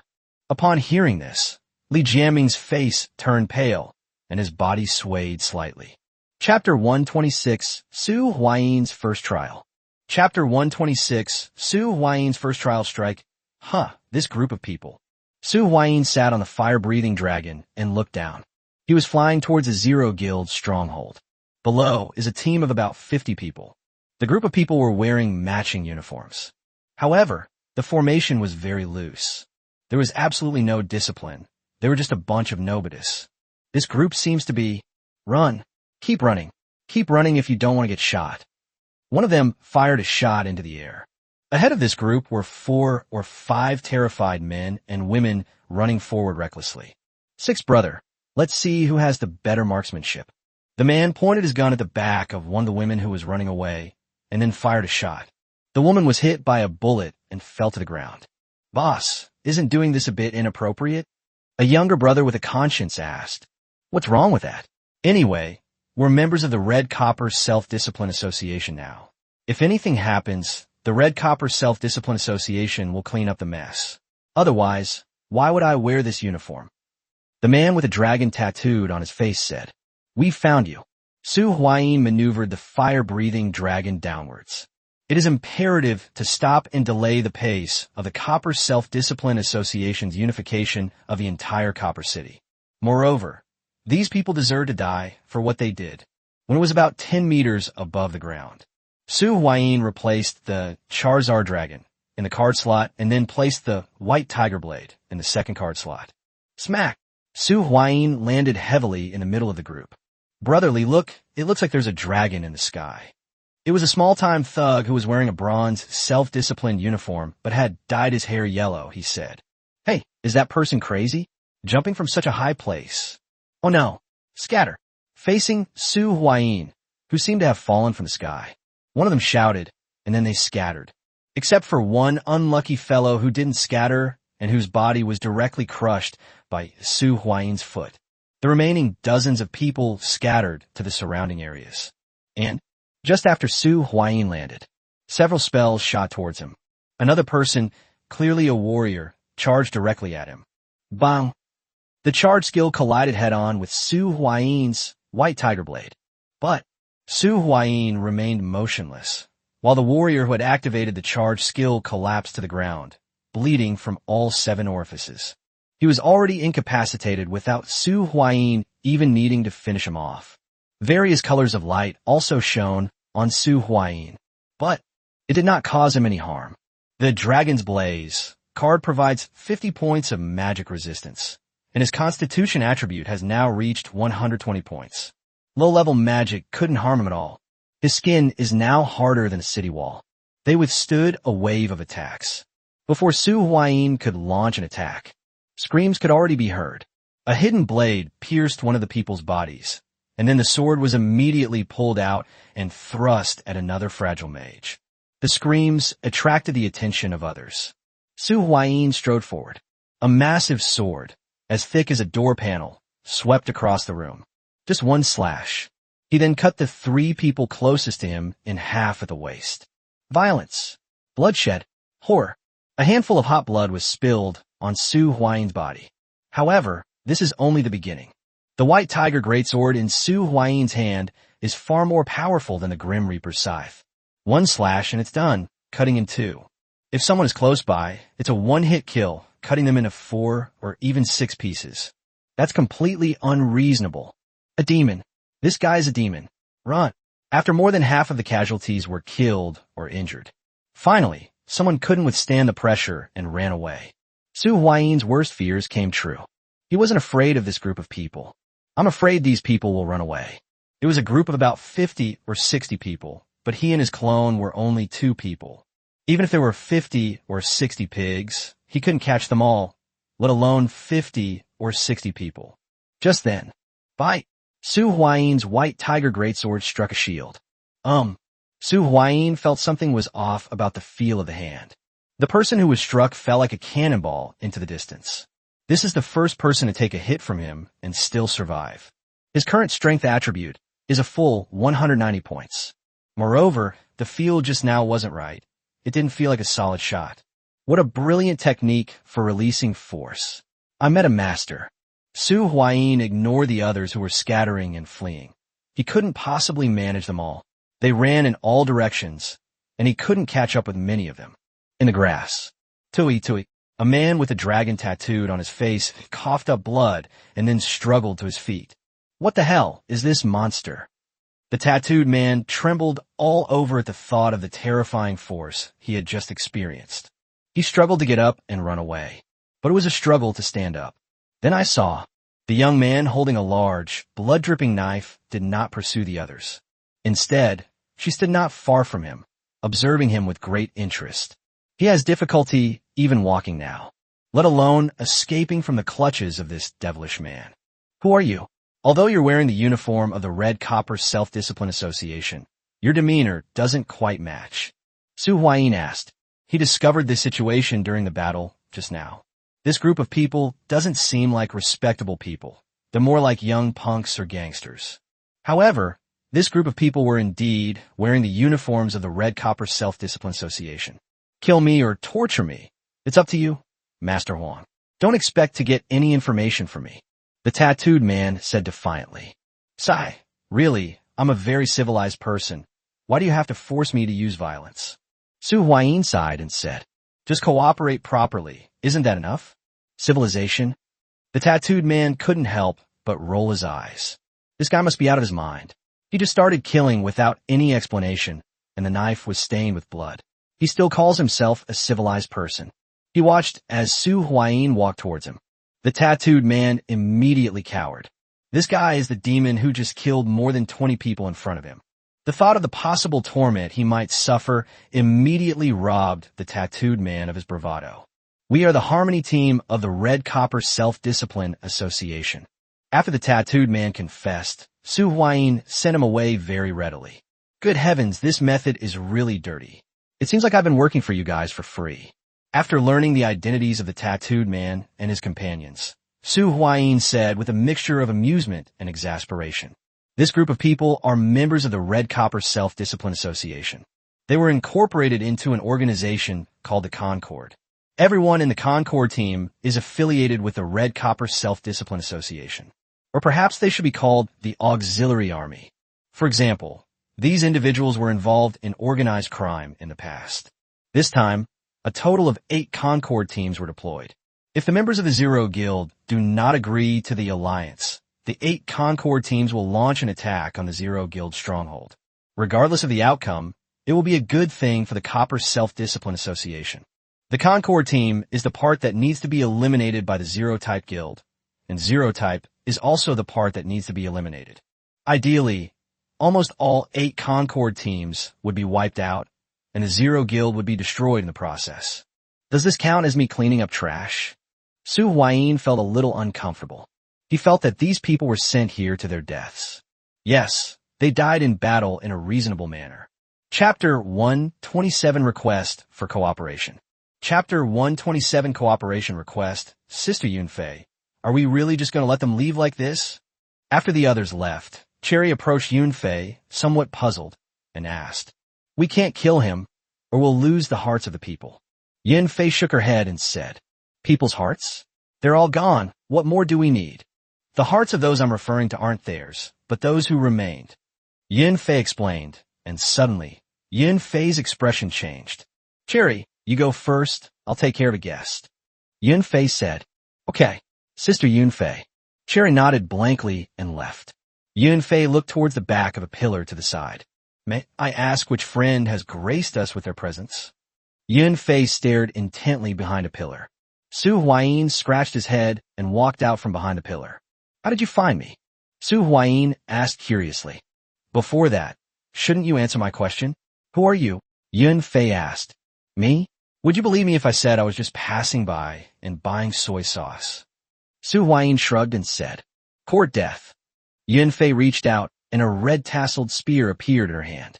He then thrust out a spear, aiming it at Su Huayin. Don't be impulsive.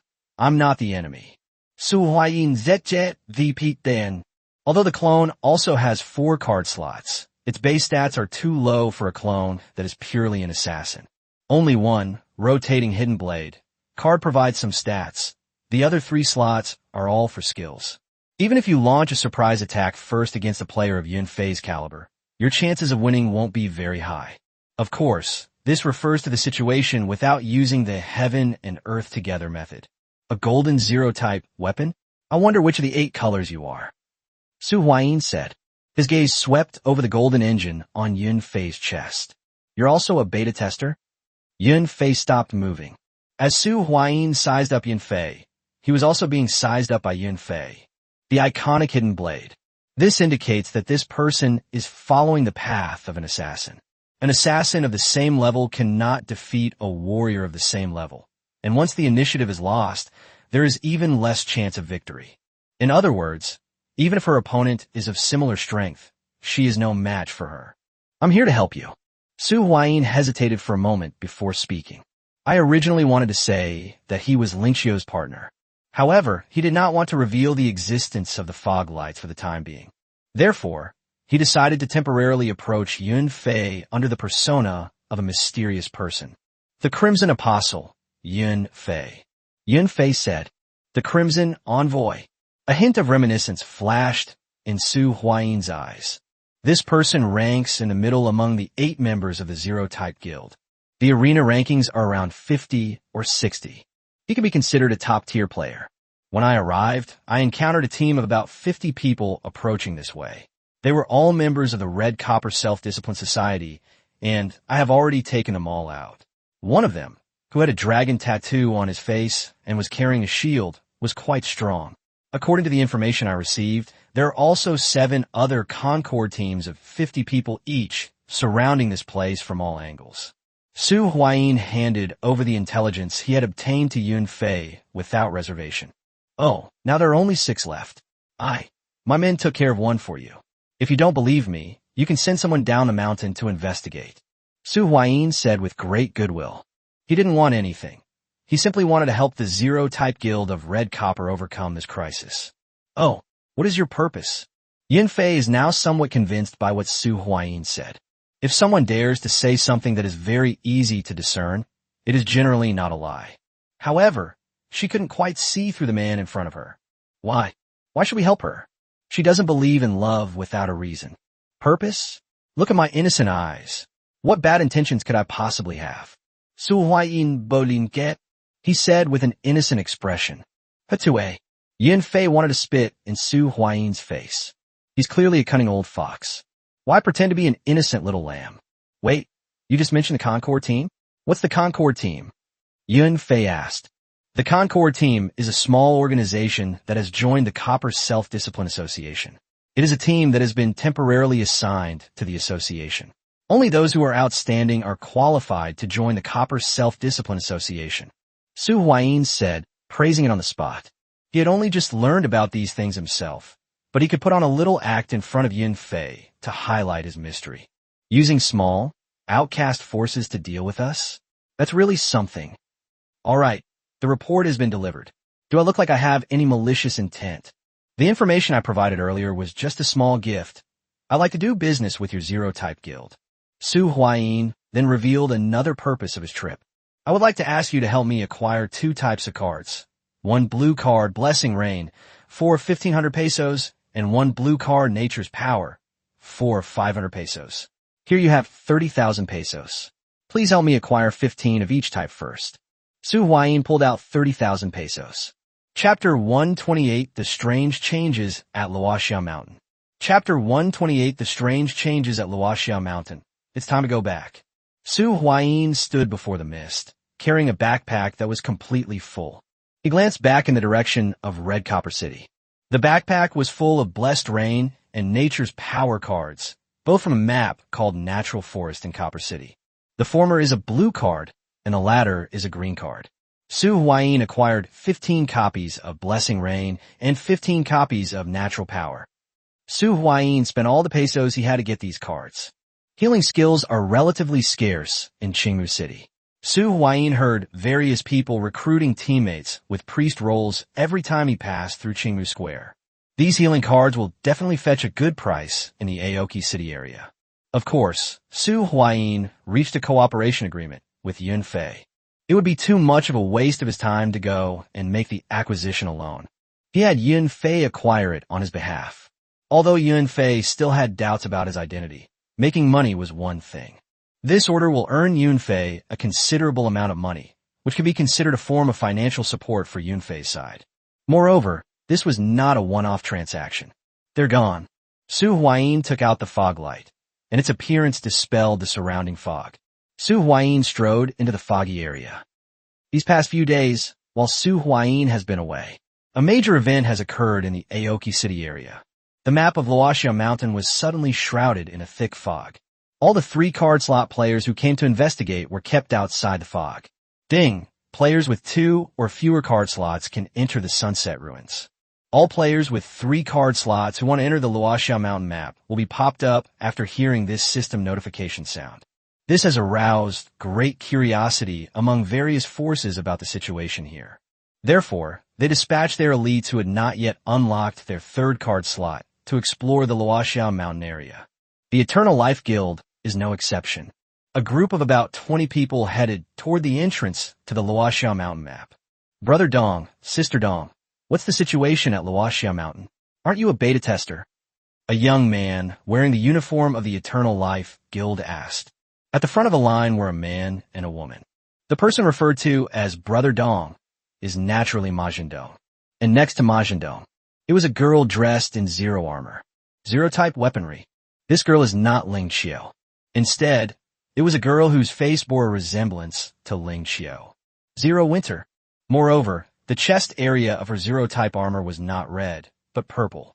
The Zero-type weaponry she's currently wearing is a purple set. As for those people following Ma Zhendong and Ling Dong, these are the people recruited by the Eternal Life Guild. I don't know, but we need to hurry. Something good must be going on such a large map. Ma Zhendong shook his head. He even asked Ling Qiu about this. Ling Qiu also said that she did not know. He was simply asked to lead a team to check the map of Luoxiao Mountain. Before long, Ma Zhendong and Ling Dong led their team to the entrance of the Luoxiao Mountain map. Here, the two immediately saw many familiar faces. People from the Aoki Self-Discipline Association, 5-Star Fruit, and the Justice League all came. Li Ming, I'm really counting on you. Ma Zhendong turned around and said to one of the people in the group. Li Ming, he is still a 2-card slot player. It wasn't that he couldn't open the 3rd card slot, but after seeing Shi Yuro open the 3rd card slot and also obtain the Bone King shield, he became unwilling to just open the 3rd card slot. So, he still stuck with the 2nd card slot. However, it was a lucky accident. This made him the most suitable person to explore the map of Luoxiao Mountain. Don't worry, leave it to me. Chapter 129 The Benefits of Fog Lights. Chapter 129 Fog Lights. Interest finally, they've gone home. Su Huayin returned to the vicinity of his own stronghold, standing atop the Charizard's back, looking down.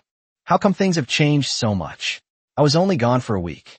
Su Huayin realized that he didn't seem to recognize his own home anymore. The outposts have expanded at least several times over. Fortunately, the original courtyard remained untouched. Su Huayin landed in front of the courtyard. Who goes there? 2 people dressed in the uniforms of the Eternal Life Guild stood guard at the entrance to the courtyard. He appeared extremely nervous when he saw Su Huayin. One of them immediately blew the whistle. A sharp, urgent whistle rang out, and within seconds, more than a dozen people appeared and surrounded Su Huayin. Hey, Mingji, you're back. A familiar voice rang out. Su Huayin glanced sideways. The speaker was Shi Yuro. This is another leader of our Eternal Life Guild, Shi Yuro introduced. Who are these people? Su Huayin looked at Shi Yuro and asked. These are all newly recruited people. Our current scale has expanded more than 10 times. I am now the captain of the defense team. I see. What about Ling Qiu? When Su Huayin saw Shi Yuro, he guessed what had happened. During his absence, Ling Qiu expanded the Eternal Life Guild into what it is today, using the original core team as its framework. She's very familiar with this whole thing. Although reality is different from the game. However, there is little difference in general. Ling Qiu is a terrifyingly powerful figure who was able to develop a super guild from just a few followers. Everything we're doing now is just replicating what she did in the past. They were very familiar with the process. Sister Qiu happened to stay at the base today. Shi Yuro blinked, looking somewhat hesitant, as if she had something to say. Okay, I understand. Su Huayin pushed open the door to the stronghold. Looking at the familiar furnishings, Su Huayin suddenly felt a sense of peace. This is home. Stepping into the house, Su Huayin immediately spotted a young girl wearing a silk nightgown, her hair still wet, as if she had just taken a bath. Hey, you're finally back? Ling Qiu also noticed Su Huayin's and said with a surprised tone. Yes, I'm back. Su Huayin walked to the sofa and lay down on it without any regard for his image. This past week has been absolutely exhausting. I can't even sleep soundly. Feeling the soft sofa behind him, Su Huayin closed his eyes contentedly. What's wrong? You look very tired. Ling Xiu sat down next to Su Huayin, picked up an apple from the fruit plate on the table, and started peeling it. Without you by my side, I don't dare to sleep too deeply at night, Su Huayin complained. The air was filled with the scent of shampoo, which must have come from Ling Xiu's hair. Upon hearing this, Ling Xiu paused slightly. The apple peel I was peeling broke off. Just as Ling Xiu's eyes flickered, preparing to say something, Su Huayin sat up straight with a slap. The important thing is to get down to business. Here, this is one of the things I brought back this time. Su Huayin handed the backpack to Ling Xiu. What's this? Ling Xiu opened her backpack. There were 30 cards inside. When you see the contents of the cards inside, he instantly felt refreshed. Natural force? Rain of blessing? These are both healing skills. Where did you get so many of them? Ling Xiu said somewhat excitedly. 1 or 2 could be attributed to luck. These 30 healing cards can only prove one thing. That is, Su Huayin obtained a channel to acquire these cards in bulk. This is a healing skill. Healing cards are extremely rare in the entire Aoki City area. If handled properly, this could be a way to make a fortune. That's how it is. Su Huayin picked up the apple that Ling Xiu had just peeled halfway and took a big bite. The sweet juice was swallowed. Su Huayin also briefly told Ling Xiu about his experiences over the past few days. Although fog lights are a good thing, he doesn't have time to specifically manage them.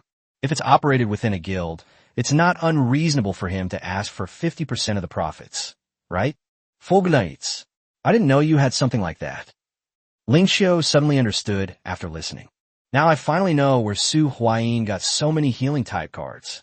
This is a real gem. We need to find someone to operate it secretly. If handled properly, it's a goose that lays golden eggs. Ling Xiu has already begun planning how to use it. I haven't agreed to hand it over to the guild for operation yet, Su Huayin said. If you didn't agree, you wouldn't have told me about the existence of the fog lights in the first place. Ling Xiu seemed to see through Su Huayin's thoughts and said, she knows Su Huayin all too well. That guy is both wicked and cunning.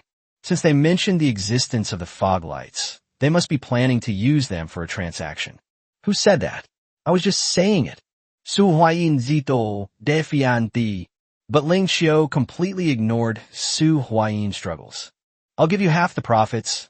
I'll only take 10%. Then I'll give 10% to the person specifically in charge of this matter, and the remaining 30% will go into the guild's account. Consider it your contribution to our guild. Ling Xiu said. Also, I don't want the purple card that was supposed to be mine next, okay? It's barely passable. Su Huayin thought for a moment and then agreed. He actually saw the Eternal Life Guild rapidly growing and developing under Ling Xiu's control, which is why he decided to bring out the fog lamp. He also wanted to contribute his own strength to the development of the Eternal Life Guild. After all, he will occupy one of the 2 slots for opening the 5th card slot. However, at least one of my people must be in the operations team. I've already thought it through. Let Dong and Ma Zhendong handle this matter. Ling Xiu replied. Ling Dong is her younger sister, and Ma Zhendong is Su Huayin's brother. Without a doubt, they were all his most trusted confidants. That won't work. 2 of them are too likely to collude. We need to add at least 1 more. Su Huayin thought for a moment and then added. It's not that I don't trust Ma Zhendong and Ling Dong, but rather that no one can remain rational in the face of enormous profits. Moreover, human nature cannot withstand the test. Should we add at least 1 more person? Ling Xiu understood Su Huayin's meaning almost instantly. How about Shiyuro? Su Huayin suggested. Although Shiyuro was not a beta tester.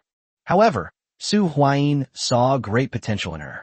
The qualities she exhibits are all worth cultivating. Since she has potential, Su Huayin doesn't mind giving her a hand. Okay, she's the one. Ling Xiu agreed and made the decision. Chapter 130, The Trial of the 4 Elements Envoy. Chapter 130, The 4 Elements Envoy's Job Change Trial at Luoxia Mountain. At the very center of the fog. For large rocks stand here. The surface of each large rock is as smooth as a mirror, and you can see the light and shadow shimmering on the 4 rocks. These are 4 locations within Luoxia Mountain. A yellowish-brown bead lay there quietly. A bird flew by in the sky, but as it passed by the bead, it felt as if a huge stone had been placed on its back. It flapped its wings with all its might, but to no avail. It didn't last long before crashing heavily to the ground. He was smashed into a pile of mincemeat.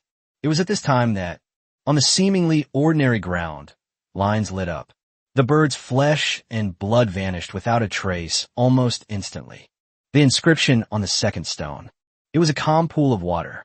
There used to be a deep blue sword on the pool, but now it has vanished without a trace. It has already been taken. The third stone depicts a white flame leaping in the air. It looks like a will-o'-the-wisp. A leaf drifts by on the wind. However, the leaf was burned to ashes before it could even get close to the flame. The last one is a feather. The feather fluttered in the wind as if it had no weight, which looked very poetic. The scene doesn't show the image of a feather easily cutting a large tree in half. And in the middle of the four stones, a card, half blue and half green, floated silently in the air. Each time a death occurs in any of the four scenes, the green on this card decreases by 1 point and the blue increases by 1 point. 4 Elements Messenger Profession card. The four stones formed a huge protective shield, keeping a young man outside. Damn it! Why is there such a big commotion? Hasn't this attracted everyone in Qingmu City?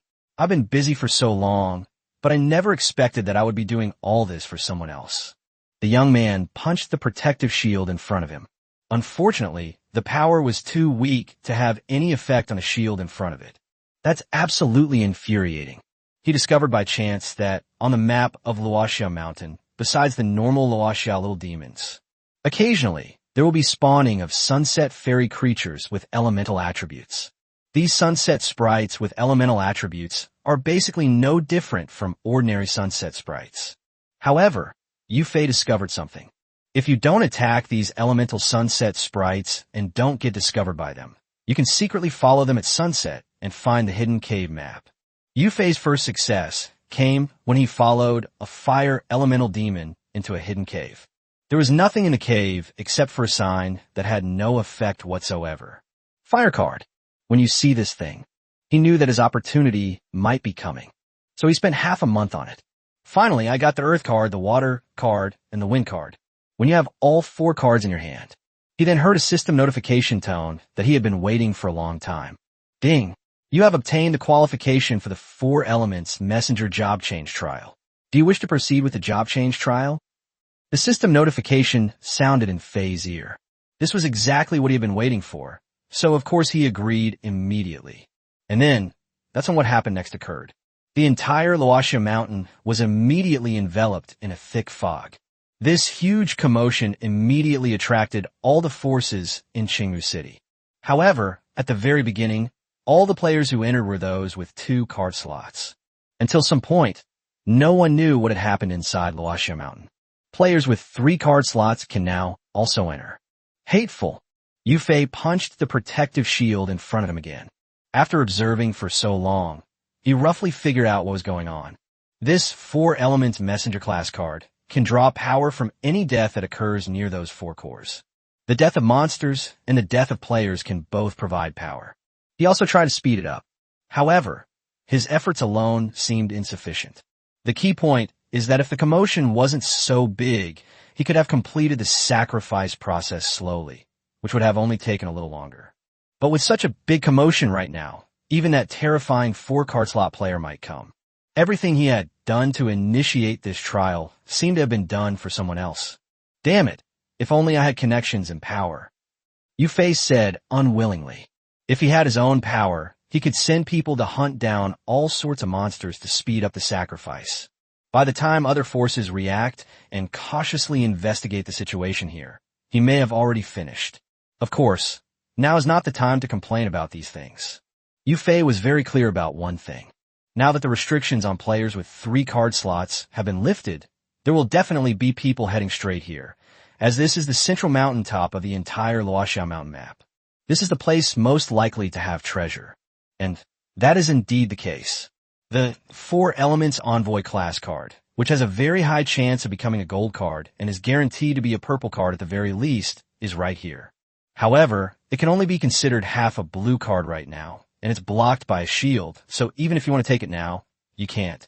If we don't leave now, we might never be able to leave at all. A deep blue sword appeared in his hand.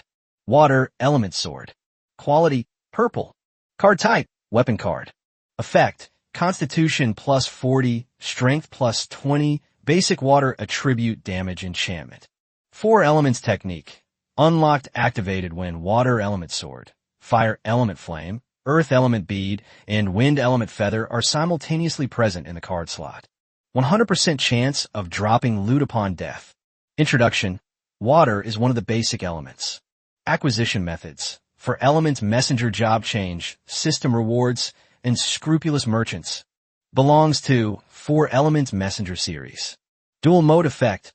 Equip a spell card. When the equipped monster attacks, you recover 500 life points. When this card is sent to the graveyard, add 1 fire elemental, 1 earth elemental orb, or 1 wind elemental feather from your deck to your hand. But after all that effort and hard work, I only got this 1 card. I'm not satisfied. Reason told him that running away now was the best option. After struggling for a long time, he finally made a decision. As long as the green hills remain, there will always be firewood to burn. Getting a purple card is worth it. If you risk your life because of greed, that would be a huge loss. Chapter 131, How come you're just like Tideling? Chapter 131, How come you're just like Shilling? And then, what happened to you in Red Copper City? What's the situation there? We've finished discussing the fog lights. Ling Xiao continued to ask. She was very curious about the situation in the neighboring Copper City. Su Huayin was not stingy. He had originally intended to tell Ling Xiao all of these things. Yin Fei? It's actually Yin Fei? I didn't expect her to be in the neighboring Red Copper City. If it's her, I'm 90% confident I can make her submit to me. Ling Xiao said with great confidence. Oh, what do you mean? Su Huayin asked curiously. Unsure of Yin Fei's condition, Su Huayin didn't have much contact with her, nor did he mention Ling Xiao's matter. We are now in an era of great contention. Yin Fei has already established her own independent territory. Although he was once a Crimson Envoy under Ling Xiao, that may not be the case now. Do you know that when I first established the Zero Guild, there were only a few people? Huh? How many? 3. Ling Xiao held up 3 slender fingers. When I started out, there were only 3 people with me, and Yin Fei was one of them. Later, until it became a super guild, the other 2 were gone. Only Yin Fei remained. Ling Xiao said, it seems that they felt they had been too absolute in their statement. She added another sentence. Of course, I'm just making an estimate. If that's the case, perhaps we should test their attitude when we send Ma Jindong and the others to Cheetong City next time. If we can recruit them, that would be a good thing. Su Huayin offered his advice. Also, we must make some connections and try to get the several medium-sized forces in Copper City to unite for self-preservation. I don't want to see a unified Copper City. Su Huayin said, these are strategic matters. The 2 chatted for a few more minutes. Ling Xiao also gave Su Huayin a general overview of the guild's development during Su Huayin's absence. If you're sleepy, take a nap. It's very safe here. Ling Xiao concluded. Okay, I'll take a short nap. The environment of the safe zone. The weariness that had been lurking within Su Huayin surged up like a tidal wave. Su Huayin fell soundly asleep less than 3 seconds after answering Ling Xiao's question. Welcome home. Seeing Su Huayin asleep, Ling Xiao said softly with a slightly flushed face. Suddenly, a series of hurried footsteps came from outside the door. Ling Xiao's expression turned solemn. Zero-type weapons appeared on her body. The covering of her body was completed quickly. Unlike before, when he only had a suit of armor and a mechanical backpack on his back. Ling Xiao has changed completely. The old, worn-out backpack has been transformed into a backpack with a large lightning bolt logo, resembling a giant battery. 2 more ejectable claws have been added to the armored arms. If Zero Autumn's previous equipment looked like tattered, second-hand goods, now it's different. Everything looks high-end and brand new. She walked quickly toward the door. At the door, they blocked Shiyuro from coming in. What happened? Ling Xiao asked in a low voice. He's too tired and sleeping. Keep your voice down. Too tired? Sleeping? What kind of rabid and inhuman words are these?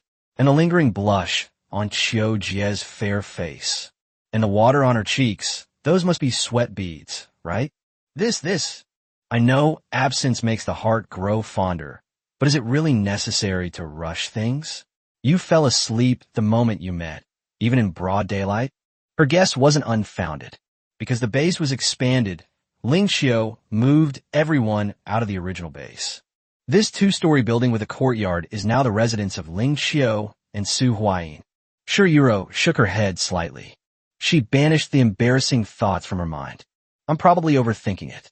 It's not that I was surprised that Su Huayin and Ling Xiao were together. In the eyes of those few old-timers, Sister Qiu and Brother Ming are a couple. But, how should I put it? If I didn't know what kind of person Doflamingo was, she even suspected that Su Huayin did it on purpose. Some of the operations are almost identical to those of a human. To paraphrase what Ma Zhendong said, Su Huayin was the most genuine card player he had ever met. Ling Dong and Ma Zhendong sent a message saying that someone brought out a purple level card from Luoxia Mountain, but they can't contact the inside at all now. Also, I don't know if someone triggered something. The thick fog has dissipated a bit, and now players with 3 card slots are allowed to enter. Captain Ma and Captain Zero Winter request instructions. Shiyuro reported the situation to Ling Xiao. Is that so? Ling Xiao lowered her head and pondered for a moment. I'll go take a look. Su Huayin's voice came from behind. Turning around, I saw Su Huayin rubbing his eyes. If it's a foggy environment, I think I should be able to force my way in. Su Huayin rubbed his temples, patted his face, and said, the function of the fog lights is not just to sneak across the gray fog belt. Fog lights can overcome any fog-type obstacle, as long as the level is not too high. However, smuggling across the gray fog belt is the most common usage. I still woke you up, Ling Xiao said with a slight apology. She wanted Su Huayin to sleep a little longer. It's all right, business is more important. I'll go take a look, Su Huayin said while yawning. Danger and opportunity coexist. Although I'm a little sleepy and want to get some sleep to relieve my physical and mental fatigue, I can't miss this opportunity. I'll go with you, Ling Xiao said. If I remember correctly, fog lights can dispel fog up to 3 meters away. So theoretically, you could take me in with you. Ling Xiao wants to go together. Okay, let's go. If I can take you in with me, then let's go in and have a look. Su Huayin agreed without hesitation. Yuro, you stay at the stronghold. Su Huayin's words shut up the word Shiyuro was about to say. Good. Shiyuro pouted. She wants to go too. Wah. Su Huayin summoned the fire-breathing dragon, and Ling Xiao, as usual, sat behind him. The Charizard flapped its wings and flew into the air. Which direction is Luoxia Mountain in? Su Huayin asked. Over there. Ling Xiao pointed in one direction. Hold on tight, let's go. Su Huayin maneuvered the fire-breathing dragon and shot off in the direction Ling Xiao pointed. The icy airflow that hit him made Su Huayin much more awake. Why are you just like Xiling, hugging me so tightly? Aren't you afraid of falling? Su Huayin said. Chapter 132, Li Ming's Determination. Chapter 132, Li Ming's Determination, Tideling. Who is Tideling? A voice came from behind. It sounds particularly awkward. A gust of wind is blowing in my face. The surrounding air seemed to grow even colder. Tideling, an NPC, Su Huayin replied without hesitation. Let me tell you something, but don't tell anyone else. You can manipulate her favorability rating by using your hands to get it. Su Huayin reached out and touched his waist. He pulled out a card. It was displayed before Ling Xiao. Tideling's first-hand sachet. Quality white. Card type, jewelry card. Effect, luck +2. This card only needs to be carried with you to take effect. Introduction, the finished product of Shiling's first attempt at making a sachet. How to obtain, gift from Tideling. Dual mode effect, monster card, water attribute. Aqua, ATK, 500, Def 0, effect. When your opponent special summons a monster, you can discard this card into the graveyard to activate this effect. This turn, each time your opponent special summons a monster, you draw 1 card from your deck, up to a maximum of 5 cards. This is absolutely a god-tier card in the dueling arena. It can at least trade 1 for 1, and at most 5 for 1. Su Huayin boasted excitedly. It's actually such a divine card. Ling Xiao became excited after seeing the contents of the card. Where's this NPC? Ling Xiao quickly pressed for an answer. It's in the main city, in a shop called Xiling. Su Huayin told Ling Xiao the exact location. Okay, I'll try to raise her affection level when I get the chance. As long as I get enough favorability, is that enough? What is she like? How can I quickly raise her affection level? Ling Xiao kept asking questions. Well, Su Huayin was momentarily speechless. Then I began to think. Speaking of how to increase Tide Ling's affection level. Speaking of which, how can I quickly increase Tide Ling's affection level? Although Tide Ling's favorability rating increased rapidly. But it seems like every time it rises for no apparent reason. It's. Su Huayin stammered for a long time, not knowing what to say. Tell me. Ling Xiao's tone surprisingly became slightly coquettish. It sounded a bit like a coquettish tone. Su Huayin also wanted to say that after going through so much together, he subconsciously considered Ling Xiao as one of his own. But he really didn't know. Let me massage your shoulders, and then tell me what's wrong. Ling Xiao started to become very attentive. Two soft, iron hands began to knead Su Huayin's shoulders. Let me think about it. Su Huayin quickly protected his shoulder. This was practically murder. You don't know nothing about this, do you? Ling Xiao's tone changed. She suddenly thought of a question. Given Su Huayin's personality, it seems unlikely that he would win over girls' favorability. How is that possible? If I didn't know how to swipe, how could I have gotten this card? Su Huayin immediately retorted. In short, Su Huayin paused again. It's really just about giving small gifts and making some physical contact. Su Huayin thought of what Ling Xiao had told him before. He remembered asking Ling Xiao before, how do I increase a girl's affection level?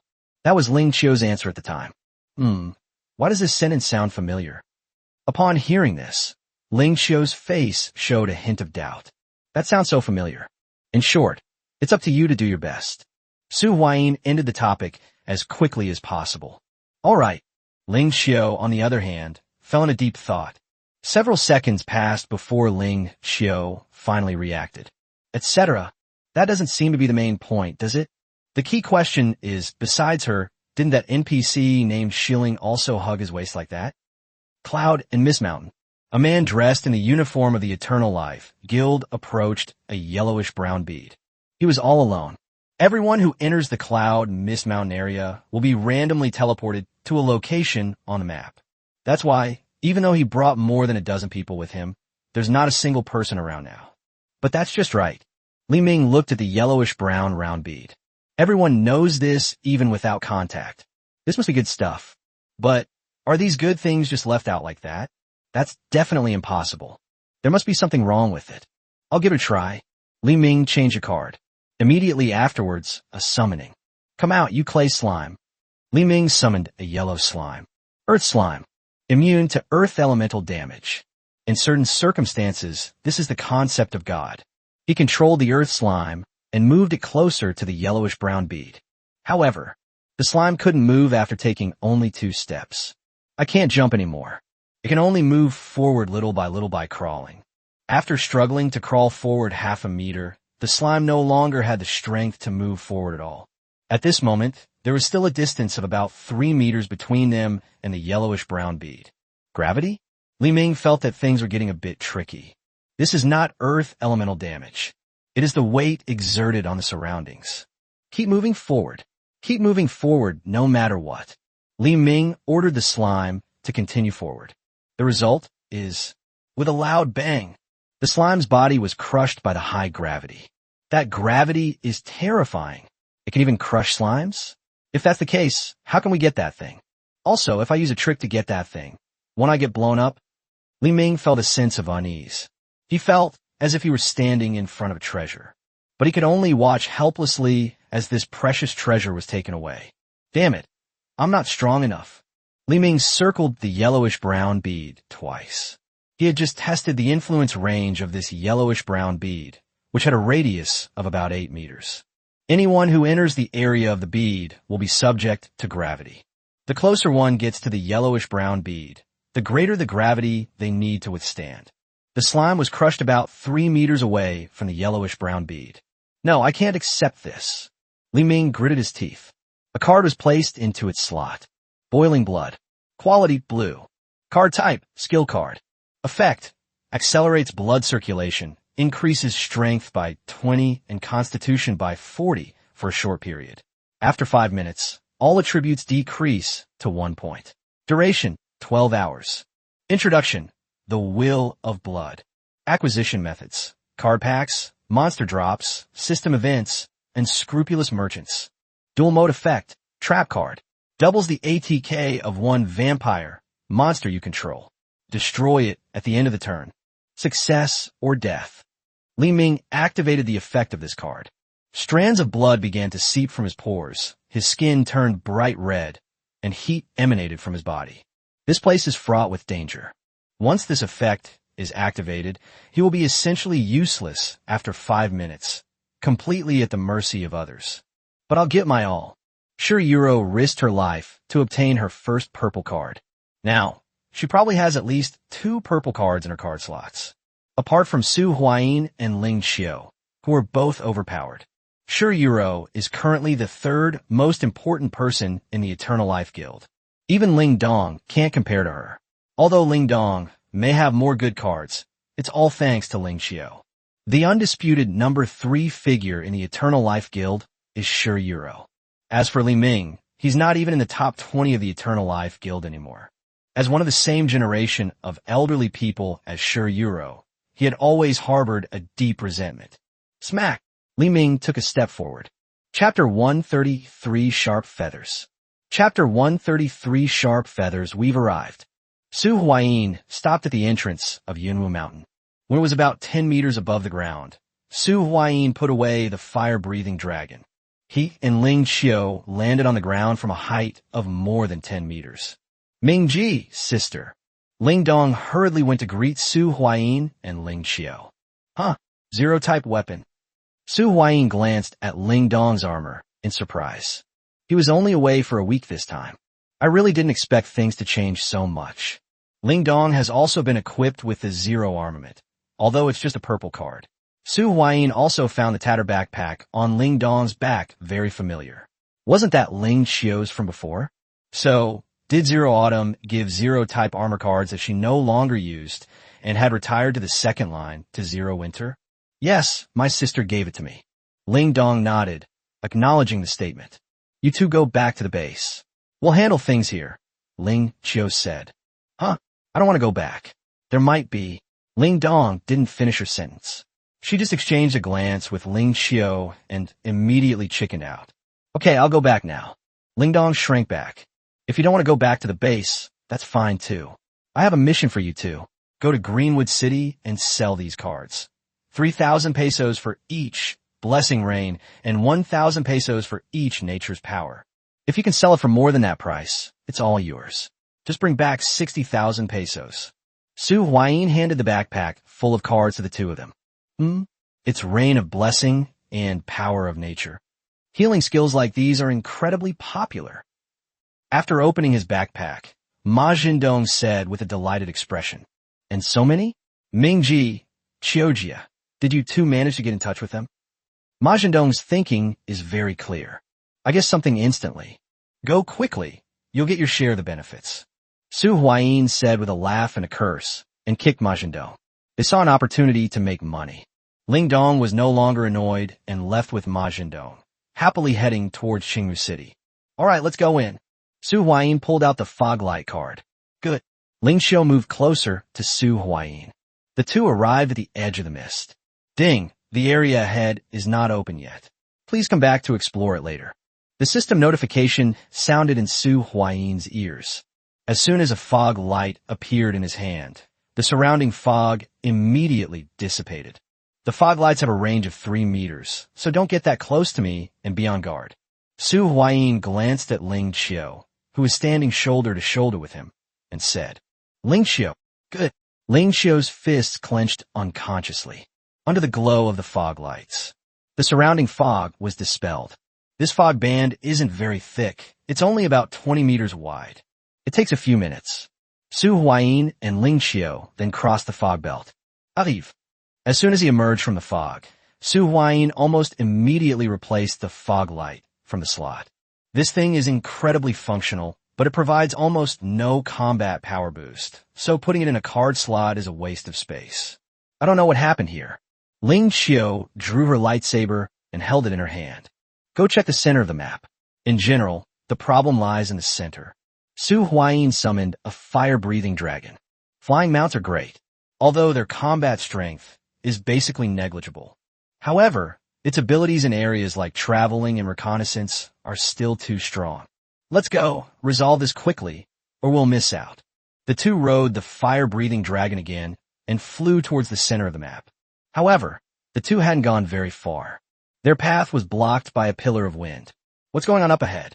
Ling Qiu peeked out from behind Su Huayin, observing the situation ahead. A gigantic pillar of wind stretched from the sky to the earth. And around the wind column, a feather, like a dancing sprite, spun along the column of wind. The inconspicuous feather flew swiftly towards Su Huayin and the other man. Dongji. A shield immediately appeared in Su Huayin's hand. Although it was just a feather, Su Huayin felt a chill run down his spine. Puff! It's like slicing tofu with a knife. The feather lightly brushed across the Bone King's shield. Instantly, a deep scratch appeared on the Bone King's shield. However, the black energy on the Bone King's shield spontaneously gathered towards the injured area on the Bone King's shield. In no time at all, the Bone King's shield was repaired. A system notification sounded in Su Huayin's ear. Ding! Your equipment, Bone King Shield, is damaged, resulting in a loss of 5 soul devouring points. What's going on? Su Huayin seemed slightly distressed. Such sharp feathers. Ling Qiu also noticed the unusual nature of the feather and said with some surprise.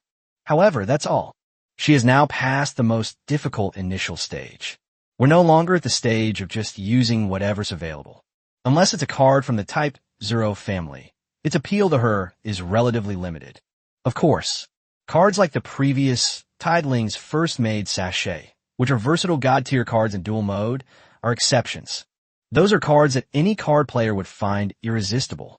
When Ling Qiu first saw the card, he overlooked Tideling's identity as a woman. Here it comes again. I'll see what this thing is. Su Huayin took out the white tiger blade and slashed at the feather-like object. Chapter 134, how about we manually speed it up? Chapter 134, should we manually speed it up? Ding! It was accompanied by a ding sound. The feather-like object was slashed away. However, after circling twice in the air, it shot towards Su Huayin again. Su Huayin was not afraid of this thing. The key is how to catch this thing. The sharpness of this thing is a bit beyond my expectations. Even the Bone King shield can directly cut you. If you try to catch it with your bare hand, your entire finger might get sliced off. Ling Qiu, is there any way to stop this thing? Su Huayin asked for help. He currently has no means to subdue this feather-like thing. I'm not sure if it will work, but I can give it a try. Ling Qiu replied. Bring out whatever means you have. This thing is at least a purple card, and a top-tier one at that. It would be a shame to miss it. Although a purple card wouldn't significantly improve his abilities, the fact that he'd never seen one before and that it was worth collecting was enough for Su Huayin to make a move. I'll give it a try. Feather-like things attacked again. This time, it wasn't Su Huayin who made the move. Instead, it's already late autumn. Then, the huge backpack with a lightning bolt symbol on Ling Qiu's back lit up.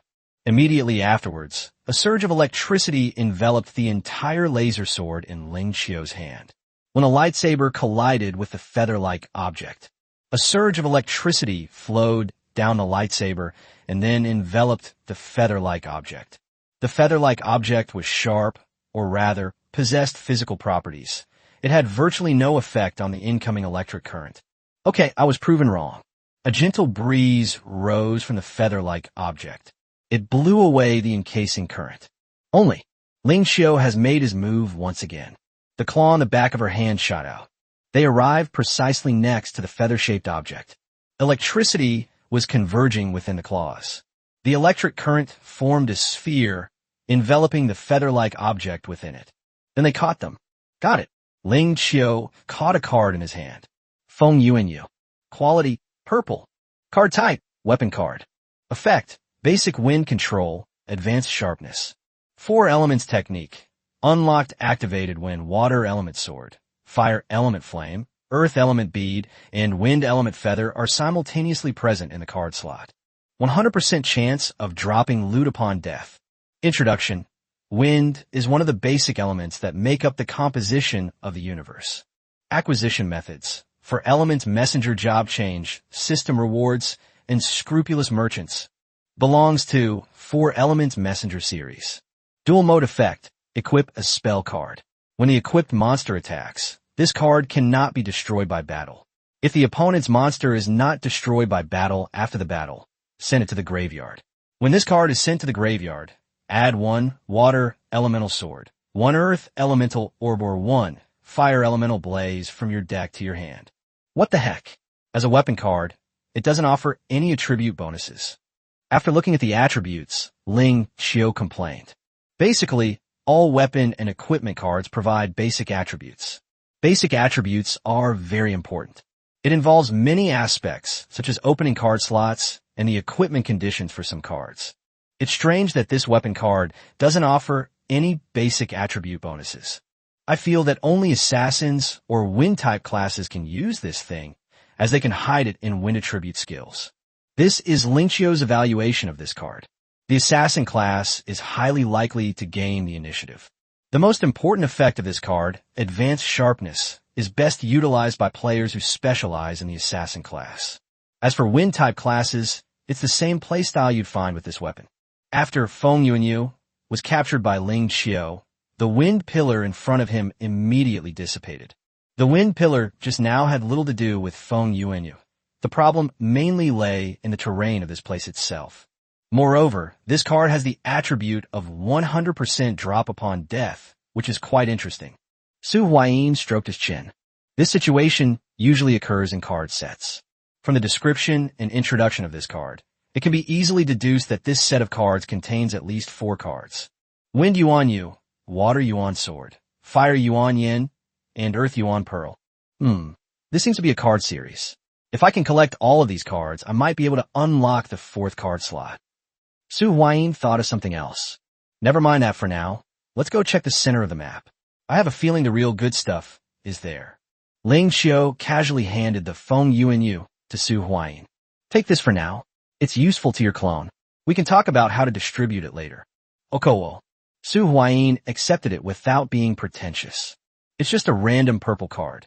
Neither Ling Qiu nor Su Huayin take it too seriously. The two continued forward. Not long after, the two finally arrived at the center of the map. It's right next to those big rocks. We've arrived. This should be the place. Su Huayin put away the fire-breathing dragon.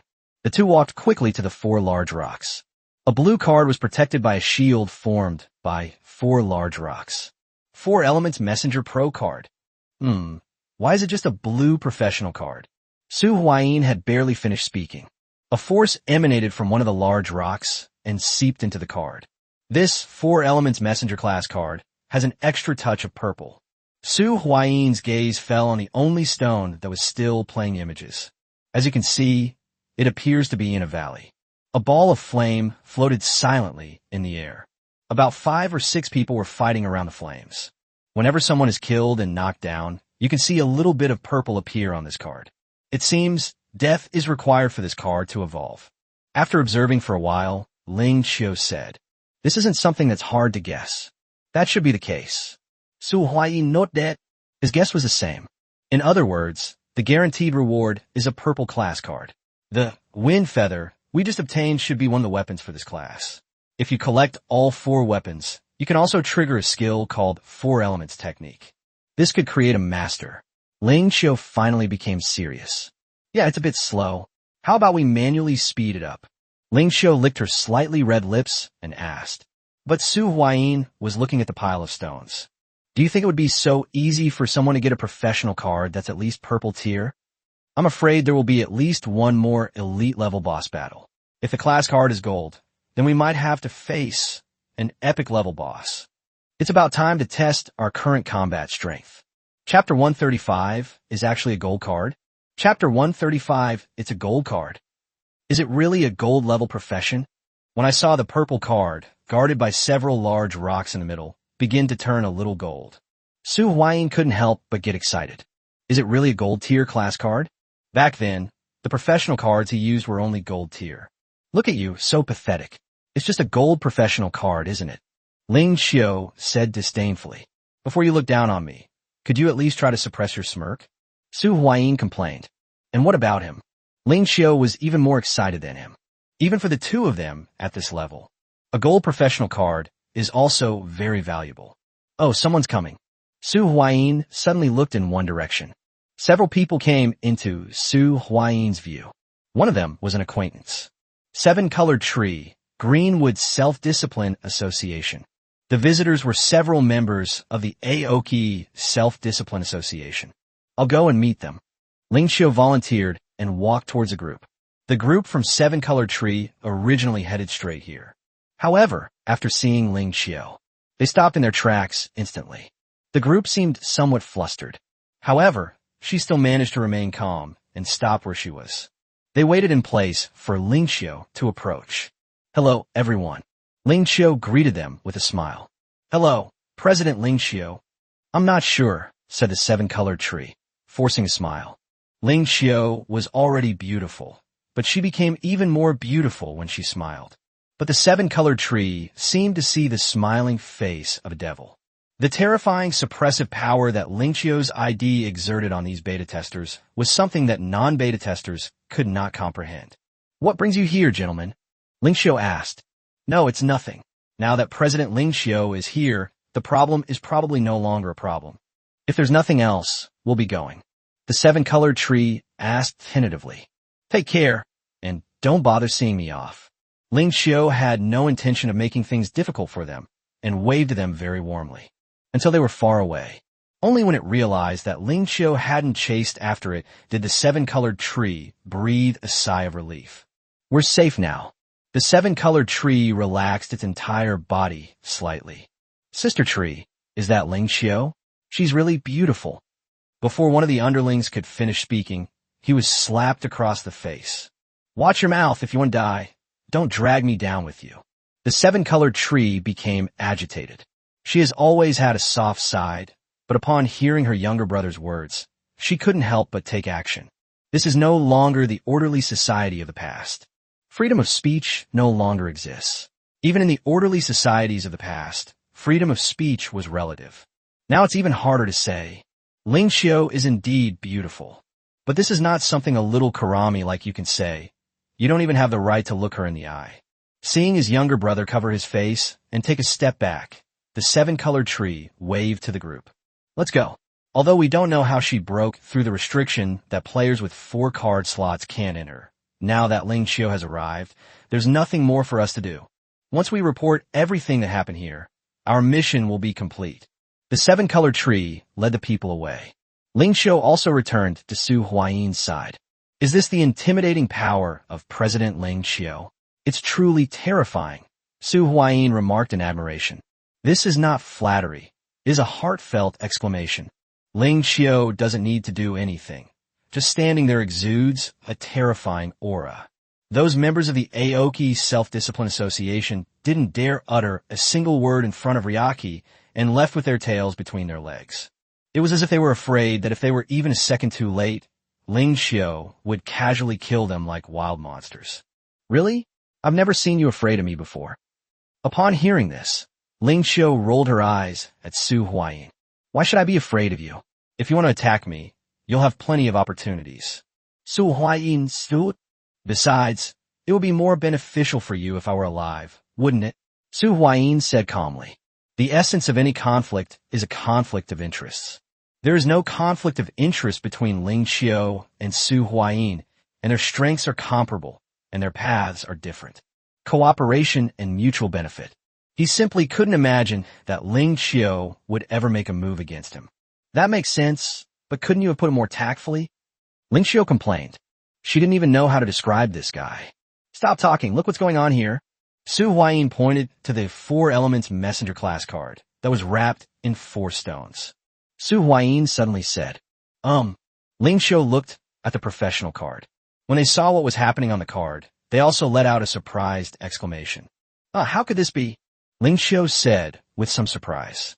She saw that the golden dots on the 4 Elements Messenger Profession card were increasing rapidly. Isn't it necessary to sacrifice lives to speed things up? Could it be that mass death is taking place somewhere here right now? Ling Xiao guessed. I don't know, but it's good news for us. The card should be ready soon. We can't have the card already being read, can we? This card is gold, which is somewhat beyond Su Huayin's expectations. But it can still be said to be within reason. For something this big, a gold card would be reasonable. But it definitely can't be a red card. Once you reach the red card level, it's no longer something that most players have the opportunity to obtain. In less than a few minutes, this quadruple envoy class card has turned completely gold.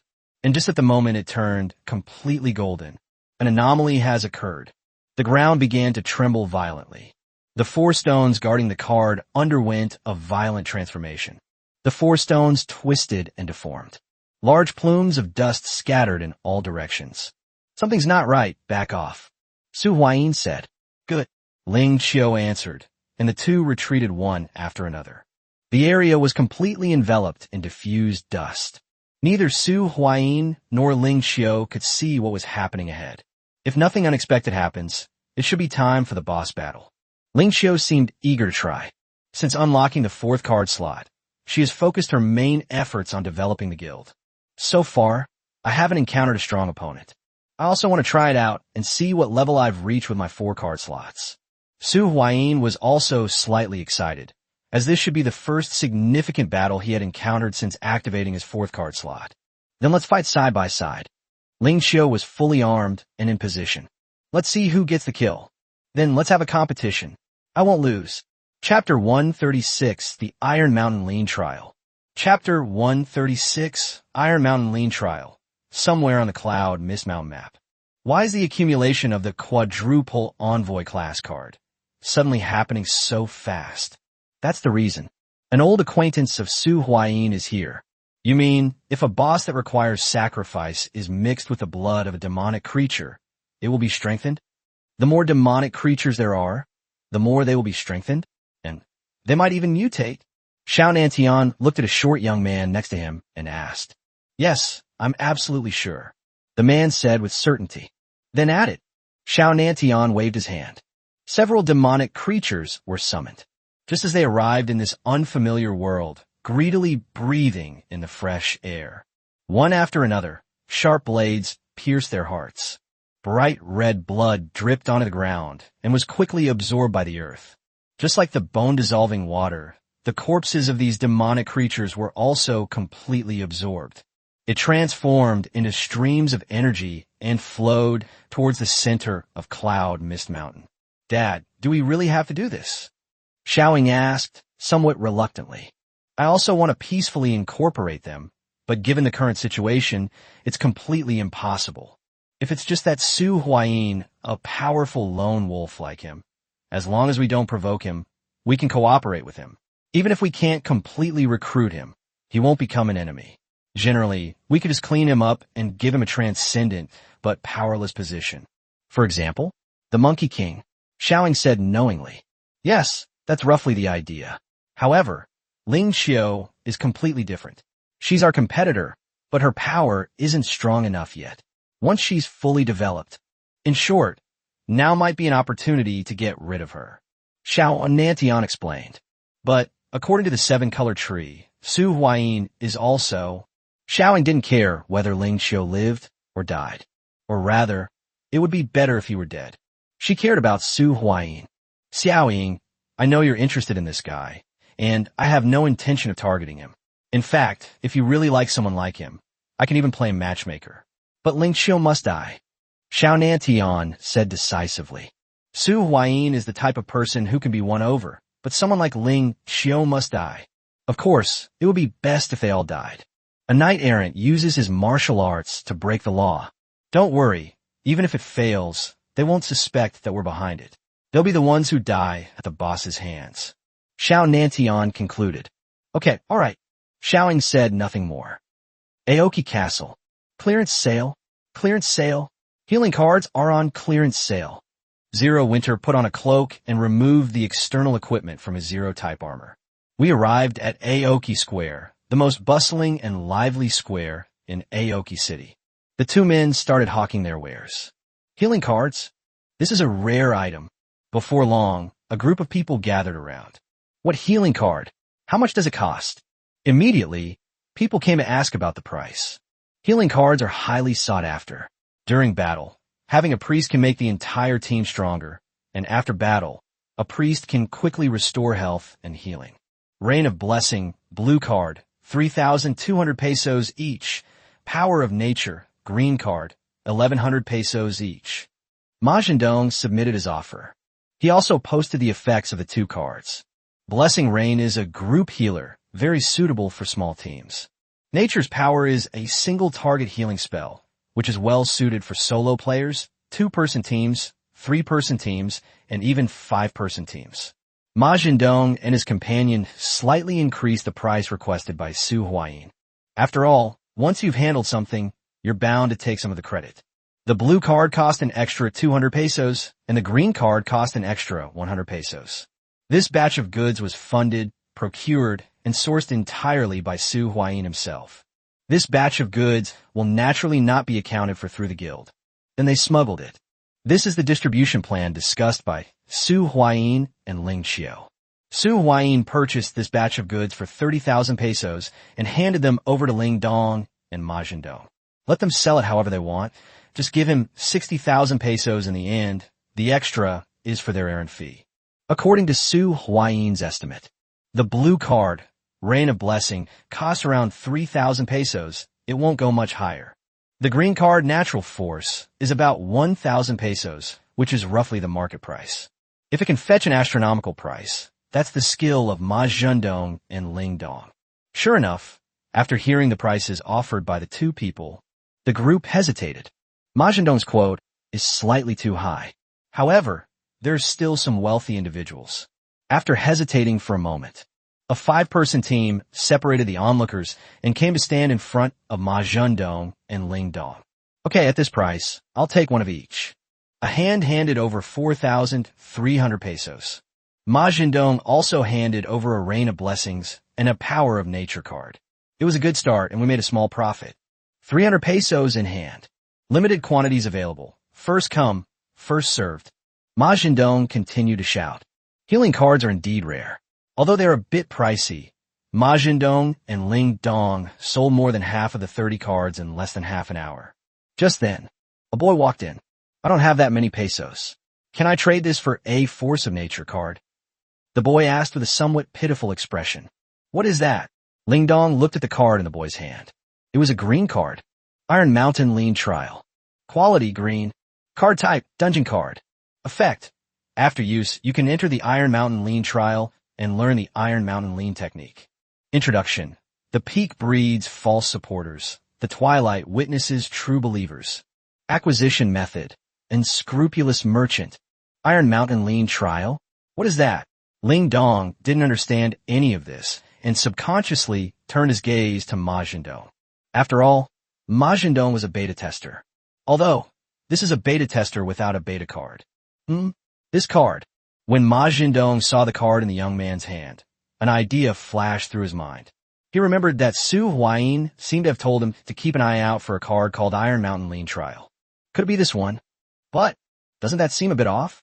Things that Su Huayin would particularly emphasize and care about. It should at least be a gold card, right?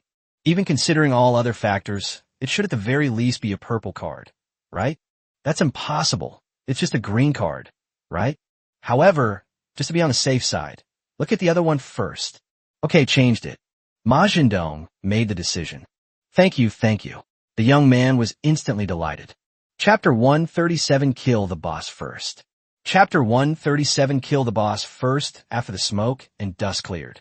4 2-meter-tall stone figures appeared in front of Su Huayin and Ling Qiu. Earth Spirit Guardian, Elite Boss. Water Spirit Guardian, Elite Boss. Fire Spirit Guardian, Elite Boss. Wind Spirit Guardian, Elite Boss. There are 4 elite-level bosses in total. I thought there would be an epic boss, Su Huayin said. A gold-level Guardian boss is roughly equivalent to an epic-level boss. However, for elite-level bosses are also an option. 2 for each of us. Let's see who finishes first. Ling Qiu, sword in hand, charged toward the 2 nearest bosses, the Earth Spirit Guardian and the Wind Spirit Guardian. They directly encircled both bosses. The Water Spirit Guardian boss and the Fire Spirit Guardian boss are still left. Su Huayin was not intimidated and went straight in. His current attributes are in no way inferior to those of an elite-level boss. However, he still felt somewhat strained facing two elite-level bosses at the same time. The white tiger blade swept horizontally, slashing towards the Fire Spirit Guardian boss. The Fire Spirit Guardian dodged to the side, his flames instantly surging, and he threw a punch, the wind for which the fist, carrying scorching flames, hurtled towards Su Huayin. Su Huayin lightly touched the ground with his toes and leaped backward to dodge. At the same time, he seized the opportunity, flashed to the side of the Water Spirit Guardian, and fiercely stabbed it with the white tiger blade. The Water Spirit Guardian's body surged with water, forming a water shield to block the attack. Then a water whip flew out and lashed out at Su Huayin. Su Huayin moved nimbly, dodging attacks while keeping his attention constantly on the Fire Spirit Guardian to prevent it from launching a surprise attack. Meanwhile, Ling Xiu was engaged in a fierce battle with the Earth Spirit Guardian and the Wind Spirit Guardian. The Wind Spirit Guardian transformed into a gust of wind, spinning rapidly around Ling Xiu, making it difficult for her to catch its trace. The Earth Spirit Guardian took the opportunity to launch an attack, smashing its huge stone fist down towards Ling Xiu. Ling Xiu gritted her teeth, wielding her sword with impenetrable speed, parrying the attacks of the Earth Spirit Guardians while searching for weaknesses in the Wind Spirit Guardians. After a fight, Su Huayin and Ling Xiu leaned against each other. These bosses are a bit tricky. Su Huayin felt a sense of unease. The probing just now, aside from wasting some energy, there was no gain whatsoever. He felt he had a chance of winning in a one-on-one situation, especially that Fire Spirit Guardian boss. In a one-on-one fight, Su Huayin was more than 100% confident he could crush him. However, when faced with attacks from two elite-level bosses at the same time, he could only dodge. I'm about the same. I have a chance in a one-on-one fight, but I can't beat two opponents, Ling Xiu said, slightly out of breath. Moreover, I feel that the strength of these bosses is a bit off. They are at least 30% stronger than the elite bosses we killed last time. Ling Xiu sensed something unusual. Perhaps it's because these four bosses are a set, and they have a faction bonus? Su Huayin speculated. Ling Xiu didn't say anything, and he hadn't really realized it yet. He just felt that these bosses were very powerful. However, after Ling Xiu said that, he also began to sense that something was wrong with these bosses. However, he still managed to come up with a reasonably plausible explanation. It's a normal feature that characters from the same faction have synergy bonuses when they team up. For example, Su Huayin's White Tiger Saber and Ling Xiu's Black Tiger Sword belong to this type. Although Ling Xiu no longer uses the Black Tiger Sword, she prefers to use cards from her own clan. Only cards from her own clan provide a greater boost to her. Here they come again, watch out. Su Huayin and Ling Xiu faced off again. Faced with the attacks of four elite-level bosses, Su Huayin and his companion gradually found themselves only able to parry, with no power left to retaliate. If this continues, we're doomed. We're already exhausted, and we still can't do anything to them. Su Huayin and Ling Xiu met up again and exchanged ideas. Then that's the only way. Let's find a way to lure them together. I'll use heaven and earth together to bombard them, and while they're injured, we'll focus our fire and take them down one by one. Su Huayin put forward his own battle plan. Okay, let's do it this way. Ling Xiu agreed. The two people passed each other. They began to consciously gather the four elite bosses together. Neither of them had any means of gathering monsters together. However, they themselves were the targets of several bosses' attacks. It is still possible to gather monsters using physical means. About 3 more minutes passed. The two finally lured the four elite bosses together. An unseen figure suddenly rushed into the horde of monsters. Spread. Su Huayin shouted at Ling Xiu. Ling Xiu naturally understood Su Huayin's meaning. She reached for the grappling hook on her arm and grabbed it at a tree not far away, hitting the trunk precisely. Immediately afterwards, Ling Xiu used the force of the anchor retraction to pull herself out at an accelerated speed. She grabbed Su Huayin's shoulder with one hand and flew away with him into the distance. Just as the two flew about 3 meters away from the four elite bosses. Boom! A terrifying explosion rang out between the four elite bosses. It wasn't his intention to detonate it so early. Instead, the clone was knocked away by a swing punch from one of the elite level bosses. If it doesn't explode at this time, it's unlikely that it will be leaked.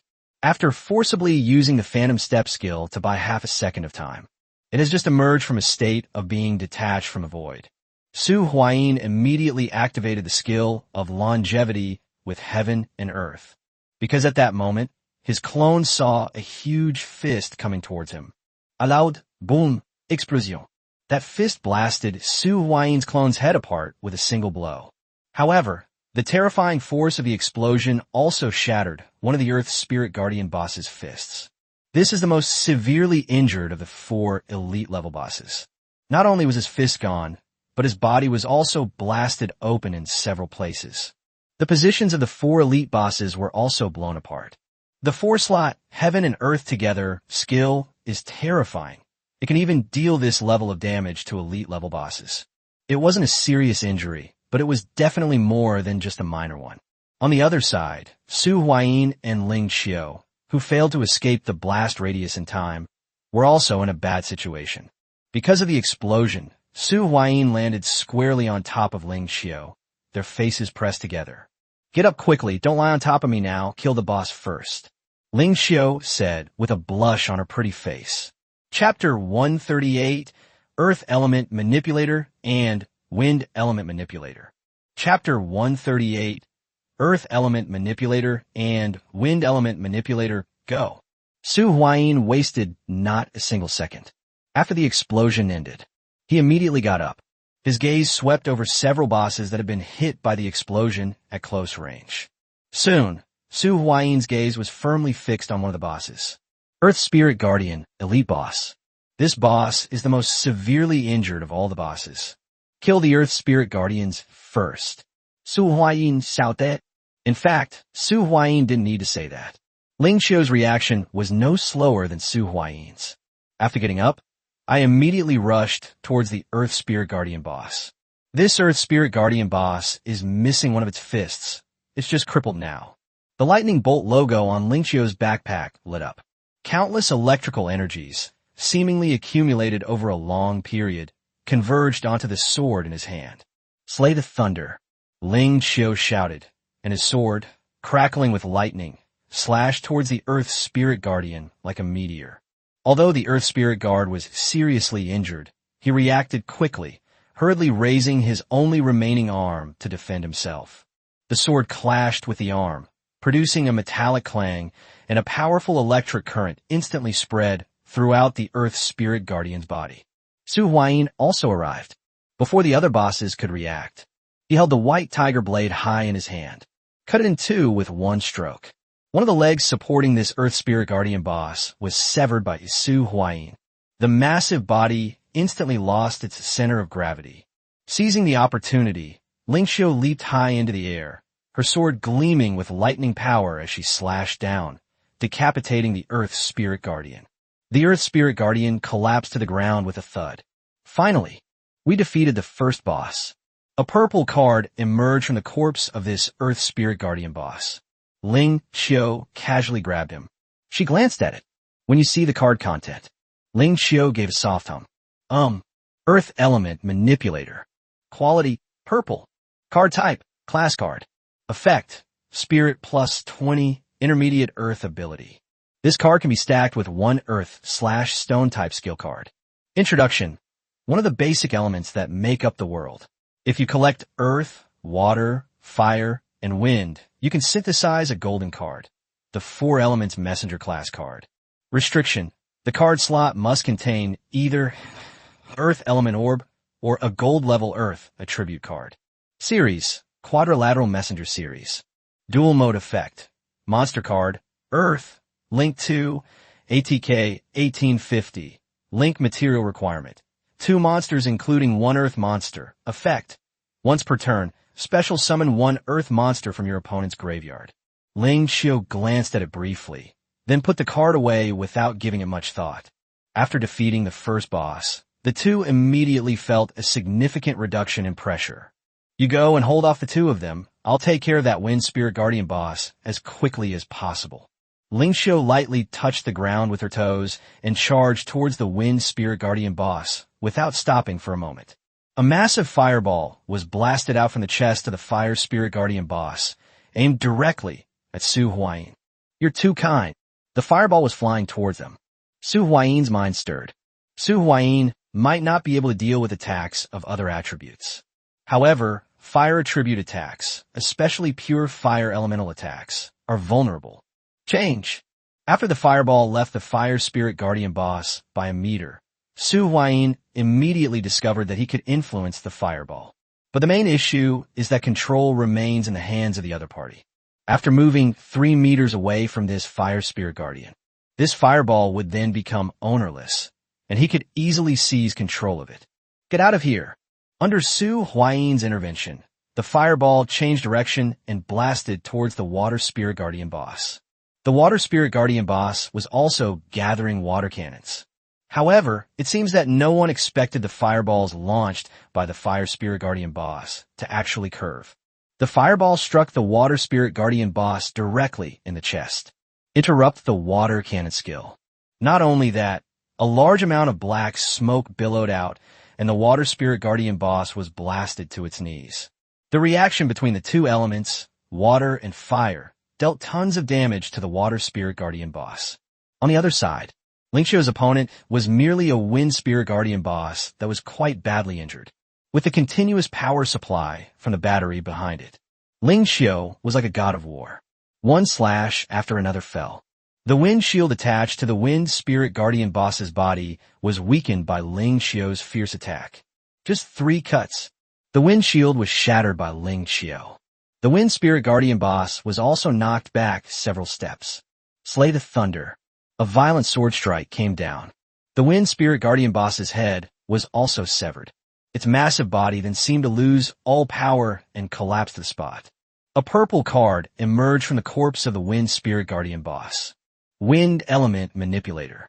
Quality, purple. Card type, class card. Effect, Spirit plus 20, intermediate Gale ability. This card can be stacked with 1 wind, attribute skill card. Introduction. One of the basic elements that make up the world. If you collect earth, water, fire, and wind, you can synthesize a golden card, the 4 elements messenger class card. Restriction. The card slot must contain either Wind Feather or a gold tier wind attribute card. Series. Quadrilateral Messenger Series. Dual Mode Effect. Monster card, Wind Attribute. Link 2. ATK 1850. Link Material Requirement. 2 monsters including 1 wind monster. Effect. Once per turn, special summon 1 wind monster from your opponent's graveyard. Ling Xiu casually put the card away, just as she was about to help Su Huayin. Then I heard a thud as someone fell to the ground. Looking back, it turned out to be the Water Spirit Guardian. What's going on? Is Su Huayin really that strong? He can actually take on 2 opponents and still gain the upper hand? However, Ling Xiu soon found out how Su Huayin had done it. Su Huayin seems to have a very high priority in manipulating the fire element.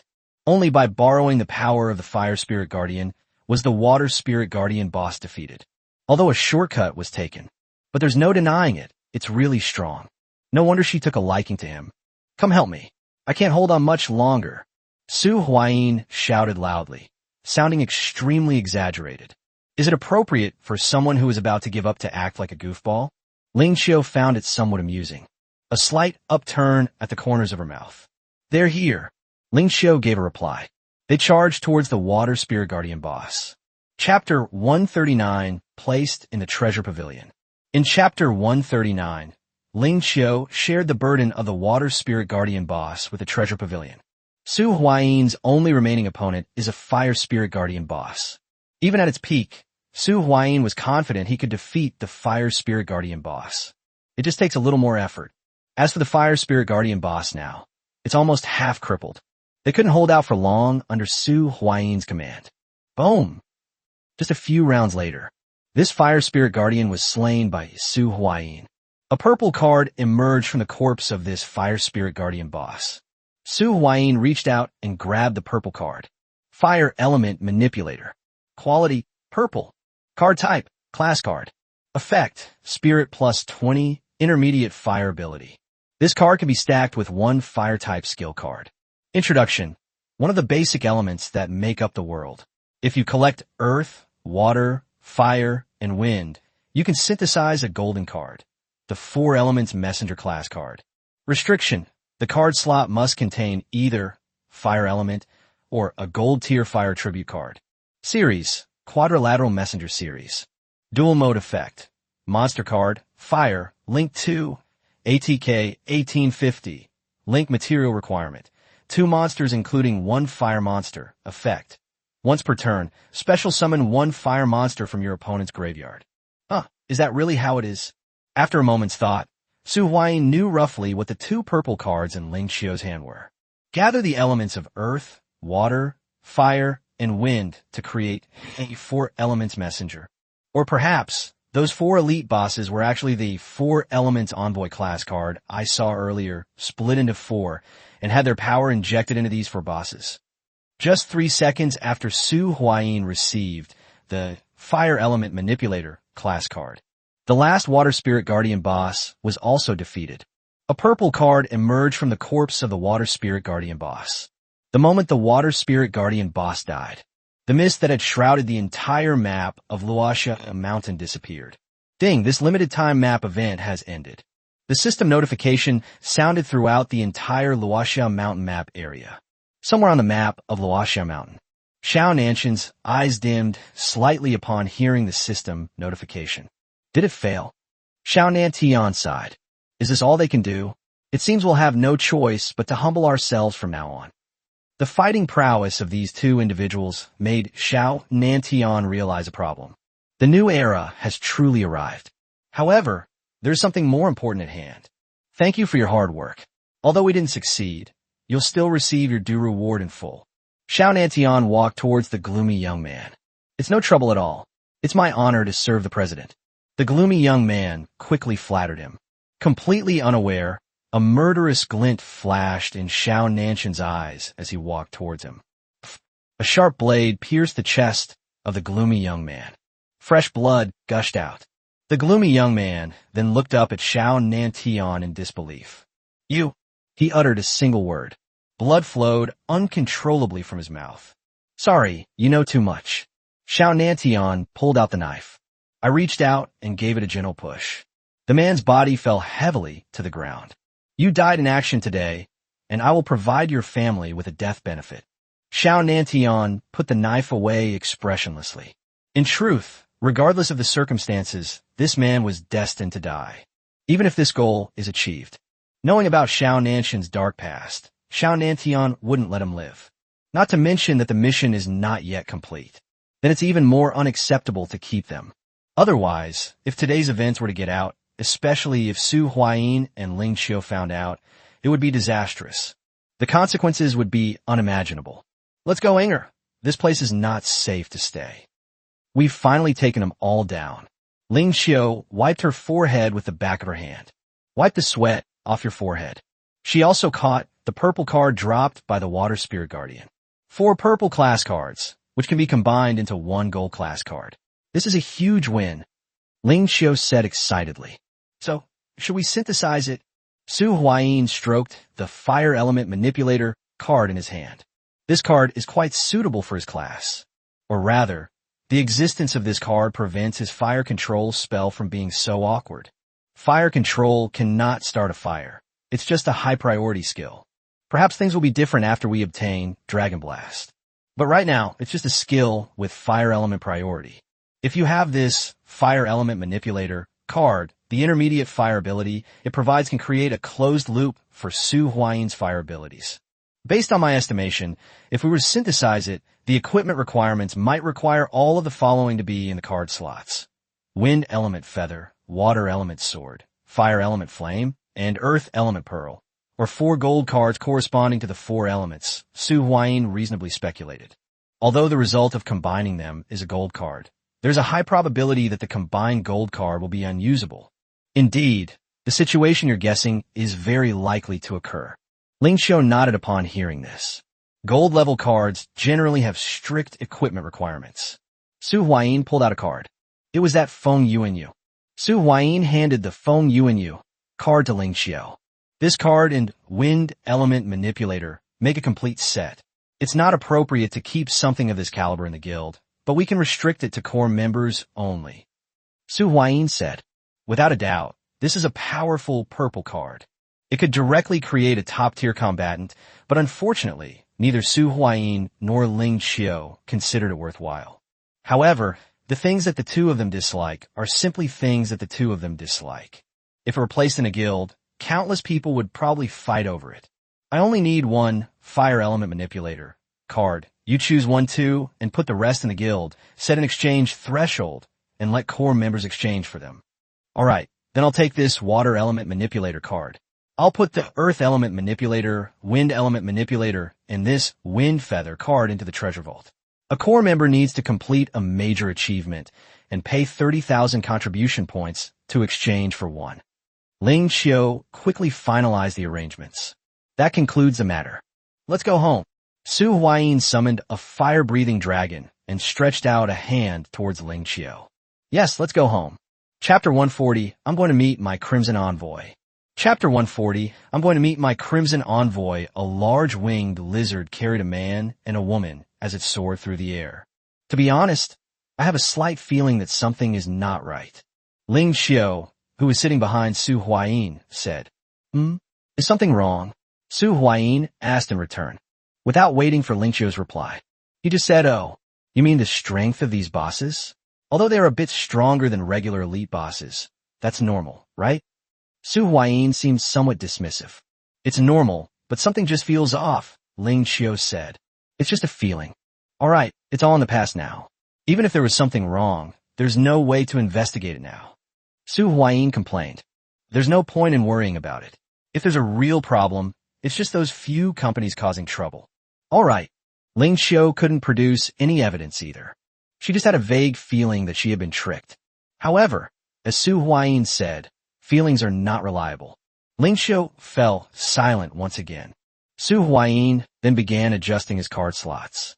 His current card slot status is: first card slot, Tiger's Yin Yang, stacked with Dragon's Blazing Flame. 1 red card and 1 gold card. Second slot, Charizard, under normal circumstances, White Tiger Blade. Third card slot, Dragon's Power. Fourth card slot, Bone King Shield. Su Huayin thought for a moment. The Bone King Shield in the fourth slot was replaced. Then, the newly acquired Fire Element Manipulator card was placed on the fourth card slot. This Fire Elementalist class card can also have a Fire Attribute skill card stacked on top of it. Keep an eye out for cards like this. It was evening. Su Huayin and Ling Qiu returned to their stronghold. It landed in front of that small courtyard. I'm home. Su Huayin pushed open the door and walked into the courtyard. He glanced around the yard and found it empty. Aren't they back yet? Who hasn't come back? Ling Qiu followed from behind. Hearing Su Huayin's words, he asked, Ma Zhendong and the others, Su Huayin said matter-of-factly. He remembered that everyone lived here before he left last time. What are they doing here? This is our home. They've already moved out. Ling Qiu blinked and said, Even Zero Winter has moved out. Huh? The two of us? They've all moved away. Su Huayin said, sounding quite surprised. Well, you know that during the time you were away, I recruited a number of people and assigned them to Dong, Ma Zhendong, and Shi Yuro. The 3 of them are in charge. Lu Xiaozhu is in charge of logistics, and Jing Tian and Li Kaifeng are his assistants. Li Ming currently only has 1 reconnaissance squad because he hasn't activated the 3 card slots yet. Ling Qiu replied. He used those people as the core to build a framework and carried out this expansion. Each team has its own area, and this is our office area for the 2 of us. A lot has changed in the week you were gone. You'll have time to get to know it better. Ling Qiu strode into the house. Alright, Su Huayin Zipli. Apart from the fact that Ma Zhendong and the others all left, there were basically no changes here. Upon returning home, Ling Qiu immediately went to the refrigerator and took out a carton of apple juice. Would you like something to drink? Ling Qiu asked. Anything is fine. Just give me a bottle of orange juice, Su Huayin replied. Ling Qiu tossed a bottle of ice-cold orange juice to him. Are you hungry? I'll go make some noodles. Do you want me to make you some? Ling Qiu asked after finishing her apple juice. Okay, give me 2 eggs. Su Huayin also spoke without any politeness. You know how to enjoy life. If you want to eat something nice, come and cook with me. I remember I stewed pork hock yesterday, so I'll use the pork hock broth to make noodles. Come and help me wash the vegetables. Alright. Su Huayin did not refuse. The main reason is, he's a little afraid that Ling Qiu will poison him. Ling Xiu seems to really enjoy playing pranks on people. The two went to the kitchen, where Ling Xiu started boiling water and making noodles, while Su Huayin washed the vegetables. I fiddled with it for more than 10 minutes. The pot of noodles is finally ready. The two weren't particularly fussy people. They simply brought a pot of noodles to the living room, and then each of them took a bowl and scooped noodles from the pot into their bowls. Here, vinegar. Ling Xiu handed a bottle of vinegar to Su Huayin. Just as the two were enjoying dinner, Ma Zhendong and Ling Dong arrived. Sit down and eat with us. Ling Xiu and I made this together. Su Huayin handed the two of them 2 sets of bowls and chopsticks. Even though he only washed a little bit of vegetables, it's perfectly reasonable to say that the two of them cooked it together, right? Okay. Ma Zhendong and Ling Dong didn't stand on ceremony and sat down to eat. Su Huayin thought for a moment, and then called Shi Yuro in as well. How's the matter I asked you to handle this afternoon? Su Huayin asked. Here, this is 60,000 pesos. Ma Zhendong pulled out a large pile of peso cards and handed them to Su Huayin. A full 60,000 pesos. As for how much Ma Zhendong and Ling Dong pocketed, Su Huayin didn't care. How much they could get was up to their abilities. He himself intended to give this lucrative position to 2 people. All right, you want to know where these cards came from, right? I'll tell you now. Su Huayin took out a golden card. When you see the golden light, the 3 men, including Ma Zhendong, couldn't take their eyes off it. This is a gold card, apart from Ma Zhendong. Cards that neither Ling Dong nor Shi Yuro have. Shi Yuro had never even met him. This thing will be handed over to the 3 of you to operate from now on. Su Huayin pushed the fog light card in front of the 3 of them. He told the 3 about the Copper City. What? There's another zero-type guild. Ling Dong said in surprise. Right now, with the fog obscuring us, your task is simply to conduct business. I will personally lead the team tomorrow, and Yuro can come with me. After that, it will be up to the 3 of you. Ling Xiu said. She decided to go and see Yin Fei in person. Look at this former subordinate. Does he even recognize me anymore? If you agree, then accept it. If you don't acknowledge it, that's fine too. If you're not one of us, you're the enemy. It's just a matter of who uses what. By taking Yin Fei in, she was giving Yin Fei a chance which allowed her to gradually build a super guild, the Zero Guild. Now, she can do the same. Not to mention, they now have Su Huayin's help. Of course, she was still very confident about Yin Fei. I'll leave the guild to you from now on. I'm going to meet my Crimson Envoy, Yin Fei. Chapter 141, Preparing for the Establishment of the Guild. Chapter 141, Preparing for the Establishment of the Guild. While everyone is here, there is one more important thing to do. Ling Xiu changed the subject again. Regarding the establishment of the guild, there are 3 conditions required to establish a guild. First, the guild order, which we already have. We also have 20 points of reputation in the city where we are located. We are still missing the last condition. At least 3 players with 4 card slots, at least 40 players with 3 card slots, and at least 100 players in total. Once these conditions are met, the Guild Challenge Dungeon can be unlocked. Completing the Guild Challenge Dungeon will complete the establishment of the guild. As he spoke, Ling Xiu's gaze swept over Ma Zhendong and the other 2. We can probably gather 40 players with 3 card slots if we try, but the key is that we need a 3rd player with 4 card slots. It's up to you 3. Apart from her and Su Huayin, these 3 people make up the strongest group. The next 4 card slot player is most likely to emerge from these 3 individuals. Sister, don't look down on me. I'm where I am today because of you. Ling Dong quickly waved his hand. Although she's likely the strongest of the 3. But she was very clear about how she acquired her power. I'm collecting graveyard cards, but I'm still missing a few. Now, 3 slot players are the norm, and everyone wants to unlock the 4th slot. I'm collecting cards from the graveyard series like Skull Tombstone, Skull Disguise, and Skull King everywhere. I'm still missing 1 Skull Disguise and 1 Skull Tombstone to unlock the 4th card slot. Zero Winter reported on his progress.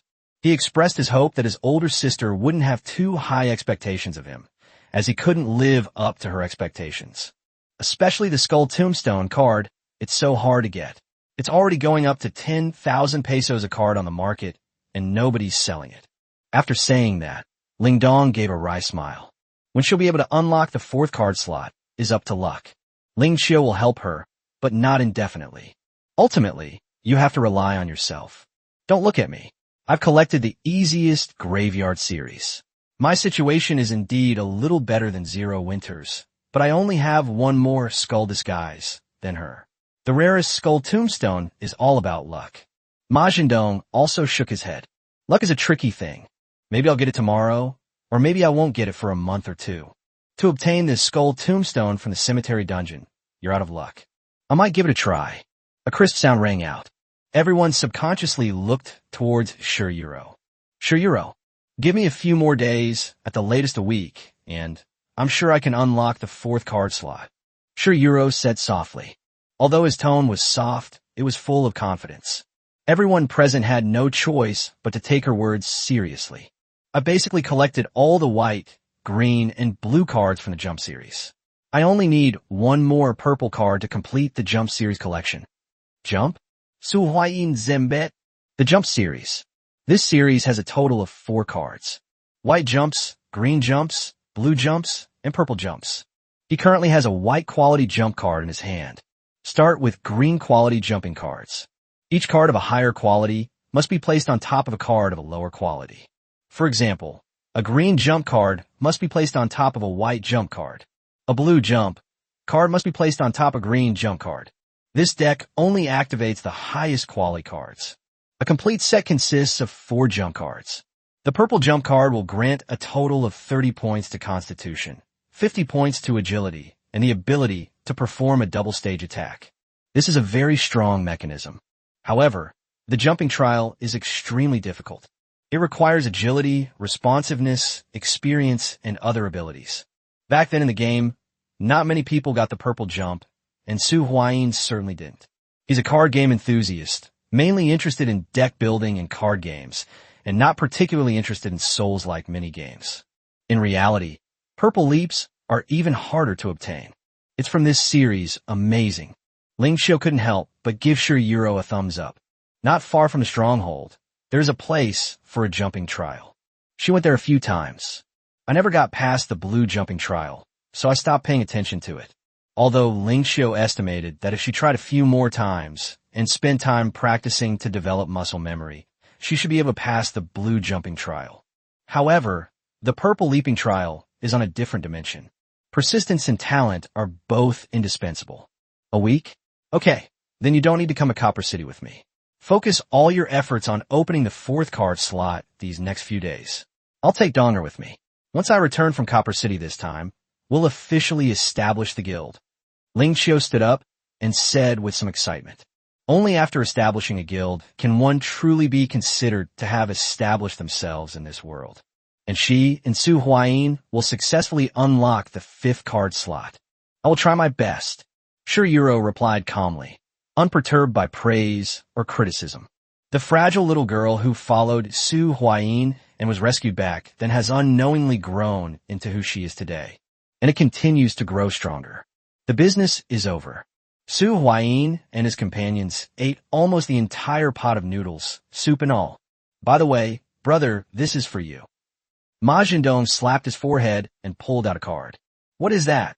Su Huayin looked towards Majin Dong. He noticed that Majin Dong was handing him a green card. This is the one you asked me to collect for you last time. Check if it's the same one. Iron Mountain Lean Trial. Quality green. Card type, dungeon card. Effect. After use, you can enter the Iron Mountain Lean Trial and learn the Iron Mountain Lean technique.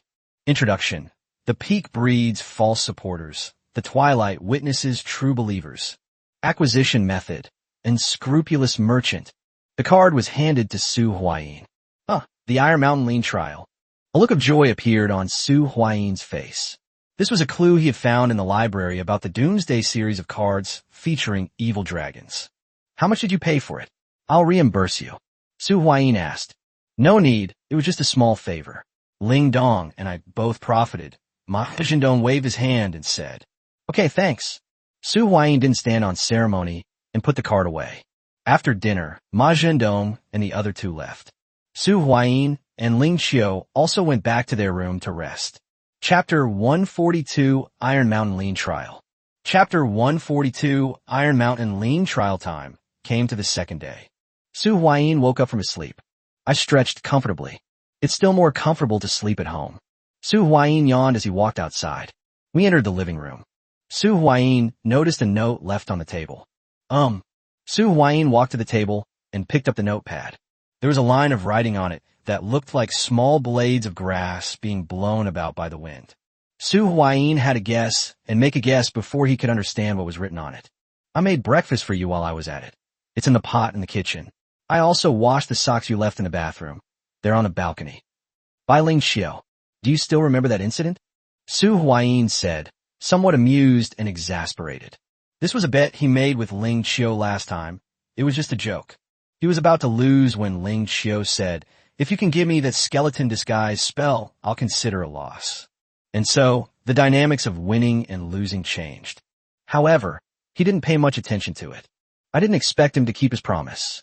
It's just that his handwriting is terrible. And he was a teacher.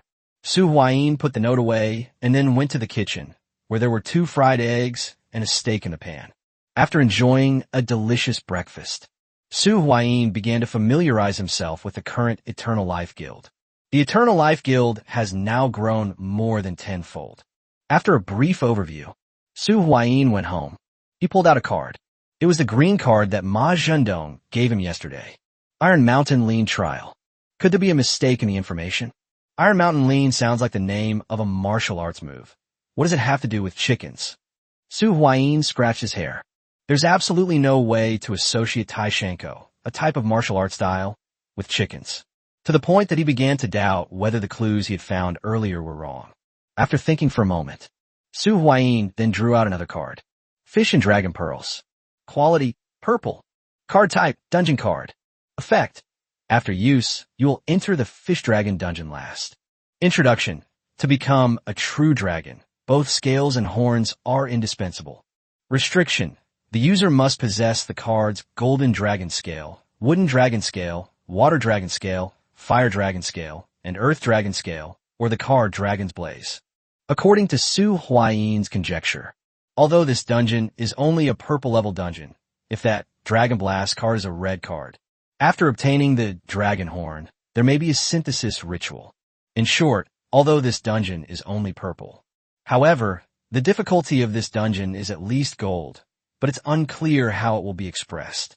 Su Huayin speculated that it might be like the snake in the Formless dungeon, with a snake in the Formless 2 dungeon after completion. Of course, there's another possibility. That means that after completing the task, the crafting option will appear directly in the dungeon. If you can't complete the crafting process in the instance, doing it elsewhere might require a greater price or completing a more difficult challenge. I'll come back to this dungeon after I unlock the 5th card slot. After thinking for a moment, Su Huayin put away the Fish Dragon Ball card. Then the Iron Mountain Trial card was activated. A system notification sounded in Su Huayin's ear. Ding!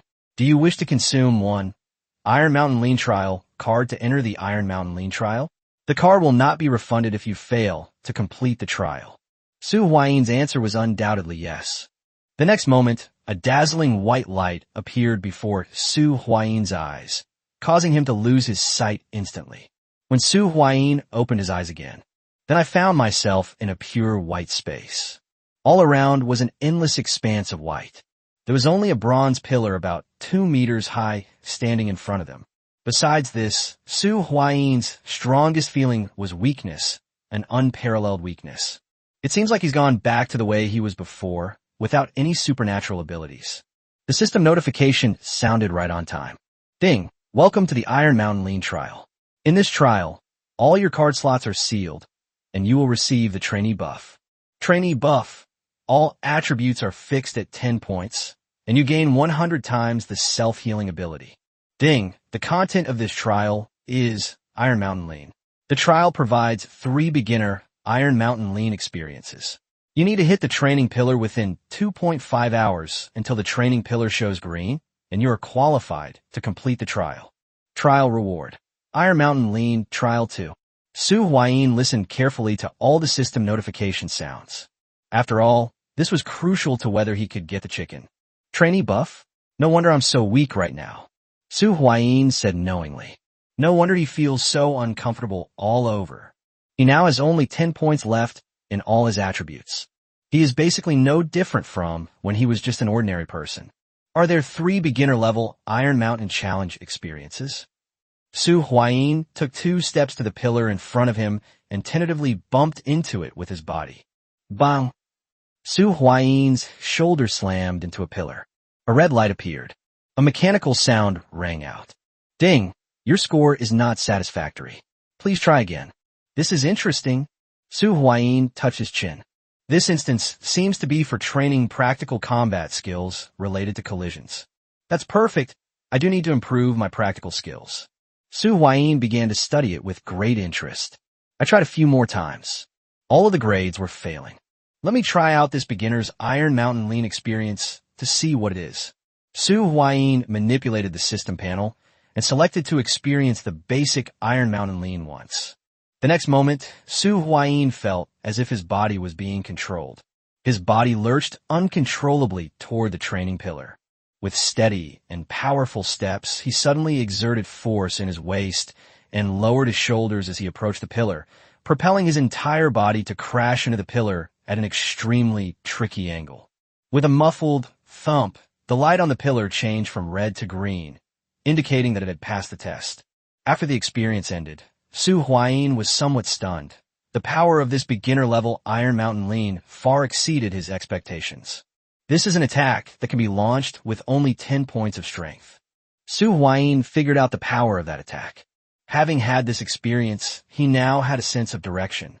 Next, he began to imitate the movements and force exertion of the beginner's Iron Mountain Lean, repeatedly crashing into the pillar.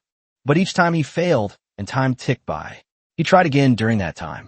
With 1 hour left, he only had 1 chance left to experience the beginner's Iron Mountain Lean.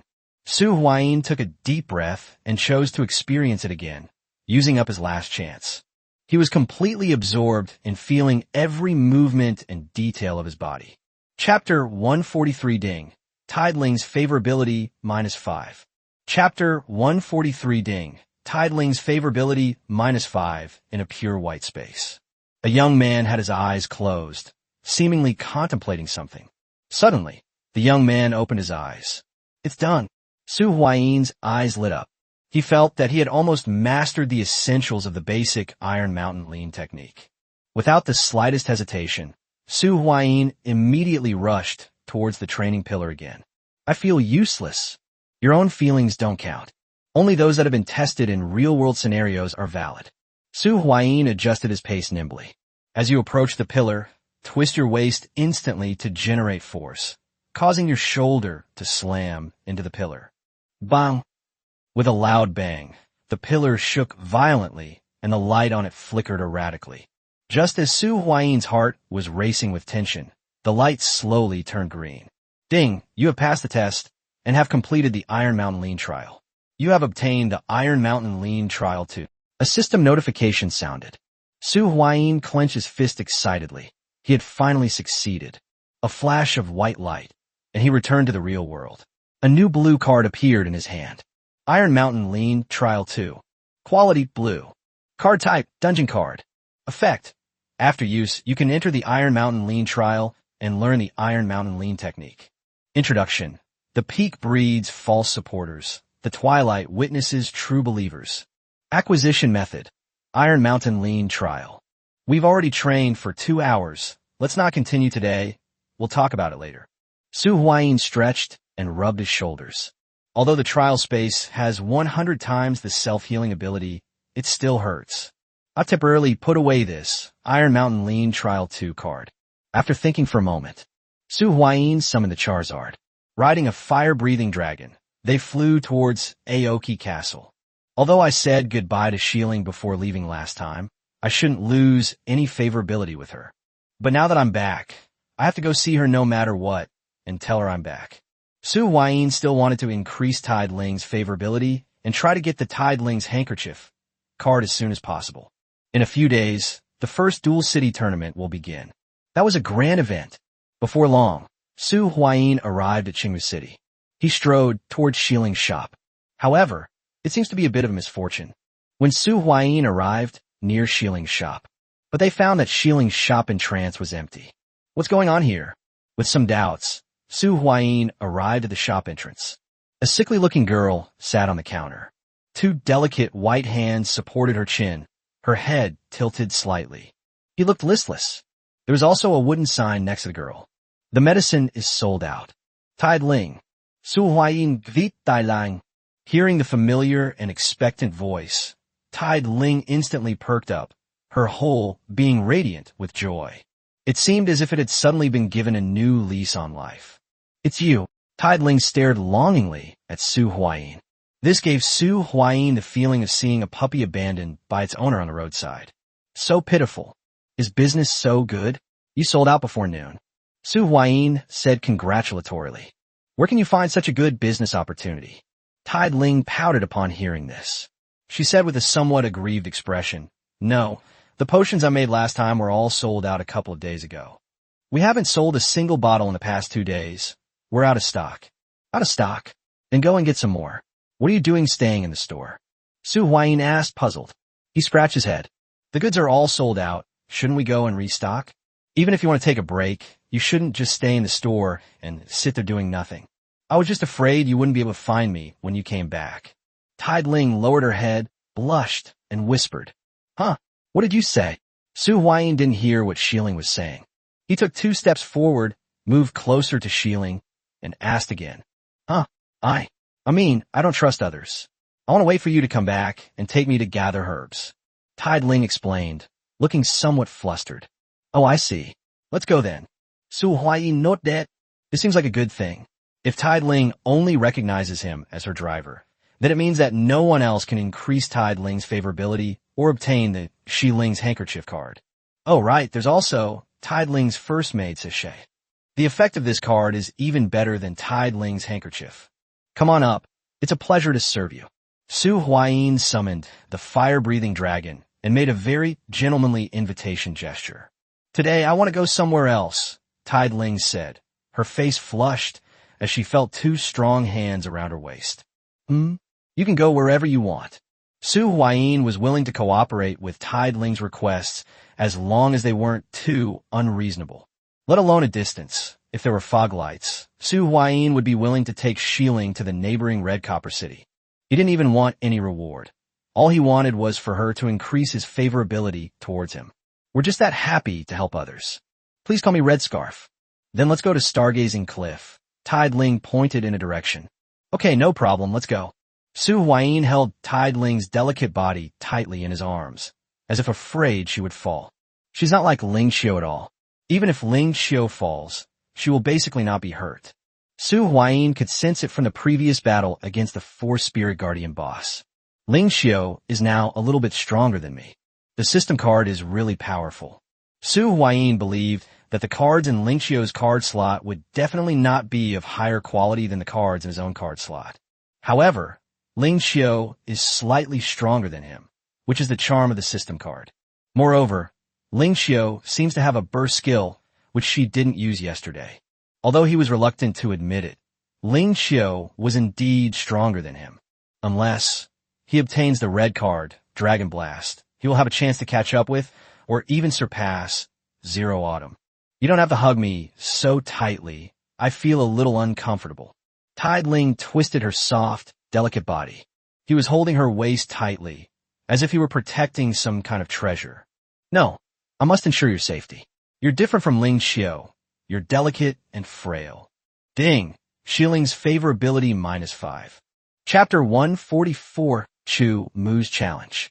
In Chapter 144, Chu Mu's Challenge seemed to subtly reveal something to Su Huayin. Last time, Ling Xiao seemed to be in the same situation, right? And it was a similar reaction. So, Su Huayin vaguely came to a conclusion. Self-restraint? Similar to only one can be active at a time. Is it wrong to mention another girl in front of girl? Otherwise, will it trigger a decrease in favorability? Su Huayin seemed to be deep in thought. Last time, it wasn't obvious on Ling Xiao, but this time it's very clear that Tide Ling's favorability has decreased. It's unbearable to repair. My favorability rating has dropped by 5 points.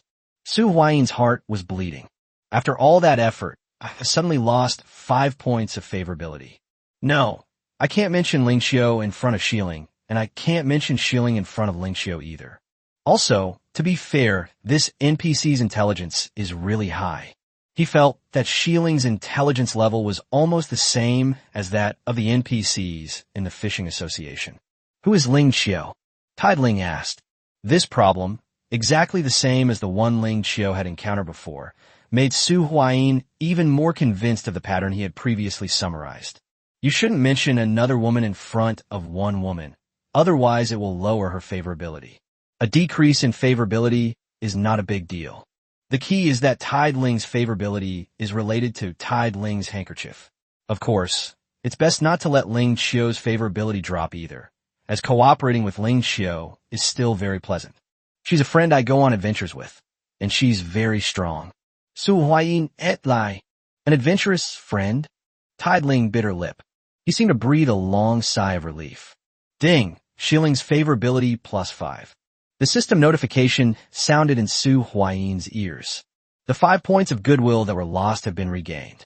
This situation allowed Su Huayin to breathe a slight sigh of relief. In the following days, Su Huayin became much more cautious. We managed to complete the mission without any major incidents. Although I didn't gain any favorability points, at least they didn't drop. At least my favorability rating hasn't dropped. Besides, I also learned a potential pitfall, so it's not a bad deal. Su Huayin felt somewhat relieved after leaving Shiling's place. Before it got dark, Su Huayin went to Qingmu Square to run the daily free public dungeon. Arriving at Aoki Square, one is greeted by a cacophony of shouts and calls from vendors. There are also some stalls. This place has gradually evolved into something like a player market. As Su Huayin prepared to head towards the dungeon entrance, as he passed a stall, he suddenly heard several voices that sounded somewhat familiar. Because of the blessed force on my field, my elf archer can launch a direct attack. Due to the effect of greenery, the equipped monster's ATK increases by 500, and it can attack twice during the battle phase. Go forth, elven archers! With the elven archer firing 2 arrows in quick succession, dealing a total of 4,800 damage, the opponent was instantly killed. Thank you for the concession. You are welcome to challenge me again. The young man cupped his hands in a respectful gesture towards the other person and said. Then, he looked at the crowd of onlookers around him. Any fellow card players who want to challenge me? It only costs 1,000 pesos, and if you win, you'll get a Dragon Basic pack. Be brave. As a card master, how can you back down or be afraid? There were quite a few people watching, but no one dared to sit down. There were only 2 people taking on the challenge all day today. Hey, I knew that voice sounded familiar. It really is you. Su Huayin parted the crowd and walked to the stall. Who is it? Chumu also felt that the voice sounded familiar, but for the moment he couldn't remember who it belonged to.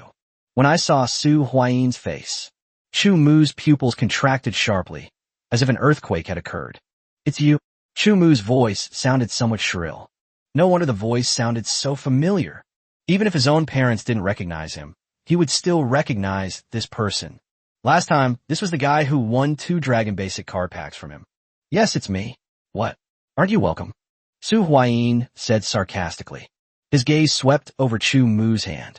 You can see 3 basic dragon packs placed right next to him. Alright, I just came to say hello. You can continue. Su Huayin, slightly disappointed, prepared to leave. The dragon pack wasn't very appealing to him. At most, you can only get blue cards. If you're unlucky, the worst case scenario is that you only get 1 white card in a card pack. Now, if you want Su Huayin to take a liking to you, you need to be at least a purple card. Huh? You're leaving? You're not allowed to leave. Chu Mu's emotions became agitated. I lost last time because of mistake. Let's try again. Chu Mu reached out and pushed the 3 basic dragon packs that were next to him into the middle of the table. Let's fight again. Chu Mu issued a challenge to Su Huayin. However, Su Huayin's performance was rather unremarkable. No need, I'm not interested in these card packs unless. Su Huayin drawled out his words. He was telling the truth. He wasn't particularly interested in these bets alone. However, last time this group pulled out 3 packs of basic dragon packs, and this time they actually pulled out 3 packs of basic dragon packs again. This indicates that these people have access to the dragon pack, but the production volume is not very large. Otherwise, they could simply make money by selling the dragon pack. There's no need to go through all that trouble and engage in such a risky bet. Moreover, Su Huayin also remembered something else. That is, last time, Chu Mu and his group seemed to have the means to obtain the Dragon Clan's advancement package. They even invited him to join, but he declined. Therefore, Su Huayin made a rough guess. Now, Chu Mu may have a Dragon Clan advancement pack in his possession. Only the Dragon Clan advancement pack is worth his time.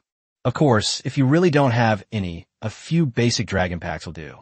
However, he decided to test the waters first, to try his luck with a couple of shots, even if there were no chances. Don't go.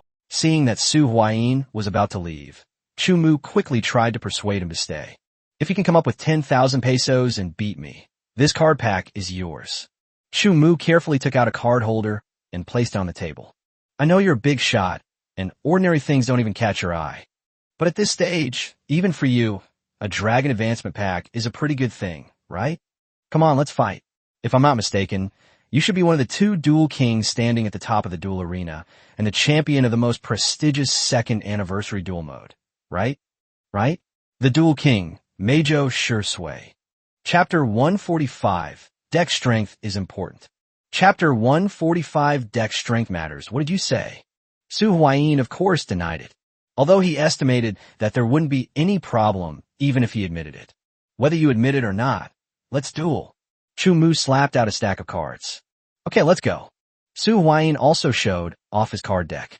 Although the current deck isn't very strong, it should be sufficient. Come on, I'll definitely beat you.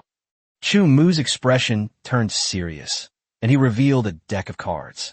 After the two made a pact, they began their duel. The system automatically shuffles and switches the card deck. Rock, paper, scissors. Su Huayin and Chu Mu attacked simultaneously. Chu Mu produced stones. Su Huayin, on the other hand, presented cloth. Su Huayin finally won a round. Good. Su Huayin was secretly delighted. We finally won a round. I'll choose to go first. Su Huayin said. The player draws the first card. He drew the 4 cards into his hand. His gaze swept across several cards. Is this hand a perfect hand? He currently has 4 cards in his hand. 1 Dragon's Blaze, 1 Water Dragon Scale, 1 Tideling's First Crafted Sachet, and 1 White Tiger Blade. During my turn, since I have no monsters on my field, I activate the effect of Water Dragon Scale and special summon this card from my hand. I choose to special summon this card in defense position. Su Huayin special summoned Water Dragon Scale to the field. Then he glanced at Chu Mu, and seeing that the other party did not make a move, he continued his actions. Activate the effect of Water Dragon Scales to add 1 Riding Dragon from your deck to your hand. Then, activate the effect of Water Dragon Scale again. Send this card to the graveyard by tribute, and special summon Riding Dragon from your hand. It was accompanied by a cheerful shout. Su Huayin pulled up an 8-star monster, a Water Attribute Dragon.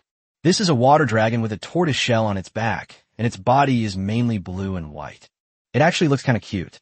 Su Huayin concluded his deployment. It's my turn, draw a card. Chu Mu drew a card from his deck, bringing his hand to 5 cards.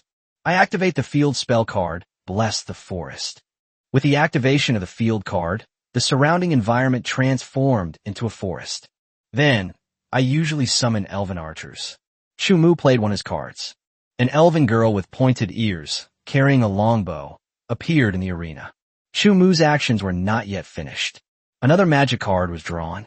I activate the magic card, Verdant Green, which increases the elf archer's attack power by 500 points and allows it to make 2 attacks during the battle phase. After doing all this, Chu Mu's expression showed a hint of pride. This is my ultimate combo. Combat mode is now in effect. Prepare to die. Chu Mu said excitedly. However, seeing that Su Huayin's expression did not change, Chu Mu felt a sense of unease. His gaze naturally fell on Su Huayin's cover card. This is now the only possibility that could prevent him from winning. Of course, Su Huayin's composure could also be an act. Do you want to deter him from attacking? Entering the battle phase, with the blessed forest present, the elven archers will attack immediately. Chu Mu issued the command. The elven archer immediately began to draw his bow and knock an arrow, but the target was not the dragon, but Su Huayin behind it. You think you can win already? Su Huayin shook his finger. Uncover the previously covered cards. Dragon's Blaze. This card is a quick play spell card that can be activated during the opponent's turn. It activates as quickly as a trap card, both being second fastest. Because I have a dragon monster on my field, I will destroy all the monsters on your field. The somewhat adorable-looking Lapras then opened its mouth, and a fireball quickly condensed inside. Then it shot at the Elven Archer. Boom! The fireball struck the Elven Archer. The Elven Archer let out a scream and then vanished from spot. Chu Mu's face turned pale. We're going to lose. No, I haven't lost yet. I still have a chance. Chu Mu placed one of the 2 remaining cards in his hand face down in the magic trap area. His eyes were fixed on Su Huayin. End of round. A futile struggle. It was Su Huayin's turn again. My turn, draw a card. Su Huayin added a card from the deck to his hand. He glanced at the cards that had just been added to his hand. Snake Warrior. Not bad, you can kill him now. Su Huayin did not choose to summon the Snake Warrior directly, but instead activated the effect of Riding the Dragon. I activate the effect of Dragon Rider once per turn, which can destroy one spell/trap card on your field, no matter what card you set. Su Huayin issued the order.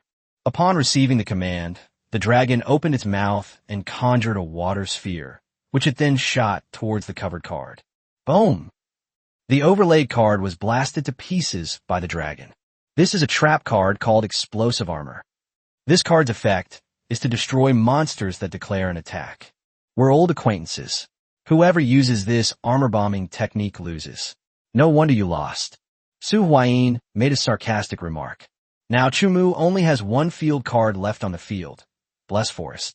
Everything else is empty. Summon Monster, Snake Warrior. Entering battle phase, Dragon Rider and Snake Warrior are attacking you. Minus 3,000.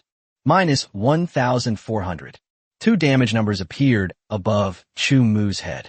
His health points were reduced to negative. The duel is over. The winner has been decided. You lost. Su Huayin happily put away his deck, then grabbed the pack of Dragon Clan upgrade packs. This is so awesome. I've got a Dragon Clan advancement pack. That's not all. Just as Su Huayin's hand touched the Dragon Clan advancement pack. I don't know if it's just Su Huayin's imagination. He felt it was the last card in the deck. The Charizard flashed briefly. No way. How could I have lost again? Chu Mu's eyes suddenly turned bloodshot, and his expression became slightly ferocious. Keep practicing. You're already doing very well. Su Huayin did not make any sarcastic remarks. This guy named Chu Mu has no problem with his thinking and strategy. If I had to pinpoint a problem, it would be that the deck is too weak. While individual skill is important, the strength of the deck is sometimes even more important than individual skill. For example, the NPC known as the strongest duelist, the Siren. Her deck is too overpowered. With 5 aggressive fish, it can even end the game in your turn. Magnificent. Beautiful. The strongest mermaid deck. Chapter 146, Charizard X. Chapter 146, Charizard X. I refuse to accept this. Humu's fists clenched involuntarily. His gaze was fixed on Su Huayin. Good eye. Then keep up the good work. Su Huayin stood up casually. As a duelist, one should have this kind of aura. Yes, it suits his taste perfectly. You wait. I'll challenge you again in Duel City in 10 days. Chu Mu said defiantly. Just as you defeated Yuan to become the 2nd anniversary duel champion without a red card, I can also defeat you now that you have a red card. Fine, I'll wait. And you've mistaken me for someone else. Su Huayin waved as he walked. We arrived at the entrance to the instance. We entered the instance. He chose to quickly run through the graveyard instance. It's a pity I didn't get the skull tombstone. When Su Huayin came out of the instance, Chu Mu and the others have already left. Su Huayin summoned the Charizard and rode it back home. Sitting atop the Charizard's back, a card pack appeared in his hand. This is the Dragon Clan advancement pack he just won. Each advanced card pack contains 1 to 2 cards, ranging in quality from blue to purple. Su Huayin carefully opened the card holder.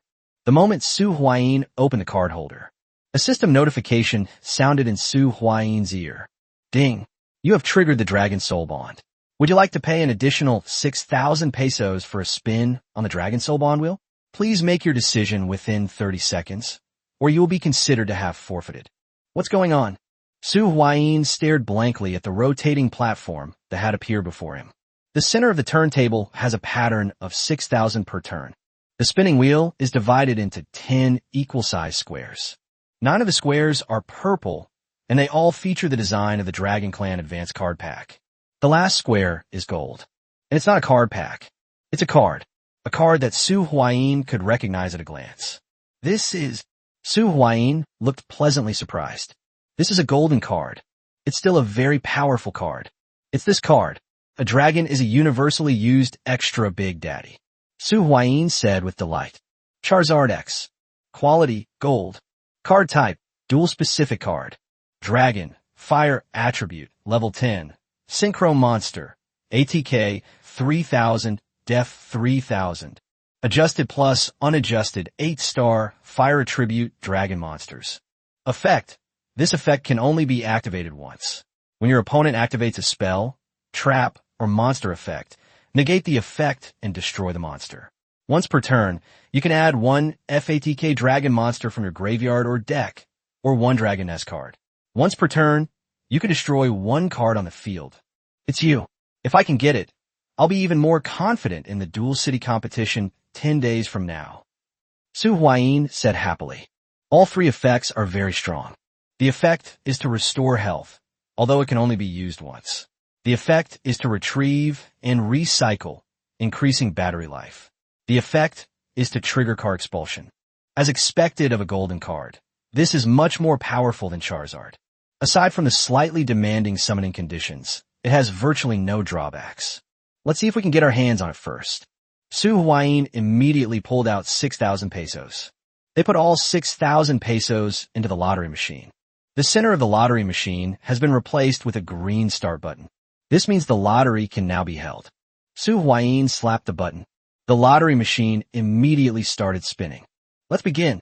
Su Huayin silently prayed in his heart. The turntable then began to spin. There's a 90% chance that the result will still be the same Dragon Advancement Pack, which is equivalent to wasting 6,000 pesos. There's also a 10% chance he'll get a gold card, Charizard X. A probability ratio of 9 to 1. The turntable slowly came to a stop. The pointer eventually stopped on a purple area. Su Huayin was not surprised by this situation. With only a 1 in 10 chance, it's perfectly normal not to get selected.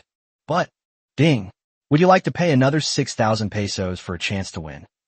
The system notification sounded again. The turntable returned to its original state. No, it can't be described as its initial form. The layout of the spinning wheel has changed. It has changed from 10 equal-sized squares to 9 equal-sized squares. Without hesitation, Su Huayin invested another 6,000 pesos. His current net worth is well over 60,000 pesos. Su Huayin's net worth doubled last time he smuggled goods using fog lights. Even if I have to spend all 60,000 pesos, I will still get you out of my pocket. Su Huayin, his face hardening, started the lottery again. Even in the worst-case scenario, where you spend all 60,000 pesos, you can still get this Charizard X card. The second draw is complete. The pointer is still positioned in the purple area. Continue. Su Huayin invested another 6,000 pesos. The current lottery wheel only has 8 options. His heart was bleeding. In just a short while, he had already spent 18,000 pesos. You should know that he only earned 30,000 pesos from a previous trip to Copper City to complete a smuggling operation. Now, 60% of it has been spent directly. Of course, we'll continue. The results of the third draw are also in. The third time, I still couldn't draw the Charizard X card. There are now 7 squares left. Continue. Su Huayin, without changing his expression, once again invested 6,000 pesos. He simply didn't believe it. I can't believe my luck is so bad. As it turns out, you really shouldn't make promises you can't keep. After 7 consecutive draws without winning the golden Charizard X card and having already spent a total of 42,000 pesos, Su Huayin was starting to feel numb. Now, there are only 3 areas left on the turntable. The odds of winning have increased to 1 in 3. However, Su Huayin still had a feeling that he couldn't win. Is it just my imagination? After failing to win 7 times in a row, have you lost confidence? Anyway, the 8th spin of the wheel has begun. Su Huayin's eyes were fixed on the turntable. When you see the last pointer land in the purple area, I don't know why, Su Huayin's state of mind became incredibly peaceful. Continue. The 9th spin. If you're so capable, then keep failing. Su Huayin, expressionless, threw in 6,000 pesos for the 9th time. When Su Huayin saw that the pointer was still in the purple zone on the 9th attempt, he couldn't help but laugh. Now, only one area remains. Go off course. Go off course again. Let's see how you manage to go off course this time. Chapter 147, Nigga's Mask. Chapter 147, Nigga's Mask. In a fog. The two figures gradually grew larger. Two girls wearing almost identical armor emerged from the mist, each carrying a gray fog lamp. Walking in front was a girl with a purple engine on her chest. The fog light was in her hand. Although this young girl was quite beautiful, compared to the mature and sophisticated young woman behind her who exuded an air of authority, she looked like a mere maid. We've arrived, sister. We've reached Red Copper City. Ling Dong started gesturing excitedly. After several hours, the two finally crossed the fog and entered the neighboring Copper City. Let's go find Yin Fei and have a chat. Ling Xiu pulled out a map. This map marks the locations of several major factions. Su Huayin brought it back with him the last time he went back. The two walked straight toward the Zero-type guild of Red Copper City. However, the two hadn't gone very far. Then the sounds of fighting came through. Let's go take a look. Ling Xiu waved to Ling Dong, and the two quietly moved toward the location where the battle had taken place. When Ling Xiu saw what was happening over there, an uncontrollable smile appeared on her face. Ha ha ha, heaven is helping me, Ling Xiu said with a smile. Not far from the two of them. It turned out to be a group of people wearing the uniforms of the Red Copper Self-Discipline Association, besieging an elite-level boss. Haven't you killed the 3 elite boss-level guild beasts of Red Copper City yet? Sister, what should we do? Ling Dong asked. She acted like a little follower whose sister was the boss and who believed that listening to her was always the right thing to do. Besides the bloodline suppression, there's also the fact that Ling Xiu is genuinely good to Ling Dong. Although, what was given to Ling Dong was only the second-tier cards that had been retired from her possession. But this is my real sister. He was willing to give Ling Dong everything. Even if you only use second-tier equipment that Zero Autumn has retired, Zero Winter's strength is still top-notch. Of course, it's all been resolved. Ling Xiu said calmly. 60,000 pesos. That's a whopping 60,000 pesos. They were all used up in one go. Su Huayin instantly slept until he was back in pre-liberation times. He had less than 100 pesos on him, a pitiful 2-digit amount. The amount went from tens of thousands of 5-figure sums to 2-figure sums. Today is the day Su Huayin has spent the most pesos so far, without exception. Bring it on. Su Huayin pressed the button on the turntable one last time. The turntable started to spin. There's only one square this time, so you're guaranteed to win. Ding! Congratulations on obtaining the gold card, Charizard X. The system notification sounded in Su Huayin's ear. Finally got it. Su Huayin looked at the golden card he had just received, his feelings complicated. In other words, I got this golden card with 60,000 pesos plus a Dragon Advancement Pack. This card is worth at least 500,000 pesos. I've clearly made a killing. Su Huayin thought about it from a different perspective. Aside from feeling a little uncomfortable, from a practical point of view, they definitely made a killing. Also, if I get this card, I have to get that other card too to create the perfect combo. Su Huayin remembered a card that could assist in the special summoning of Charizard X. Nigga Mask. Quality, gold. Card type, equipment card. Effect, strength plus 50, constitution plus 50, spirit plus 50. Ghost summoning. Ninja Legion summoning authority. Consumes spirit power to summon a Ninja Legion. Mental corruption. Unless the wearer has a mental strength greater than 300 points, or possesses card from the 8 Great Demon series, they will gradually be corrupted by the mask. Description. One of the ghost masks. When all 9 masks are gathered, ultimate darkness will be unleashed. Restriction 1. This card cannot be removed once equipped. Restriction 2. Only one Shadow Legion card can exist in a card slot at a time. Belongs to Shadowlands series. Acquisition method. Unscrupulous Merchant, Shadow, Kingdom Dungeon. Dual mode effect. Level 2, Tuner, Fiend, Dark, ATK 500, Def 300, effect. During your opponent's turn, special summon this card from your hand. If this card is special summoned, You can use this card as synchro material to perform one synchro summon. If this card is sent to the graveyard as synchro material, you can search for one Ninja or Shadow Legion card and add it to your hand. If I could get this card, I could accelerate the synchro summoning of Charizard X during my opponent's turn. Su Huayin touched his chin. He obtained the Nigga Mask card from Shady Merchant. Because of its terrifying negative effects, Su Huayin never dared to put this card in the card slot, but only used it as a card in duel mode. Forget about unscrupulous merchants. They're incredibly rare. I can only try to find a dungeon card for the Shadow Kingdom.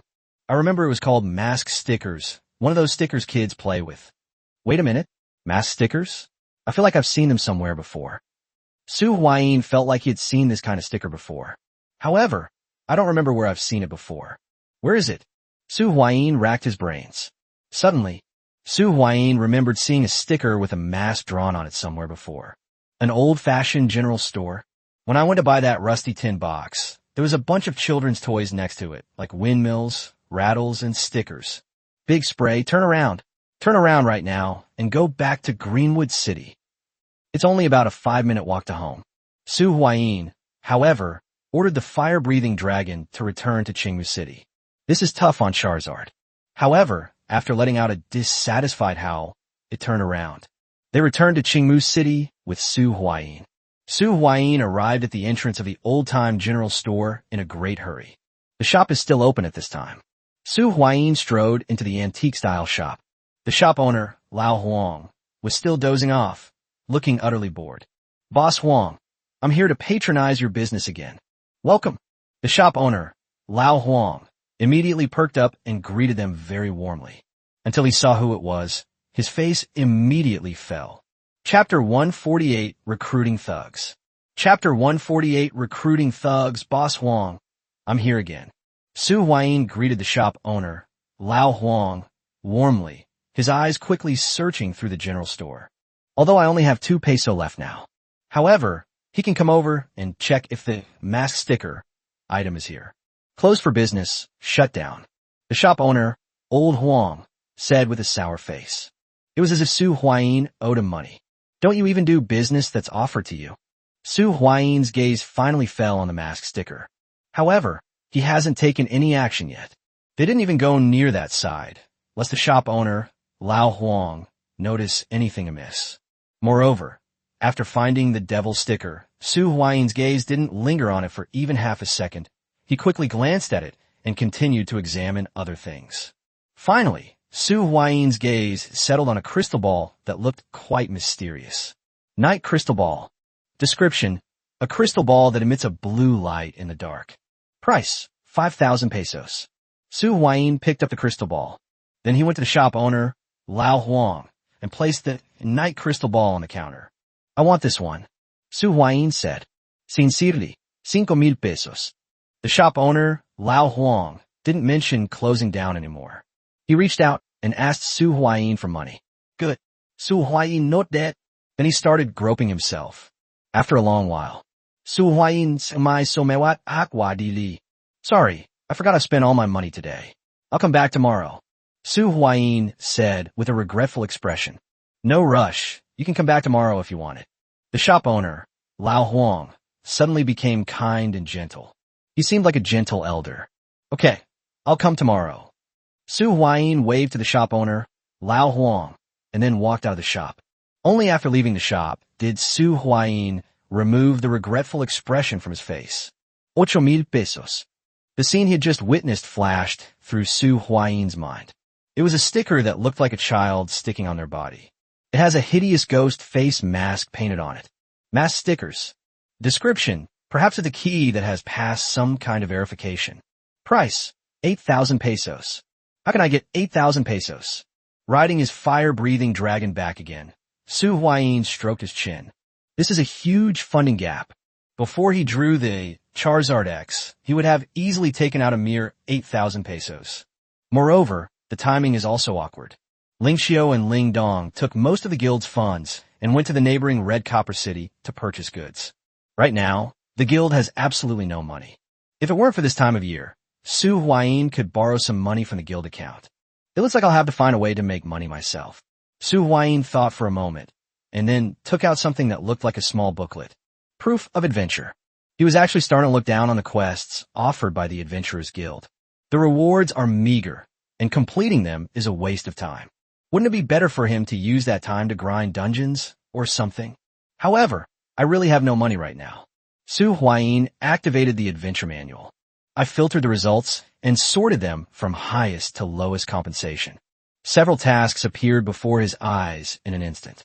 The reward for the first task far exceeded 8,000 pesos. Seeking guild orders. Task objective. Purchase 1 guild token. Misión de worth 50,000 pesos. Guild order. Su Huayin hesitated slightly. He actually has a guild order, which is kept in the guild warehouse. There are even 2 more. However, Su Huayin did not want to sell. He felt that the 2 guild orders were not quite enough.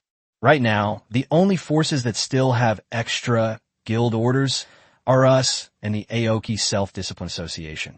To put it bluntly, this mission is just for us or the Aoki Self-Discipline Association, right?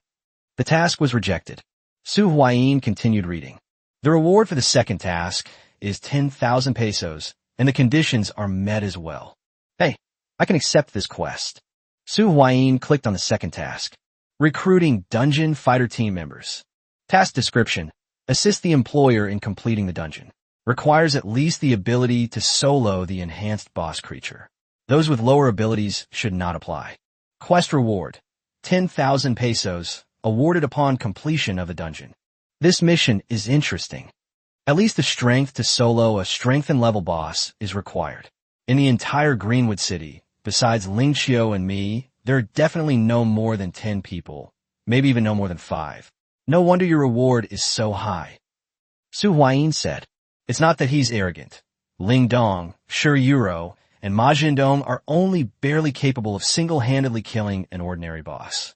Perhaps only if they unlock their 4th card slot can they achieve the level of soloing a boss. At this stage, anyone capable of soloing an enhanced level boss is definitely considered a top-tier expert. Let's see what happens next. If it doesn't work, we'll just have to wait for Ling Xiao and the others to return from Red Copper City. Su Huayin closed the adventure certificate. Only these 2 tasks offer relatively high rewards. The rest of the tasks pay less than 4 figures.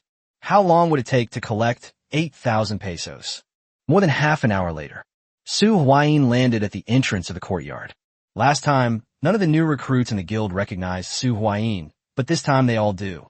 Seeing the iconic fire-breathing dragon, they know that this is Su Huayin's mode of transportation. There was no major disturbance.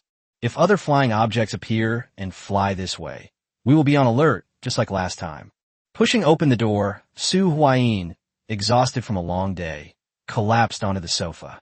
Su Huayin sat up after lying there for a while. It feels so empty. Su Huayin looked around. There used to be several people here. After returning from Red Copper City, only he and Ling Xiao remained. Ling Xiao is out on business now.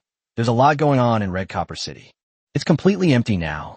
The passing of Ling Xiao was not just about smuggling. She had at least 3 purposes for going there. Attempt to incorporate the Zero-type Guild of Copper City. Curb the development of the Copper Self-Discipline Association and encourage several medium-sized forces to form an alliance against it. Finally, there's smuggling. Compared to the previous 2 points, this point is actually the least important. Su Huayin estimated that Ling Xiao wouldn't be able to return for at least 3 to 5 days, or even a week. I hope everything goes well. Chapter 149 Second Iron Mountain Lean. Chapter 149, the second section of Taizhan, leaning before sleeping. Su Huayin pulled out the proof of adventure. I clicked to claim the task. Ding, please arrive at the Adventurers Guild before 10 a.m. tomorrow.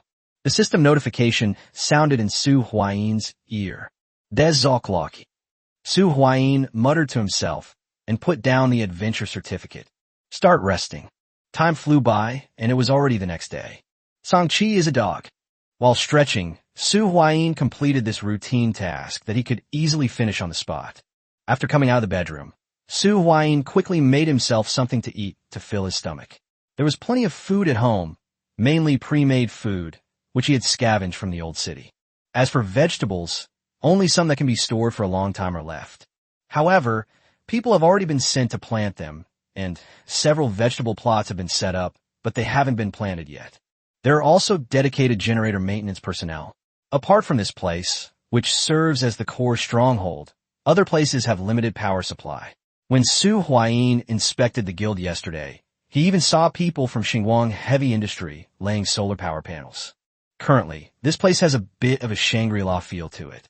Let's get to work. Su Huayin pulled out a blue card. Iron Mountain Lean Trial 2. It's still early, so he plans to run this dungeon first. A system notification sounded in Su Huayin's ear. He casually activated the card. Ding. Have you consumed 1. Iron Mountain Lean Trial 2. Card to enter Iron Mountain Lean Trial 2. Reminder. Cards will not be refunded if you fail to complete the trial. Yes. Su Huayin silently recited in his heart. The next moment, a dazzling white light appeared before Su Huayin's eyes, causing him to lose his sight instantly. When Su Huayin opened his eyes again, then I found myself in a pure white space. Is it the same place as last time? Su Huayin surveyed his surroundings. All around was an endless expanse of white. As before, there was only a bronze pillar about 2 meters high standing in front of him. My body, like last time, has become extremely weak. Is it another trainee buff? Su Huayin Guets. The system notification sounded right on time.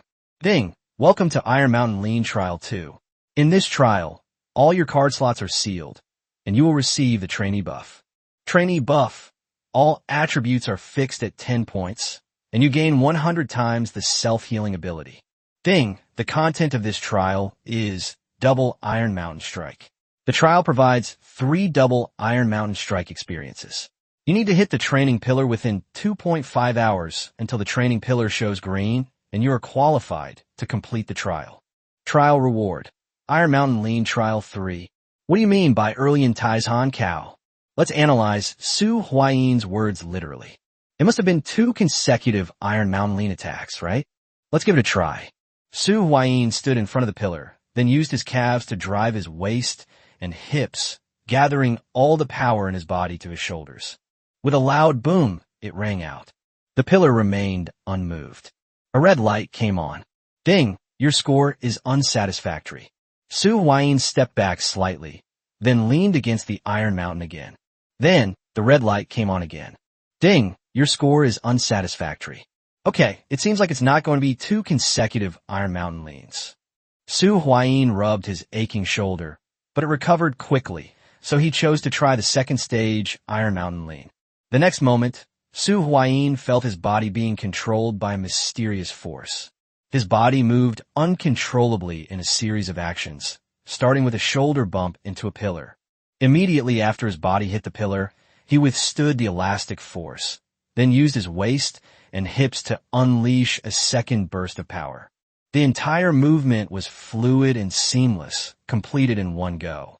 With a loud boom, the pillar shook violently, and the green light flashed. Ding, experience ended. The mysterious power vanished, and Su Huayin stood still, savoring the feeling he had just experienced. So, the second stage Iron Mountain Strike isn't a series of consecutive Iron Mountain Strike attacks, but rather a 2-stage exertion of force. Having experienced it firsthand, Su Huayin roughly understood what this second stage Iron Mountain Lean was all about. This is a technique that involves generating power in 2 stages. The first stage is a normal impact, while the second stage involves using other parts of the body to transfer the force based on the impact. This method of applying force can greatly increase the penetration of the attack. I suddenly feel like even though this isn't related to chickens, it's still a win. Su Huayin took a deep breath and adjusted his posture based on the feeling he had just experienced. With another burst of power from his calves, his shoulders slammed into the pillar.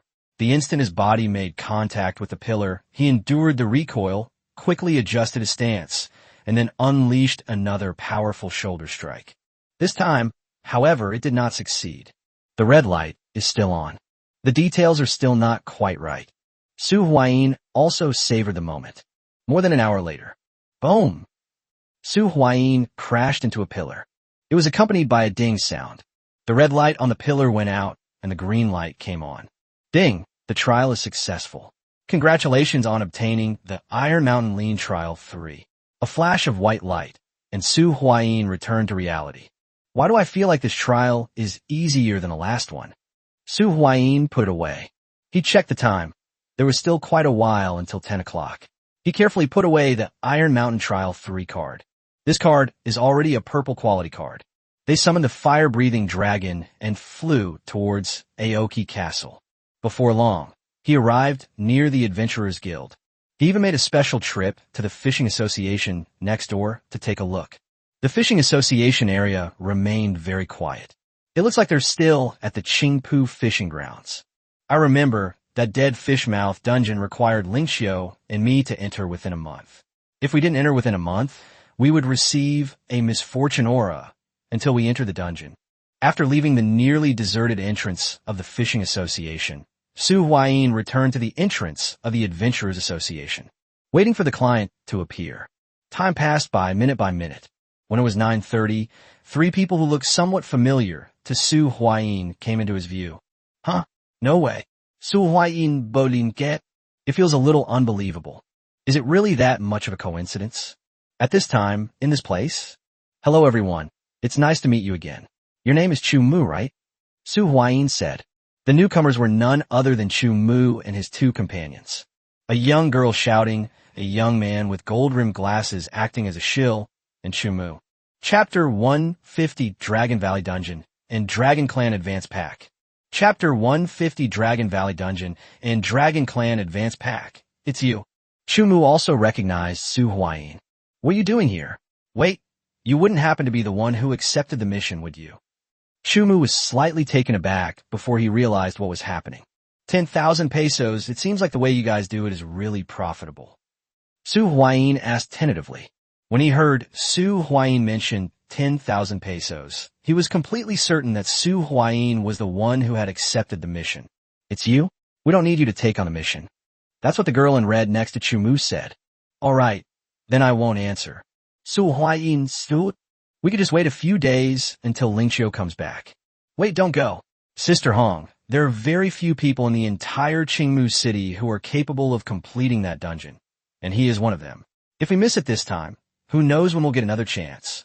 Chu Mu called out to Su Huayin and then explained to the girl in red. Okay, Fina. The girl in red finally agreed with Chu Mu's statement. She nodded slightly.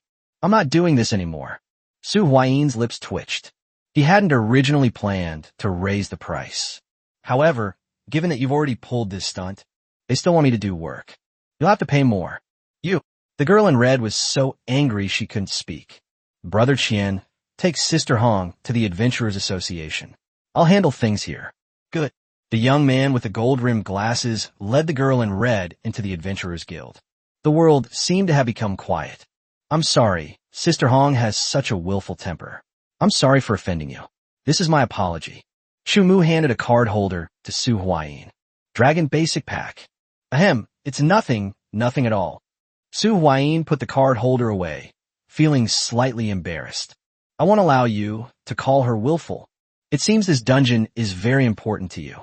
Su Huayin fiddled with the Dragon Clan Basic Pack in his hand. He immediately gave away a basic dragon pack, which is worth at least 1,000 pesos. I guess so. Kumunadud. This kind of thing can't be hidden. It's easy to figure out. Alright, let me see what the dungeon contents are. Su Huayin continued to ask. Chu Mu then revealed a card. Dragon Nest. Quality, purple. Card type, dungeon card. Effect, allows entry into the Dragon Nest dungeon after use. Introduction, upon completion, you will receive 1 Dragon Clan Premium Pack. The boss inside is an enhanced boss. If you bring me the Dragon Clan Advance Pack, you will receive a reward of 10,000 pesos. How about it? If there are no problems, let's sign the contract. Chu Mu laid out all his conditions. Su Huayin's eyes turned slightly red as he looked at the card in Chu Mu's hand. This is a Dragon Nest dungeon card. Its position among dragon cards is similar to that of the Zero Domain dungeon versus the Zero type cards. The Dragon Nest dungeon has 7 major areas: Earth Dragon Domain, Water Dragon Domain, Fire Dragon Domain, Wind Dragon Domain, Light Dragon Domain, Dark Dragon Domain, and Divine Dragon Domain. Each time you use the Dragon Nest dungeon card, you will enter a specific location within one of the dragon realms.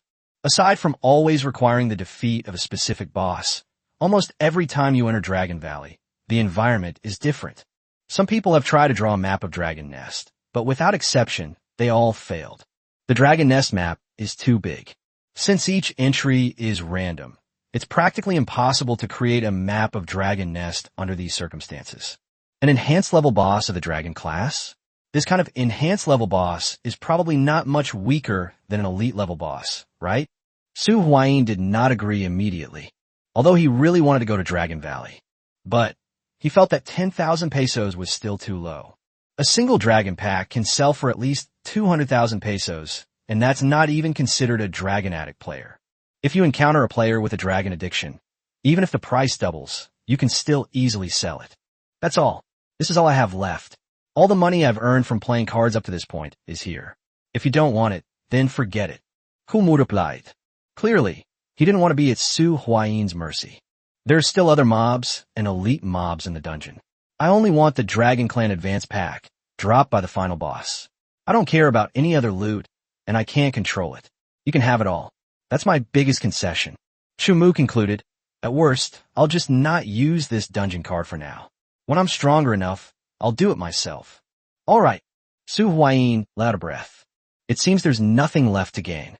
In other words, this time the reward has changed from 10,000 pesos to 10,000 pesos plus a Dragon Basic Pack, plus the loot dropped in the dungeon excluding the boss. However, besides the boss, there are only some regular monsters and elite monsters. These monsters aren't very strong. Unless you get incredibly lucky, they won't drop any powerful cards. The Dragon Clan Advance Pack, dropped by that boss, is the most important item in the dungeon. Then let's sign the contract. Chumu's face lit up with joy, and he said, he still hopes that a cooperation can be reached if possible. After all, cooperation leads to a win-win situation. He's right. He can indeed choose not to use it now, but wait until he has enough strength to do so later. However, something like a snowball only works if it starts rolling. In the future, once he has enough power, he will indeed be able to obtain all the rewards without paying any price and hiring anyone. However, when he has that ability in the future, a Dragon Clan Advance Pack will no longer have such a big impact on him. Okay, let's sign a contract. Su Huayin note that. Only after the contract was signed was the Dragon Nest dungeon card handed to him. Then I'll leave it to you. Chumu said. Don't worry, it's just a purple level dungeon, Su Huayin said confidently. Nowadays, a purple level dungeon is no match for him. However, Su Huayin did not immediately use the dungeon card to enter the dungeon. Instead, he first opened the Dragon Basic Pack that had just been given to him as an apology gift. To enter, Su Huayin tore open the Dragon Clan Basic Package. Two cards came into view. There's a white card and a green card. Chapter 151 Dragon Valley, Fire Dragon Domain, Papa, Fire Dragon Valley. Chapter 151 Dragon Valley, Fire Dragon Domain, Papa Fire Dragon Valley. Not bad. Su Huayin picked up the green card. Dragon Egg. Quality green. Card type, dual mode exclusive card. Fire attribute, Dragon, level 2, tuner, ATK, 300, def 200 effect. If this card is sent to the graveyard, add one other fire attribute dragon monster from your deck, graveyard, or hand.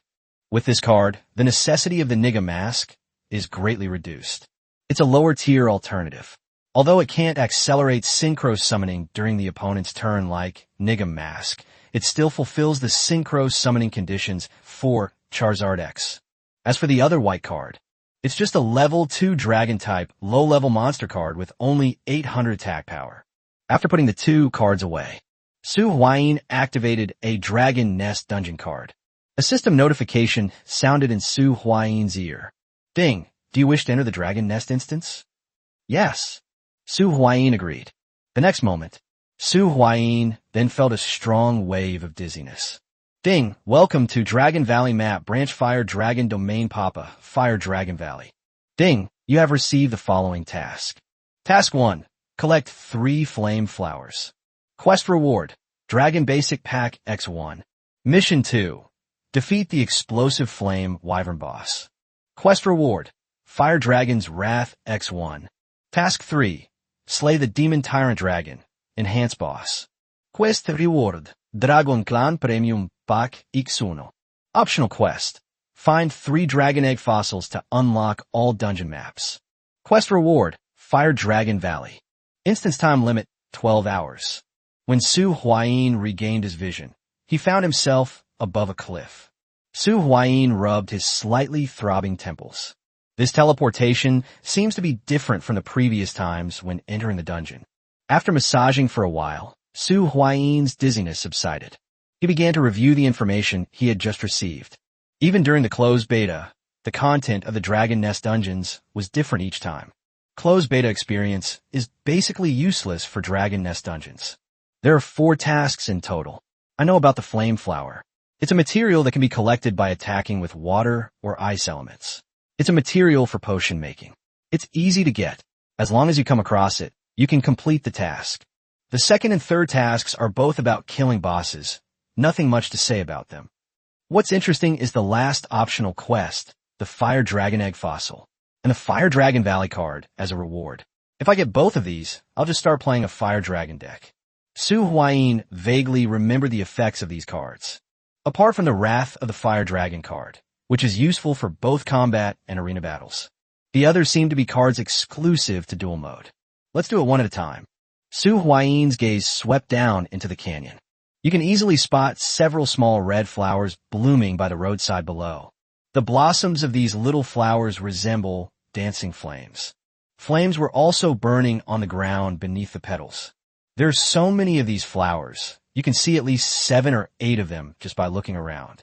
I can bring some back for shielding, so this should be considered a decent material card, right? The number of flame flowers is not a problem. Then, you realize the problem. I don't seem to have any water or ice attributes. Su Huayin scratched his head. He currently only possesses fire attribute abilities. Am I going to get stuck on mission 1? Su Huayin gom lai. Although he knew it couldn't be like that. There's a saying that goes something like this. The antidote will be found within 7 steps. It has water or ice elemental abilities, but it makes it easier to collect flame flowers. If not, it just requires a bit more effort. There must be some kind of pond or pool nearby. We can fetch water to irrigate the plants. Su Huayin looked around. Soon, he saw a small lake at the end of the canyon. Su Huayin leaped down and landed at the bottom of the canyon. Then he strode towards the end of the canyon. However, we haven't gone very far yet. Su Huayin heard a deafening roar, as if it were coming from some monster. The dungeon boss. Su Huayin's eyes lit up, and he quickly walked towards the source of the sound. The source of the sound was actually near the lake at the end of the canyon.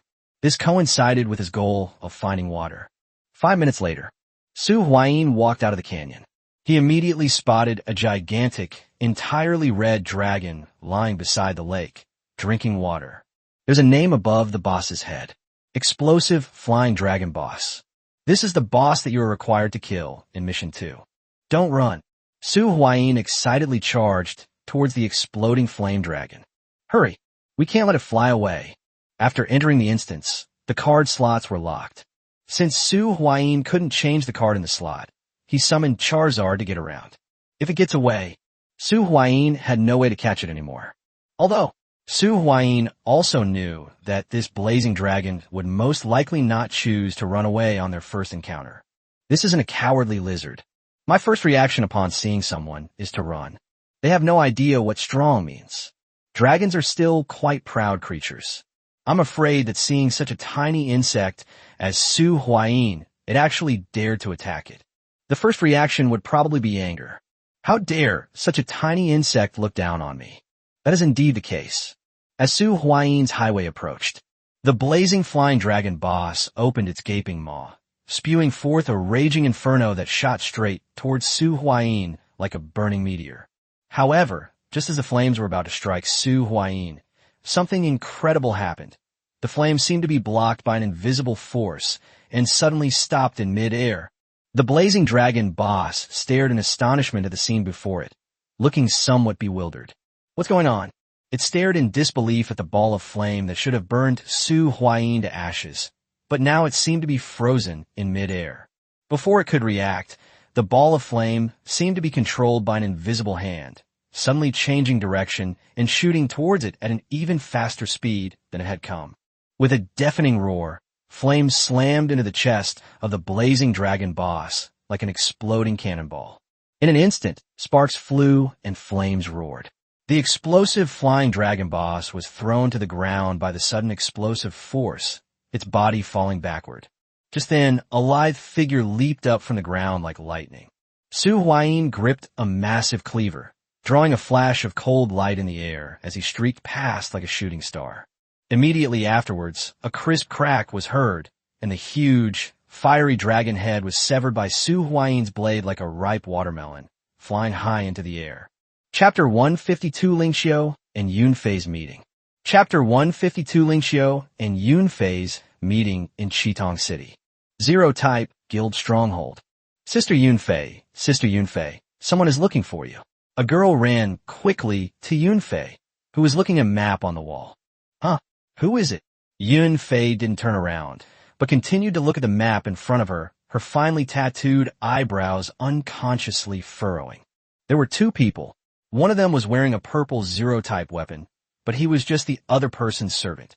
The other person was a very beautiful woman with a strong aura. She specifically asked for you. Oh, when Cherry mentioned the purple Zero-type weapon, Yunfei finally looked away from the map and began to take it seriously. A purple card Zero weapon? Could it be a member from the closed beta? Coming to find me? Yunfei guessed. Her guess wasn't without reason. Although the airspace is no longer under control, outsiders now have the opportunity to obtain Zero weapons. However, most of the people who now possess the Zero weapon were originally members of the Zero Guild back then. Let's go and meet him. If we can take him in, he'll be a top-tier fighter. Lead the way, I'll go see what's going on. Yunfei gestured for Cherry to lead the way. Before long, the two arrived at the reception room. Yunfei glanced into the reception room. Two girls with similar features, about 70 to 80%, were found sitting in chairs. One of them was the girl in the purple Zero-type weapon Cherry had mentioned.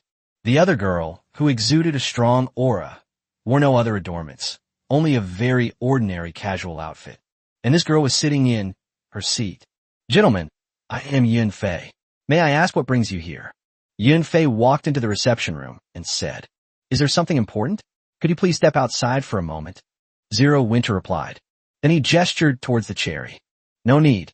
Cherry is the person I trust most. Just say what's on your mind. Don't be mysterious.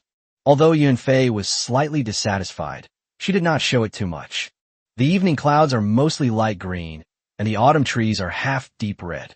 If I remember correctly, this should be the reason why you chose the name Yunfei, right? Lingxiu slowly recited a line of poetry. Upon hearing this, Yunfei's pupils contracted slightly. It seems somewhat unbelievable. She seems to have only told this to a few people. Long time no see, Yunfei. Lingxiu said. You are, Sister Qiu? A flicker of excitement crossed Yunfei's eyes as an unlikely guess popped into her mind. It's me. There are many people on the street. Can you confirm it now? Lingxiu finished speaking. A silver-white suit of armor appeared on her body, and a bright pink engine on the chest of the armor stood out brilliantly. Red card level 0 weapon. Although it wasn't the only one, it was the only one that someone actually got their hands on. Is it really you, Sister Qiu? Yunfei excitedly took a step forward. No, it can't be you. If it were you, you would have shown up when we were stealing the guild beast. Yunfei's face regained its wariness. Although all signs indicate that the girl sitting in her seat is Lingxiu, the legendary figure of Car Domain and a leader of the Zero-type guild, one of the 3 super guild leaders. However, there are also many unreasonable aspects. I'll answer those questions later. Right now, I only have one question. Are you still willing to work for me? Without any preamble, Lingxiu revealed her identity and went straight to the point. If you really are Sister Qiu, I'd be happy to let you be the president of the association right now. Yunfei replied. It wasn't just because of Zero's terrifying strength, but more importantly, his leadership. As one of Lingxiu's earliest followers in the Car Domain, Yunfei witnessed it firsthand. Lingxiu, with just a few underlings, single-handedly fought his way into becoming a super guild. This terrifying personal ability and leadership, Yunfei's current behavior, is actually just a subconscious imitation of Lingxiu. She accepted Lingxiu as her older sister and was willing to follow Lingxiu. Yin Fei knew her own limitations and was also well aware of the gap between her and Ling Qiu. Okay, that's enough, Ling Qiu said. Then, he began to explain. She mentioned some things she knew. For example, what happened when she first met Yun Fei in the card domain. After saying several things, Yun Fei completely believed Ling Qiu's identity. Sister Qiu, why didn't you show up during the Guild Beast event? Yun Fei asked in confusion. Oh, I'm not in Red Copper City, but in the neighboring Greenwood City. I came here illegally. Ling Qiu explained. Smuggling? Could it be? Urfolgnites. Yun Fei spun the bead and immediately guessed what the smuggling tool was. Could it be that you, Sister Qiu, have already passed the 10th floor of the Tower of Babel? Yun Fei suddenly became extremely excited. As far as she knows, it seems that the only way to obtain the fog light is from the 10th floor of the Tower of Babel, or from the almost omnipotent and scrupulous merchant. She only unlocked the 4th card slot a few days ago. Has Sister Qiu already started using the 5th card slot? As expected of Sister Qiu. That's terrifying. My choice was definitely right. Yun Fei instantly conjured up a whole bunch of things in her mind, and immediately transformed into Ling Qiu's little fanboy. No, this isn't even mine, and I don't know where he got it from. Ling Qiu shrugged and said, Su Huayin, as expected of a top-tier random player, has many ways to acquire valuable items that even she doesn't know about. To get to this point without relying on a union is truly remarkable. Is that so? Then, Sister Qiu, are you planning to rebuild the Zero Guild? If you could recruit the other brothers and sisters. Smack! Ling Qiu tapped Yun Fei's forehead. What are you thinking? It's only because of you that I'm confident I can keep you with me. Dark Star and the others aren't like you. They don't have much ambition. Especially Dark Star and Tianming and the other two. They will definitely stand on their own when they have the chance. That's not necessarily true. If Tianming knew that you were calling for him, he might agree immediately.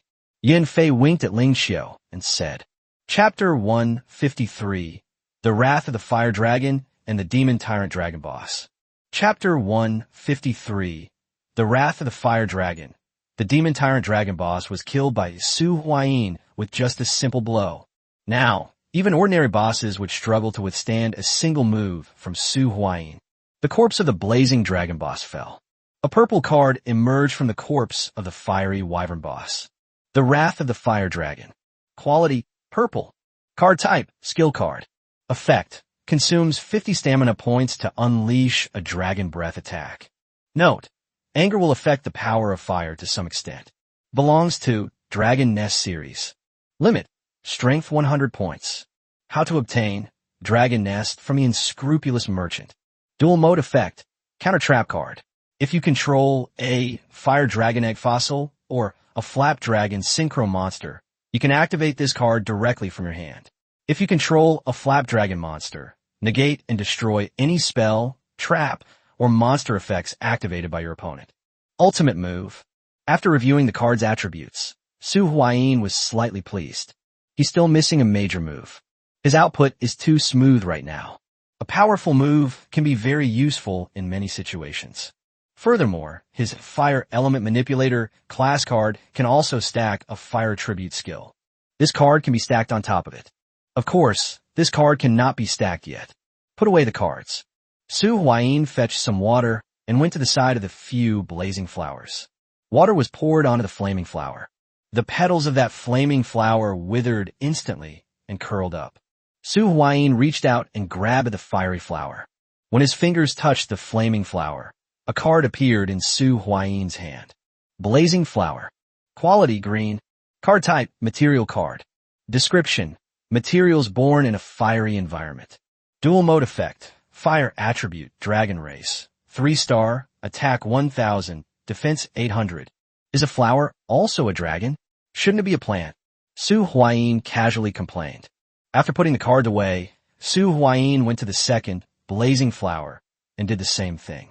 Before long, Su Huayin had collected 3 blazing flowers. Ding! Congratulations on completing Mission 1. Reward, Dragon Basic Pack X1 inch. A basic dragon pack that Su Huayin was very familiar with appeared in his hands. However, this time he didn't rush to demolish it. With plenty of water still in his hands, Su Huayin picked about 5 or 6 more flaming flowers. Take it back to Xiling, hoping it will increase her favorability. Su Huayin still cared a lot about Xiling. Collecting flaming flowers along the way, Su Huayin ventured deep into the canyon. After using up the water he had extracted, he had a dozen or so flame flower materials in his hand. Ahead was the entrance to a dark underground cave. Huh, are there underground maps too?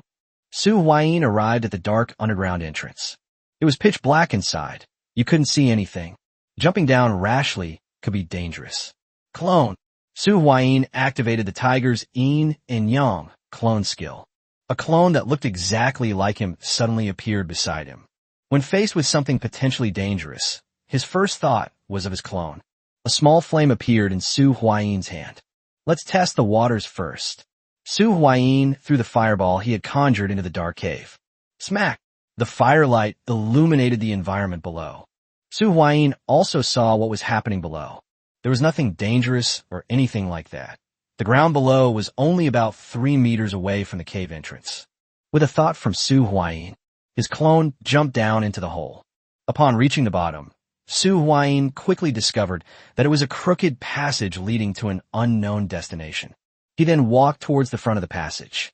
After making 2 not-so-wide turns, a sudden burst of light appeared ahead, and a giant dragon, at least 10 meters long and entirely purplish-black, came into Su Huayin's view.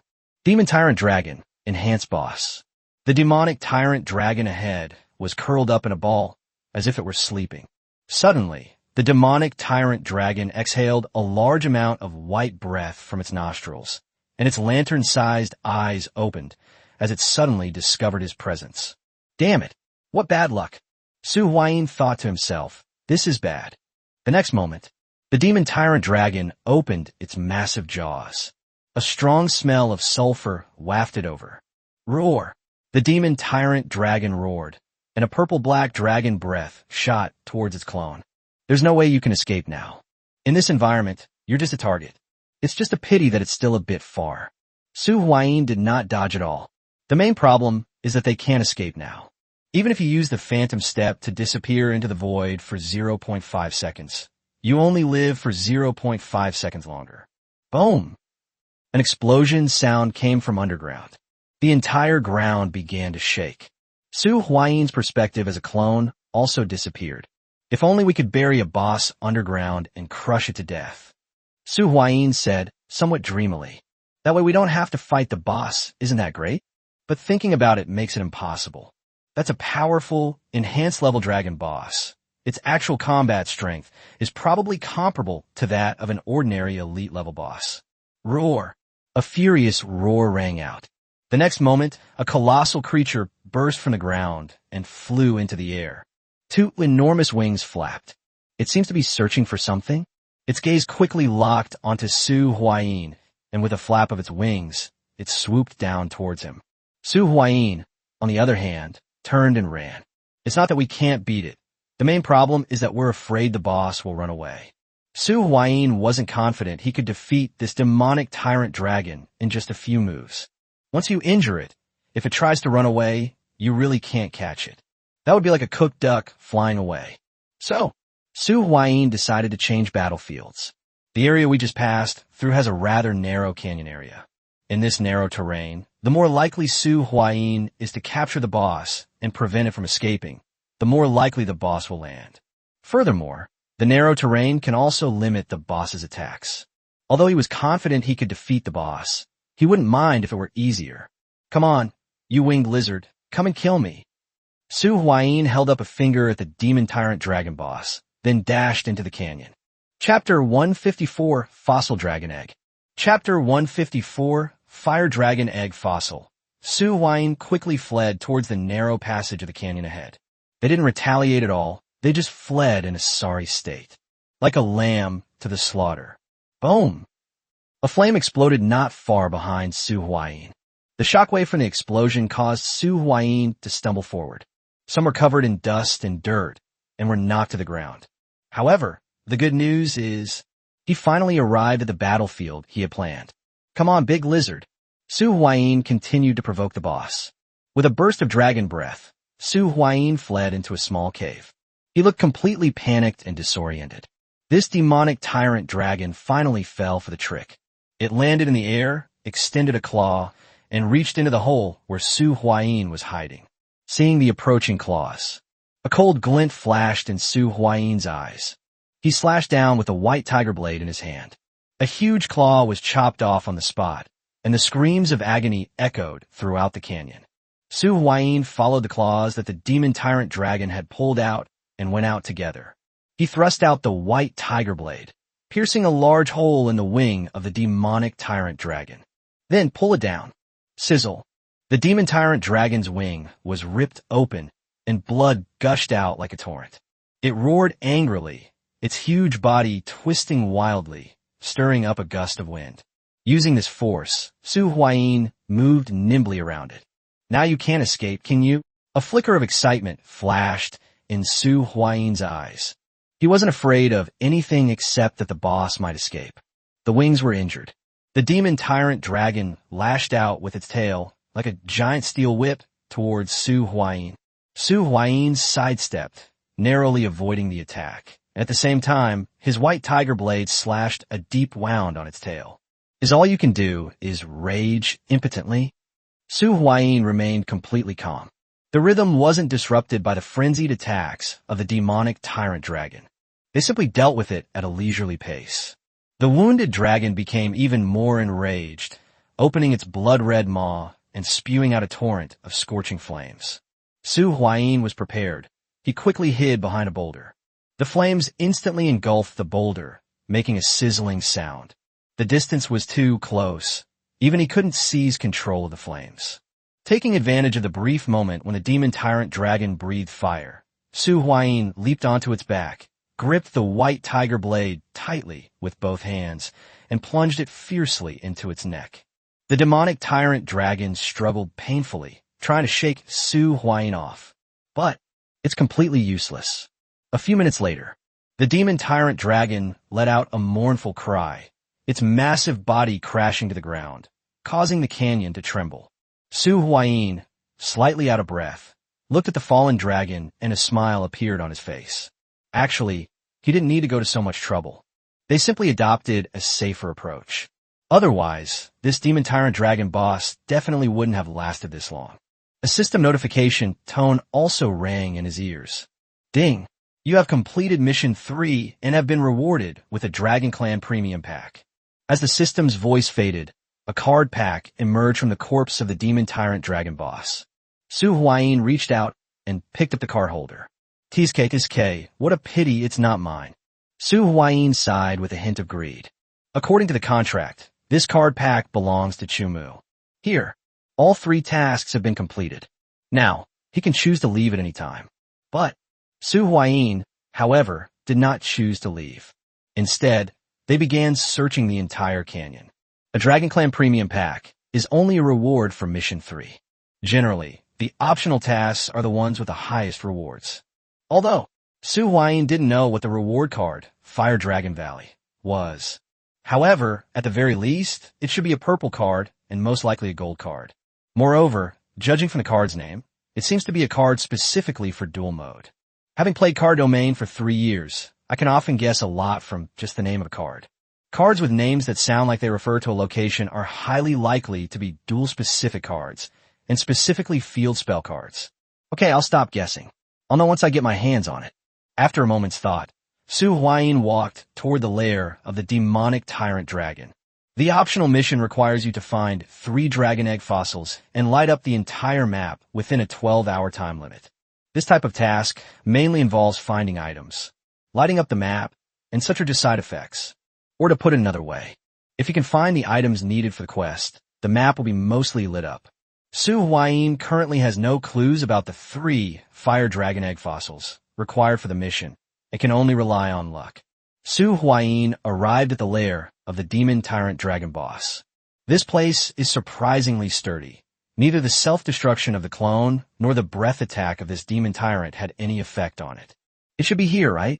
Su Huayin fanned the air in front of his nose. The air was filled with the stench of corpses and the pungent smell of sulfur. Besides some bones and feces, There were also some stones and other things around. Su Huayin searched around, but found nothing of the sort. Not even a dragon egg. There aren't any here? That's really frustrating. I don't even have a control group right now, so I have no idea what a dragon egg fossil looks like. Su Huayin felt a headache coming on. Searching with a reference and searching without a reference are two completely different things. Having a reference point can greatly improve the efficiency of the search. Suddenly, Su Huayin's peripheral vision swept over a stone that looked somewhat rounded with few sharp edges. Wait, could this be the fossilized dragon egg? When Su Huayin saw a rock in the nest that didn't have too many sharp edges, he quickly walked over. This is a stone that is about 1.5 meters tall. The fossilized eggs in his memory should have been primarily giant eggs of that type. This rock doesn't seem to have anything to do with the egg at all. However, it is not quite the same as it seems. When Su Huayin arrived next to this stone, he reached out and touched it. The stone instantly turned into a card. It appeared in Su Huayin's hands. This is exactly what Su Huayin is looking for. Fossilized fire dragon egg. It really is you. Looking at the cards in his hand, Su Huayin was both amused and exasperated. This thing is too abstract. It doesn't look like an egg at all. Dragon egg fossil. Quality green. Card type, dual mode exclusive card. Fire attribute, dragon race, 1 star, adjusted, attack 100, defense 100. Effect. If this card is normal or special summoned, add 1 Rage of the Fire Dragon or 1 Fire Dragon Valley from your deck, graveyard, or hand. During the end phase, banish this card from your graveyard. You can special summon 1 other fire attribute dragon monster from your graveyard. This effect cannot be activated the turn the card is sent to the graveyard. This card. Su Huayin was slightly taken aback. This card can search for Wrath of the Fire Dragon and Fire Dragon Valley. It looks like the Snake Man Axis can finally be completely removed. From now on, I'll use pure Fire Dragon Axis. When Su Huayin saw this card, he had already completed the deck construction in his mind. Chapter 155 Adding Sand. Chapter 155 Adding Sand. Where are the other 2 Fire Dragon Egg fossils? Su Huayin looked thoughtful. After reviewing the attributes of the Fire Dragon Egg fossil, Su Huayin was determined to obtain the remaining 2 Fire Dragon Egg fossils and the Fire Dragon Valley card. After thinking for a while, Su Huayin remembered the boss he had killed by the water. Since this Fire Dragon Egg fossil is in the Demon Tyrant Dragon boss's lair, could there also be a Fire Dragon Egg fossil in the lair of the Blazing Wyvern boss? Without hesitation, Su Huayin left the lair of the Demon Tyrant Dragon boss and went to the lakeside where he had previously killed the Explosive Flame Dragon boss. The nest should be right next to that lake. Sure enough, after some searching, Su Huayin found a den on the cliff. Is it here? Su Huayin climbed the cliff face of the canyon with his bare hands. After more than a minute of climbing, he found a hole in the wall. The opening is quite conspicuous. A tiny flame appeared at Su Huayin's fingertip, illuminating the surrounding environment. This lair is smaller than the lair of the Demon Tyrant Dragon. Inside the cave, Su Huayin also found a Fire Dragon Egg fossil. There's only one more left. Where's this last one? After putting away the second Fire Dragon Egg fossil, Su Huayin fell into thought again. He had absolutely no clue as to the whereabouts of the last Fire Dragon Egg fossil card. After frowning and thinking for a while, Su Huayin decided to use a simple, albeit clumsy, method. A thorough, exhaustive search. The dungeon runs for a total of 12 hours, and only 3 hours have passed so far, leaving more than 8 hours remaining. That's enough for a thorough search. Aoki Castle. Dad, good news. Xiaoying walked briskly to Xiao Nanshan's office. His face was beaming with joy. What good news? Xiao Nantian raised his head. Here's the thing, Dad. One of our teams got a skull tombstone from the graveyard dungeon today, so we've completed a full set of graveyard cards. Having a large team is advantageous. Although the skull tombstone is relatively difficult to farm, having 1,000 teams farm it every day increases the success rate by 1,000. Even the hardest cards to obtain become very valuable with a 1,000x drop rate. Currently, our Aoki Self-Discipline Association already has 4 players with 4 card slots. And we also have 2 sets of Skull Tombstone cards in reserve, so we can produce 2 more players with 4 card slots at any time. Can we start a guild now? Xiaoying asked excitedly. The minimum requirements for guild dungeons have long been met by the Aoki Self-Discipline Association. Players with 5 or fewer card slots are considered low-end players. With a little time, unlocking the first 4 card slots isn't difficult.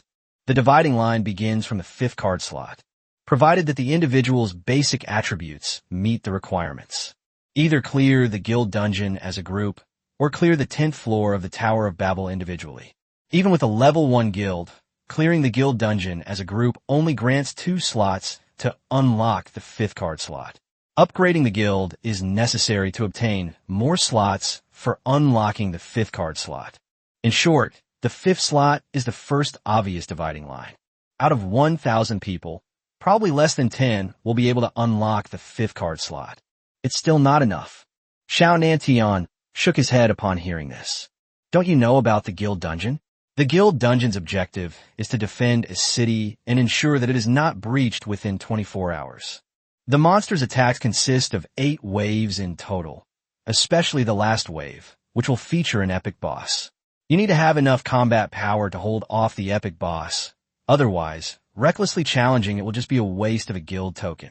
Xiao Nantian said in a calm voice. Simply meeting the minimum requirements to unlock the guild dungeon is completely useless. He recruited many beta testers. From these beta testers, we can learn the general content of the guild dungeon. Although it's currently in open beta, the situation may be quite different from closed beta. However, apart from the information provided by these beta testers, there is nothing else to refer now. We can only use the guild dungeon content provided by these beta testers as a blueprint. Under this blueprint, Xiao Nantian estimated that at least 10 players with 4 card slots would be needed to reliably clear the guild dungeon. We've already gathered 4 players with 4 card slots. Although their strength is definitely far inferior to top players like Ling Xiao and Su Huayin, they're barely qualified to solo enhance bosses. If we add 2 more that we can create, that'll make a total of 6 players with 4 card slots.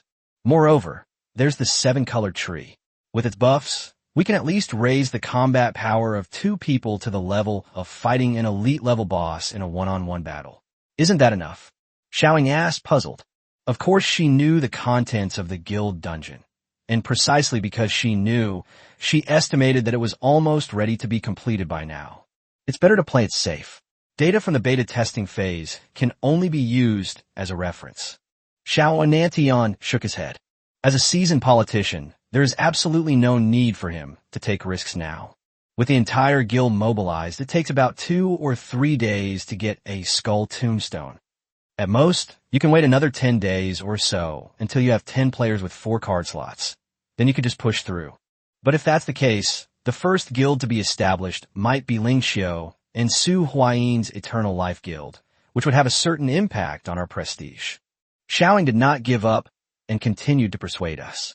Now, in the eyes of the general public in Aoki City, the dominant force is still the Aoki Self-Discipline Association. The Eternal Life Guild can only be ranked 2nd. This kind of prestige is very useful in many situations. If the Eternal Life Guild is the first to establish a guild, it might change the opinions of some people. The Eternal Life Guild? Don't worry, they haven't had a 3rd player with 4 card slots yet. Xiao Nantian said, as if victory was assured. Such confidence. This made Xiaoying realize some things. Dad, you have spies over there. Xiaoying guessed. Or a high-ranking informant? Isn't this normal? The Eternal Life Guild expanded its recruitment for the first time a while ago. It would be a waste not to take this opportunity to send some people in. Xiao Nantian said it quite naturally.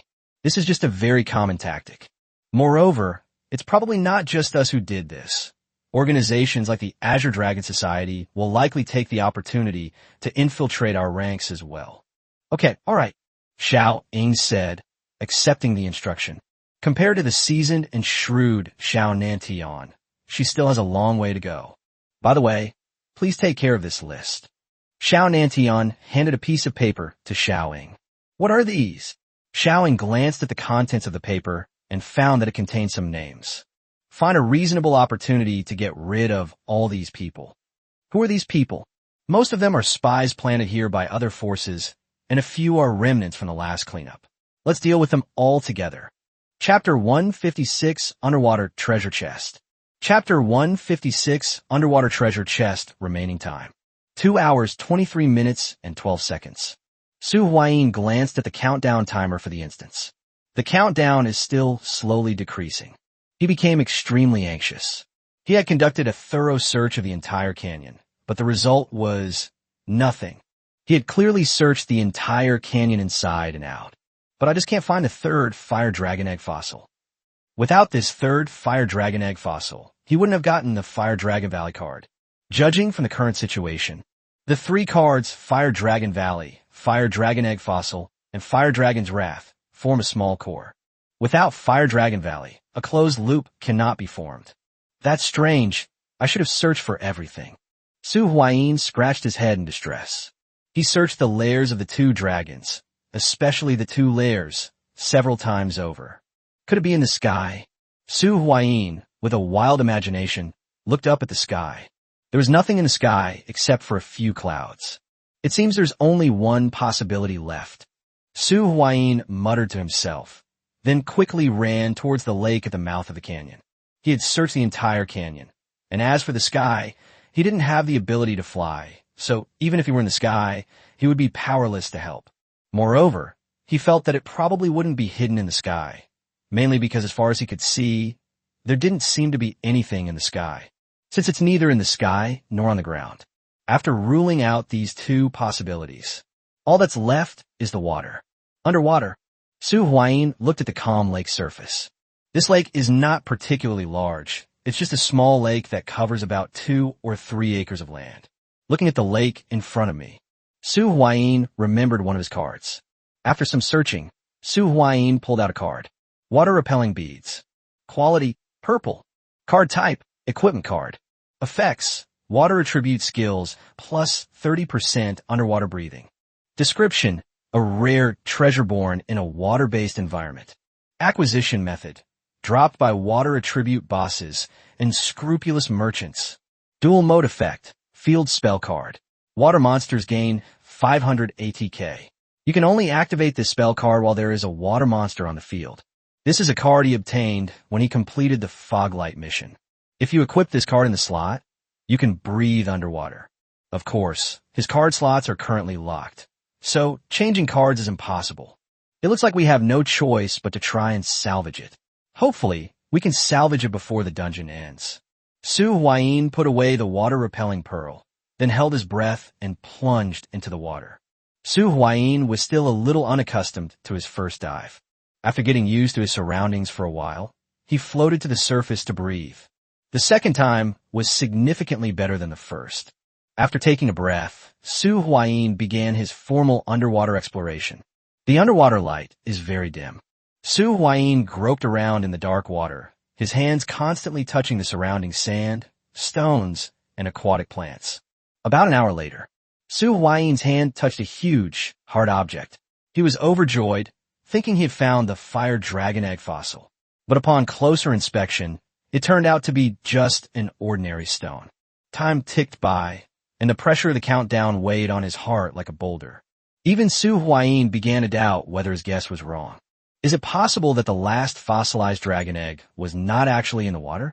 Or was it some place in the canyon that he had overlooked? Impossible. It must be here.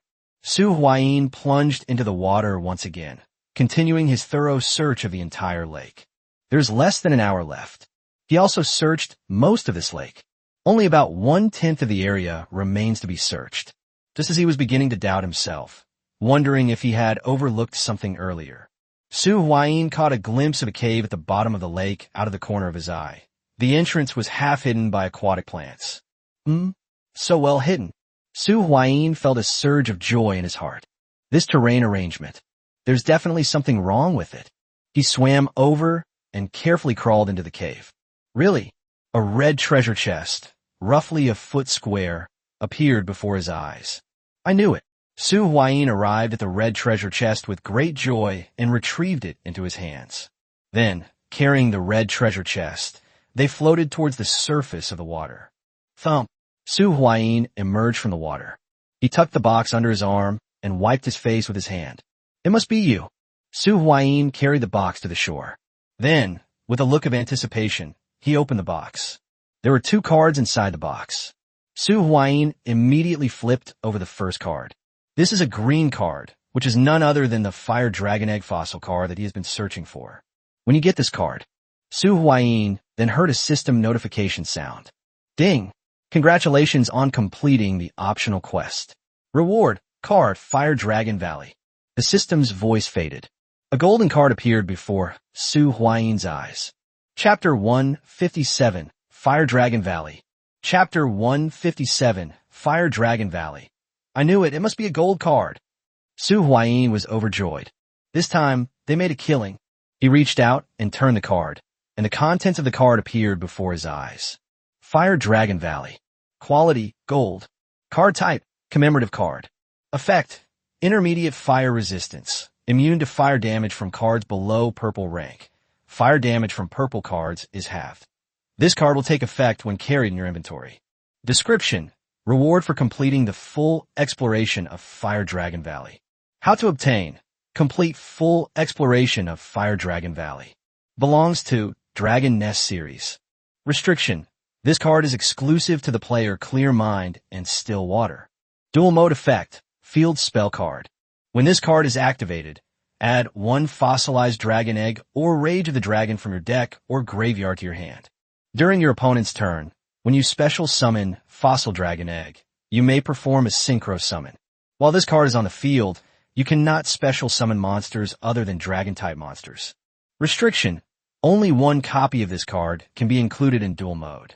Although it's not a card specifically for dual mode, it seems pretty much the same. Intermediate fire resistance is useless to me. However, the dual mode effect is exactly as I guessed. It can search for Fire Dragon Egg Fossil and Fire Dragon's Wrath, and it can also accelerate synchro summoning during the opponent's turn. Not bad. Not bad, as expected of a gold card. Su Huayin played with the Fire Dragon Valley card, his face full of joy. With this card, the deck strength can be elevated to another level. Ding! Congratulations on completing all quests within the Dragon Nest dungeon. You will be teleported out in 30 seconds. Please prepare yourself. 29, 28. The countdown started playing in my ears.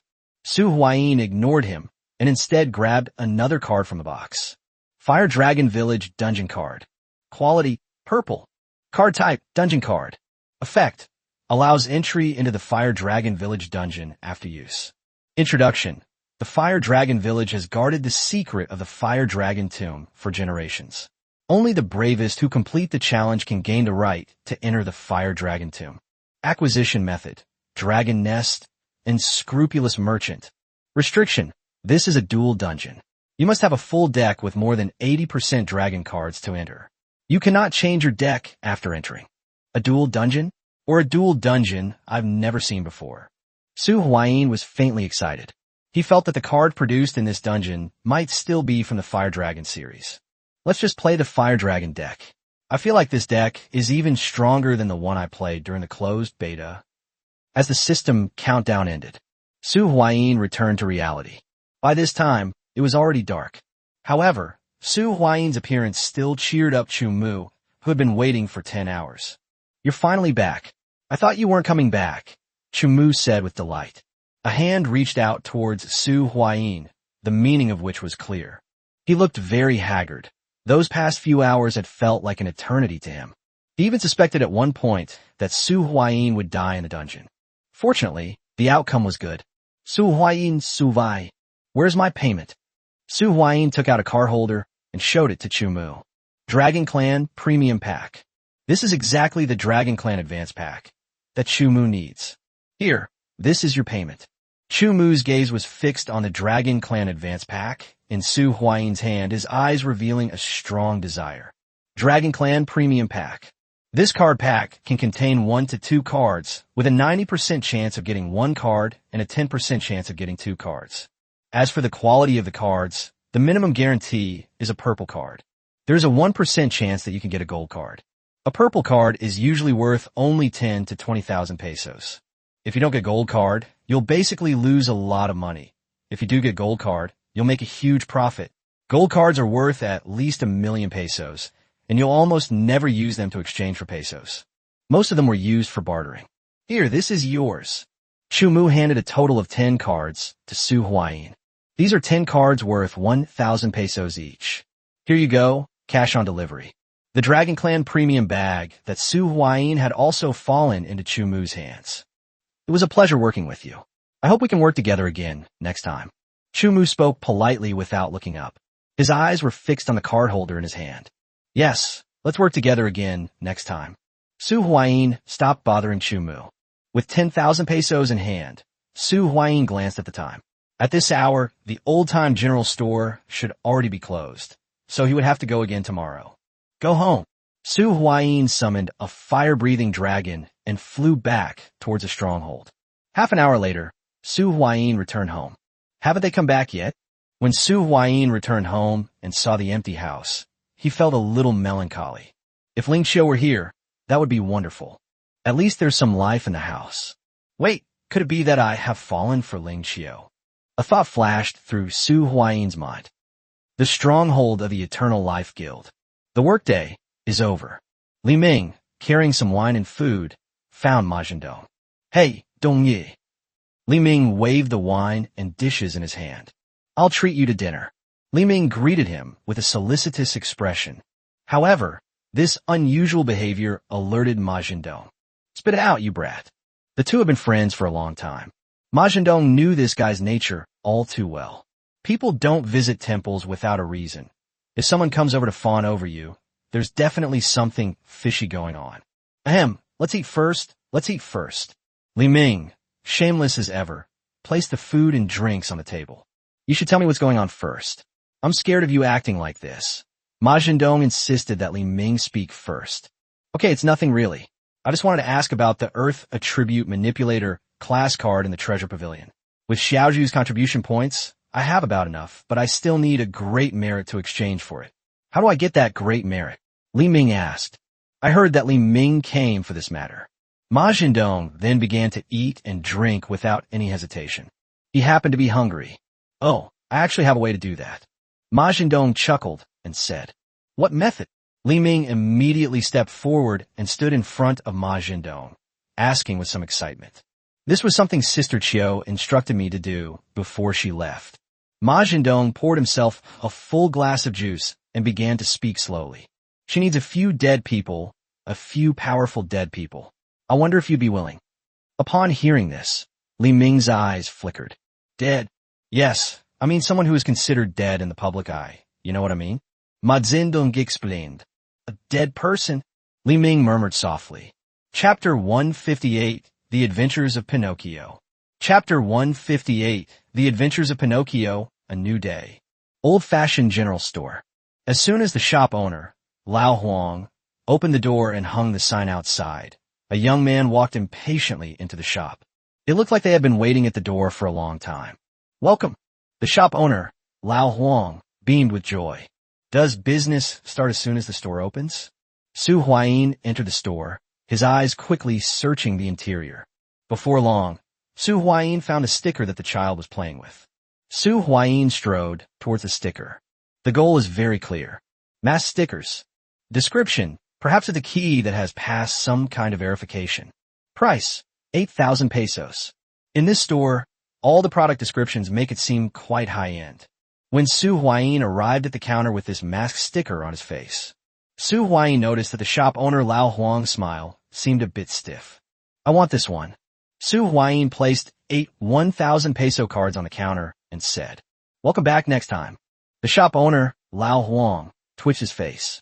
However, all they could do was watch Su Huayin leave with that mask sticker. However, after Su Huayin left, damn it, you son of a bitch. The shop owner, Lao Huang, flew into a rage and cursed. No, if this continues, I'll go bankrupt.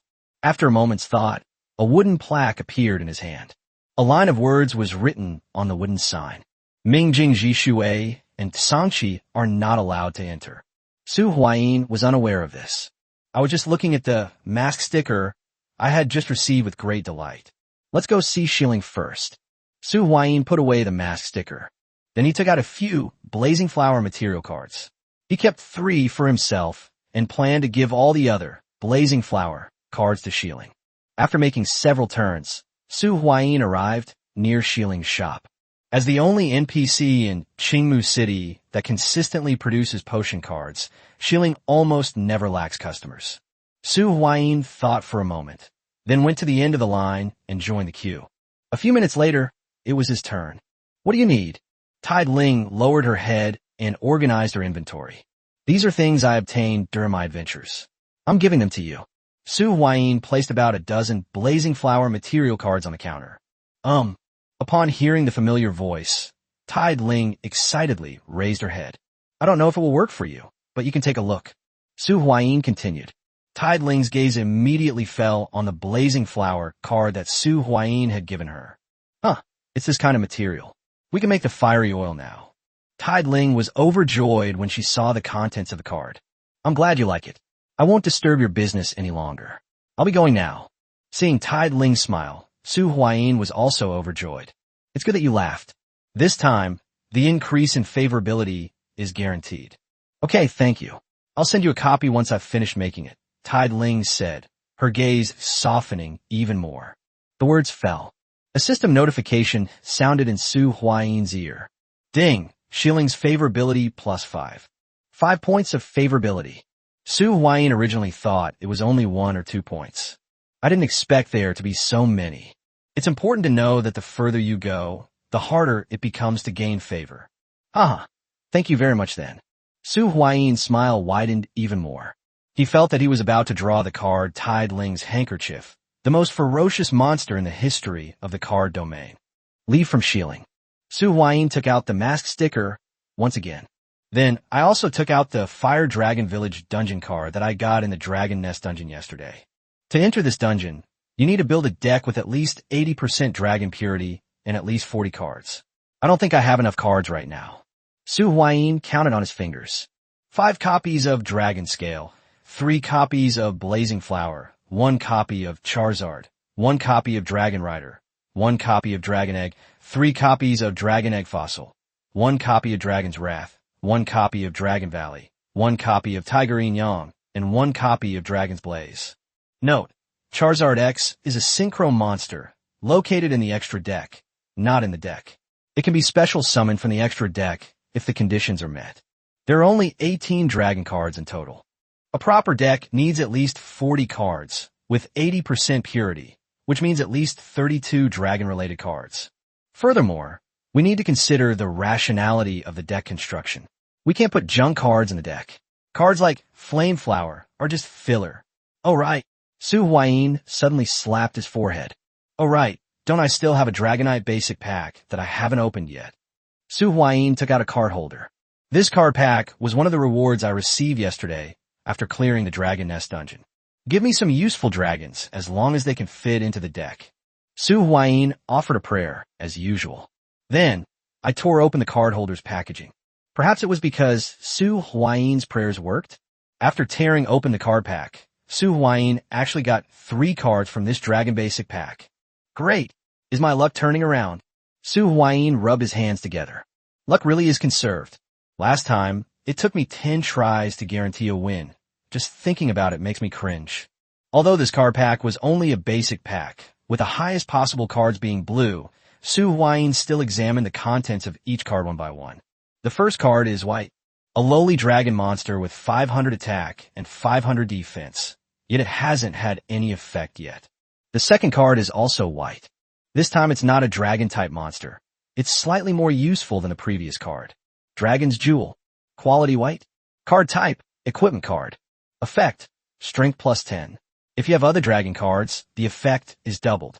Description, a weapon exclusive to the Dragon Clan. Acquisition methods, card pack draws, monster drops, and scrupulous merchants. Dual mode effect, equip card, dragon-type monster ATK, plus 300. A very simple and unpretentious effect. I'm out of cards now, but if all else fails, I can still squeeze one into my deck to make up the number. This is Su Huayin's evaluation and assessment of this card. Then the last one. Don't give me 3 more white cards. Su Huayin lifted a corner of the last card. The good news is, it's not a white card. The bad news is, it's not the blue card he wanted either. Instead, it's a green card. Task card. Su Huayin seemed slightly surprised. I actually drew a mission card. As the name suggests, a task card is a task. Completing it will earn you the reward described on the card. Pinocchio.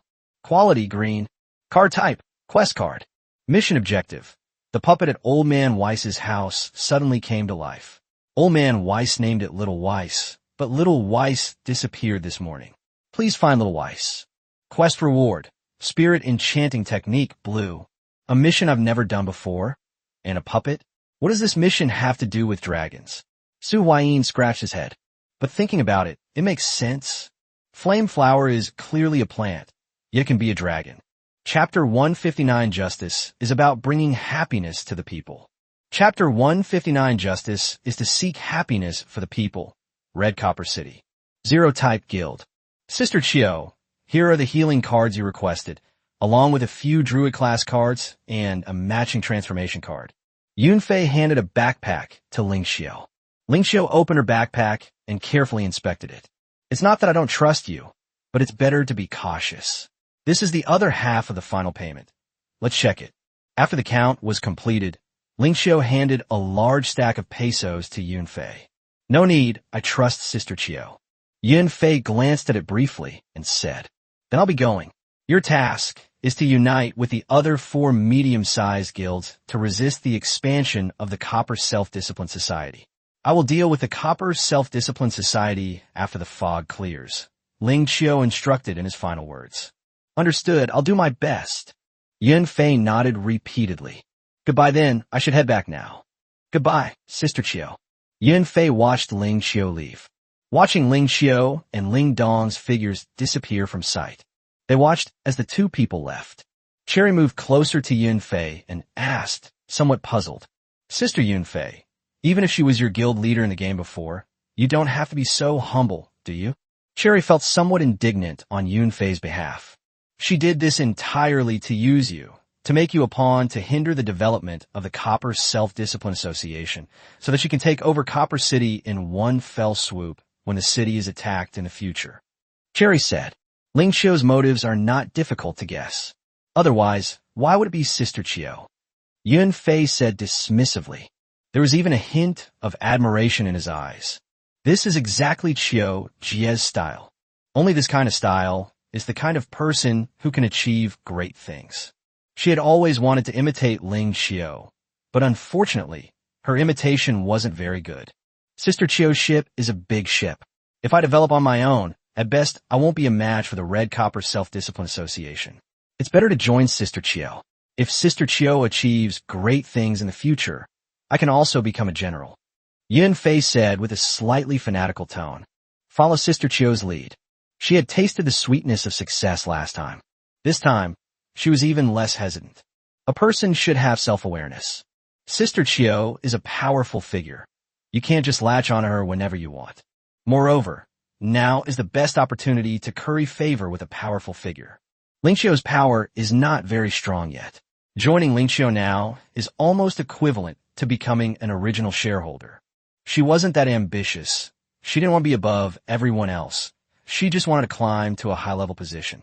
After a long journey, Ling Xiao and Ling Dong. We've reached the edge of the mist belt. Let's go home. Ling Xiao gave Ling Dong a wink. Ling Xiao didn't need to say anything more. Ling Dong understood what she meant, and a gray fog light appeared in her hand. The 2 stepped into the mist, and their figures were quickly swallowed up by it. Aoki Castle. Somewhere in the wild. Are you alright? The child is so young. You shouldn't bring him out to risk his life. Li Zheng killed 2 rampaging demons with a single strike. Then they came to a man, a woman, and a child who looked to be under 10 years old. Upon hearing this, the man gave a wry smile. You need pesos to buy a stay in Qingru City. We don't have that many pesos, and we're not comfortable leaving the child alone in the safe zone. At least one of us needs to be with him, which means we won't earn any more pesos. What about the 5 meeting points of the Aoki Self-Discipline Association? Li Zheng asked, puzzled. Did Aoki Self-Discipline establish 5 gathering points? The gathering point of the Aoki Self-Discipline Association? It's not as good as Aoki City. You have to pay a head tax every time you enter, and the supplies inside are more expensive than those in small and medium-sized gatherings. After listening to the man's description, Li Zheng frowned. After a long pause, he continued. Here's what we'll do. You go to the Justice League's gathering place. They don't charge a head tax there, and they even provide free food and rest areas for children under 10. All you need to do is work to get lodging and food in return. Really? The woman asked, somewhat excitedly. But I remember the Justice League stronghold was overcrowded. You needed a special ID card to get in. Here's what we'll do. Take this with you and say it's Li Zheng's order. They'll take you in. Li Zheng handed an ID card to the family of 3. That was clearly his identity card. The 3 people left. A young man standing next to Li Zheng finally couldn't help but speak up. Uncle Li, our base is already too crowded. There's simply not enough work or food. Let's spread them out a bit more. The first batch of potatoes should be ready soon, and then the food problem should be pretty much solved. Li Zheng was also helpless in this situation. The young man wanted to say something more, but then he saw Li Zheng suddenly wave his hand, telling him not to move, because a man suddenly appeared in front of them. This person was completely wrapped in a black robe. This is the wilderness, not a safe zone. Who are you? Li Zheng asked the black-robed man, not far away with a wary look. The man in the black robe slowly turned around. Unscrupulous businessman Azure. I'm just a passing businessman, and I have a small question I'd like to ask you. Azure asked. He grinned, as if he were smiling. Excuse me, Li Zheng Raplia. What is justice? I'm a heartless businessman, asked Songwan. Li Zheng was slightly taken aback upon hearing this. There are so many definitions of justice. Procedural justice, substantive justice. Which one do you want? Li Zheng did not answer, but instead asked a question. Which one is not important? I just want to ask, what kind of justice do you consider to be? Azure asked again. Is this what I consider justice? Li Zheng repeated it aloud. Yes. What do you consider justice to be? Azure pressed. The justice I believe in is to bring happiness to the people. Chapter 160, Oriana's Curse of the Ghost Face. Chapter 160, Oriana's Curse of the Ghost Face, Fire Dragon Village Instance. Su Huayin cannot go there for the time being. Once Ling Xiu returns and he recovers some of my losses, I'll go and buy some dragon cards. For now, let's go to this instance first. Su Huayin took out the mask sticker, thought for a moment, and then imprinted the sticker on the back of his hand. When the sticker was peeled off, a hideous ghost mask pattern appeared on the back of Su Huayin's hand. It exudes an eerie aura.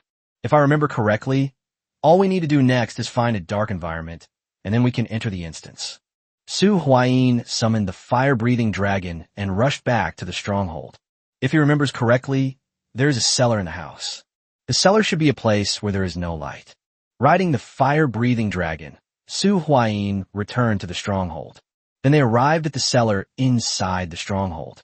This cellar was originally used for storing food, and it is now also used as a warehouse. Su Huayin entered the cellar and sealed it off. After all the light disappeared, Su Huayin immediately felt the mask pattern on the back of his hand begin to change. He saw that the mask on the back of his hand emitted a dim glow. Su Huayin reached out and touched the mask sticker. A system notification sounded in Su Huayin's ear. Ding, do you wish to enter the Oriana's Curse of the Ghostface dungeon? Yes. Su Huayin zipped. The next moment, Su Huayin felt a familiar dizziness. When he opened his eyes again, Su Huayin found himself standing in front of a castle. A curse, seemingly coming from all directions and filled with pleading, rang out. Oriana, please stop bothering me. A cold wind blew by. Su Huayin shoot duh. Ding. Welcome to the Oriana's Curse of the Ghostface dungeon. You are an invited exorcist tasked with clearing away the decades-old Lister Castle. Task 1. Place the 3 demon-slaying nails in the designated locations. Task Reward. 1 random green card. Mission 2. Find Oriana's body and cremate her to the heavens. Quest Reward. Recipe for crafting the demon-slaying nail. After listening to the system's task introduction, Su Huayin relaxed a little. Currently, this task appears to be no different from the tasks during the closed beta testing period. No change is a good thing. Su Huayin glanced at the 3 extra cards in his hand. Demon Exorcising Nail. Quality green. Card type, 1-time consumption card. Effect, has a certain degree of restraint against evil spirits. Restriction, this card can only be used in the Oriana's Curse of the Ghostface dungeon. Su Huayin casually put the 3 cards away. He was not prepared to act according to the explicit tasks given by the system. He strode towards the castle in front of him. I remember that as long as I found 4 fragments of the diary, I could release Oriana and trigger the hidden main quest. Following his memory, Su Huayin headed toward the armory of the ancient castle. Among the armor in the weapons room, Su Huayin found the first fragment of a diary. Lister said he wanted to marry me. That scoundrel said I cursed my fiancée to death, and that no one else would want to marry me except him. What a lousy dungeon story. Su Huayin glanced at the contents of the tattered pages of the diary. It's no different from the previous closed beta test. Then we arrived at the restaurant. In the restaurant, Su Huayin found the second fragment of the diary. To prevent any possible changes, Su Huayin also skimmed through the contents of the second chapter of the diary. I was kidnapped by that bastard Lister. That beast forced himself on me and said he would spread the word. According to the law, unmarried adultery is punishable by death. My father had no choice but to betroth me to this beast, and even gave me a castle, some land, and servants, hoping he would treat me well. I don't want to read this kind of story. Su Huayin finished reading the second torn page of the diary with a headache. He doesn't like this kind of story, although he also knew that art originated from life. After finding the second fragment of the diary, Su Huayin was not in a hurry to leave. Instead, he found 3 onions in the restaurant and took them with him. This thing is extremely useful. The third fragment of the diary was found in the stable. I'm locked up.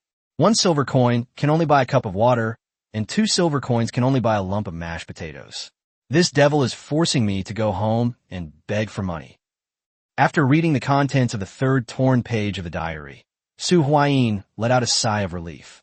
The good news is that so far, no differences have been found between this and the beta test. Only 1 last page of the diary is left. Su Huayin arrived at the highest pavilion of the castle without stopping. The moment the attic door was opened, a gust of cold wind blew out. A female ghost boss floating in the air appeared in Su Huayin's eyes. Oriana, elite boss. It was a completely empty room.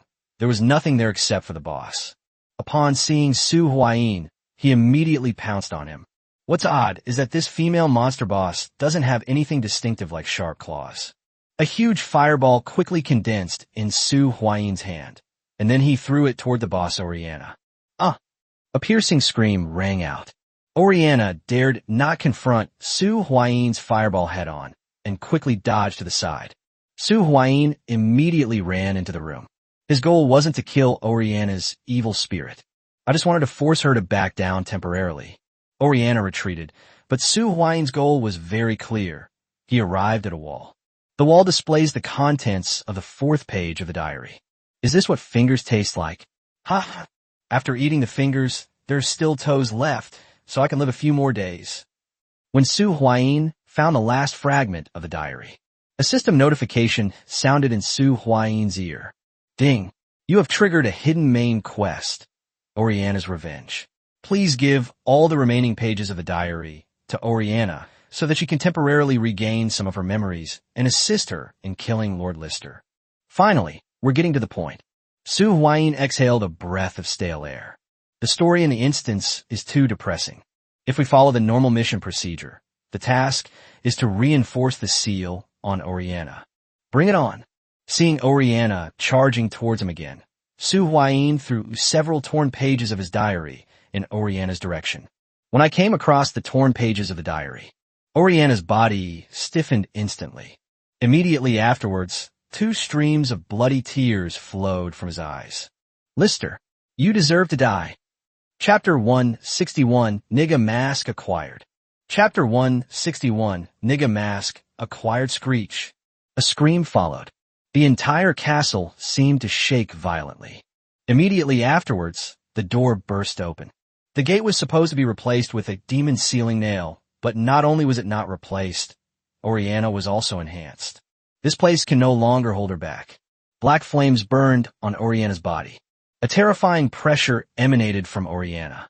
Su Huayin suddenly felt a tightness in his chest and shortness of breath. Oriana, epic boss. After absorbing the power of the diary fragments, it advanced to the epic level. This is a completely new field. It is born with an Epic Force Field. Epic Force Field, immune to all damage from cards below purple rank, and reduces purple card damage by 50%. At this level, the human wave tactic is a joke. Orianna transformed into a black shadow that was almost invisible as she darted off in one direction. Su Huayin quickly followed. The key to this dungeon is yet to come. Epic Boss Lister, the final boss of this hidden main storyline. All the player needs to do is assist Orianna in killing Lister. Orianna is running too fast. When Su Huayin arrived at the battlefield, she was already fighting a tall man wearing a hideous, grotesque mask. Lister, Epic Boss. Su Huayin's gaze was fixed on the face of the tall man wearing a ghost mask. Nigja Mask. There are Easter eggs after you complete the dungeon if you stay. The story tells of how Orianna became a vengeful ghost after her death, and how Lister joined the ghost church to avoid being killed. The priest generously gave him the Nigja Mask. Then, that was the end of it. After putting on the Nigga Mask, Lister was already dead. Lister, you're going to die. Orianna launched a frenzied attack on Lister. However, Lister was completely unfazed by Orianna's attacks, effortlessly neutralizing them all with each move. He appeared extremely angry. He seemed unable to believe that Orianna would dare to attack him. Disobedience. Lister punched Orianna. The punch was incredibly powerful, sending Orianna flying. Although both are epic-level bosses, there's a very obvious difference between them. Su Huayin could no longer just stand by and watch. Both bosses were now at a certain level of depletion. The onions that had been taken from the kitchen earlier appeared in Su Huayin's hands. Clone attack. Su Huayin handed several onions to his clone. The clone then activated its stealth ability, disappearing instantly as if it had absorbed all the surrounding light. He just brought some onions from the kitchen, but it's not because he likes onions or anything like that. This is the common weakness of all ghost masks. Onions can counteract the abilities of the ghost mask. The two bosses clashed once again. Just after Lister knocked Orianna away once again, Su Huayin's clone appeared. He reached out and flicked his wrist. Several onions were thrown at Lister's face. It felt as if it had come into contact with concentrated sulfuric acid. Two plumes of white smoke rose from Lister's face. My eyes! My eyes! Lister screamed. Knowledge is power. Su Huayin, carrying the white tiger blade, joined the battle. Although Orianna was no match for Lister, she still managed to deplete a significant portion of his strength. Add the onions from before. The current list is like a half-crippled epic boss. If he were to fight an epic boss at its peak directly, Su Huayin feared he would be instantly killed in one combo. Now it's much safer. Dragon's Fury. Su Huayin's move was a killing blow. This is the skill of the purple card, Fire Dragon's Wrath. This ultimate move consumes 50 stamina points. This is currently Su Huayin's strongest attack method. The scorching dragon flames struck Lister, who was still clutching his eyes and wailing. It instantly engulfed him in the dragon flames. However, Su Huayin was also well aware of another matter. As an epic-level boss, the purple card's effect can only deal half the damage to him. He didn't think such an attack could kill Lister outright. Really, when the flames died down, Lister looked much more disheveled, and his breathing had weakened considerably, but he was not dead. However, at that moment, Orianna returned. Lister, D. Orianna went completely insane. He moved like a black lightning bolt, crashing into the injured Lister. In the blink of an eye, black flames spread across her body, and Orianna transformed into a ball of black flames, which then enveloped Lister. Su Huayin quickly stepped back. A look of surprise flashed in his eyes. What kind of flame is that? His fire control techniques were completely ineffective against the black flames. Is it because Orianna is an epic boss? Or is it for some other reason? Well, in short, getting closer now is not a wise choice. Su Huayin ran far away, watching those black flames burn Lister to ashes in just a few seconds, leaving not even a speck of ash behind. A mask fell from midair. Ding! Congratulations on completing the mission. Reward: Nigga Mask. Until the system notification tone ends. Only then did Su Huayin dare to approach the place where List died. A ghost mask lay quietly on the ground. Su Huayin reached out and grabbed the mask. A gold card with a ferocious mask on it fell into Su Huayin's hands. Finally got it, Su Huayin said with a delighted expression. Nigga mask. Quality, gold. Card type, equipment card. Effect, strength plus 50, constitution plus 50, spirit plus 50. Ghost summoning. Ninja Legion summoning authority. Consumes spirit power to summon a Ninja Legion. Mental corruption. Unless the wearer has a mental strength greater than 300 points or possesses card from the 8 Great Demon series, they will gradually be corrupted by the mask. Description. One of the ghost masks. When all 9 masks are gathered, ultimate darkness will be unleashed. Restriction 1. This card cannot be removed once equipped. Restriction 2. Only one Shadow Legion card can exist in a card slot at a time. Belongs to Shadowlands series. Acquisition method. Unscrupulous Merchant, Shadow, Kingdom Dungeon. Dual mode effect. Level 2, Tuner, Fiend, Dark, ATK 500, Def 300. Effect. Activate during your opponent's turn. Special summon this card from your hand. If this card is special summoned, you can use this card as synchro material to perform one synchro summon. If this card is sent to the graveyard as synchro material, you can search for one ninja or Shadow Legion card and add it to your hand. Chapter 162, Su Huayin, alternate account. Chapter 162, Su Huayin, on a towering mountaintop. A young girl was panting heavily. Beads of sweat glistened on her face, and her entire body trembled violently with each breath. However, her eyes were filled with immense joy, because a purple card appeared in her hand. Ding! Congratulations on completing the jump trial, difficulty 4. Reward, purple card, jump. A system notification sounded in the girl's ear. Jump. Quality, purple. Card type, blessing card. Effect, constitution plus 30, agility plus 50. Additional skill, double jump. Description, spinning, leaping, graceful dance steps. Restriction 1. This card must be stacked on top of the blue card, jump, and only the highest quality jump card will be active. Restriction 2. This card is bound to player Sure Euro. Series, jumping series. Acquisition method, jump trial. This card can only be obtained from the jump trial. Finally got it. Now I'm a 4-card slot player too. Sure Euro superimposed the purple card, jump, onto the blue card, jump, in the card slot. Bone King Shield, plus jump, plus Frost Sword. 3 purple cards. The next moment, Sure Euro heard a system notification. Ding! Do you wish to use the Jump series cards to unlock the 4th card slot? After use, this card set will be for personal use only and cannot be traded. As if I can trade cards to other people without you activating the card slots. Sure Euro made a sarcastic remark. This set of cards is inherently bound to her. Whether or not she uses it to open card slots makes no difference. Criticism is one thing. Sure Euro continued to answer the system's questions. Yes. Confirm activation of the 4th card slot. Sure Euro's voice fell. The next moment, the system panel then popped up automatically. Immediately afterwards, the 4th card slot, which was previously unusable, suddenly became usable. In that case, this card can also be put into the card slot. Sure Euro then took out another purple card. Clone Gourd.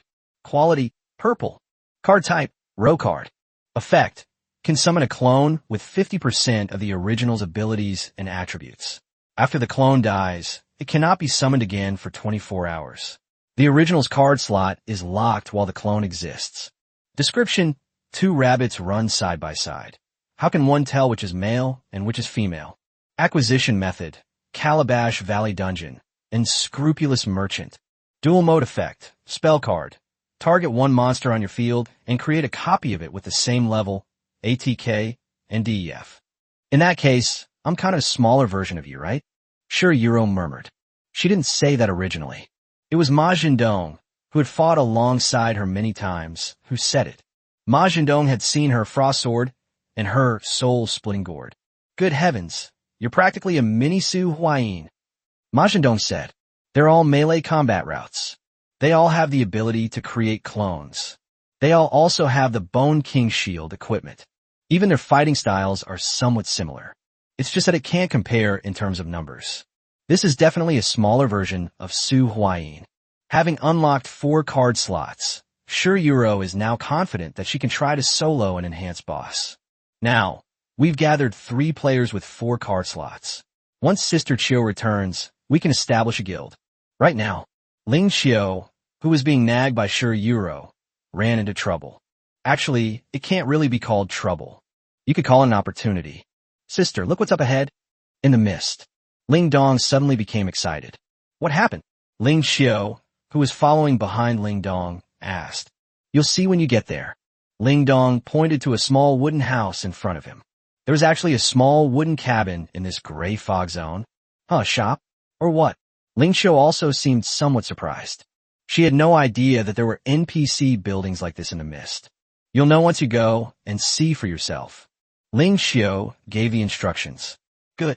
Ling Dong nodded upon hearing this, and the two walked towards the small wooden house. The 2 people, who were originally behind the cabin, walked around it and came to the front door. It was only about 2 meters away. Ling Xiao looked toward the sign of the cabin. They read the words on the sign aloud. The mysterious gacha shop? A hint of doubt flashed in Ling Xiao's eyes. Things I've never encountered before. However, Ling Xiao still went into the store. The first thing you see is a huge Gasapon machine placed inside the small wooden house. A system notification sounded in Ling Xiao's ear. Ding! Welcome to the Gasapon shop. Gasapon is free in this shop, but the rewards and penalties are equally distributed. The severity of the reward or penalty depends on the quality of the Gasapon you draw. Gasapon quality is divided into 5 levels: white, green, blue, purple, and gold. Each person can draw a maximum of 3 times. Have fun! After hearing the system notification, Ling Xiao roughly understood what was going on with the Gasapon machine in front of her. If you don't want to move, then leave. Ling Xiao made almost no hesitation. He was about to turn around and leave. This was the first time he had ever encountered this thing. However, she had encountered something similar during the closed beta test before. This is purely a matter of luck. She has never believed in luck. Huh, you're leaving already. Zero Winter seemed somewhat disappointed. I don't like gambling. Ling Xiao shook her head and explained. If you won't come, I will. Zero Winter still doesn't want to give up. Sure, if you want to try, then go ahead, Ling Xiao replied after a moment's thought. All right, I've always been very lucky. Zero Winter excitedly approached the Gasapon machine. Without hesitation, I pressed the button on the Gasapon machine. The next moment, the Gasapon machine started roaring. It was accompanied by a stirring. A Gasapon capsule radiating golden light fell out of the Gasapon machine. Gold. Ling Dong was a little dumbfounded. Sister, what should we do? What if it's a golden punishment? Ling Dong regretted her impulsive action. Chapter 163 Sister, I want to try again. Chapter 163 Sister, I want to try again. What is meant to be will be. Open it and see. Even if you don't open it, it will open automatically, Ling Xiao said. It's like getting a gold card in a gacha, pull of 10 times. Whether to open or skip the animation is now the same concept as whether to skip it. It has already been extracted. There's no such thing as not opening it being the same as not drawing it. All right. Ling Dong nervously grabbed the Gasapon in her hand. She carefully opened the Gasapon capsule. A golden light burst forth from the Gasapon capsule. Immediately afterwards, a system notification sound appeared in Zero Winter's ears. Ding! You have received a golden penalty, a permanent blood burn buff. Burning blood. Each time you deal damage to an enemy, you will take 5% of that damage. Each time you take damage, your strength attribute will temporarily increase by 1 point for 30 seconds. You can gain a maximum of 100 strength points in this way. When you hear the system notification tone in your ear, Ling Dong's face instantly turned extremely ugly. How are you? You don't look too good. Did you get the punishment? Ling Xiao sensed something was wrong and asked. Cease. Itinkim Dulma. Ling Dong's lips trembled. What is it? Speak. No one has died. Ling Xiao's tone became stern, turning into something akin to a command. Sister, look. Ling Dong, on the verge of tears, told Ling Xiao about the buff he had received. What kind of buff is this? Does this mean she can no longer hit people? After all, every time you hurt someone, you will suffer 5% damage yourself. This buff. Upon hearing this, Ling Xiao's face showed a rather strange smile. Sis, how can you still laugh? Ling Dong asked, puzzled. It's such a waste that you're not going for the healing-focused build. Ling Xiao said, patting Ling Dong's head. Ling Dong slightly raised her head. Healing blade style? Yes, it's a healing-focused build. Each attack heals the user. I remember it was a card called Life Siphon Blade. It's a weapon, and a purple card at that, but it only provides a tiny bit of stats. Its only effect is that each attack heals the user for 10% of the damage dealt. If you could get your hands on this card, you could maximize the effect of this buff, which is 100 points of power. Ling Xiao said, The Blade of Life Siphon. Upon hearing this, Ling Dong finally stopped looking miserable. Real. Of course it's true, would I lie to you? Ling Xiao comforted her with a touch of affection. Besides, this is only a gold level buff. If you don't want any more, you can find a one-time gold purification card or a red level purification card to purify this buff in the future. With Ling Xiao's comforting words, Ling Dong finally felt less depressed. Then, her eyes darted around. I looked at the Gasapon machine again. Sister, we still have 2 chances. Why don't I try again? Ling Dong said. Upon hearing this, Ling Xiao's fair face instantly turned as black as the bottom of a pot. Ouch, ouch, ouch. Sister, you're gonna break my wrist. Zero Winter let out a scream. Smack! Su Huayin lifted the lid of the cellar. They returned to the ground. In his hand was the golden card, Niga Mask. How about equipping the clone with it? Su Huayin stroked his chin, deep in thought. He couldn't quite remember why he hadn't created a clone of that card back then. Is it because the clone isn't an assassin's path? Wrong. There seems to be another reason. The contents of his clone's card slots are currently as follows. First slot, Stealth stacked with Phantom Step. There are no numerical values. It's all about mechanics. The stealth mechanic of Stealth and the powerful stealth mechanic of Phantom Step that allows one to vanish into the void. Second card slot, Heaven and Earth Together. This can be considered for removal. However, the skill of a purple card is still tied to the number of card slots, so its lower limit is very high, making it suitable for the early game, but it's not suitable now. Then there's the third card slot. Assassin class card, stacks with rotating hidden blade. This is about professions and weapons. Fourth slot, causes blindness. Honestly, the blind skill of this card slot is too useless. Su Huayin's clones now primarily undertake dangerous missions. The main effect of the skill, Blind, is against mage classes. You're the one. Let's replace you. Su Huayin thought for a moment and replaced the Heaven and Earth Together card in the second slot and the Blinding card in the fourth slot. The clone has too many skills, resulting in low stats. Now it's basically useless except for using Heaven and Earth Together to unleash a burst of power. It's time to retire. Su Huayin put away the Heaven and Earth Live Together item. Then, the Bone King Shield was placed in the second card slot. Bone King Shield, this card, can no longer be placed in the main card slot, but it can be placed in the clone card slot without any problem. Furthermore, the Bone King Shield has too many limitations. Although it is a purple card, it has virtually no trading value. Clone, I'm not exactly treating you unfairly. I've gotten you a gold card. Su Huayin placed the Niga Mask into the fourth slot of the clone. Just then, a system notification sounded in Su Huayin's ear. This made Su Huayin realize why he hadn't placed the card in the clone slot before. Instead, it is used solely as a card in duel mode. Ding, are you sure you want to put this card in the card slot? If this card is put into the card slot, you will not be able to remove this card, and your mental attribute will be insufficient. Your clone will be gradually eroded by the Niga Mask and eventually controlled.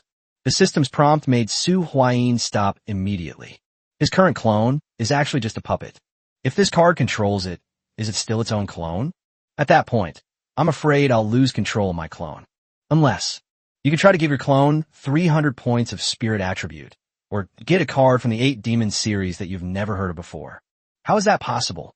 If he really had such a good card, he would have given it to the original character long ago. If your spirit stat reaches 300 points, then you can directly switch to a mage class. Soldiers still need to go to the front line. Wouldn't it be great to be a low-risk mage? Okay, enough of this nonsense. It seems this thing can only be used as a duel card, or only as a last resort. Hopefully, that day will never come. Chapter 164 players with 3 card slots are still considered high-level combat power. Chapter 164 3 card slot players are still considered high-level combat power. You should come back. Su Huayin took out the Heaven and Earth Together card, which he had already put away and was preparing to retire, and put it into the 4th card slot of his clone.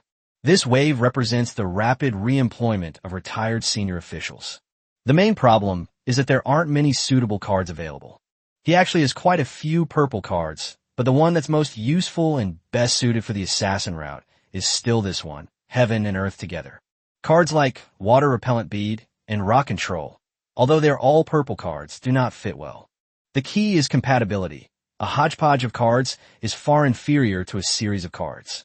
Just like Su Huayin, even with a red card in hand, was no match for Ling Qiu, who only had one red card. It was a complete one-sided defeat.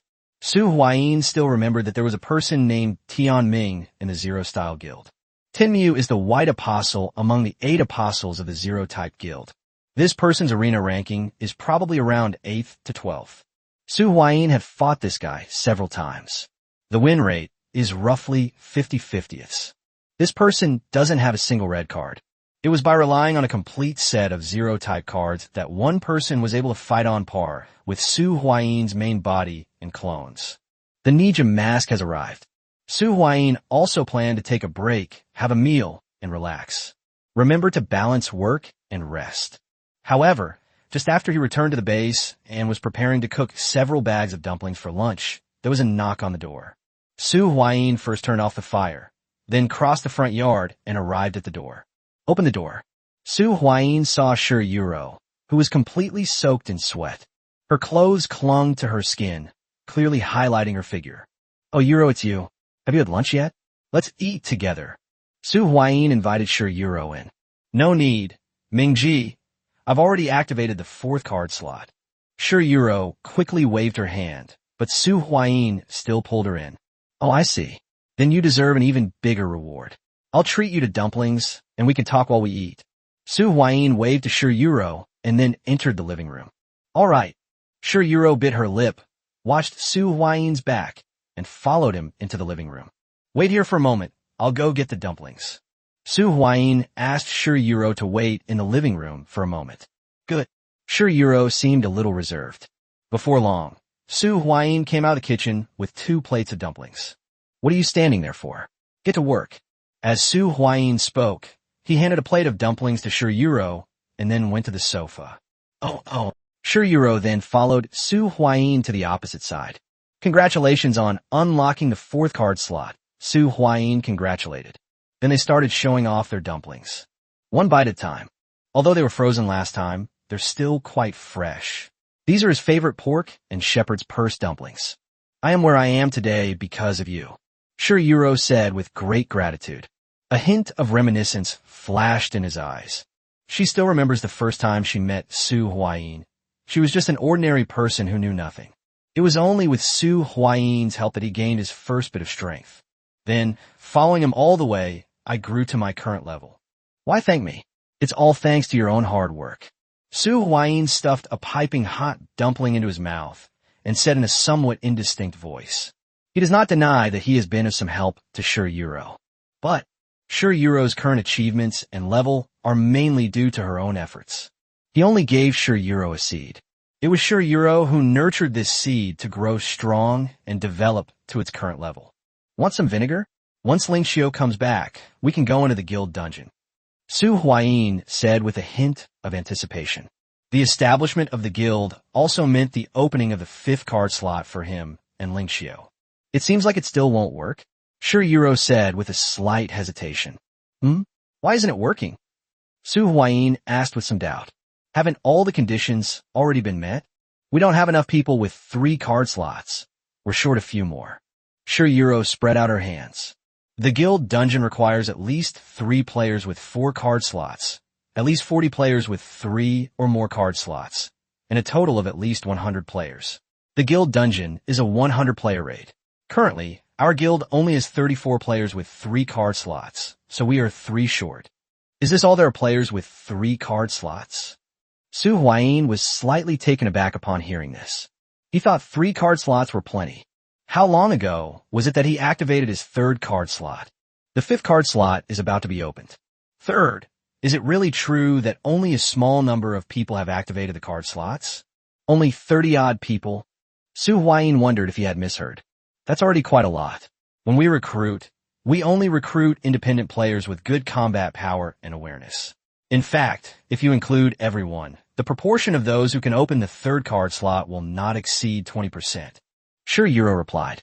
Although Su Huayin was also the chairman, he basically did not engage in management and did not have a deep understanding of the population, power distribution, food consumption, resource production, and other aspects.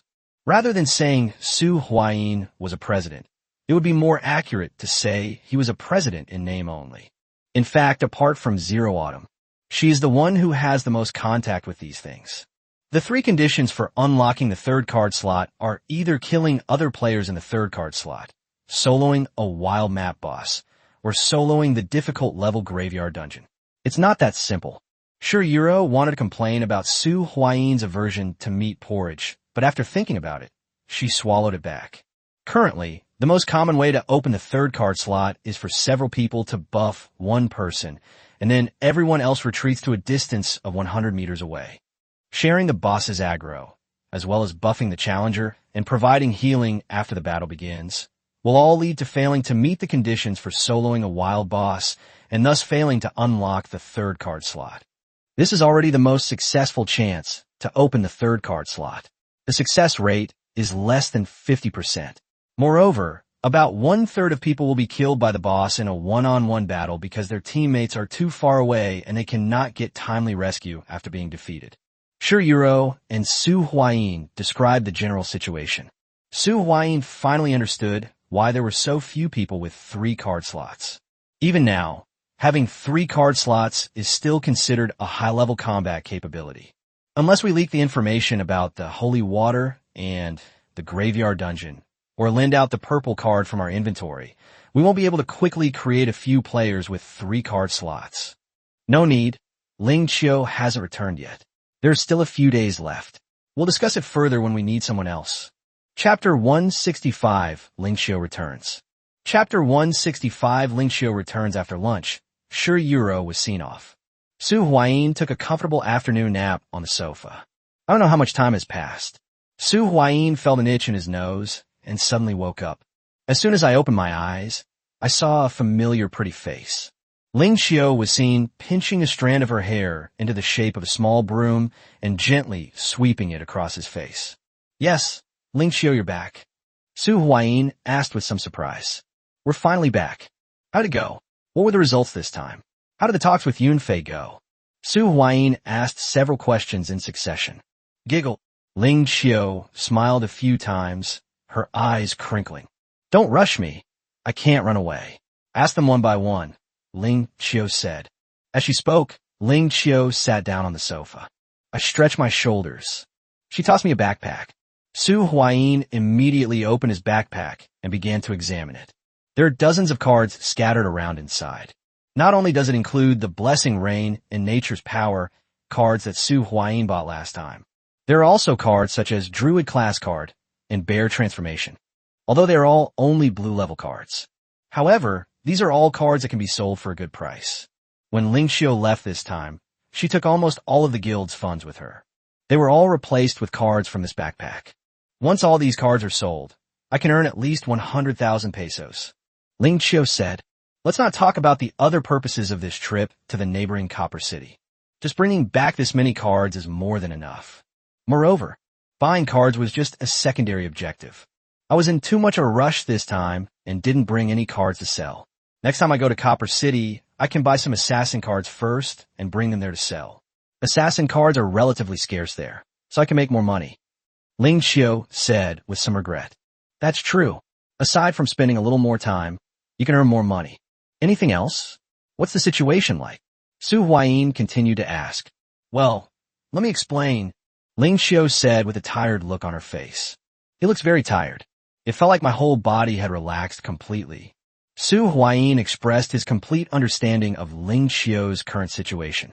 Returning to a familiar home, seeing familiar people, and feeling that familiar sense of security makes you unconsciously relax. Su Huayin stood up from the sofa, walked around to Ling Qiu's back. Huh? What are you doing? Ling Qiu asked with some confusion. Then, she saw Su Huayin reach out his hand.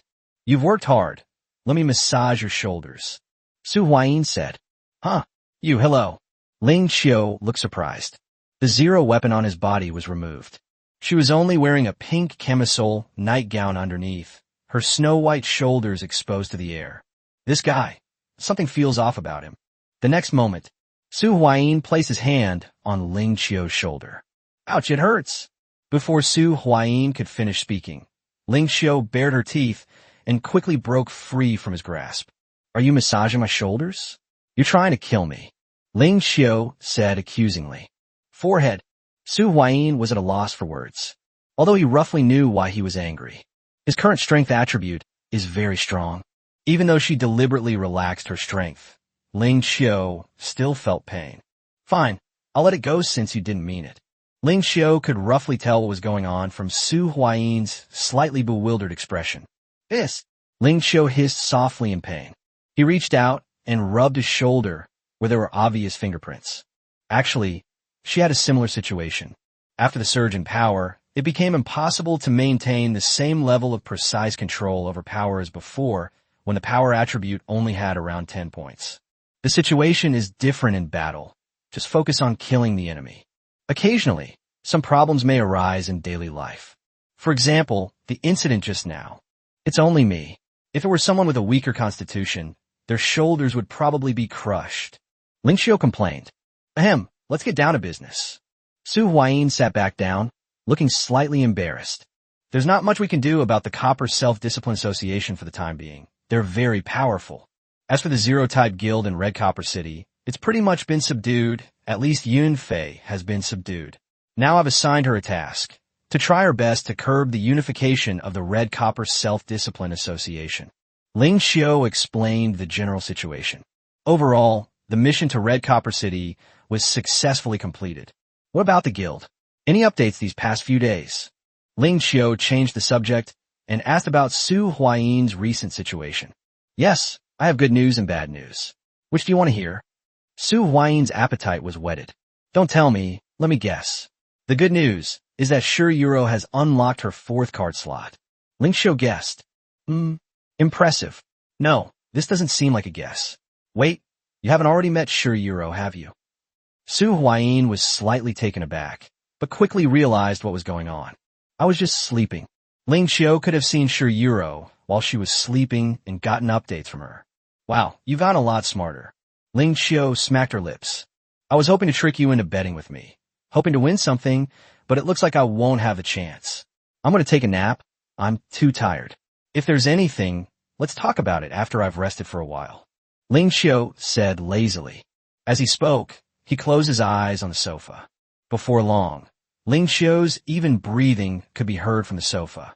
Both Su Huayin and Ling Qiu had subconsciously come to regard each other as people they could completely trust. Take a good rest. Su Huayin found a blanket and covered Ling Qiu's stomach with it, then helped Ling Qiu take off her shoes. However, there's a saying that goes something like this. History always repeats itself. Last time, Su Huayin went to Qidong City and wanted to rest for a while afterward, but then something happened. This time, it's the same situation again. Another problem has arisen. Mingji, Qiujia, something terrible has happened. I received news that the Aoki Self-Discipline Association has announced that it will be establishing a guild today. Shi Yuro rushed in without even knocking. Then I saw Su Huayin taking off Ling Qiu's shoes. That's strange. I can't see anything suddenly. Like a blind person, Shi Yuro groped her way forward with both hands as she walked outside. Chapter 166, The Traitor Zhang Yan. Chapter 166, Traitor Zhang Yan. Ling Qiu sat up abruptly from the sofa. Upon hearing that the Aoki Self-Discipline Association was going to establish a guild, Ling Qiu suddenly couldn't sleep. Something's not right. This is too much of a coincidence. Ling Qiu forced himself to stay alert and said, as soon as she returns, the Aoki Self-Discipline Association will be going to run guild dungeons and establish a guild. This timing is too coincidental. Don't leave. Come here and tell me what's going on. Ling Qiu called out to Shi Yuro, who was still pretending to be blind. Tell Shirayuro to come back quickly. Now is not the time to rest. Wait, how did you know? Su Huayin asked. Compared to the content of the message, Su Huayin was more concerned about how Shirayuro got the news so quickly. I don't know. A mysterious person sent this message to our people stationed in Qingmu City. We can't be completely sure of its authenticity yet. However, I also received a message from our people that all the members of the Qingmu Self-Discipline Association and the Justice League who were active in Qingmu City have suddenly left. Shirayuro replied. Furthermore, news has also come from the Aoki No. 1 gathering place that Aoki Self-Discipline is going to make a big move. Based on this, I am almost 90% sure that this news is true. Shirayuro explained her reasoning. All indications suggest that the news is very likely true. A mysterious person? Who could it be? Su Huayin was slightly concerned. Who was this person who sent them a message? I don't know, but that's not important. What's important is the timing. It's just too coincidental. A ruthless glint flashed in Ling Qiu's eyes.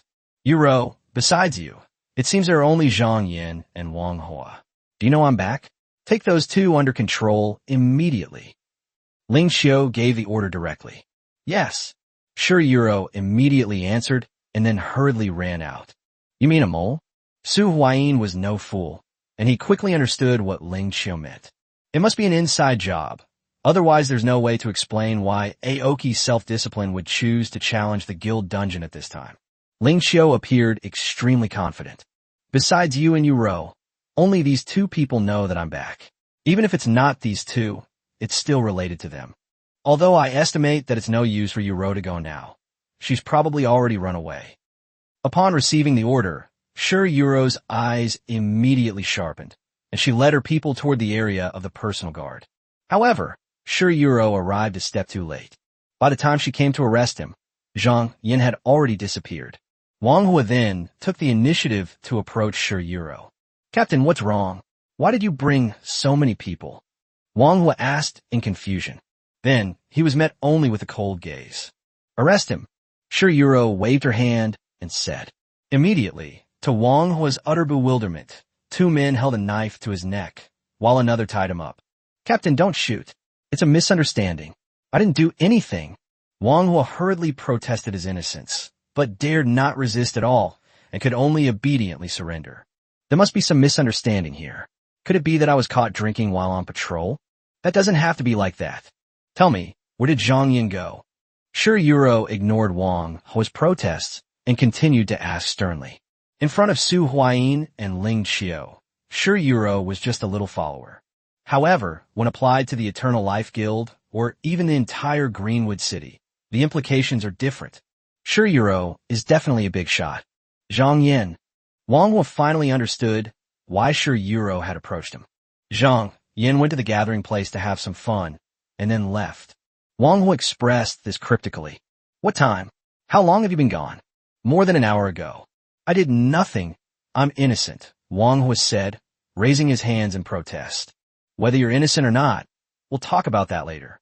Let's put it aside for now. If you're innocent, I won't do anything to you. Shirayuro said coldly. Damn Zhang Yin. Wang Hua cursed as he left with the people Shirayuro brought. Shirayuro immediately led her people to search for Zhang Yin. It's been so long, it would be strange to find it. Moreover, there is another very important point. Zhang Yin has no family or other ties, which means he could escape at any time. Damn it! Shirayuro arrived at Zhang Yin's residence. The place was now deserted. It was clear that they left in a hurry, leaving many things behind. Damn traitor! Shirayuro kicked the chair, breaking it completely. Without a doubt, this man named Zhang Yin has already run away. Shirayuro could only return to the stronghold with this outcome. Sorry, Zhang Yin got away. I don't know if there's anything wrong with Wang Hua. Shirayuro said with a face full of apology. As expected, it's been so long. It would be strange if they hadn't escaped, right? Ling Qiu shrugged and said indifferently. She didn't really expect Shirayuro to catch anyone. The important thing is what to do next. Go and call all the captains and other high-ranking officials over here. Ling Qiu spoke again. Okay, I'll have everyone gather here right away. Shirayuro left again to convene a meeting of all the senior executives. Next, something big is probably going to happen. A hint of excitement appeared in Shi Yuro's eyes. After developing quietly for so long, it seems she's finally going to make her move. Are you really going to do this? Su Huayin watched Shi Yuro leave, then looked at Ling Xiao and asked. Yes, compared to publicly revealing the holy water strategy, lending out a few purple cards is just a matter of risk, although there's some risk involved, but the risk here is within an acceptable range. Ling Xiao said. Okay, that's true. Su Huayin also agreed to Ling Xiao's plan. In order to deal with the current situation, Su Huayin and Ling Xiao shared the same opinion. Immediately initiate the guild dungeon challenge. Although Aoki's self-discipline may have been ahead of the curve, he might not be unable to catch up now. However, we are still short of the number of 3 card slot players. Originally, we were 3 short, but now we are 5 short. The traitor Zhang Yan escaped, and Wang Hua, who is uncertain whether he is an inside man, is definitely not usable right now. We're still short of 5 players with 3 card slots. In this situation, Su Huayin proposed 2 solutions. First, the news of Holy Water skipping class was made public to a small group of people. Second, lend out the purple cards in the warehouse to a few well-performing guild members. Chapter 167 Starlight Heavy Industries Assistance. Chapter 167 Starlight Heavy Industries Assistance. Ling Xiao chose to lend out the purple cards in the warehouse. There are already several purple cards in the warehouse. The secret of the holy water is currently known only to core personnel. This secret must not be revealed.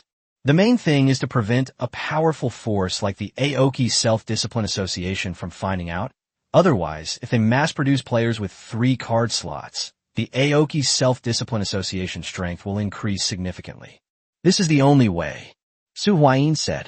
Just as Su Huayin finished speaking, a telephone rang in the empty living room. Huh?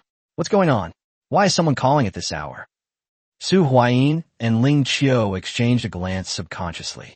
Both of them were quite surprised. I have a feeling that this phone call might be a turning point. Su Huayin had a vague premonition. What might this phone call bring? Oh, so confident? Let's make a bet. Ling Xiao actually had the mood to make a bet at this moment. That's a really strong mindset. If I lose, I'll cover breakfast for the next month. If you lose, you cover it. How about it? Ling Xiao asked. Fine, you're going to lose, Su Huayin said with great confidence. He had a vague premonition. It's like when you're playing cards, even though you're about to lose, he seems to know what the next card will be. Su Huayin walked up to the phone and pressed the speakerphone button. Hello, this is the Eternal Life Guild. This is Su Huayin. May I ask who this is? Su Huayin asked. President Su? I'm Feng Ling from Xinguang Heavy Industry. A woman's voice came from the other end of the phone. Wind chimes? Is this the Starlight Heavy Industries we collaborated with last time? Oh, is there anything I can help you with? Su Huayin asked. It's nothing. I just wanted to ask if you need any help, President Su. We can provide up to 20 players with 3 card slots to help you establish a guild. Feng Ling's words immediately made Ling Xiao's face fall. He glanced at Su Huayin without realizing it. Is this guy cheating? Are you still able to predict the future? What are the conditions? Su Huayin asked in a gloomy voice. He also wanted to ask how the people at Starlight Heavy Industry knew he was short-staffed. However, now is not the time to ask these questions. The condition is simple. When Starlight Heavy Industries opens a guild dungeon, you will need to send at least 2 players with 4 card slots to assist us. Wind Chime stated her conditions. A very reasonable condition. Knowing full well that Su Huayin and Ling Xiao are short of manpower, they only made this one condition. It's a gesture of goodwill. Okay, I agree, but you can only establish the guild in at least 10 days, Su Huayin added a condition. Okay, no problem. Please wait a moment. We'll send someone over right away. They should arrive in 2 hours at most. Windchime happily agreed. After hanging up the phone, Feng Ling could no longer contain her joy. He looked at President Feng, who was waiting on the side, and his younger brother Feng Xiao. It's all settled. Not only can we gain a favor, but we can also let our people understand and become familiar with what guild dungeons are like. Most importantly, we can get help from 2 4-card slot players from the Eternal Life Guild. It's a win-win-win situation. Wind Chime said excitedly. This whole thing was her idea. Father, I'll lead the team myself, Feng Xiao volunteered. I want to see for myself just how powerful these two from the Eternal Life Guild really are and what the guild dungeon is like. I'd better go and see for myself. You're going yourself. President Feng hesitated slightly upon hearing this. Feng Xiao is the strongest fighter in the hands of Starlight Heavy Industry. Moreover, it was his son. Want to be dangerous? President Feng said hesitantly. There is definitely danger. After all, it is a guild dungeon with 100 players, but it is definitely not too big. The guild leader of the Eternal Life Guild is Ling Xiao. During the closed beta, his combat power was consistently in the top 3. Even if he were to fight against Yuan, who had the strongest combat power, he would have at least a 30% to 40% chance of winning. Even with her there, we still couldn't clear the guild dungeon. I can't imagine how difficult the guild dungeon is. The fear of Zero Autumn. Anyone who participated in the closed beta test will know about it. Ling Xiao's level is to secure a top 3 finish and strive for a top 1 finish. The best of the best. Alright, you lead the team. President Feng made up his mind. Let Feng Xiao lead the team. On the other side, Aoki No. 1 Gathering Point. This is a base established by the Aoki Self-Discipline Association. The Aoki No. 1 Gathering Point was very lively today. A group of people with the name Justice Alliance on their sleeves arrived at the gathering place. Li Zheng, the leader of the Justice Alliance, arrived here with 29 elite members of the Justice Alliance. Xiaoying was already waiting for Li Zheng and the others at the entrance of the gathering place. Uncle Li, you finally arrived. Xiaoying approached Li Zheng with a smile and welcomed him. Please come with me. My father has been waiting for you for a long time. Xiaoying gestured for Li Zheng to enter, showing him considerable respect. However, Li Zheng's expression was not good.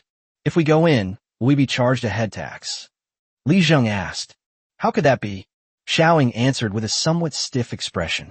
This is a shameless betrayal, a warlord's act.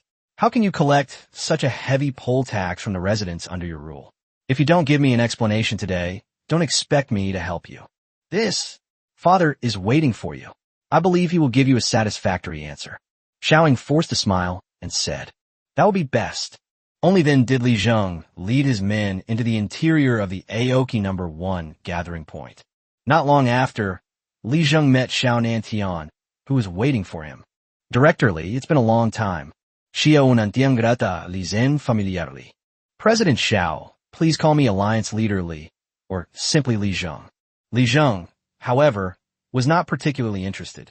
President Xiao, I would like to ask why the gathering place of the 5 Aoki Self-Discipline Associations is charging such a heavy head tax, Li Zheng questioned.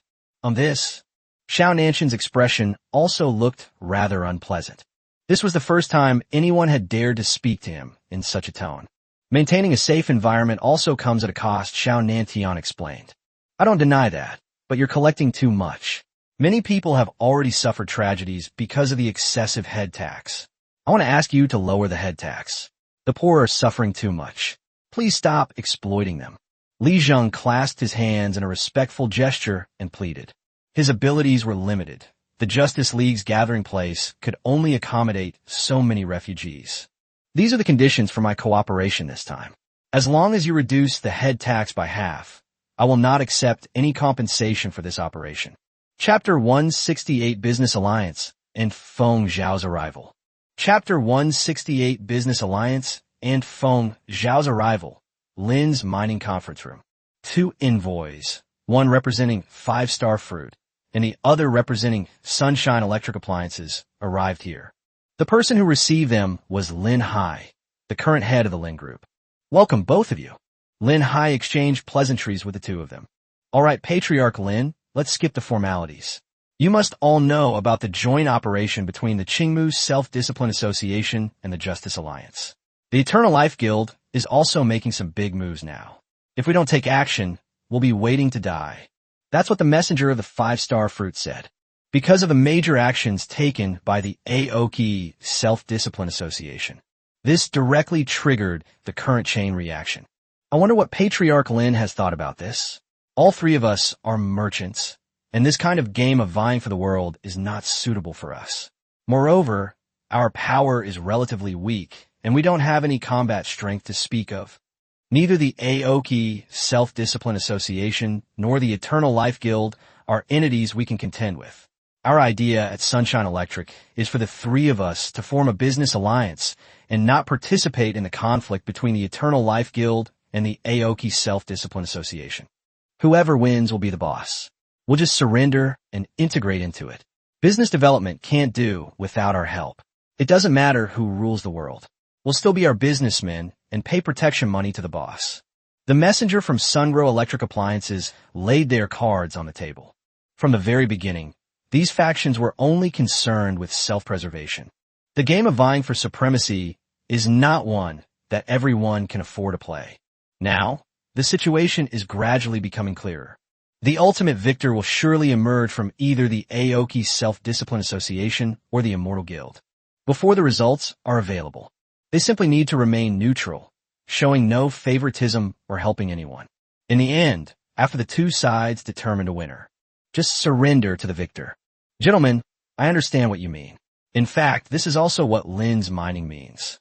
Lin Hai said with a smile. Business alliance. How about we call the three of us the business alliance from now on? Don't forget, you're paying for breakfast for the next month. Su Huayin said in a cheerful mood. What matters is not the reward for victory, but the victory itself. Fine, how did I lose again? Ling Xiu said with a slight upturn of her lips.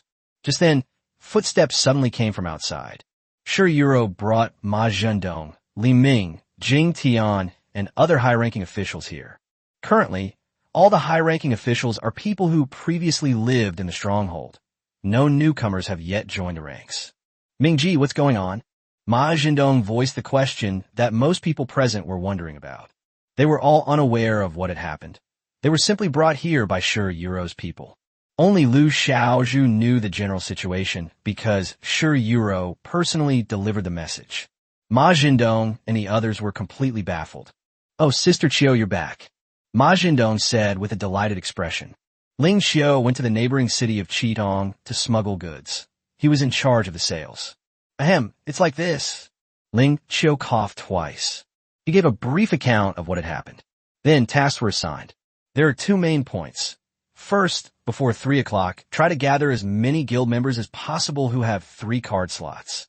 Second, coordinate efforts both within and outside the guild. It is now almost certain that Zhang Yin, who escaped, was the mole. This means that the Aoki Self-Discipline Association had just received the news and was making temporary preparations to open the guild dungeon. Such hasty actions mean it's impossible to assemble the strongest lineup in a short time. It's definitely coming soon.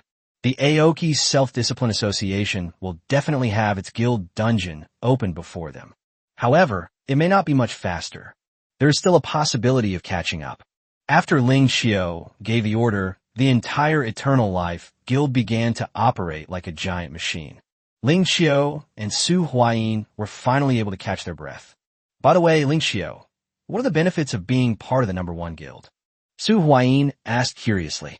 During the closed beta, he was always a lone wolf and didn't know anything about guilds.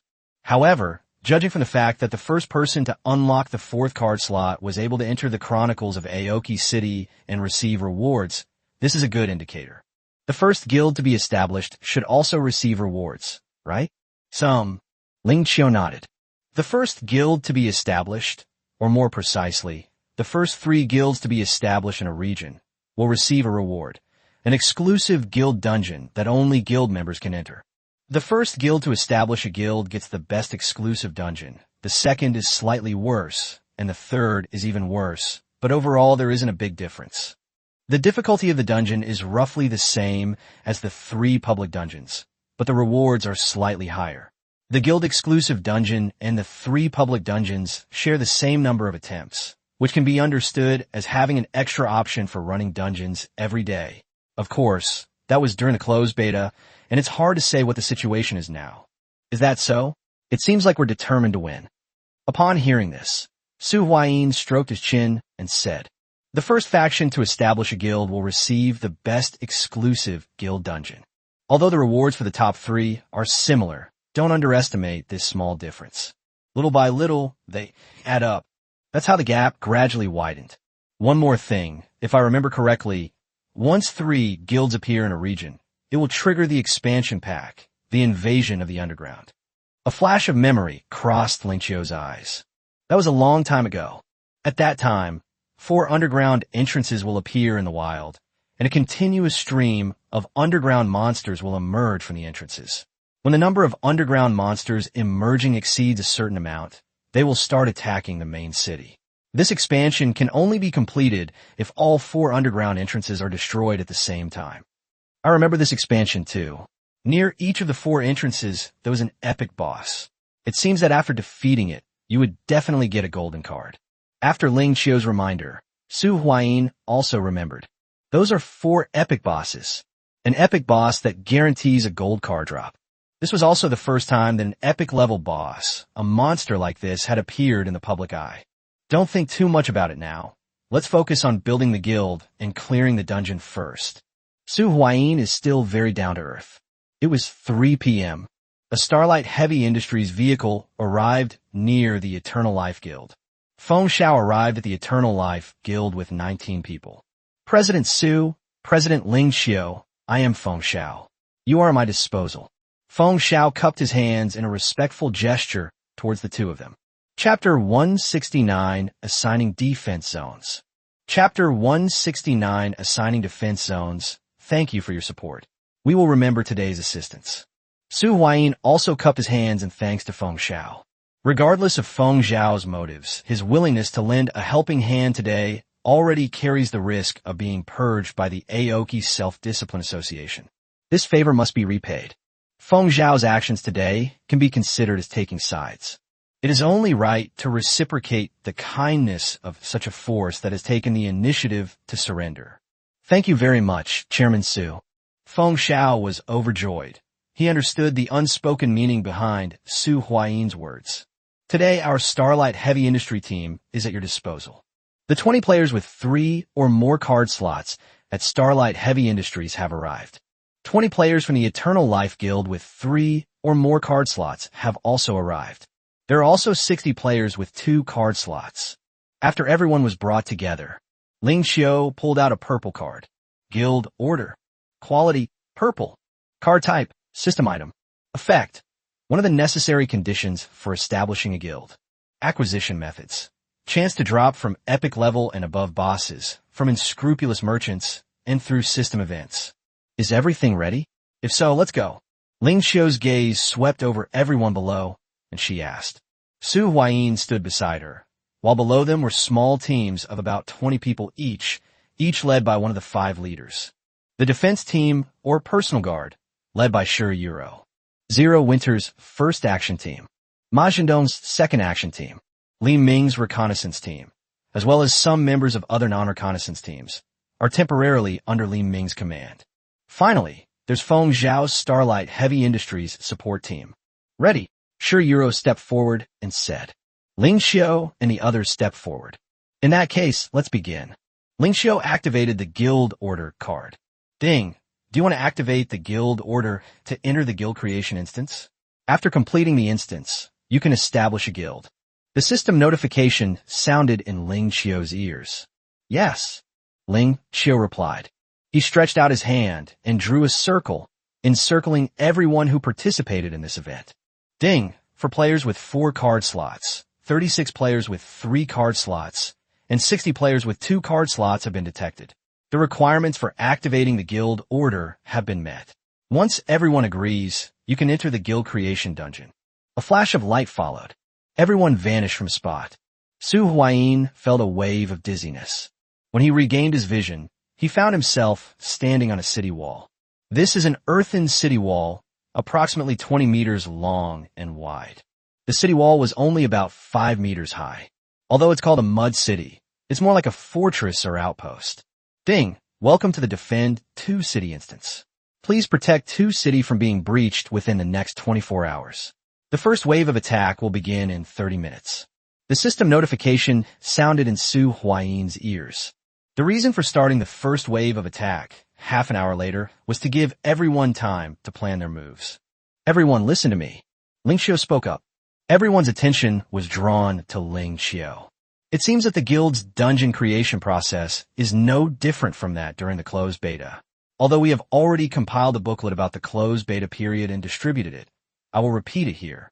Ling Qiu cleared her throat. The first wave of attacks will begin 30 minutes after entering the instance. This first wave is also the weakest, with only about 100 monsters on each of the 4 walls and a total of only 4 boss-level creatures. The second wave will occur about an hour after entering the instance. Ling Qiu explained the general situation again.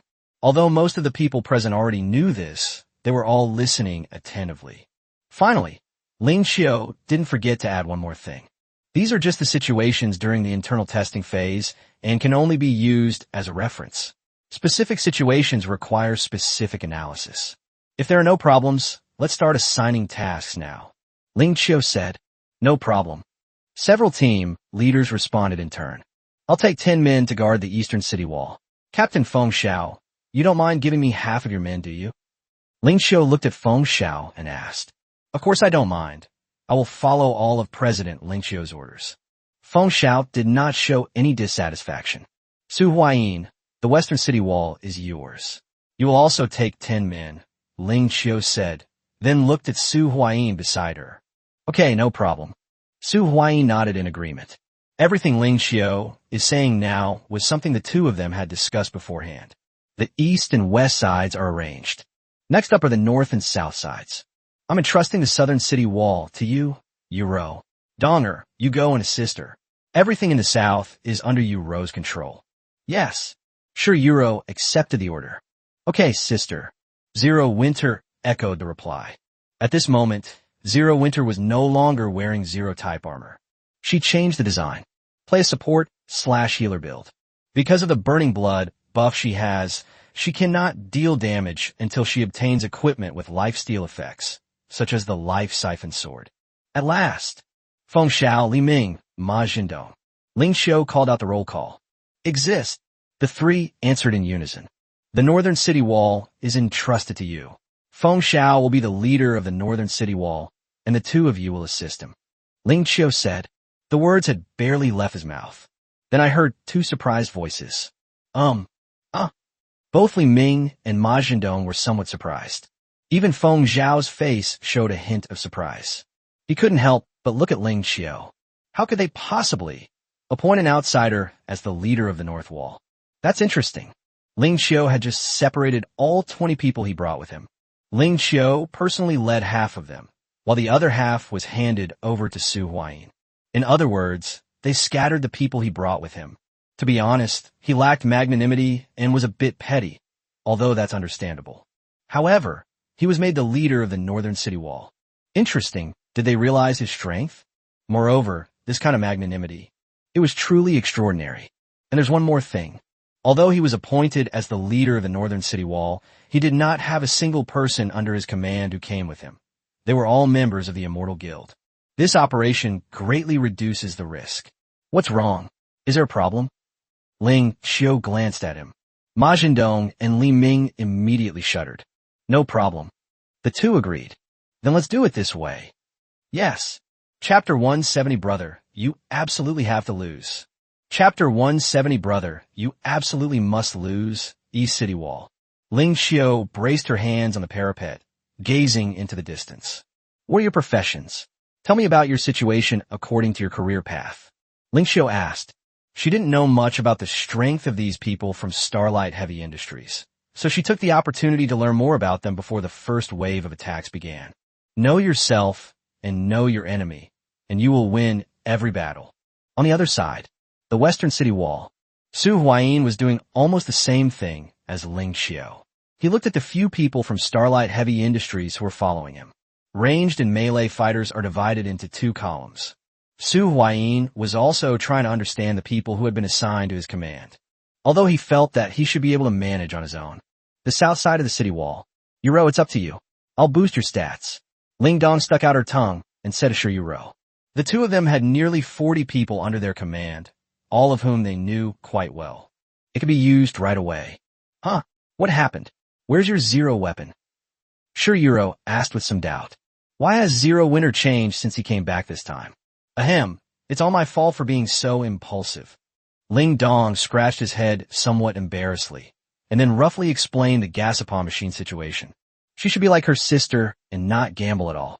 With this buff on her now, there are some solutions, but she really doesn't dare to fight for a while, so she'll just have to play support. You really are unlucky, Shirayuro said, somewhat amused and exasperated. What if it were you? If you came across one of these Gazapon machines, would you try it? Zero Winter countered with a question. Me? Shirayuro was a little stumped by Ling Dong's question. Yes, what would you do? My words.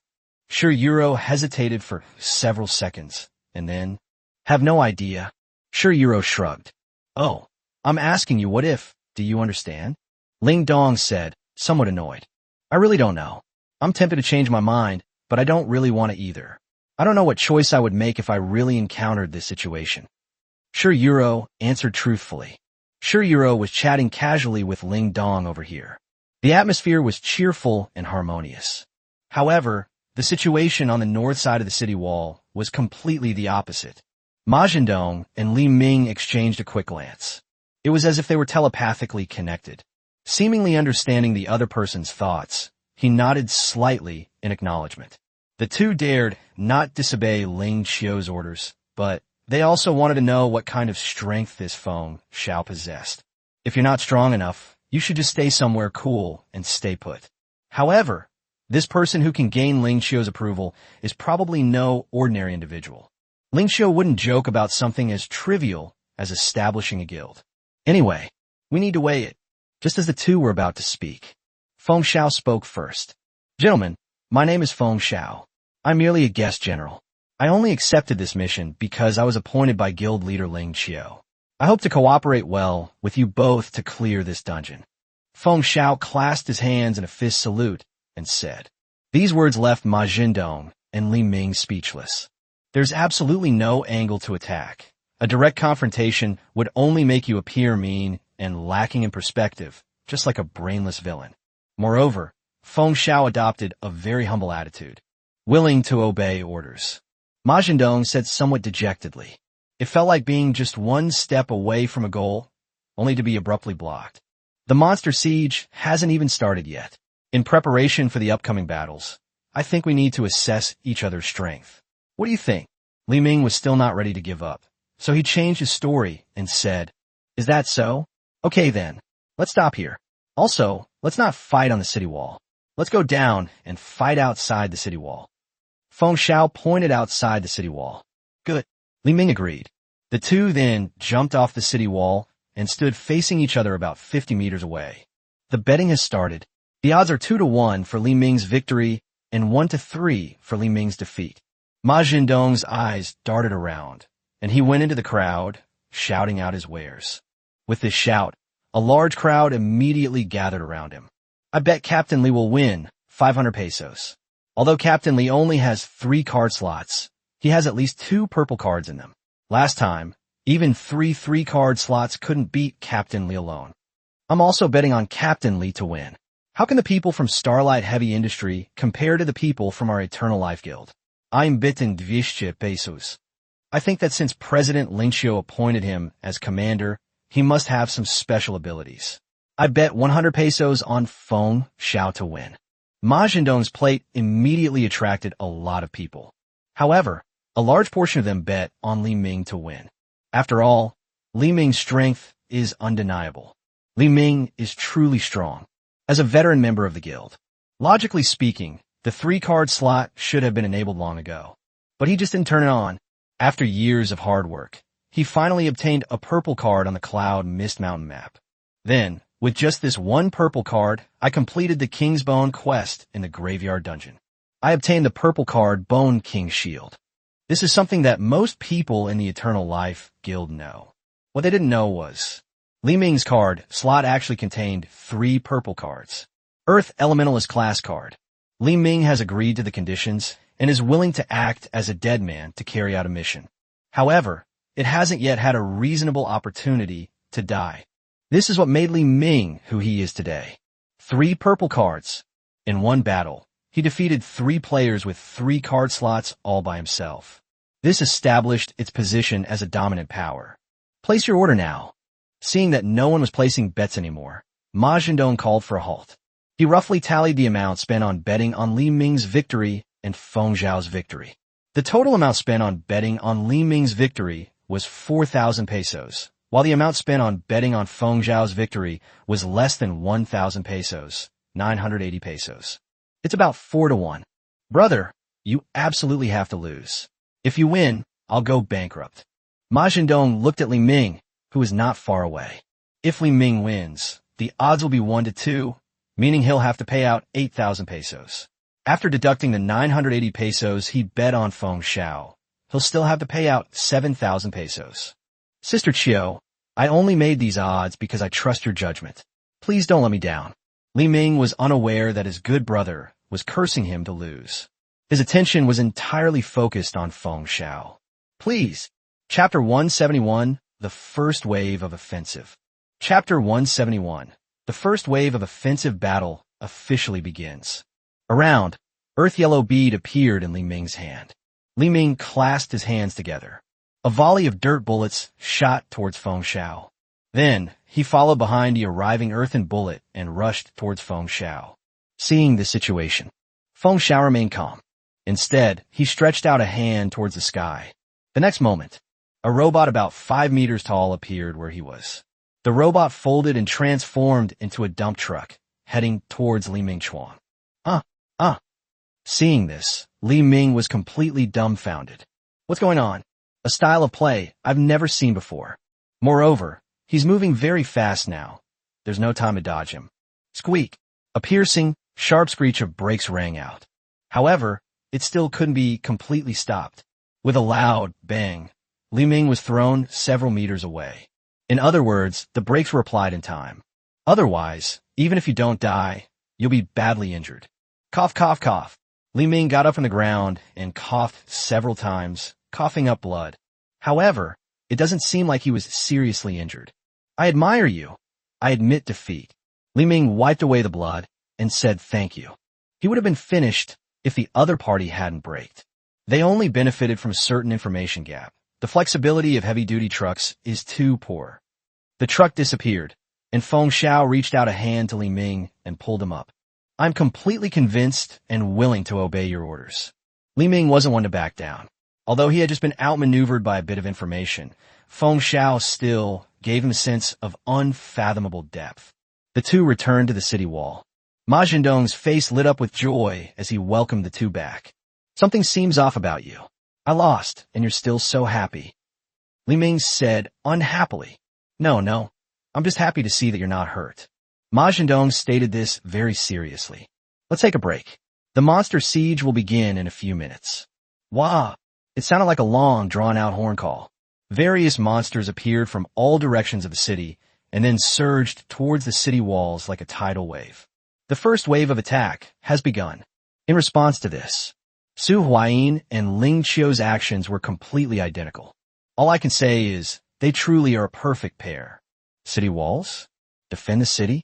I've never heard of the Great Wall being able to resist foreign invasion. The best approach would be to eliminate the enemy before they invade. Both Su Huayin and Ling Qiu did the same thing by jumping off the city wall. Then, they charged towards a monster army that was approaching the city walls. The people from Starlight Heavy Industry looked completely bewildered, because Su Huayin and Ling Qiu gave them orders. Wait on the city wall, I'll be right back. As a result, these 3 card slot players who came to support Starlight Heavy Industries became spectators. Su Huayin quickly approached the incoming beast tide. Just as Ling Qiu said, this wave of beasts is relatively small in number. This is a monster with a very comical appearance. It has a dog's head, but a human body, with a candle lit on its head and a pitchfork in its hand. There are only about 100 of them. Moreover, there are relatively few high-level monsters. There's only 1 kobold boss. There are probably only 4 or 5 elite monsters. Su Huayin glanced at the general situation and then immediately charged towards the dog-headed boss. Upon seeing Su Huayin's arrival, the dog-headed boss seemed to be brandishing its pitchfork as if attempting to retaliate. But it was completely useless. In Su Huayin's eyes, the normal level bosses are no different from ordinary monsters. Su Huayin reached out and beckoned. A huge fireball rapidly condensed in his hand. It's just a simple fireball. However, with the enhancement of advanced fire control techniques, its power becomes extremely great. A fireball radiating terrifying heat slammed towards the Kobold boss. Boom! The fireball struck the Kobold boss precisely, the powerful impact sending it flying. It burst into flames and let out a pitiful howl. The howling didn't last long. The Kobold boss then fell. A purple card emerged from the corpse of the Kobold boss. The surrounding Kobold minions were affected by the heat wave, and many were burned to a crisp. Taking advantage of the situation, Su Huayin charged towards the monsters who hadn't yet reacted. A large, gleaming blade appeared in his hand, and with a flash of light, the dog-headed men fell to the ground. Not a single monster could survive a single round against him. Meanwhile, in Ling Qiu's territory, a bloodbath was also raging. It seems that Ling Qiu's situation is even more outrageous than Su Huayin's. Ling Qiu's figure moved like a ghost through the monster horde. Each strike took the lives of several kobolds. The Starlight Heavy Industries crew on the city wall were dumbfounded. They had never seen such a powerful battle scene before. Su Huayin's White Tiger Blade is still too cumbersome to use, which is why its monster-killing efficiency is not as good as Ling Qiu's. But Su Huayin is not alone. He is two people. The clone seemed to kill the Kobold minions faster than a main body. His main body was killing the Kobold minions one by one, which felt a bit like using a sledgehammer to crack a nut. But clones are different. Not only does it use a very light hidden blade, but its agility is also higher than its physical body. It's definitely a garbage disposal. Su Huayin and Ling Qiu chose to take the initiative to eliminate the monsters and keep the enemy at bay. The south wall and the north wall are different. Shiyuro and Feng Xiao made the same choice. The chosen strategy is to proceed steadily and surely. Have someone in the team with ranged attack capabilities launch a ranged attack when a monsters approach the city wall. The Kobold minions fell down one after another like rice stalks. The elite Kobold monsters can only withstand a few more hits from spells and arrows. That Kobold boss is the only one with thick skin, or, to put it more professionally, high defense and magic resistance. Most ranged attacks have little effect on this boss. However, there's a saying that quantitative change leads to qualitative change. When most of the Kobold minions and Kobold elites are either dead or wounded, the firepower was then focused on this Kobold boss. Focus fire and take them down. Done. Su Huayin clapped his hands. He casually collected the 3 cards into his hand. 1 purple, 1 blue, and 1 white. He casually flipped over the purple card. The Undying Dog's Belt. This card. Chapter 172, The Possibility of Competing for the Number 1 Guild. Chapter 172, The Possibility of Contending for the Number 1 Guild, The Undying Dog's Belt. Quality, purple. Card type, equipment card. Effect, strength plus 30, constitution plus 30. Undying Dog's Protection. Slowly heals injuries when not in combat. Description. The power of immortality blesses this belt. Restriction. The player equipping this card must have a dog-related bloodline card or a Dragon's Doom series card in their card slot. Acquisition method. Dropped by dog-type bosses and scrupulous merchants. Dual mode effect. Continuous spell card. Restores 500 HP each turn. This card. Su Huayin's eyes narrowed slightly when he saw the contents of the card. The card's attributes are average, falling within the normal range for purple cards. The card's built-in special effects even seem somewhat rubbish. Slow healing of injuries after disengagement? If it's healing injuries during combat, it might be somewhat useful, but what about healing injuries after combat? Isn't this a complete waste of special effects? But the equipment for this card is quite interesting now. You must possess either a Dog Pedigree card or a Dragon's Doom series card. The equipment requirements for this card reminded Su Huayin of a card he had previously obtained. The Invisible Serpent Dungeon card. Quality, purple. Card type, dungeon card. Effect, allows entry into the Serpent's formless dungeon after use.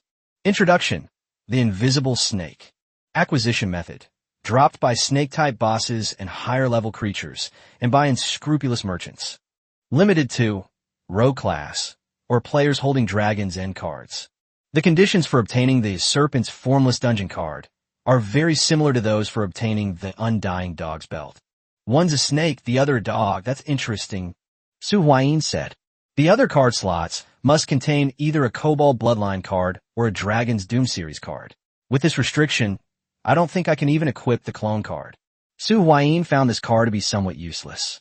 It's tasteless to eat, but a pity to throw it away. The main body can equip this card, but it seems that none of the cards the main body possesses can be replaced by this card. Currently, his only weakest weapon is the White Tiger Blade in the second slot. However, replacing the White Tiger Blade with the Undying Dog Belt is clearly more harmful than beneficial. Although the White Tiger Blade only has 50 attribute points, it also has the effects of blocking and breaking magic. This Undying Dog's Belt does provide a 60-point attribute bonus, but it only has a pathetic out-of-combat health regeneration effect. This card is useful against clones. The fourth card slot for the clone is still occupied by that outdated purple card, Heaven and Earth Together. This card can be quite useful as a counter card at times, but it's not very effective as a permanent card. If the clone can equip this Undying Dog's Belt, it can also improve the clone's combat power. Su Huayin roughly estimated that if the clone could be equipped, it would be able to attempt to solo a strengthened level boss. Keep this as a healing card. If you get injured in the future, use this card to slowly recover. Su Huayin put the purple card away. This is the only possible use for this card that he can think of right now. In addition to the Undead Dog's Belt dropped by the Kobold boss, there's also a blue card and a white card. That blue card, the Kobold Elite, is basically useless. On the contrary, the white card, Candle, is slightly useful, but it's better than nothing. Candle. Quality white. Card type. One-time consumption card. Effect. Summons a candle upon use, which can dispel darkness and energy, lasting for 1 hour. Introduction. A beacon in the darkness. Acquisition methods. Dropped by kobold monsters, obtained from card packs, and from unscrupulous merchants. Anyway, the first wave of monsters has been dealt with. Su Huayin then returned to the city wall. Perhaps because the first wave of monsters was relatively weak, they were easily dealt with from all 4 directions. The second wave is coming next. The second wave of monsters will appear 1 hour after entering the dungeon. Starting with the second wave of monsters, the spawn mechanism changes. Monsters no longer spawn according to a set time. Instead, after the second wave of monsters is cleared, the third wave of monsters will appear, and after the third wave is cleared, the fourth wave of monsters will appear, and so on. Of course, never think of leaving the second wave of monsters alive and trying to stall for 24 hours. How could there be such a simple vulnerability? Do you really think you're the only smart one in the world? This instance also has a mechanic. Upon entering this instance, 16 hours will pass, regardless of which wave of attack is currently underway. 16 hours later, this milestone is reached. All the remaining batches of monsters will appear together. For example, the clever guy back then, when fighting the second wave of monsters, if he left one monster alive, the third wave of monsters wouldn't be triggered. And so it remained stuck for 16 hours. Then he was dumbfounded. All the attacks from the third to the 8th wave were accumulated together. Then, this brilliant mind was overwhelmed by the beast tide. Of course, that's in the game. You'd only lose 1 guild order. The 1 hour time limit for entering the instance has arrived. A system notification sounded in everyone's ears. Ding! The second wave of attack has begun. Starting from this wave, completely killing all the monsters in a wave will trigger the next wave of monsters. If you kill all the monsters in all waves within 24 hours, the game will end early. Just as I thought. After listening to the system's notification tone, a look of joy appeared on Linchio's pretty face. This early settlement mechanism is precisely the opportunity she wants to seize to become the #1 guild. According to my rough calculations, the Aoki Self-Discipline Association members entered the instance 2 or 3 hours earlier than us. So, if we can settle the accounts ahead of schedule within 21 hours, we'll have a chance to become the #1 guild. Ling Qiu clenched his fist. The 8th wave of monsters is attacking the city, and there is an epic level boss inside. Zero Qiu would never believe that Aoki Zeely would have the ability to kill an epic level boss. Generally, the strategy is to delay the process, dragging out the time to 24 hours, which is considered completing the instance. However, we cannot completely deny that we need to eliminate these 8 waves of attacks as quickly as possible. The south side of the city wall. Shi Yuro and Ling Dong were also very happy. My sister's right. We still have a chance, Ling Dong said with a beaming smile. Shi Yuro, on the other hand, was facing everyone. Everyone, execute the prepared tactics and eliminate the monsters as quickly as possible. We must become a #1 guild in Qingmu City. From today onwards, everyone will be rewarded according to their merits. The north wall of the city. Although I am not a member of the Eternal Life Guild, I am honored to be here today, competing with you all for the title of #1 guild. Gentlemen, we cannot be the slowest in our cleanup efforts. Charge! We're the #1 guild in Greenwood City. Chapter 173, The Second Wave.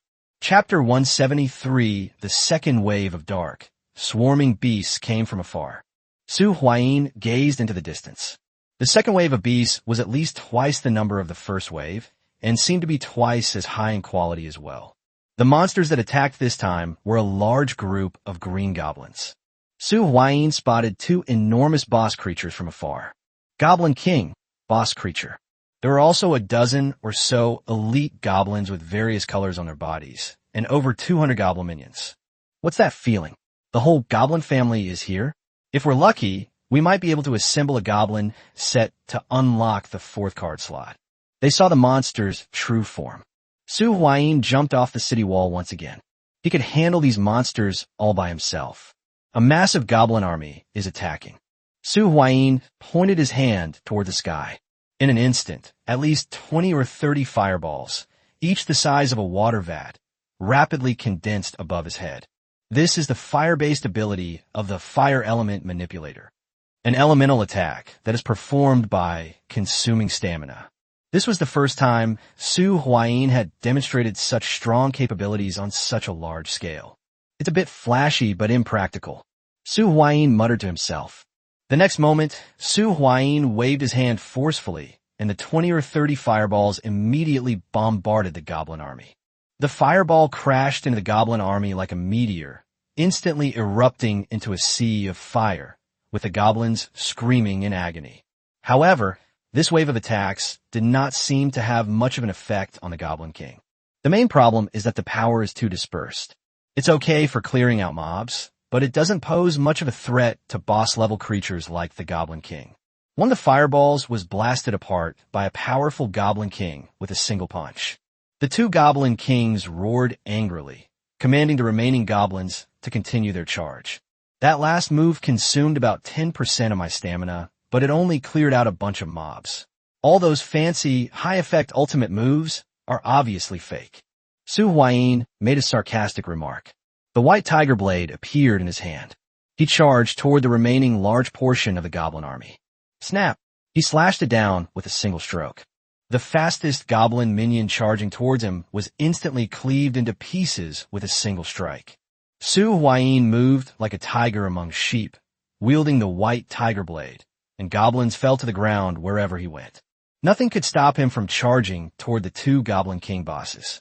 Just then, an elite goblin seized the opportunity and launched a sneak attack from the side. Su Huayin reacted extremely quickly, dodging to the side and simultaneously slashing the elite goblin with his backhand. Seeing their underlings suffer heavy casualties, the 2 Goblin Kings grew even angrier. They roared and charged towards Su Huayin. We've been waiting for you. You actually went to your deaths willingly. Su Huayin's face lit up with joy. They'd rather come here willingly to their deaths than have him go there. As the Goblin Kings approached, Su Huayin leaped up and slashed at the head of one of the Goblin Kings. The Goblin King quickly raised his arm to block, and the blade collided with the Goblin King's arm, sending sparks flying. Then, a thick arm was severed. Even the Goblin King, a boss-level monster, under his command, they were no different from minor monsters. That last strike just missed. If it hits the mark squarely, one slash will easily finish him off. Another Goblin King seized the opportunity to attack from the side, but Su Huayin dodged the attack with a somersault in midair, landing, then drift down. Iron Mountain lean. Su Huayin's leaning resulted in a solid collision with the Goblin King. The Goblin King's massive body was sent flying backward, smashing down a large number of goblin minions. The force of that impact, while not killing the Goblin King boss, probably put it in a very bad state. Taking advantage of the moment, Su Huayin leaped high into the air again, the white tiger blade in his hand shining brightly. He gathered all his strength and slashed fiercely down at the head of the one-armed Goblin King. This time, the blade was incredibly precise, severing the Goblin King's head and sending gushing hot blood spurting out. As the body fell, a purple card emerged from the corpse of the Goblin King boss. Good. Su Huayin's gaze swept over the purple card. I was in a very pleasant mood. Another purple card. This dungeon is pretty awesome. The remaining Goblin King was filled with fear upon seeing this.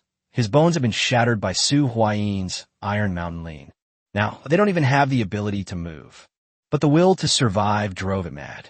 It commanded the remaining goblins to charge at Su Huayin recklessly, attempting to overwhelm him with sheer numbers. Su Huayin snorted coldly, like a war god.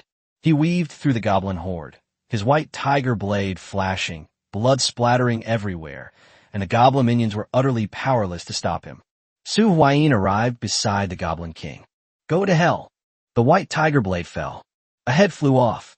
This time, however, no purple cards appeared on this boss. Only one blue card appeared.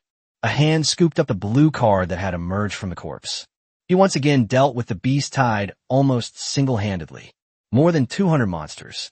He killed more than half of them. This time, the card revenue is about twice that of the last time. One purple card, 2 blue cards, 2 green cards, and 2 white cards. There are 7 cards in total. Because the second wave of attacks from other directions has not yet been completely cleared, the third wave of attacks has not yet appeared. Back on the city wall, Su Huayin saw the envy in the eyes of the people from Starlight Heavy Industry. Because most of the enemies were killed by Su Huayin, only a few escaped and came to the city wall, where they were killed by 10 men. Although the 10 people also got a few cards, it wasn't enough to distribute them, even if each person got one. Chapter 174, Shao Nanshan's Awareness. Chapter 174, Shao Nanshan's Insight. Let's see what we've gained. Su Huayin began to examine the cards he had acquired on this trip. Goblin King. Quality, purple. Card type, dual mode exclusive card. Fusion monster, dark attribute. ATK, 2800, def 1600. Fusing material, 3 goblin field monsters. Effect. If this card is special summoned, you can destroy 1 card on your opponent's field. When this card is destroyed, special summon 1 goblin-type monster from your graveyard. Belongs to Goblin Series. Acquisition methods. Dropped by the Goblin King, or obtained from unscrupulous merchants. This must be the hardest card to get in the Goblin Series, right? Su Huayin looked at the card's attributes. With this card in hand, it should be possible to unlock the 4th card slot with a little effort. However, for someone like him who has already unlocked the 4th card slot, it's basically not of much value and can only be traded. The other cards are all Goblin cards. In just one trip, Su Huayin collected most of the Goblin Series cards. Why do I feel like if you just team up with the people from the other walls, you could easily create a whole set of Goblin cards? Su Huayin Specul. Lingxiu's progress is about the same as Su Huayin's. Both of them were single-handed, and each of them defended one section of the city wall. However, neither of them was actually the first to deal with the second wave of monsters attacking the city. The first to defeat the second wave of attacks was actually Feng Xiao on the North City Wall. A massive truck rampaged through the monster army. None of those who were crushed survived. In terms of clearing away miscellaneous matters, Feng Xiao is far ahead of the competition. Naturally, Shiyuro's side was also the slowest. Another 10 minutes or so passed. Shiyuro had just finished annihilating the second wave of monsters attacking the city. Time passed slowly. The third wave, the fourth wave. In the fourth wave of monsters, enhanced bosses began to appear. The fifth wave of monsters has arrived. Although there is still only one enhanced boss on each side, there are 2 to 3 more regular bosses in addition to this enhanced boss. By the sixth wave of monsters, they had turned into 3 enhanced bosses. Apart from Ling Xiu and Su Huayin, whose situations remain relatively relaxed, both the south and north sides are starting to become difficult. The north side is a bit better.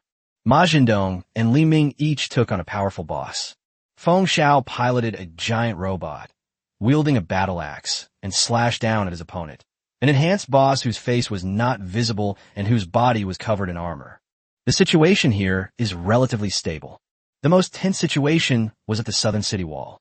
Sure Yuro held a thin, ice-blue sword in her hand, and she was surrounded by at least 7 or 8 layers of various buffs. Ling Xiao assigned Sure Yuro to guard one section of the city wall and equipped her with the strongest support team.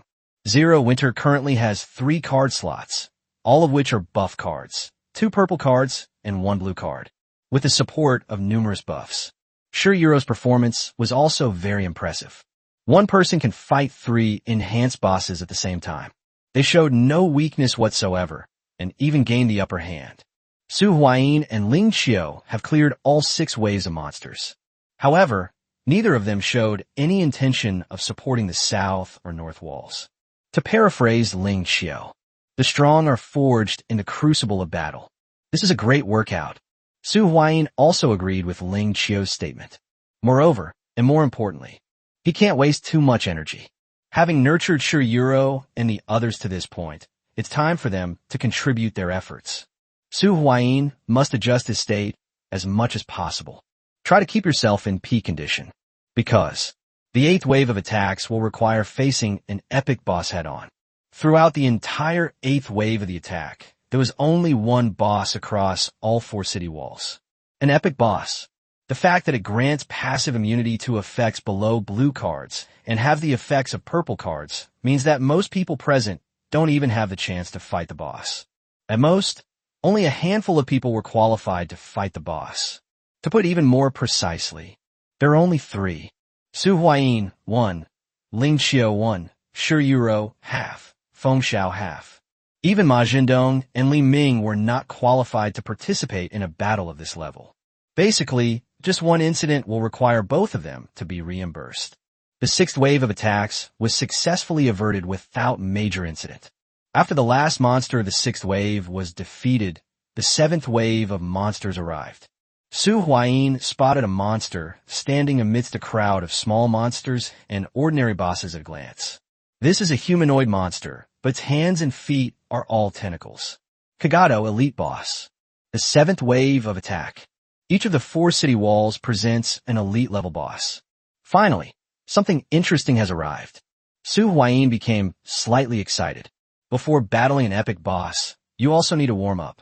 All the monsters and bosses ahead, except for the enhanced bosses which were somewhat manageable, were just trash. This kind of slaughter, like cutting melons and vegetables or mowing grass with unparalleled skill, has absolutely nothing to do with the word combat. They're here. Su Huayin charged toward the boss named Kagato. Parallel copies. In the same guild-created instance. Don't kill the last monster in the 7th wave. Wait until the 16-hour mark after entering the dungeon before killing it. Everyone, hurry up and rest and replenish your supplies. There are only 2 hours left before the epic boss appears. Xiao Nantian directed the operation from the scene. We've been in the instance for over 12 hours now. They barely managed to deal with the first 7 waves of monsters. Suddenly, Xiao Nantian frowned. What's wrong? Xiaoying came to Xiao Nanshan's side and asked, do you think it's possible that the Eternal Life Guild is also running this dungeon right now? Xiao Nantian asked, that's certainly possible. Our mobilization of troops was too loud. Anyone who paid a little attention should have noticed, Xiao Ying replied after a moment's thought. Even so, it's too late. We entered the guild-created instance first, which means we'll finish the 2-city defense mission first. Not necessarily. Xiao Nantian felt his eyelids twitching. Is it a case of the left eye twitching bringing bad luck, and the right eye twitching bringing good luck, or is it the other way around? If we can kill the epic boss, we can end the game earlier. That must be it. A glint of light flashed in Xiao Nanshan's eyes. Notify everyone that there is a half-hour break. In half an hour, we will face the epic boss. Chapter 175, Facing Kagato. Chapter 175, Facing Kagato, what an ugly monster. Su Huayin took the initiative to meet the 7th wave of monsters on the West City Wall. Kagato, elite boss. Once they reach the level of elite bosses, even Su Huayin dares not be careless. This boss is about 2 meters tall, slightly taller than Su Huayin. Its entire body was silver gray, and its surface was covered with a dozen or so green crystals of varying sizes, about the size of a fist. Su Huayin raised the white tiger blade and slashed at the face of the boss named Kagato. Kagato's tentacle-like arms quickly intertwined, weaving into a shield that blocked his way. The white tiger blade slashed down. The immense force sent Kagato staggered back half a step. Of course, as an elite-level boss, its combat strength in all aspects is extremely high. The blow did not cause him any harm. But Su Huayin's attack was not over. This is nothing. A huge fireball began to condense in his hand. It was poured onto the boss. They finally managed to drive it away. However, the boss doesn't appear to be injured at all. This is a bit tricky, Su Huayin said with a slight headache. After a brief exchange, Su Huayin realized how troublesome this boss was. The eastern city wall. Facing such an elite boss, Ling Qiu charged forward alone. The laser sword, crackling with electric arcs, slammed down heavily. With each strike, arcs of electricity would attach to the elite boss. Under Ling Qiu's command, the boss Kagato could only passively take hits. This actually shows that Ling Qiu is slightly better than Su Huayin. Of course, this is without considering clones.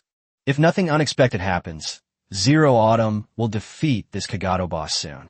The more card slots there are, the stronger the collaboration between major series like Type Zero will be. In other words, Zero is a major synergy, while Su Huayin's route is directly aimed at getting 3-star, 5-cost units. That's roughly how it can be understood. Both the east and west city walls are superior. Only the difference is that the superiority is greater or lesser. The other two sides are more difficult. The north wall of the city. Feng Zhao's order was, ignore this Kagato boss and prioritize clearing out the other smaller monsters. City walls also possess a certain degree of durability and defensive capability. Clear out the smaller monsters and use the city walls to block the Kagato boss. After clearing out the smaller monsters, focus your attacks on the boss. Regarding Feng Zhao's orders, although Ma Jindong and Li Ming had some slight objections, the order was generally reasonable, relying on favorable terrain to carry out defense. However, doing so carries a certain risk of failure. The city wall's durability barely decreased during the previous attacks, so there's no need to worry too much. Feng Zhao said. Moreover, in the last wave, there's only one epic-level boss. The rest are just small monsters that pose no threat to the city walls. The durability of the city walls is also a resource, so as long as it doesn't reach 0, it's fine. Feng Zhao successfully persuaded the two people. The group focused all their efforts on prioritizing the elimination of the smaller monsters. Alright, Ma Jindong put the purple, one-time use card back into his pocket. This was lent to him by Ling Qiu.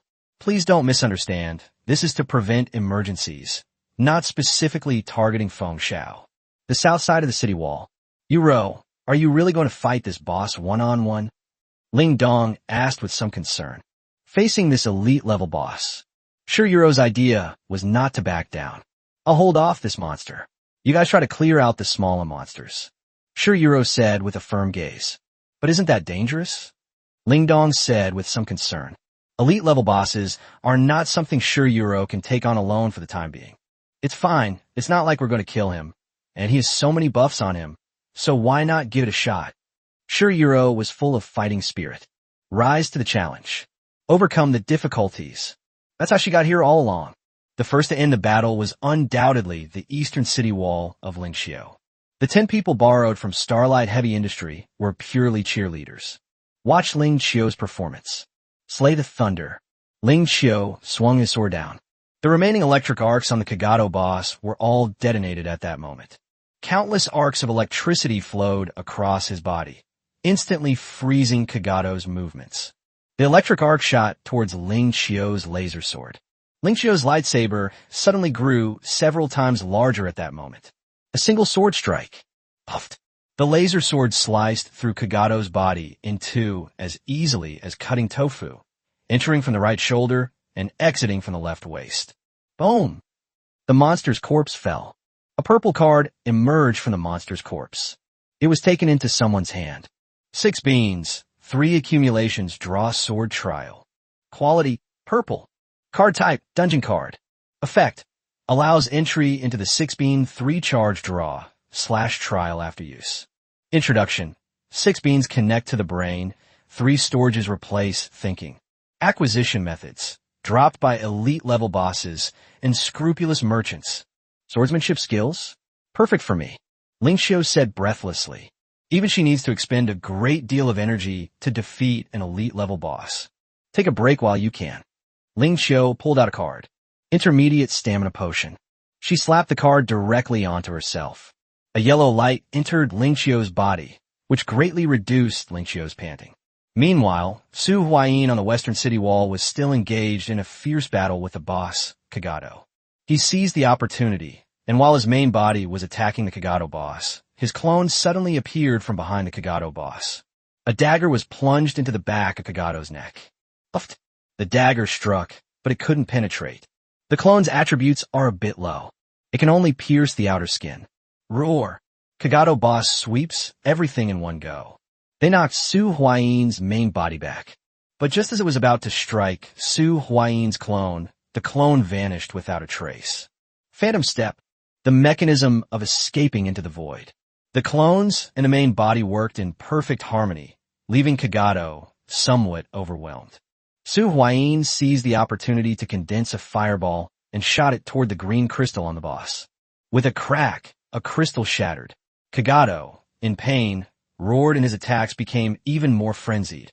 On the north side of the city wall, Ma Zhendong, Li Ming, and Feng Xiao were working hard to clear out the monsters. Although the city wall's durability had decreased under the monsters' attacks, it remained relatively stable. As the number of smaller monsters gradually decreased, the three began to slowly approach the boss, Kagado. We can't let him attack the city walls anymore. They only have half their durability left, Feng Xiao said. As they spoke, the dump truck transformed into a robot several meters tall. The robot's enormous fist slammed into Kagado's back. On the south side of the city wall, Sure Yuro skillfully dodged the boss's attacks using her buffs, minimizing direct confrontations. At the same time, it can also launch counterattacks from time to time. She seized an opening and slashed at the boss's leg with her sword, causing the boss to stagger. Sure Yuro dared not use too much power in her attack, so her strike just now only left a mark on the leg of the Kagado boss. Attack the enemy with 3 parts, and keep 7 parts for yourself. Touch and leave immediately. Never be greedy with your knife. Chapter 176, The Will of Mortals. Chapter 176, The Will of Mortals, West City Wall. Under Su Huayin's relentless attacks, the Kagado boss finally gave out. He was slashed away by Su Huayin's sword, leaving him with numerous openings all over his body. Su Huayin also knew that it was time to end the battle. Dragon's Fury. A fireball radiating scorching heat rapidly condensed in his hand. Purple card skill, Dragon's Fury. A scorching fireball exploded on the Kagado boss. The violent explosion engulfed the Kagado boss, with flames raging and crackling. The boss, Kagado, let out a painful roar, its massive body teetering precariously amidst the flames. Su Huayin did not relax at all. Taking advantage of the fire, he flashed and rushed towards the Kagado boss like a ghost. The long sword in his hand gleamed with a cold light, appearing particularly dazzling in the firelight. As he approached the Kagado boss, he suddenly leaped up and slashed down with his long sword. With a flash of light, the head of the Kagado boss fell to the ground. This rampaging, terrifying being finally fell to Su Huayin's blade. A purple card emerged from the boss's corpse. Finally, we took them down. Su Huayin stood beside the corpse of Boss Kagado, panting heavily, his clothes soaked with sweat. This elite-level boss is a bit too strong. Of course, Su Huayin was referring to defense and survival. He felt that this boss was specialized in defense and survival, while its attack power was relatively average. It was the weakest elite boss he had ever seen. I need to recover my strength quickly. Su Huayin also took out a stamina potion card and slapped it on himself. A yellow light entered his body, significantly reducing his fatigue. After doing all this, he reached out and grabbed the purple card. Defense gem. Quality, purple. Card type, row card. Effect, strength attribute minus 30%, gain a permanent 30% damage reduction effect. Introduction, we won. Forget about the dirt. A win is a win. Belongs to Attribute Gem Series. Acquisition methods. Dropped by defense specialized bosses, system events, and from unscrupulous merchants. Dual mode effect. Quick play spell card. Target one monster on the field. Its def is doubled until the end of this turn, and it cannot be destroyed by card effects. During the end phase of this turn, you can banish this card from your graveyard and set one Attribute Gem spell card to your field. Equipment that increases damage reduction. Although it requires exchanging strength attribute for it, it seems very suitable for building a tank. Su Huayin put the card away. His current path is basically set. The warrior path, or more precisely, the fire attribute warrior path. Cards from other routes are not suitable for him. 2 purple cards also dropped from the previous waves of monsters. But none of them were a good match for him, so he had to put them away for the time being. Once the route is determined, there are very few cards available. I wonder how Ling Qiu and the others are doing now. Su Huayin turned around and looked behind him. The battle in the west also came to an end with Su Huayin defeating the boss, Kagato. The north wall of the city. A tall robot acted as the vanguard, engaging the Kagato boss in a fierce battle. We can't let it continue attacking the city walls. Don't be fooled by the size of this robot. However, compared to the Kagato boss, which is only about 2 meters tall and half its height, it seemed as if it were made of clay.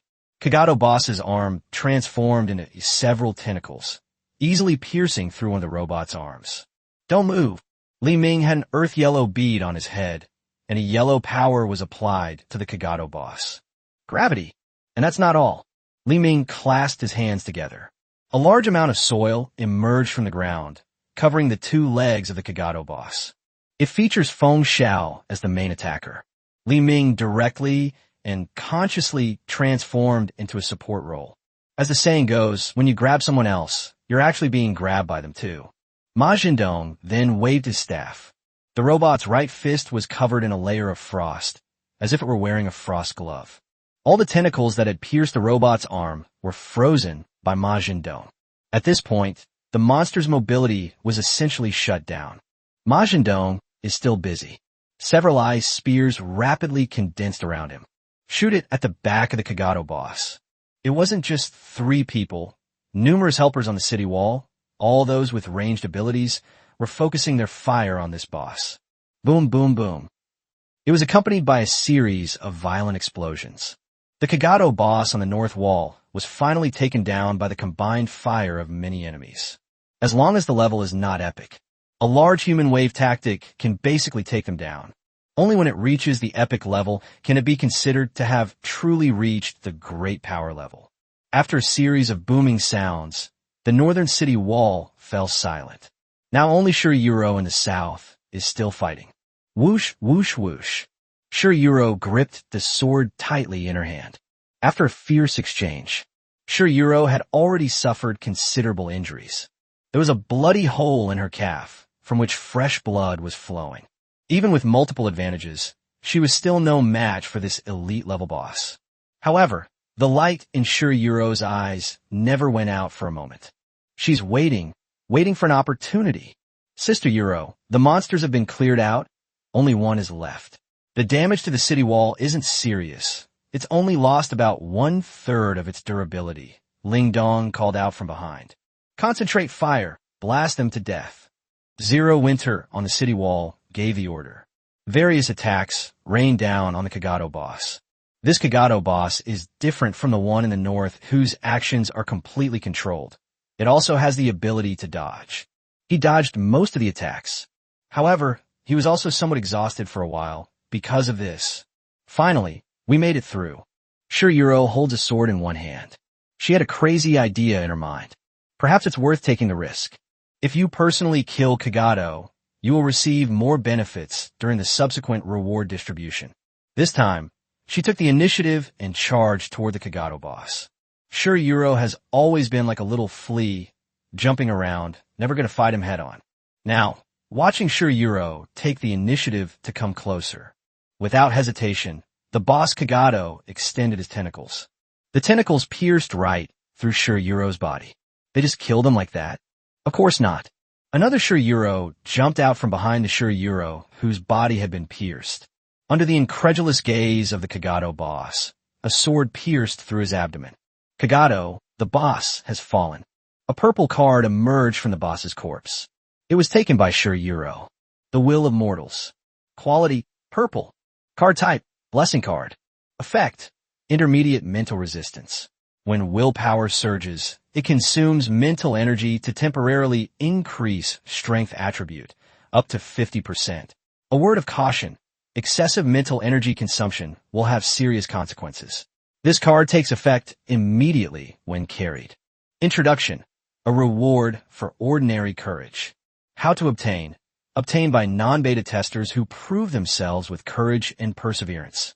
Limited to Shiryu. Dual mode effect, continuous spell card. During each draw phase, there's a 50% chance to draw an extra card. Chapter 177, Let's Fight Together. Chapter 177, Let's Fight Together, this card. Shiryu was slightly taken aback after reading the card's effect. The Will of Mortals. With the 4 Kagato bosses defeated, only the one small monster that was deliberately left alive remains. All the other monsters in the 7th wave of attacks were killed. Shiryu returned to the city wall. We should be the last one here. Let's go and invite Sister Chiyo and the others over. Shiryu said weakly. You don't need to tell me. I've already gone to invite her. Yuro, you're amazing. You actually managed to solo an elite level boss. Ling Dong didn't hold back his praise. The gazes directed at Shiryu were filled with admiration. This kind of worship is different from the worship of Ling Xiao.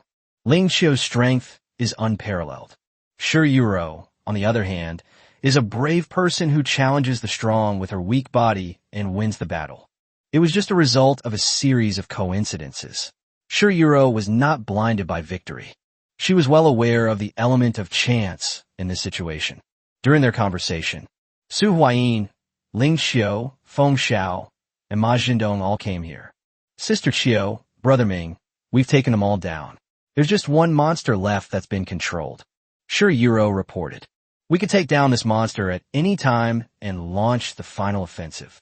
Notarus, Ling Xiao replied. We've only been in the dungeon for 10 hours now, so we still have plenty of time to rest. What we're about to face is an epic boss, so we can't afford to be careless. Ling Xiao took a cautious approach this time. But this time, however, Su Huayin's attitude was different from Ling Xiao's. I think we might not have that much time to rest. Su Huayin said. What do you mean? Upon hearing this, Ling Xiao looked over at Su Huayin. We can't treat Xiao Nantian like a fool. He must know the benefits of being the first to establish a guild, which is why he's so eager to open the guild dungeon. Do you think he could have guessed that we would catch up so quickly? Su Huayin countered with a question. If he were Xiao Nantian, he would definitely have considered this possibility. That makes sense. I was being a bit presumptuous. Upon hearing this, Ling Xiao pondered for a moment before nodding in agreement. I was just stating a possibility. Su Huayin added. If that's the case, we're already 2 or 3 hours late. If we don't catch up now, we might really miss our chance. Then let's start the fight now. Upon hearing this, Ling Xiao also made up her mind. However, before engaging the monster, she still asked one question. How are you doing now? Ling Xiao asked. Pre-war preparation is a crucial part of the process. I wasn't seriously injured, but I used up about 30% of my strength. I've recovered to over 90% now, and I feel pretty much back to normal. How about you? Su Huayin asked a question in return. The next battle is of paramount importance. He and Ling Xiao are the absolute main force. In battles of this caliber, most guild members can only act as cheerleaders, with only a small fraction potentially influencing the outcome. The state of Zero Autumn is equally important. I'm in a similar situation to you, except my stamina isn't at its peak, and I'm a bit tired.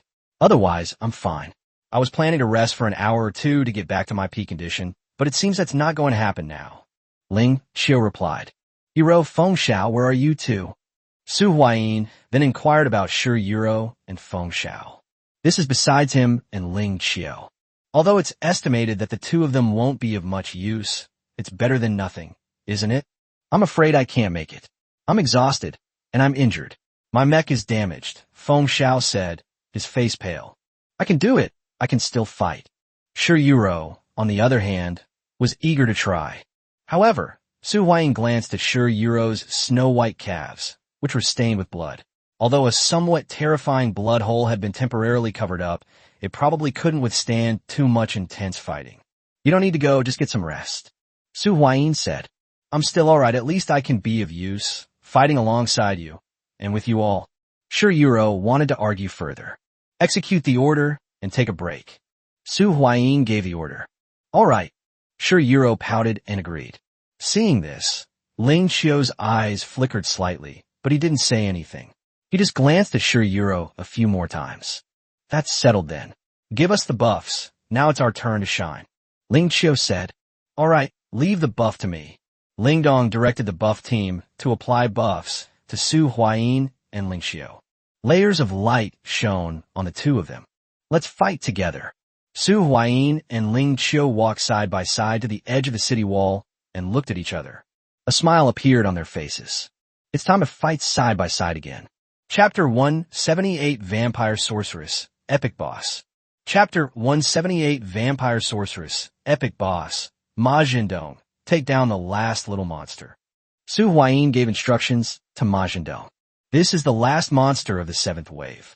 Once you defeat it, the final wave of attacks will begin. Good. Ma Jindong gave a reply. A huge ice bullet fell from the sky and hit the last monster. It blew the little monster's head off. The body fell down. A green card emerged from the monster's corpse. Ma Jindong was quite lucky. This little monster actually dropped a card. With the last monster of the 7th wave defeated, a system notification sound rang out in the sky. Ding! The 7th wave of attack has ended, and the 8th wave of attack has begun. An extremely powerful enemy will appear in this wave of attack. Please be prepared. Even the system notification mentioned extremely powerful enemies, which shows the strength of this final wave of enemies. All units return to defend. If the final epic boss is spotted, report its location immediately. Ling Qiu gave the order. The direction in which an epic boss appears is randomly selected from 4 directions. Before long, the news spread. The epic boss appears from the east city wall. This is the defense zone that Ling Qiu was previously in charge of. Li Ming, take a group of men to the west wall. The defenses there are too weak without me there. Yes, sir. Arrange the defenses on the other 3 sides.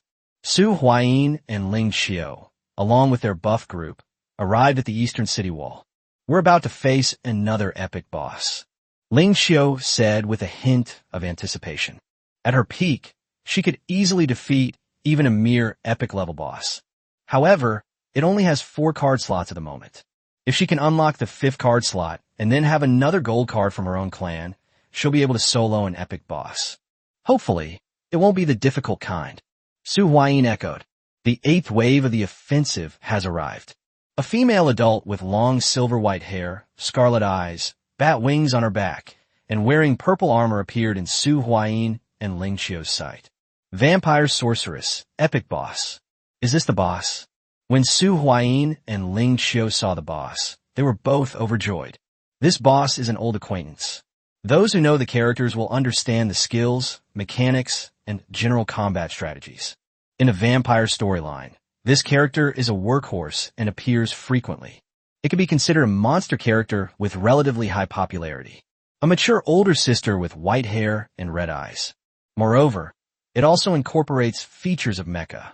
The 3 romances of a card player. Dragon, Mecha Woman. This boss occupies 2 spots. The reason why the Type 0 series is so popular is not only because of its inherent strength. The combination of mecha and female elements is also one of the reasons for its explosive popularity. Speaking of which, there doesn't seem to be a series that combines dragons, mechs, and women at the same time, right? Dinosaur Girl doesn't count as a dragon. I don't remember this boss having any special mechanics. The only thing to watch out for is its tail, as it can ambush you during the fight. Su Huayin offered a reminder. Although he felt that Ling Qiu probably already knew, it wouldn't hurt to give her a reminder. I know, we're lucky we've encountered a relatively weak epic boss. Ling Qiu drew her sword. When you reach the level of epic bosses, they usually have some special mechanics or similar features. For this vampire witch boss, just guard against her tail. Let's go. Ling Xiao jumped down towards the bottom of the city wall, and Su Huayin followed suit. At the same time, battles also broke out on the other three sides of the city wall. Shi Yuro is currently resting on the city wall due to her serious injuries. However, there weren't any powerful bosses in the final wave of attacks, so the pressure wasn't too great. Li Ming took over the defense of the western city wall, where Su Huayin had previously been stationed. His losses were not too severe, and he was not injured. He slapped his hands on the ground, and waves of earth surged forward. Even against a group of mobs without a boss, Li Ming could still effortlessly mow them down. However, when it comes to mowing down enemies in Musa mode, that dump truck was truly unparalleled in its ability to mow down the grass, wasn't it? They crushed everything in their path. Ma Jindong did not participate in the battle.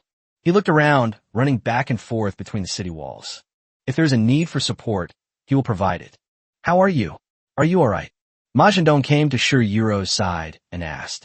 It's not a big problem. It's just that they won't have much combat power for a while. It would be great if our guild had a strong priest, Shi Yuro said. Her gaze couldn't help but drift towards the main battlefield.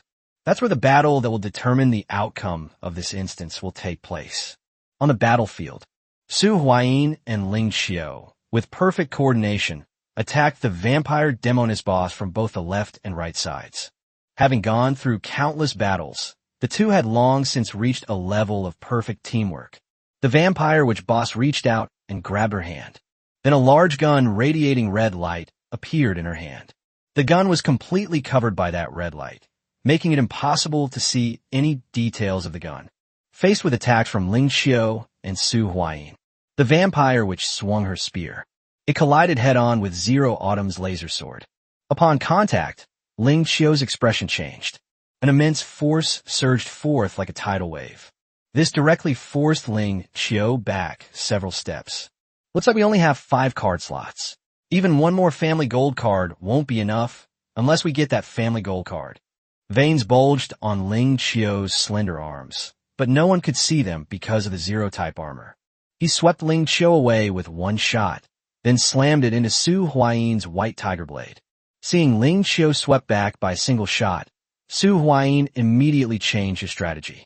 One hand grips the hilt of the knife, while the other hand braces against the blade. Use the white tiger blade as a shield. The intermediate parry effect of the white tiger blade is active. The red spear, whose power had been greatly reduced, was blocked by Su Huayin. Moreover, Su Huayin still had energy left after blocking the attack. Iron Mountain Lean. Su Huai, his shoulder hunched, rammed into the vampire witch boss. But it felt like I crashed into a giant concrete block. It can't be bumped. It's completely unbreakable. This vampire witch boss not only has a much higher strength attribute than the two of them, but also seems to have a much stronger constitution attribute. Second, Iron Mountain Lean. Su Huayin withstood the pressure. Second stage of power. The second burst of power struck the vampire witch boss. It's finally working. Chapter 179, The Terrifying Epic Boss. Chapter 179, The Terrifying Epic Boss. How hasty. Is this really an epic boss? Despite having mentally prepared himself, Xiao Nantian was still shocked when he saw the terrifying power of the epic level boss. That's terrifying. At the foot of the city wall, not far away, 10 players were divided into 2 teams. One team has 6 people, and the other team has 4 people. Of these 10 people, 6 were from their Aoki Self-Discipline Association, and 4 were from the Justice League. Xiao Nantian really didn't expect that the Justice League would have so many players with 4 card slots. It seems I underestimated the Justice League before. Opposite these 10 people was a Cyclops boss, as big as a small mountain, with only one eye. One person stood at the very front, directly engaging the Cyclops boss in combat. Li Zheng. How is this guy so strong? Although he was no match for the Cyclops boss, he was enveloped in a white mist that resembled the sun, which made people feel comfortable. The key point is, it seems that every attack against him can somehow be transferred to 3 other people, and then to other members of the Justice League. Using this method, Li Zhengkai managed to withstand the Cyclops boss's attack, all by himself. However, it doesn't look like it can hold out for long. The epic level boss is still a bit too strong. Various attacks were unlikely to harm him. Wait a little longer. Xiao Nantian hesitated for a moment. He took back the golden card in his hand. He had made considerable preparations for this dungeon, and this golden card was his biggest trump card. But this is a card of high quality. With such strength, if it continues to grow, it will become a menace. We can use this boss too, and weaken the boss further. Second, Iron Mountain Lean. Su Huayi's second burst of effort finally paid off. The second stage force has extremely strong, penetrating power. The vampire, which was knocked off balance and staggered back half a step. However, she quickly regained her balance. But Su Huayi's attack was not over yet. Dragon's Fury. Su Huayin conjured up a fireball radiating scorching heat. It was poured onto the vampire witch's head. Smack! The vampire witch blocked with her arm. They easily blocked Su Huayi's burst skill. The price was a black mark on the armor on his arm, and he had to take another step back. Her eyes widened in anger, and with a flick of her spear, it transformed into several phantoms, stabbing towards Su Huayin and Ling Xiao. Ling Xiao had recovered from being repelled earlier. She lightly touched the ground with her toes and gracefully darted past. With a backhand flick of his laser sword, he slashed at the vampire witch's tail. This tail is a hidden mechanism. If you break it first, this hidden mechanism will disappear. Then at that moment, the vampire witch suddenly disappeared from a spot. Watch out! Behind you! Su Huayin shouted. The vampire witch appeared behind Ling Xiao and thrust her spear down fiercely. Teleportation too. Su Huayin said somewhat agitatedly. But that seems normal. This is the public beta version, and it doesn't necessarily have to be the same as the closed beta. Fortunately, Ling Xiao is also a battle-hardened character. After receiving a reminder from Su Huayin, Ling Xiao reacted extremely quickly, rolling to the side to dodge the fatal blow. But the vampire witch, having gained the upper hand, was relentless, her tail sweeping towards Ling Xiao like a steel whip. Upon seeing this, Su Huayin rushed over without hesitation and blocked the attack with his white tiger blade, but the immense force caused his arm to go numb. He was swept away. The good thing is that Ling Xiao was finally able to escape her predicament. The downside is that you've been targeted by this boss. The vampire witch boss abandoned her pursuit of Ling Xiao and chased after Su Huayin instead. But just as she was about to meet Su Huayin, a figure suddenly appeared from the side. He hugged the vampire witch as if he were unafraid of death. A hidden blade shot towards the eye of the vampire witch boss. But the vampire witch boss simply closed her eyes. The hidden blade couldn't even pierce the eyelid. At the same time, a tail pierced through the chest of Su Huayin's clone from behind. But it was at this moment that, boom, an explosion was heard. When the hidden blade couldn't pierce the vampire witch's eyelids, Su Huayin knew that the greatest purpose of his clone was to self-destruct. Almost there. It almost didn't explode. I was killed instantly. However, although it was successfully leaked. However, even elite-level bosses couldn't be severely damaged by the heaven and earth together skill, let alone epic-level bosses. Moreover, epic bosses also have passive damage reduction. Purple cards only deal half the damage. This led to, may this last for eternity, as long as heaven and earth. It seems they only managed to blast a few pieces of the vampire witch boss's armor off. Also, this vampire witch boss's eyelid is injured. He kept blinking to relieve the pain.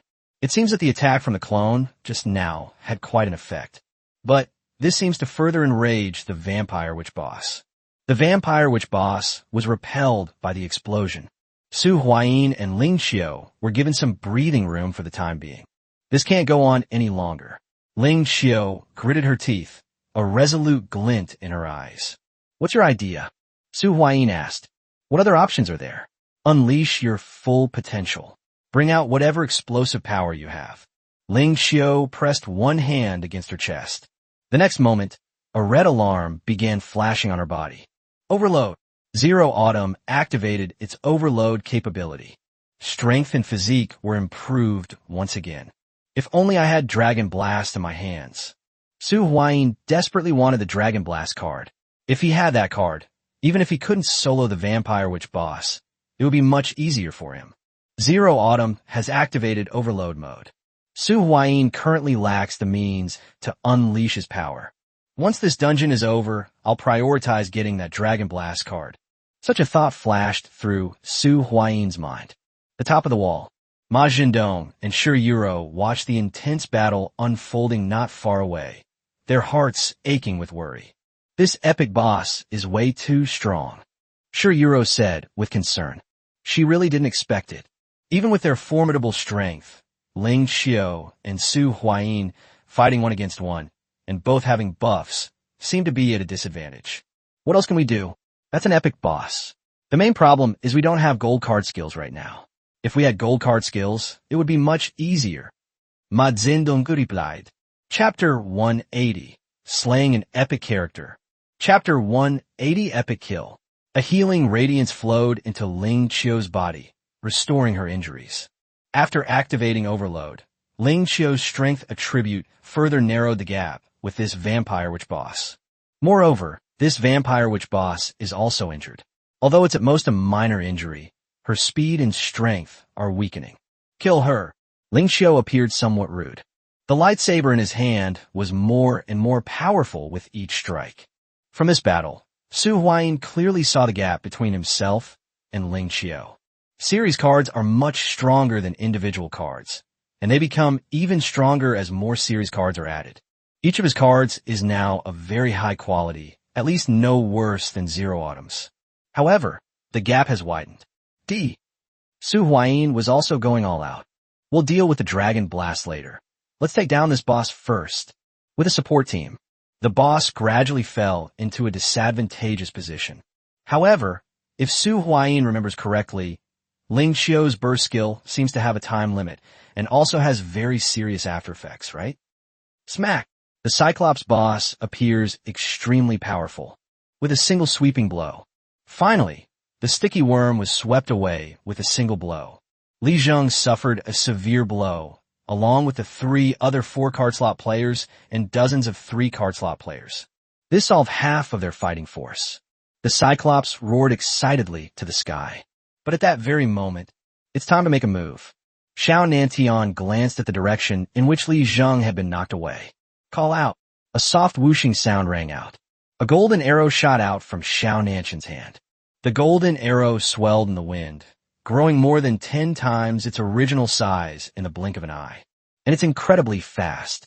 In the blink of an eye, they arrived in front of the Cyclops boss. This Cyclops boss was clearly unwilling to be attacked like this. It stared wide-eyed at the golden arrow. However, the arrow was so fast that the Cyclops boss didn't have time to make any effective defensive moves. Just as it reached out to try and block the arrow pierced through its body like lightning. With a soft plop, the arrow pierced the Cyclops boss's stomach without any resistance, drawing out a trail of scarlet blood. A gaping wound the size of a wash basin was clearly visible on its belly, and blood gushed out like a fountain, splashing onto the ground and forming a shocking pool of blood. Roar! The intense pain caused the Cyclops boss to let out a deafening roar. Its body trembled violently from the pain, and the huge club it had been holding tightly began to swing wildly and uncontrollably. Each time the stick hit the ground, it was like triggering a small earthquake. The ground shook violently, and everything around it trembled. Pull him off. He's already badly injured. If we can get through this berserk phase, we'll win. Xiaoying shouted.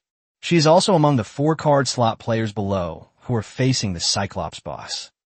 The battle between Su Huayin and Ling Xiao against the Vampire Demoness boss has reached its final moment. This boss has many wounds on its body. It was all caused by Su Huayin and Ling Xiao. However, there didn't seem to be any serious injuries. They were all just superficial wounds. However, it is currently experiencing severe physical exhaustion, let alone teleportation, which is extremely physically demanding. Even dodging is rarely done now. Basically, he was going head-to-head with Su Huayin and Ling Xiao. Of course, Su Huayin and Ling Xiao were not in as good a condition as one might have imagined. Despite receiving continuous treatment, the two are still quite different in strength, and they have only managed to stay together this far through constant cooperation. This is the last wave. I'm almost out of energy, Su Huayin said, panting heavily. All right, one last wave. Ling Xiao greedily inhaled the fresh air.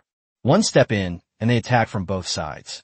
Su Huayin was the first to make a move, rushing directly in front of the vampire Demoness boss. The vampire which was running out of energy, so she chose to directly confront Su Huayin. But just as Su Huayin arrived beside this boss, suddenly they switched from offense to defense. The white tiger blade, which had been slashing out, was used to block the incoming leg with the shield in between. Immediately afterwards, Su Huai, shoulders grim, charged toward the white tiger blade. Iron Mountain lean.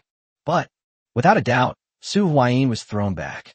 This time, he didn't even have the strength to connect with the second burst of power before he was kicked away. However, he was only kicked back a step. This means that this vampire witch boss has also reached its limit. Su Huayin's initial attack was naturally to pave the way for Ling Xiao. Ling Xiao gripped the knife with both hands. The final moment has arrived. Slay the thunder. Ling Xiao unleashed her strongest killing move. In an instant, all the tiny bolts of lightning that remained on the vampire witch boss were gathered together. If she were at her peak, this current wouldn't have had much of an effect on her. Let alone putting her into a paralyzed state, it's at most like tickling her. But things are different now. The vampire witch boss is nearing her end. An electric current surged through her body. This rendered the vampire witch boss unable to move. Slay the thunder. This move can deal up to 10 times the damage. Even if the vampire witch only takes half the effect, such a blow is still enough. Boom! A sword, brimming with electric current, slashed down. The vampire witch boss was cleaved in two. A large amount of blood gushed out. It splashed onto Su Huayin and Ling Xiao, who were closest to her. A golden card emerged from the vampire witch boss. Both of them were covered in blood. However, the two of them smiled knowingly at that moment. We won. Ling Xiao smiled. Yes, we finally won. Su Huayin zipped. Before she could even laugh for 3 seconds, Ling Xiao's expression changed drastically, and she fell straight to the ground. Zero Autumn. Su Huayin quickly caught Ling Xiao. Are you alright? I'm fine, it's just a side effect. Let's go check what's been lost. Ling Xiao's eyes were fixed on a golden card. Chapter 181, Vampire Blood Pool, Frost Swordsman Dungeon, Azure Bird. Chapter 181, Vampire Blood Pool, Frost Swordsman Dungeon, Azure Bird K. Su Huayin responded and helped Ling Xiao up. Then, with his arm around Ling Xiao's shoulder, they walked together to the side of the golden card. He reached out and took the golden card in his hand. Vampire Blood Pool. Quality, gold. Card type, material dungeon card. Effect, allows up to 5 people to enter the Vampire Blood Pool dungeon after use.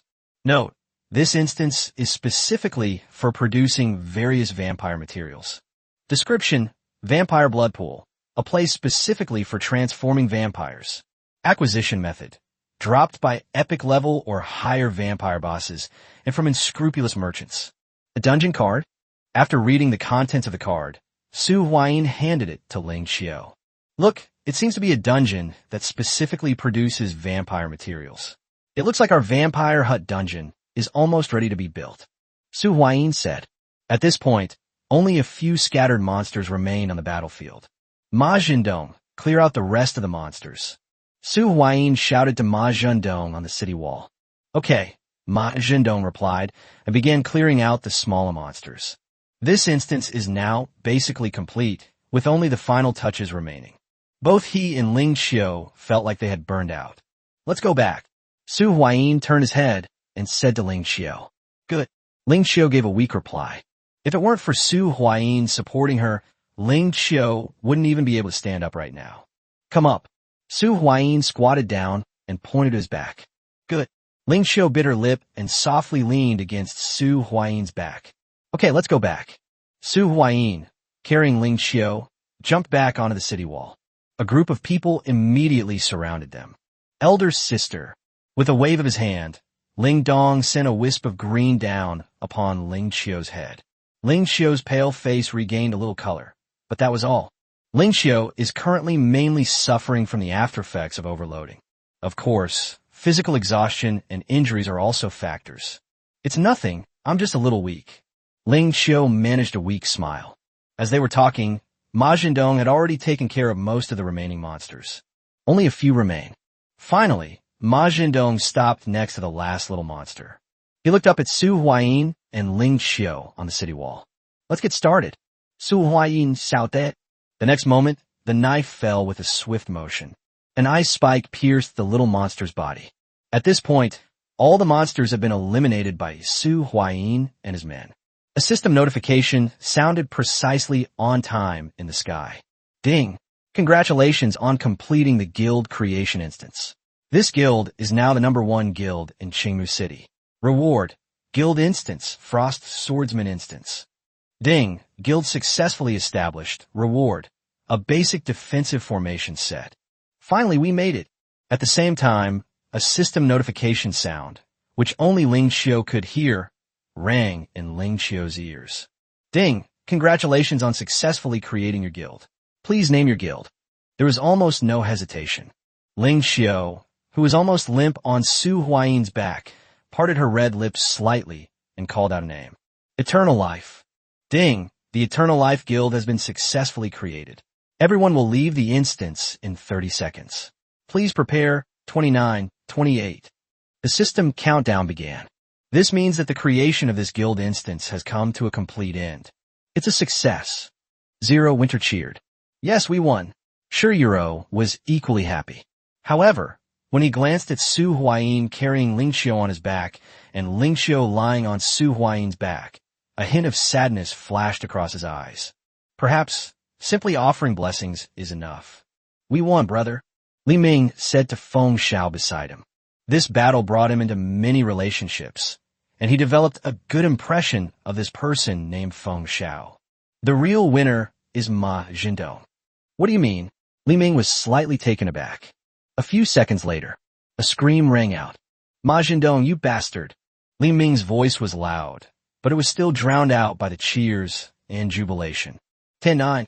The countdown continues. Su Huayin suddenly felt a heat in his ears. Please continue to guide me, Ling Qiu said, her warm breath entering Su Huayin's ear. Same here. Please give me your guidance, Su Huayin said with a slight upturn of his lips. The words had barely left his mouth. Several more system notifications rang in Su Huayin's ears. Outside world. A system notification sounded in the Aoki area. Ding! Congratulations to the Eternal Life Guild for completing the guild establishment and becoming the #1 guild in Greenwood City. As a special reward, you will be given an exclusive guild dungeon, the Frost Swordsman Dungeon. Ding! Player Ling Qiu has become the first player in Qingmu City to have 5 card slots. Reward: Purple exclusive pet card. Azure Bird. Azure Bird. Quality: Purple. Card type: Pet card. Effect: Summons a Azure Bird upon use. This card can be used without being placed in a card slot while in the Azurewood City area. Restriction: Zero Autumn. Acquisition method: Reward for being the first to unlock the 5th card slot in a region. Dual mode effect: Link monster. Link 2. Link condition. Includes at least 2 wind effect monsters. Winged beast type, 1500 ATK. If this card is special summoned, you can add 1 spell card from your graveyard or banish zone to your hand. The regional announcement reached everyone within the Qingmu City area. Many people looked up. Business alliances. A meeting was quickly convened. It's already late at night. However, Sunshine Electric Appliances, Lin's Mining, and 5-Star Fruit Products met again. We have to meet. It's no secret that the Aoki Self-Discipline Association and the Eternal Life Guild entered the instance one after the other. The beta testers are basically from all the major factions, and they all know some knowledge that is not exactly secret. This is a fight to become the #1 guild in Qingmu City. Aoki Self-Discipline Guild entered the instance more than 2 hours earlier, but unexpectedly, it was Eternal Life Guild that completed the instance first and successfully established the guild. What do you two think? One of the men was the first to break the silence. I think it might be time to consider taking sides, said one of the 3 women, a woman dressed in fine clothes. Taking sides now? Isn't that a bit too early? The last man was wearing a hat and looked very cultured. He disagreed with the woman's statement. However, the woman seemed somewhat dismissive of this objection.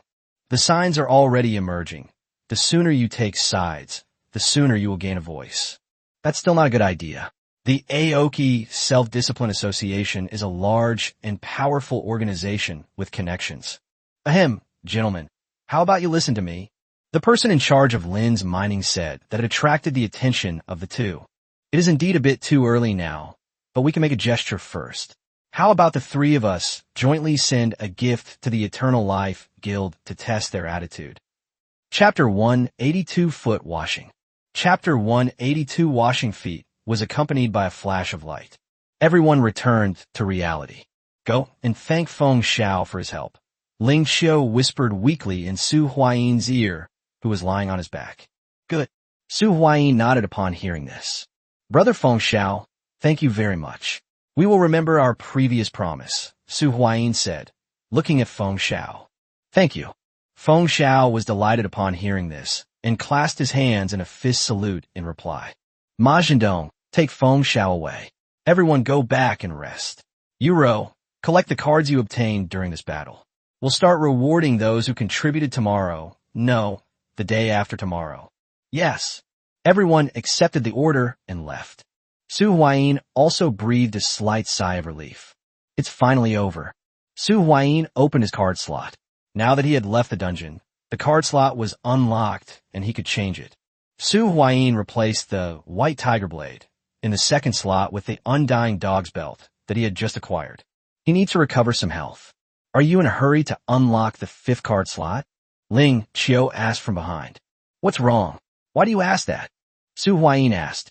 If you're not in a hurry, I'll hold off on giving you the position of vice president for now. You can travel through the mist to Copper City or another city in the opposite direction. I'll give you the position of vice president in 3 days, and then you can go and steal the reward from the first player in another city with the fifth card slot. Ling Qiu arranged it. She got the first 5-card slot player reward in Qingmu City, but with the fog light in hand, Su Huayin can go and get the rewards in other cities. Good idea. Let's do it that way.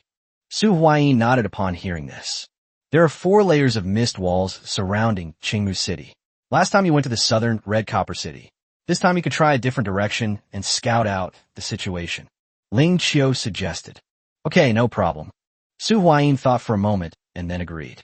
Let me take you home to rest first. I'll leave tomorrow. Su Huayin adjusted his posture while carrying Ling Qiu and led her home. Just after Su Huayin brought Ling Qiu home, a system notification sounded once again over Qingmu City.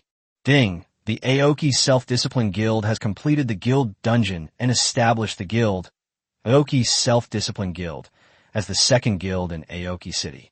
The reward guild dungeon is Flame Lion Dungeon. About half an hour after Su Huayin and Ling Qiu successfully established the guild, the Aoki Self-Discipline Association has also successfully established a guild. That was close. Su Huayin escorted Ling Qiu back to her room, placed her on the bed, and said with some relief, in just half an hour, the top guild failed to secure the prize. Yes, thank goodness I listened to you and didn't rest for too long, otherwise we would have been slow. Give me an iced drink. Ling Qiu said. What would you like to drink? You need hot water now, Su Huayin said. Then he handed a healing potion to Ling Qiu. I'll go boil some water for you. All right. Ling Qiu pouted upon hearing this. He obediently accepted the card that Su Huayin handed him. However, her current weakness is not due to injury. The healing potion's effect is barely noticeable. Wait a moment. I'll go boil some water for you. Su Huayin left Ling Qiu's bedroom and went into the kitchen. After filling the electric kettle, he went to Ling Qiu's room to boil water. Just as you said, I'll go to the city in the north tomorrow, and you give me the position of vice president at 8 a.m. the day after tomorrow. Su Huayin planned. Ok. Su Huayin chatted with Ling Qiu for a while longer, and soon the water boiled.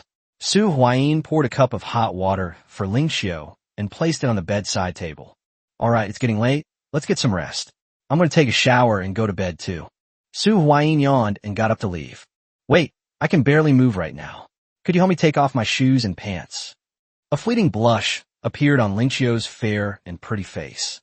Huh, okay. Su Huayin was slightly taken aback, then shrugged and went to Ling Qiu's bedside. She reached out and took off Ling Qiu's shoes and socks.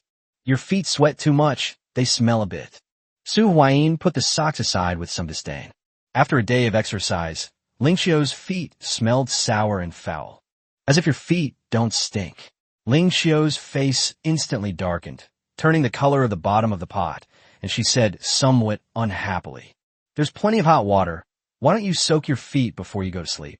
Su Huayin's gaze fell on the kettle. "I found a basin and prepared a basin of water for Ling Xiao to wash her feet. Come wash your feet. You'll feel more comfortable sleeping after washing your feet." As Su Huayin spoke, he reached out and touched Ling Xiao's waist. "What are you going to do?"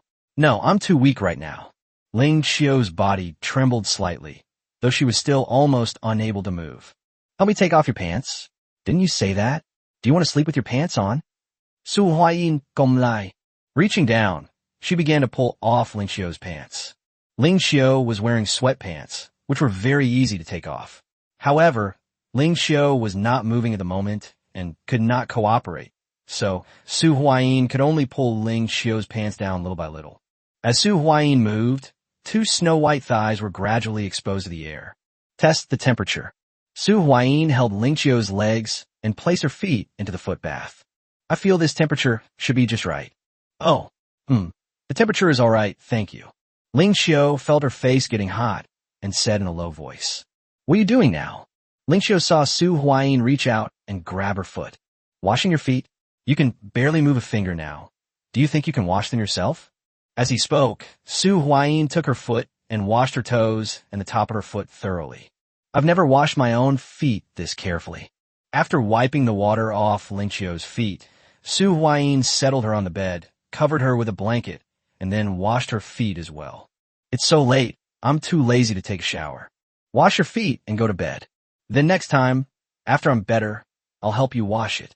Ling Xiao tilted her head and looked at Su Huayin, who was washing his feet with the water she had used to wash her feet. "Haha, okay, it's a deal." Su Huayin laughed and said, "Good night." Su Huayin left with the water for washing his feet. "Okay, good night. Could you turn off the light for me while you're at it?" Ling Xiao concluded. With a snap, the world was plunged into darkness. "Good night. See you tomorrow." Chapter 183, Safe Journey. Chapter 183, Safe Journey. Boom. A burst of flame struck the Cyclops boss, blasting a charred mess. Due to the delays by the Aoki Self-Discipline Association, the Cyclops boss's movements became slower and slower. The huge bloody hole in its abdomen caused its life force to ebb away constantly, although this also triggered his ferocity. However, this ferocity is only temporary. Finally, the Cyclops boss has fallen. This is the last monster in the dungeon.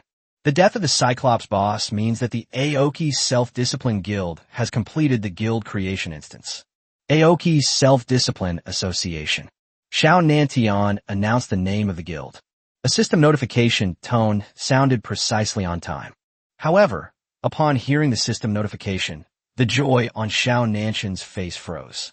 Ding! The Aoki Self-Discipline Guild has completed the guild dungeon and established the guild, Aoki Self-Discipline Guild, as the second guild in Aoki City. The reward guild dungeon is Flame Lion Dungeon. What's going on? Isn't he number one? How could it be second? Even with Xiao Nantian's composure, he was speechless with anger at this moment. Who is it?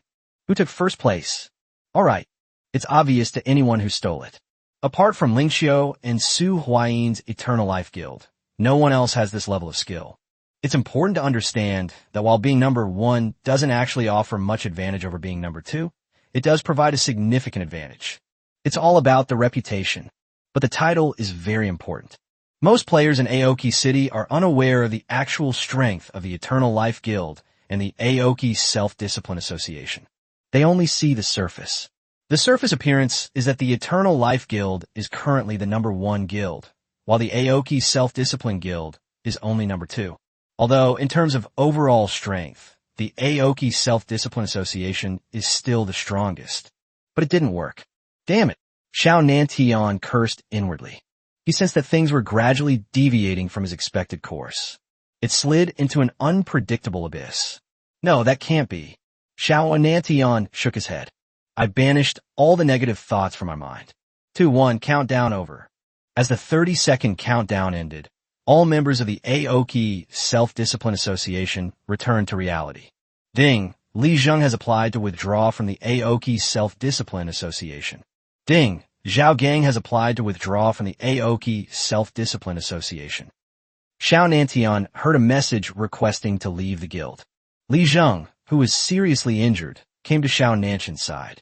President Xiao, we have done what we have done, and we hope you will keep your promise. Li Zheng gave Xiao Nantian a deep look and said, "Are you trying to kill our guild leader? You waited until our guild leader was injured before you made your move." A young man standing next to Li Zheng passionately accused him. Upon hearing this, Xiao Nantian's expression immediately changed. "If you don't want others to know, then don't do it in the first place." "Zhao Gang, shut up." Li Zheng shouted the order. President Xiao must have his own considerations, prioritizing the overall situation. Li Zheng stopped his subordinate. "I'm sorry, Chairman Xiao. He's still young and doesn't know any better." "It's all right. I, Xiao, keep my word. I will announce a reduction of the head tax by half tomorrow." "In that case, thank you very much." Li Zheng led a group of injured people away. Xiao Nantian watched Li Zheng and the others leave, his eyes flickering a few times. "Sai Justice, did I do something wrong?" Xiao Nantian gave a bitter smile. He felt like he had taken the wrong path. It's dawn. Su Huayin rubbed his eyes and got out of bed. He was too tired yesterday and went to bed late last night, which caused him to sleep until about 10 o'clock this morning. After getting dressed, Su Huayin went to Ling Xiu's room. Ling Xiu had already woken up, but she was still almost unable to move, so she lay on the bed staring blankly at the ceiling. "Good morning, Ling Xiu." Su Huayin vit lang gu. "Good morning, looks like you just woke up." Hearing Su Huayin's voice, Ling Xiu quickly came back to her senses. "Yes, what do you want to eat? I'll make it for you." "Okay, I don't think I know anything about cooking. How about I make you a bowl of instant noodles?" Su Huayin said. He remembered that he had one, right? Ling Xiu should make him breakfast. However, seeing Ling Xiu's current miserable state, I'll let it go. "Okay, add 2 eggs. There are also some sausages and dried tofu in the cupboard. Put some in there too." Ling Xiu smacked her lips and said, "Is that so? I might as well make you a hot pot." "It's not that it's not a bad idea. I like eating it this way. There are lamb rolls and meatballs in the fridge. Let's put them in too." Ling Xiu became interested upon hearing this. "Okay, you're the patient, you're the boss." Su Huayin swallowed. It looked delicious. Cough, cough, cough. It's not that he wants to eat it. Having just completed the important task of establishing a guild, Su Huayin also needs to relax a bit. The hot pot was ready in no time after I arrived in the kitchen. Then he carried the pot directly to Ling Xiu's room. Scoop a bunch of noodles, lamb rolls, ham sausages, and meatballs from the pot into a bowl. After letting it cool down a bit, we started to enjoy our meal. Ling Xiu watched from the sidelines, swallowing hard. "Ah!" Ling Xiu opened her mouth and made an ah sound. "Wait for me. I'll finish eating first and then feed you," Su Huayin said indistinctly, chewing on the mutton roll in his mouth. It seemed to have been burned and let out a hissing sound. "Let me have a bite first. It smells so good." Ling Xiu swallowed hard. She missed the days when she could still move.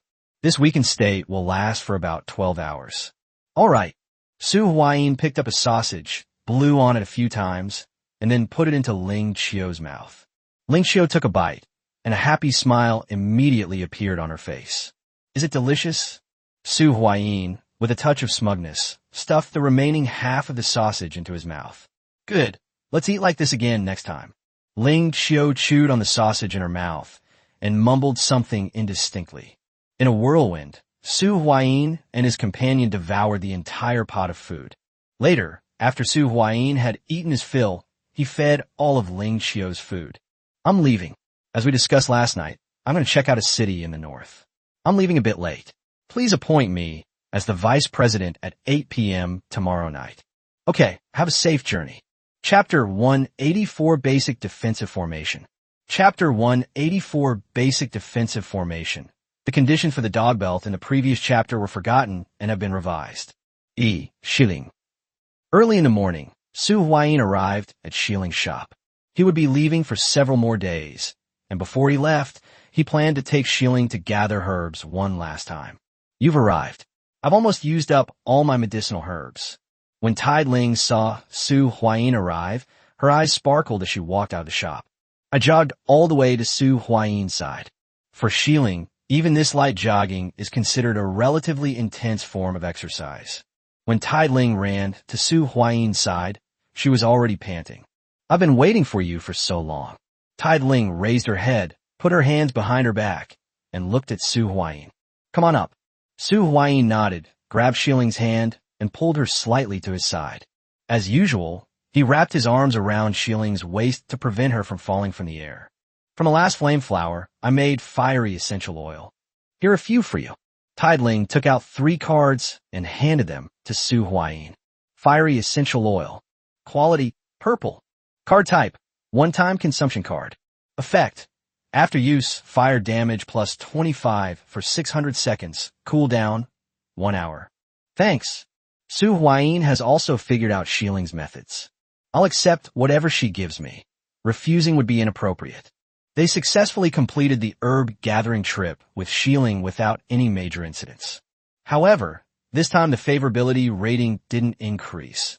The further you go, the harder it will be to gain favorability.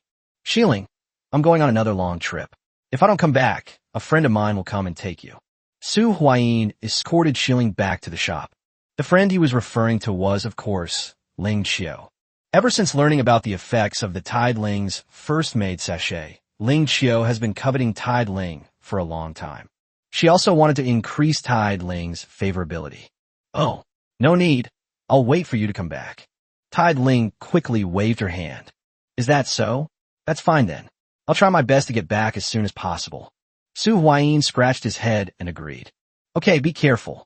Tai Ling waved goodbye. After leaving Shiling, Su Huayin flew north towards Qingmu City at full speed.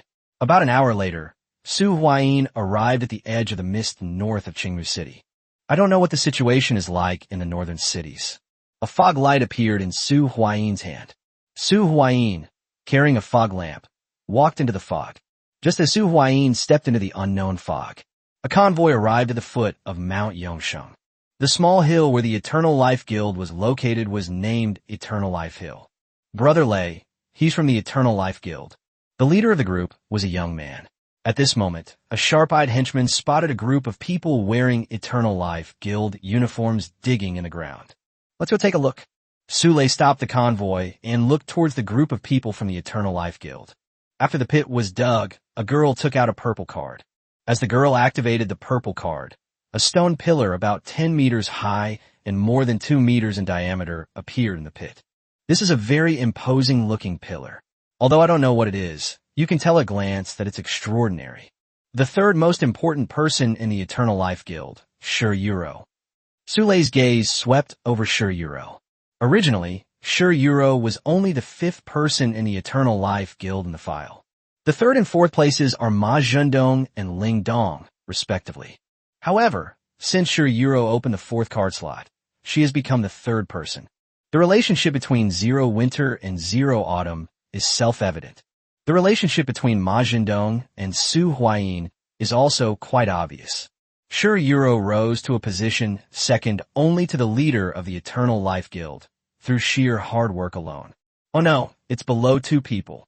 Those 2 are outside the scope of this discussion, so we won't go into them. Who are you?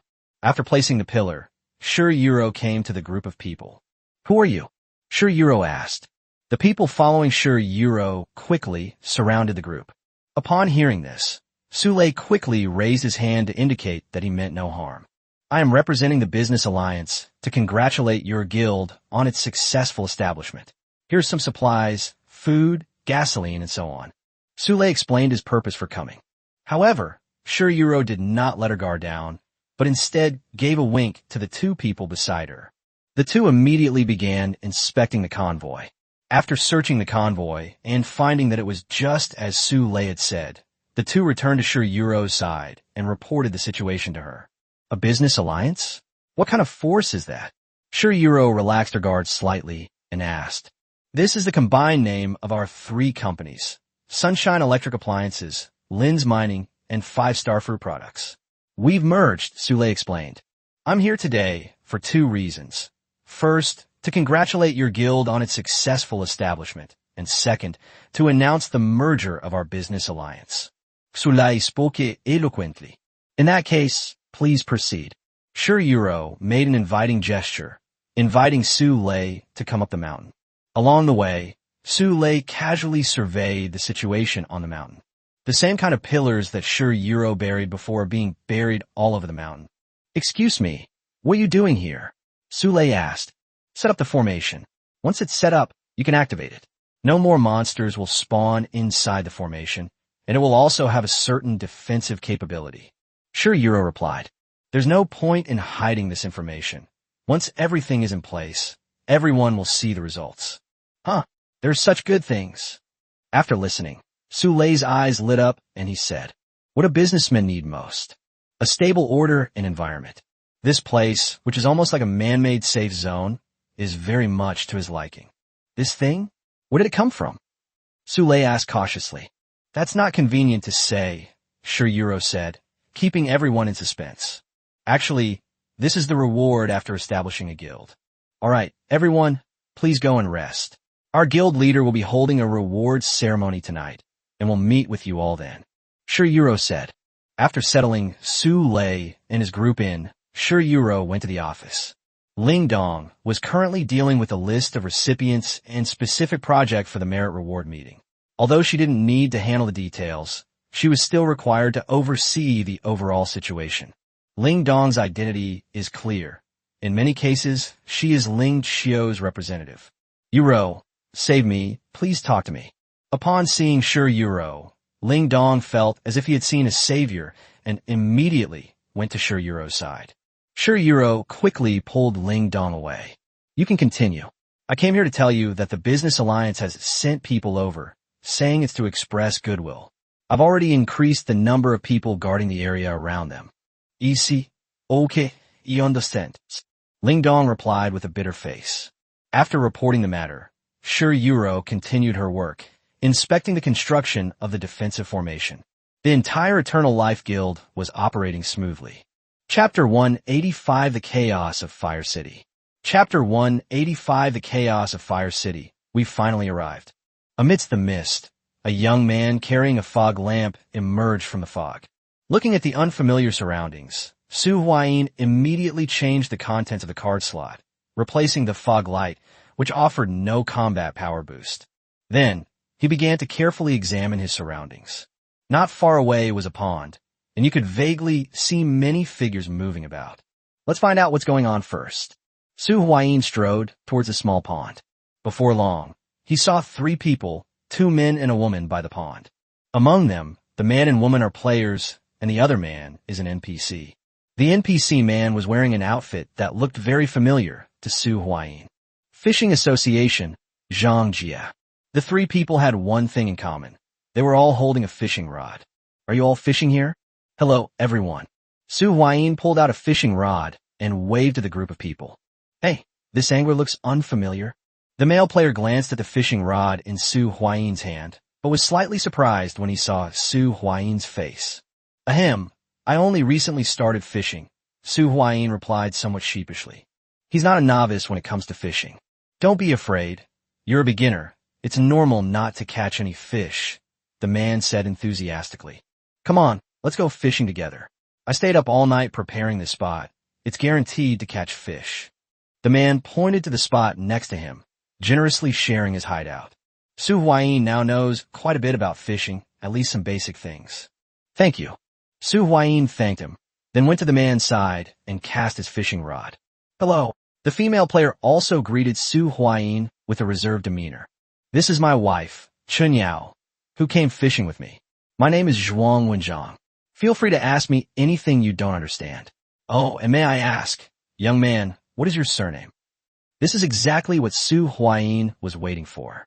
However, we can't be that direct. Su Huayin replied, and then began to carefully consider his words, trying to figure out how to elicit a response. After thinking for a moment, Su Huayin spoke. Brother Zhuang, how's the fishing here? Su Huayin asked. He plans to start with things related to fishing. Not bad. I've caught several fish already, though they're not anything too rare. Take a look.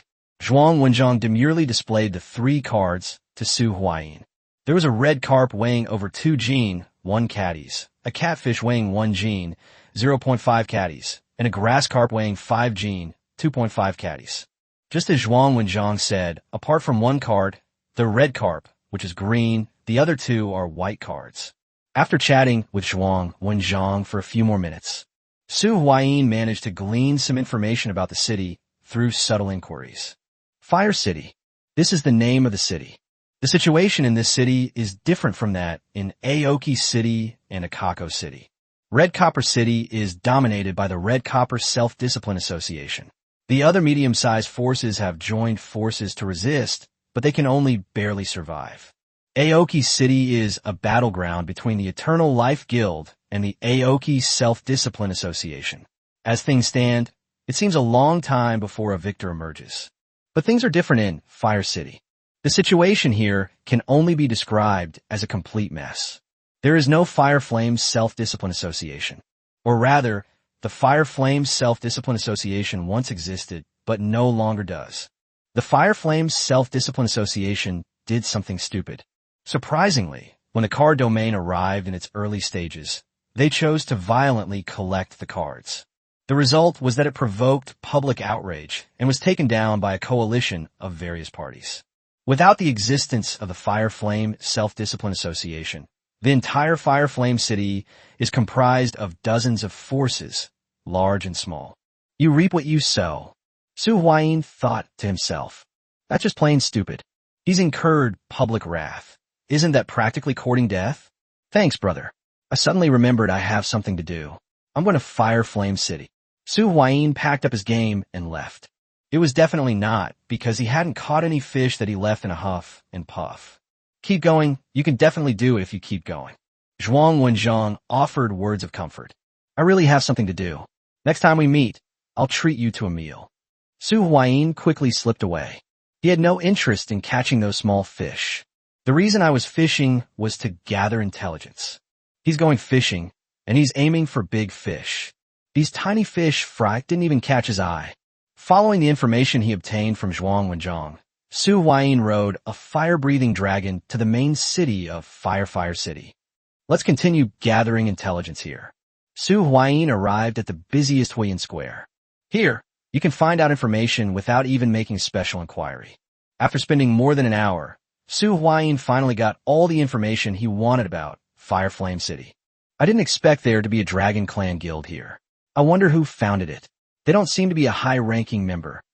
Su Huayin found a place to sit down and began to organize the information he had gathered. There are too many small and medium-sized forces in Fire City. Basically, there isn't a guild that is significantly stronger than other guilds and has a king's image.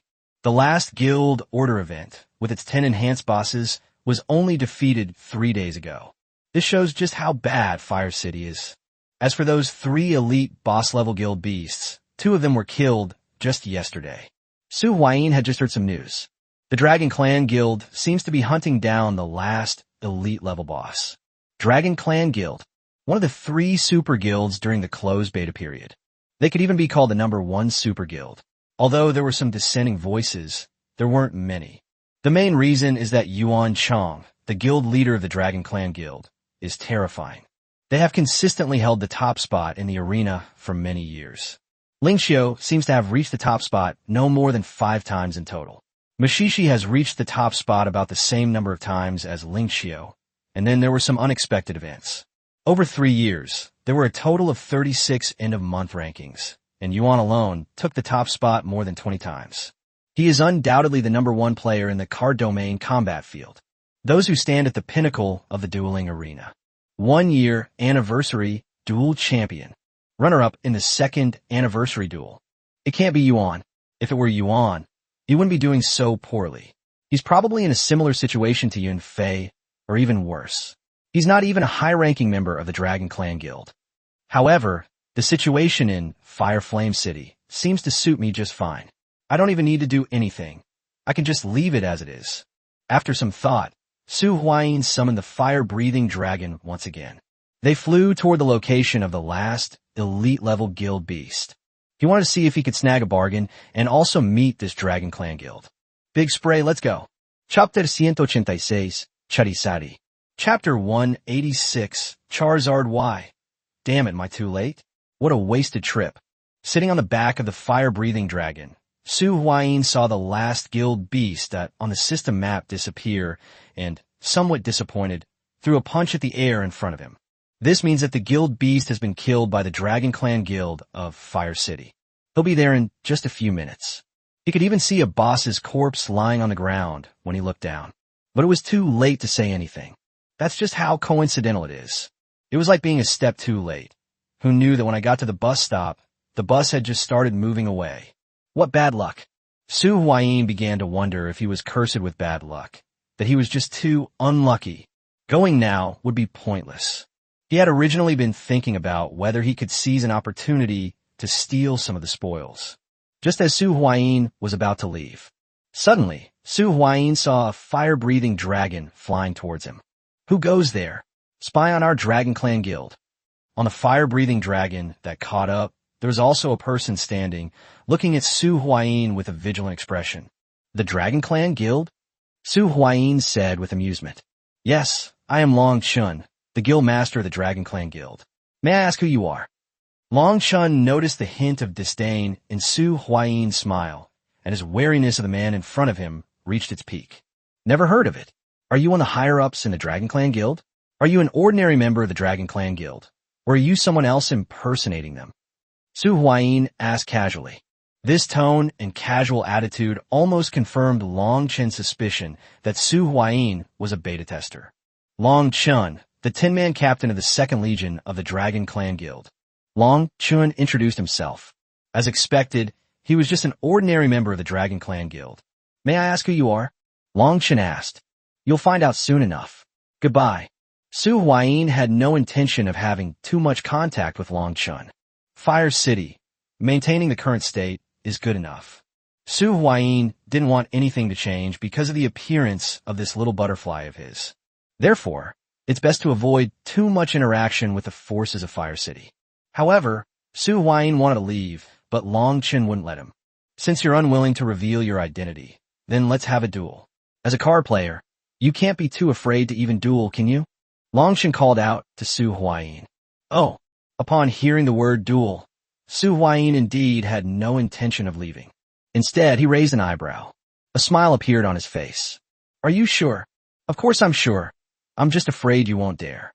Long Chun said confidently, seemingly very confident in his dueling ability. All right, but just dueling isn't fun. Let's bet on something. Su Huayin's gaze swept over the fire-breathing dragon at Long Chun's feet. How about we bet on a Charizard? Su Huayin asked. He only has one Charizard in his deck right now, which isn't enough. It would be bad if he got a good hand with it. Ideally, he should have 3 copies of it in his deck. At the very least, 2 cards would be better. Bet on Charizard Dragon. Upon hearing this, Long Chun glanced at the fire-breathing dragon beneath Su Huayin's mount. What? Is that not allowed? Su Huayin countered with a question. It works, but this Charizard is the core of my deck. If I lose this Charizard, my entire deck is ruined. If I'm going to gamble, I'll gamble on a small-scale deck. As Long Chun spoke, he showed the other 3 cards. 1 green card, Charmander, 1 purple card, Charizard Fusion, and 1 gold card, Charizard Y. Gold card? Su Huayin couldn't help but glance at Long Chun again. This guy actually has a gold card. Although Su Huayin estimated that this Charizard Y, like his Charizard X, is a dual-mode exclusive card. If you don't have cards of equivalent value, then report it. Okay, let's bet. Before Long Chun could finish speaking, Su Huayin Zeepli, aren't they just equivalent cards? Su Huayin thought for a moment, and then took out 3 cards. He had a green card, Charizard Egg, a gold card, Charizard X, and the missing purple card. Su Huayin pulled out a Rock Mastery, a purple card he had obtained a long time ago, but had never used. Charizard X. When Long Chun saw the card in Su Huayin's hand, he immediately showed a surprised expression. It's actually the Charizard X he's been searching for. Is this guy also playing a Charizard deck? Long Chun originally just wanted to show off his gold card to scare Su Huayin. This Charizard Y is one he brought back from the closed beta. He regretted choosing to bring such a dual-mode exclusive card. Otherwise, he wouldn't have only developed to this level.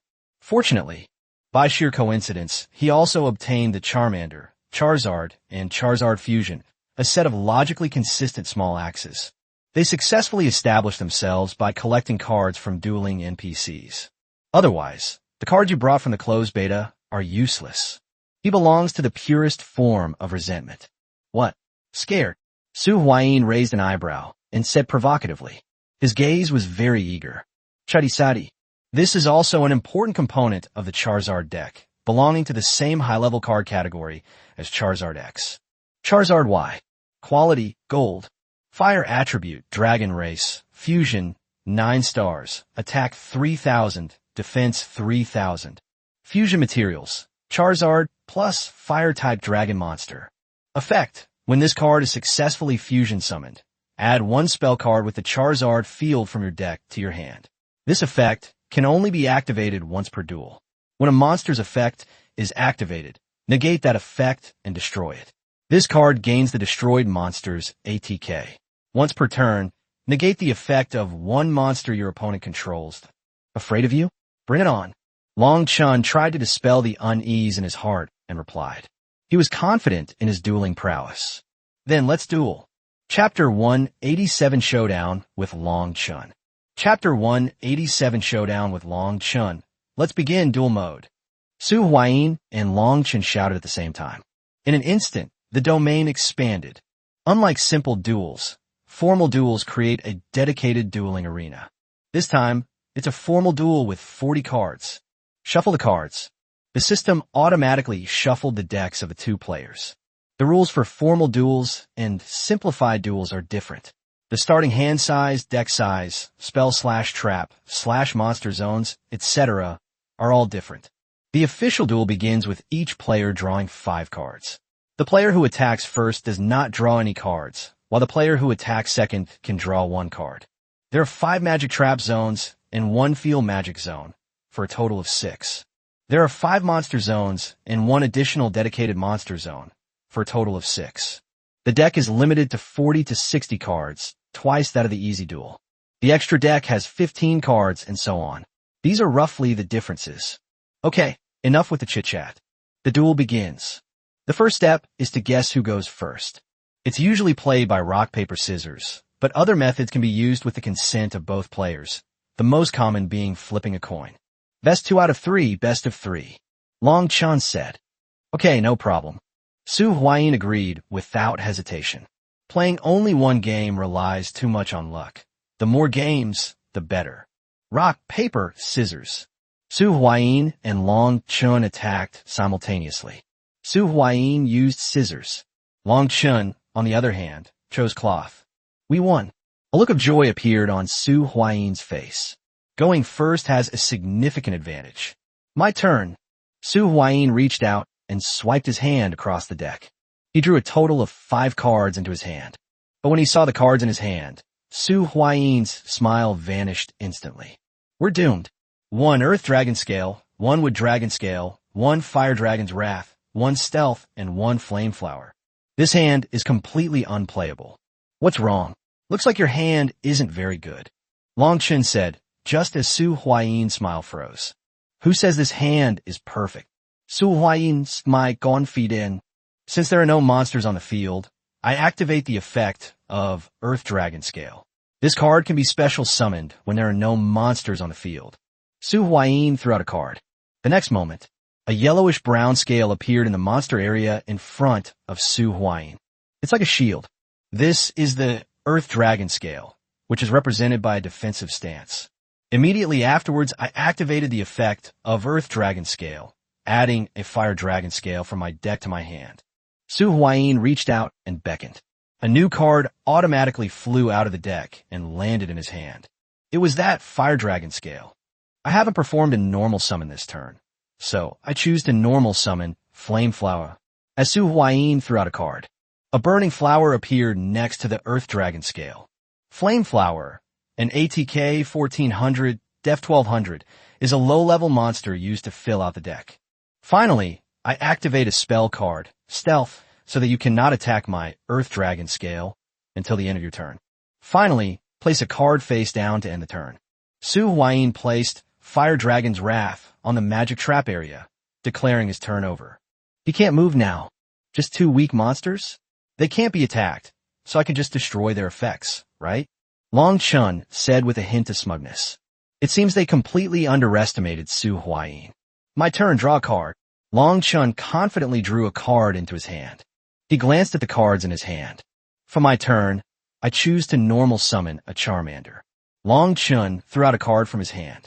It was a small dragon with a tiny flame burning on its tail. Once summoned, it danced around happily, looking incredibly cute. I activate Charmander's effect, send this card to the graveyard, and special summon one Charizard from my deck. At that very moment, I activated the counter trap card, Rage of the Fire Dragon. When I have a Fire Dragon monster on my field, the effects of any spell/trap monster activated by my opponent are negated and destroyed. That's right. Blazing Flower, this seemingly insignificant monster, which appears to have no relation to dragons, is actually a dragon. Su Huayin lifted the cover card. We must start now. Otherwise, once Charizard is summoned to the field and Flame Bloom is destroyed by Charizard's attack, this card won't even have a chance to be activated. Puff! The card Fire Dragon's Wrath is active. The petals of the flame flower expanded and contracted, spitting out a high-temperature fireball that landed on the little fire dragon. Smack! The little dragon was burned to ashes in a burst of flames. I knew there was a trap. Long Chun remained calm upon seeing this situation, as if he had been mentally prepared for it. I now activate the fusion spell card, Charizard Fusion, sending one Charizard and one Firebird from my deck to the graveyard, and special summon one Charizard Y from my extra deck to the field. Long Chun finished speaking. A phantom image of a fire-breathing dragon and a bird with feathers that looked like cotton appeared. Then, the two merged together. A Charizard that is larger than a regular Charizard has appeared. Charizard, why does it look much different from the regular Charizard? Both are predominantly orange. When Charizard Y is special summoned, you can add one Charizard spell card to your hand. I choose Charizard Resurrection. Because of the self-restriction effect of Charizard Fusion, I can't special summon any monsters this turn, but that's enough. Charizard Y attack Fire Flower. Long Chun launched an attack. A burst of flame shot from Charizard Y's mouth and struck Flame Bloom. In a single exchange, the flaming flower was instantly killed. Minus 1,600. A bright red damage number appeared above Su Huayin's head. Charizard Y's attack power is 3,000. After deducting 1,400 points from Blazing Flower, it dealt 1,600 points of damage to Su Huayin. He currently has 6,400 health points. In official duel mode, his health is 8,000. The battle phase has ended, but the story doesn't end there. I activate Charizard Y's effect to nullify your Earth Wyvern Scale effect. 2 chains were flung from Charizard Y's hands and landed on the stealthy Deviljho. 2 chains bound the Earth Dragon scales tightly. The effect of Earth Dragon Scale has been sealed. A gray light appeared on the body of the Earth Dragon Scale. Finally, cover 1 card. Alright, it's your turn. Next turn, my Charizard will also be resurrected from the graveyard. Get ready to die. Chapter 188, Defeating Long Chun. Chapter 188, Defeating Long Chun. He does have some strength after all. Su Huayin felt that things were a little tricky. The main problem is that I'm stuck with too many cards in my hand. It's up to you. Su Huayin held his breath and reached out towards the card pile, taking a card into his hand. They're here. Su Huayin was slightly pleased when he saw the card he had drawn. Fossilized Fire Dragon Egg. It's here. Change Earth Dragon Scale to attack position. Attack, Charizard Y. Su Huayin took the initiative to send the Earth Dragon Scale to its death. Earth Dragon Scale overestimated its abilities and attacked Charizard Y. Boom! The Earth Dragon Scale was easily shattered by a single punch from the Charizard Y. Minus 2,900. A bright red damage number appeared above Su Huayin's head. His life points were reduced by 2,900 once again. I now have 3,500 health points left, less than half. I activate the effect of Fire Dragon Scale and special summon this card because I have no monsters on my field. The Fire Dragon Scale appeared on the field. Oh, why aren't you healthy? Su Huayin was slightly surprised. No rush, you can continue. Long Chun said. It seems they knew that Su Huayin was planning to deceive Kong. In that case, let's try a different tactic. Su Huayin's mind raced quickly. I usually summon 1 Fire Dragon Egg Fossil. When I summon Fire Dragon Egg Fossil, I can add 1 Fire Dragon Valley to my hand. A stone-like object appeared next to the Fire Dragon scale. This change surprised Long Chun slightly. Shouldn't Rat Halo's scale activate its effect? Activating Charizard Y at this point would be even more advantageous. This situation made Long Chun feel uneasy, a feeling that things are gradually slipping out of control. Why aren't you activating the effect yet? A golden card, Fire Dragon Valley, appeared in Su Huayi's hand. He really didn't expect that. The effect of the Fire Dragon Egg Fossil was surprisingly not even noticeable to Long Chun. Then you could just wait to die. Su Huayin waved his hand. Activate field card, Fire Dragon Valley. The next moment, the entire dueling arena has changed. It has become the same as the Fire Dragon Valley that Su Huayin visited last time. I activate the effect of Fire Dragon Valley, adding one Wrath of the Fire Dragon from my graveyard to my hand. The previously used Fire Dragon's Wrath card has returned to Su Huayin's hand from the graveyard. Now all components are complete. I activate the effect of Fire Dragon Scale and add one Fire Dragon to my hand from the deck. Su Huayin said. Unexpectedly, Long Chun was still holding back. This isn't healthy? A Charizard Dragon card appeared in Su Huayin's hand. Now, I activate the effect of Fire Dragon Scale again and tribute this card to special summon Fire Dragon from my hand. This is the moment I've been waiting for. I'll activate the effect of Charizard Y, and your Rat Halo Scale effect will be nullified and destroyed. Long Chun had been waiting for this moment. But, Sir Wadokana, I activate the counter trap card, Rathalo's Wrath, from my hand. If there is Rat Halo's Egg Fossil on the field, this card can be activated from my hand to negate and destroy the effect of Charizard Y. Su Huayin's voice fell. A ball of fire condensed on the top of the Fire Dragon Egg Fossil. It hit Charizard Y. A noble 3-speed counterattack trap. The dragon's rage destroyed Charizard Y.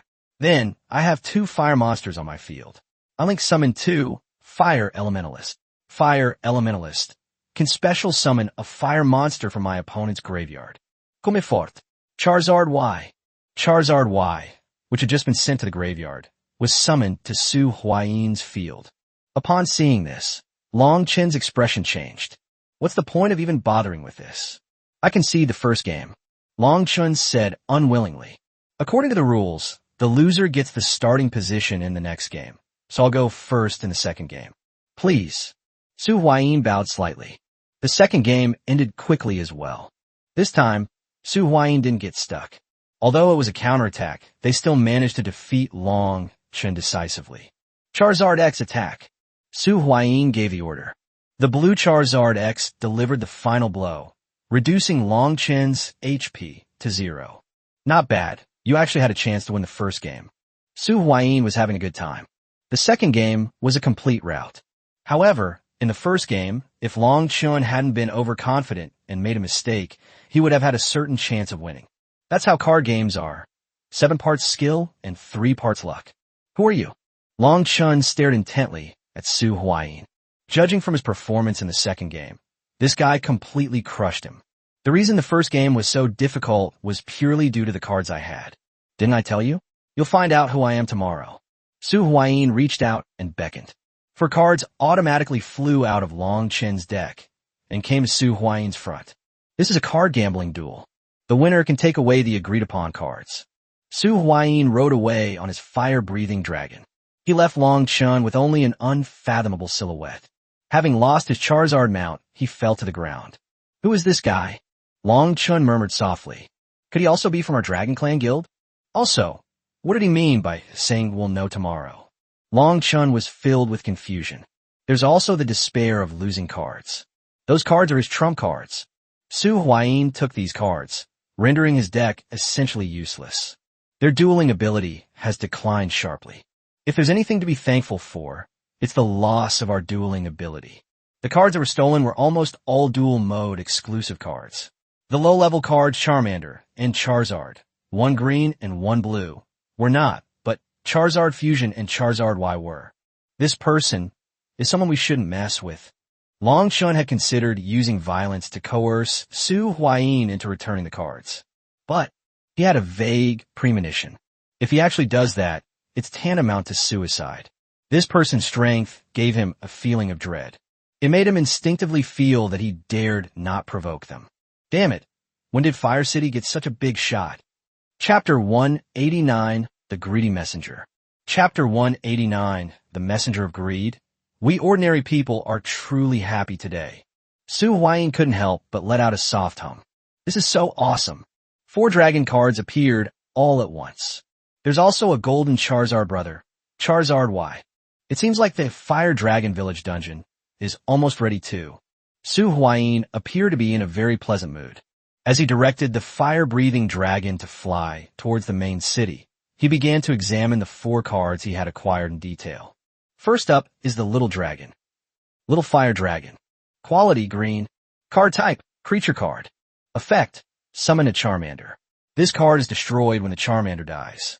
Description, juvenile Charizard. Acquisition methods, Dragon Pack Draw, Dragon Nest, and Scrupulous Merchant. Dual mode effect, 3-star, Fire Attribute, Dragon. ATK 1000, Def 500, effect. Tribute this card on the field to special summon a Charizard Dragon from your deck. Is this the only effect? And it takes up a summoning point. Oh well, I'll just use it for now. Su Huayin's current Charizard deck is not yet perfect. He has to keep weak minions like Flame Bloom that have no effect, and he definitely has to keep effective minions like Charmander. I won't go into the stats of Charizard and Charizard Y, as I've already seen them before. There's also a purple card, Charizard Fusion, which is a fusion card from the Charizard deck itself, and it's also a deck fusion card. Charizard Fusion. Quality, purple. Card type, dual mode exclusive card. Effect, spell card. Send the materials required to create a Charizard Fusion monster from your deck to the graveyard, and special summon a Charizard Fusion monster from your extra deck. After this card is activated, you cannot special summon this turn. A noble deck fusion, so satisfying. One card can unleash a massive monster. Su Huayin could barely contain his emotions. This time it was a real upgrade, giving my deck a significant boost. With the addition of these cards, you can remove some of the useless pieces from your deck. His deck has become stronger. A few days later in Duel City, his confidence had increased even more. We have arrived in the main city area. Su Huayin found a hotel affiliated with the system and rested there for one night. The next morning, Su Huayin waited for 8 p.m. He and Ling Qiu agreed that at 8 p.m. that evening, he would give Ling Qiu the position of vice president, and then he would go to Fire City and steal the reward for the first player with 5 card slots. Last time, he snatched the first 4th card slot reward from Copper City.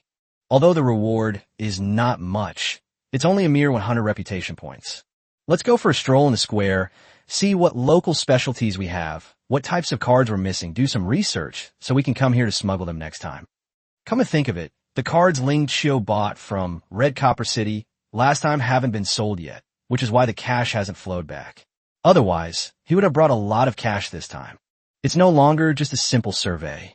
Su Huayin strode over to Huiyin Square. Huiyin Square is similar to Qingmu Square. Everywhere you look, there are all sorts of people selling goods, buying goods, forming teams, and recruiting members. Su Huayin mainly loitered around the stalls where goods were being bought and sold. Soon, Su Huayin reached some preliminary conclusions. This place is rich in various fire attribute skills and cards.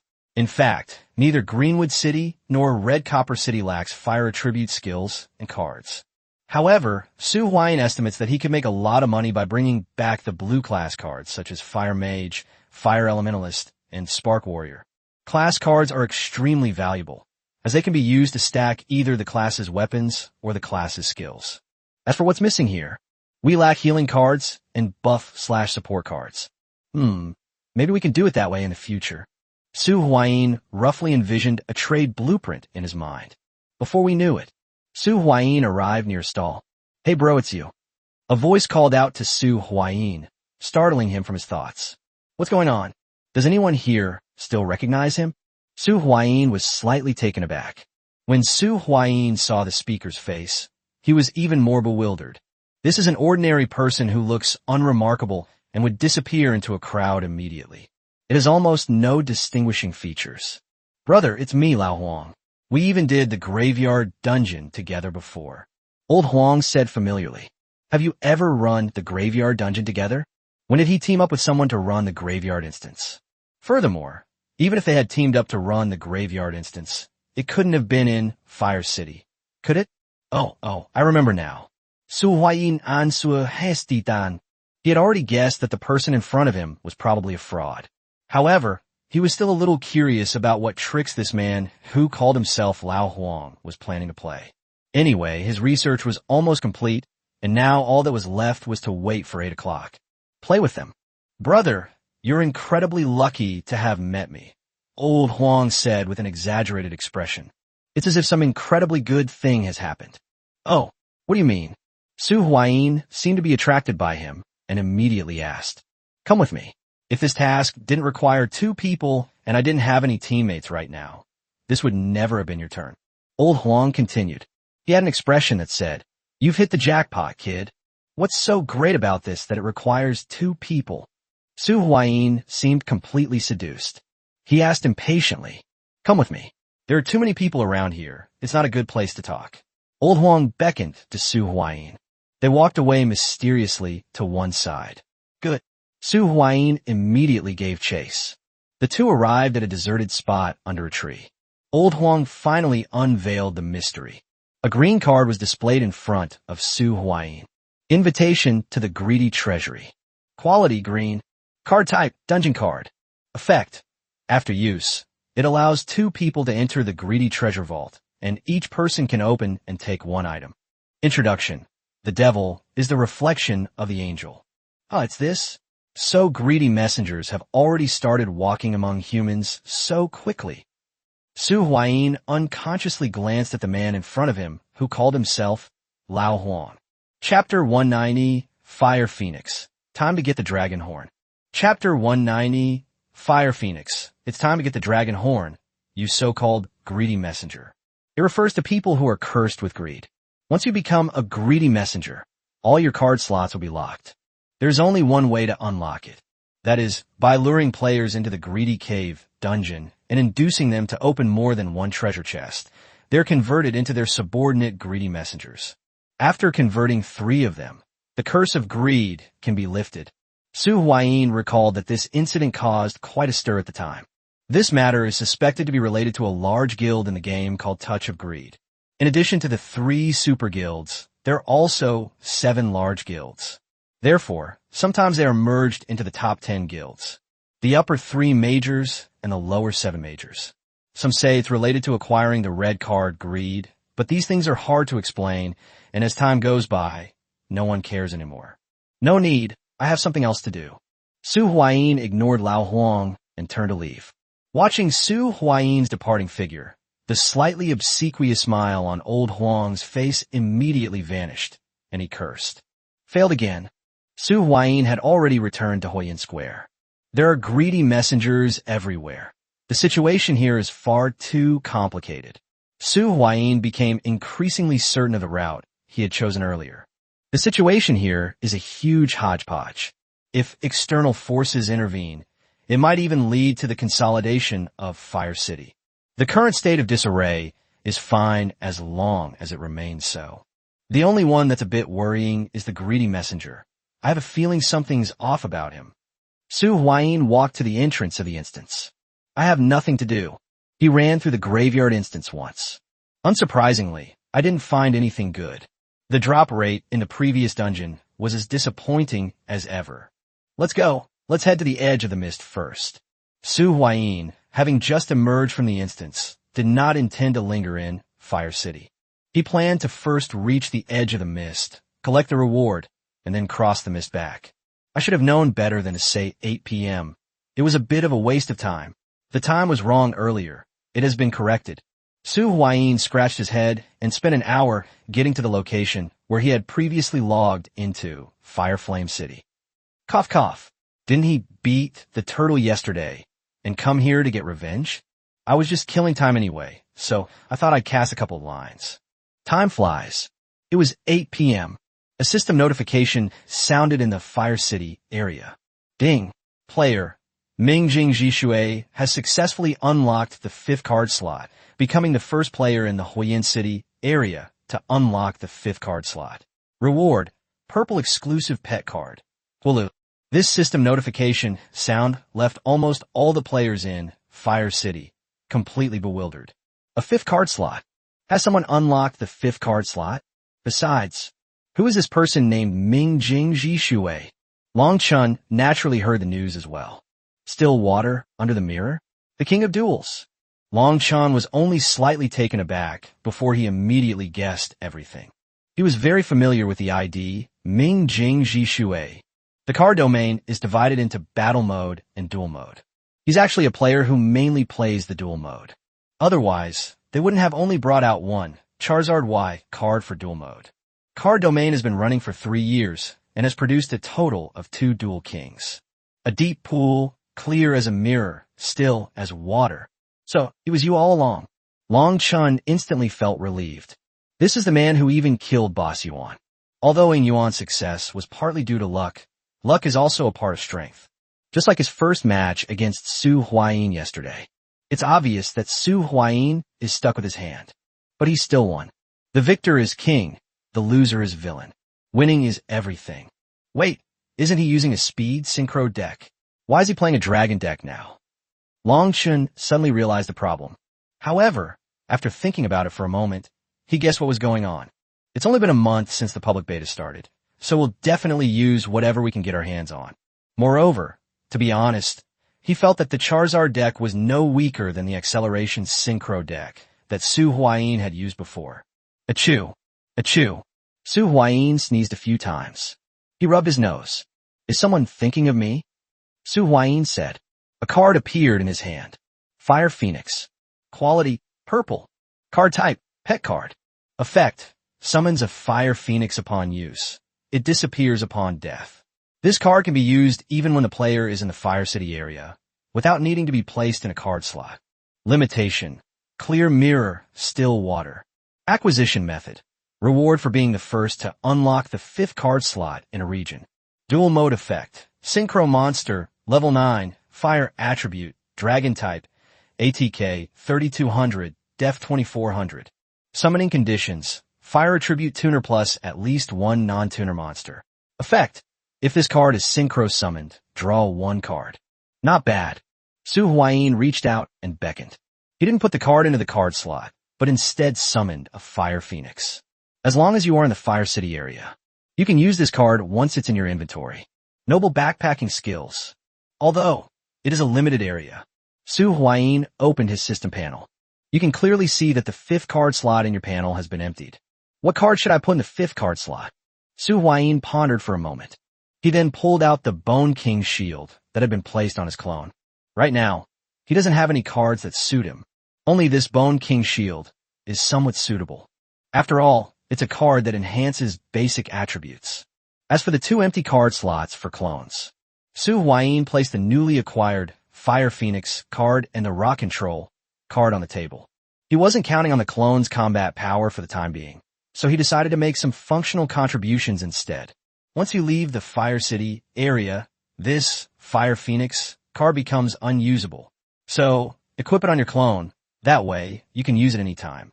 In that, Rock Mastery card, if paired with a set of cards that increase Earth Element damage, and with some Earth Element related classes, this card would probably be very strong.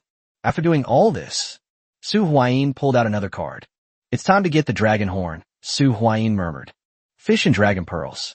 Quality, purple. Card type, dungeon card. Effect, allows entry into the Fish Dragon dungeon after use. Introduction, to become a true dragon, both scales and horns are indispensable. If I'm not mistaken, the Dragon Horn should be in this dungeon. Can dragon scales and dragon horns be combined to create Dragon Blast? Chapter 191, Fat Catfish Boss. Chapter 191, Fat Catfish Boss. Ding. Do you wish to activate Fish Dragon Ball to enter the Dragon Gate jumping dungeon? A system notification sounded in Su Huayin's ear. Yes. Su Huayin silently recited in his heart. The next moment, Su Huayin felt everything go black. When Su Huayin regained his vision, he found that something was wrong with him all over. What's going on? Su Huayin opened his mouth. Several bubbles came out of his mouth. He tried to wave his hands and feet, but found the result awkward. What's going on? Just then, A system notification sounded in his ear. Ding! Your identity is an ordinary carp. All card slots are locked. Please choose one of the 5 elements dragon scales as your initial equipment. Task 1. Defeat the fat catfish boss that came to cause trouble. Quest reward. Carp substitute death technique. Task 2. Find the other 4 dragon scales. Task reward. A random purple card with 5 elemental attributes. Optional mission 1. Defeat the elite level boss, Rascal Snake. Quest reward. Gold card, Dragon Horn. Optional task 2. Carry the 5 elements attributes, dragon scales and dragon horns, and cross the dragon gate. Quest reward. Dragon Blast. Dragon Blast sounds better than Dragon Blast, so it will be renamed from now on. After listening to the system's notification tone, Su Huayin then realized his current situation. It seems he's turned into a carp. Damn, how can a carp fight? Su Huayin felt a bit of a headache. If he has it now. By the way, do carp have eggs? Ahem, we've gone off topic. A system panel appeared before Su Huayin's eyes. There is a 90-second countdown in the upper left corner of the panel. These 90 seconds should be the time he has to choose. He can choose one of the 5 elements of dragon scales, metal, wood, water, fire, earth, as his initial equipment. Su Huayin then clicked on an icon for Earth Dragon Scale. They started checking the card's contents and effects. Earth Dragon Scale, Strength plus 100, Constitution plus 100, Earth Armor Technique, Earth Cannon. This is completely different from what we saw outside. Is this a special effect specific to the dungeon? Su Huayin Guets. He checked the attributes of the 5 elements of the dragon scales one by one. They all increase strength and constitution by 100 points, but the accompanying skills are different. The earth attribute includes earth armor and earth cannon. The water attribute is speed boost and water arrow. The wood element represents restoration and restraint. Fire attribute is enhancement and impact. Metallic properties are associated with locking and gold spikes. Which one should we choose? Su Huayin uses fish fins to navigate the system panel in front of him. This dungeon will officially begin after he completes his initial equipment selection. Su Huayin felt that, given their current aquatic environment, Water Dragon Scale was likely the strongest. But their survival ability is a bit weak. It only has 1 speed boost, which is a soft survival ability that requires skillful operation. The key point is, he's all alone now, and he's become like a fish. Even swimming is very difficult for him. In this situation, the acceleration effect may not be used properly and could even have a negative effect. Golden Dragon Scales was also eliminated by Su Huayin. 1 lock-on skill, 1 golden spike skill. Both skills are offensive. The margin for error is too low. Su Huayin didn't want to be caught off guard and fall in this dungeon. Water Dragon Scale and Golden Dragon Scale were eliminated by Su Huayin. There's still Fire Dragon Scale, Wood Dragon Scale, and Earth Dragon Scale left. After thinking for a moment, Wooden Dragon Scales were also ruled out by Su Huayin. The 2 skills of Wooden Dragon Scale are 1 for recovery and 1 for binding. They are not aggressive. They are all survival-oriented.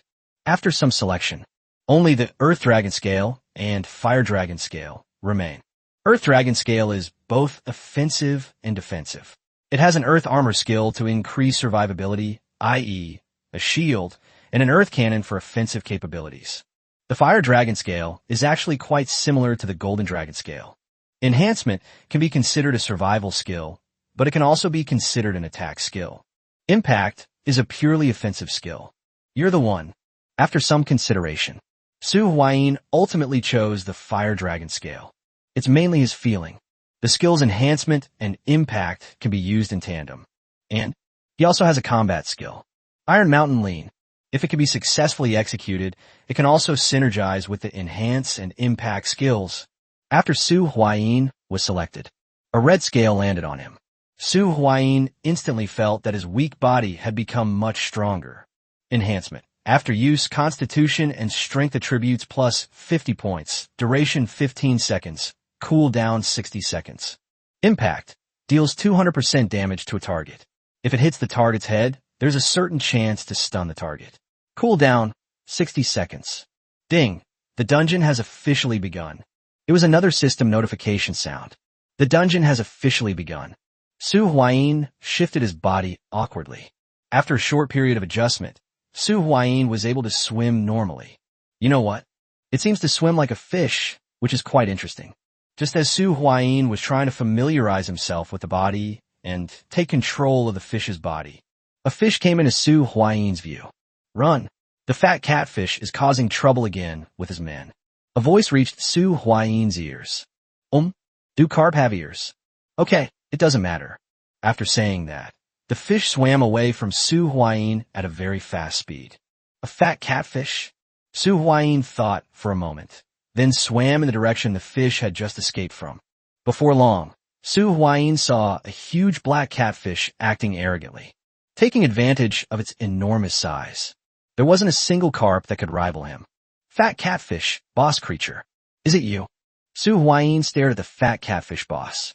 There's no rush to go up and fight the boss right now. He only has one life, so he should at least wait until he can skillfully control this fish's body before making any decisions. Besides, the system doesn't seem to have set a time limit for completion, so there's no rush. Time passed by minute.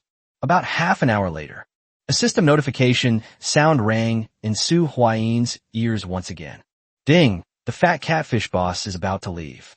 After it leaves, you will no longer be able to complete Mission 1, and the mission will be judged as a failure. It seems we have no choice but to take action. Su Huayin let out a breath. A string of bubbles formed in the water. He actually wanted to work things out a bit more. Now we have no choice but to go online. Actually, we've worked out quite well enough. It's time to test our skills. Chapter 192 Battle Against the Fat Catfish Boss. Chapter 192 Battle Against the Fat Catfish Boss. The setting sun cast a blood-red hue over Carp Village. A fishy smell wafted from the murky riverbed. A fat catfish boss stood arrogantly in front of Carp Village. The fat catfish swung its fan-like tail fin, scattering the aquatic plants everywhere. The mudfish soldiers behind him, wielding shrimp whisker spears, forced the trembling carp into a corner of the coral reef. The pearl tax was reduced by 3 pearls last month. The fat catfish's thick lips twitched, and a dark blue mucus seeped from between its venomous teeth. Do you think that Lord Toadsnake, busy repairing the Dragon Palace lately, dares to fool this general? He suddenly opened his blood-red maw, his sharp teeth grazing the scales of Grandpa Carp, and a large chunk of coral reef was gnawed off. Scrape off the scales of the old, weak, and sick to make building materials for repairing the Dragon Palace. The fat catfish's command sent the mudfish soldiers swarming forward. Blood instantly seeped from Grandma Carp's wrinkled back, and the scales made a piercing, tearing sound as they were ripped off. The fat catfish licked the blood from its lips. Remember, every grain of sand in Carp Village belongs to an adult. I got what I wanted. Fat catfish then prepared to leave with his underlings. Then at that moment, the fat catfish boss suddenly saw a dark shadow rushing towards it. Overestimating yourself. The fat catfish boss launched itself from its spot, crashing into the dark figure. Boom! A collision sound rang out. The fat catfish boss was knocked back half a step, but the dark figure was bounced away. Who goes there? You're asking for it. The fat catfish boss emitted a voice message. When he saw Su Huayin's appearance clearly, he became even angrier. Fish from Carp Village, how dare you defy me? This general will devour you. The fat catfish boss said angrily. Such trash talk has no effect on Su Huayin. At this moment, Su Huayin was processing the lessons he had learned from the collision. In the water, unless there's a lot of aquatic vegetation, there's almost no opportunity for ambush. All battles are fought head-on. He didn't use any special methods in his attack just now. It's just a simple normal attack, just to test the waters. The attributes of this fat catfish boss. Without a doubt, she is stronger than him. However, it seems that its strength is limited. He felt that his strength and constitution were at most 200 points. However, because of its large size, its health bar is quite thick, without the intervention of supernatural powers or technological capabilities. The general law of natural survival is that size equals justice and tonnage equals truth. You talk too much nonsense. After Su Huayin roughly learned the details of this fat catfish boss. Activate skill, enhance. A red light immediately enveloped Su Huayin. It resembles a burning flame. The physical and strength attributes have been enhanced, each gaining a 50-point boost. Lasts 15 seconds. Snort. Fat Catfish Boss, showing no weakness, clashed head-on with Su Huayin once again. Just as a collision was about to occur. Su Huayin increased his speed once again. Activate skill, charge. The impact force was doubled instantly and applied to the Fat Catfish Boss. But that's not all. Second, Iron Mountain Lean. Su Huayin made another effort. To be precise, it's a two-stage technique. It doesn't necessarily have to be presented in the form of an Iron Mountain Lean. The Fat Catfish Boss was already struggling to hold on. Chapter 193, The Carp Substitute Death Technique. Chapter 193, Carp Substitute Death Technique. Under Su Huayin's second stage of power, the obese body was sent flying by Su Huayin's thrust. With the second phase of his attack complete, Su Huayin's strength was almost entirely exhausted. They are no longer capable of launching further attacks. However, that's actually enough. The second burst of force combined the impact of the two collisions, sending the combined power back to the Fat Catfish Boss.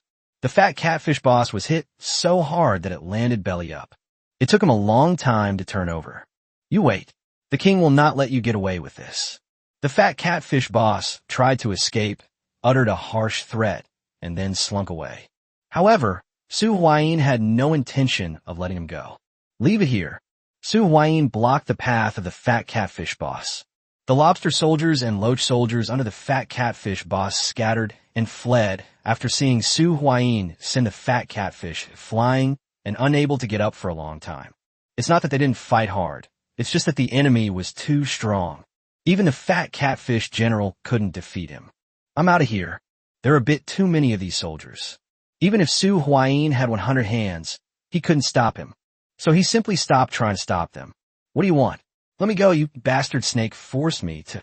Fat Catfish Boss begged for mercy. It's a pity, though, that it's not very useful. Su Huayin isn't some saintly protagonist on a children's channel. A direct hit with an enhanced headbutt. Defeat the Fat Catfish Boss. Ding. Congratulations on completing Task 1. Reward. Card Carp Substitute Death Technique. A blue card emerged from the corpse of the Fat Catfish Boss. Carp Substitute Death Technique. Quality blue. Card type. One-time consumption card. Effect. When attacked fatally, this card will activate automatically. The holder will transform into a carp and be randomly teleported to any location within a 5-kilometer radius, prioritizing locations with water.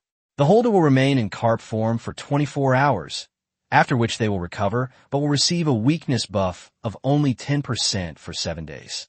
Introduction. The secret techniques of the Koi Carp Demon Clan of Hushi. Acquisition methods. Hushi Koi Demon Clan, Koi Dungeon, and Scrupulous Merchant. A substitute death card that can be triggered automatically? Not bad, not bad. Su Huayin said with great delight. This type of card is a survival card. Even among survival cards, there are advantages and disadvantages. For example, something that can be triggered automatically is better than something that cannot. Products with fewer side effects are better than those with more side effects. The less random, the better, etc. This survival card, while not exceptionally good, is definitely of average quality.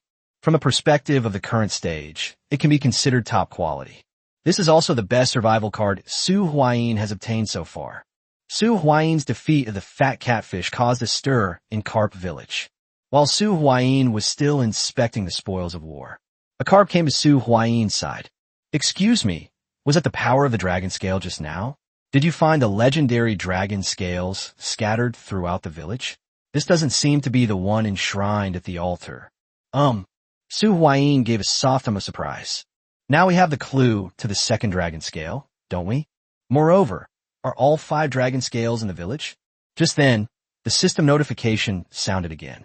The scoundrel will arrive in 2 hours. Please be prepared. Only 2 hours? Chapter 194 Defeat the Scoundrel. Chapter 194 Defeat the Scoundrel. Because there are only 2 hours left. Su Huayin dared not delay. Where's the altar you mentioned? Su Huayin asked. Come with me.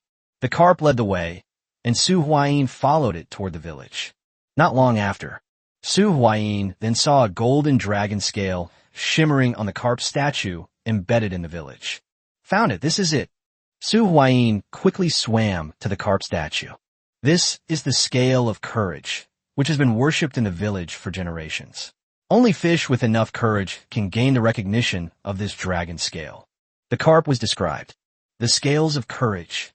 Su Huayin subconsciously wanted to touch his chin. However, the fins of the fish are too short now, and they can't reach it at all. Besides, he doesn't seem to have a chin anymore, does he? Just as Su Huayin was about to retrieve the scale of courage, the NPC carp that had just led the way spoke again. The incantation for collecting this dragon scale is, "My heart is as hard as iron, unbreakable." That's what the carp NPC who's leading the way said. If courage gains the approval of the golden scales, it will gain the power of the golden scales. These words made Su Huayin stop what he was doing. This seems to be a puzzle with almost no difficulty. My heart is as hard as iron, unbreakable. Su Huayin tentatively read a sentence aloud. The golden dragon scale flashed once. And then, nothing happened. It doesn't work?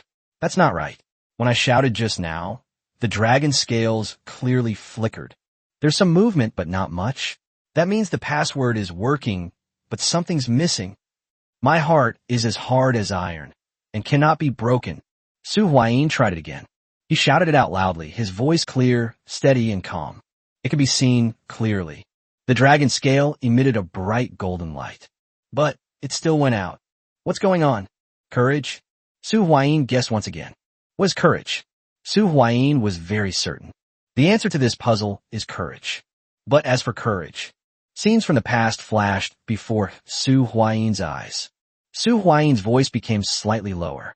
He recalled his duel with Yuan. At the time, almost no one believed that Su Huayin, who didn't even have a single red card, could defeat the previous champion, Yuan. However, even though no one had high hopes for him, even he himself knew that his chances of winning were not very high. Yuan was the strongest duelist at the time, without a doubt. However, he still chose to face the challenge head-on. Thinking back to that match now, he still feels his blood boiling. That was the strongest duelist he had encountered, aside from the Sirens using the Mermaid deck. Courage is, even when facing an opponent you can't defeat, you can still throw a punch upwards. Su Huayin finished speaking. The person's overall demeanor has changed to some extent. My heart is as hard as iron, and cannot be broken. A deep voice came from Su Huayin's mouth. The next moment, a dazzling golden light burst forth from that dragon scale. The dragon scale detached itself from the statue and came to Su Huayin's eyes. Golden dragon scale, strength plus 100, constitution plus 100, locked golden thorn. When Su Huayin's hand, or rather his fin, touched this dragon scale, the dragon scale landed automatically on Su Huayin's body. Ding! You can choose one of the following: Constitution plus 50, Strength plus 50, Lock-on skill, and Golden Thorn skill. The system notification sounded in Su Huayin's ears. A multiple-choice question with 4 options was presented to Su Huayin. I knew it. I couldn't possibly get all the bonuses. Su Huayin was not surprised at all by the system's notification sound. If you can enjoy all the attributes and bonuses of the 5 elements dragon scale, it grants 500 points of strength, 500 points of constitution, and skills such as recovery, earth armor, and speed boost. Let alone a mere elite level boss like that rascal snake. Even if an epic boss were to appear, Su Huayin would dare to challenge it. Su Huayin hadn't finished speaking. A system notification sounded in my ear once again. Ding! Since you have gained the deep recognition of the scale of courage, golden scale, you can choose 2 from 4 options. Upon hearing the system notification, Su Huayin's face lit up with joy. You can choose 2 now. After some thought, Su Huayin chose Strength plus 50 and Lock. Strength attribute plus 50. Need I say more? These are the basic attributes. As for the Lock skill, Lock on. All attacks will hit. Just by looking at the results, you can tell it's terrifying. After Su Huayin made his choice, the 2 dragon scales began to work together. A beam of light appeared before Su Huayin's eyes and swam in one direction. It seems this is the clue to the next dragon scale. Su Huayin then followed the beam of light and swam forward. About 10 minutes later, Su Huayin stopped. The main issue is that the guiding light that had been pointing ahead has stopped and is no longer moving forward. Then, the beam of light shattered, turning into specks of golden light that disappeared into the surroundings. This should be the location of the third dragon scale. Su Huayin speculed. This is his understanding of some of the patterns within the card domain after playing it for so long. Generally, this happens because the treasure is nearby, which is why all the guidance disappears. Where is it? Su Huayin's gaze swept over his surroundings. The surrounding area was just seaweed and some rocks and other things. Suddenly, a dilapidated statue entangled in seaweed caught Su Huayin's attention. That's a toad statue. However, this toad looks a bit strange. It only has 3 legs. Su Huayin remembered that the previous golden scales were also obtained from a carp statue, right? Immediately, Su Huayin swam towards the 3-legged toad statue. Before long, Su Huayin arrived at the toad statue. As you can see, the toad statue is entangled in layers of surrounding aquatic plants. When Su Huayin arrived in front of the 3-legged toad statue, the 3-legged toad statue then lit up. Problem: you have 2 identical glass balls in a 100-story building. Starting from a certain floor, the balls will break when dropped. How can you find a critical floor with the fewest drops? Please complete the answer within 15 minutes. The toad opened its mouth and asked, "Huh? Oh my God." The statue began to speak. There's another problem. After a moment's thought, Su Huayin gave his answer. He used to be a top student, okay? It's just that accident happened. Sigh. The past doesn't matter anymore. It's simple. Just use the binary search method. 2 to the power of 7 is 128. So we only need a maximum of 7 searches to get the result. Su Huayin zipli. Incorrect answer. Please continue. The 3-legged toad statue has its forelimbs crossed, forming a X. Isn't that wrong? Su Huayin was slightly taken aback. After a moment's thought, Su Huayin realized where he had gone wrong. There are only 2 glass marbles. Glass marbles are consumables. It is not unlimited in use. If you only have 2 glass balls, start throwing them from the 14th floor. If they break, start throwing them from the 1st floor. If they don't break, start throwing them from the 27th floor, 14 plus 13. If they break then, start throwing them from the 15th floor. You can do this a maximum of 14 times, and you will definitely be able to find the critical floor. Su Huayin said, "Congratulations, you answered correctly." The 3-legged toad opened its mouth, and a long tongue came out. On its tongue rests a water dragon scale that emits a deep blue light. Water dragon scale, strength plus 100, constitution plus 100, speed up, water arrow. Su Huayin reached out and touched the water dragon scales. The water dragon scales adhered directly to his body. Ding! You can choose one of the following: constitution plus 50, strength plus 50, speed boost skill, and water arrow skill. The system notification sounded in Su Huayin's ears. A multiple-choice question with 4 options was presented to Su Huayin. After hearing the system notification, Su Huayin did nothing. He's still waiting. Wait for the next system notification sound. Sure enough, the next moment, he heard a system notification sound in his ear once again. Ding! Because you have gained the deep recognition of the scale of wisdom, water dragon scale, you can choose 2 from 4 options. It's still the same as before, choosing 2 out of 4. After a moment's thought, Su Huayin, I also chose an attribute, constitution plus 50, and a skill, acceleration. Acceleration increases speed by 50% for 15 seconds after use. Cooldown time, 60 seconds. This skill is not only a survival skill. Moreover, it can also be regarded as an output support skill. It's important to understand that the damage from an impact is actually an impulse. It depends on 2 factors, strength and speed. Increased speed can also increase lethality. After selecting the skill, after arriving in the vicinity, the glimmer of light that had disappeared earlier reappeared, and it flows in a northward direction. Su Huayin immediately gave chase. It only takes 2 hours, and then the boss, the rascal snake, will arrive. He must use these 2 hours to strengthen his abilities as much as possible. I followed Yuguang all the way. It took almost another half hour. Su Huayin arrived near a muddy area. Here, Su Huayin was surprised to see the Carp NPC who had given him the clues earlier. And Yu Guang also disappeared. Such an obvious connection. Let alone a veteran player like Su Huayin, even a novice player could spot the clues. Su Huayin swam towards the Carp NPC. Hello. Su Huayin attempted to trigger a dialogue, but they found that the Carp NPC looked very anxious. These are wooden dragon scales, which I've kept hidden at home all this time. Take them and go quickly. The Carp NPC was triggered. He spoke anxiously to Su Huayin. Su Huayin was slightly taken aback. So, I got it. It feels so unreal. However, the piece of wooden dragon scale in front of us is genuine. Wooden dragon scale, strength plus 100, constitution plus 100, recovery, binding. Thank you. Su Huayin had no time to think further. It's been an hour now. The scoundrel boss will be here in 1 hour. And so, the fourth dragon scale appeared on Su Huayin's body. However, the light on this dragon scale appeared quite dim.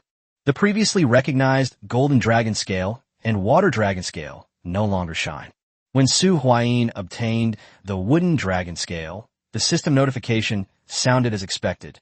Ding! You can choose one of the following: Constitution plus 50, Strength plus 50, Recovery skill, and Binding skill. The system notification sounded in Su Huayin's ears. A multiple-choice question with 4 options was presented to Su Huayin. This time, there was no second system notification sound. He can only choose one of the 4 options. I knew something was off. Golden dragon scales represent courage. Water dragon scales represent wisdom. So what are with dragon scales? Su Huayin finally realized that something was wrong. However, it seems that it's too late to change anything now. After thinking for a moment, he chose to continue adding attributes. Strength plus 50. The current skills are sufficient. The next step is to try to bridge the numerical gap as much as possible. After selecting the skills, Su Huayin waited once again for the guidance of the flowing light. But there was no shimmering light this time. He has already collected 4 of the 5 dragon scales, and only 1, Earth dragon scale, remains. That's true. If there were complete instructions, this task would be easy. Su Huayin blew a string of bubbles. They began searching for clues near Carp Village. However, more than half an hour passed in the blink of an eye. But he found nothing. Damn it, where are the Earth dragon scales? Su Huayin appeared somewhat anxious and uneasy. There are only about 15 minutes left before the final boss of this dungeon, Rascal Snake, attacks. Although Su Huayin felt that he was now almost ready to deal with the Scoundrel Snake boss. But if we could get the Earth Dragon scale, wouldn't our chances of winning increase even more? Moreover, obtaining the Earth Dragon scale will allow you to complete Mission 2. Obtain a purple card with the 5 elements attribute. This is a great reward. That's the principle. Su Huayin searched for about 5 more minutes. After still failing to find the whereabouts of the Earth Dragon scale, they chose to return to Carp Village. Earth Dragon scale, he has given up on it now. When Su Huayin arrived at the place where he had previously defeated the fat catfish boss, there were dozens of carp there. It seems like everyone from Carp Village is here. Seeing this situation, Su Huayin's eyes flashed. This seems to be... Su Huayin's mind began to race. Dozens of carp like that seem to be a fighting force. There's a saying that goes something like this: unite all forces that can be united. Ahem, fellow villagers of Carp Village. Su Huayin began. That scoundrel has been bullying our Carp Village for a long time.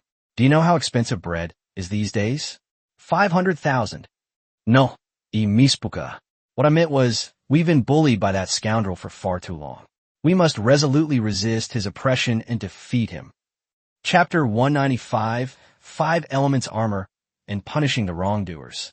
Chapter 195, 5 Elements Armor, and Punishing the Wrongdoers. After listening to Su Huayin's words, a group of carp stared at each other, wide-eyed. Su Huayin had no choice but to grit his teeth and continue. What if it works? The oppression of the scoundrel has made it impossible for all the people of Carp Village to live a good life. Only by defeating the scoundrel can our Carp Village be happy, and can a little carp of the future blow bubbles without any worries. For the happiness of ourselves and our descendants, I am determined to fight this scoundrel to the death. Down with the scoundrel. This was already Su Huayin's limit. If it still didn't work, Su Huayin would be out of options. Down with the scoundrel. Down with the scoundrel. At first, there were only a few scattered shouts. But gradually, the shouts grew louder. Until the very end, a deafening roar. Down with the scoundrel. Under Su Huayi's less-than-stellar speech and guidance, the entire village of Liu was moved. Its voice was as loud and clear as a great bell. Amidst shouts of down with the scoundrel, a scale shimmering with a rich, earthy yellow light appeared in front of Su Huayi. The deep color of the Earth Dragon scale is much richer than that of the Gold Dragon scale and the Water Dragon scale. Ding, you can choose one of the following: Constitution plus 50, Strength plus 50, Earth Armor Technique skill, and Earth Cannon skill. The system notification sounded in Su Huayi's ears. A multiple-choice question with 4 options was presented to Su Huayi. In no time at all, Su Huayi heard a system notification sound again. Ding, because you have gained the full recognition of the Unity Dragon scale. Earth scale, you can obtain all the attributes of the Earth Dragon scale. The system notification tone ended. Su Huayi was completely stunned. The scales of a United Dragon? Complete approval? Can I obtain all attributes and skills? So far, Su Huayi has gained a total of 250 points of strength and 200 points of constitution. It also has 6 skills. These are Fire Dragon Scales Enhancement and Impact, Gold Dragon Scales Lock On, Water Dragon Scales Acceleration, and Earth Dragon Scales Earth Armor and Earth Cannon. I feel incredibly strong right now, Su Huayi said with great confidence. Ding! Congratulations on completing Task 2. Reward: Purple Card 5 Elements Armor. Having collected the Earth Dragon Scale means that he has completed the second task of this dungeon, collecting the 5 elements of dragon scales. A card appeared before Su Huayi's eyes. 5 elements A. Quality: Purple. Card type: Equipment card. Attribute bonus: Strength plus 10, Constitution plus 10, Intermediate 5 elements resistance. Immune to the effects of 5 elements attribute skills below blue card level. 5 elements attribute skills of blue card level are weakened by 50%. Ineffective against purple card level. Gains 20% immunity to effects of non-5 elements attribute purple card level and below. 5 elements assimilation. Sacrifice 1 purple card of each of the 5 elements. This card can be upgraded to gold. Introduction. The 5 elements generate each other, spontaneously forming an internal cycle that resists all external intrusion. Limitation: Clear mirror, still water. Acquisition method: 5 elements type dungeons and scrupulous merchants. Dual mode effect: Link 5, attack power 5000, dark attribute, warrior race. Material requirements: This card requires 1 monster each of the gold, wood, water, fire, and earth attributes. Effect: When this card is link summoned, all cards on your opponent's field are banished face down. If this card is summoned, spell, trap, and monster effects cannot be activated. After this card's effect is activated, you cannot activate any spell, trap, or monster effects this turn. What's the effect of this card? Su Huayi seems somewhat surprised. This works great. Although the attribute bonus is only 10 points of strength and 10 points of constitution, it's better than nothing, isn't it? This card's main strength lies in its 2 additional effects. Immune to elemental skills below blue card level. Blue card skills are weakened by 50%. If it's not a 5 elements attribute, all cards below purple rank are immune to 20%. This is a god tier card for the defense system, although it only applies to blue cards at most. But this card can be upgraded. You need to sacrifice a set of cards with the 5 elements attributes to upgrade this card to a gold card. The gold card's 5 elements A. It can be considered a weaker version of the epic force field. As for the dual mode effect, it's actually not bad if this card can actually be summoned. Clear the area with a single click. You can banish all of the opponent's cards face down. Of course, the conditions for summoning are very strict. You need 1 monster each of the 5 elements: metal, wood, water, fire, and earth. Moreover, the self-restraint is also very serious. But of course, that's nothing compared to the real difficulty, which lies in the summoning conditions. After glancing at the card's contents a few times, Su Huayi temporarily put the card away. This item is currently useless in dungeons. It will only be useful after you get out. The most important thing right now is to defeat the approaching Rascal Snake, and after defeating the Rascal Snake, obtain the Dragon Horn, and then carry the 5 elements Dragon Scales and the Dragon Horn to jump over the Dragon Gate. Speak of Chow Chow, and Chow Chow appears. About a few minutes later, an eerie, ghostly blue phosphorescence emanated from the dark water.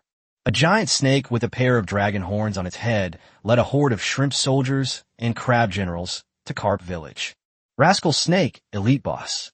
The rascal was shrouded in dark miasma, its massive body resembling a moving, dark green mountain. The scales on his body were dark green. The black slime seeping from the gaps in the scales spread in the water, turning the clear waters into a murky, grayish green. Who killed the fat catfish? The scoundrel roared. He flicked his spiky tail, stirring up gusts of current, breaking aquatic plants, and churning up sand and stones wherever he went. Beside the scoundrel snake boss, countless shrimp soldiers and crab generals covered in scales.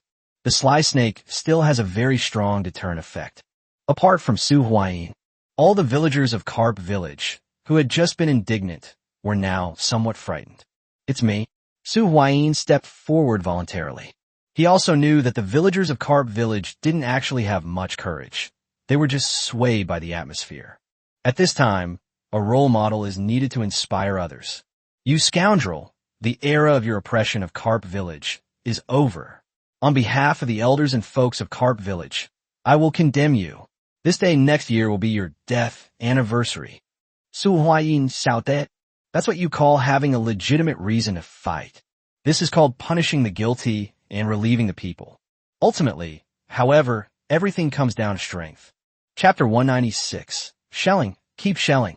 Chapter 196 Artillery Barrage. Keep barraging. P.S. The Rascal Snake is an elite boss. This was incorrect in the previous chapter and has been corrected. You shameless snake. Su Huayin launched an attack on the Rascal Snake boss. The battle between the two sides began. The villagers of Carp Village also started fighting with the henchmen brought by Rascal Snake. Although it doesn't have a significant impact, the main factor is the outcome of the battle between Su Huayin and the Rascal Snake boss. They exchanged blows briefly. Su Huayin sensed that something was wrong. It's not that the scoundrel snake boss is too strong, but this Rascal Snake boss seems a bit weak. After he enhanced his strength and skill, he felt that his attributes were not much different from those of this scoundrel snake boss. Only, in the midst of a fierce battle, because he still couldn't achieve that kind of perfect, deep-rooted control over his body. He was swept away by the snake's tail. His earthen armor was also destroyed. A mere carp dares to challenge me. The scoundrel boss started spouting trash talk. Su Huayin simply ignored such unhelpful remarks. Su Huayin swam out from among the water plants. I suffered a minor injury, but it's not a big problem yet. If that's the case, a smile appeared on Su Huayin's lips. The recent test made him feel more confident. It's time to implement a combination of skills. Now it's my turn, Su Huayin said. A layer of earthen yellow armor appeared on Su Huayin's body. Earth Armor Technique. This is just the beginning. Strengthen. The enhanced skill of Fire Dragon Scale. A layer of red light also enveloped Su Huayin. Then comes the third layer. Accelerate. This time, it was a layer of blue light. At last, it was a layer of golden light. Locking.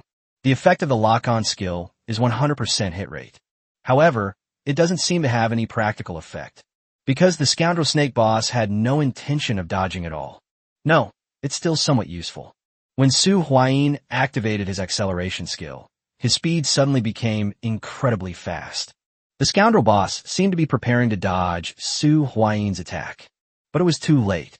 In other words, dodging is not only useless, but also deprives the rascal snake boss of the opportunity to react immediately. Impact. It has 250 points of strength. Furthermore, Su Huayin, enveloped in four-colored light, resembled a rapidly advancing meteorite. The rascal snake boss dodges. Su Huayin's attack trajectory also shifted accordingly. However, the scoundrel snake boss was still firmly locked down. Boom! An explosion rang out. The moment of impact. Iron Mountain Lean. It combined Su Huayin's peak condition, unleashing almost all of his abilities in a single strike. He can now say that he is quite familiar with this body. But it's definitely not a question of how much control one has over the product. If you try to wear it down slowly, it might not be a match for a seasoned aquatic creature like the Rascal. Therefore, Su Huayi's idea was to win this battle quickly. Ideally, a single strike should decide the outcome. Su Huayin clashed with the scoundrel snake boss. A large patch of murky water was lifted from the bottom of the water. They stirred up the water where the two people collided. It also blocked everyone's view. In murky waters, the scoundrel snake boss turned his head in disbelief to look at the figure not far away. His eyes were filled with terror. He never imagined that Su Huayi's power was so terrifying. He looked down at his own body. As you can see, a huge bloody hole has appeared in his body. Su Huayin also felt dizzy at this moment. He looked behind him. The area where the Rascal was found was covered in blood. The scoundrel snake boss was still preparing to struggle. However, it was just a spasm, like a muscle cramp. With my current setup and the enhancements to various skills, it's a piece of cake. In this situation, Su Huayin was not particularly surprised. Without using combo techniques, he's only at a slight disadvantage. And the main reason for this disadvantage is that he's not familiar with his body. 250 points of strength, plus 50 points provided by the enhanced skill. Even Su Huayi's true form doesn't possess such power. In addition, there's the acceleration skill, the collision skill, and the Iron Mountain Lean. Even an epic level boss would be severely injured or killed by this attack, let alone the mere elite level boss, the scoundrel snake. He had collected all 5 elements of dragon scales, and had even gained the full approval of the Earth Dragon Scale, as well as the high approval of the Gold Dragon Scale and the Water Dragon Scale. There would be a problem if they couldn't even beat the scoundrel snake boss. It looked like Su Huayin was about to deliver the final blow. Just then, the scoundrel snake boss's tail barely made a single line on the mud and sand underwater. The mud and sand stirred up from the bottom of the water, stirred up everything nearby. This prevented Su Huayin from clearly seeing the real-time situation of the scoundrel snake boss, who was only about 3 or 4 meters away from him. In the murky waters of Zhuayan, one cannot see clearly. A large snake with its belly pierced was using its pair of dragon horns on its head, its sinister eyes flickering erratically. The sudden loss of vision alerted Su Huayin. His tail was moving. Su Huayin did not get too close to the scoundrel boss, just to be on the safe side. To prevent the rascal snake boss from making a last-ditch effort, Su Huayin activated his earth cannon skill from about 4 or 5 meters away, firing at the approximate location of the rascal snake. If we can't see clearly right now, then let's just grind it down remotely. There's no need to take the risk, is there? A homemade bomb exploded on top of the snake's head. The scoundrel snake boss let out a miserable scream. However, no system notification sound was heard.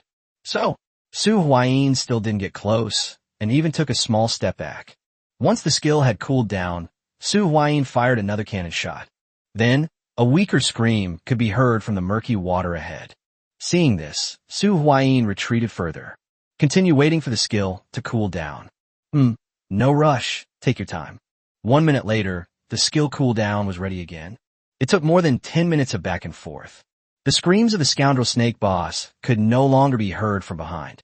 However, since the system notification sound didn't ring, it means that the boss is still alive. Continue. Homemade cannons, bombard. Every time the earthen cannon skill was ready, Su Huayin would fire it out. Several more minutes passed.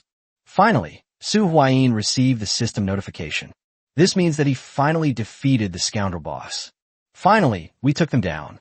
Su Huayin said with a delighted expression. Ding! Congratulations on completing the optional mission. Reward, Golden Card, Dragon Horn. Chapter 197, Dragon Horns and Dragon Gate. Chapter 197, Dragon Horn and Dragon Gate. Until the system gave clear instructions, the rascal snake boss was killed. Su Huayin then set off for that murky area that had been bombarded at least 30 times by the artillery. Here, Su Huayin saw the corpse of the scoundrel snake boss. It has already been mostly destroyed by the artillery fire. I know you're trying to mess things up, and you're up to no good, but I'm not coming in. Su Huayin spoke to the corpse of the scoundrel snake. He's a real card player. It's not like I haven't played those weird decks before. Providing the opponent with a roar is a basic operation. Still trying to sabotage him? Isn't that overthinking it? I made a comment. Su Huayin arrived next to the golden card that was floating above the corpse. He reached out and grabbed the golden card. Dragon horns. Quality, gold. Card type, equipment card. Effect, rainmaking spell, master level water control. Introduction. The dragon is the god of rain, possessing the power to control rainfall. Acquisition method, Dragon Gate Jump Dungeon. Restriction, defeat the Rascal Snake boss. Dual mode effect, continue a spell card, all monsters on the field become dragon type. Your dragon type monsters gain 500 ATK, and your opponent's dragon type monsters lose 500 ATK. Rainmaking spell? My goodness, a skill that directly affects celestial phenomena? And a master level water control spell too. Su Huayin clicked his tongue in amazement. The Rain Prayer spell, a skill that can alter celestial phenomena, is a terrifying skill. In comparison, the second master level water control seems like a bonus. That's right, this piece of equipment doesn't offer any attribute bonuses. When Su Huayin obtained the dragon horn, the 5 dragon scales on his body seemed to be cheering and jumping for joy. 5 beams of light shot out from the 5 colored scales on his body. It was injected into that dragon horn. Immediately afterwards, the dragon horn card automatically appeared on Su Huayin's head. It fit perfectly. It grew on Su Huayin's forehead. In an instant, Su Huayin sensed something. Dragon Gate. He sensed the location of the Dragon Gate. He had a very strong desire to find the Dragon Gate immediately and jump over it. However, Su Huayin temporarily suppressed this impulse. He arrived at Carp Village after the war. After the scoundrel was severely injured, most of his minions fled. A fight to the death? How is that possible? If it weren't for the ruthless methods of the scoundrel, and the fact that you could make some money by following him, who would follow him? Selling one's life for them is even more out of the question. It seems that the Rascal Snake King has been defeated. They've slipped away. However, the brief battle still caused considerable casualties to Carp Village. Gentlemen, Rascal Snake is dead. Carp Village is now free. Take care, everyone. Su Huayin bid farewell to the villagers of Carp Village. Although he knew the fish were just NPCs, it still felt good to drive away the bullies and be a hero for once. After saying goodbye, Su Huayin followed the feeling of being called and swam off in one direction. About 3 hours later, Su Huayin finally arrived near the Dragon Gate. Upon arriving in the vicinity, Su Huayin saw groups of carp converging in one direction as if summoned by some unseen force. He also felt that calling. He began to float upwards. Emerging from the water, Su Huayin found himself facing a massive waterfall. It is at least several tens of meters high. Boom, boom, boom.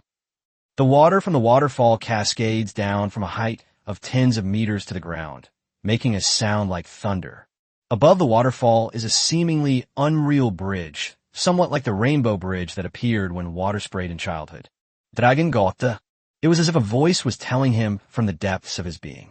This is long, men. As long as you go upstream from under the waterfall and jump over the Dragon Gate, you could transform from a carp into a dragon. I'm going to jump over it. Su Huayin suppressed the desire in his heart. But this desire even surpasses the desire for food and mating. Evolution. A magnificent evolution. We need to jump over the Dragon Gate from here. That way, we can achieve the evolution of the essence of life. After resting for half an hour, Su Huayin could no longer suppress the longing in his heart. I want to leap over the Dragon Gate. Su Huayin barely managed to maintain his composure. He felt that if he continued to suppress his desires, his rationality would soon vanish. This is a path destined to produce many losers. As you can see, numerous carp in front of you are leaping towards the waterfall as if they are tireless, trying to swim upstream.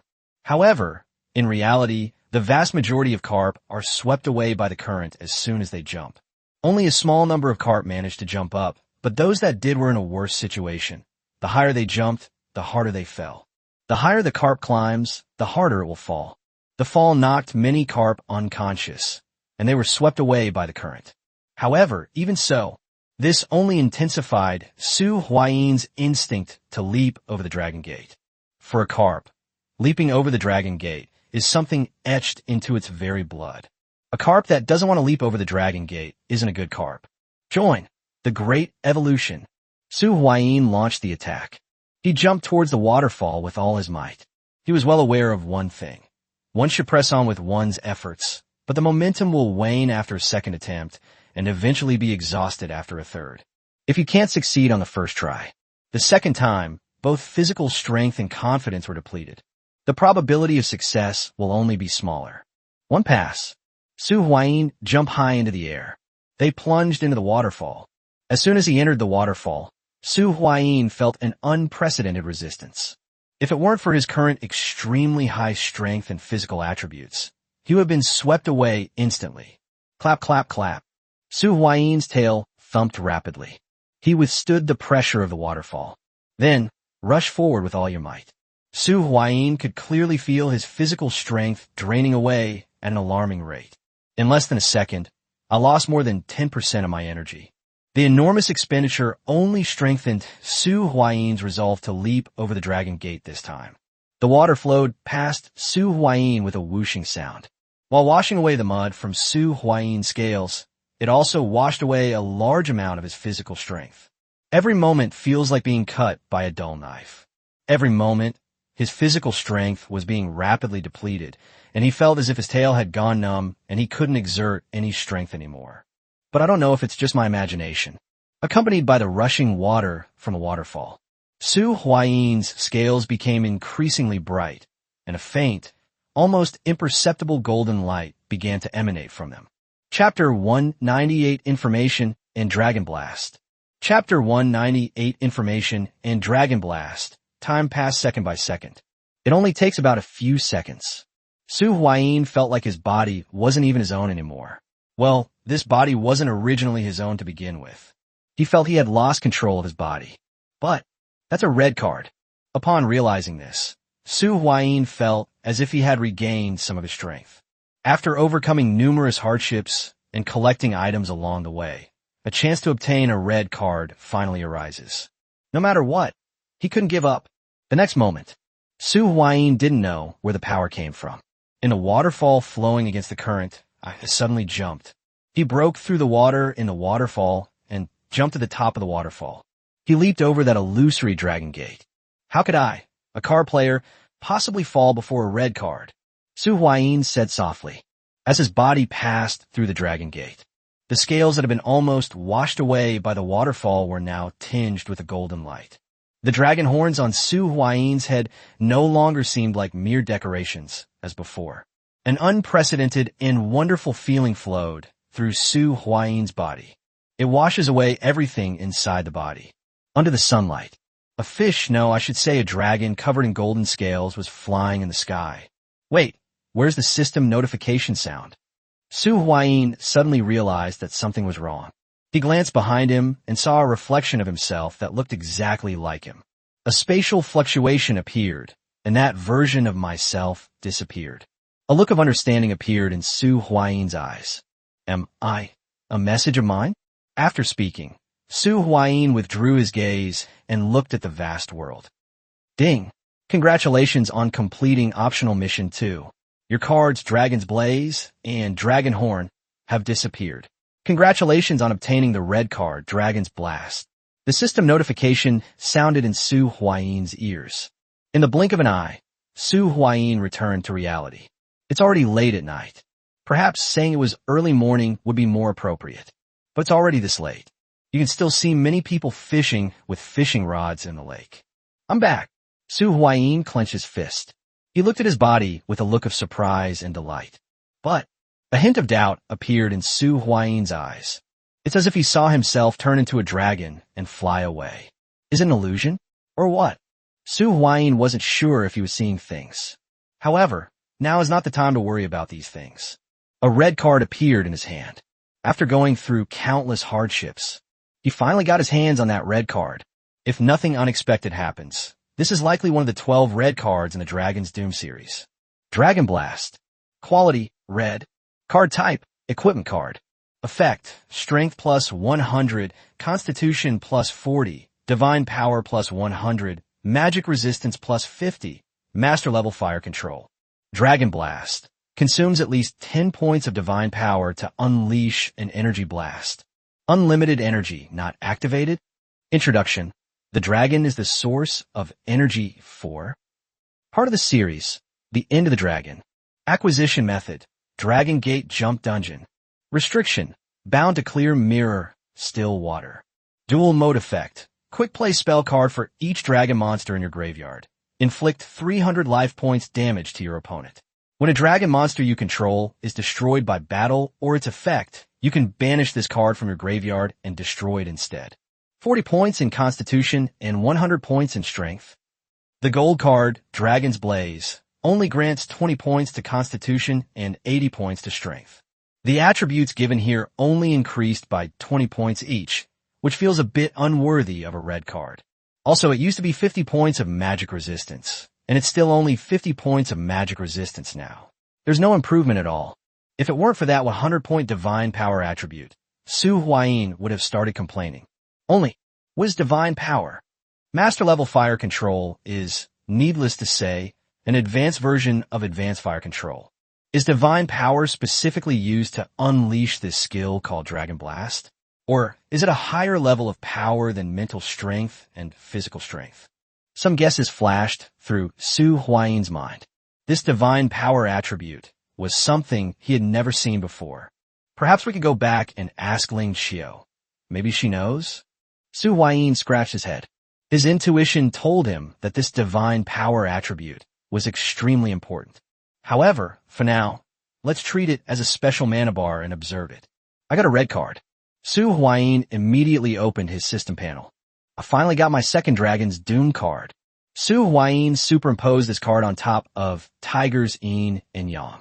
Tiger's Yin and Yang, this core card from the Dragon's Apocalypse series, no longer needs to be stacked with other cards from other series. My current strength should be able to catch up with Ling Xiao, right? Su Huayin was a little uncertain. The main difference is that his physique and strength have only increased by 20 points compared to before, which is only 100 points of Divine Power. Currently, this Divine Power can only be used to unleash the built-in Dragon Blast skill. In other words, he has gained another powerful move, the effects of which are currently unknown. Oh right, and this card too. Su Huayin touched his body again. He pulled out a card. 5 Elements A. This card was also obtained by Su Huayin in this dungeon. It's a pretty good defensive card. It is especially effective against attacks of the 5 elements. Of course, that refers to the 5 Elements armor, which has been upgraded to the gold card level. Sacrifice 1 purple card of each of the 5 elements to upgrade it to a gold card. I remember I have a few purple cards of the 5 elements that I don't need. Su Huayin searched through his belongings. He pulled out several cards. Earth Elemental, Rock Control. Water Attribute, Water Repelling Bead. Su Huayin is a little reluctant to part with the Fire Attribute card, Rage of the Fire Dragon, mainly because he's reluctant to give up its dual effect. We're still missing a gold and wood attribute purple card.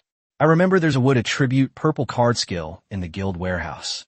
If that's the case, we're only missing a gold attribute purple card. Su Huayin was planning to upgrade this 5 Elements armor. After all, it was only a purple quality 5 Elements armor, which was completely useless to him. Only gold quality 5 Elements armor cards can boost his combat power. Bone King Shield, you can retire again. Su Huayin casually snatched the Bone King Shield from the 5th slot and then said with a bit of a laugh, "This is the position for 5 Elements Jia." Chapter 199, The Vague Hint for the 8th card slot. Chapter 199, The Vague Hint for the 8th card slot. Divine Power. Wait, could this be related to opening the 8th card slot? A flash of lightning struck Su Huayin's mind. He suddenly thought of something. 8th card slot. During the closed beta, the highest possible card slot was only the 7th slot. The 8th card slot is different from the previous 7 card slots. After opening the 7th card slot, clicking on the locked 8th card slot only yields a vague prompt. Become a god. What does it mean to become a god? This hint is too much a riddle. We can only guess and search for information. Su Huayin could be considered a scholar of historical research. According to his investigation, to become a god, at least 3 conditions must be met. Divine Office, Divine Fire, and Divine Power. I'm not sure about the rest. Let's not worry about that for now. It's not something we should be concerned about right now. Su Huayin has completed the adjustment of the cards in his card slot. First card slot, Tiger's Yin Yang, stacked with Dragon's Blast. Second card slot, White Tiger Blade. Third card slot, Dragon's Power. Fourth slot, Fire Element Manipulator, stacked with Fire Dragon's Wrath. Fifth card slot, 5 Elements Armor.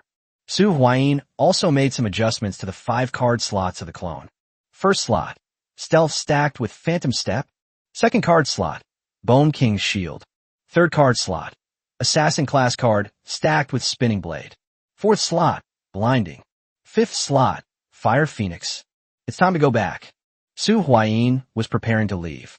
Just as Su Huayin was about to leave, a commotion broke out not far away. Su Huayin didn't want to get involved in these matters. But when I saw the 2 people being chased, Su Huayin paused in his steps.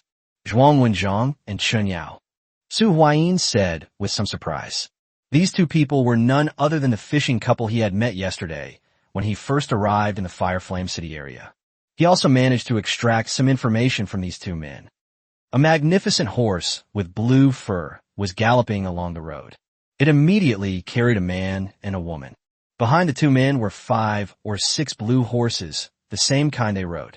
Hey Zhuang, don't run. Hand over the green mane horse. Hand it over and I'll spare your life. Such remarks, however, had absolutely no effect on Zhuang Wenjiang's escape. He continued to flee at an undiminished speed. He even let out a sneer. Are you trying to fool me like a child? How could your Tianxia society, which has kept the locations of the Azure Mane Horse and galloping horses hidden for so long, possibly allow an outsider like me to know them alive? This response immediately enraged the members of the World Society who were chasing after them. They're asking for it. Let's unleash a massive stampede of horses. A leader of the World Society said angrily. There were 9 blue-maned horses in total. Under the orders of the junior leader, they were arranged in a V shape. Immediately afterwards, it was as if a gust of wind had strung all 9 horses together. The 9 horses grew faster and faster. Like a sharp arrow, it rapidly approached Zhuang Wenjiang and his companion. Lao Zhuang, quick, look behind us. 10,000 horses are galloping. Chen Yao said in horror. Zhuang Wenjiang turned his head slightly and also saw this terrifying scene. You forced me to this. Zhuang Wenjiang also got anxious. This is the signature move of the World Society. A few days ago, the members of the World Society relied on this move to activate the 10,000 horses galloping skill with 12 blue-maned horses. The powerful force directly crushed the enhanced boss-level guild beast. It was really bad luck. He just wanted to find a relatively remote and deserted fishing spot, so he specifically went to the desolate wilderness. Who knew they would run into the World Society, who were besieging and attacking the green-maned horse monster. A badly wounded blue-maned horse charged straight at him. He killed it casually. A blue-maned horse, car dropped out. This instantly brought Zhuang Wenjiang to his senses. Run. He was only able to run for so long thanks to that green-maned horse card. Get out. Zhuang Wenjiang forcefully pulled away the arms that were wrapped around his waist and jumped off the horse. A purple card was shimmering in his hand. This is the trump card he obtained from the Fishing Association. Hurry up, I'll hold them off. I knew I shouldn't have gone fishing in such a remote place. I'm sorry to have dragged you down, Yao Yao. A hint of tenderness appeared on Zhuang Wenjiang's face, a middle-aged man. However, it was quickly replaced by a ferocious look. Zhuang Wenjiang landed on the ground. He stuck the purple card onto his body. Genetic mutation. Quality, purple. Effect, one-time use card. Effect, transforms the user into a boss using all of their life and sanity. Duration is linked to the user's lifespan. The moment that card takes effect, Zhuang Wenjiang's knuckles scraped against the ground, making a screeching sound. Immediately afterwards, Zhuang Wenjiang let out a shriek that was beyond human comprehension. His spine bulged out segment by segment as if gripped by an invisible giant hand. The skin is even more terrifying. Bluish-black lines crisscrossed beneath the skin, as if countless centipedes were frantically crawling within the flesh.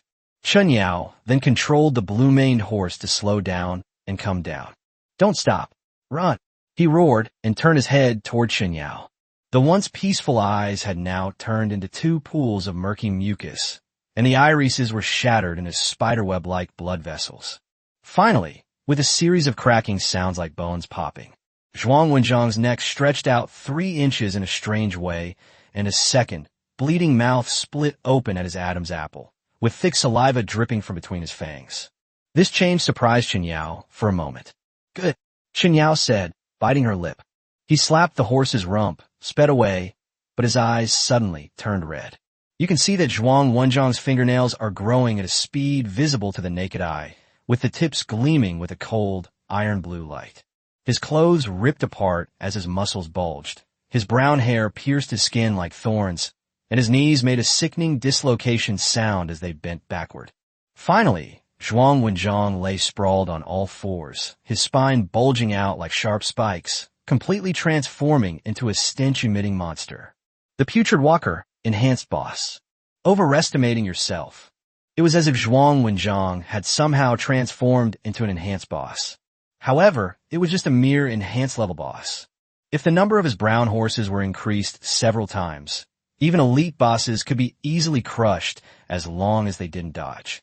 Although there are only 9 blue mane horses now. Da-da-da. A sound of horses' hooves swept by.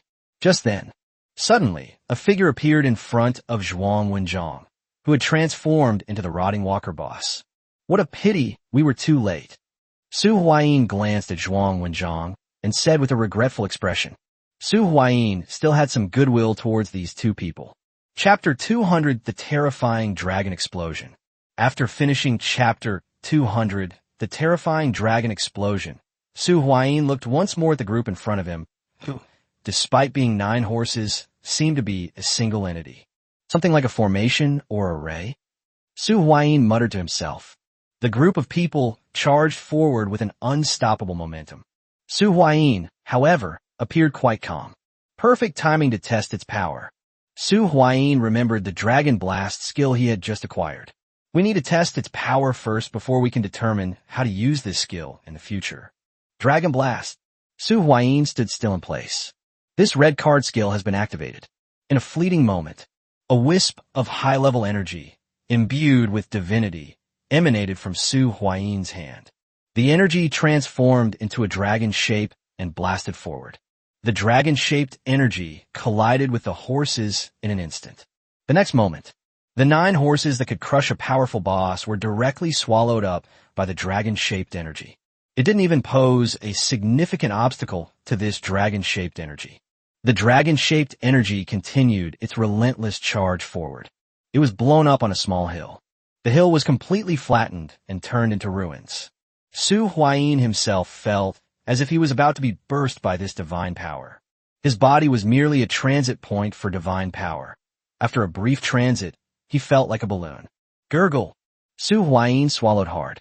You absolutely cannot use a second shot in a short period of time, otherwise your body will not be able to withstand it. Su Huayin took a step forward and almost lost his balance. It's caused by having too low physical fitness. And also, the power of this skill, that's a bit scary. According to Su Huayin's estimation, if an epic level boss is hit head-on, it will be severely injured, if not killed. This is not an attack that I can deliver at my current level, is it? Even with a skill multiplier of 10, his current power level wouldn't be able to unleash this kind of power. Divine power? Su Huayin then thought of the attributes on Dragon Blast. I feel like the most valuable thing about this card is these 100 points of divine power. Su Huayin glanced at his current divine power value. But when he saw the automatic recovery speed of his divine power, he was dumbfounded. 90/100, restored to 1 point after 59 minutes. What's going on? It takes an hour to recover 1 point of divine power. Does that mean it will take 10 hours to recover the divine power I just used? Su Huayin said, his composure failing him. This situation also made Su Huayin pay more attention to this attribute of his. 1 shot every 10 hours is enough. And right now, the main problem is that his body can't hold on much longer. It still feels too slow. Perhaps there's something that can speed up the recovery of divine power. Su Huayin began to speculate. However, this is just speculation. This attribute is currently too mysterious. There is currently no other information about this property. Su Huayin could only make wild guesses based on the general situation. Withdraw your hand.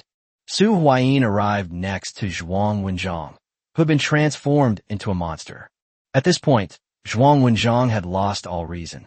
It roared and launched an attack on Su Huayin. However, it's a bit ridiculous that a mere enhanced level boss could possibly harm Su Huayin. Su Huayin easily subdued him. Even though Su Huayin is currently suffering from severe internal injuries, dealing with it is still a piece of cake. It struggled violently, but it was completely useless. This is the effect of the genetic mutation card, right? Su Huayin observed it roughly, and then combined it with Zhuang Wenjiang's identity as a fisherman. It's not hard to guess what cards he used. I'm sorry I'm late. All I can do now is see you off. Su Huayin sighed. A ball of flame appeared in his hand. The flames reduced Zhuang Wenjiang to ashes. A card emerged from the ashes. Fiery fishing rod. Quality, purple. Card type, utility card. Effect, strength plus 50, constitution plus 20, intermediate fire attribute, fish attraction. Description, a wondrous object born from flames, embodying the spirit of fishing. Acquisition method, born from flames. Dual mode effect, spell card, special summon a random level 1 fire attribute fish type monster from your deck. A high-end fishing rod? Wait, isn't this Zhuang Wenjiang? Why does he drop cards when he dies? Or is it that he's no longer a player? Su Huayin leans towards this possibility. Zhuang Wenjiang is no longer a player.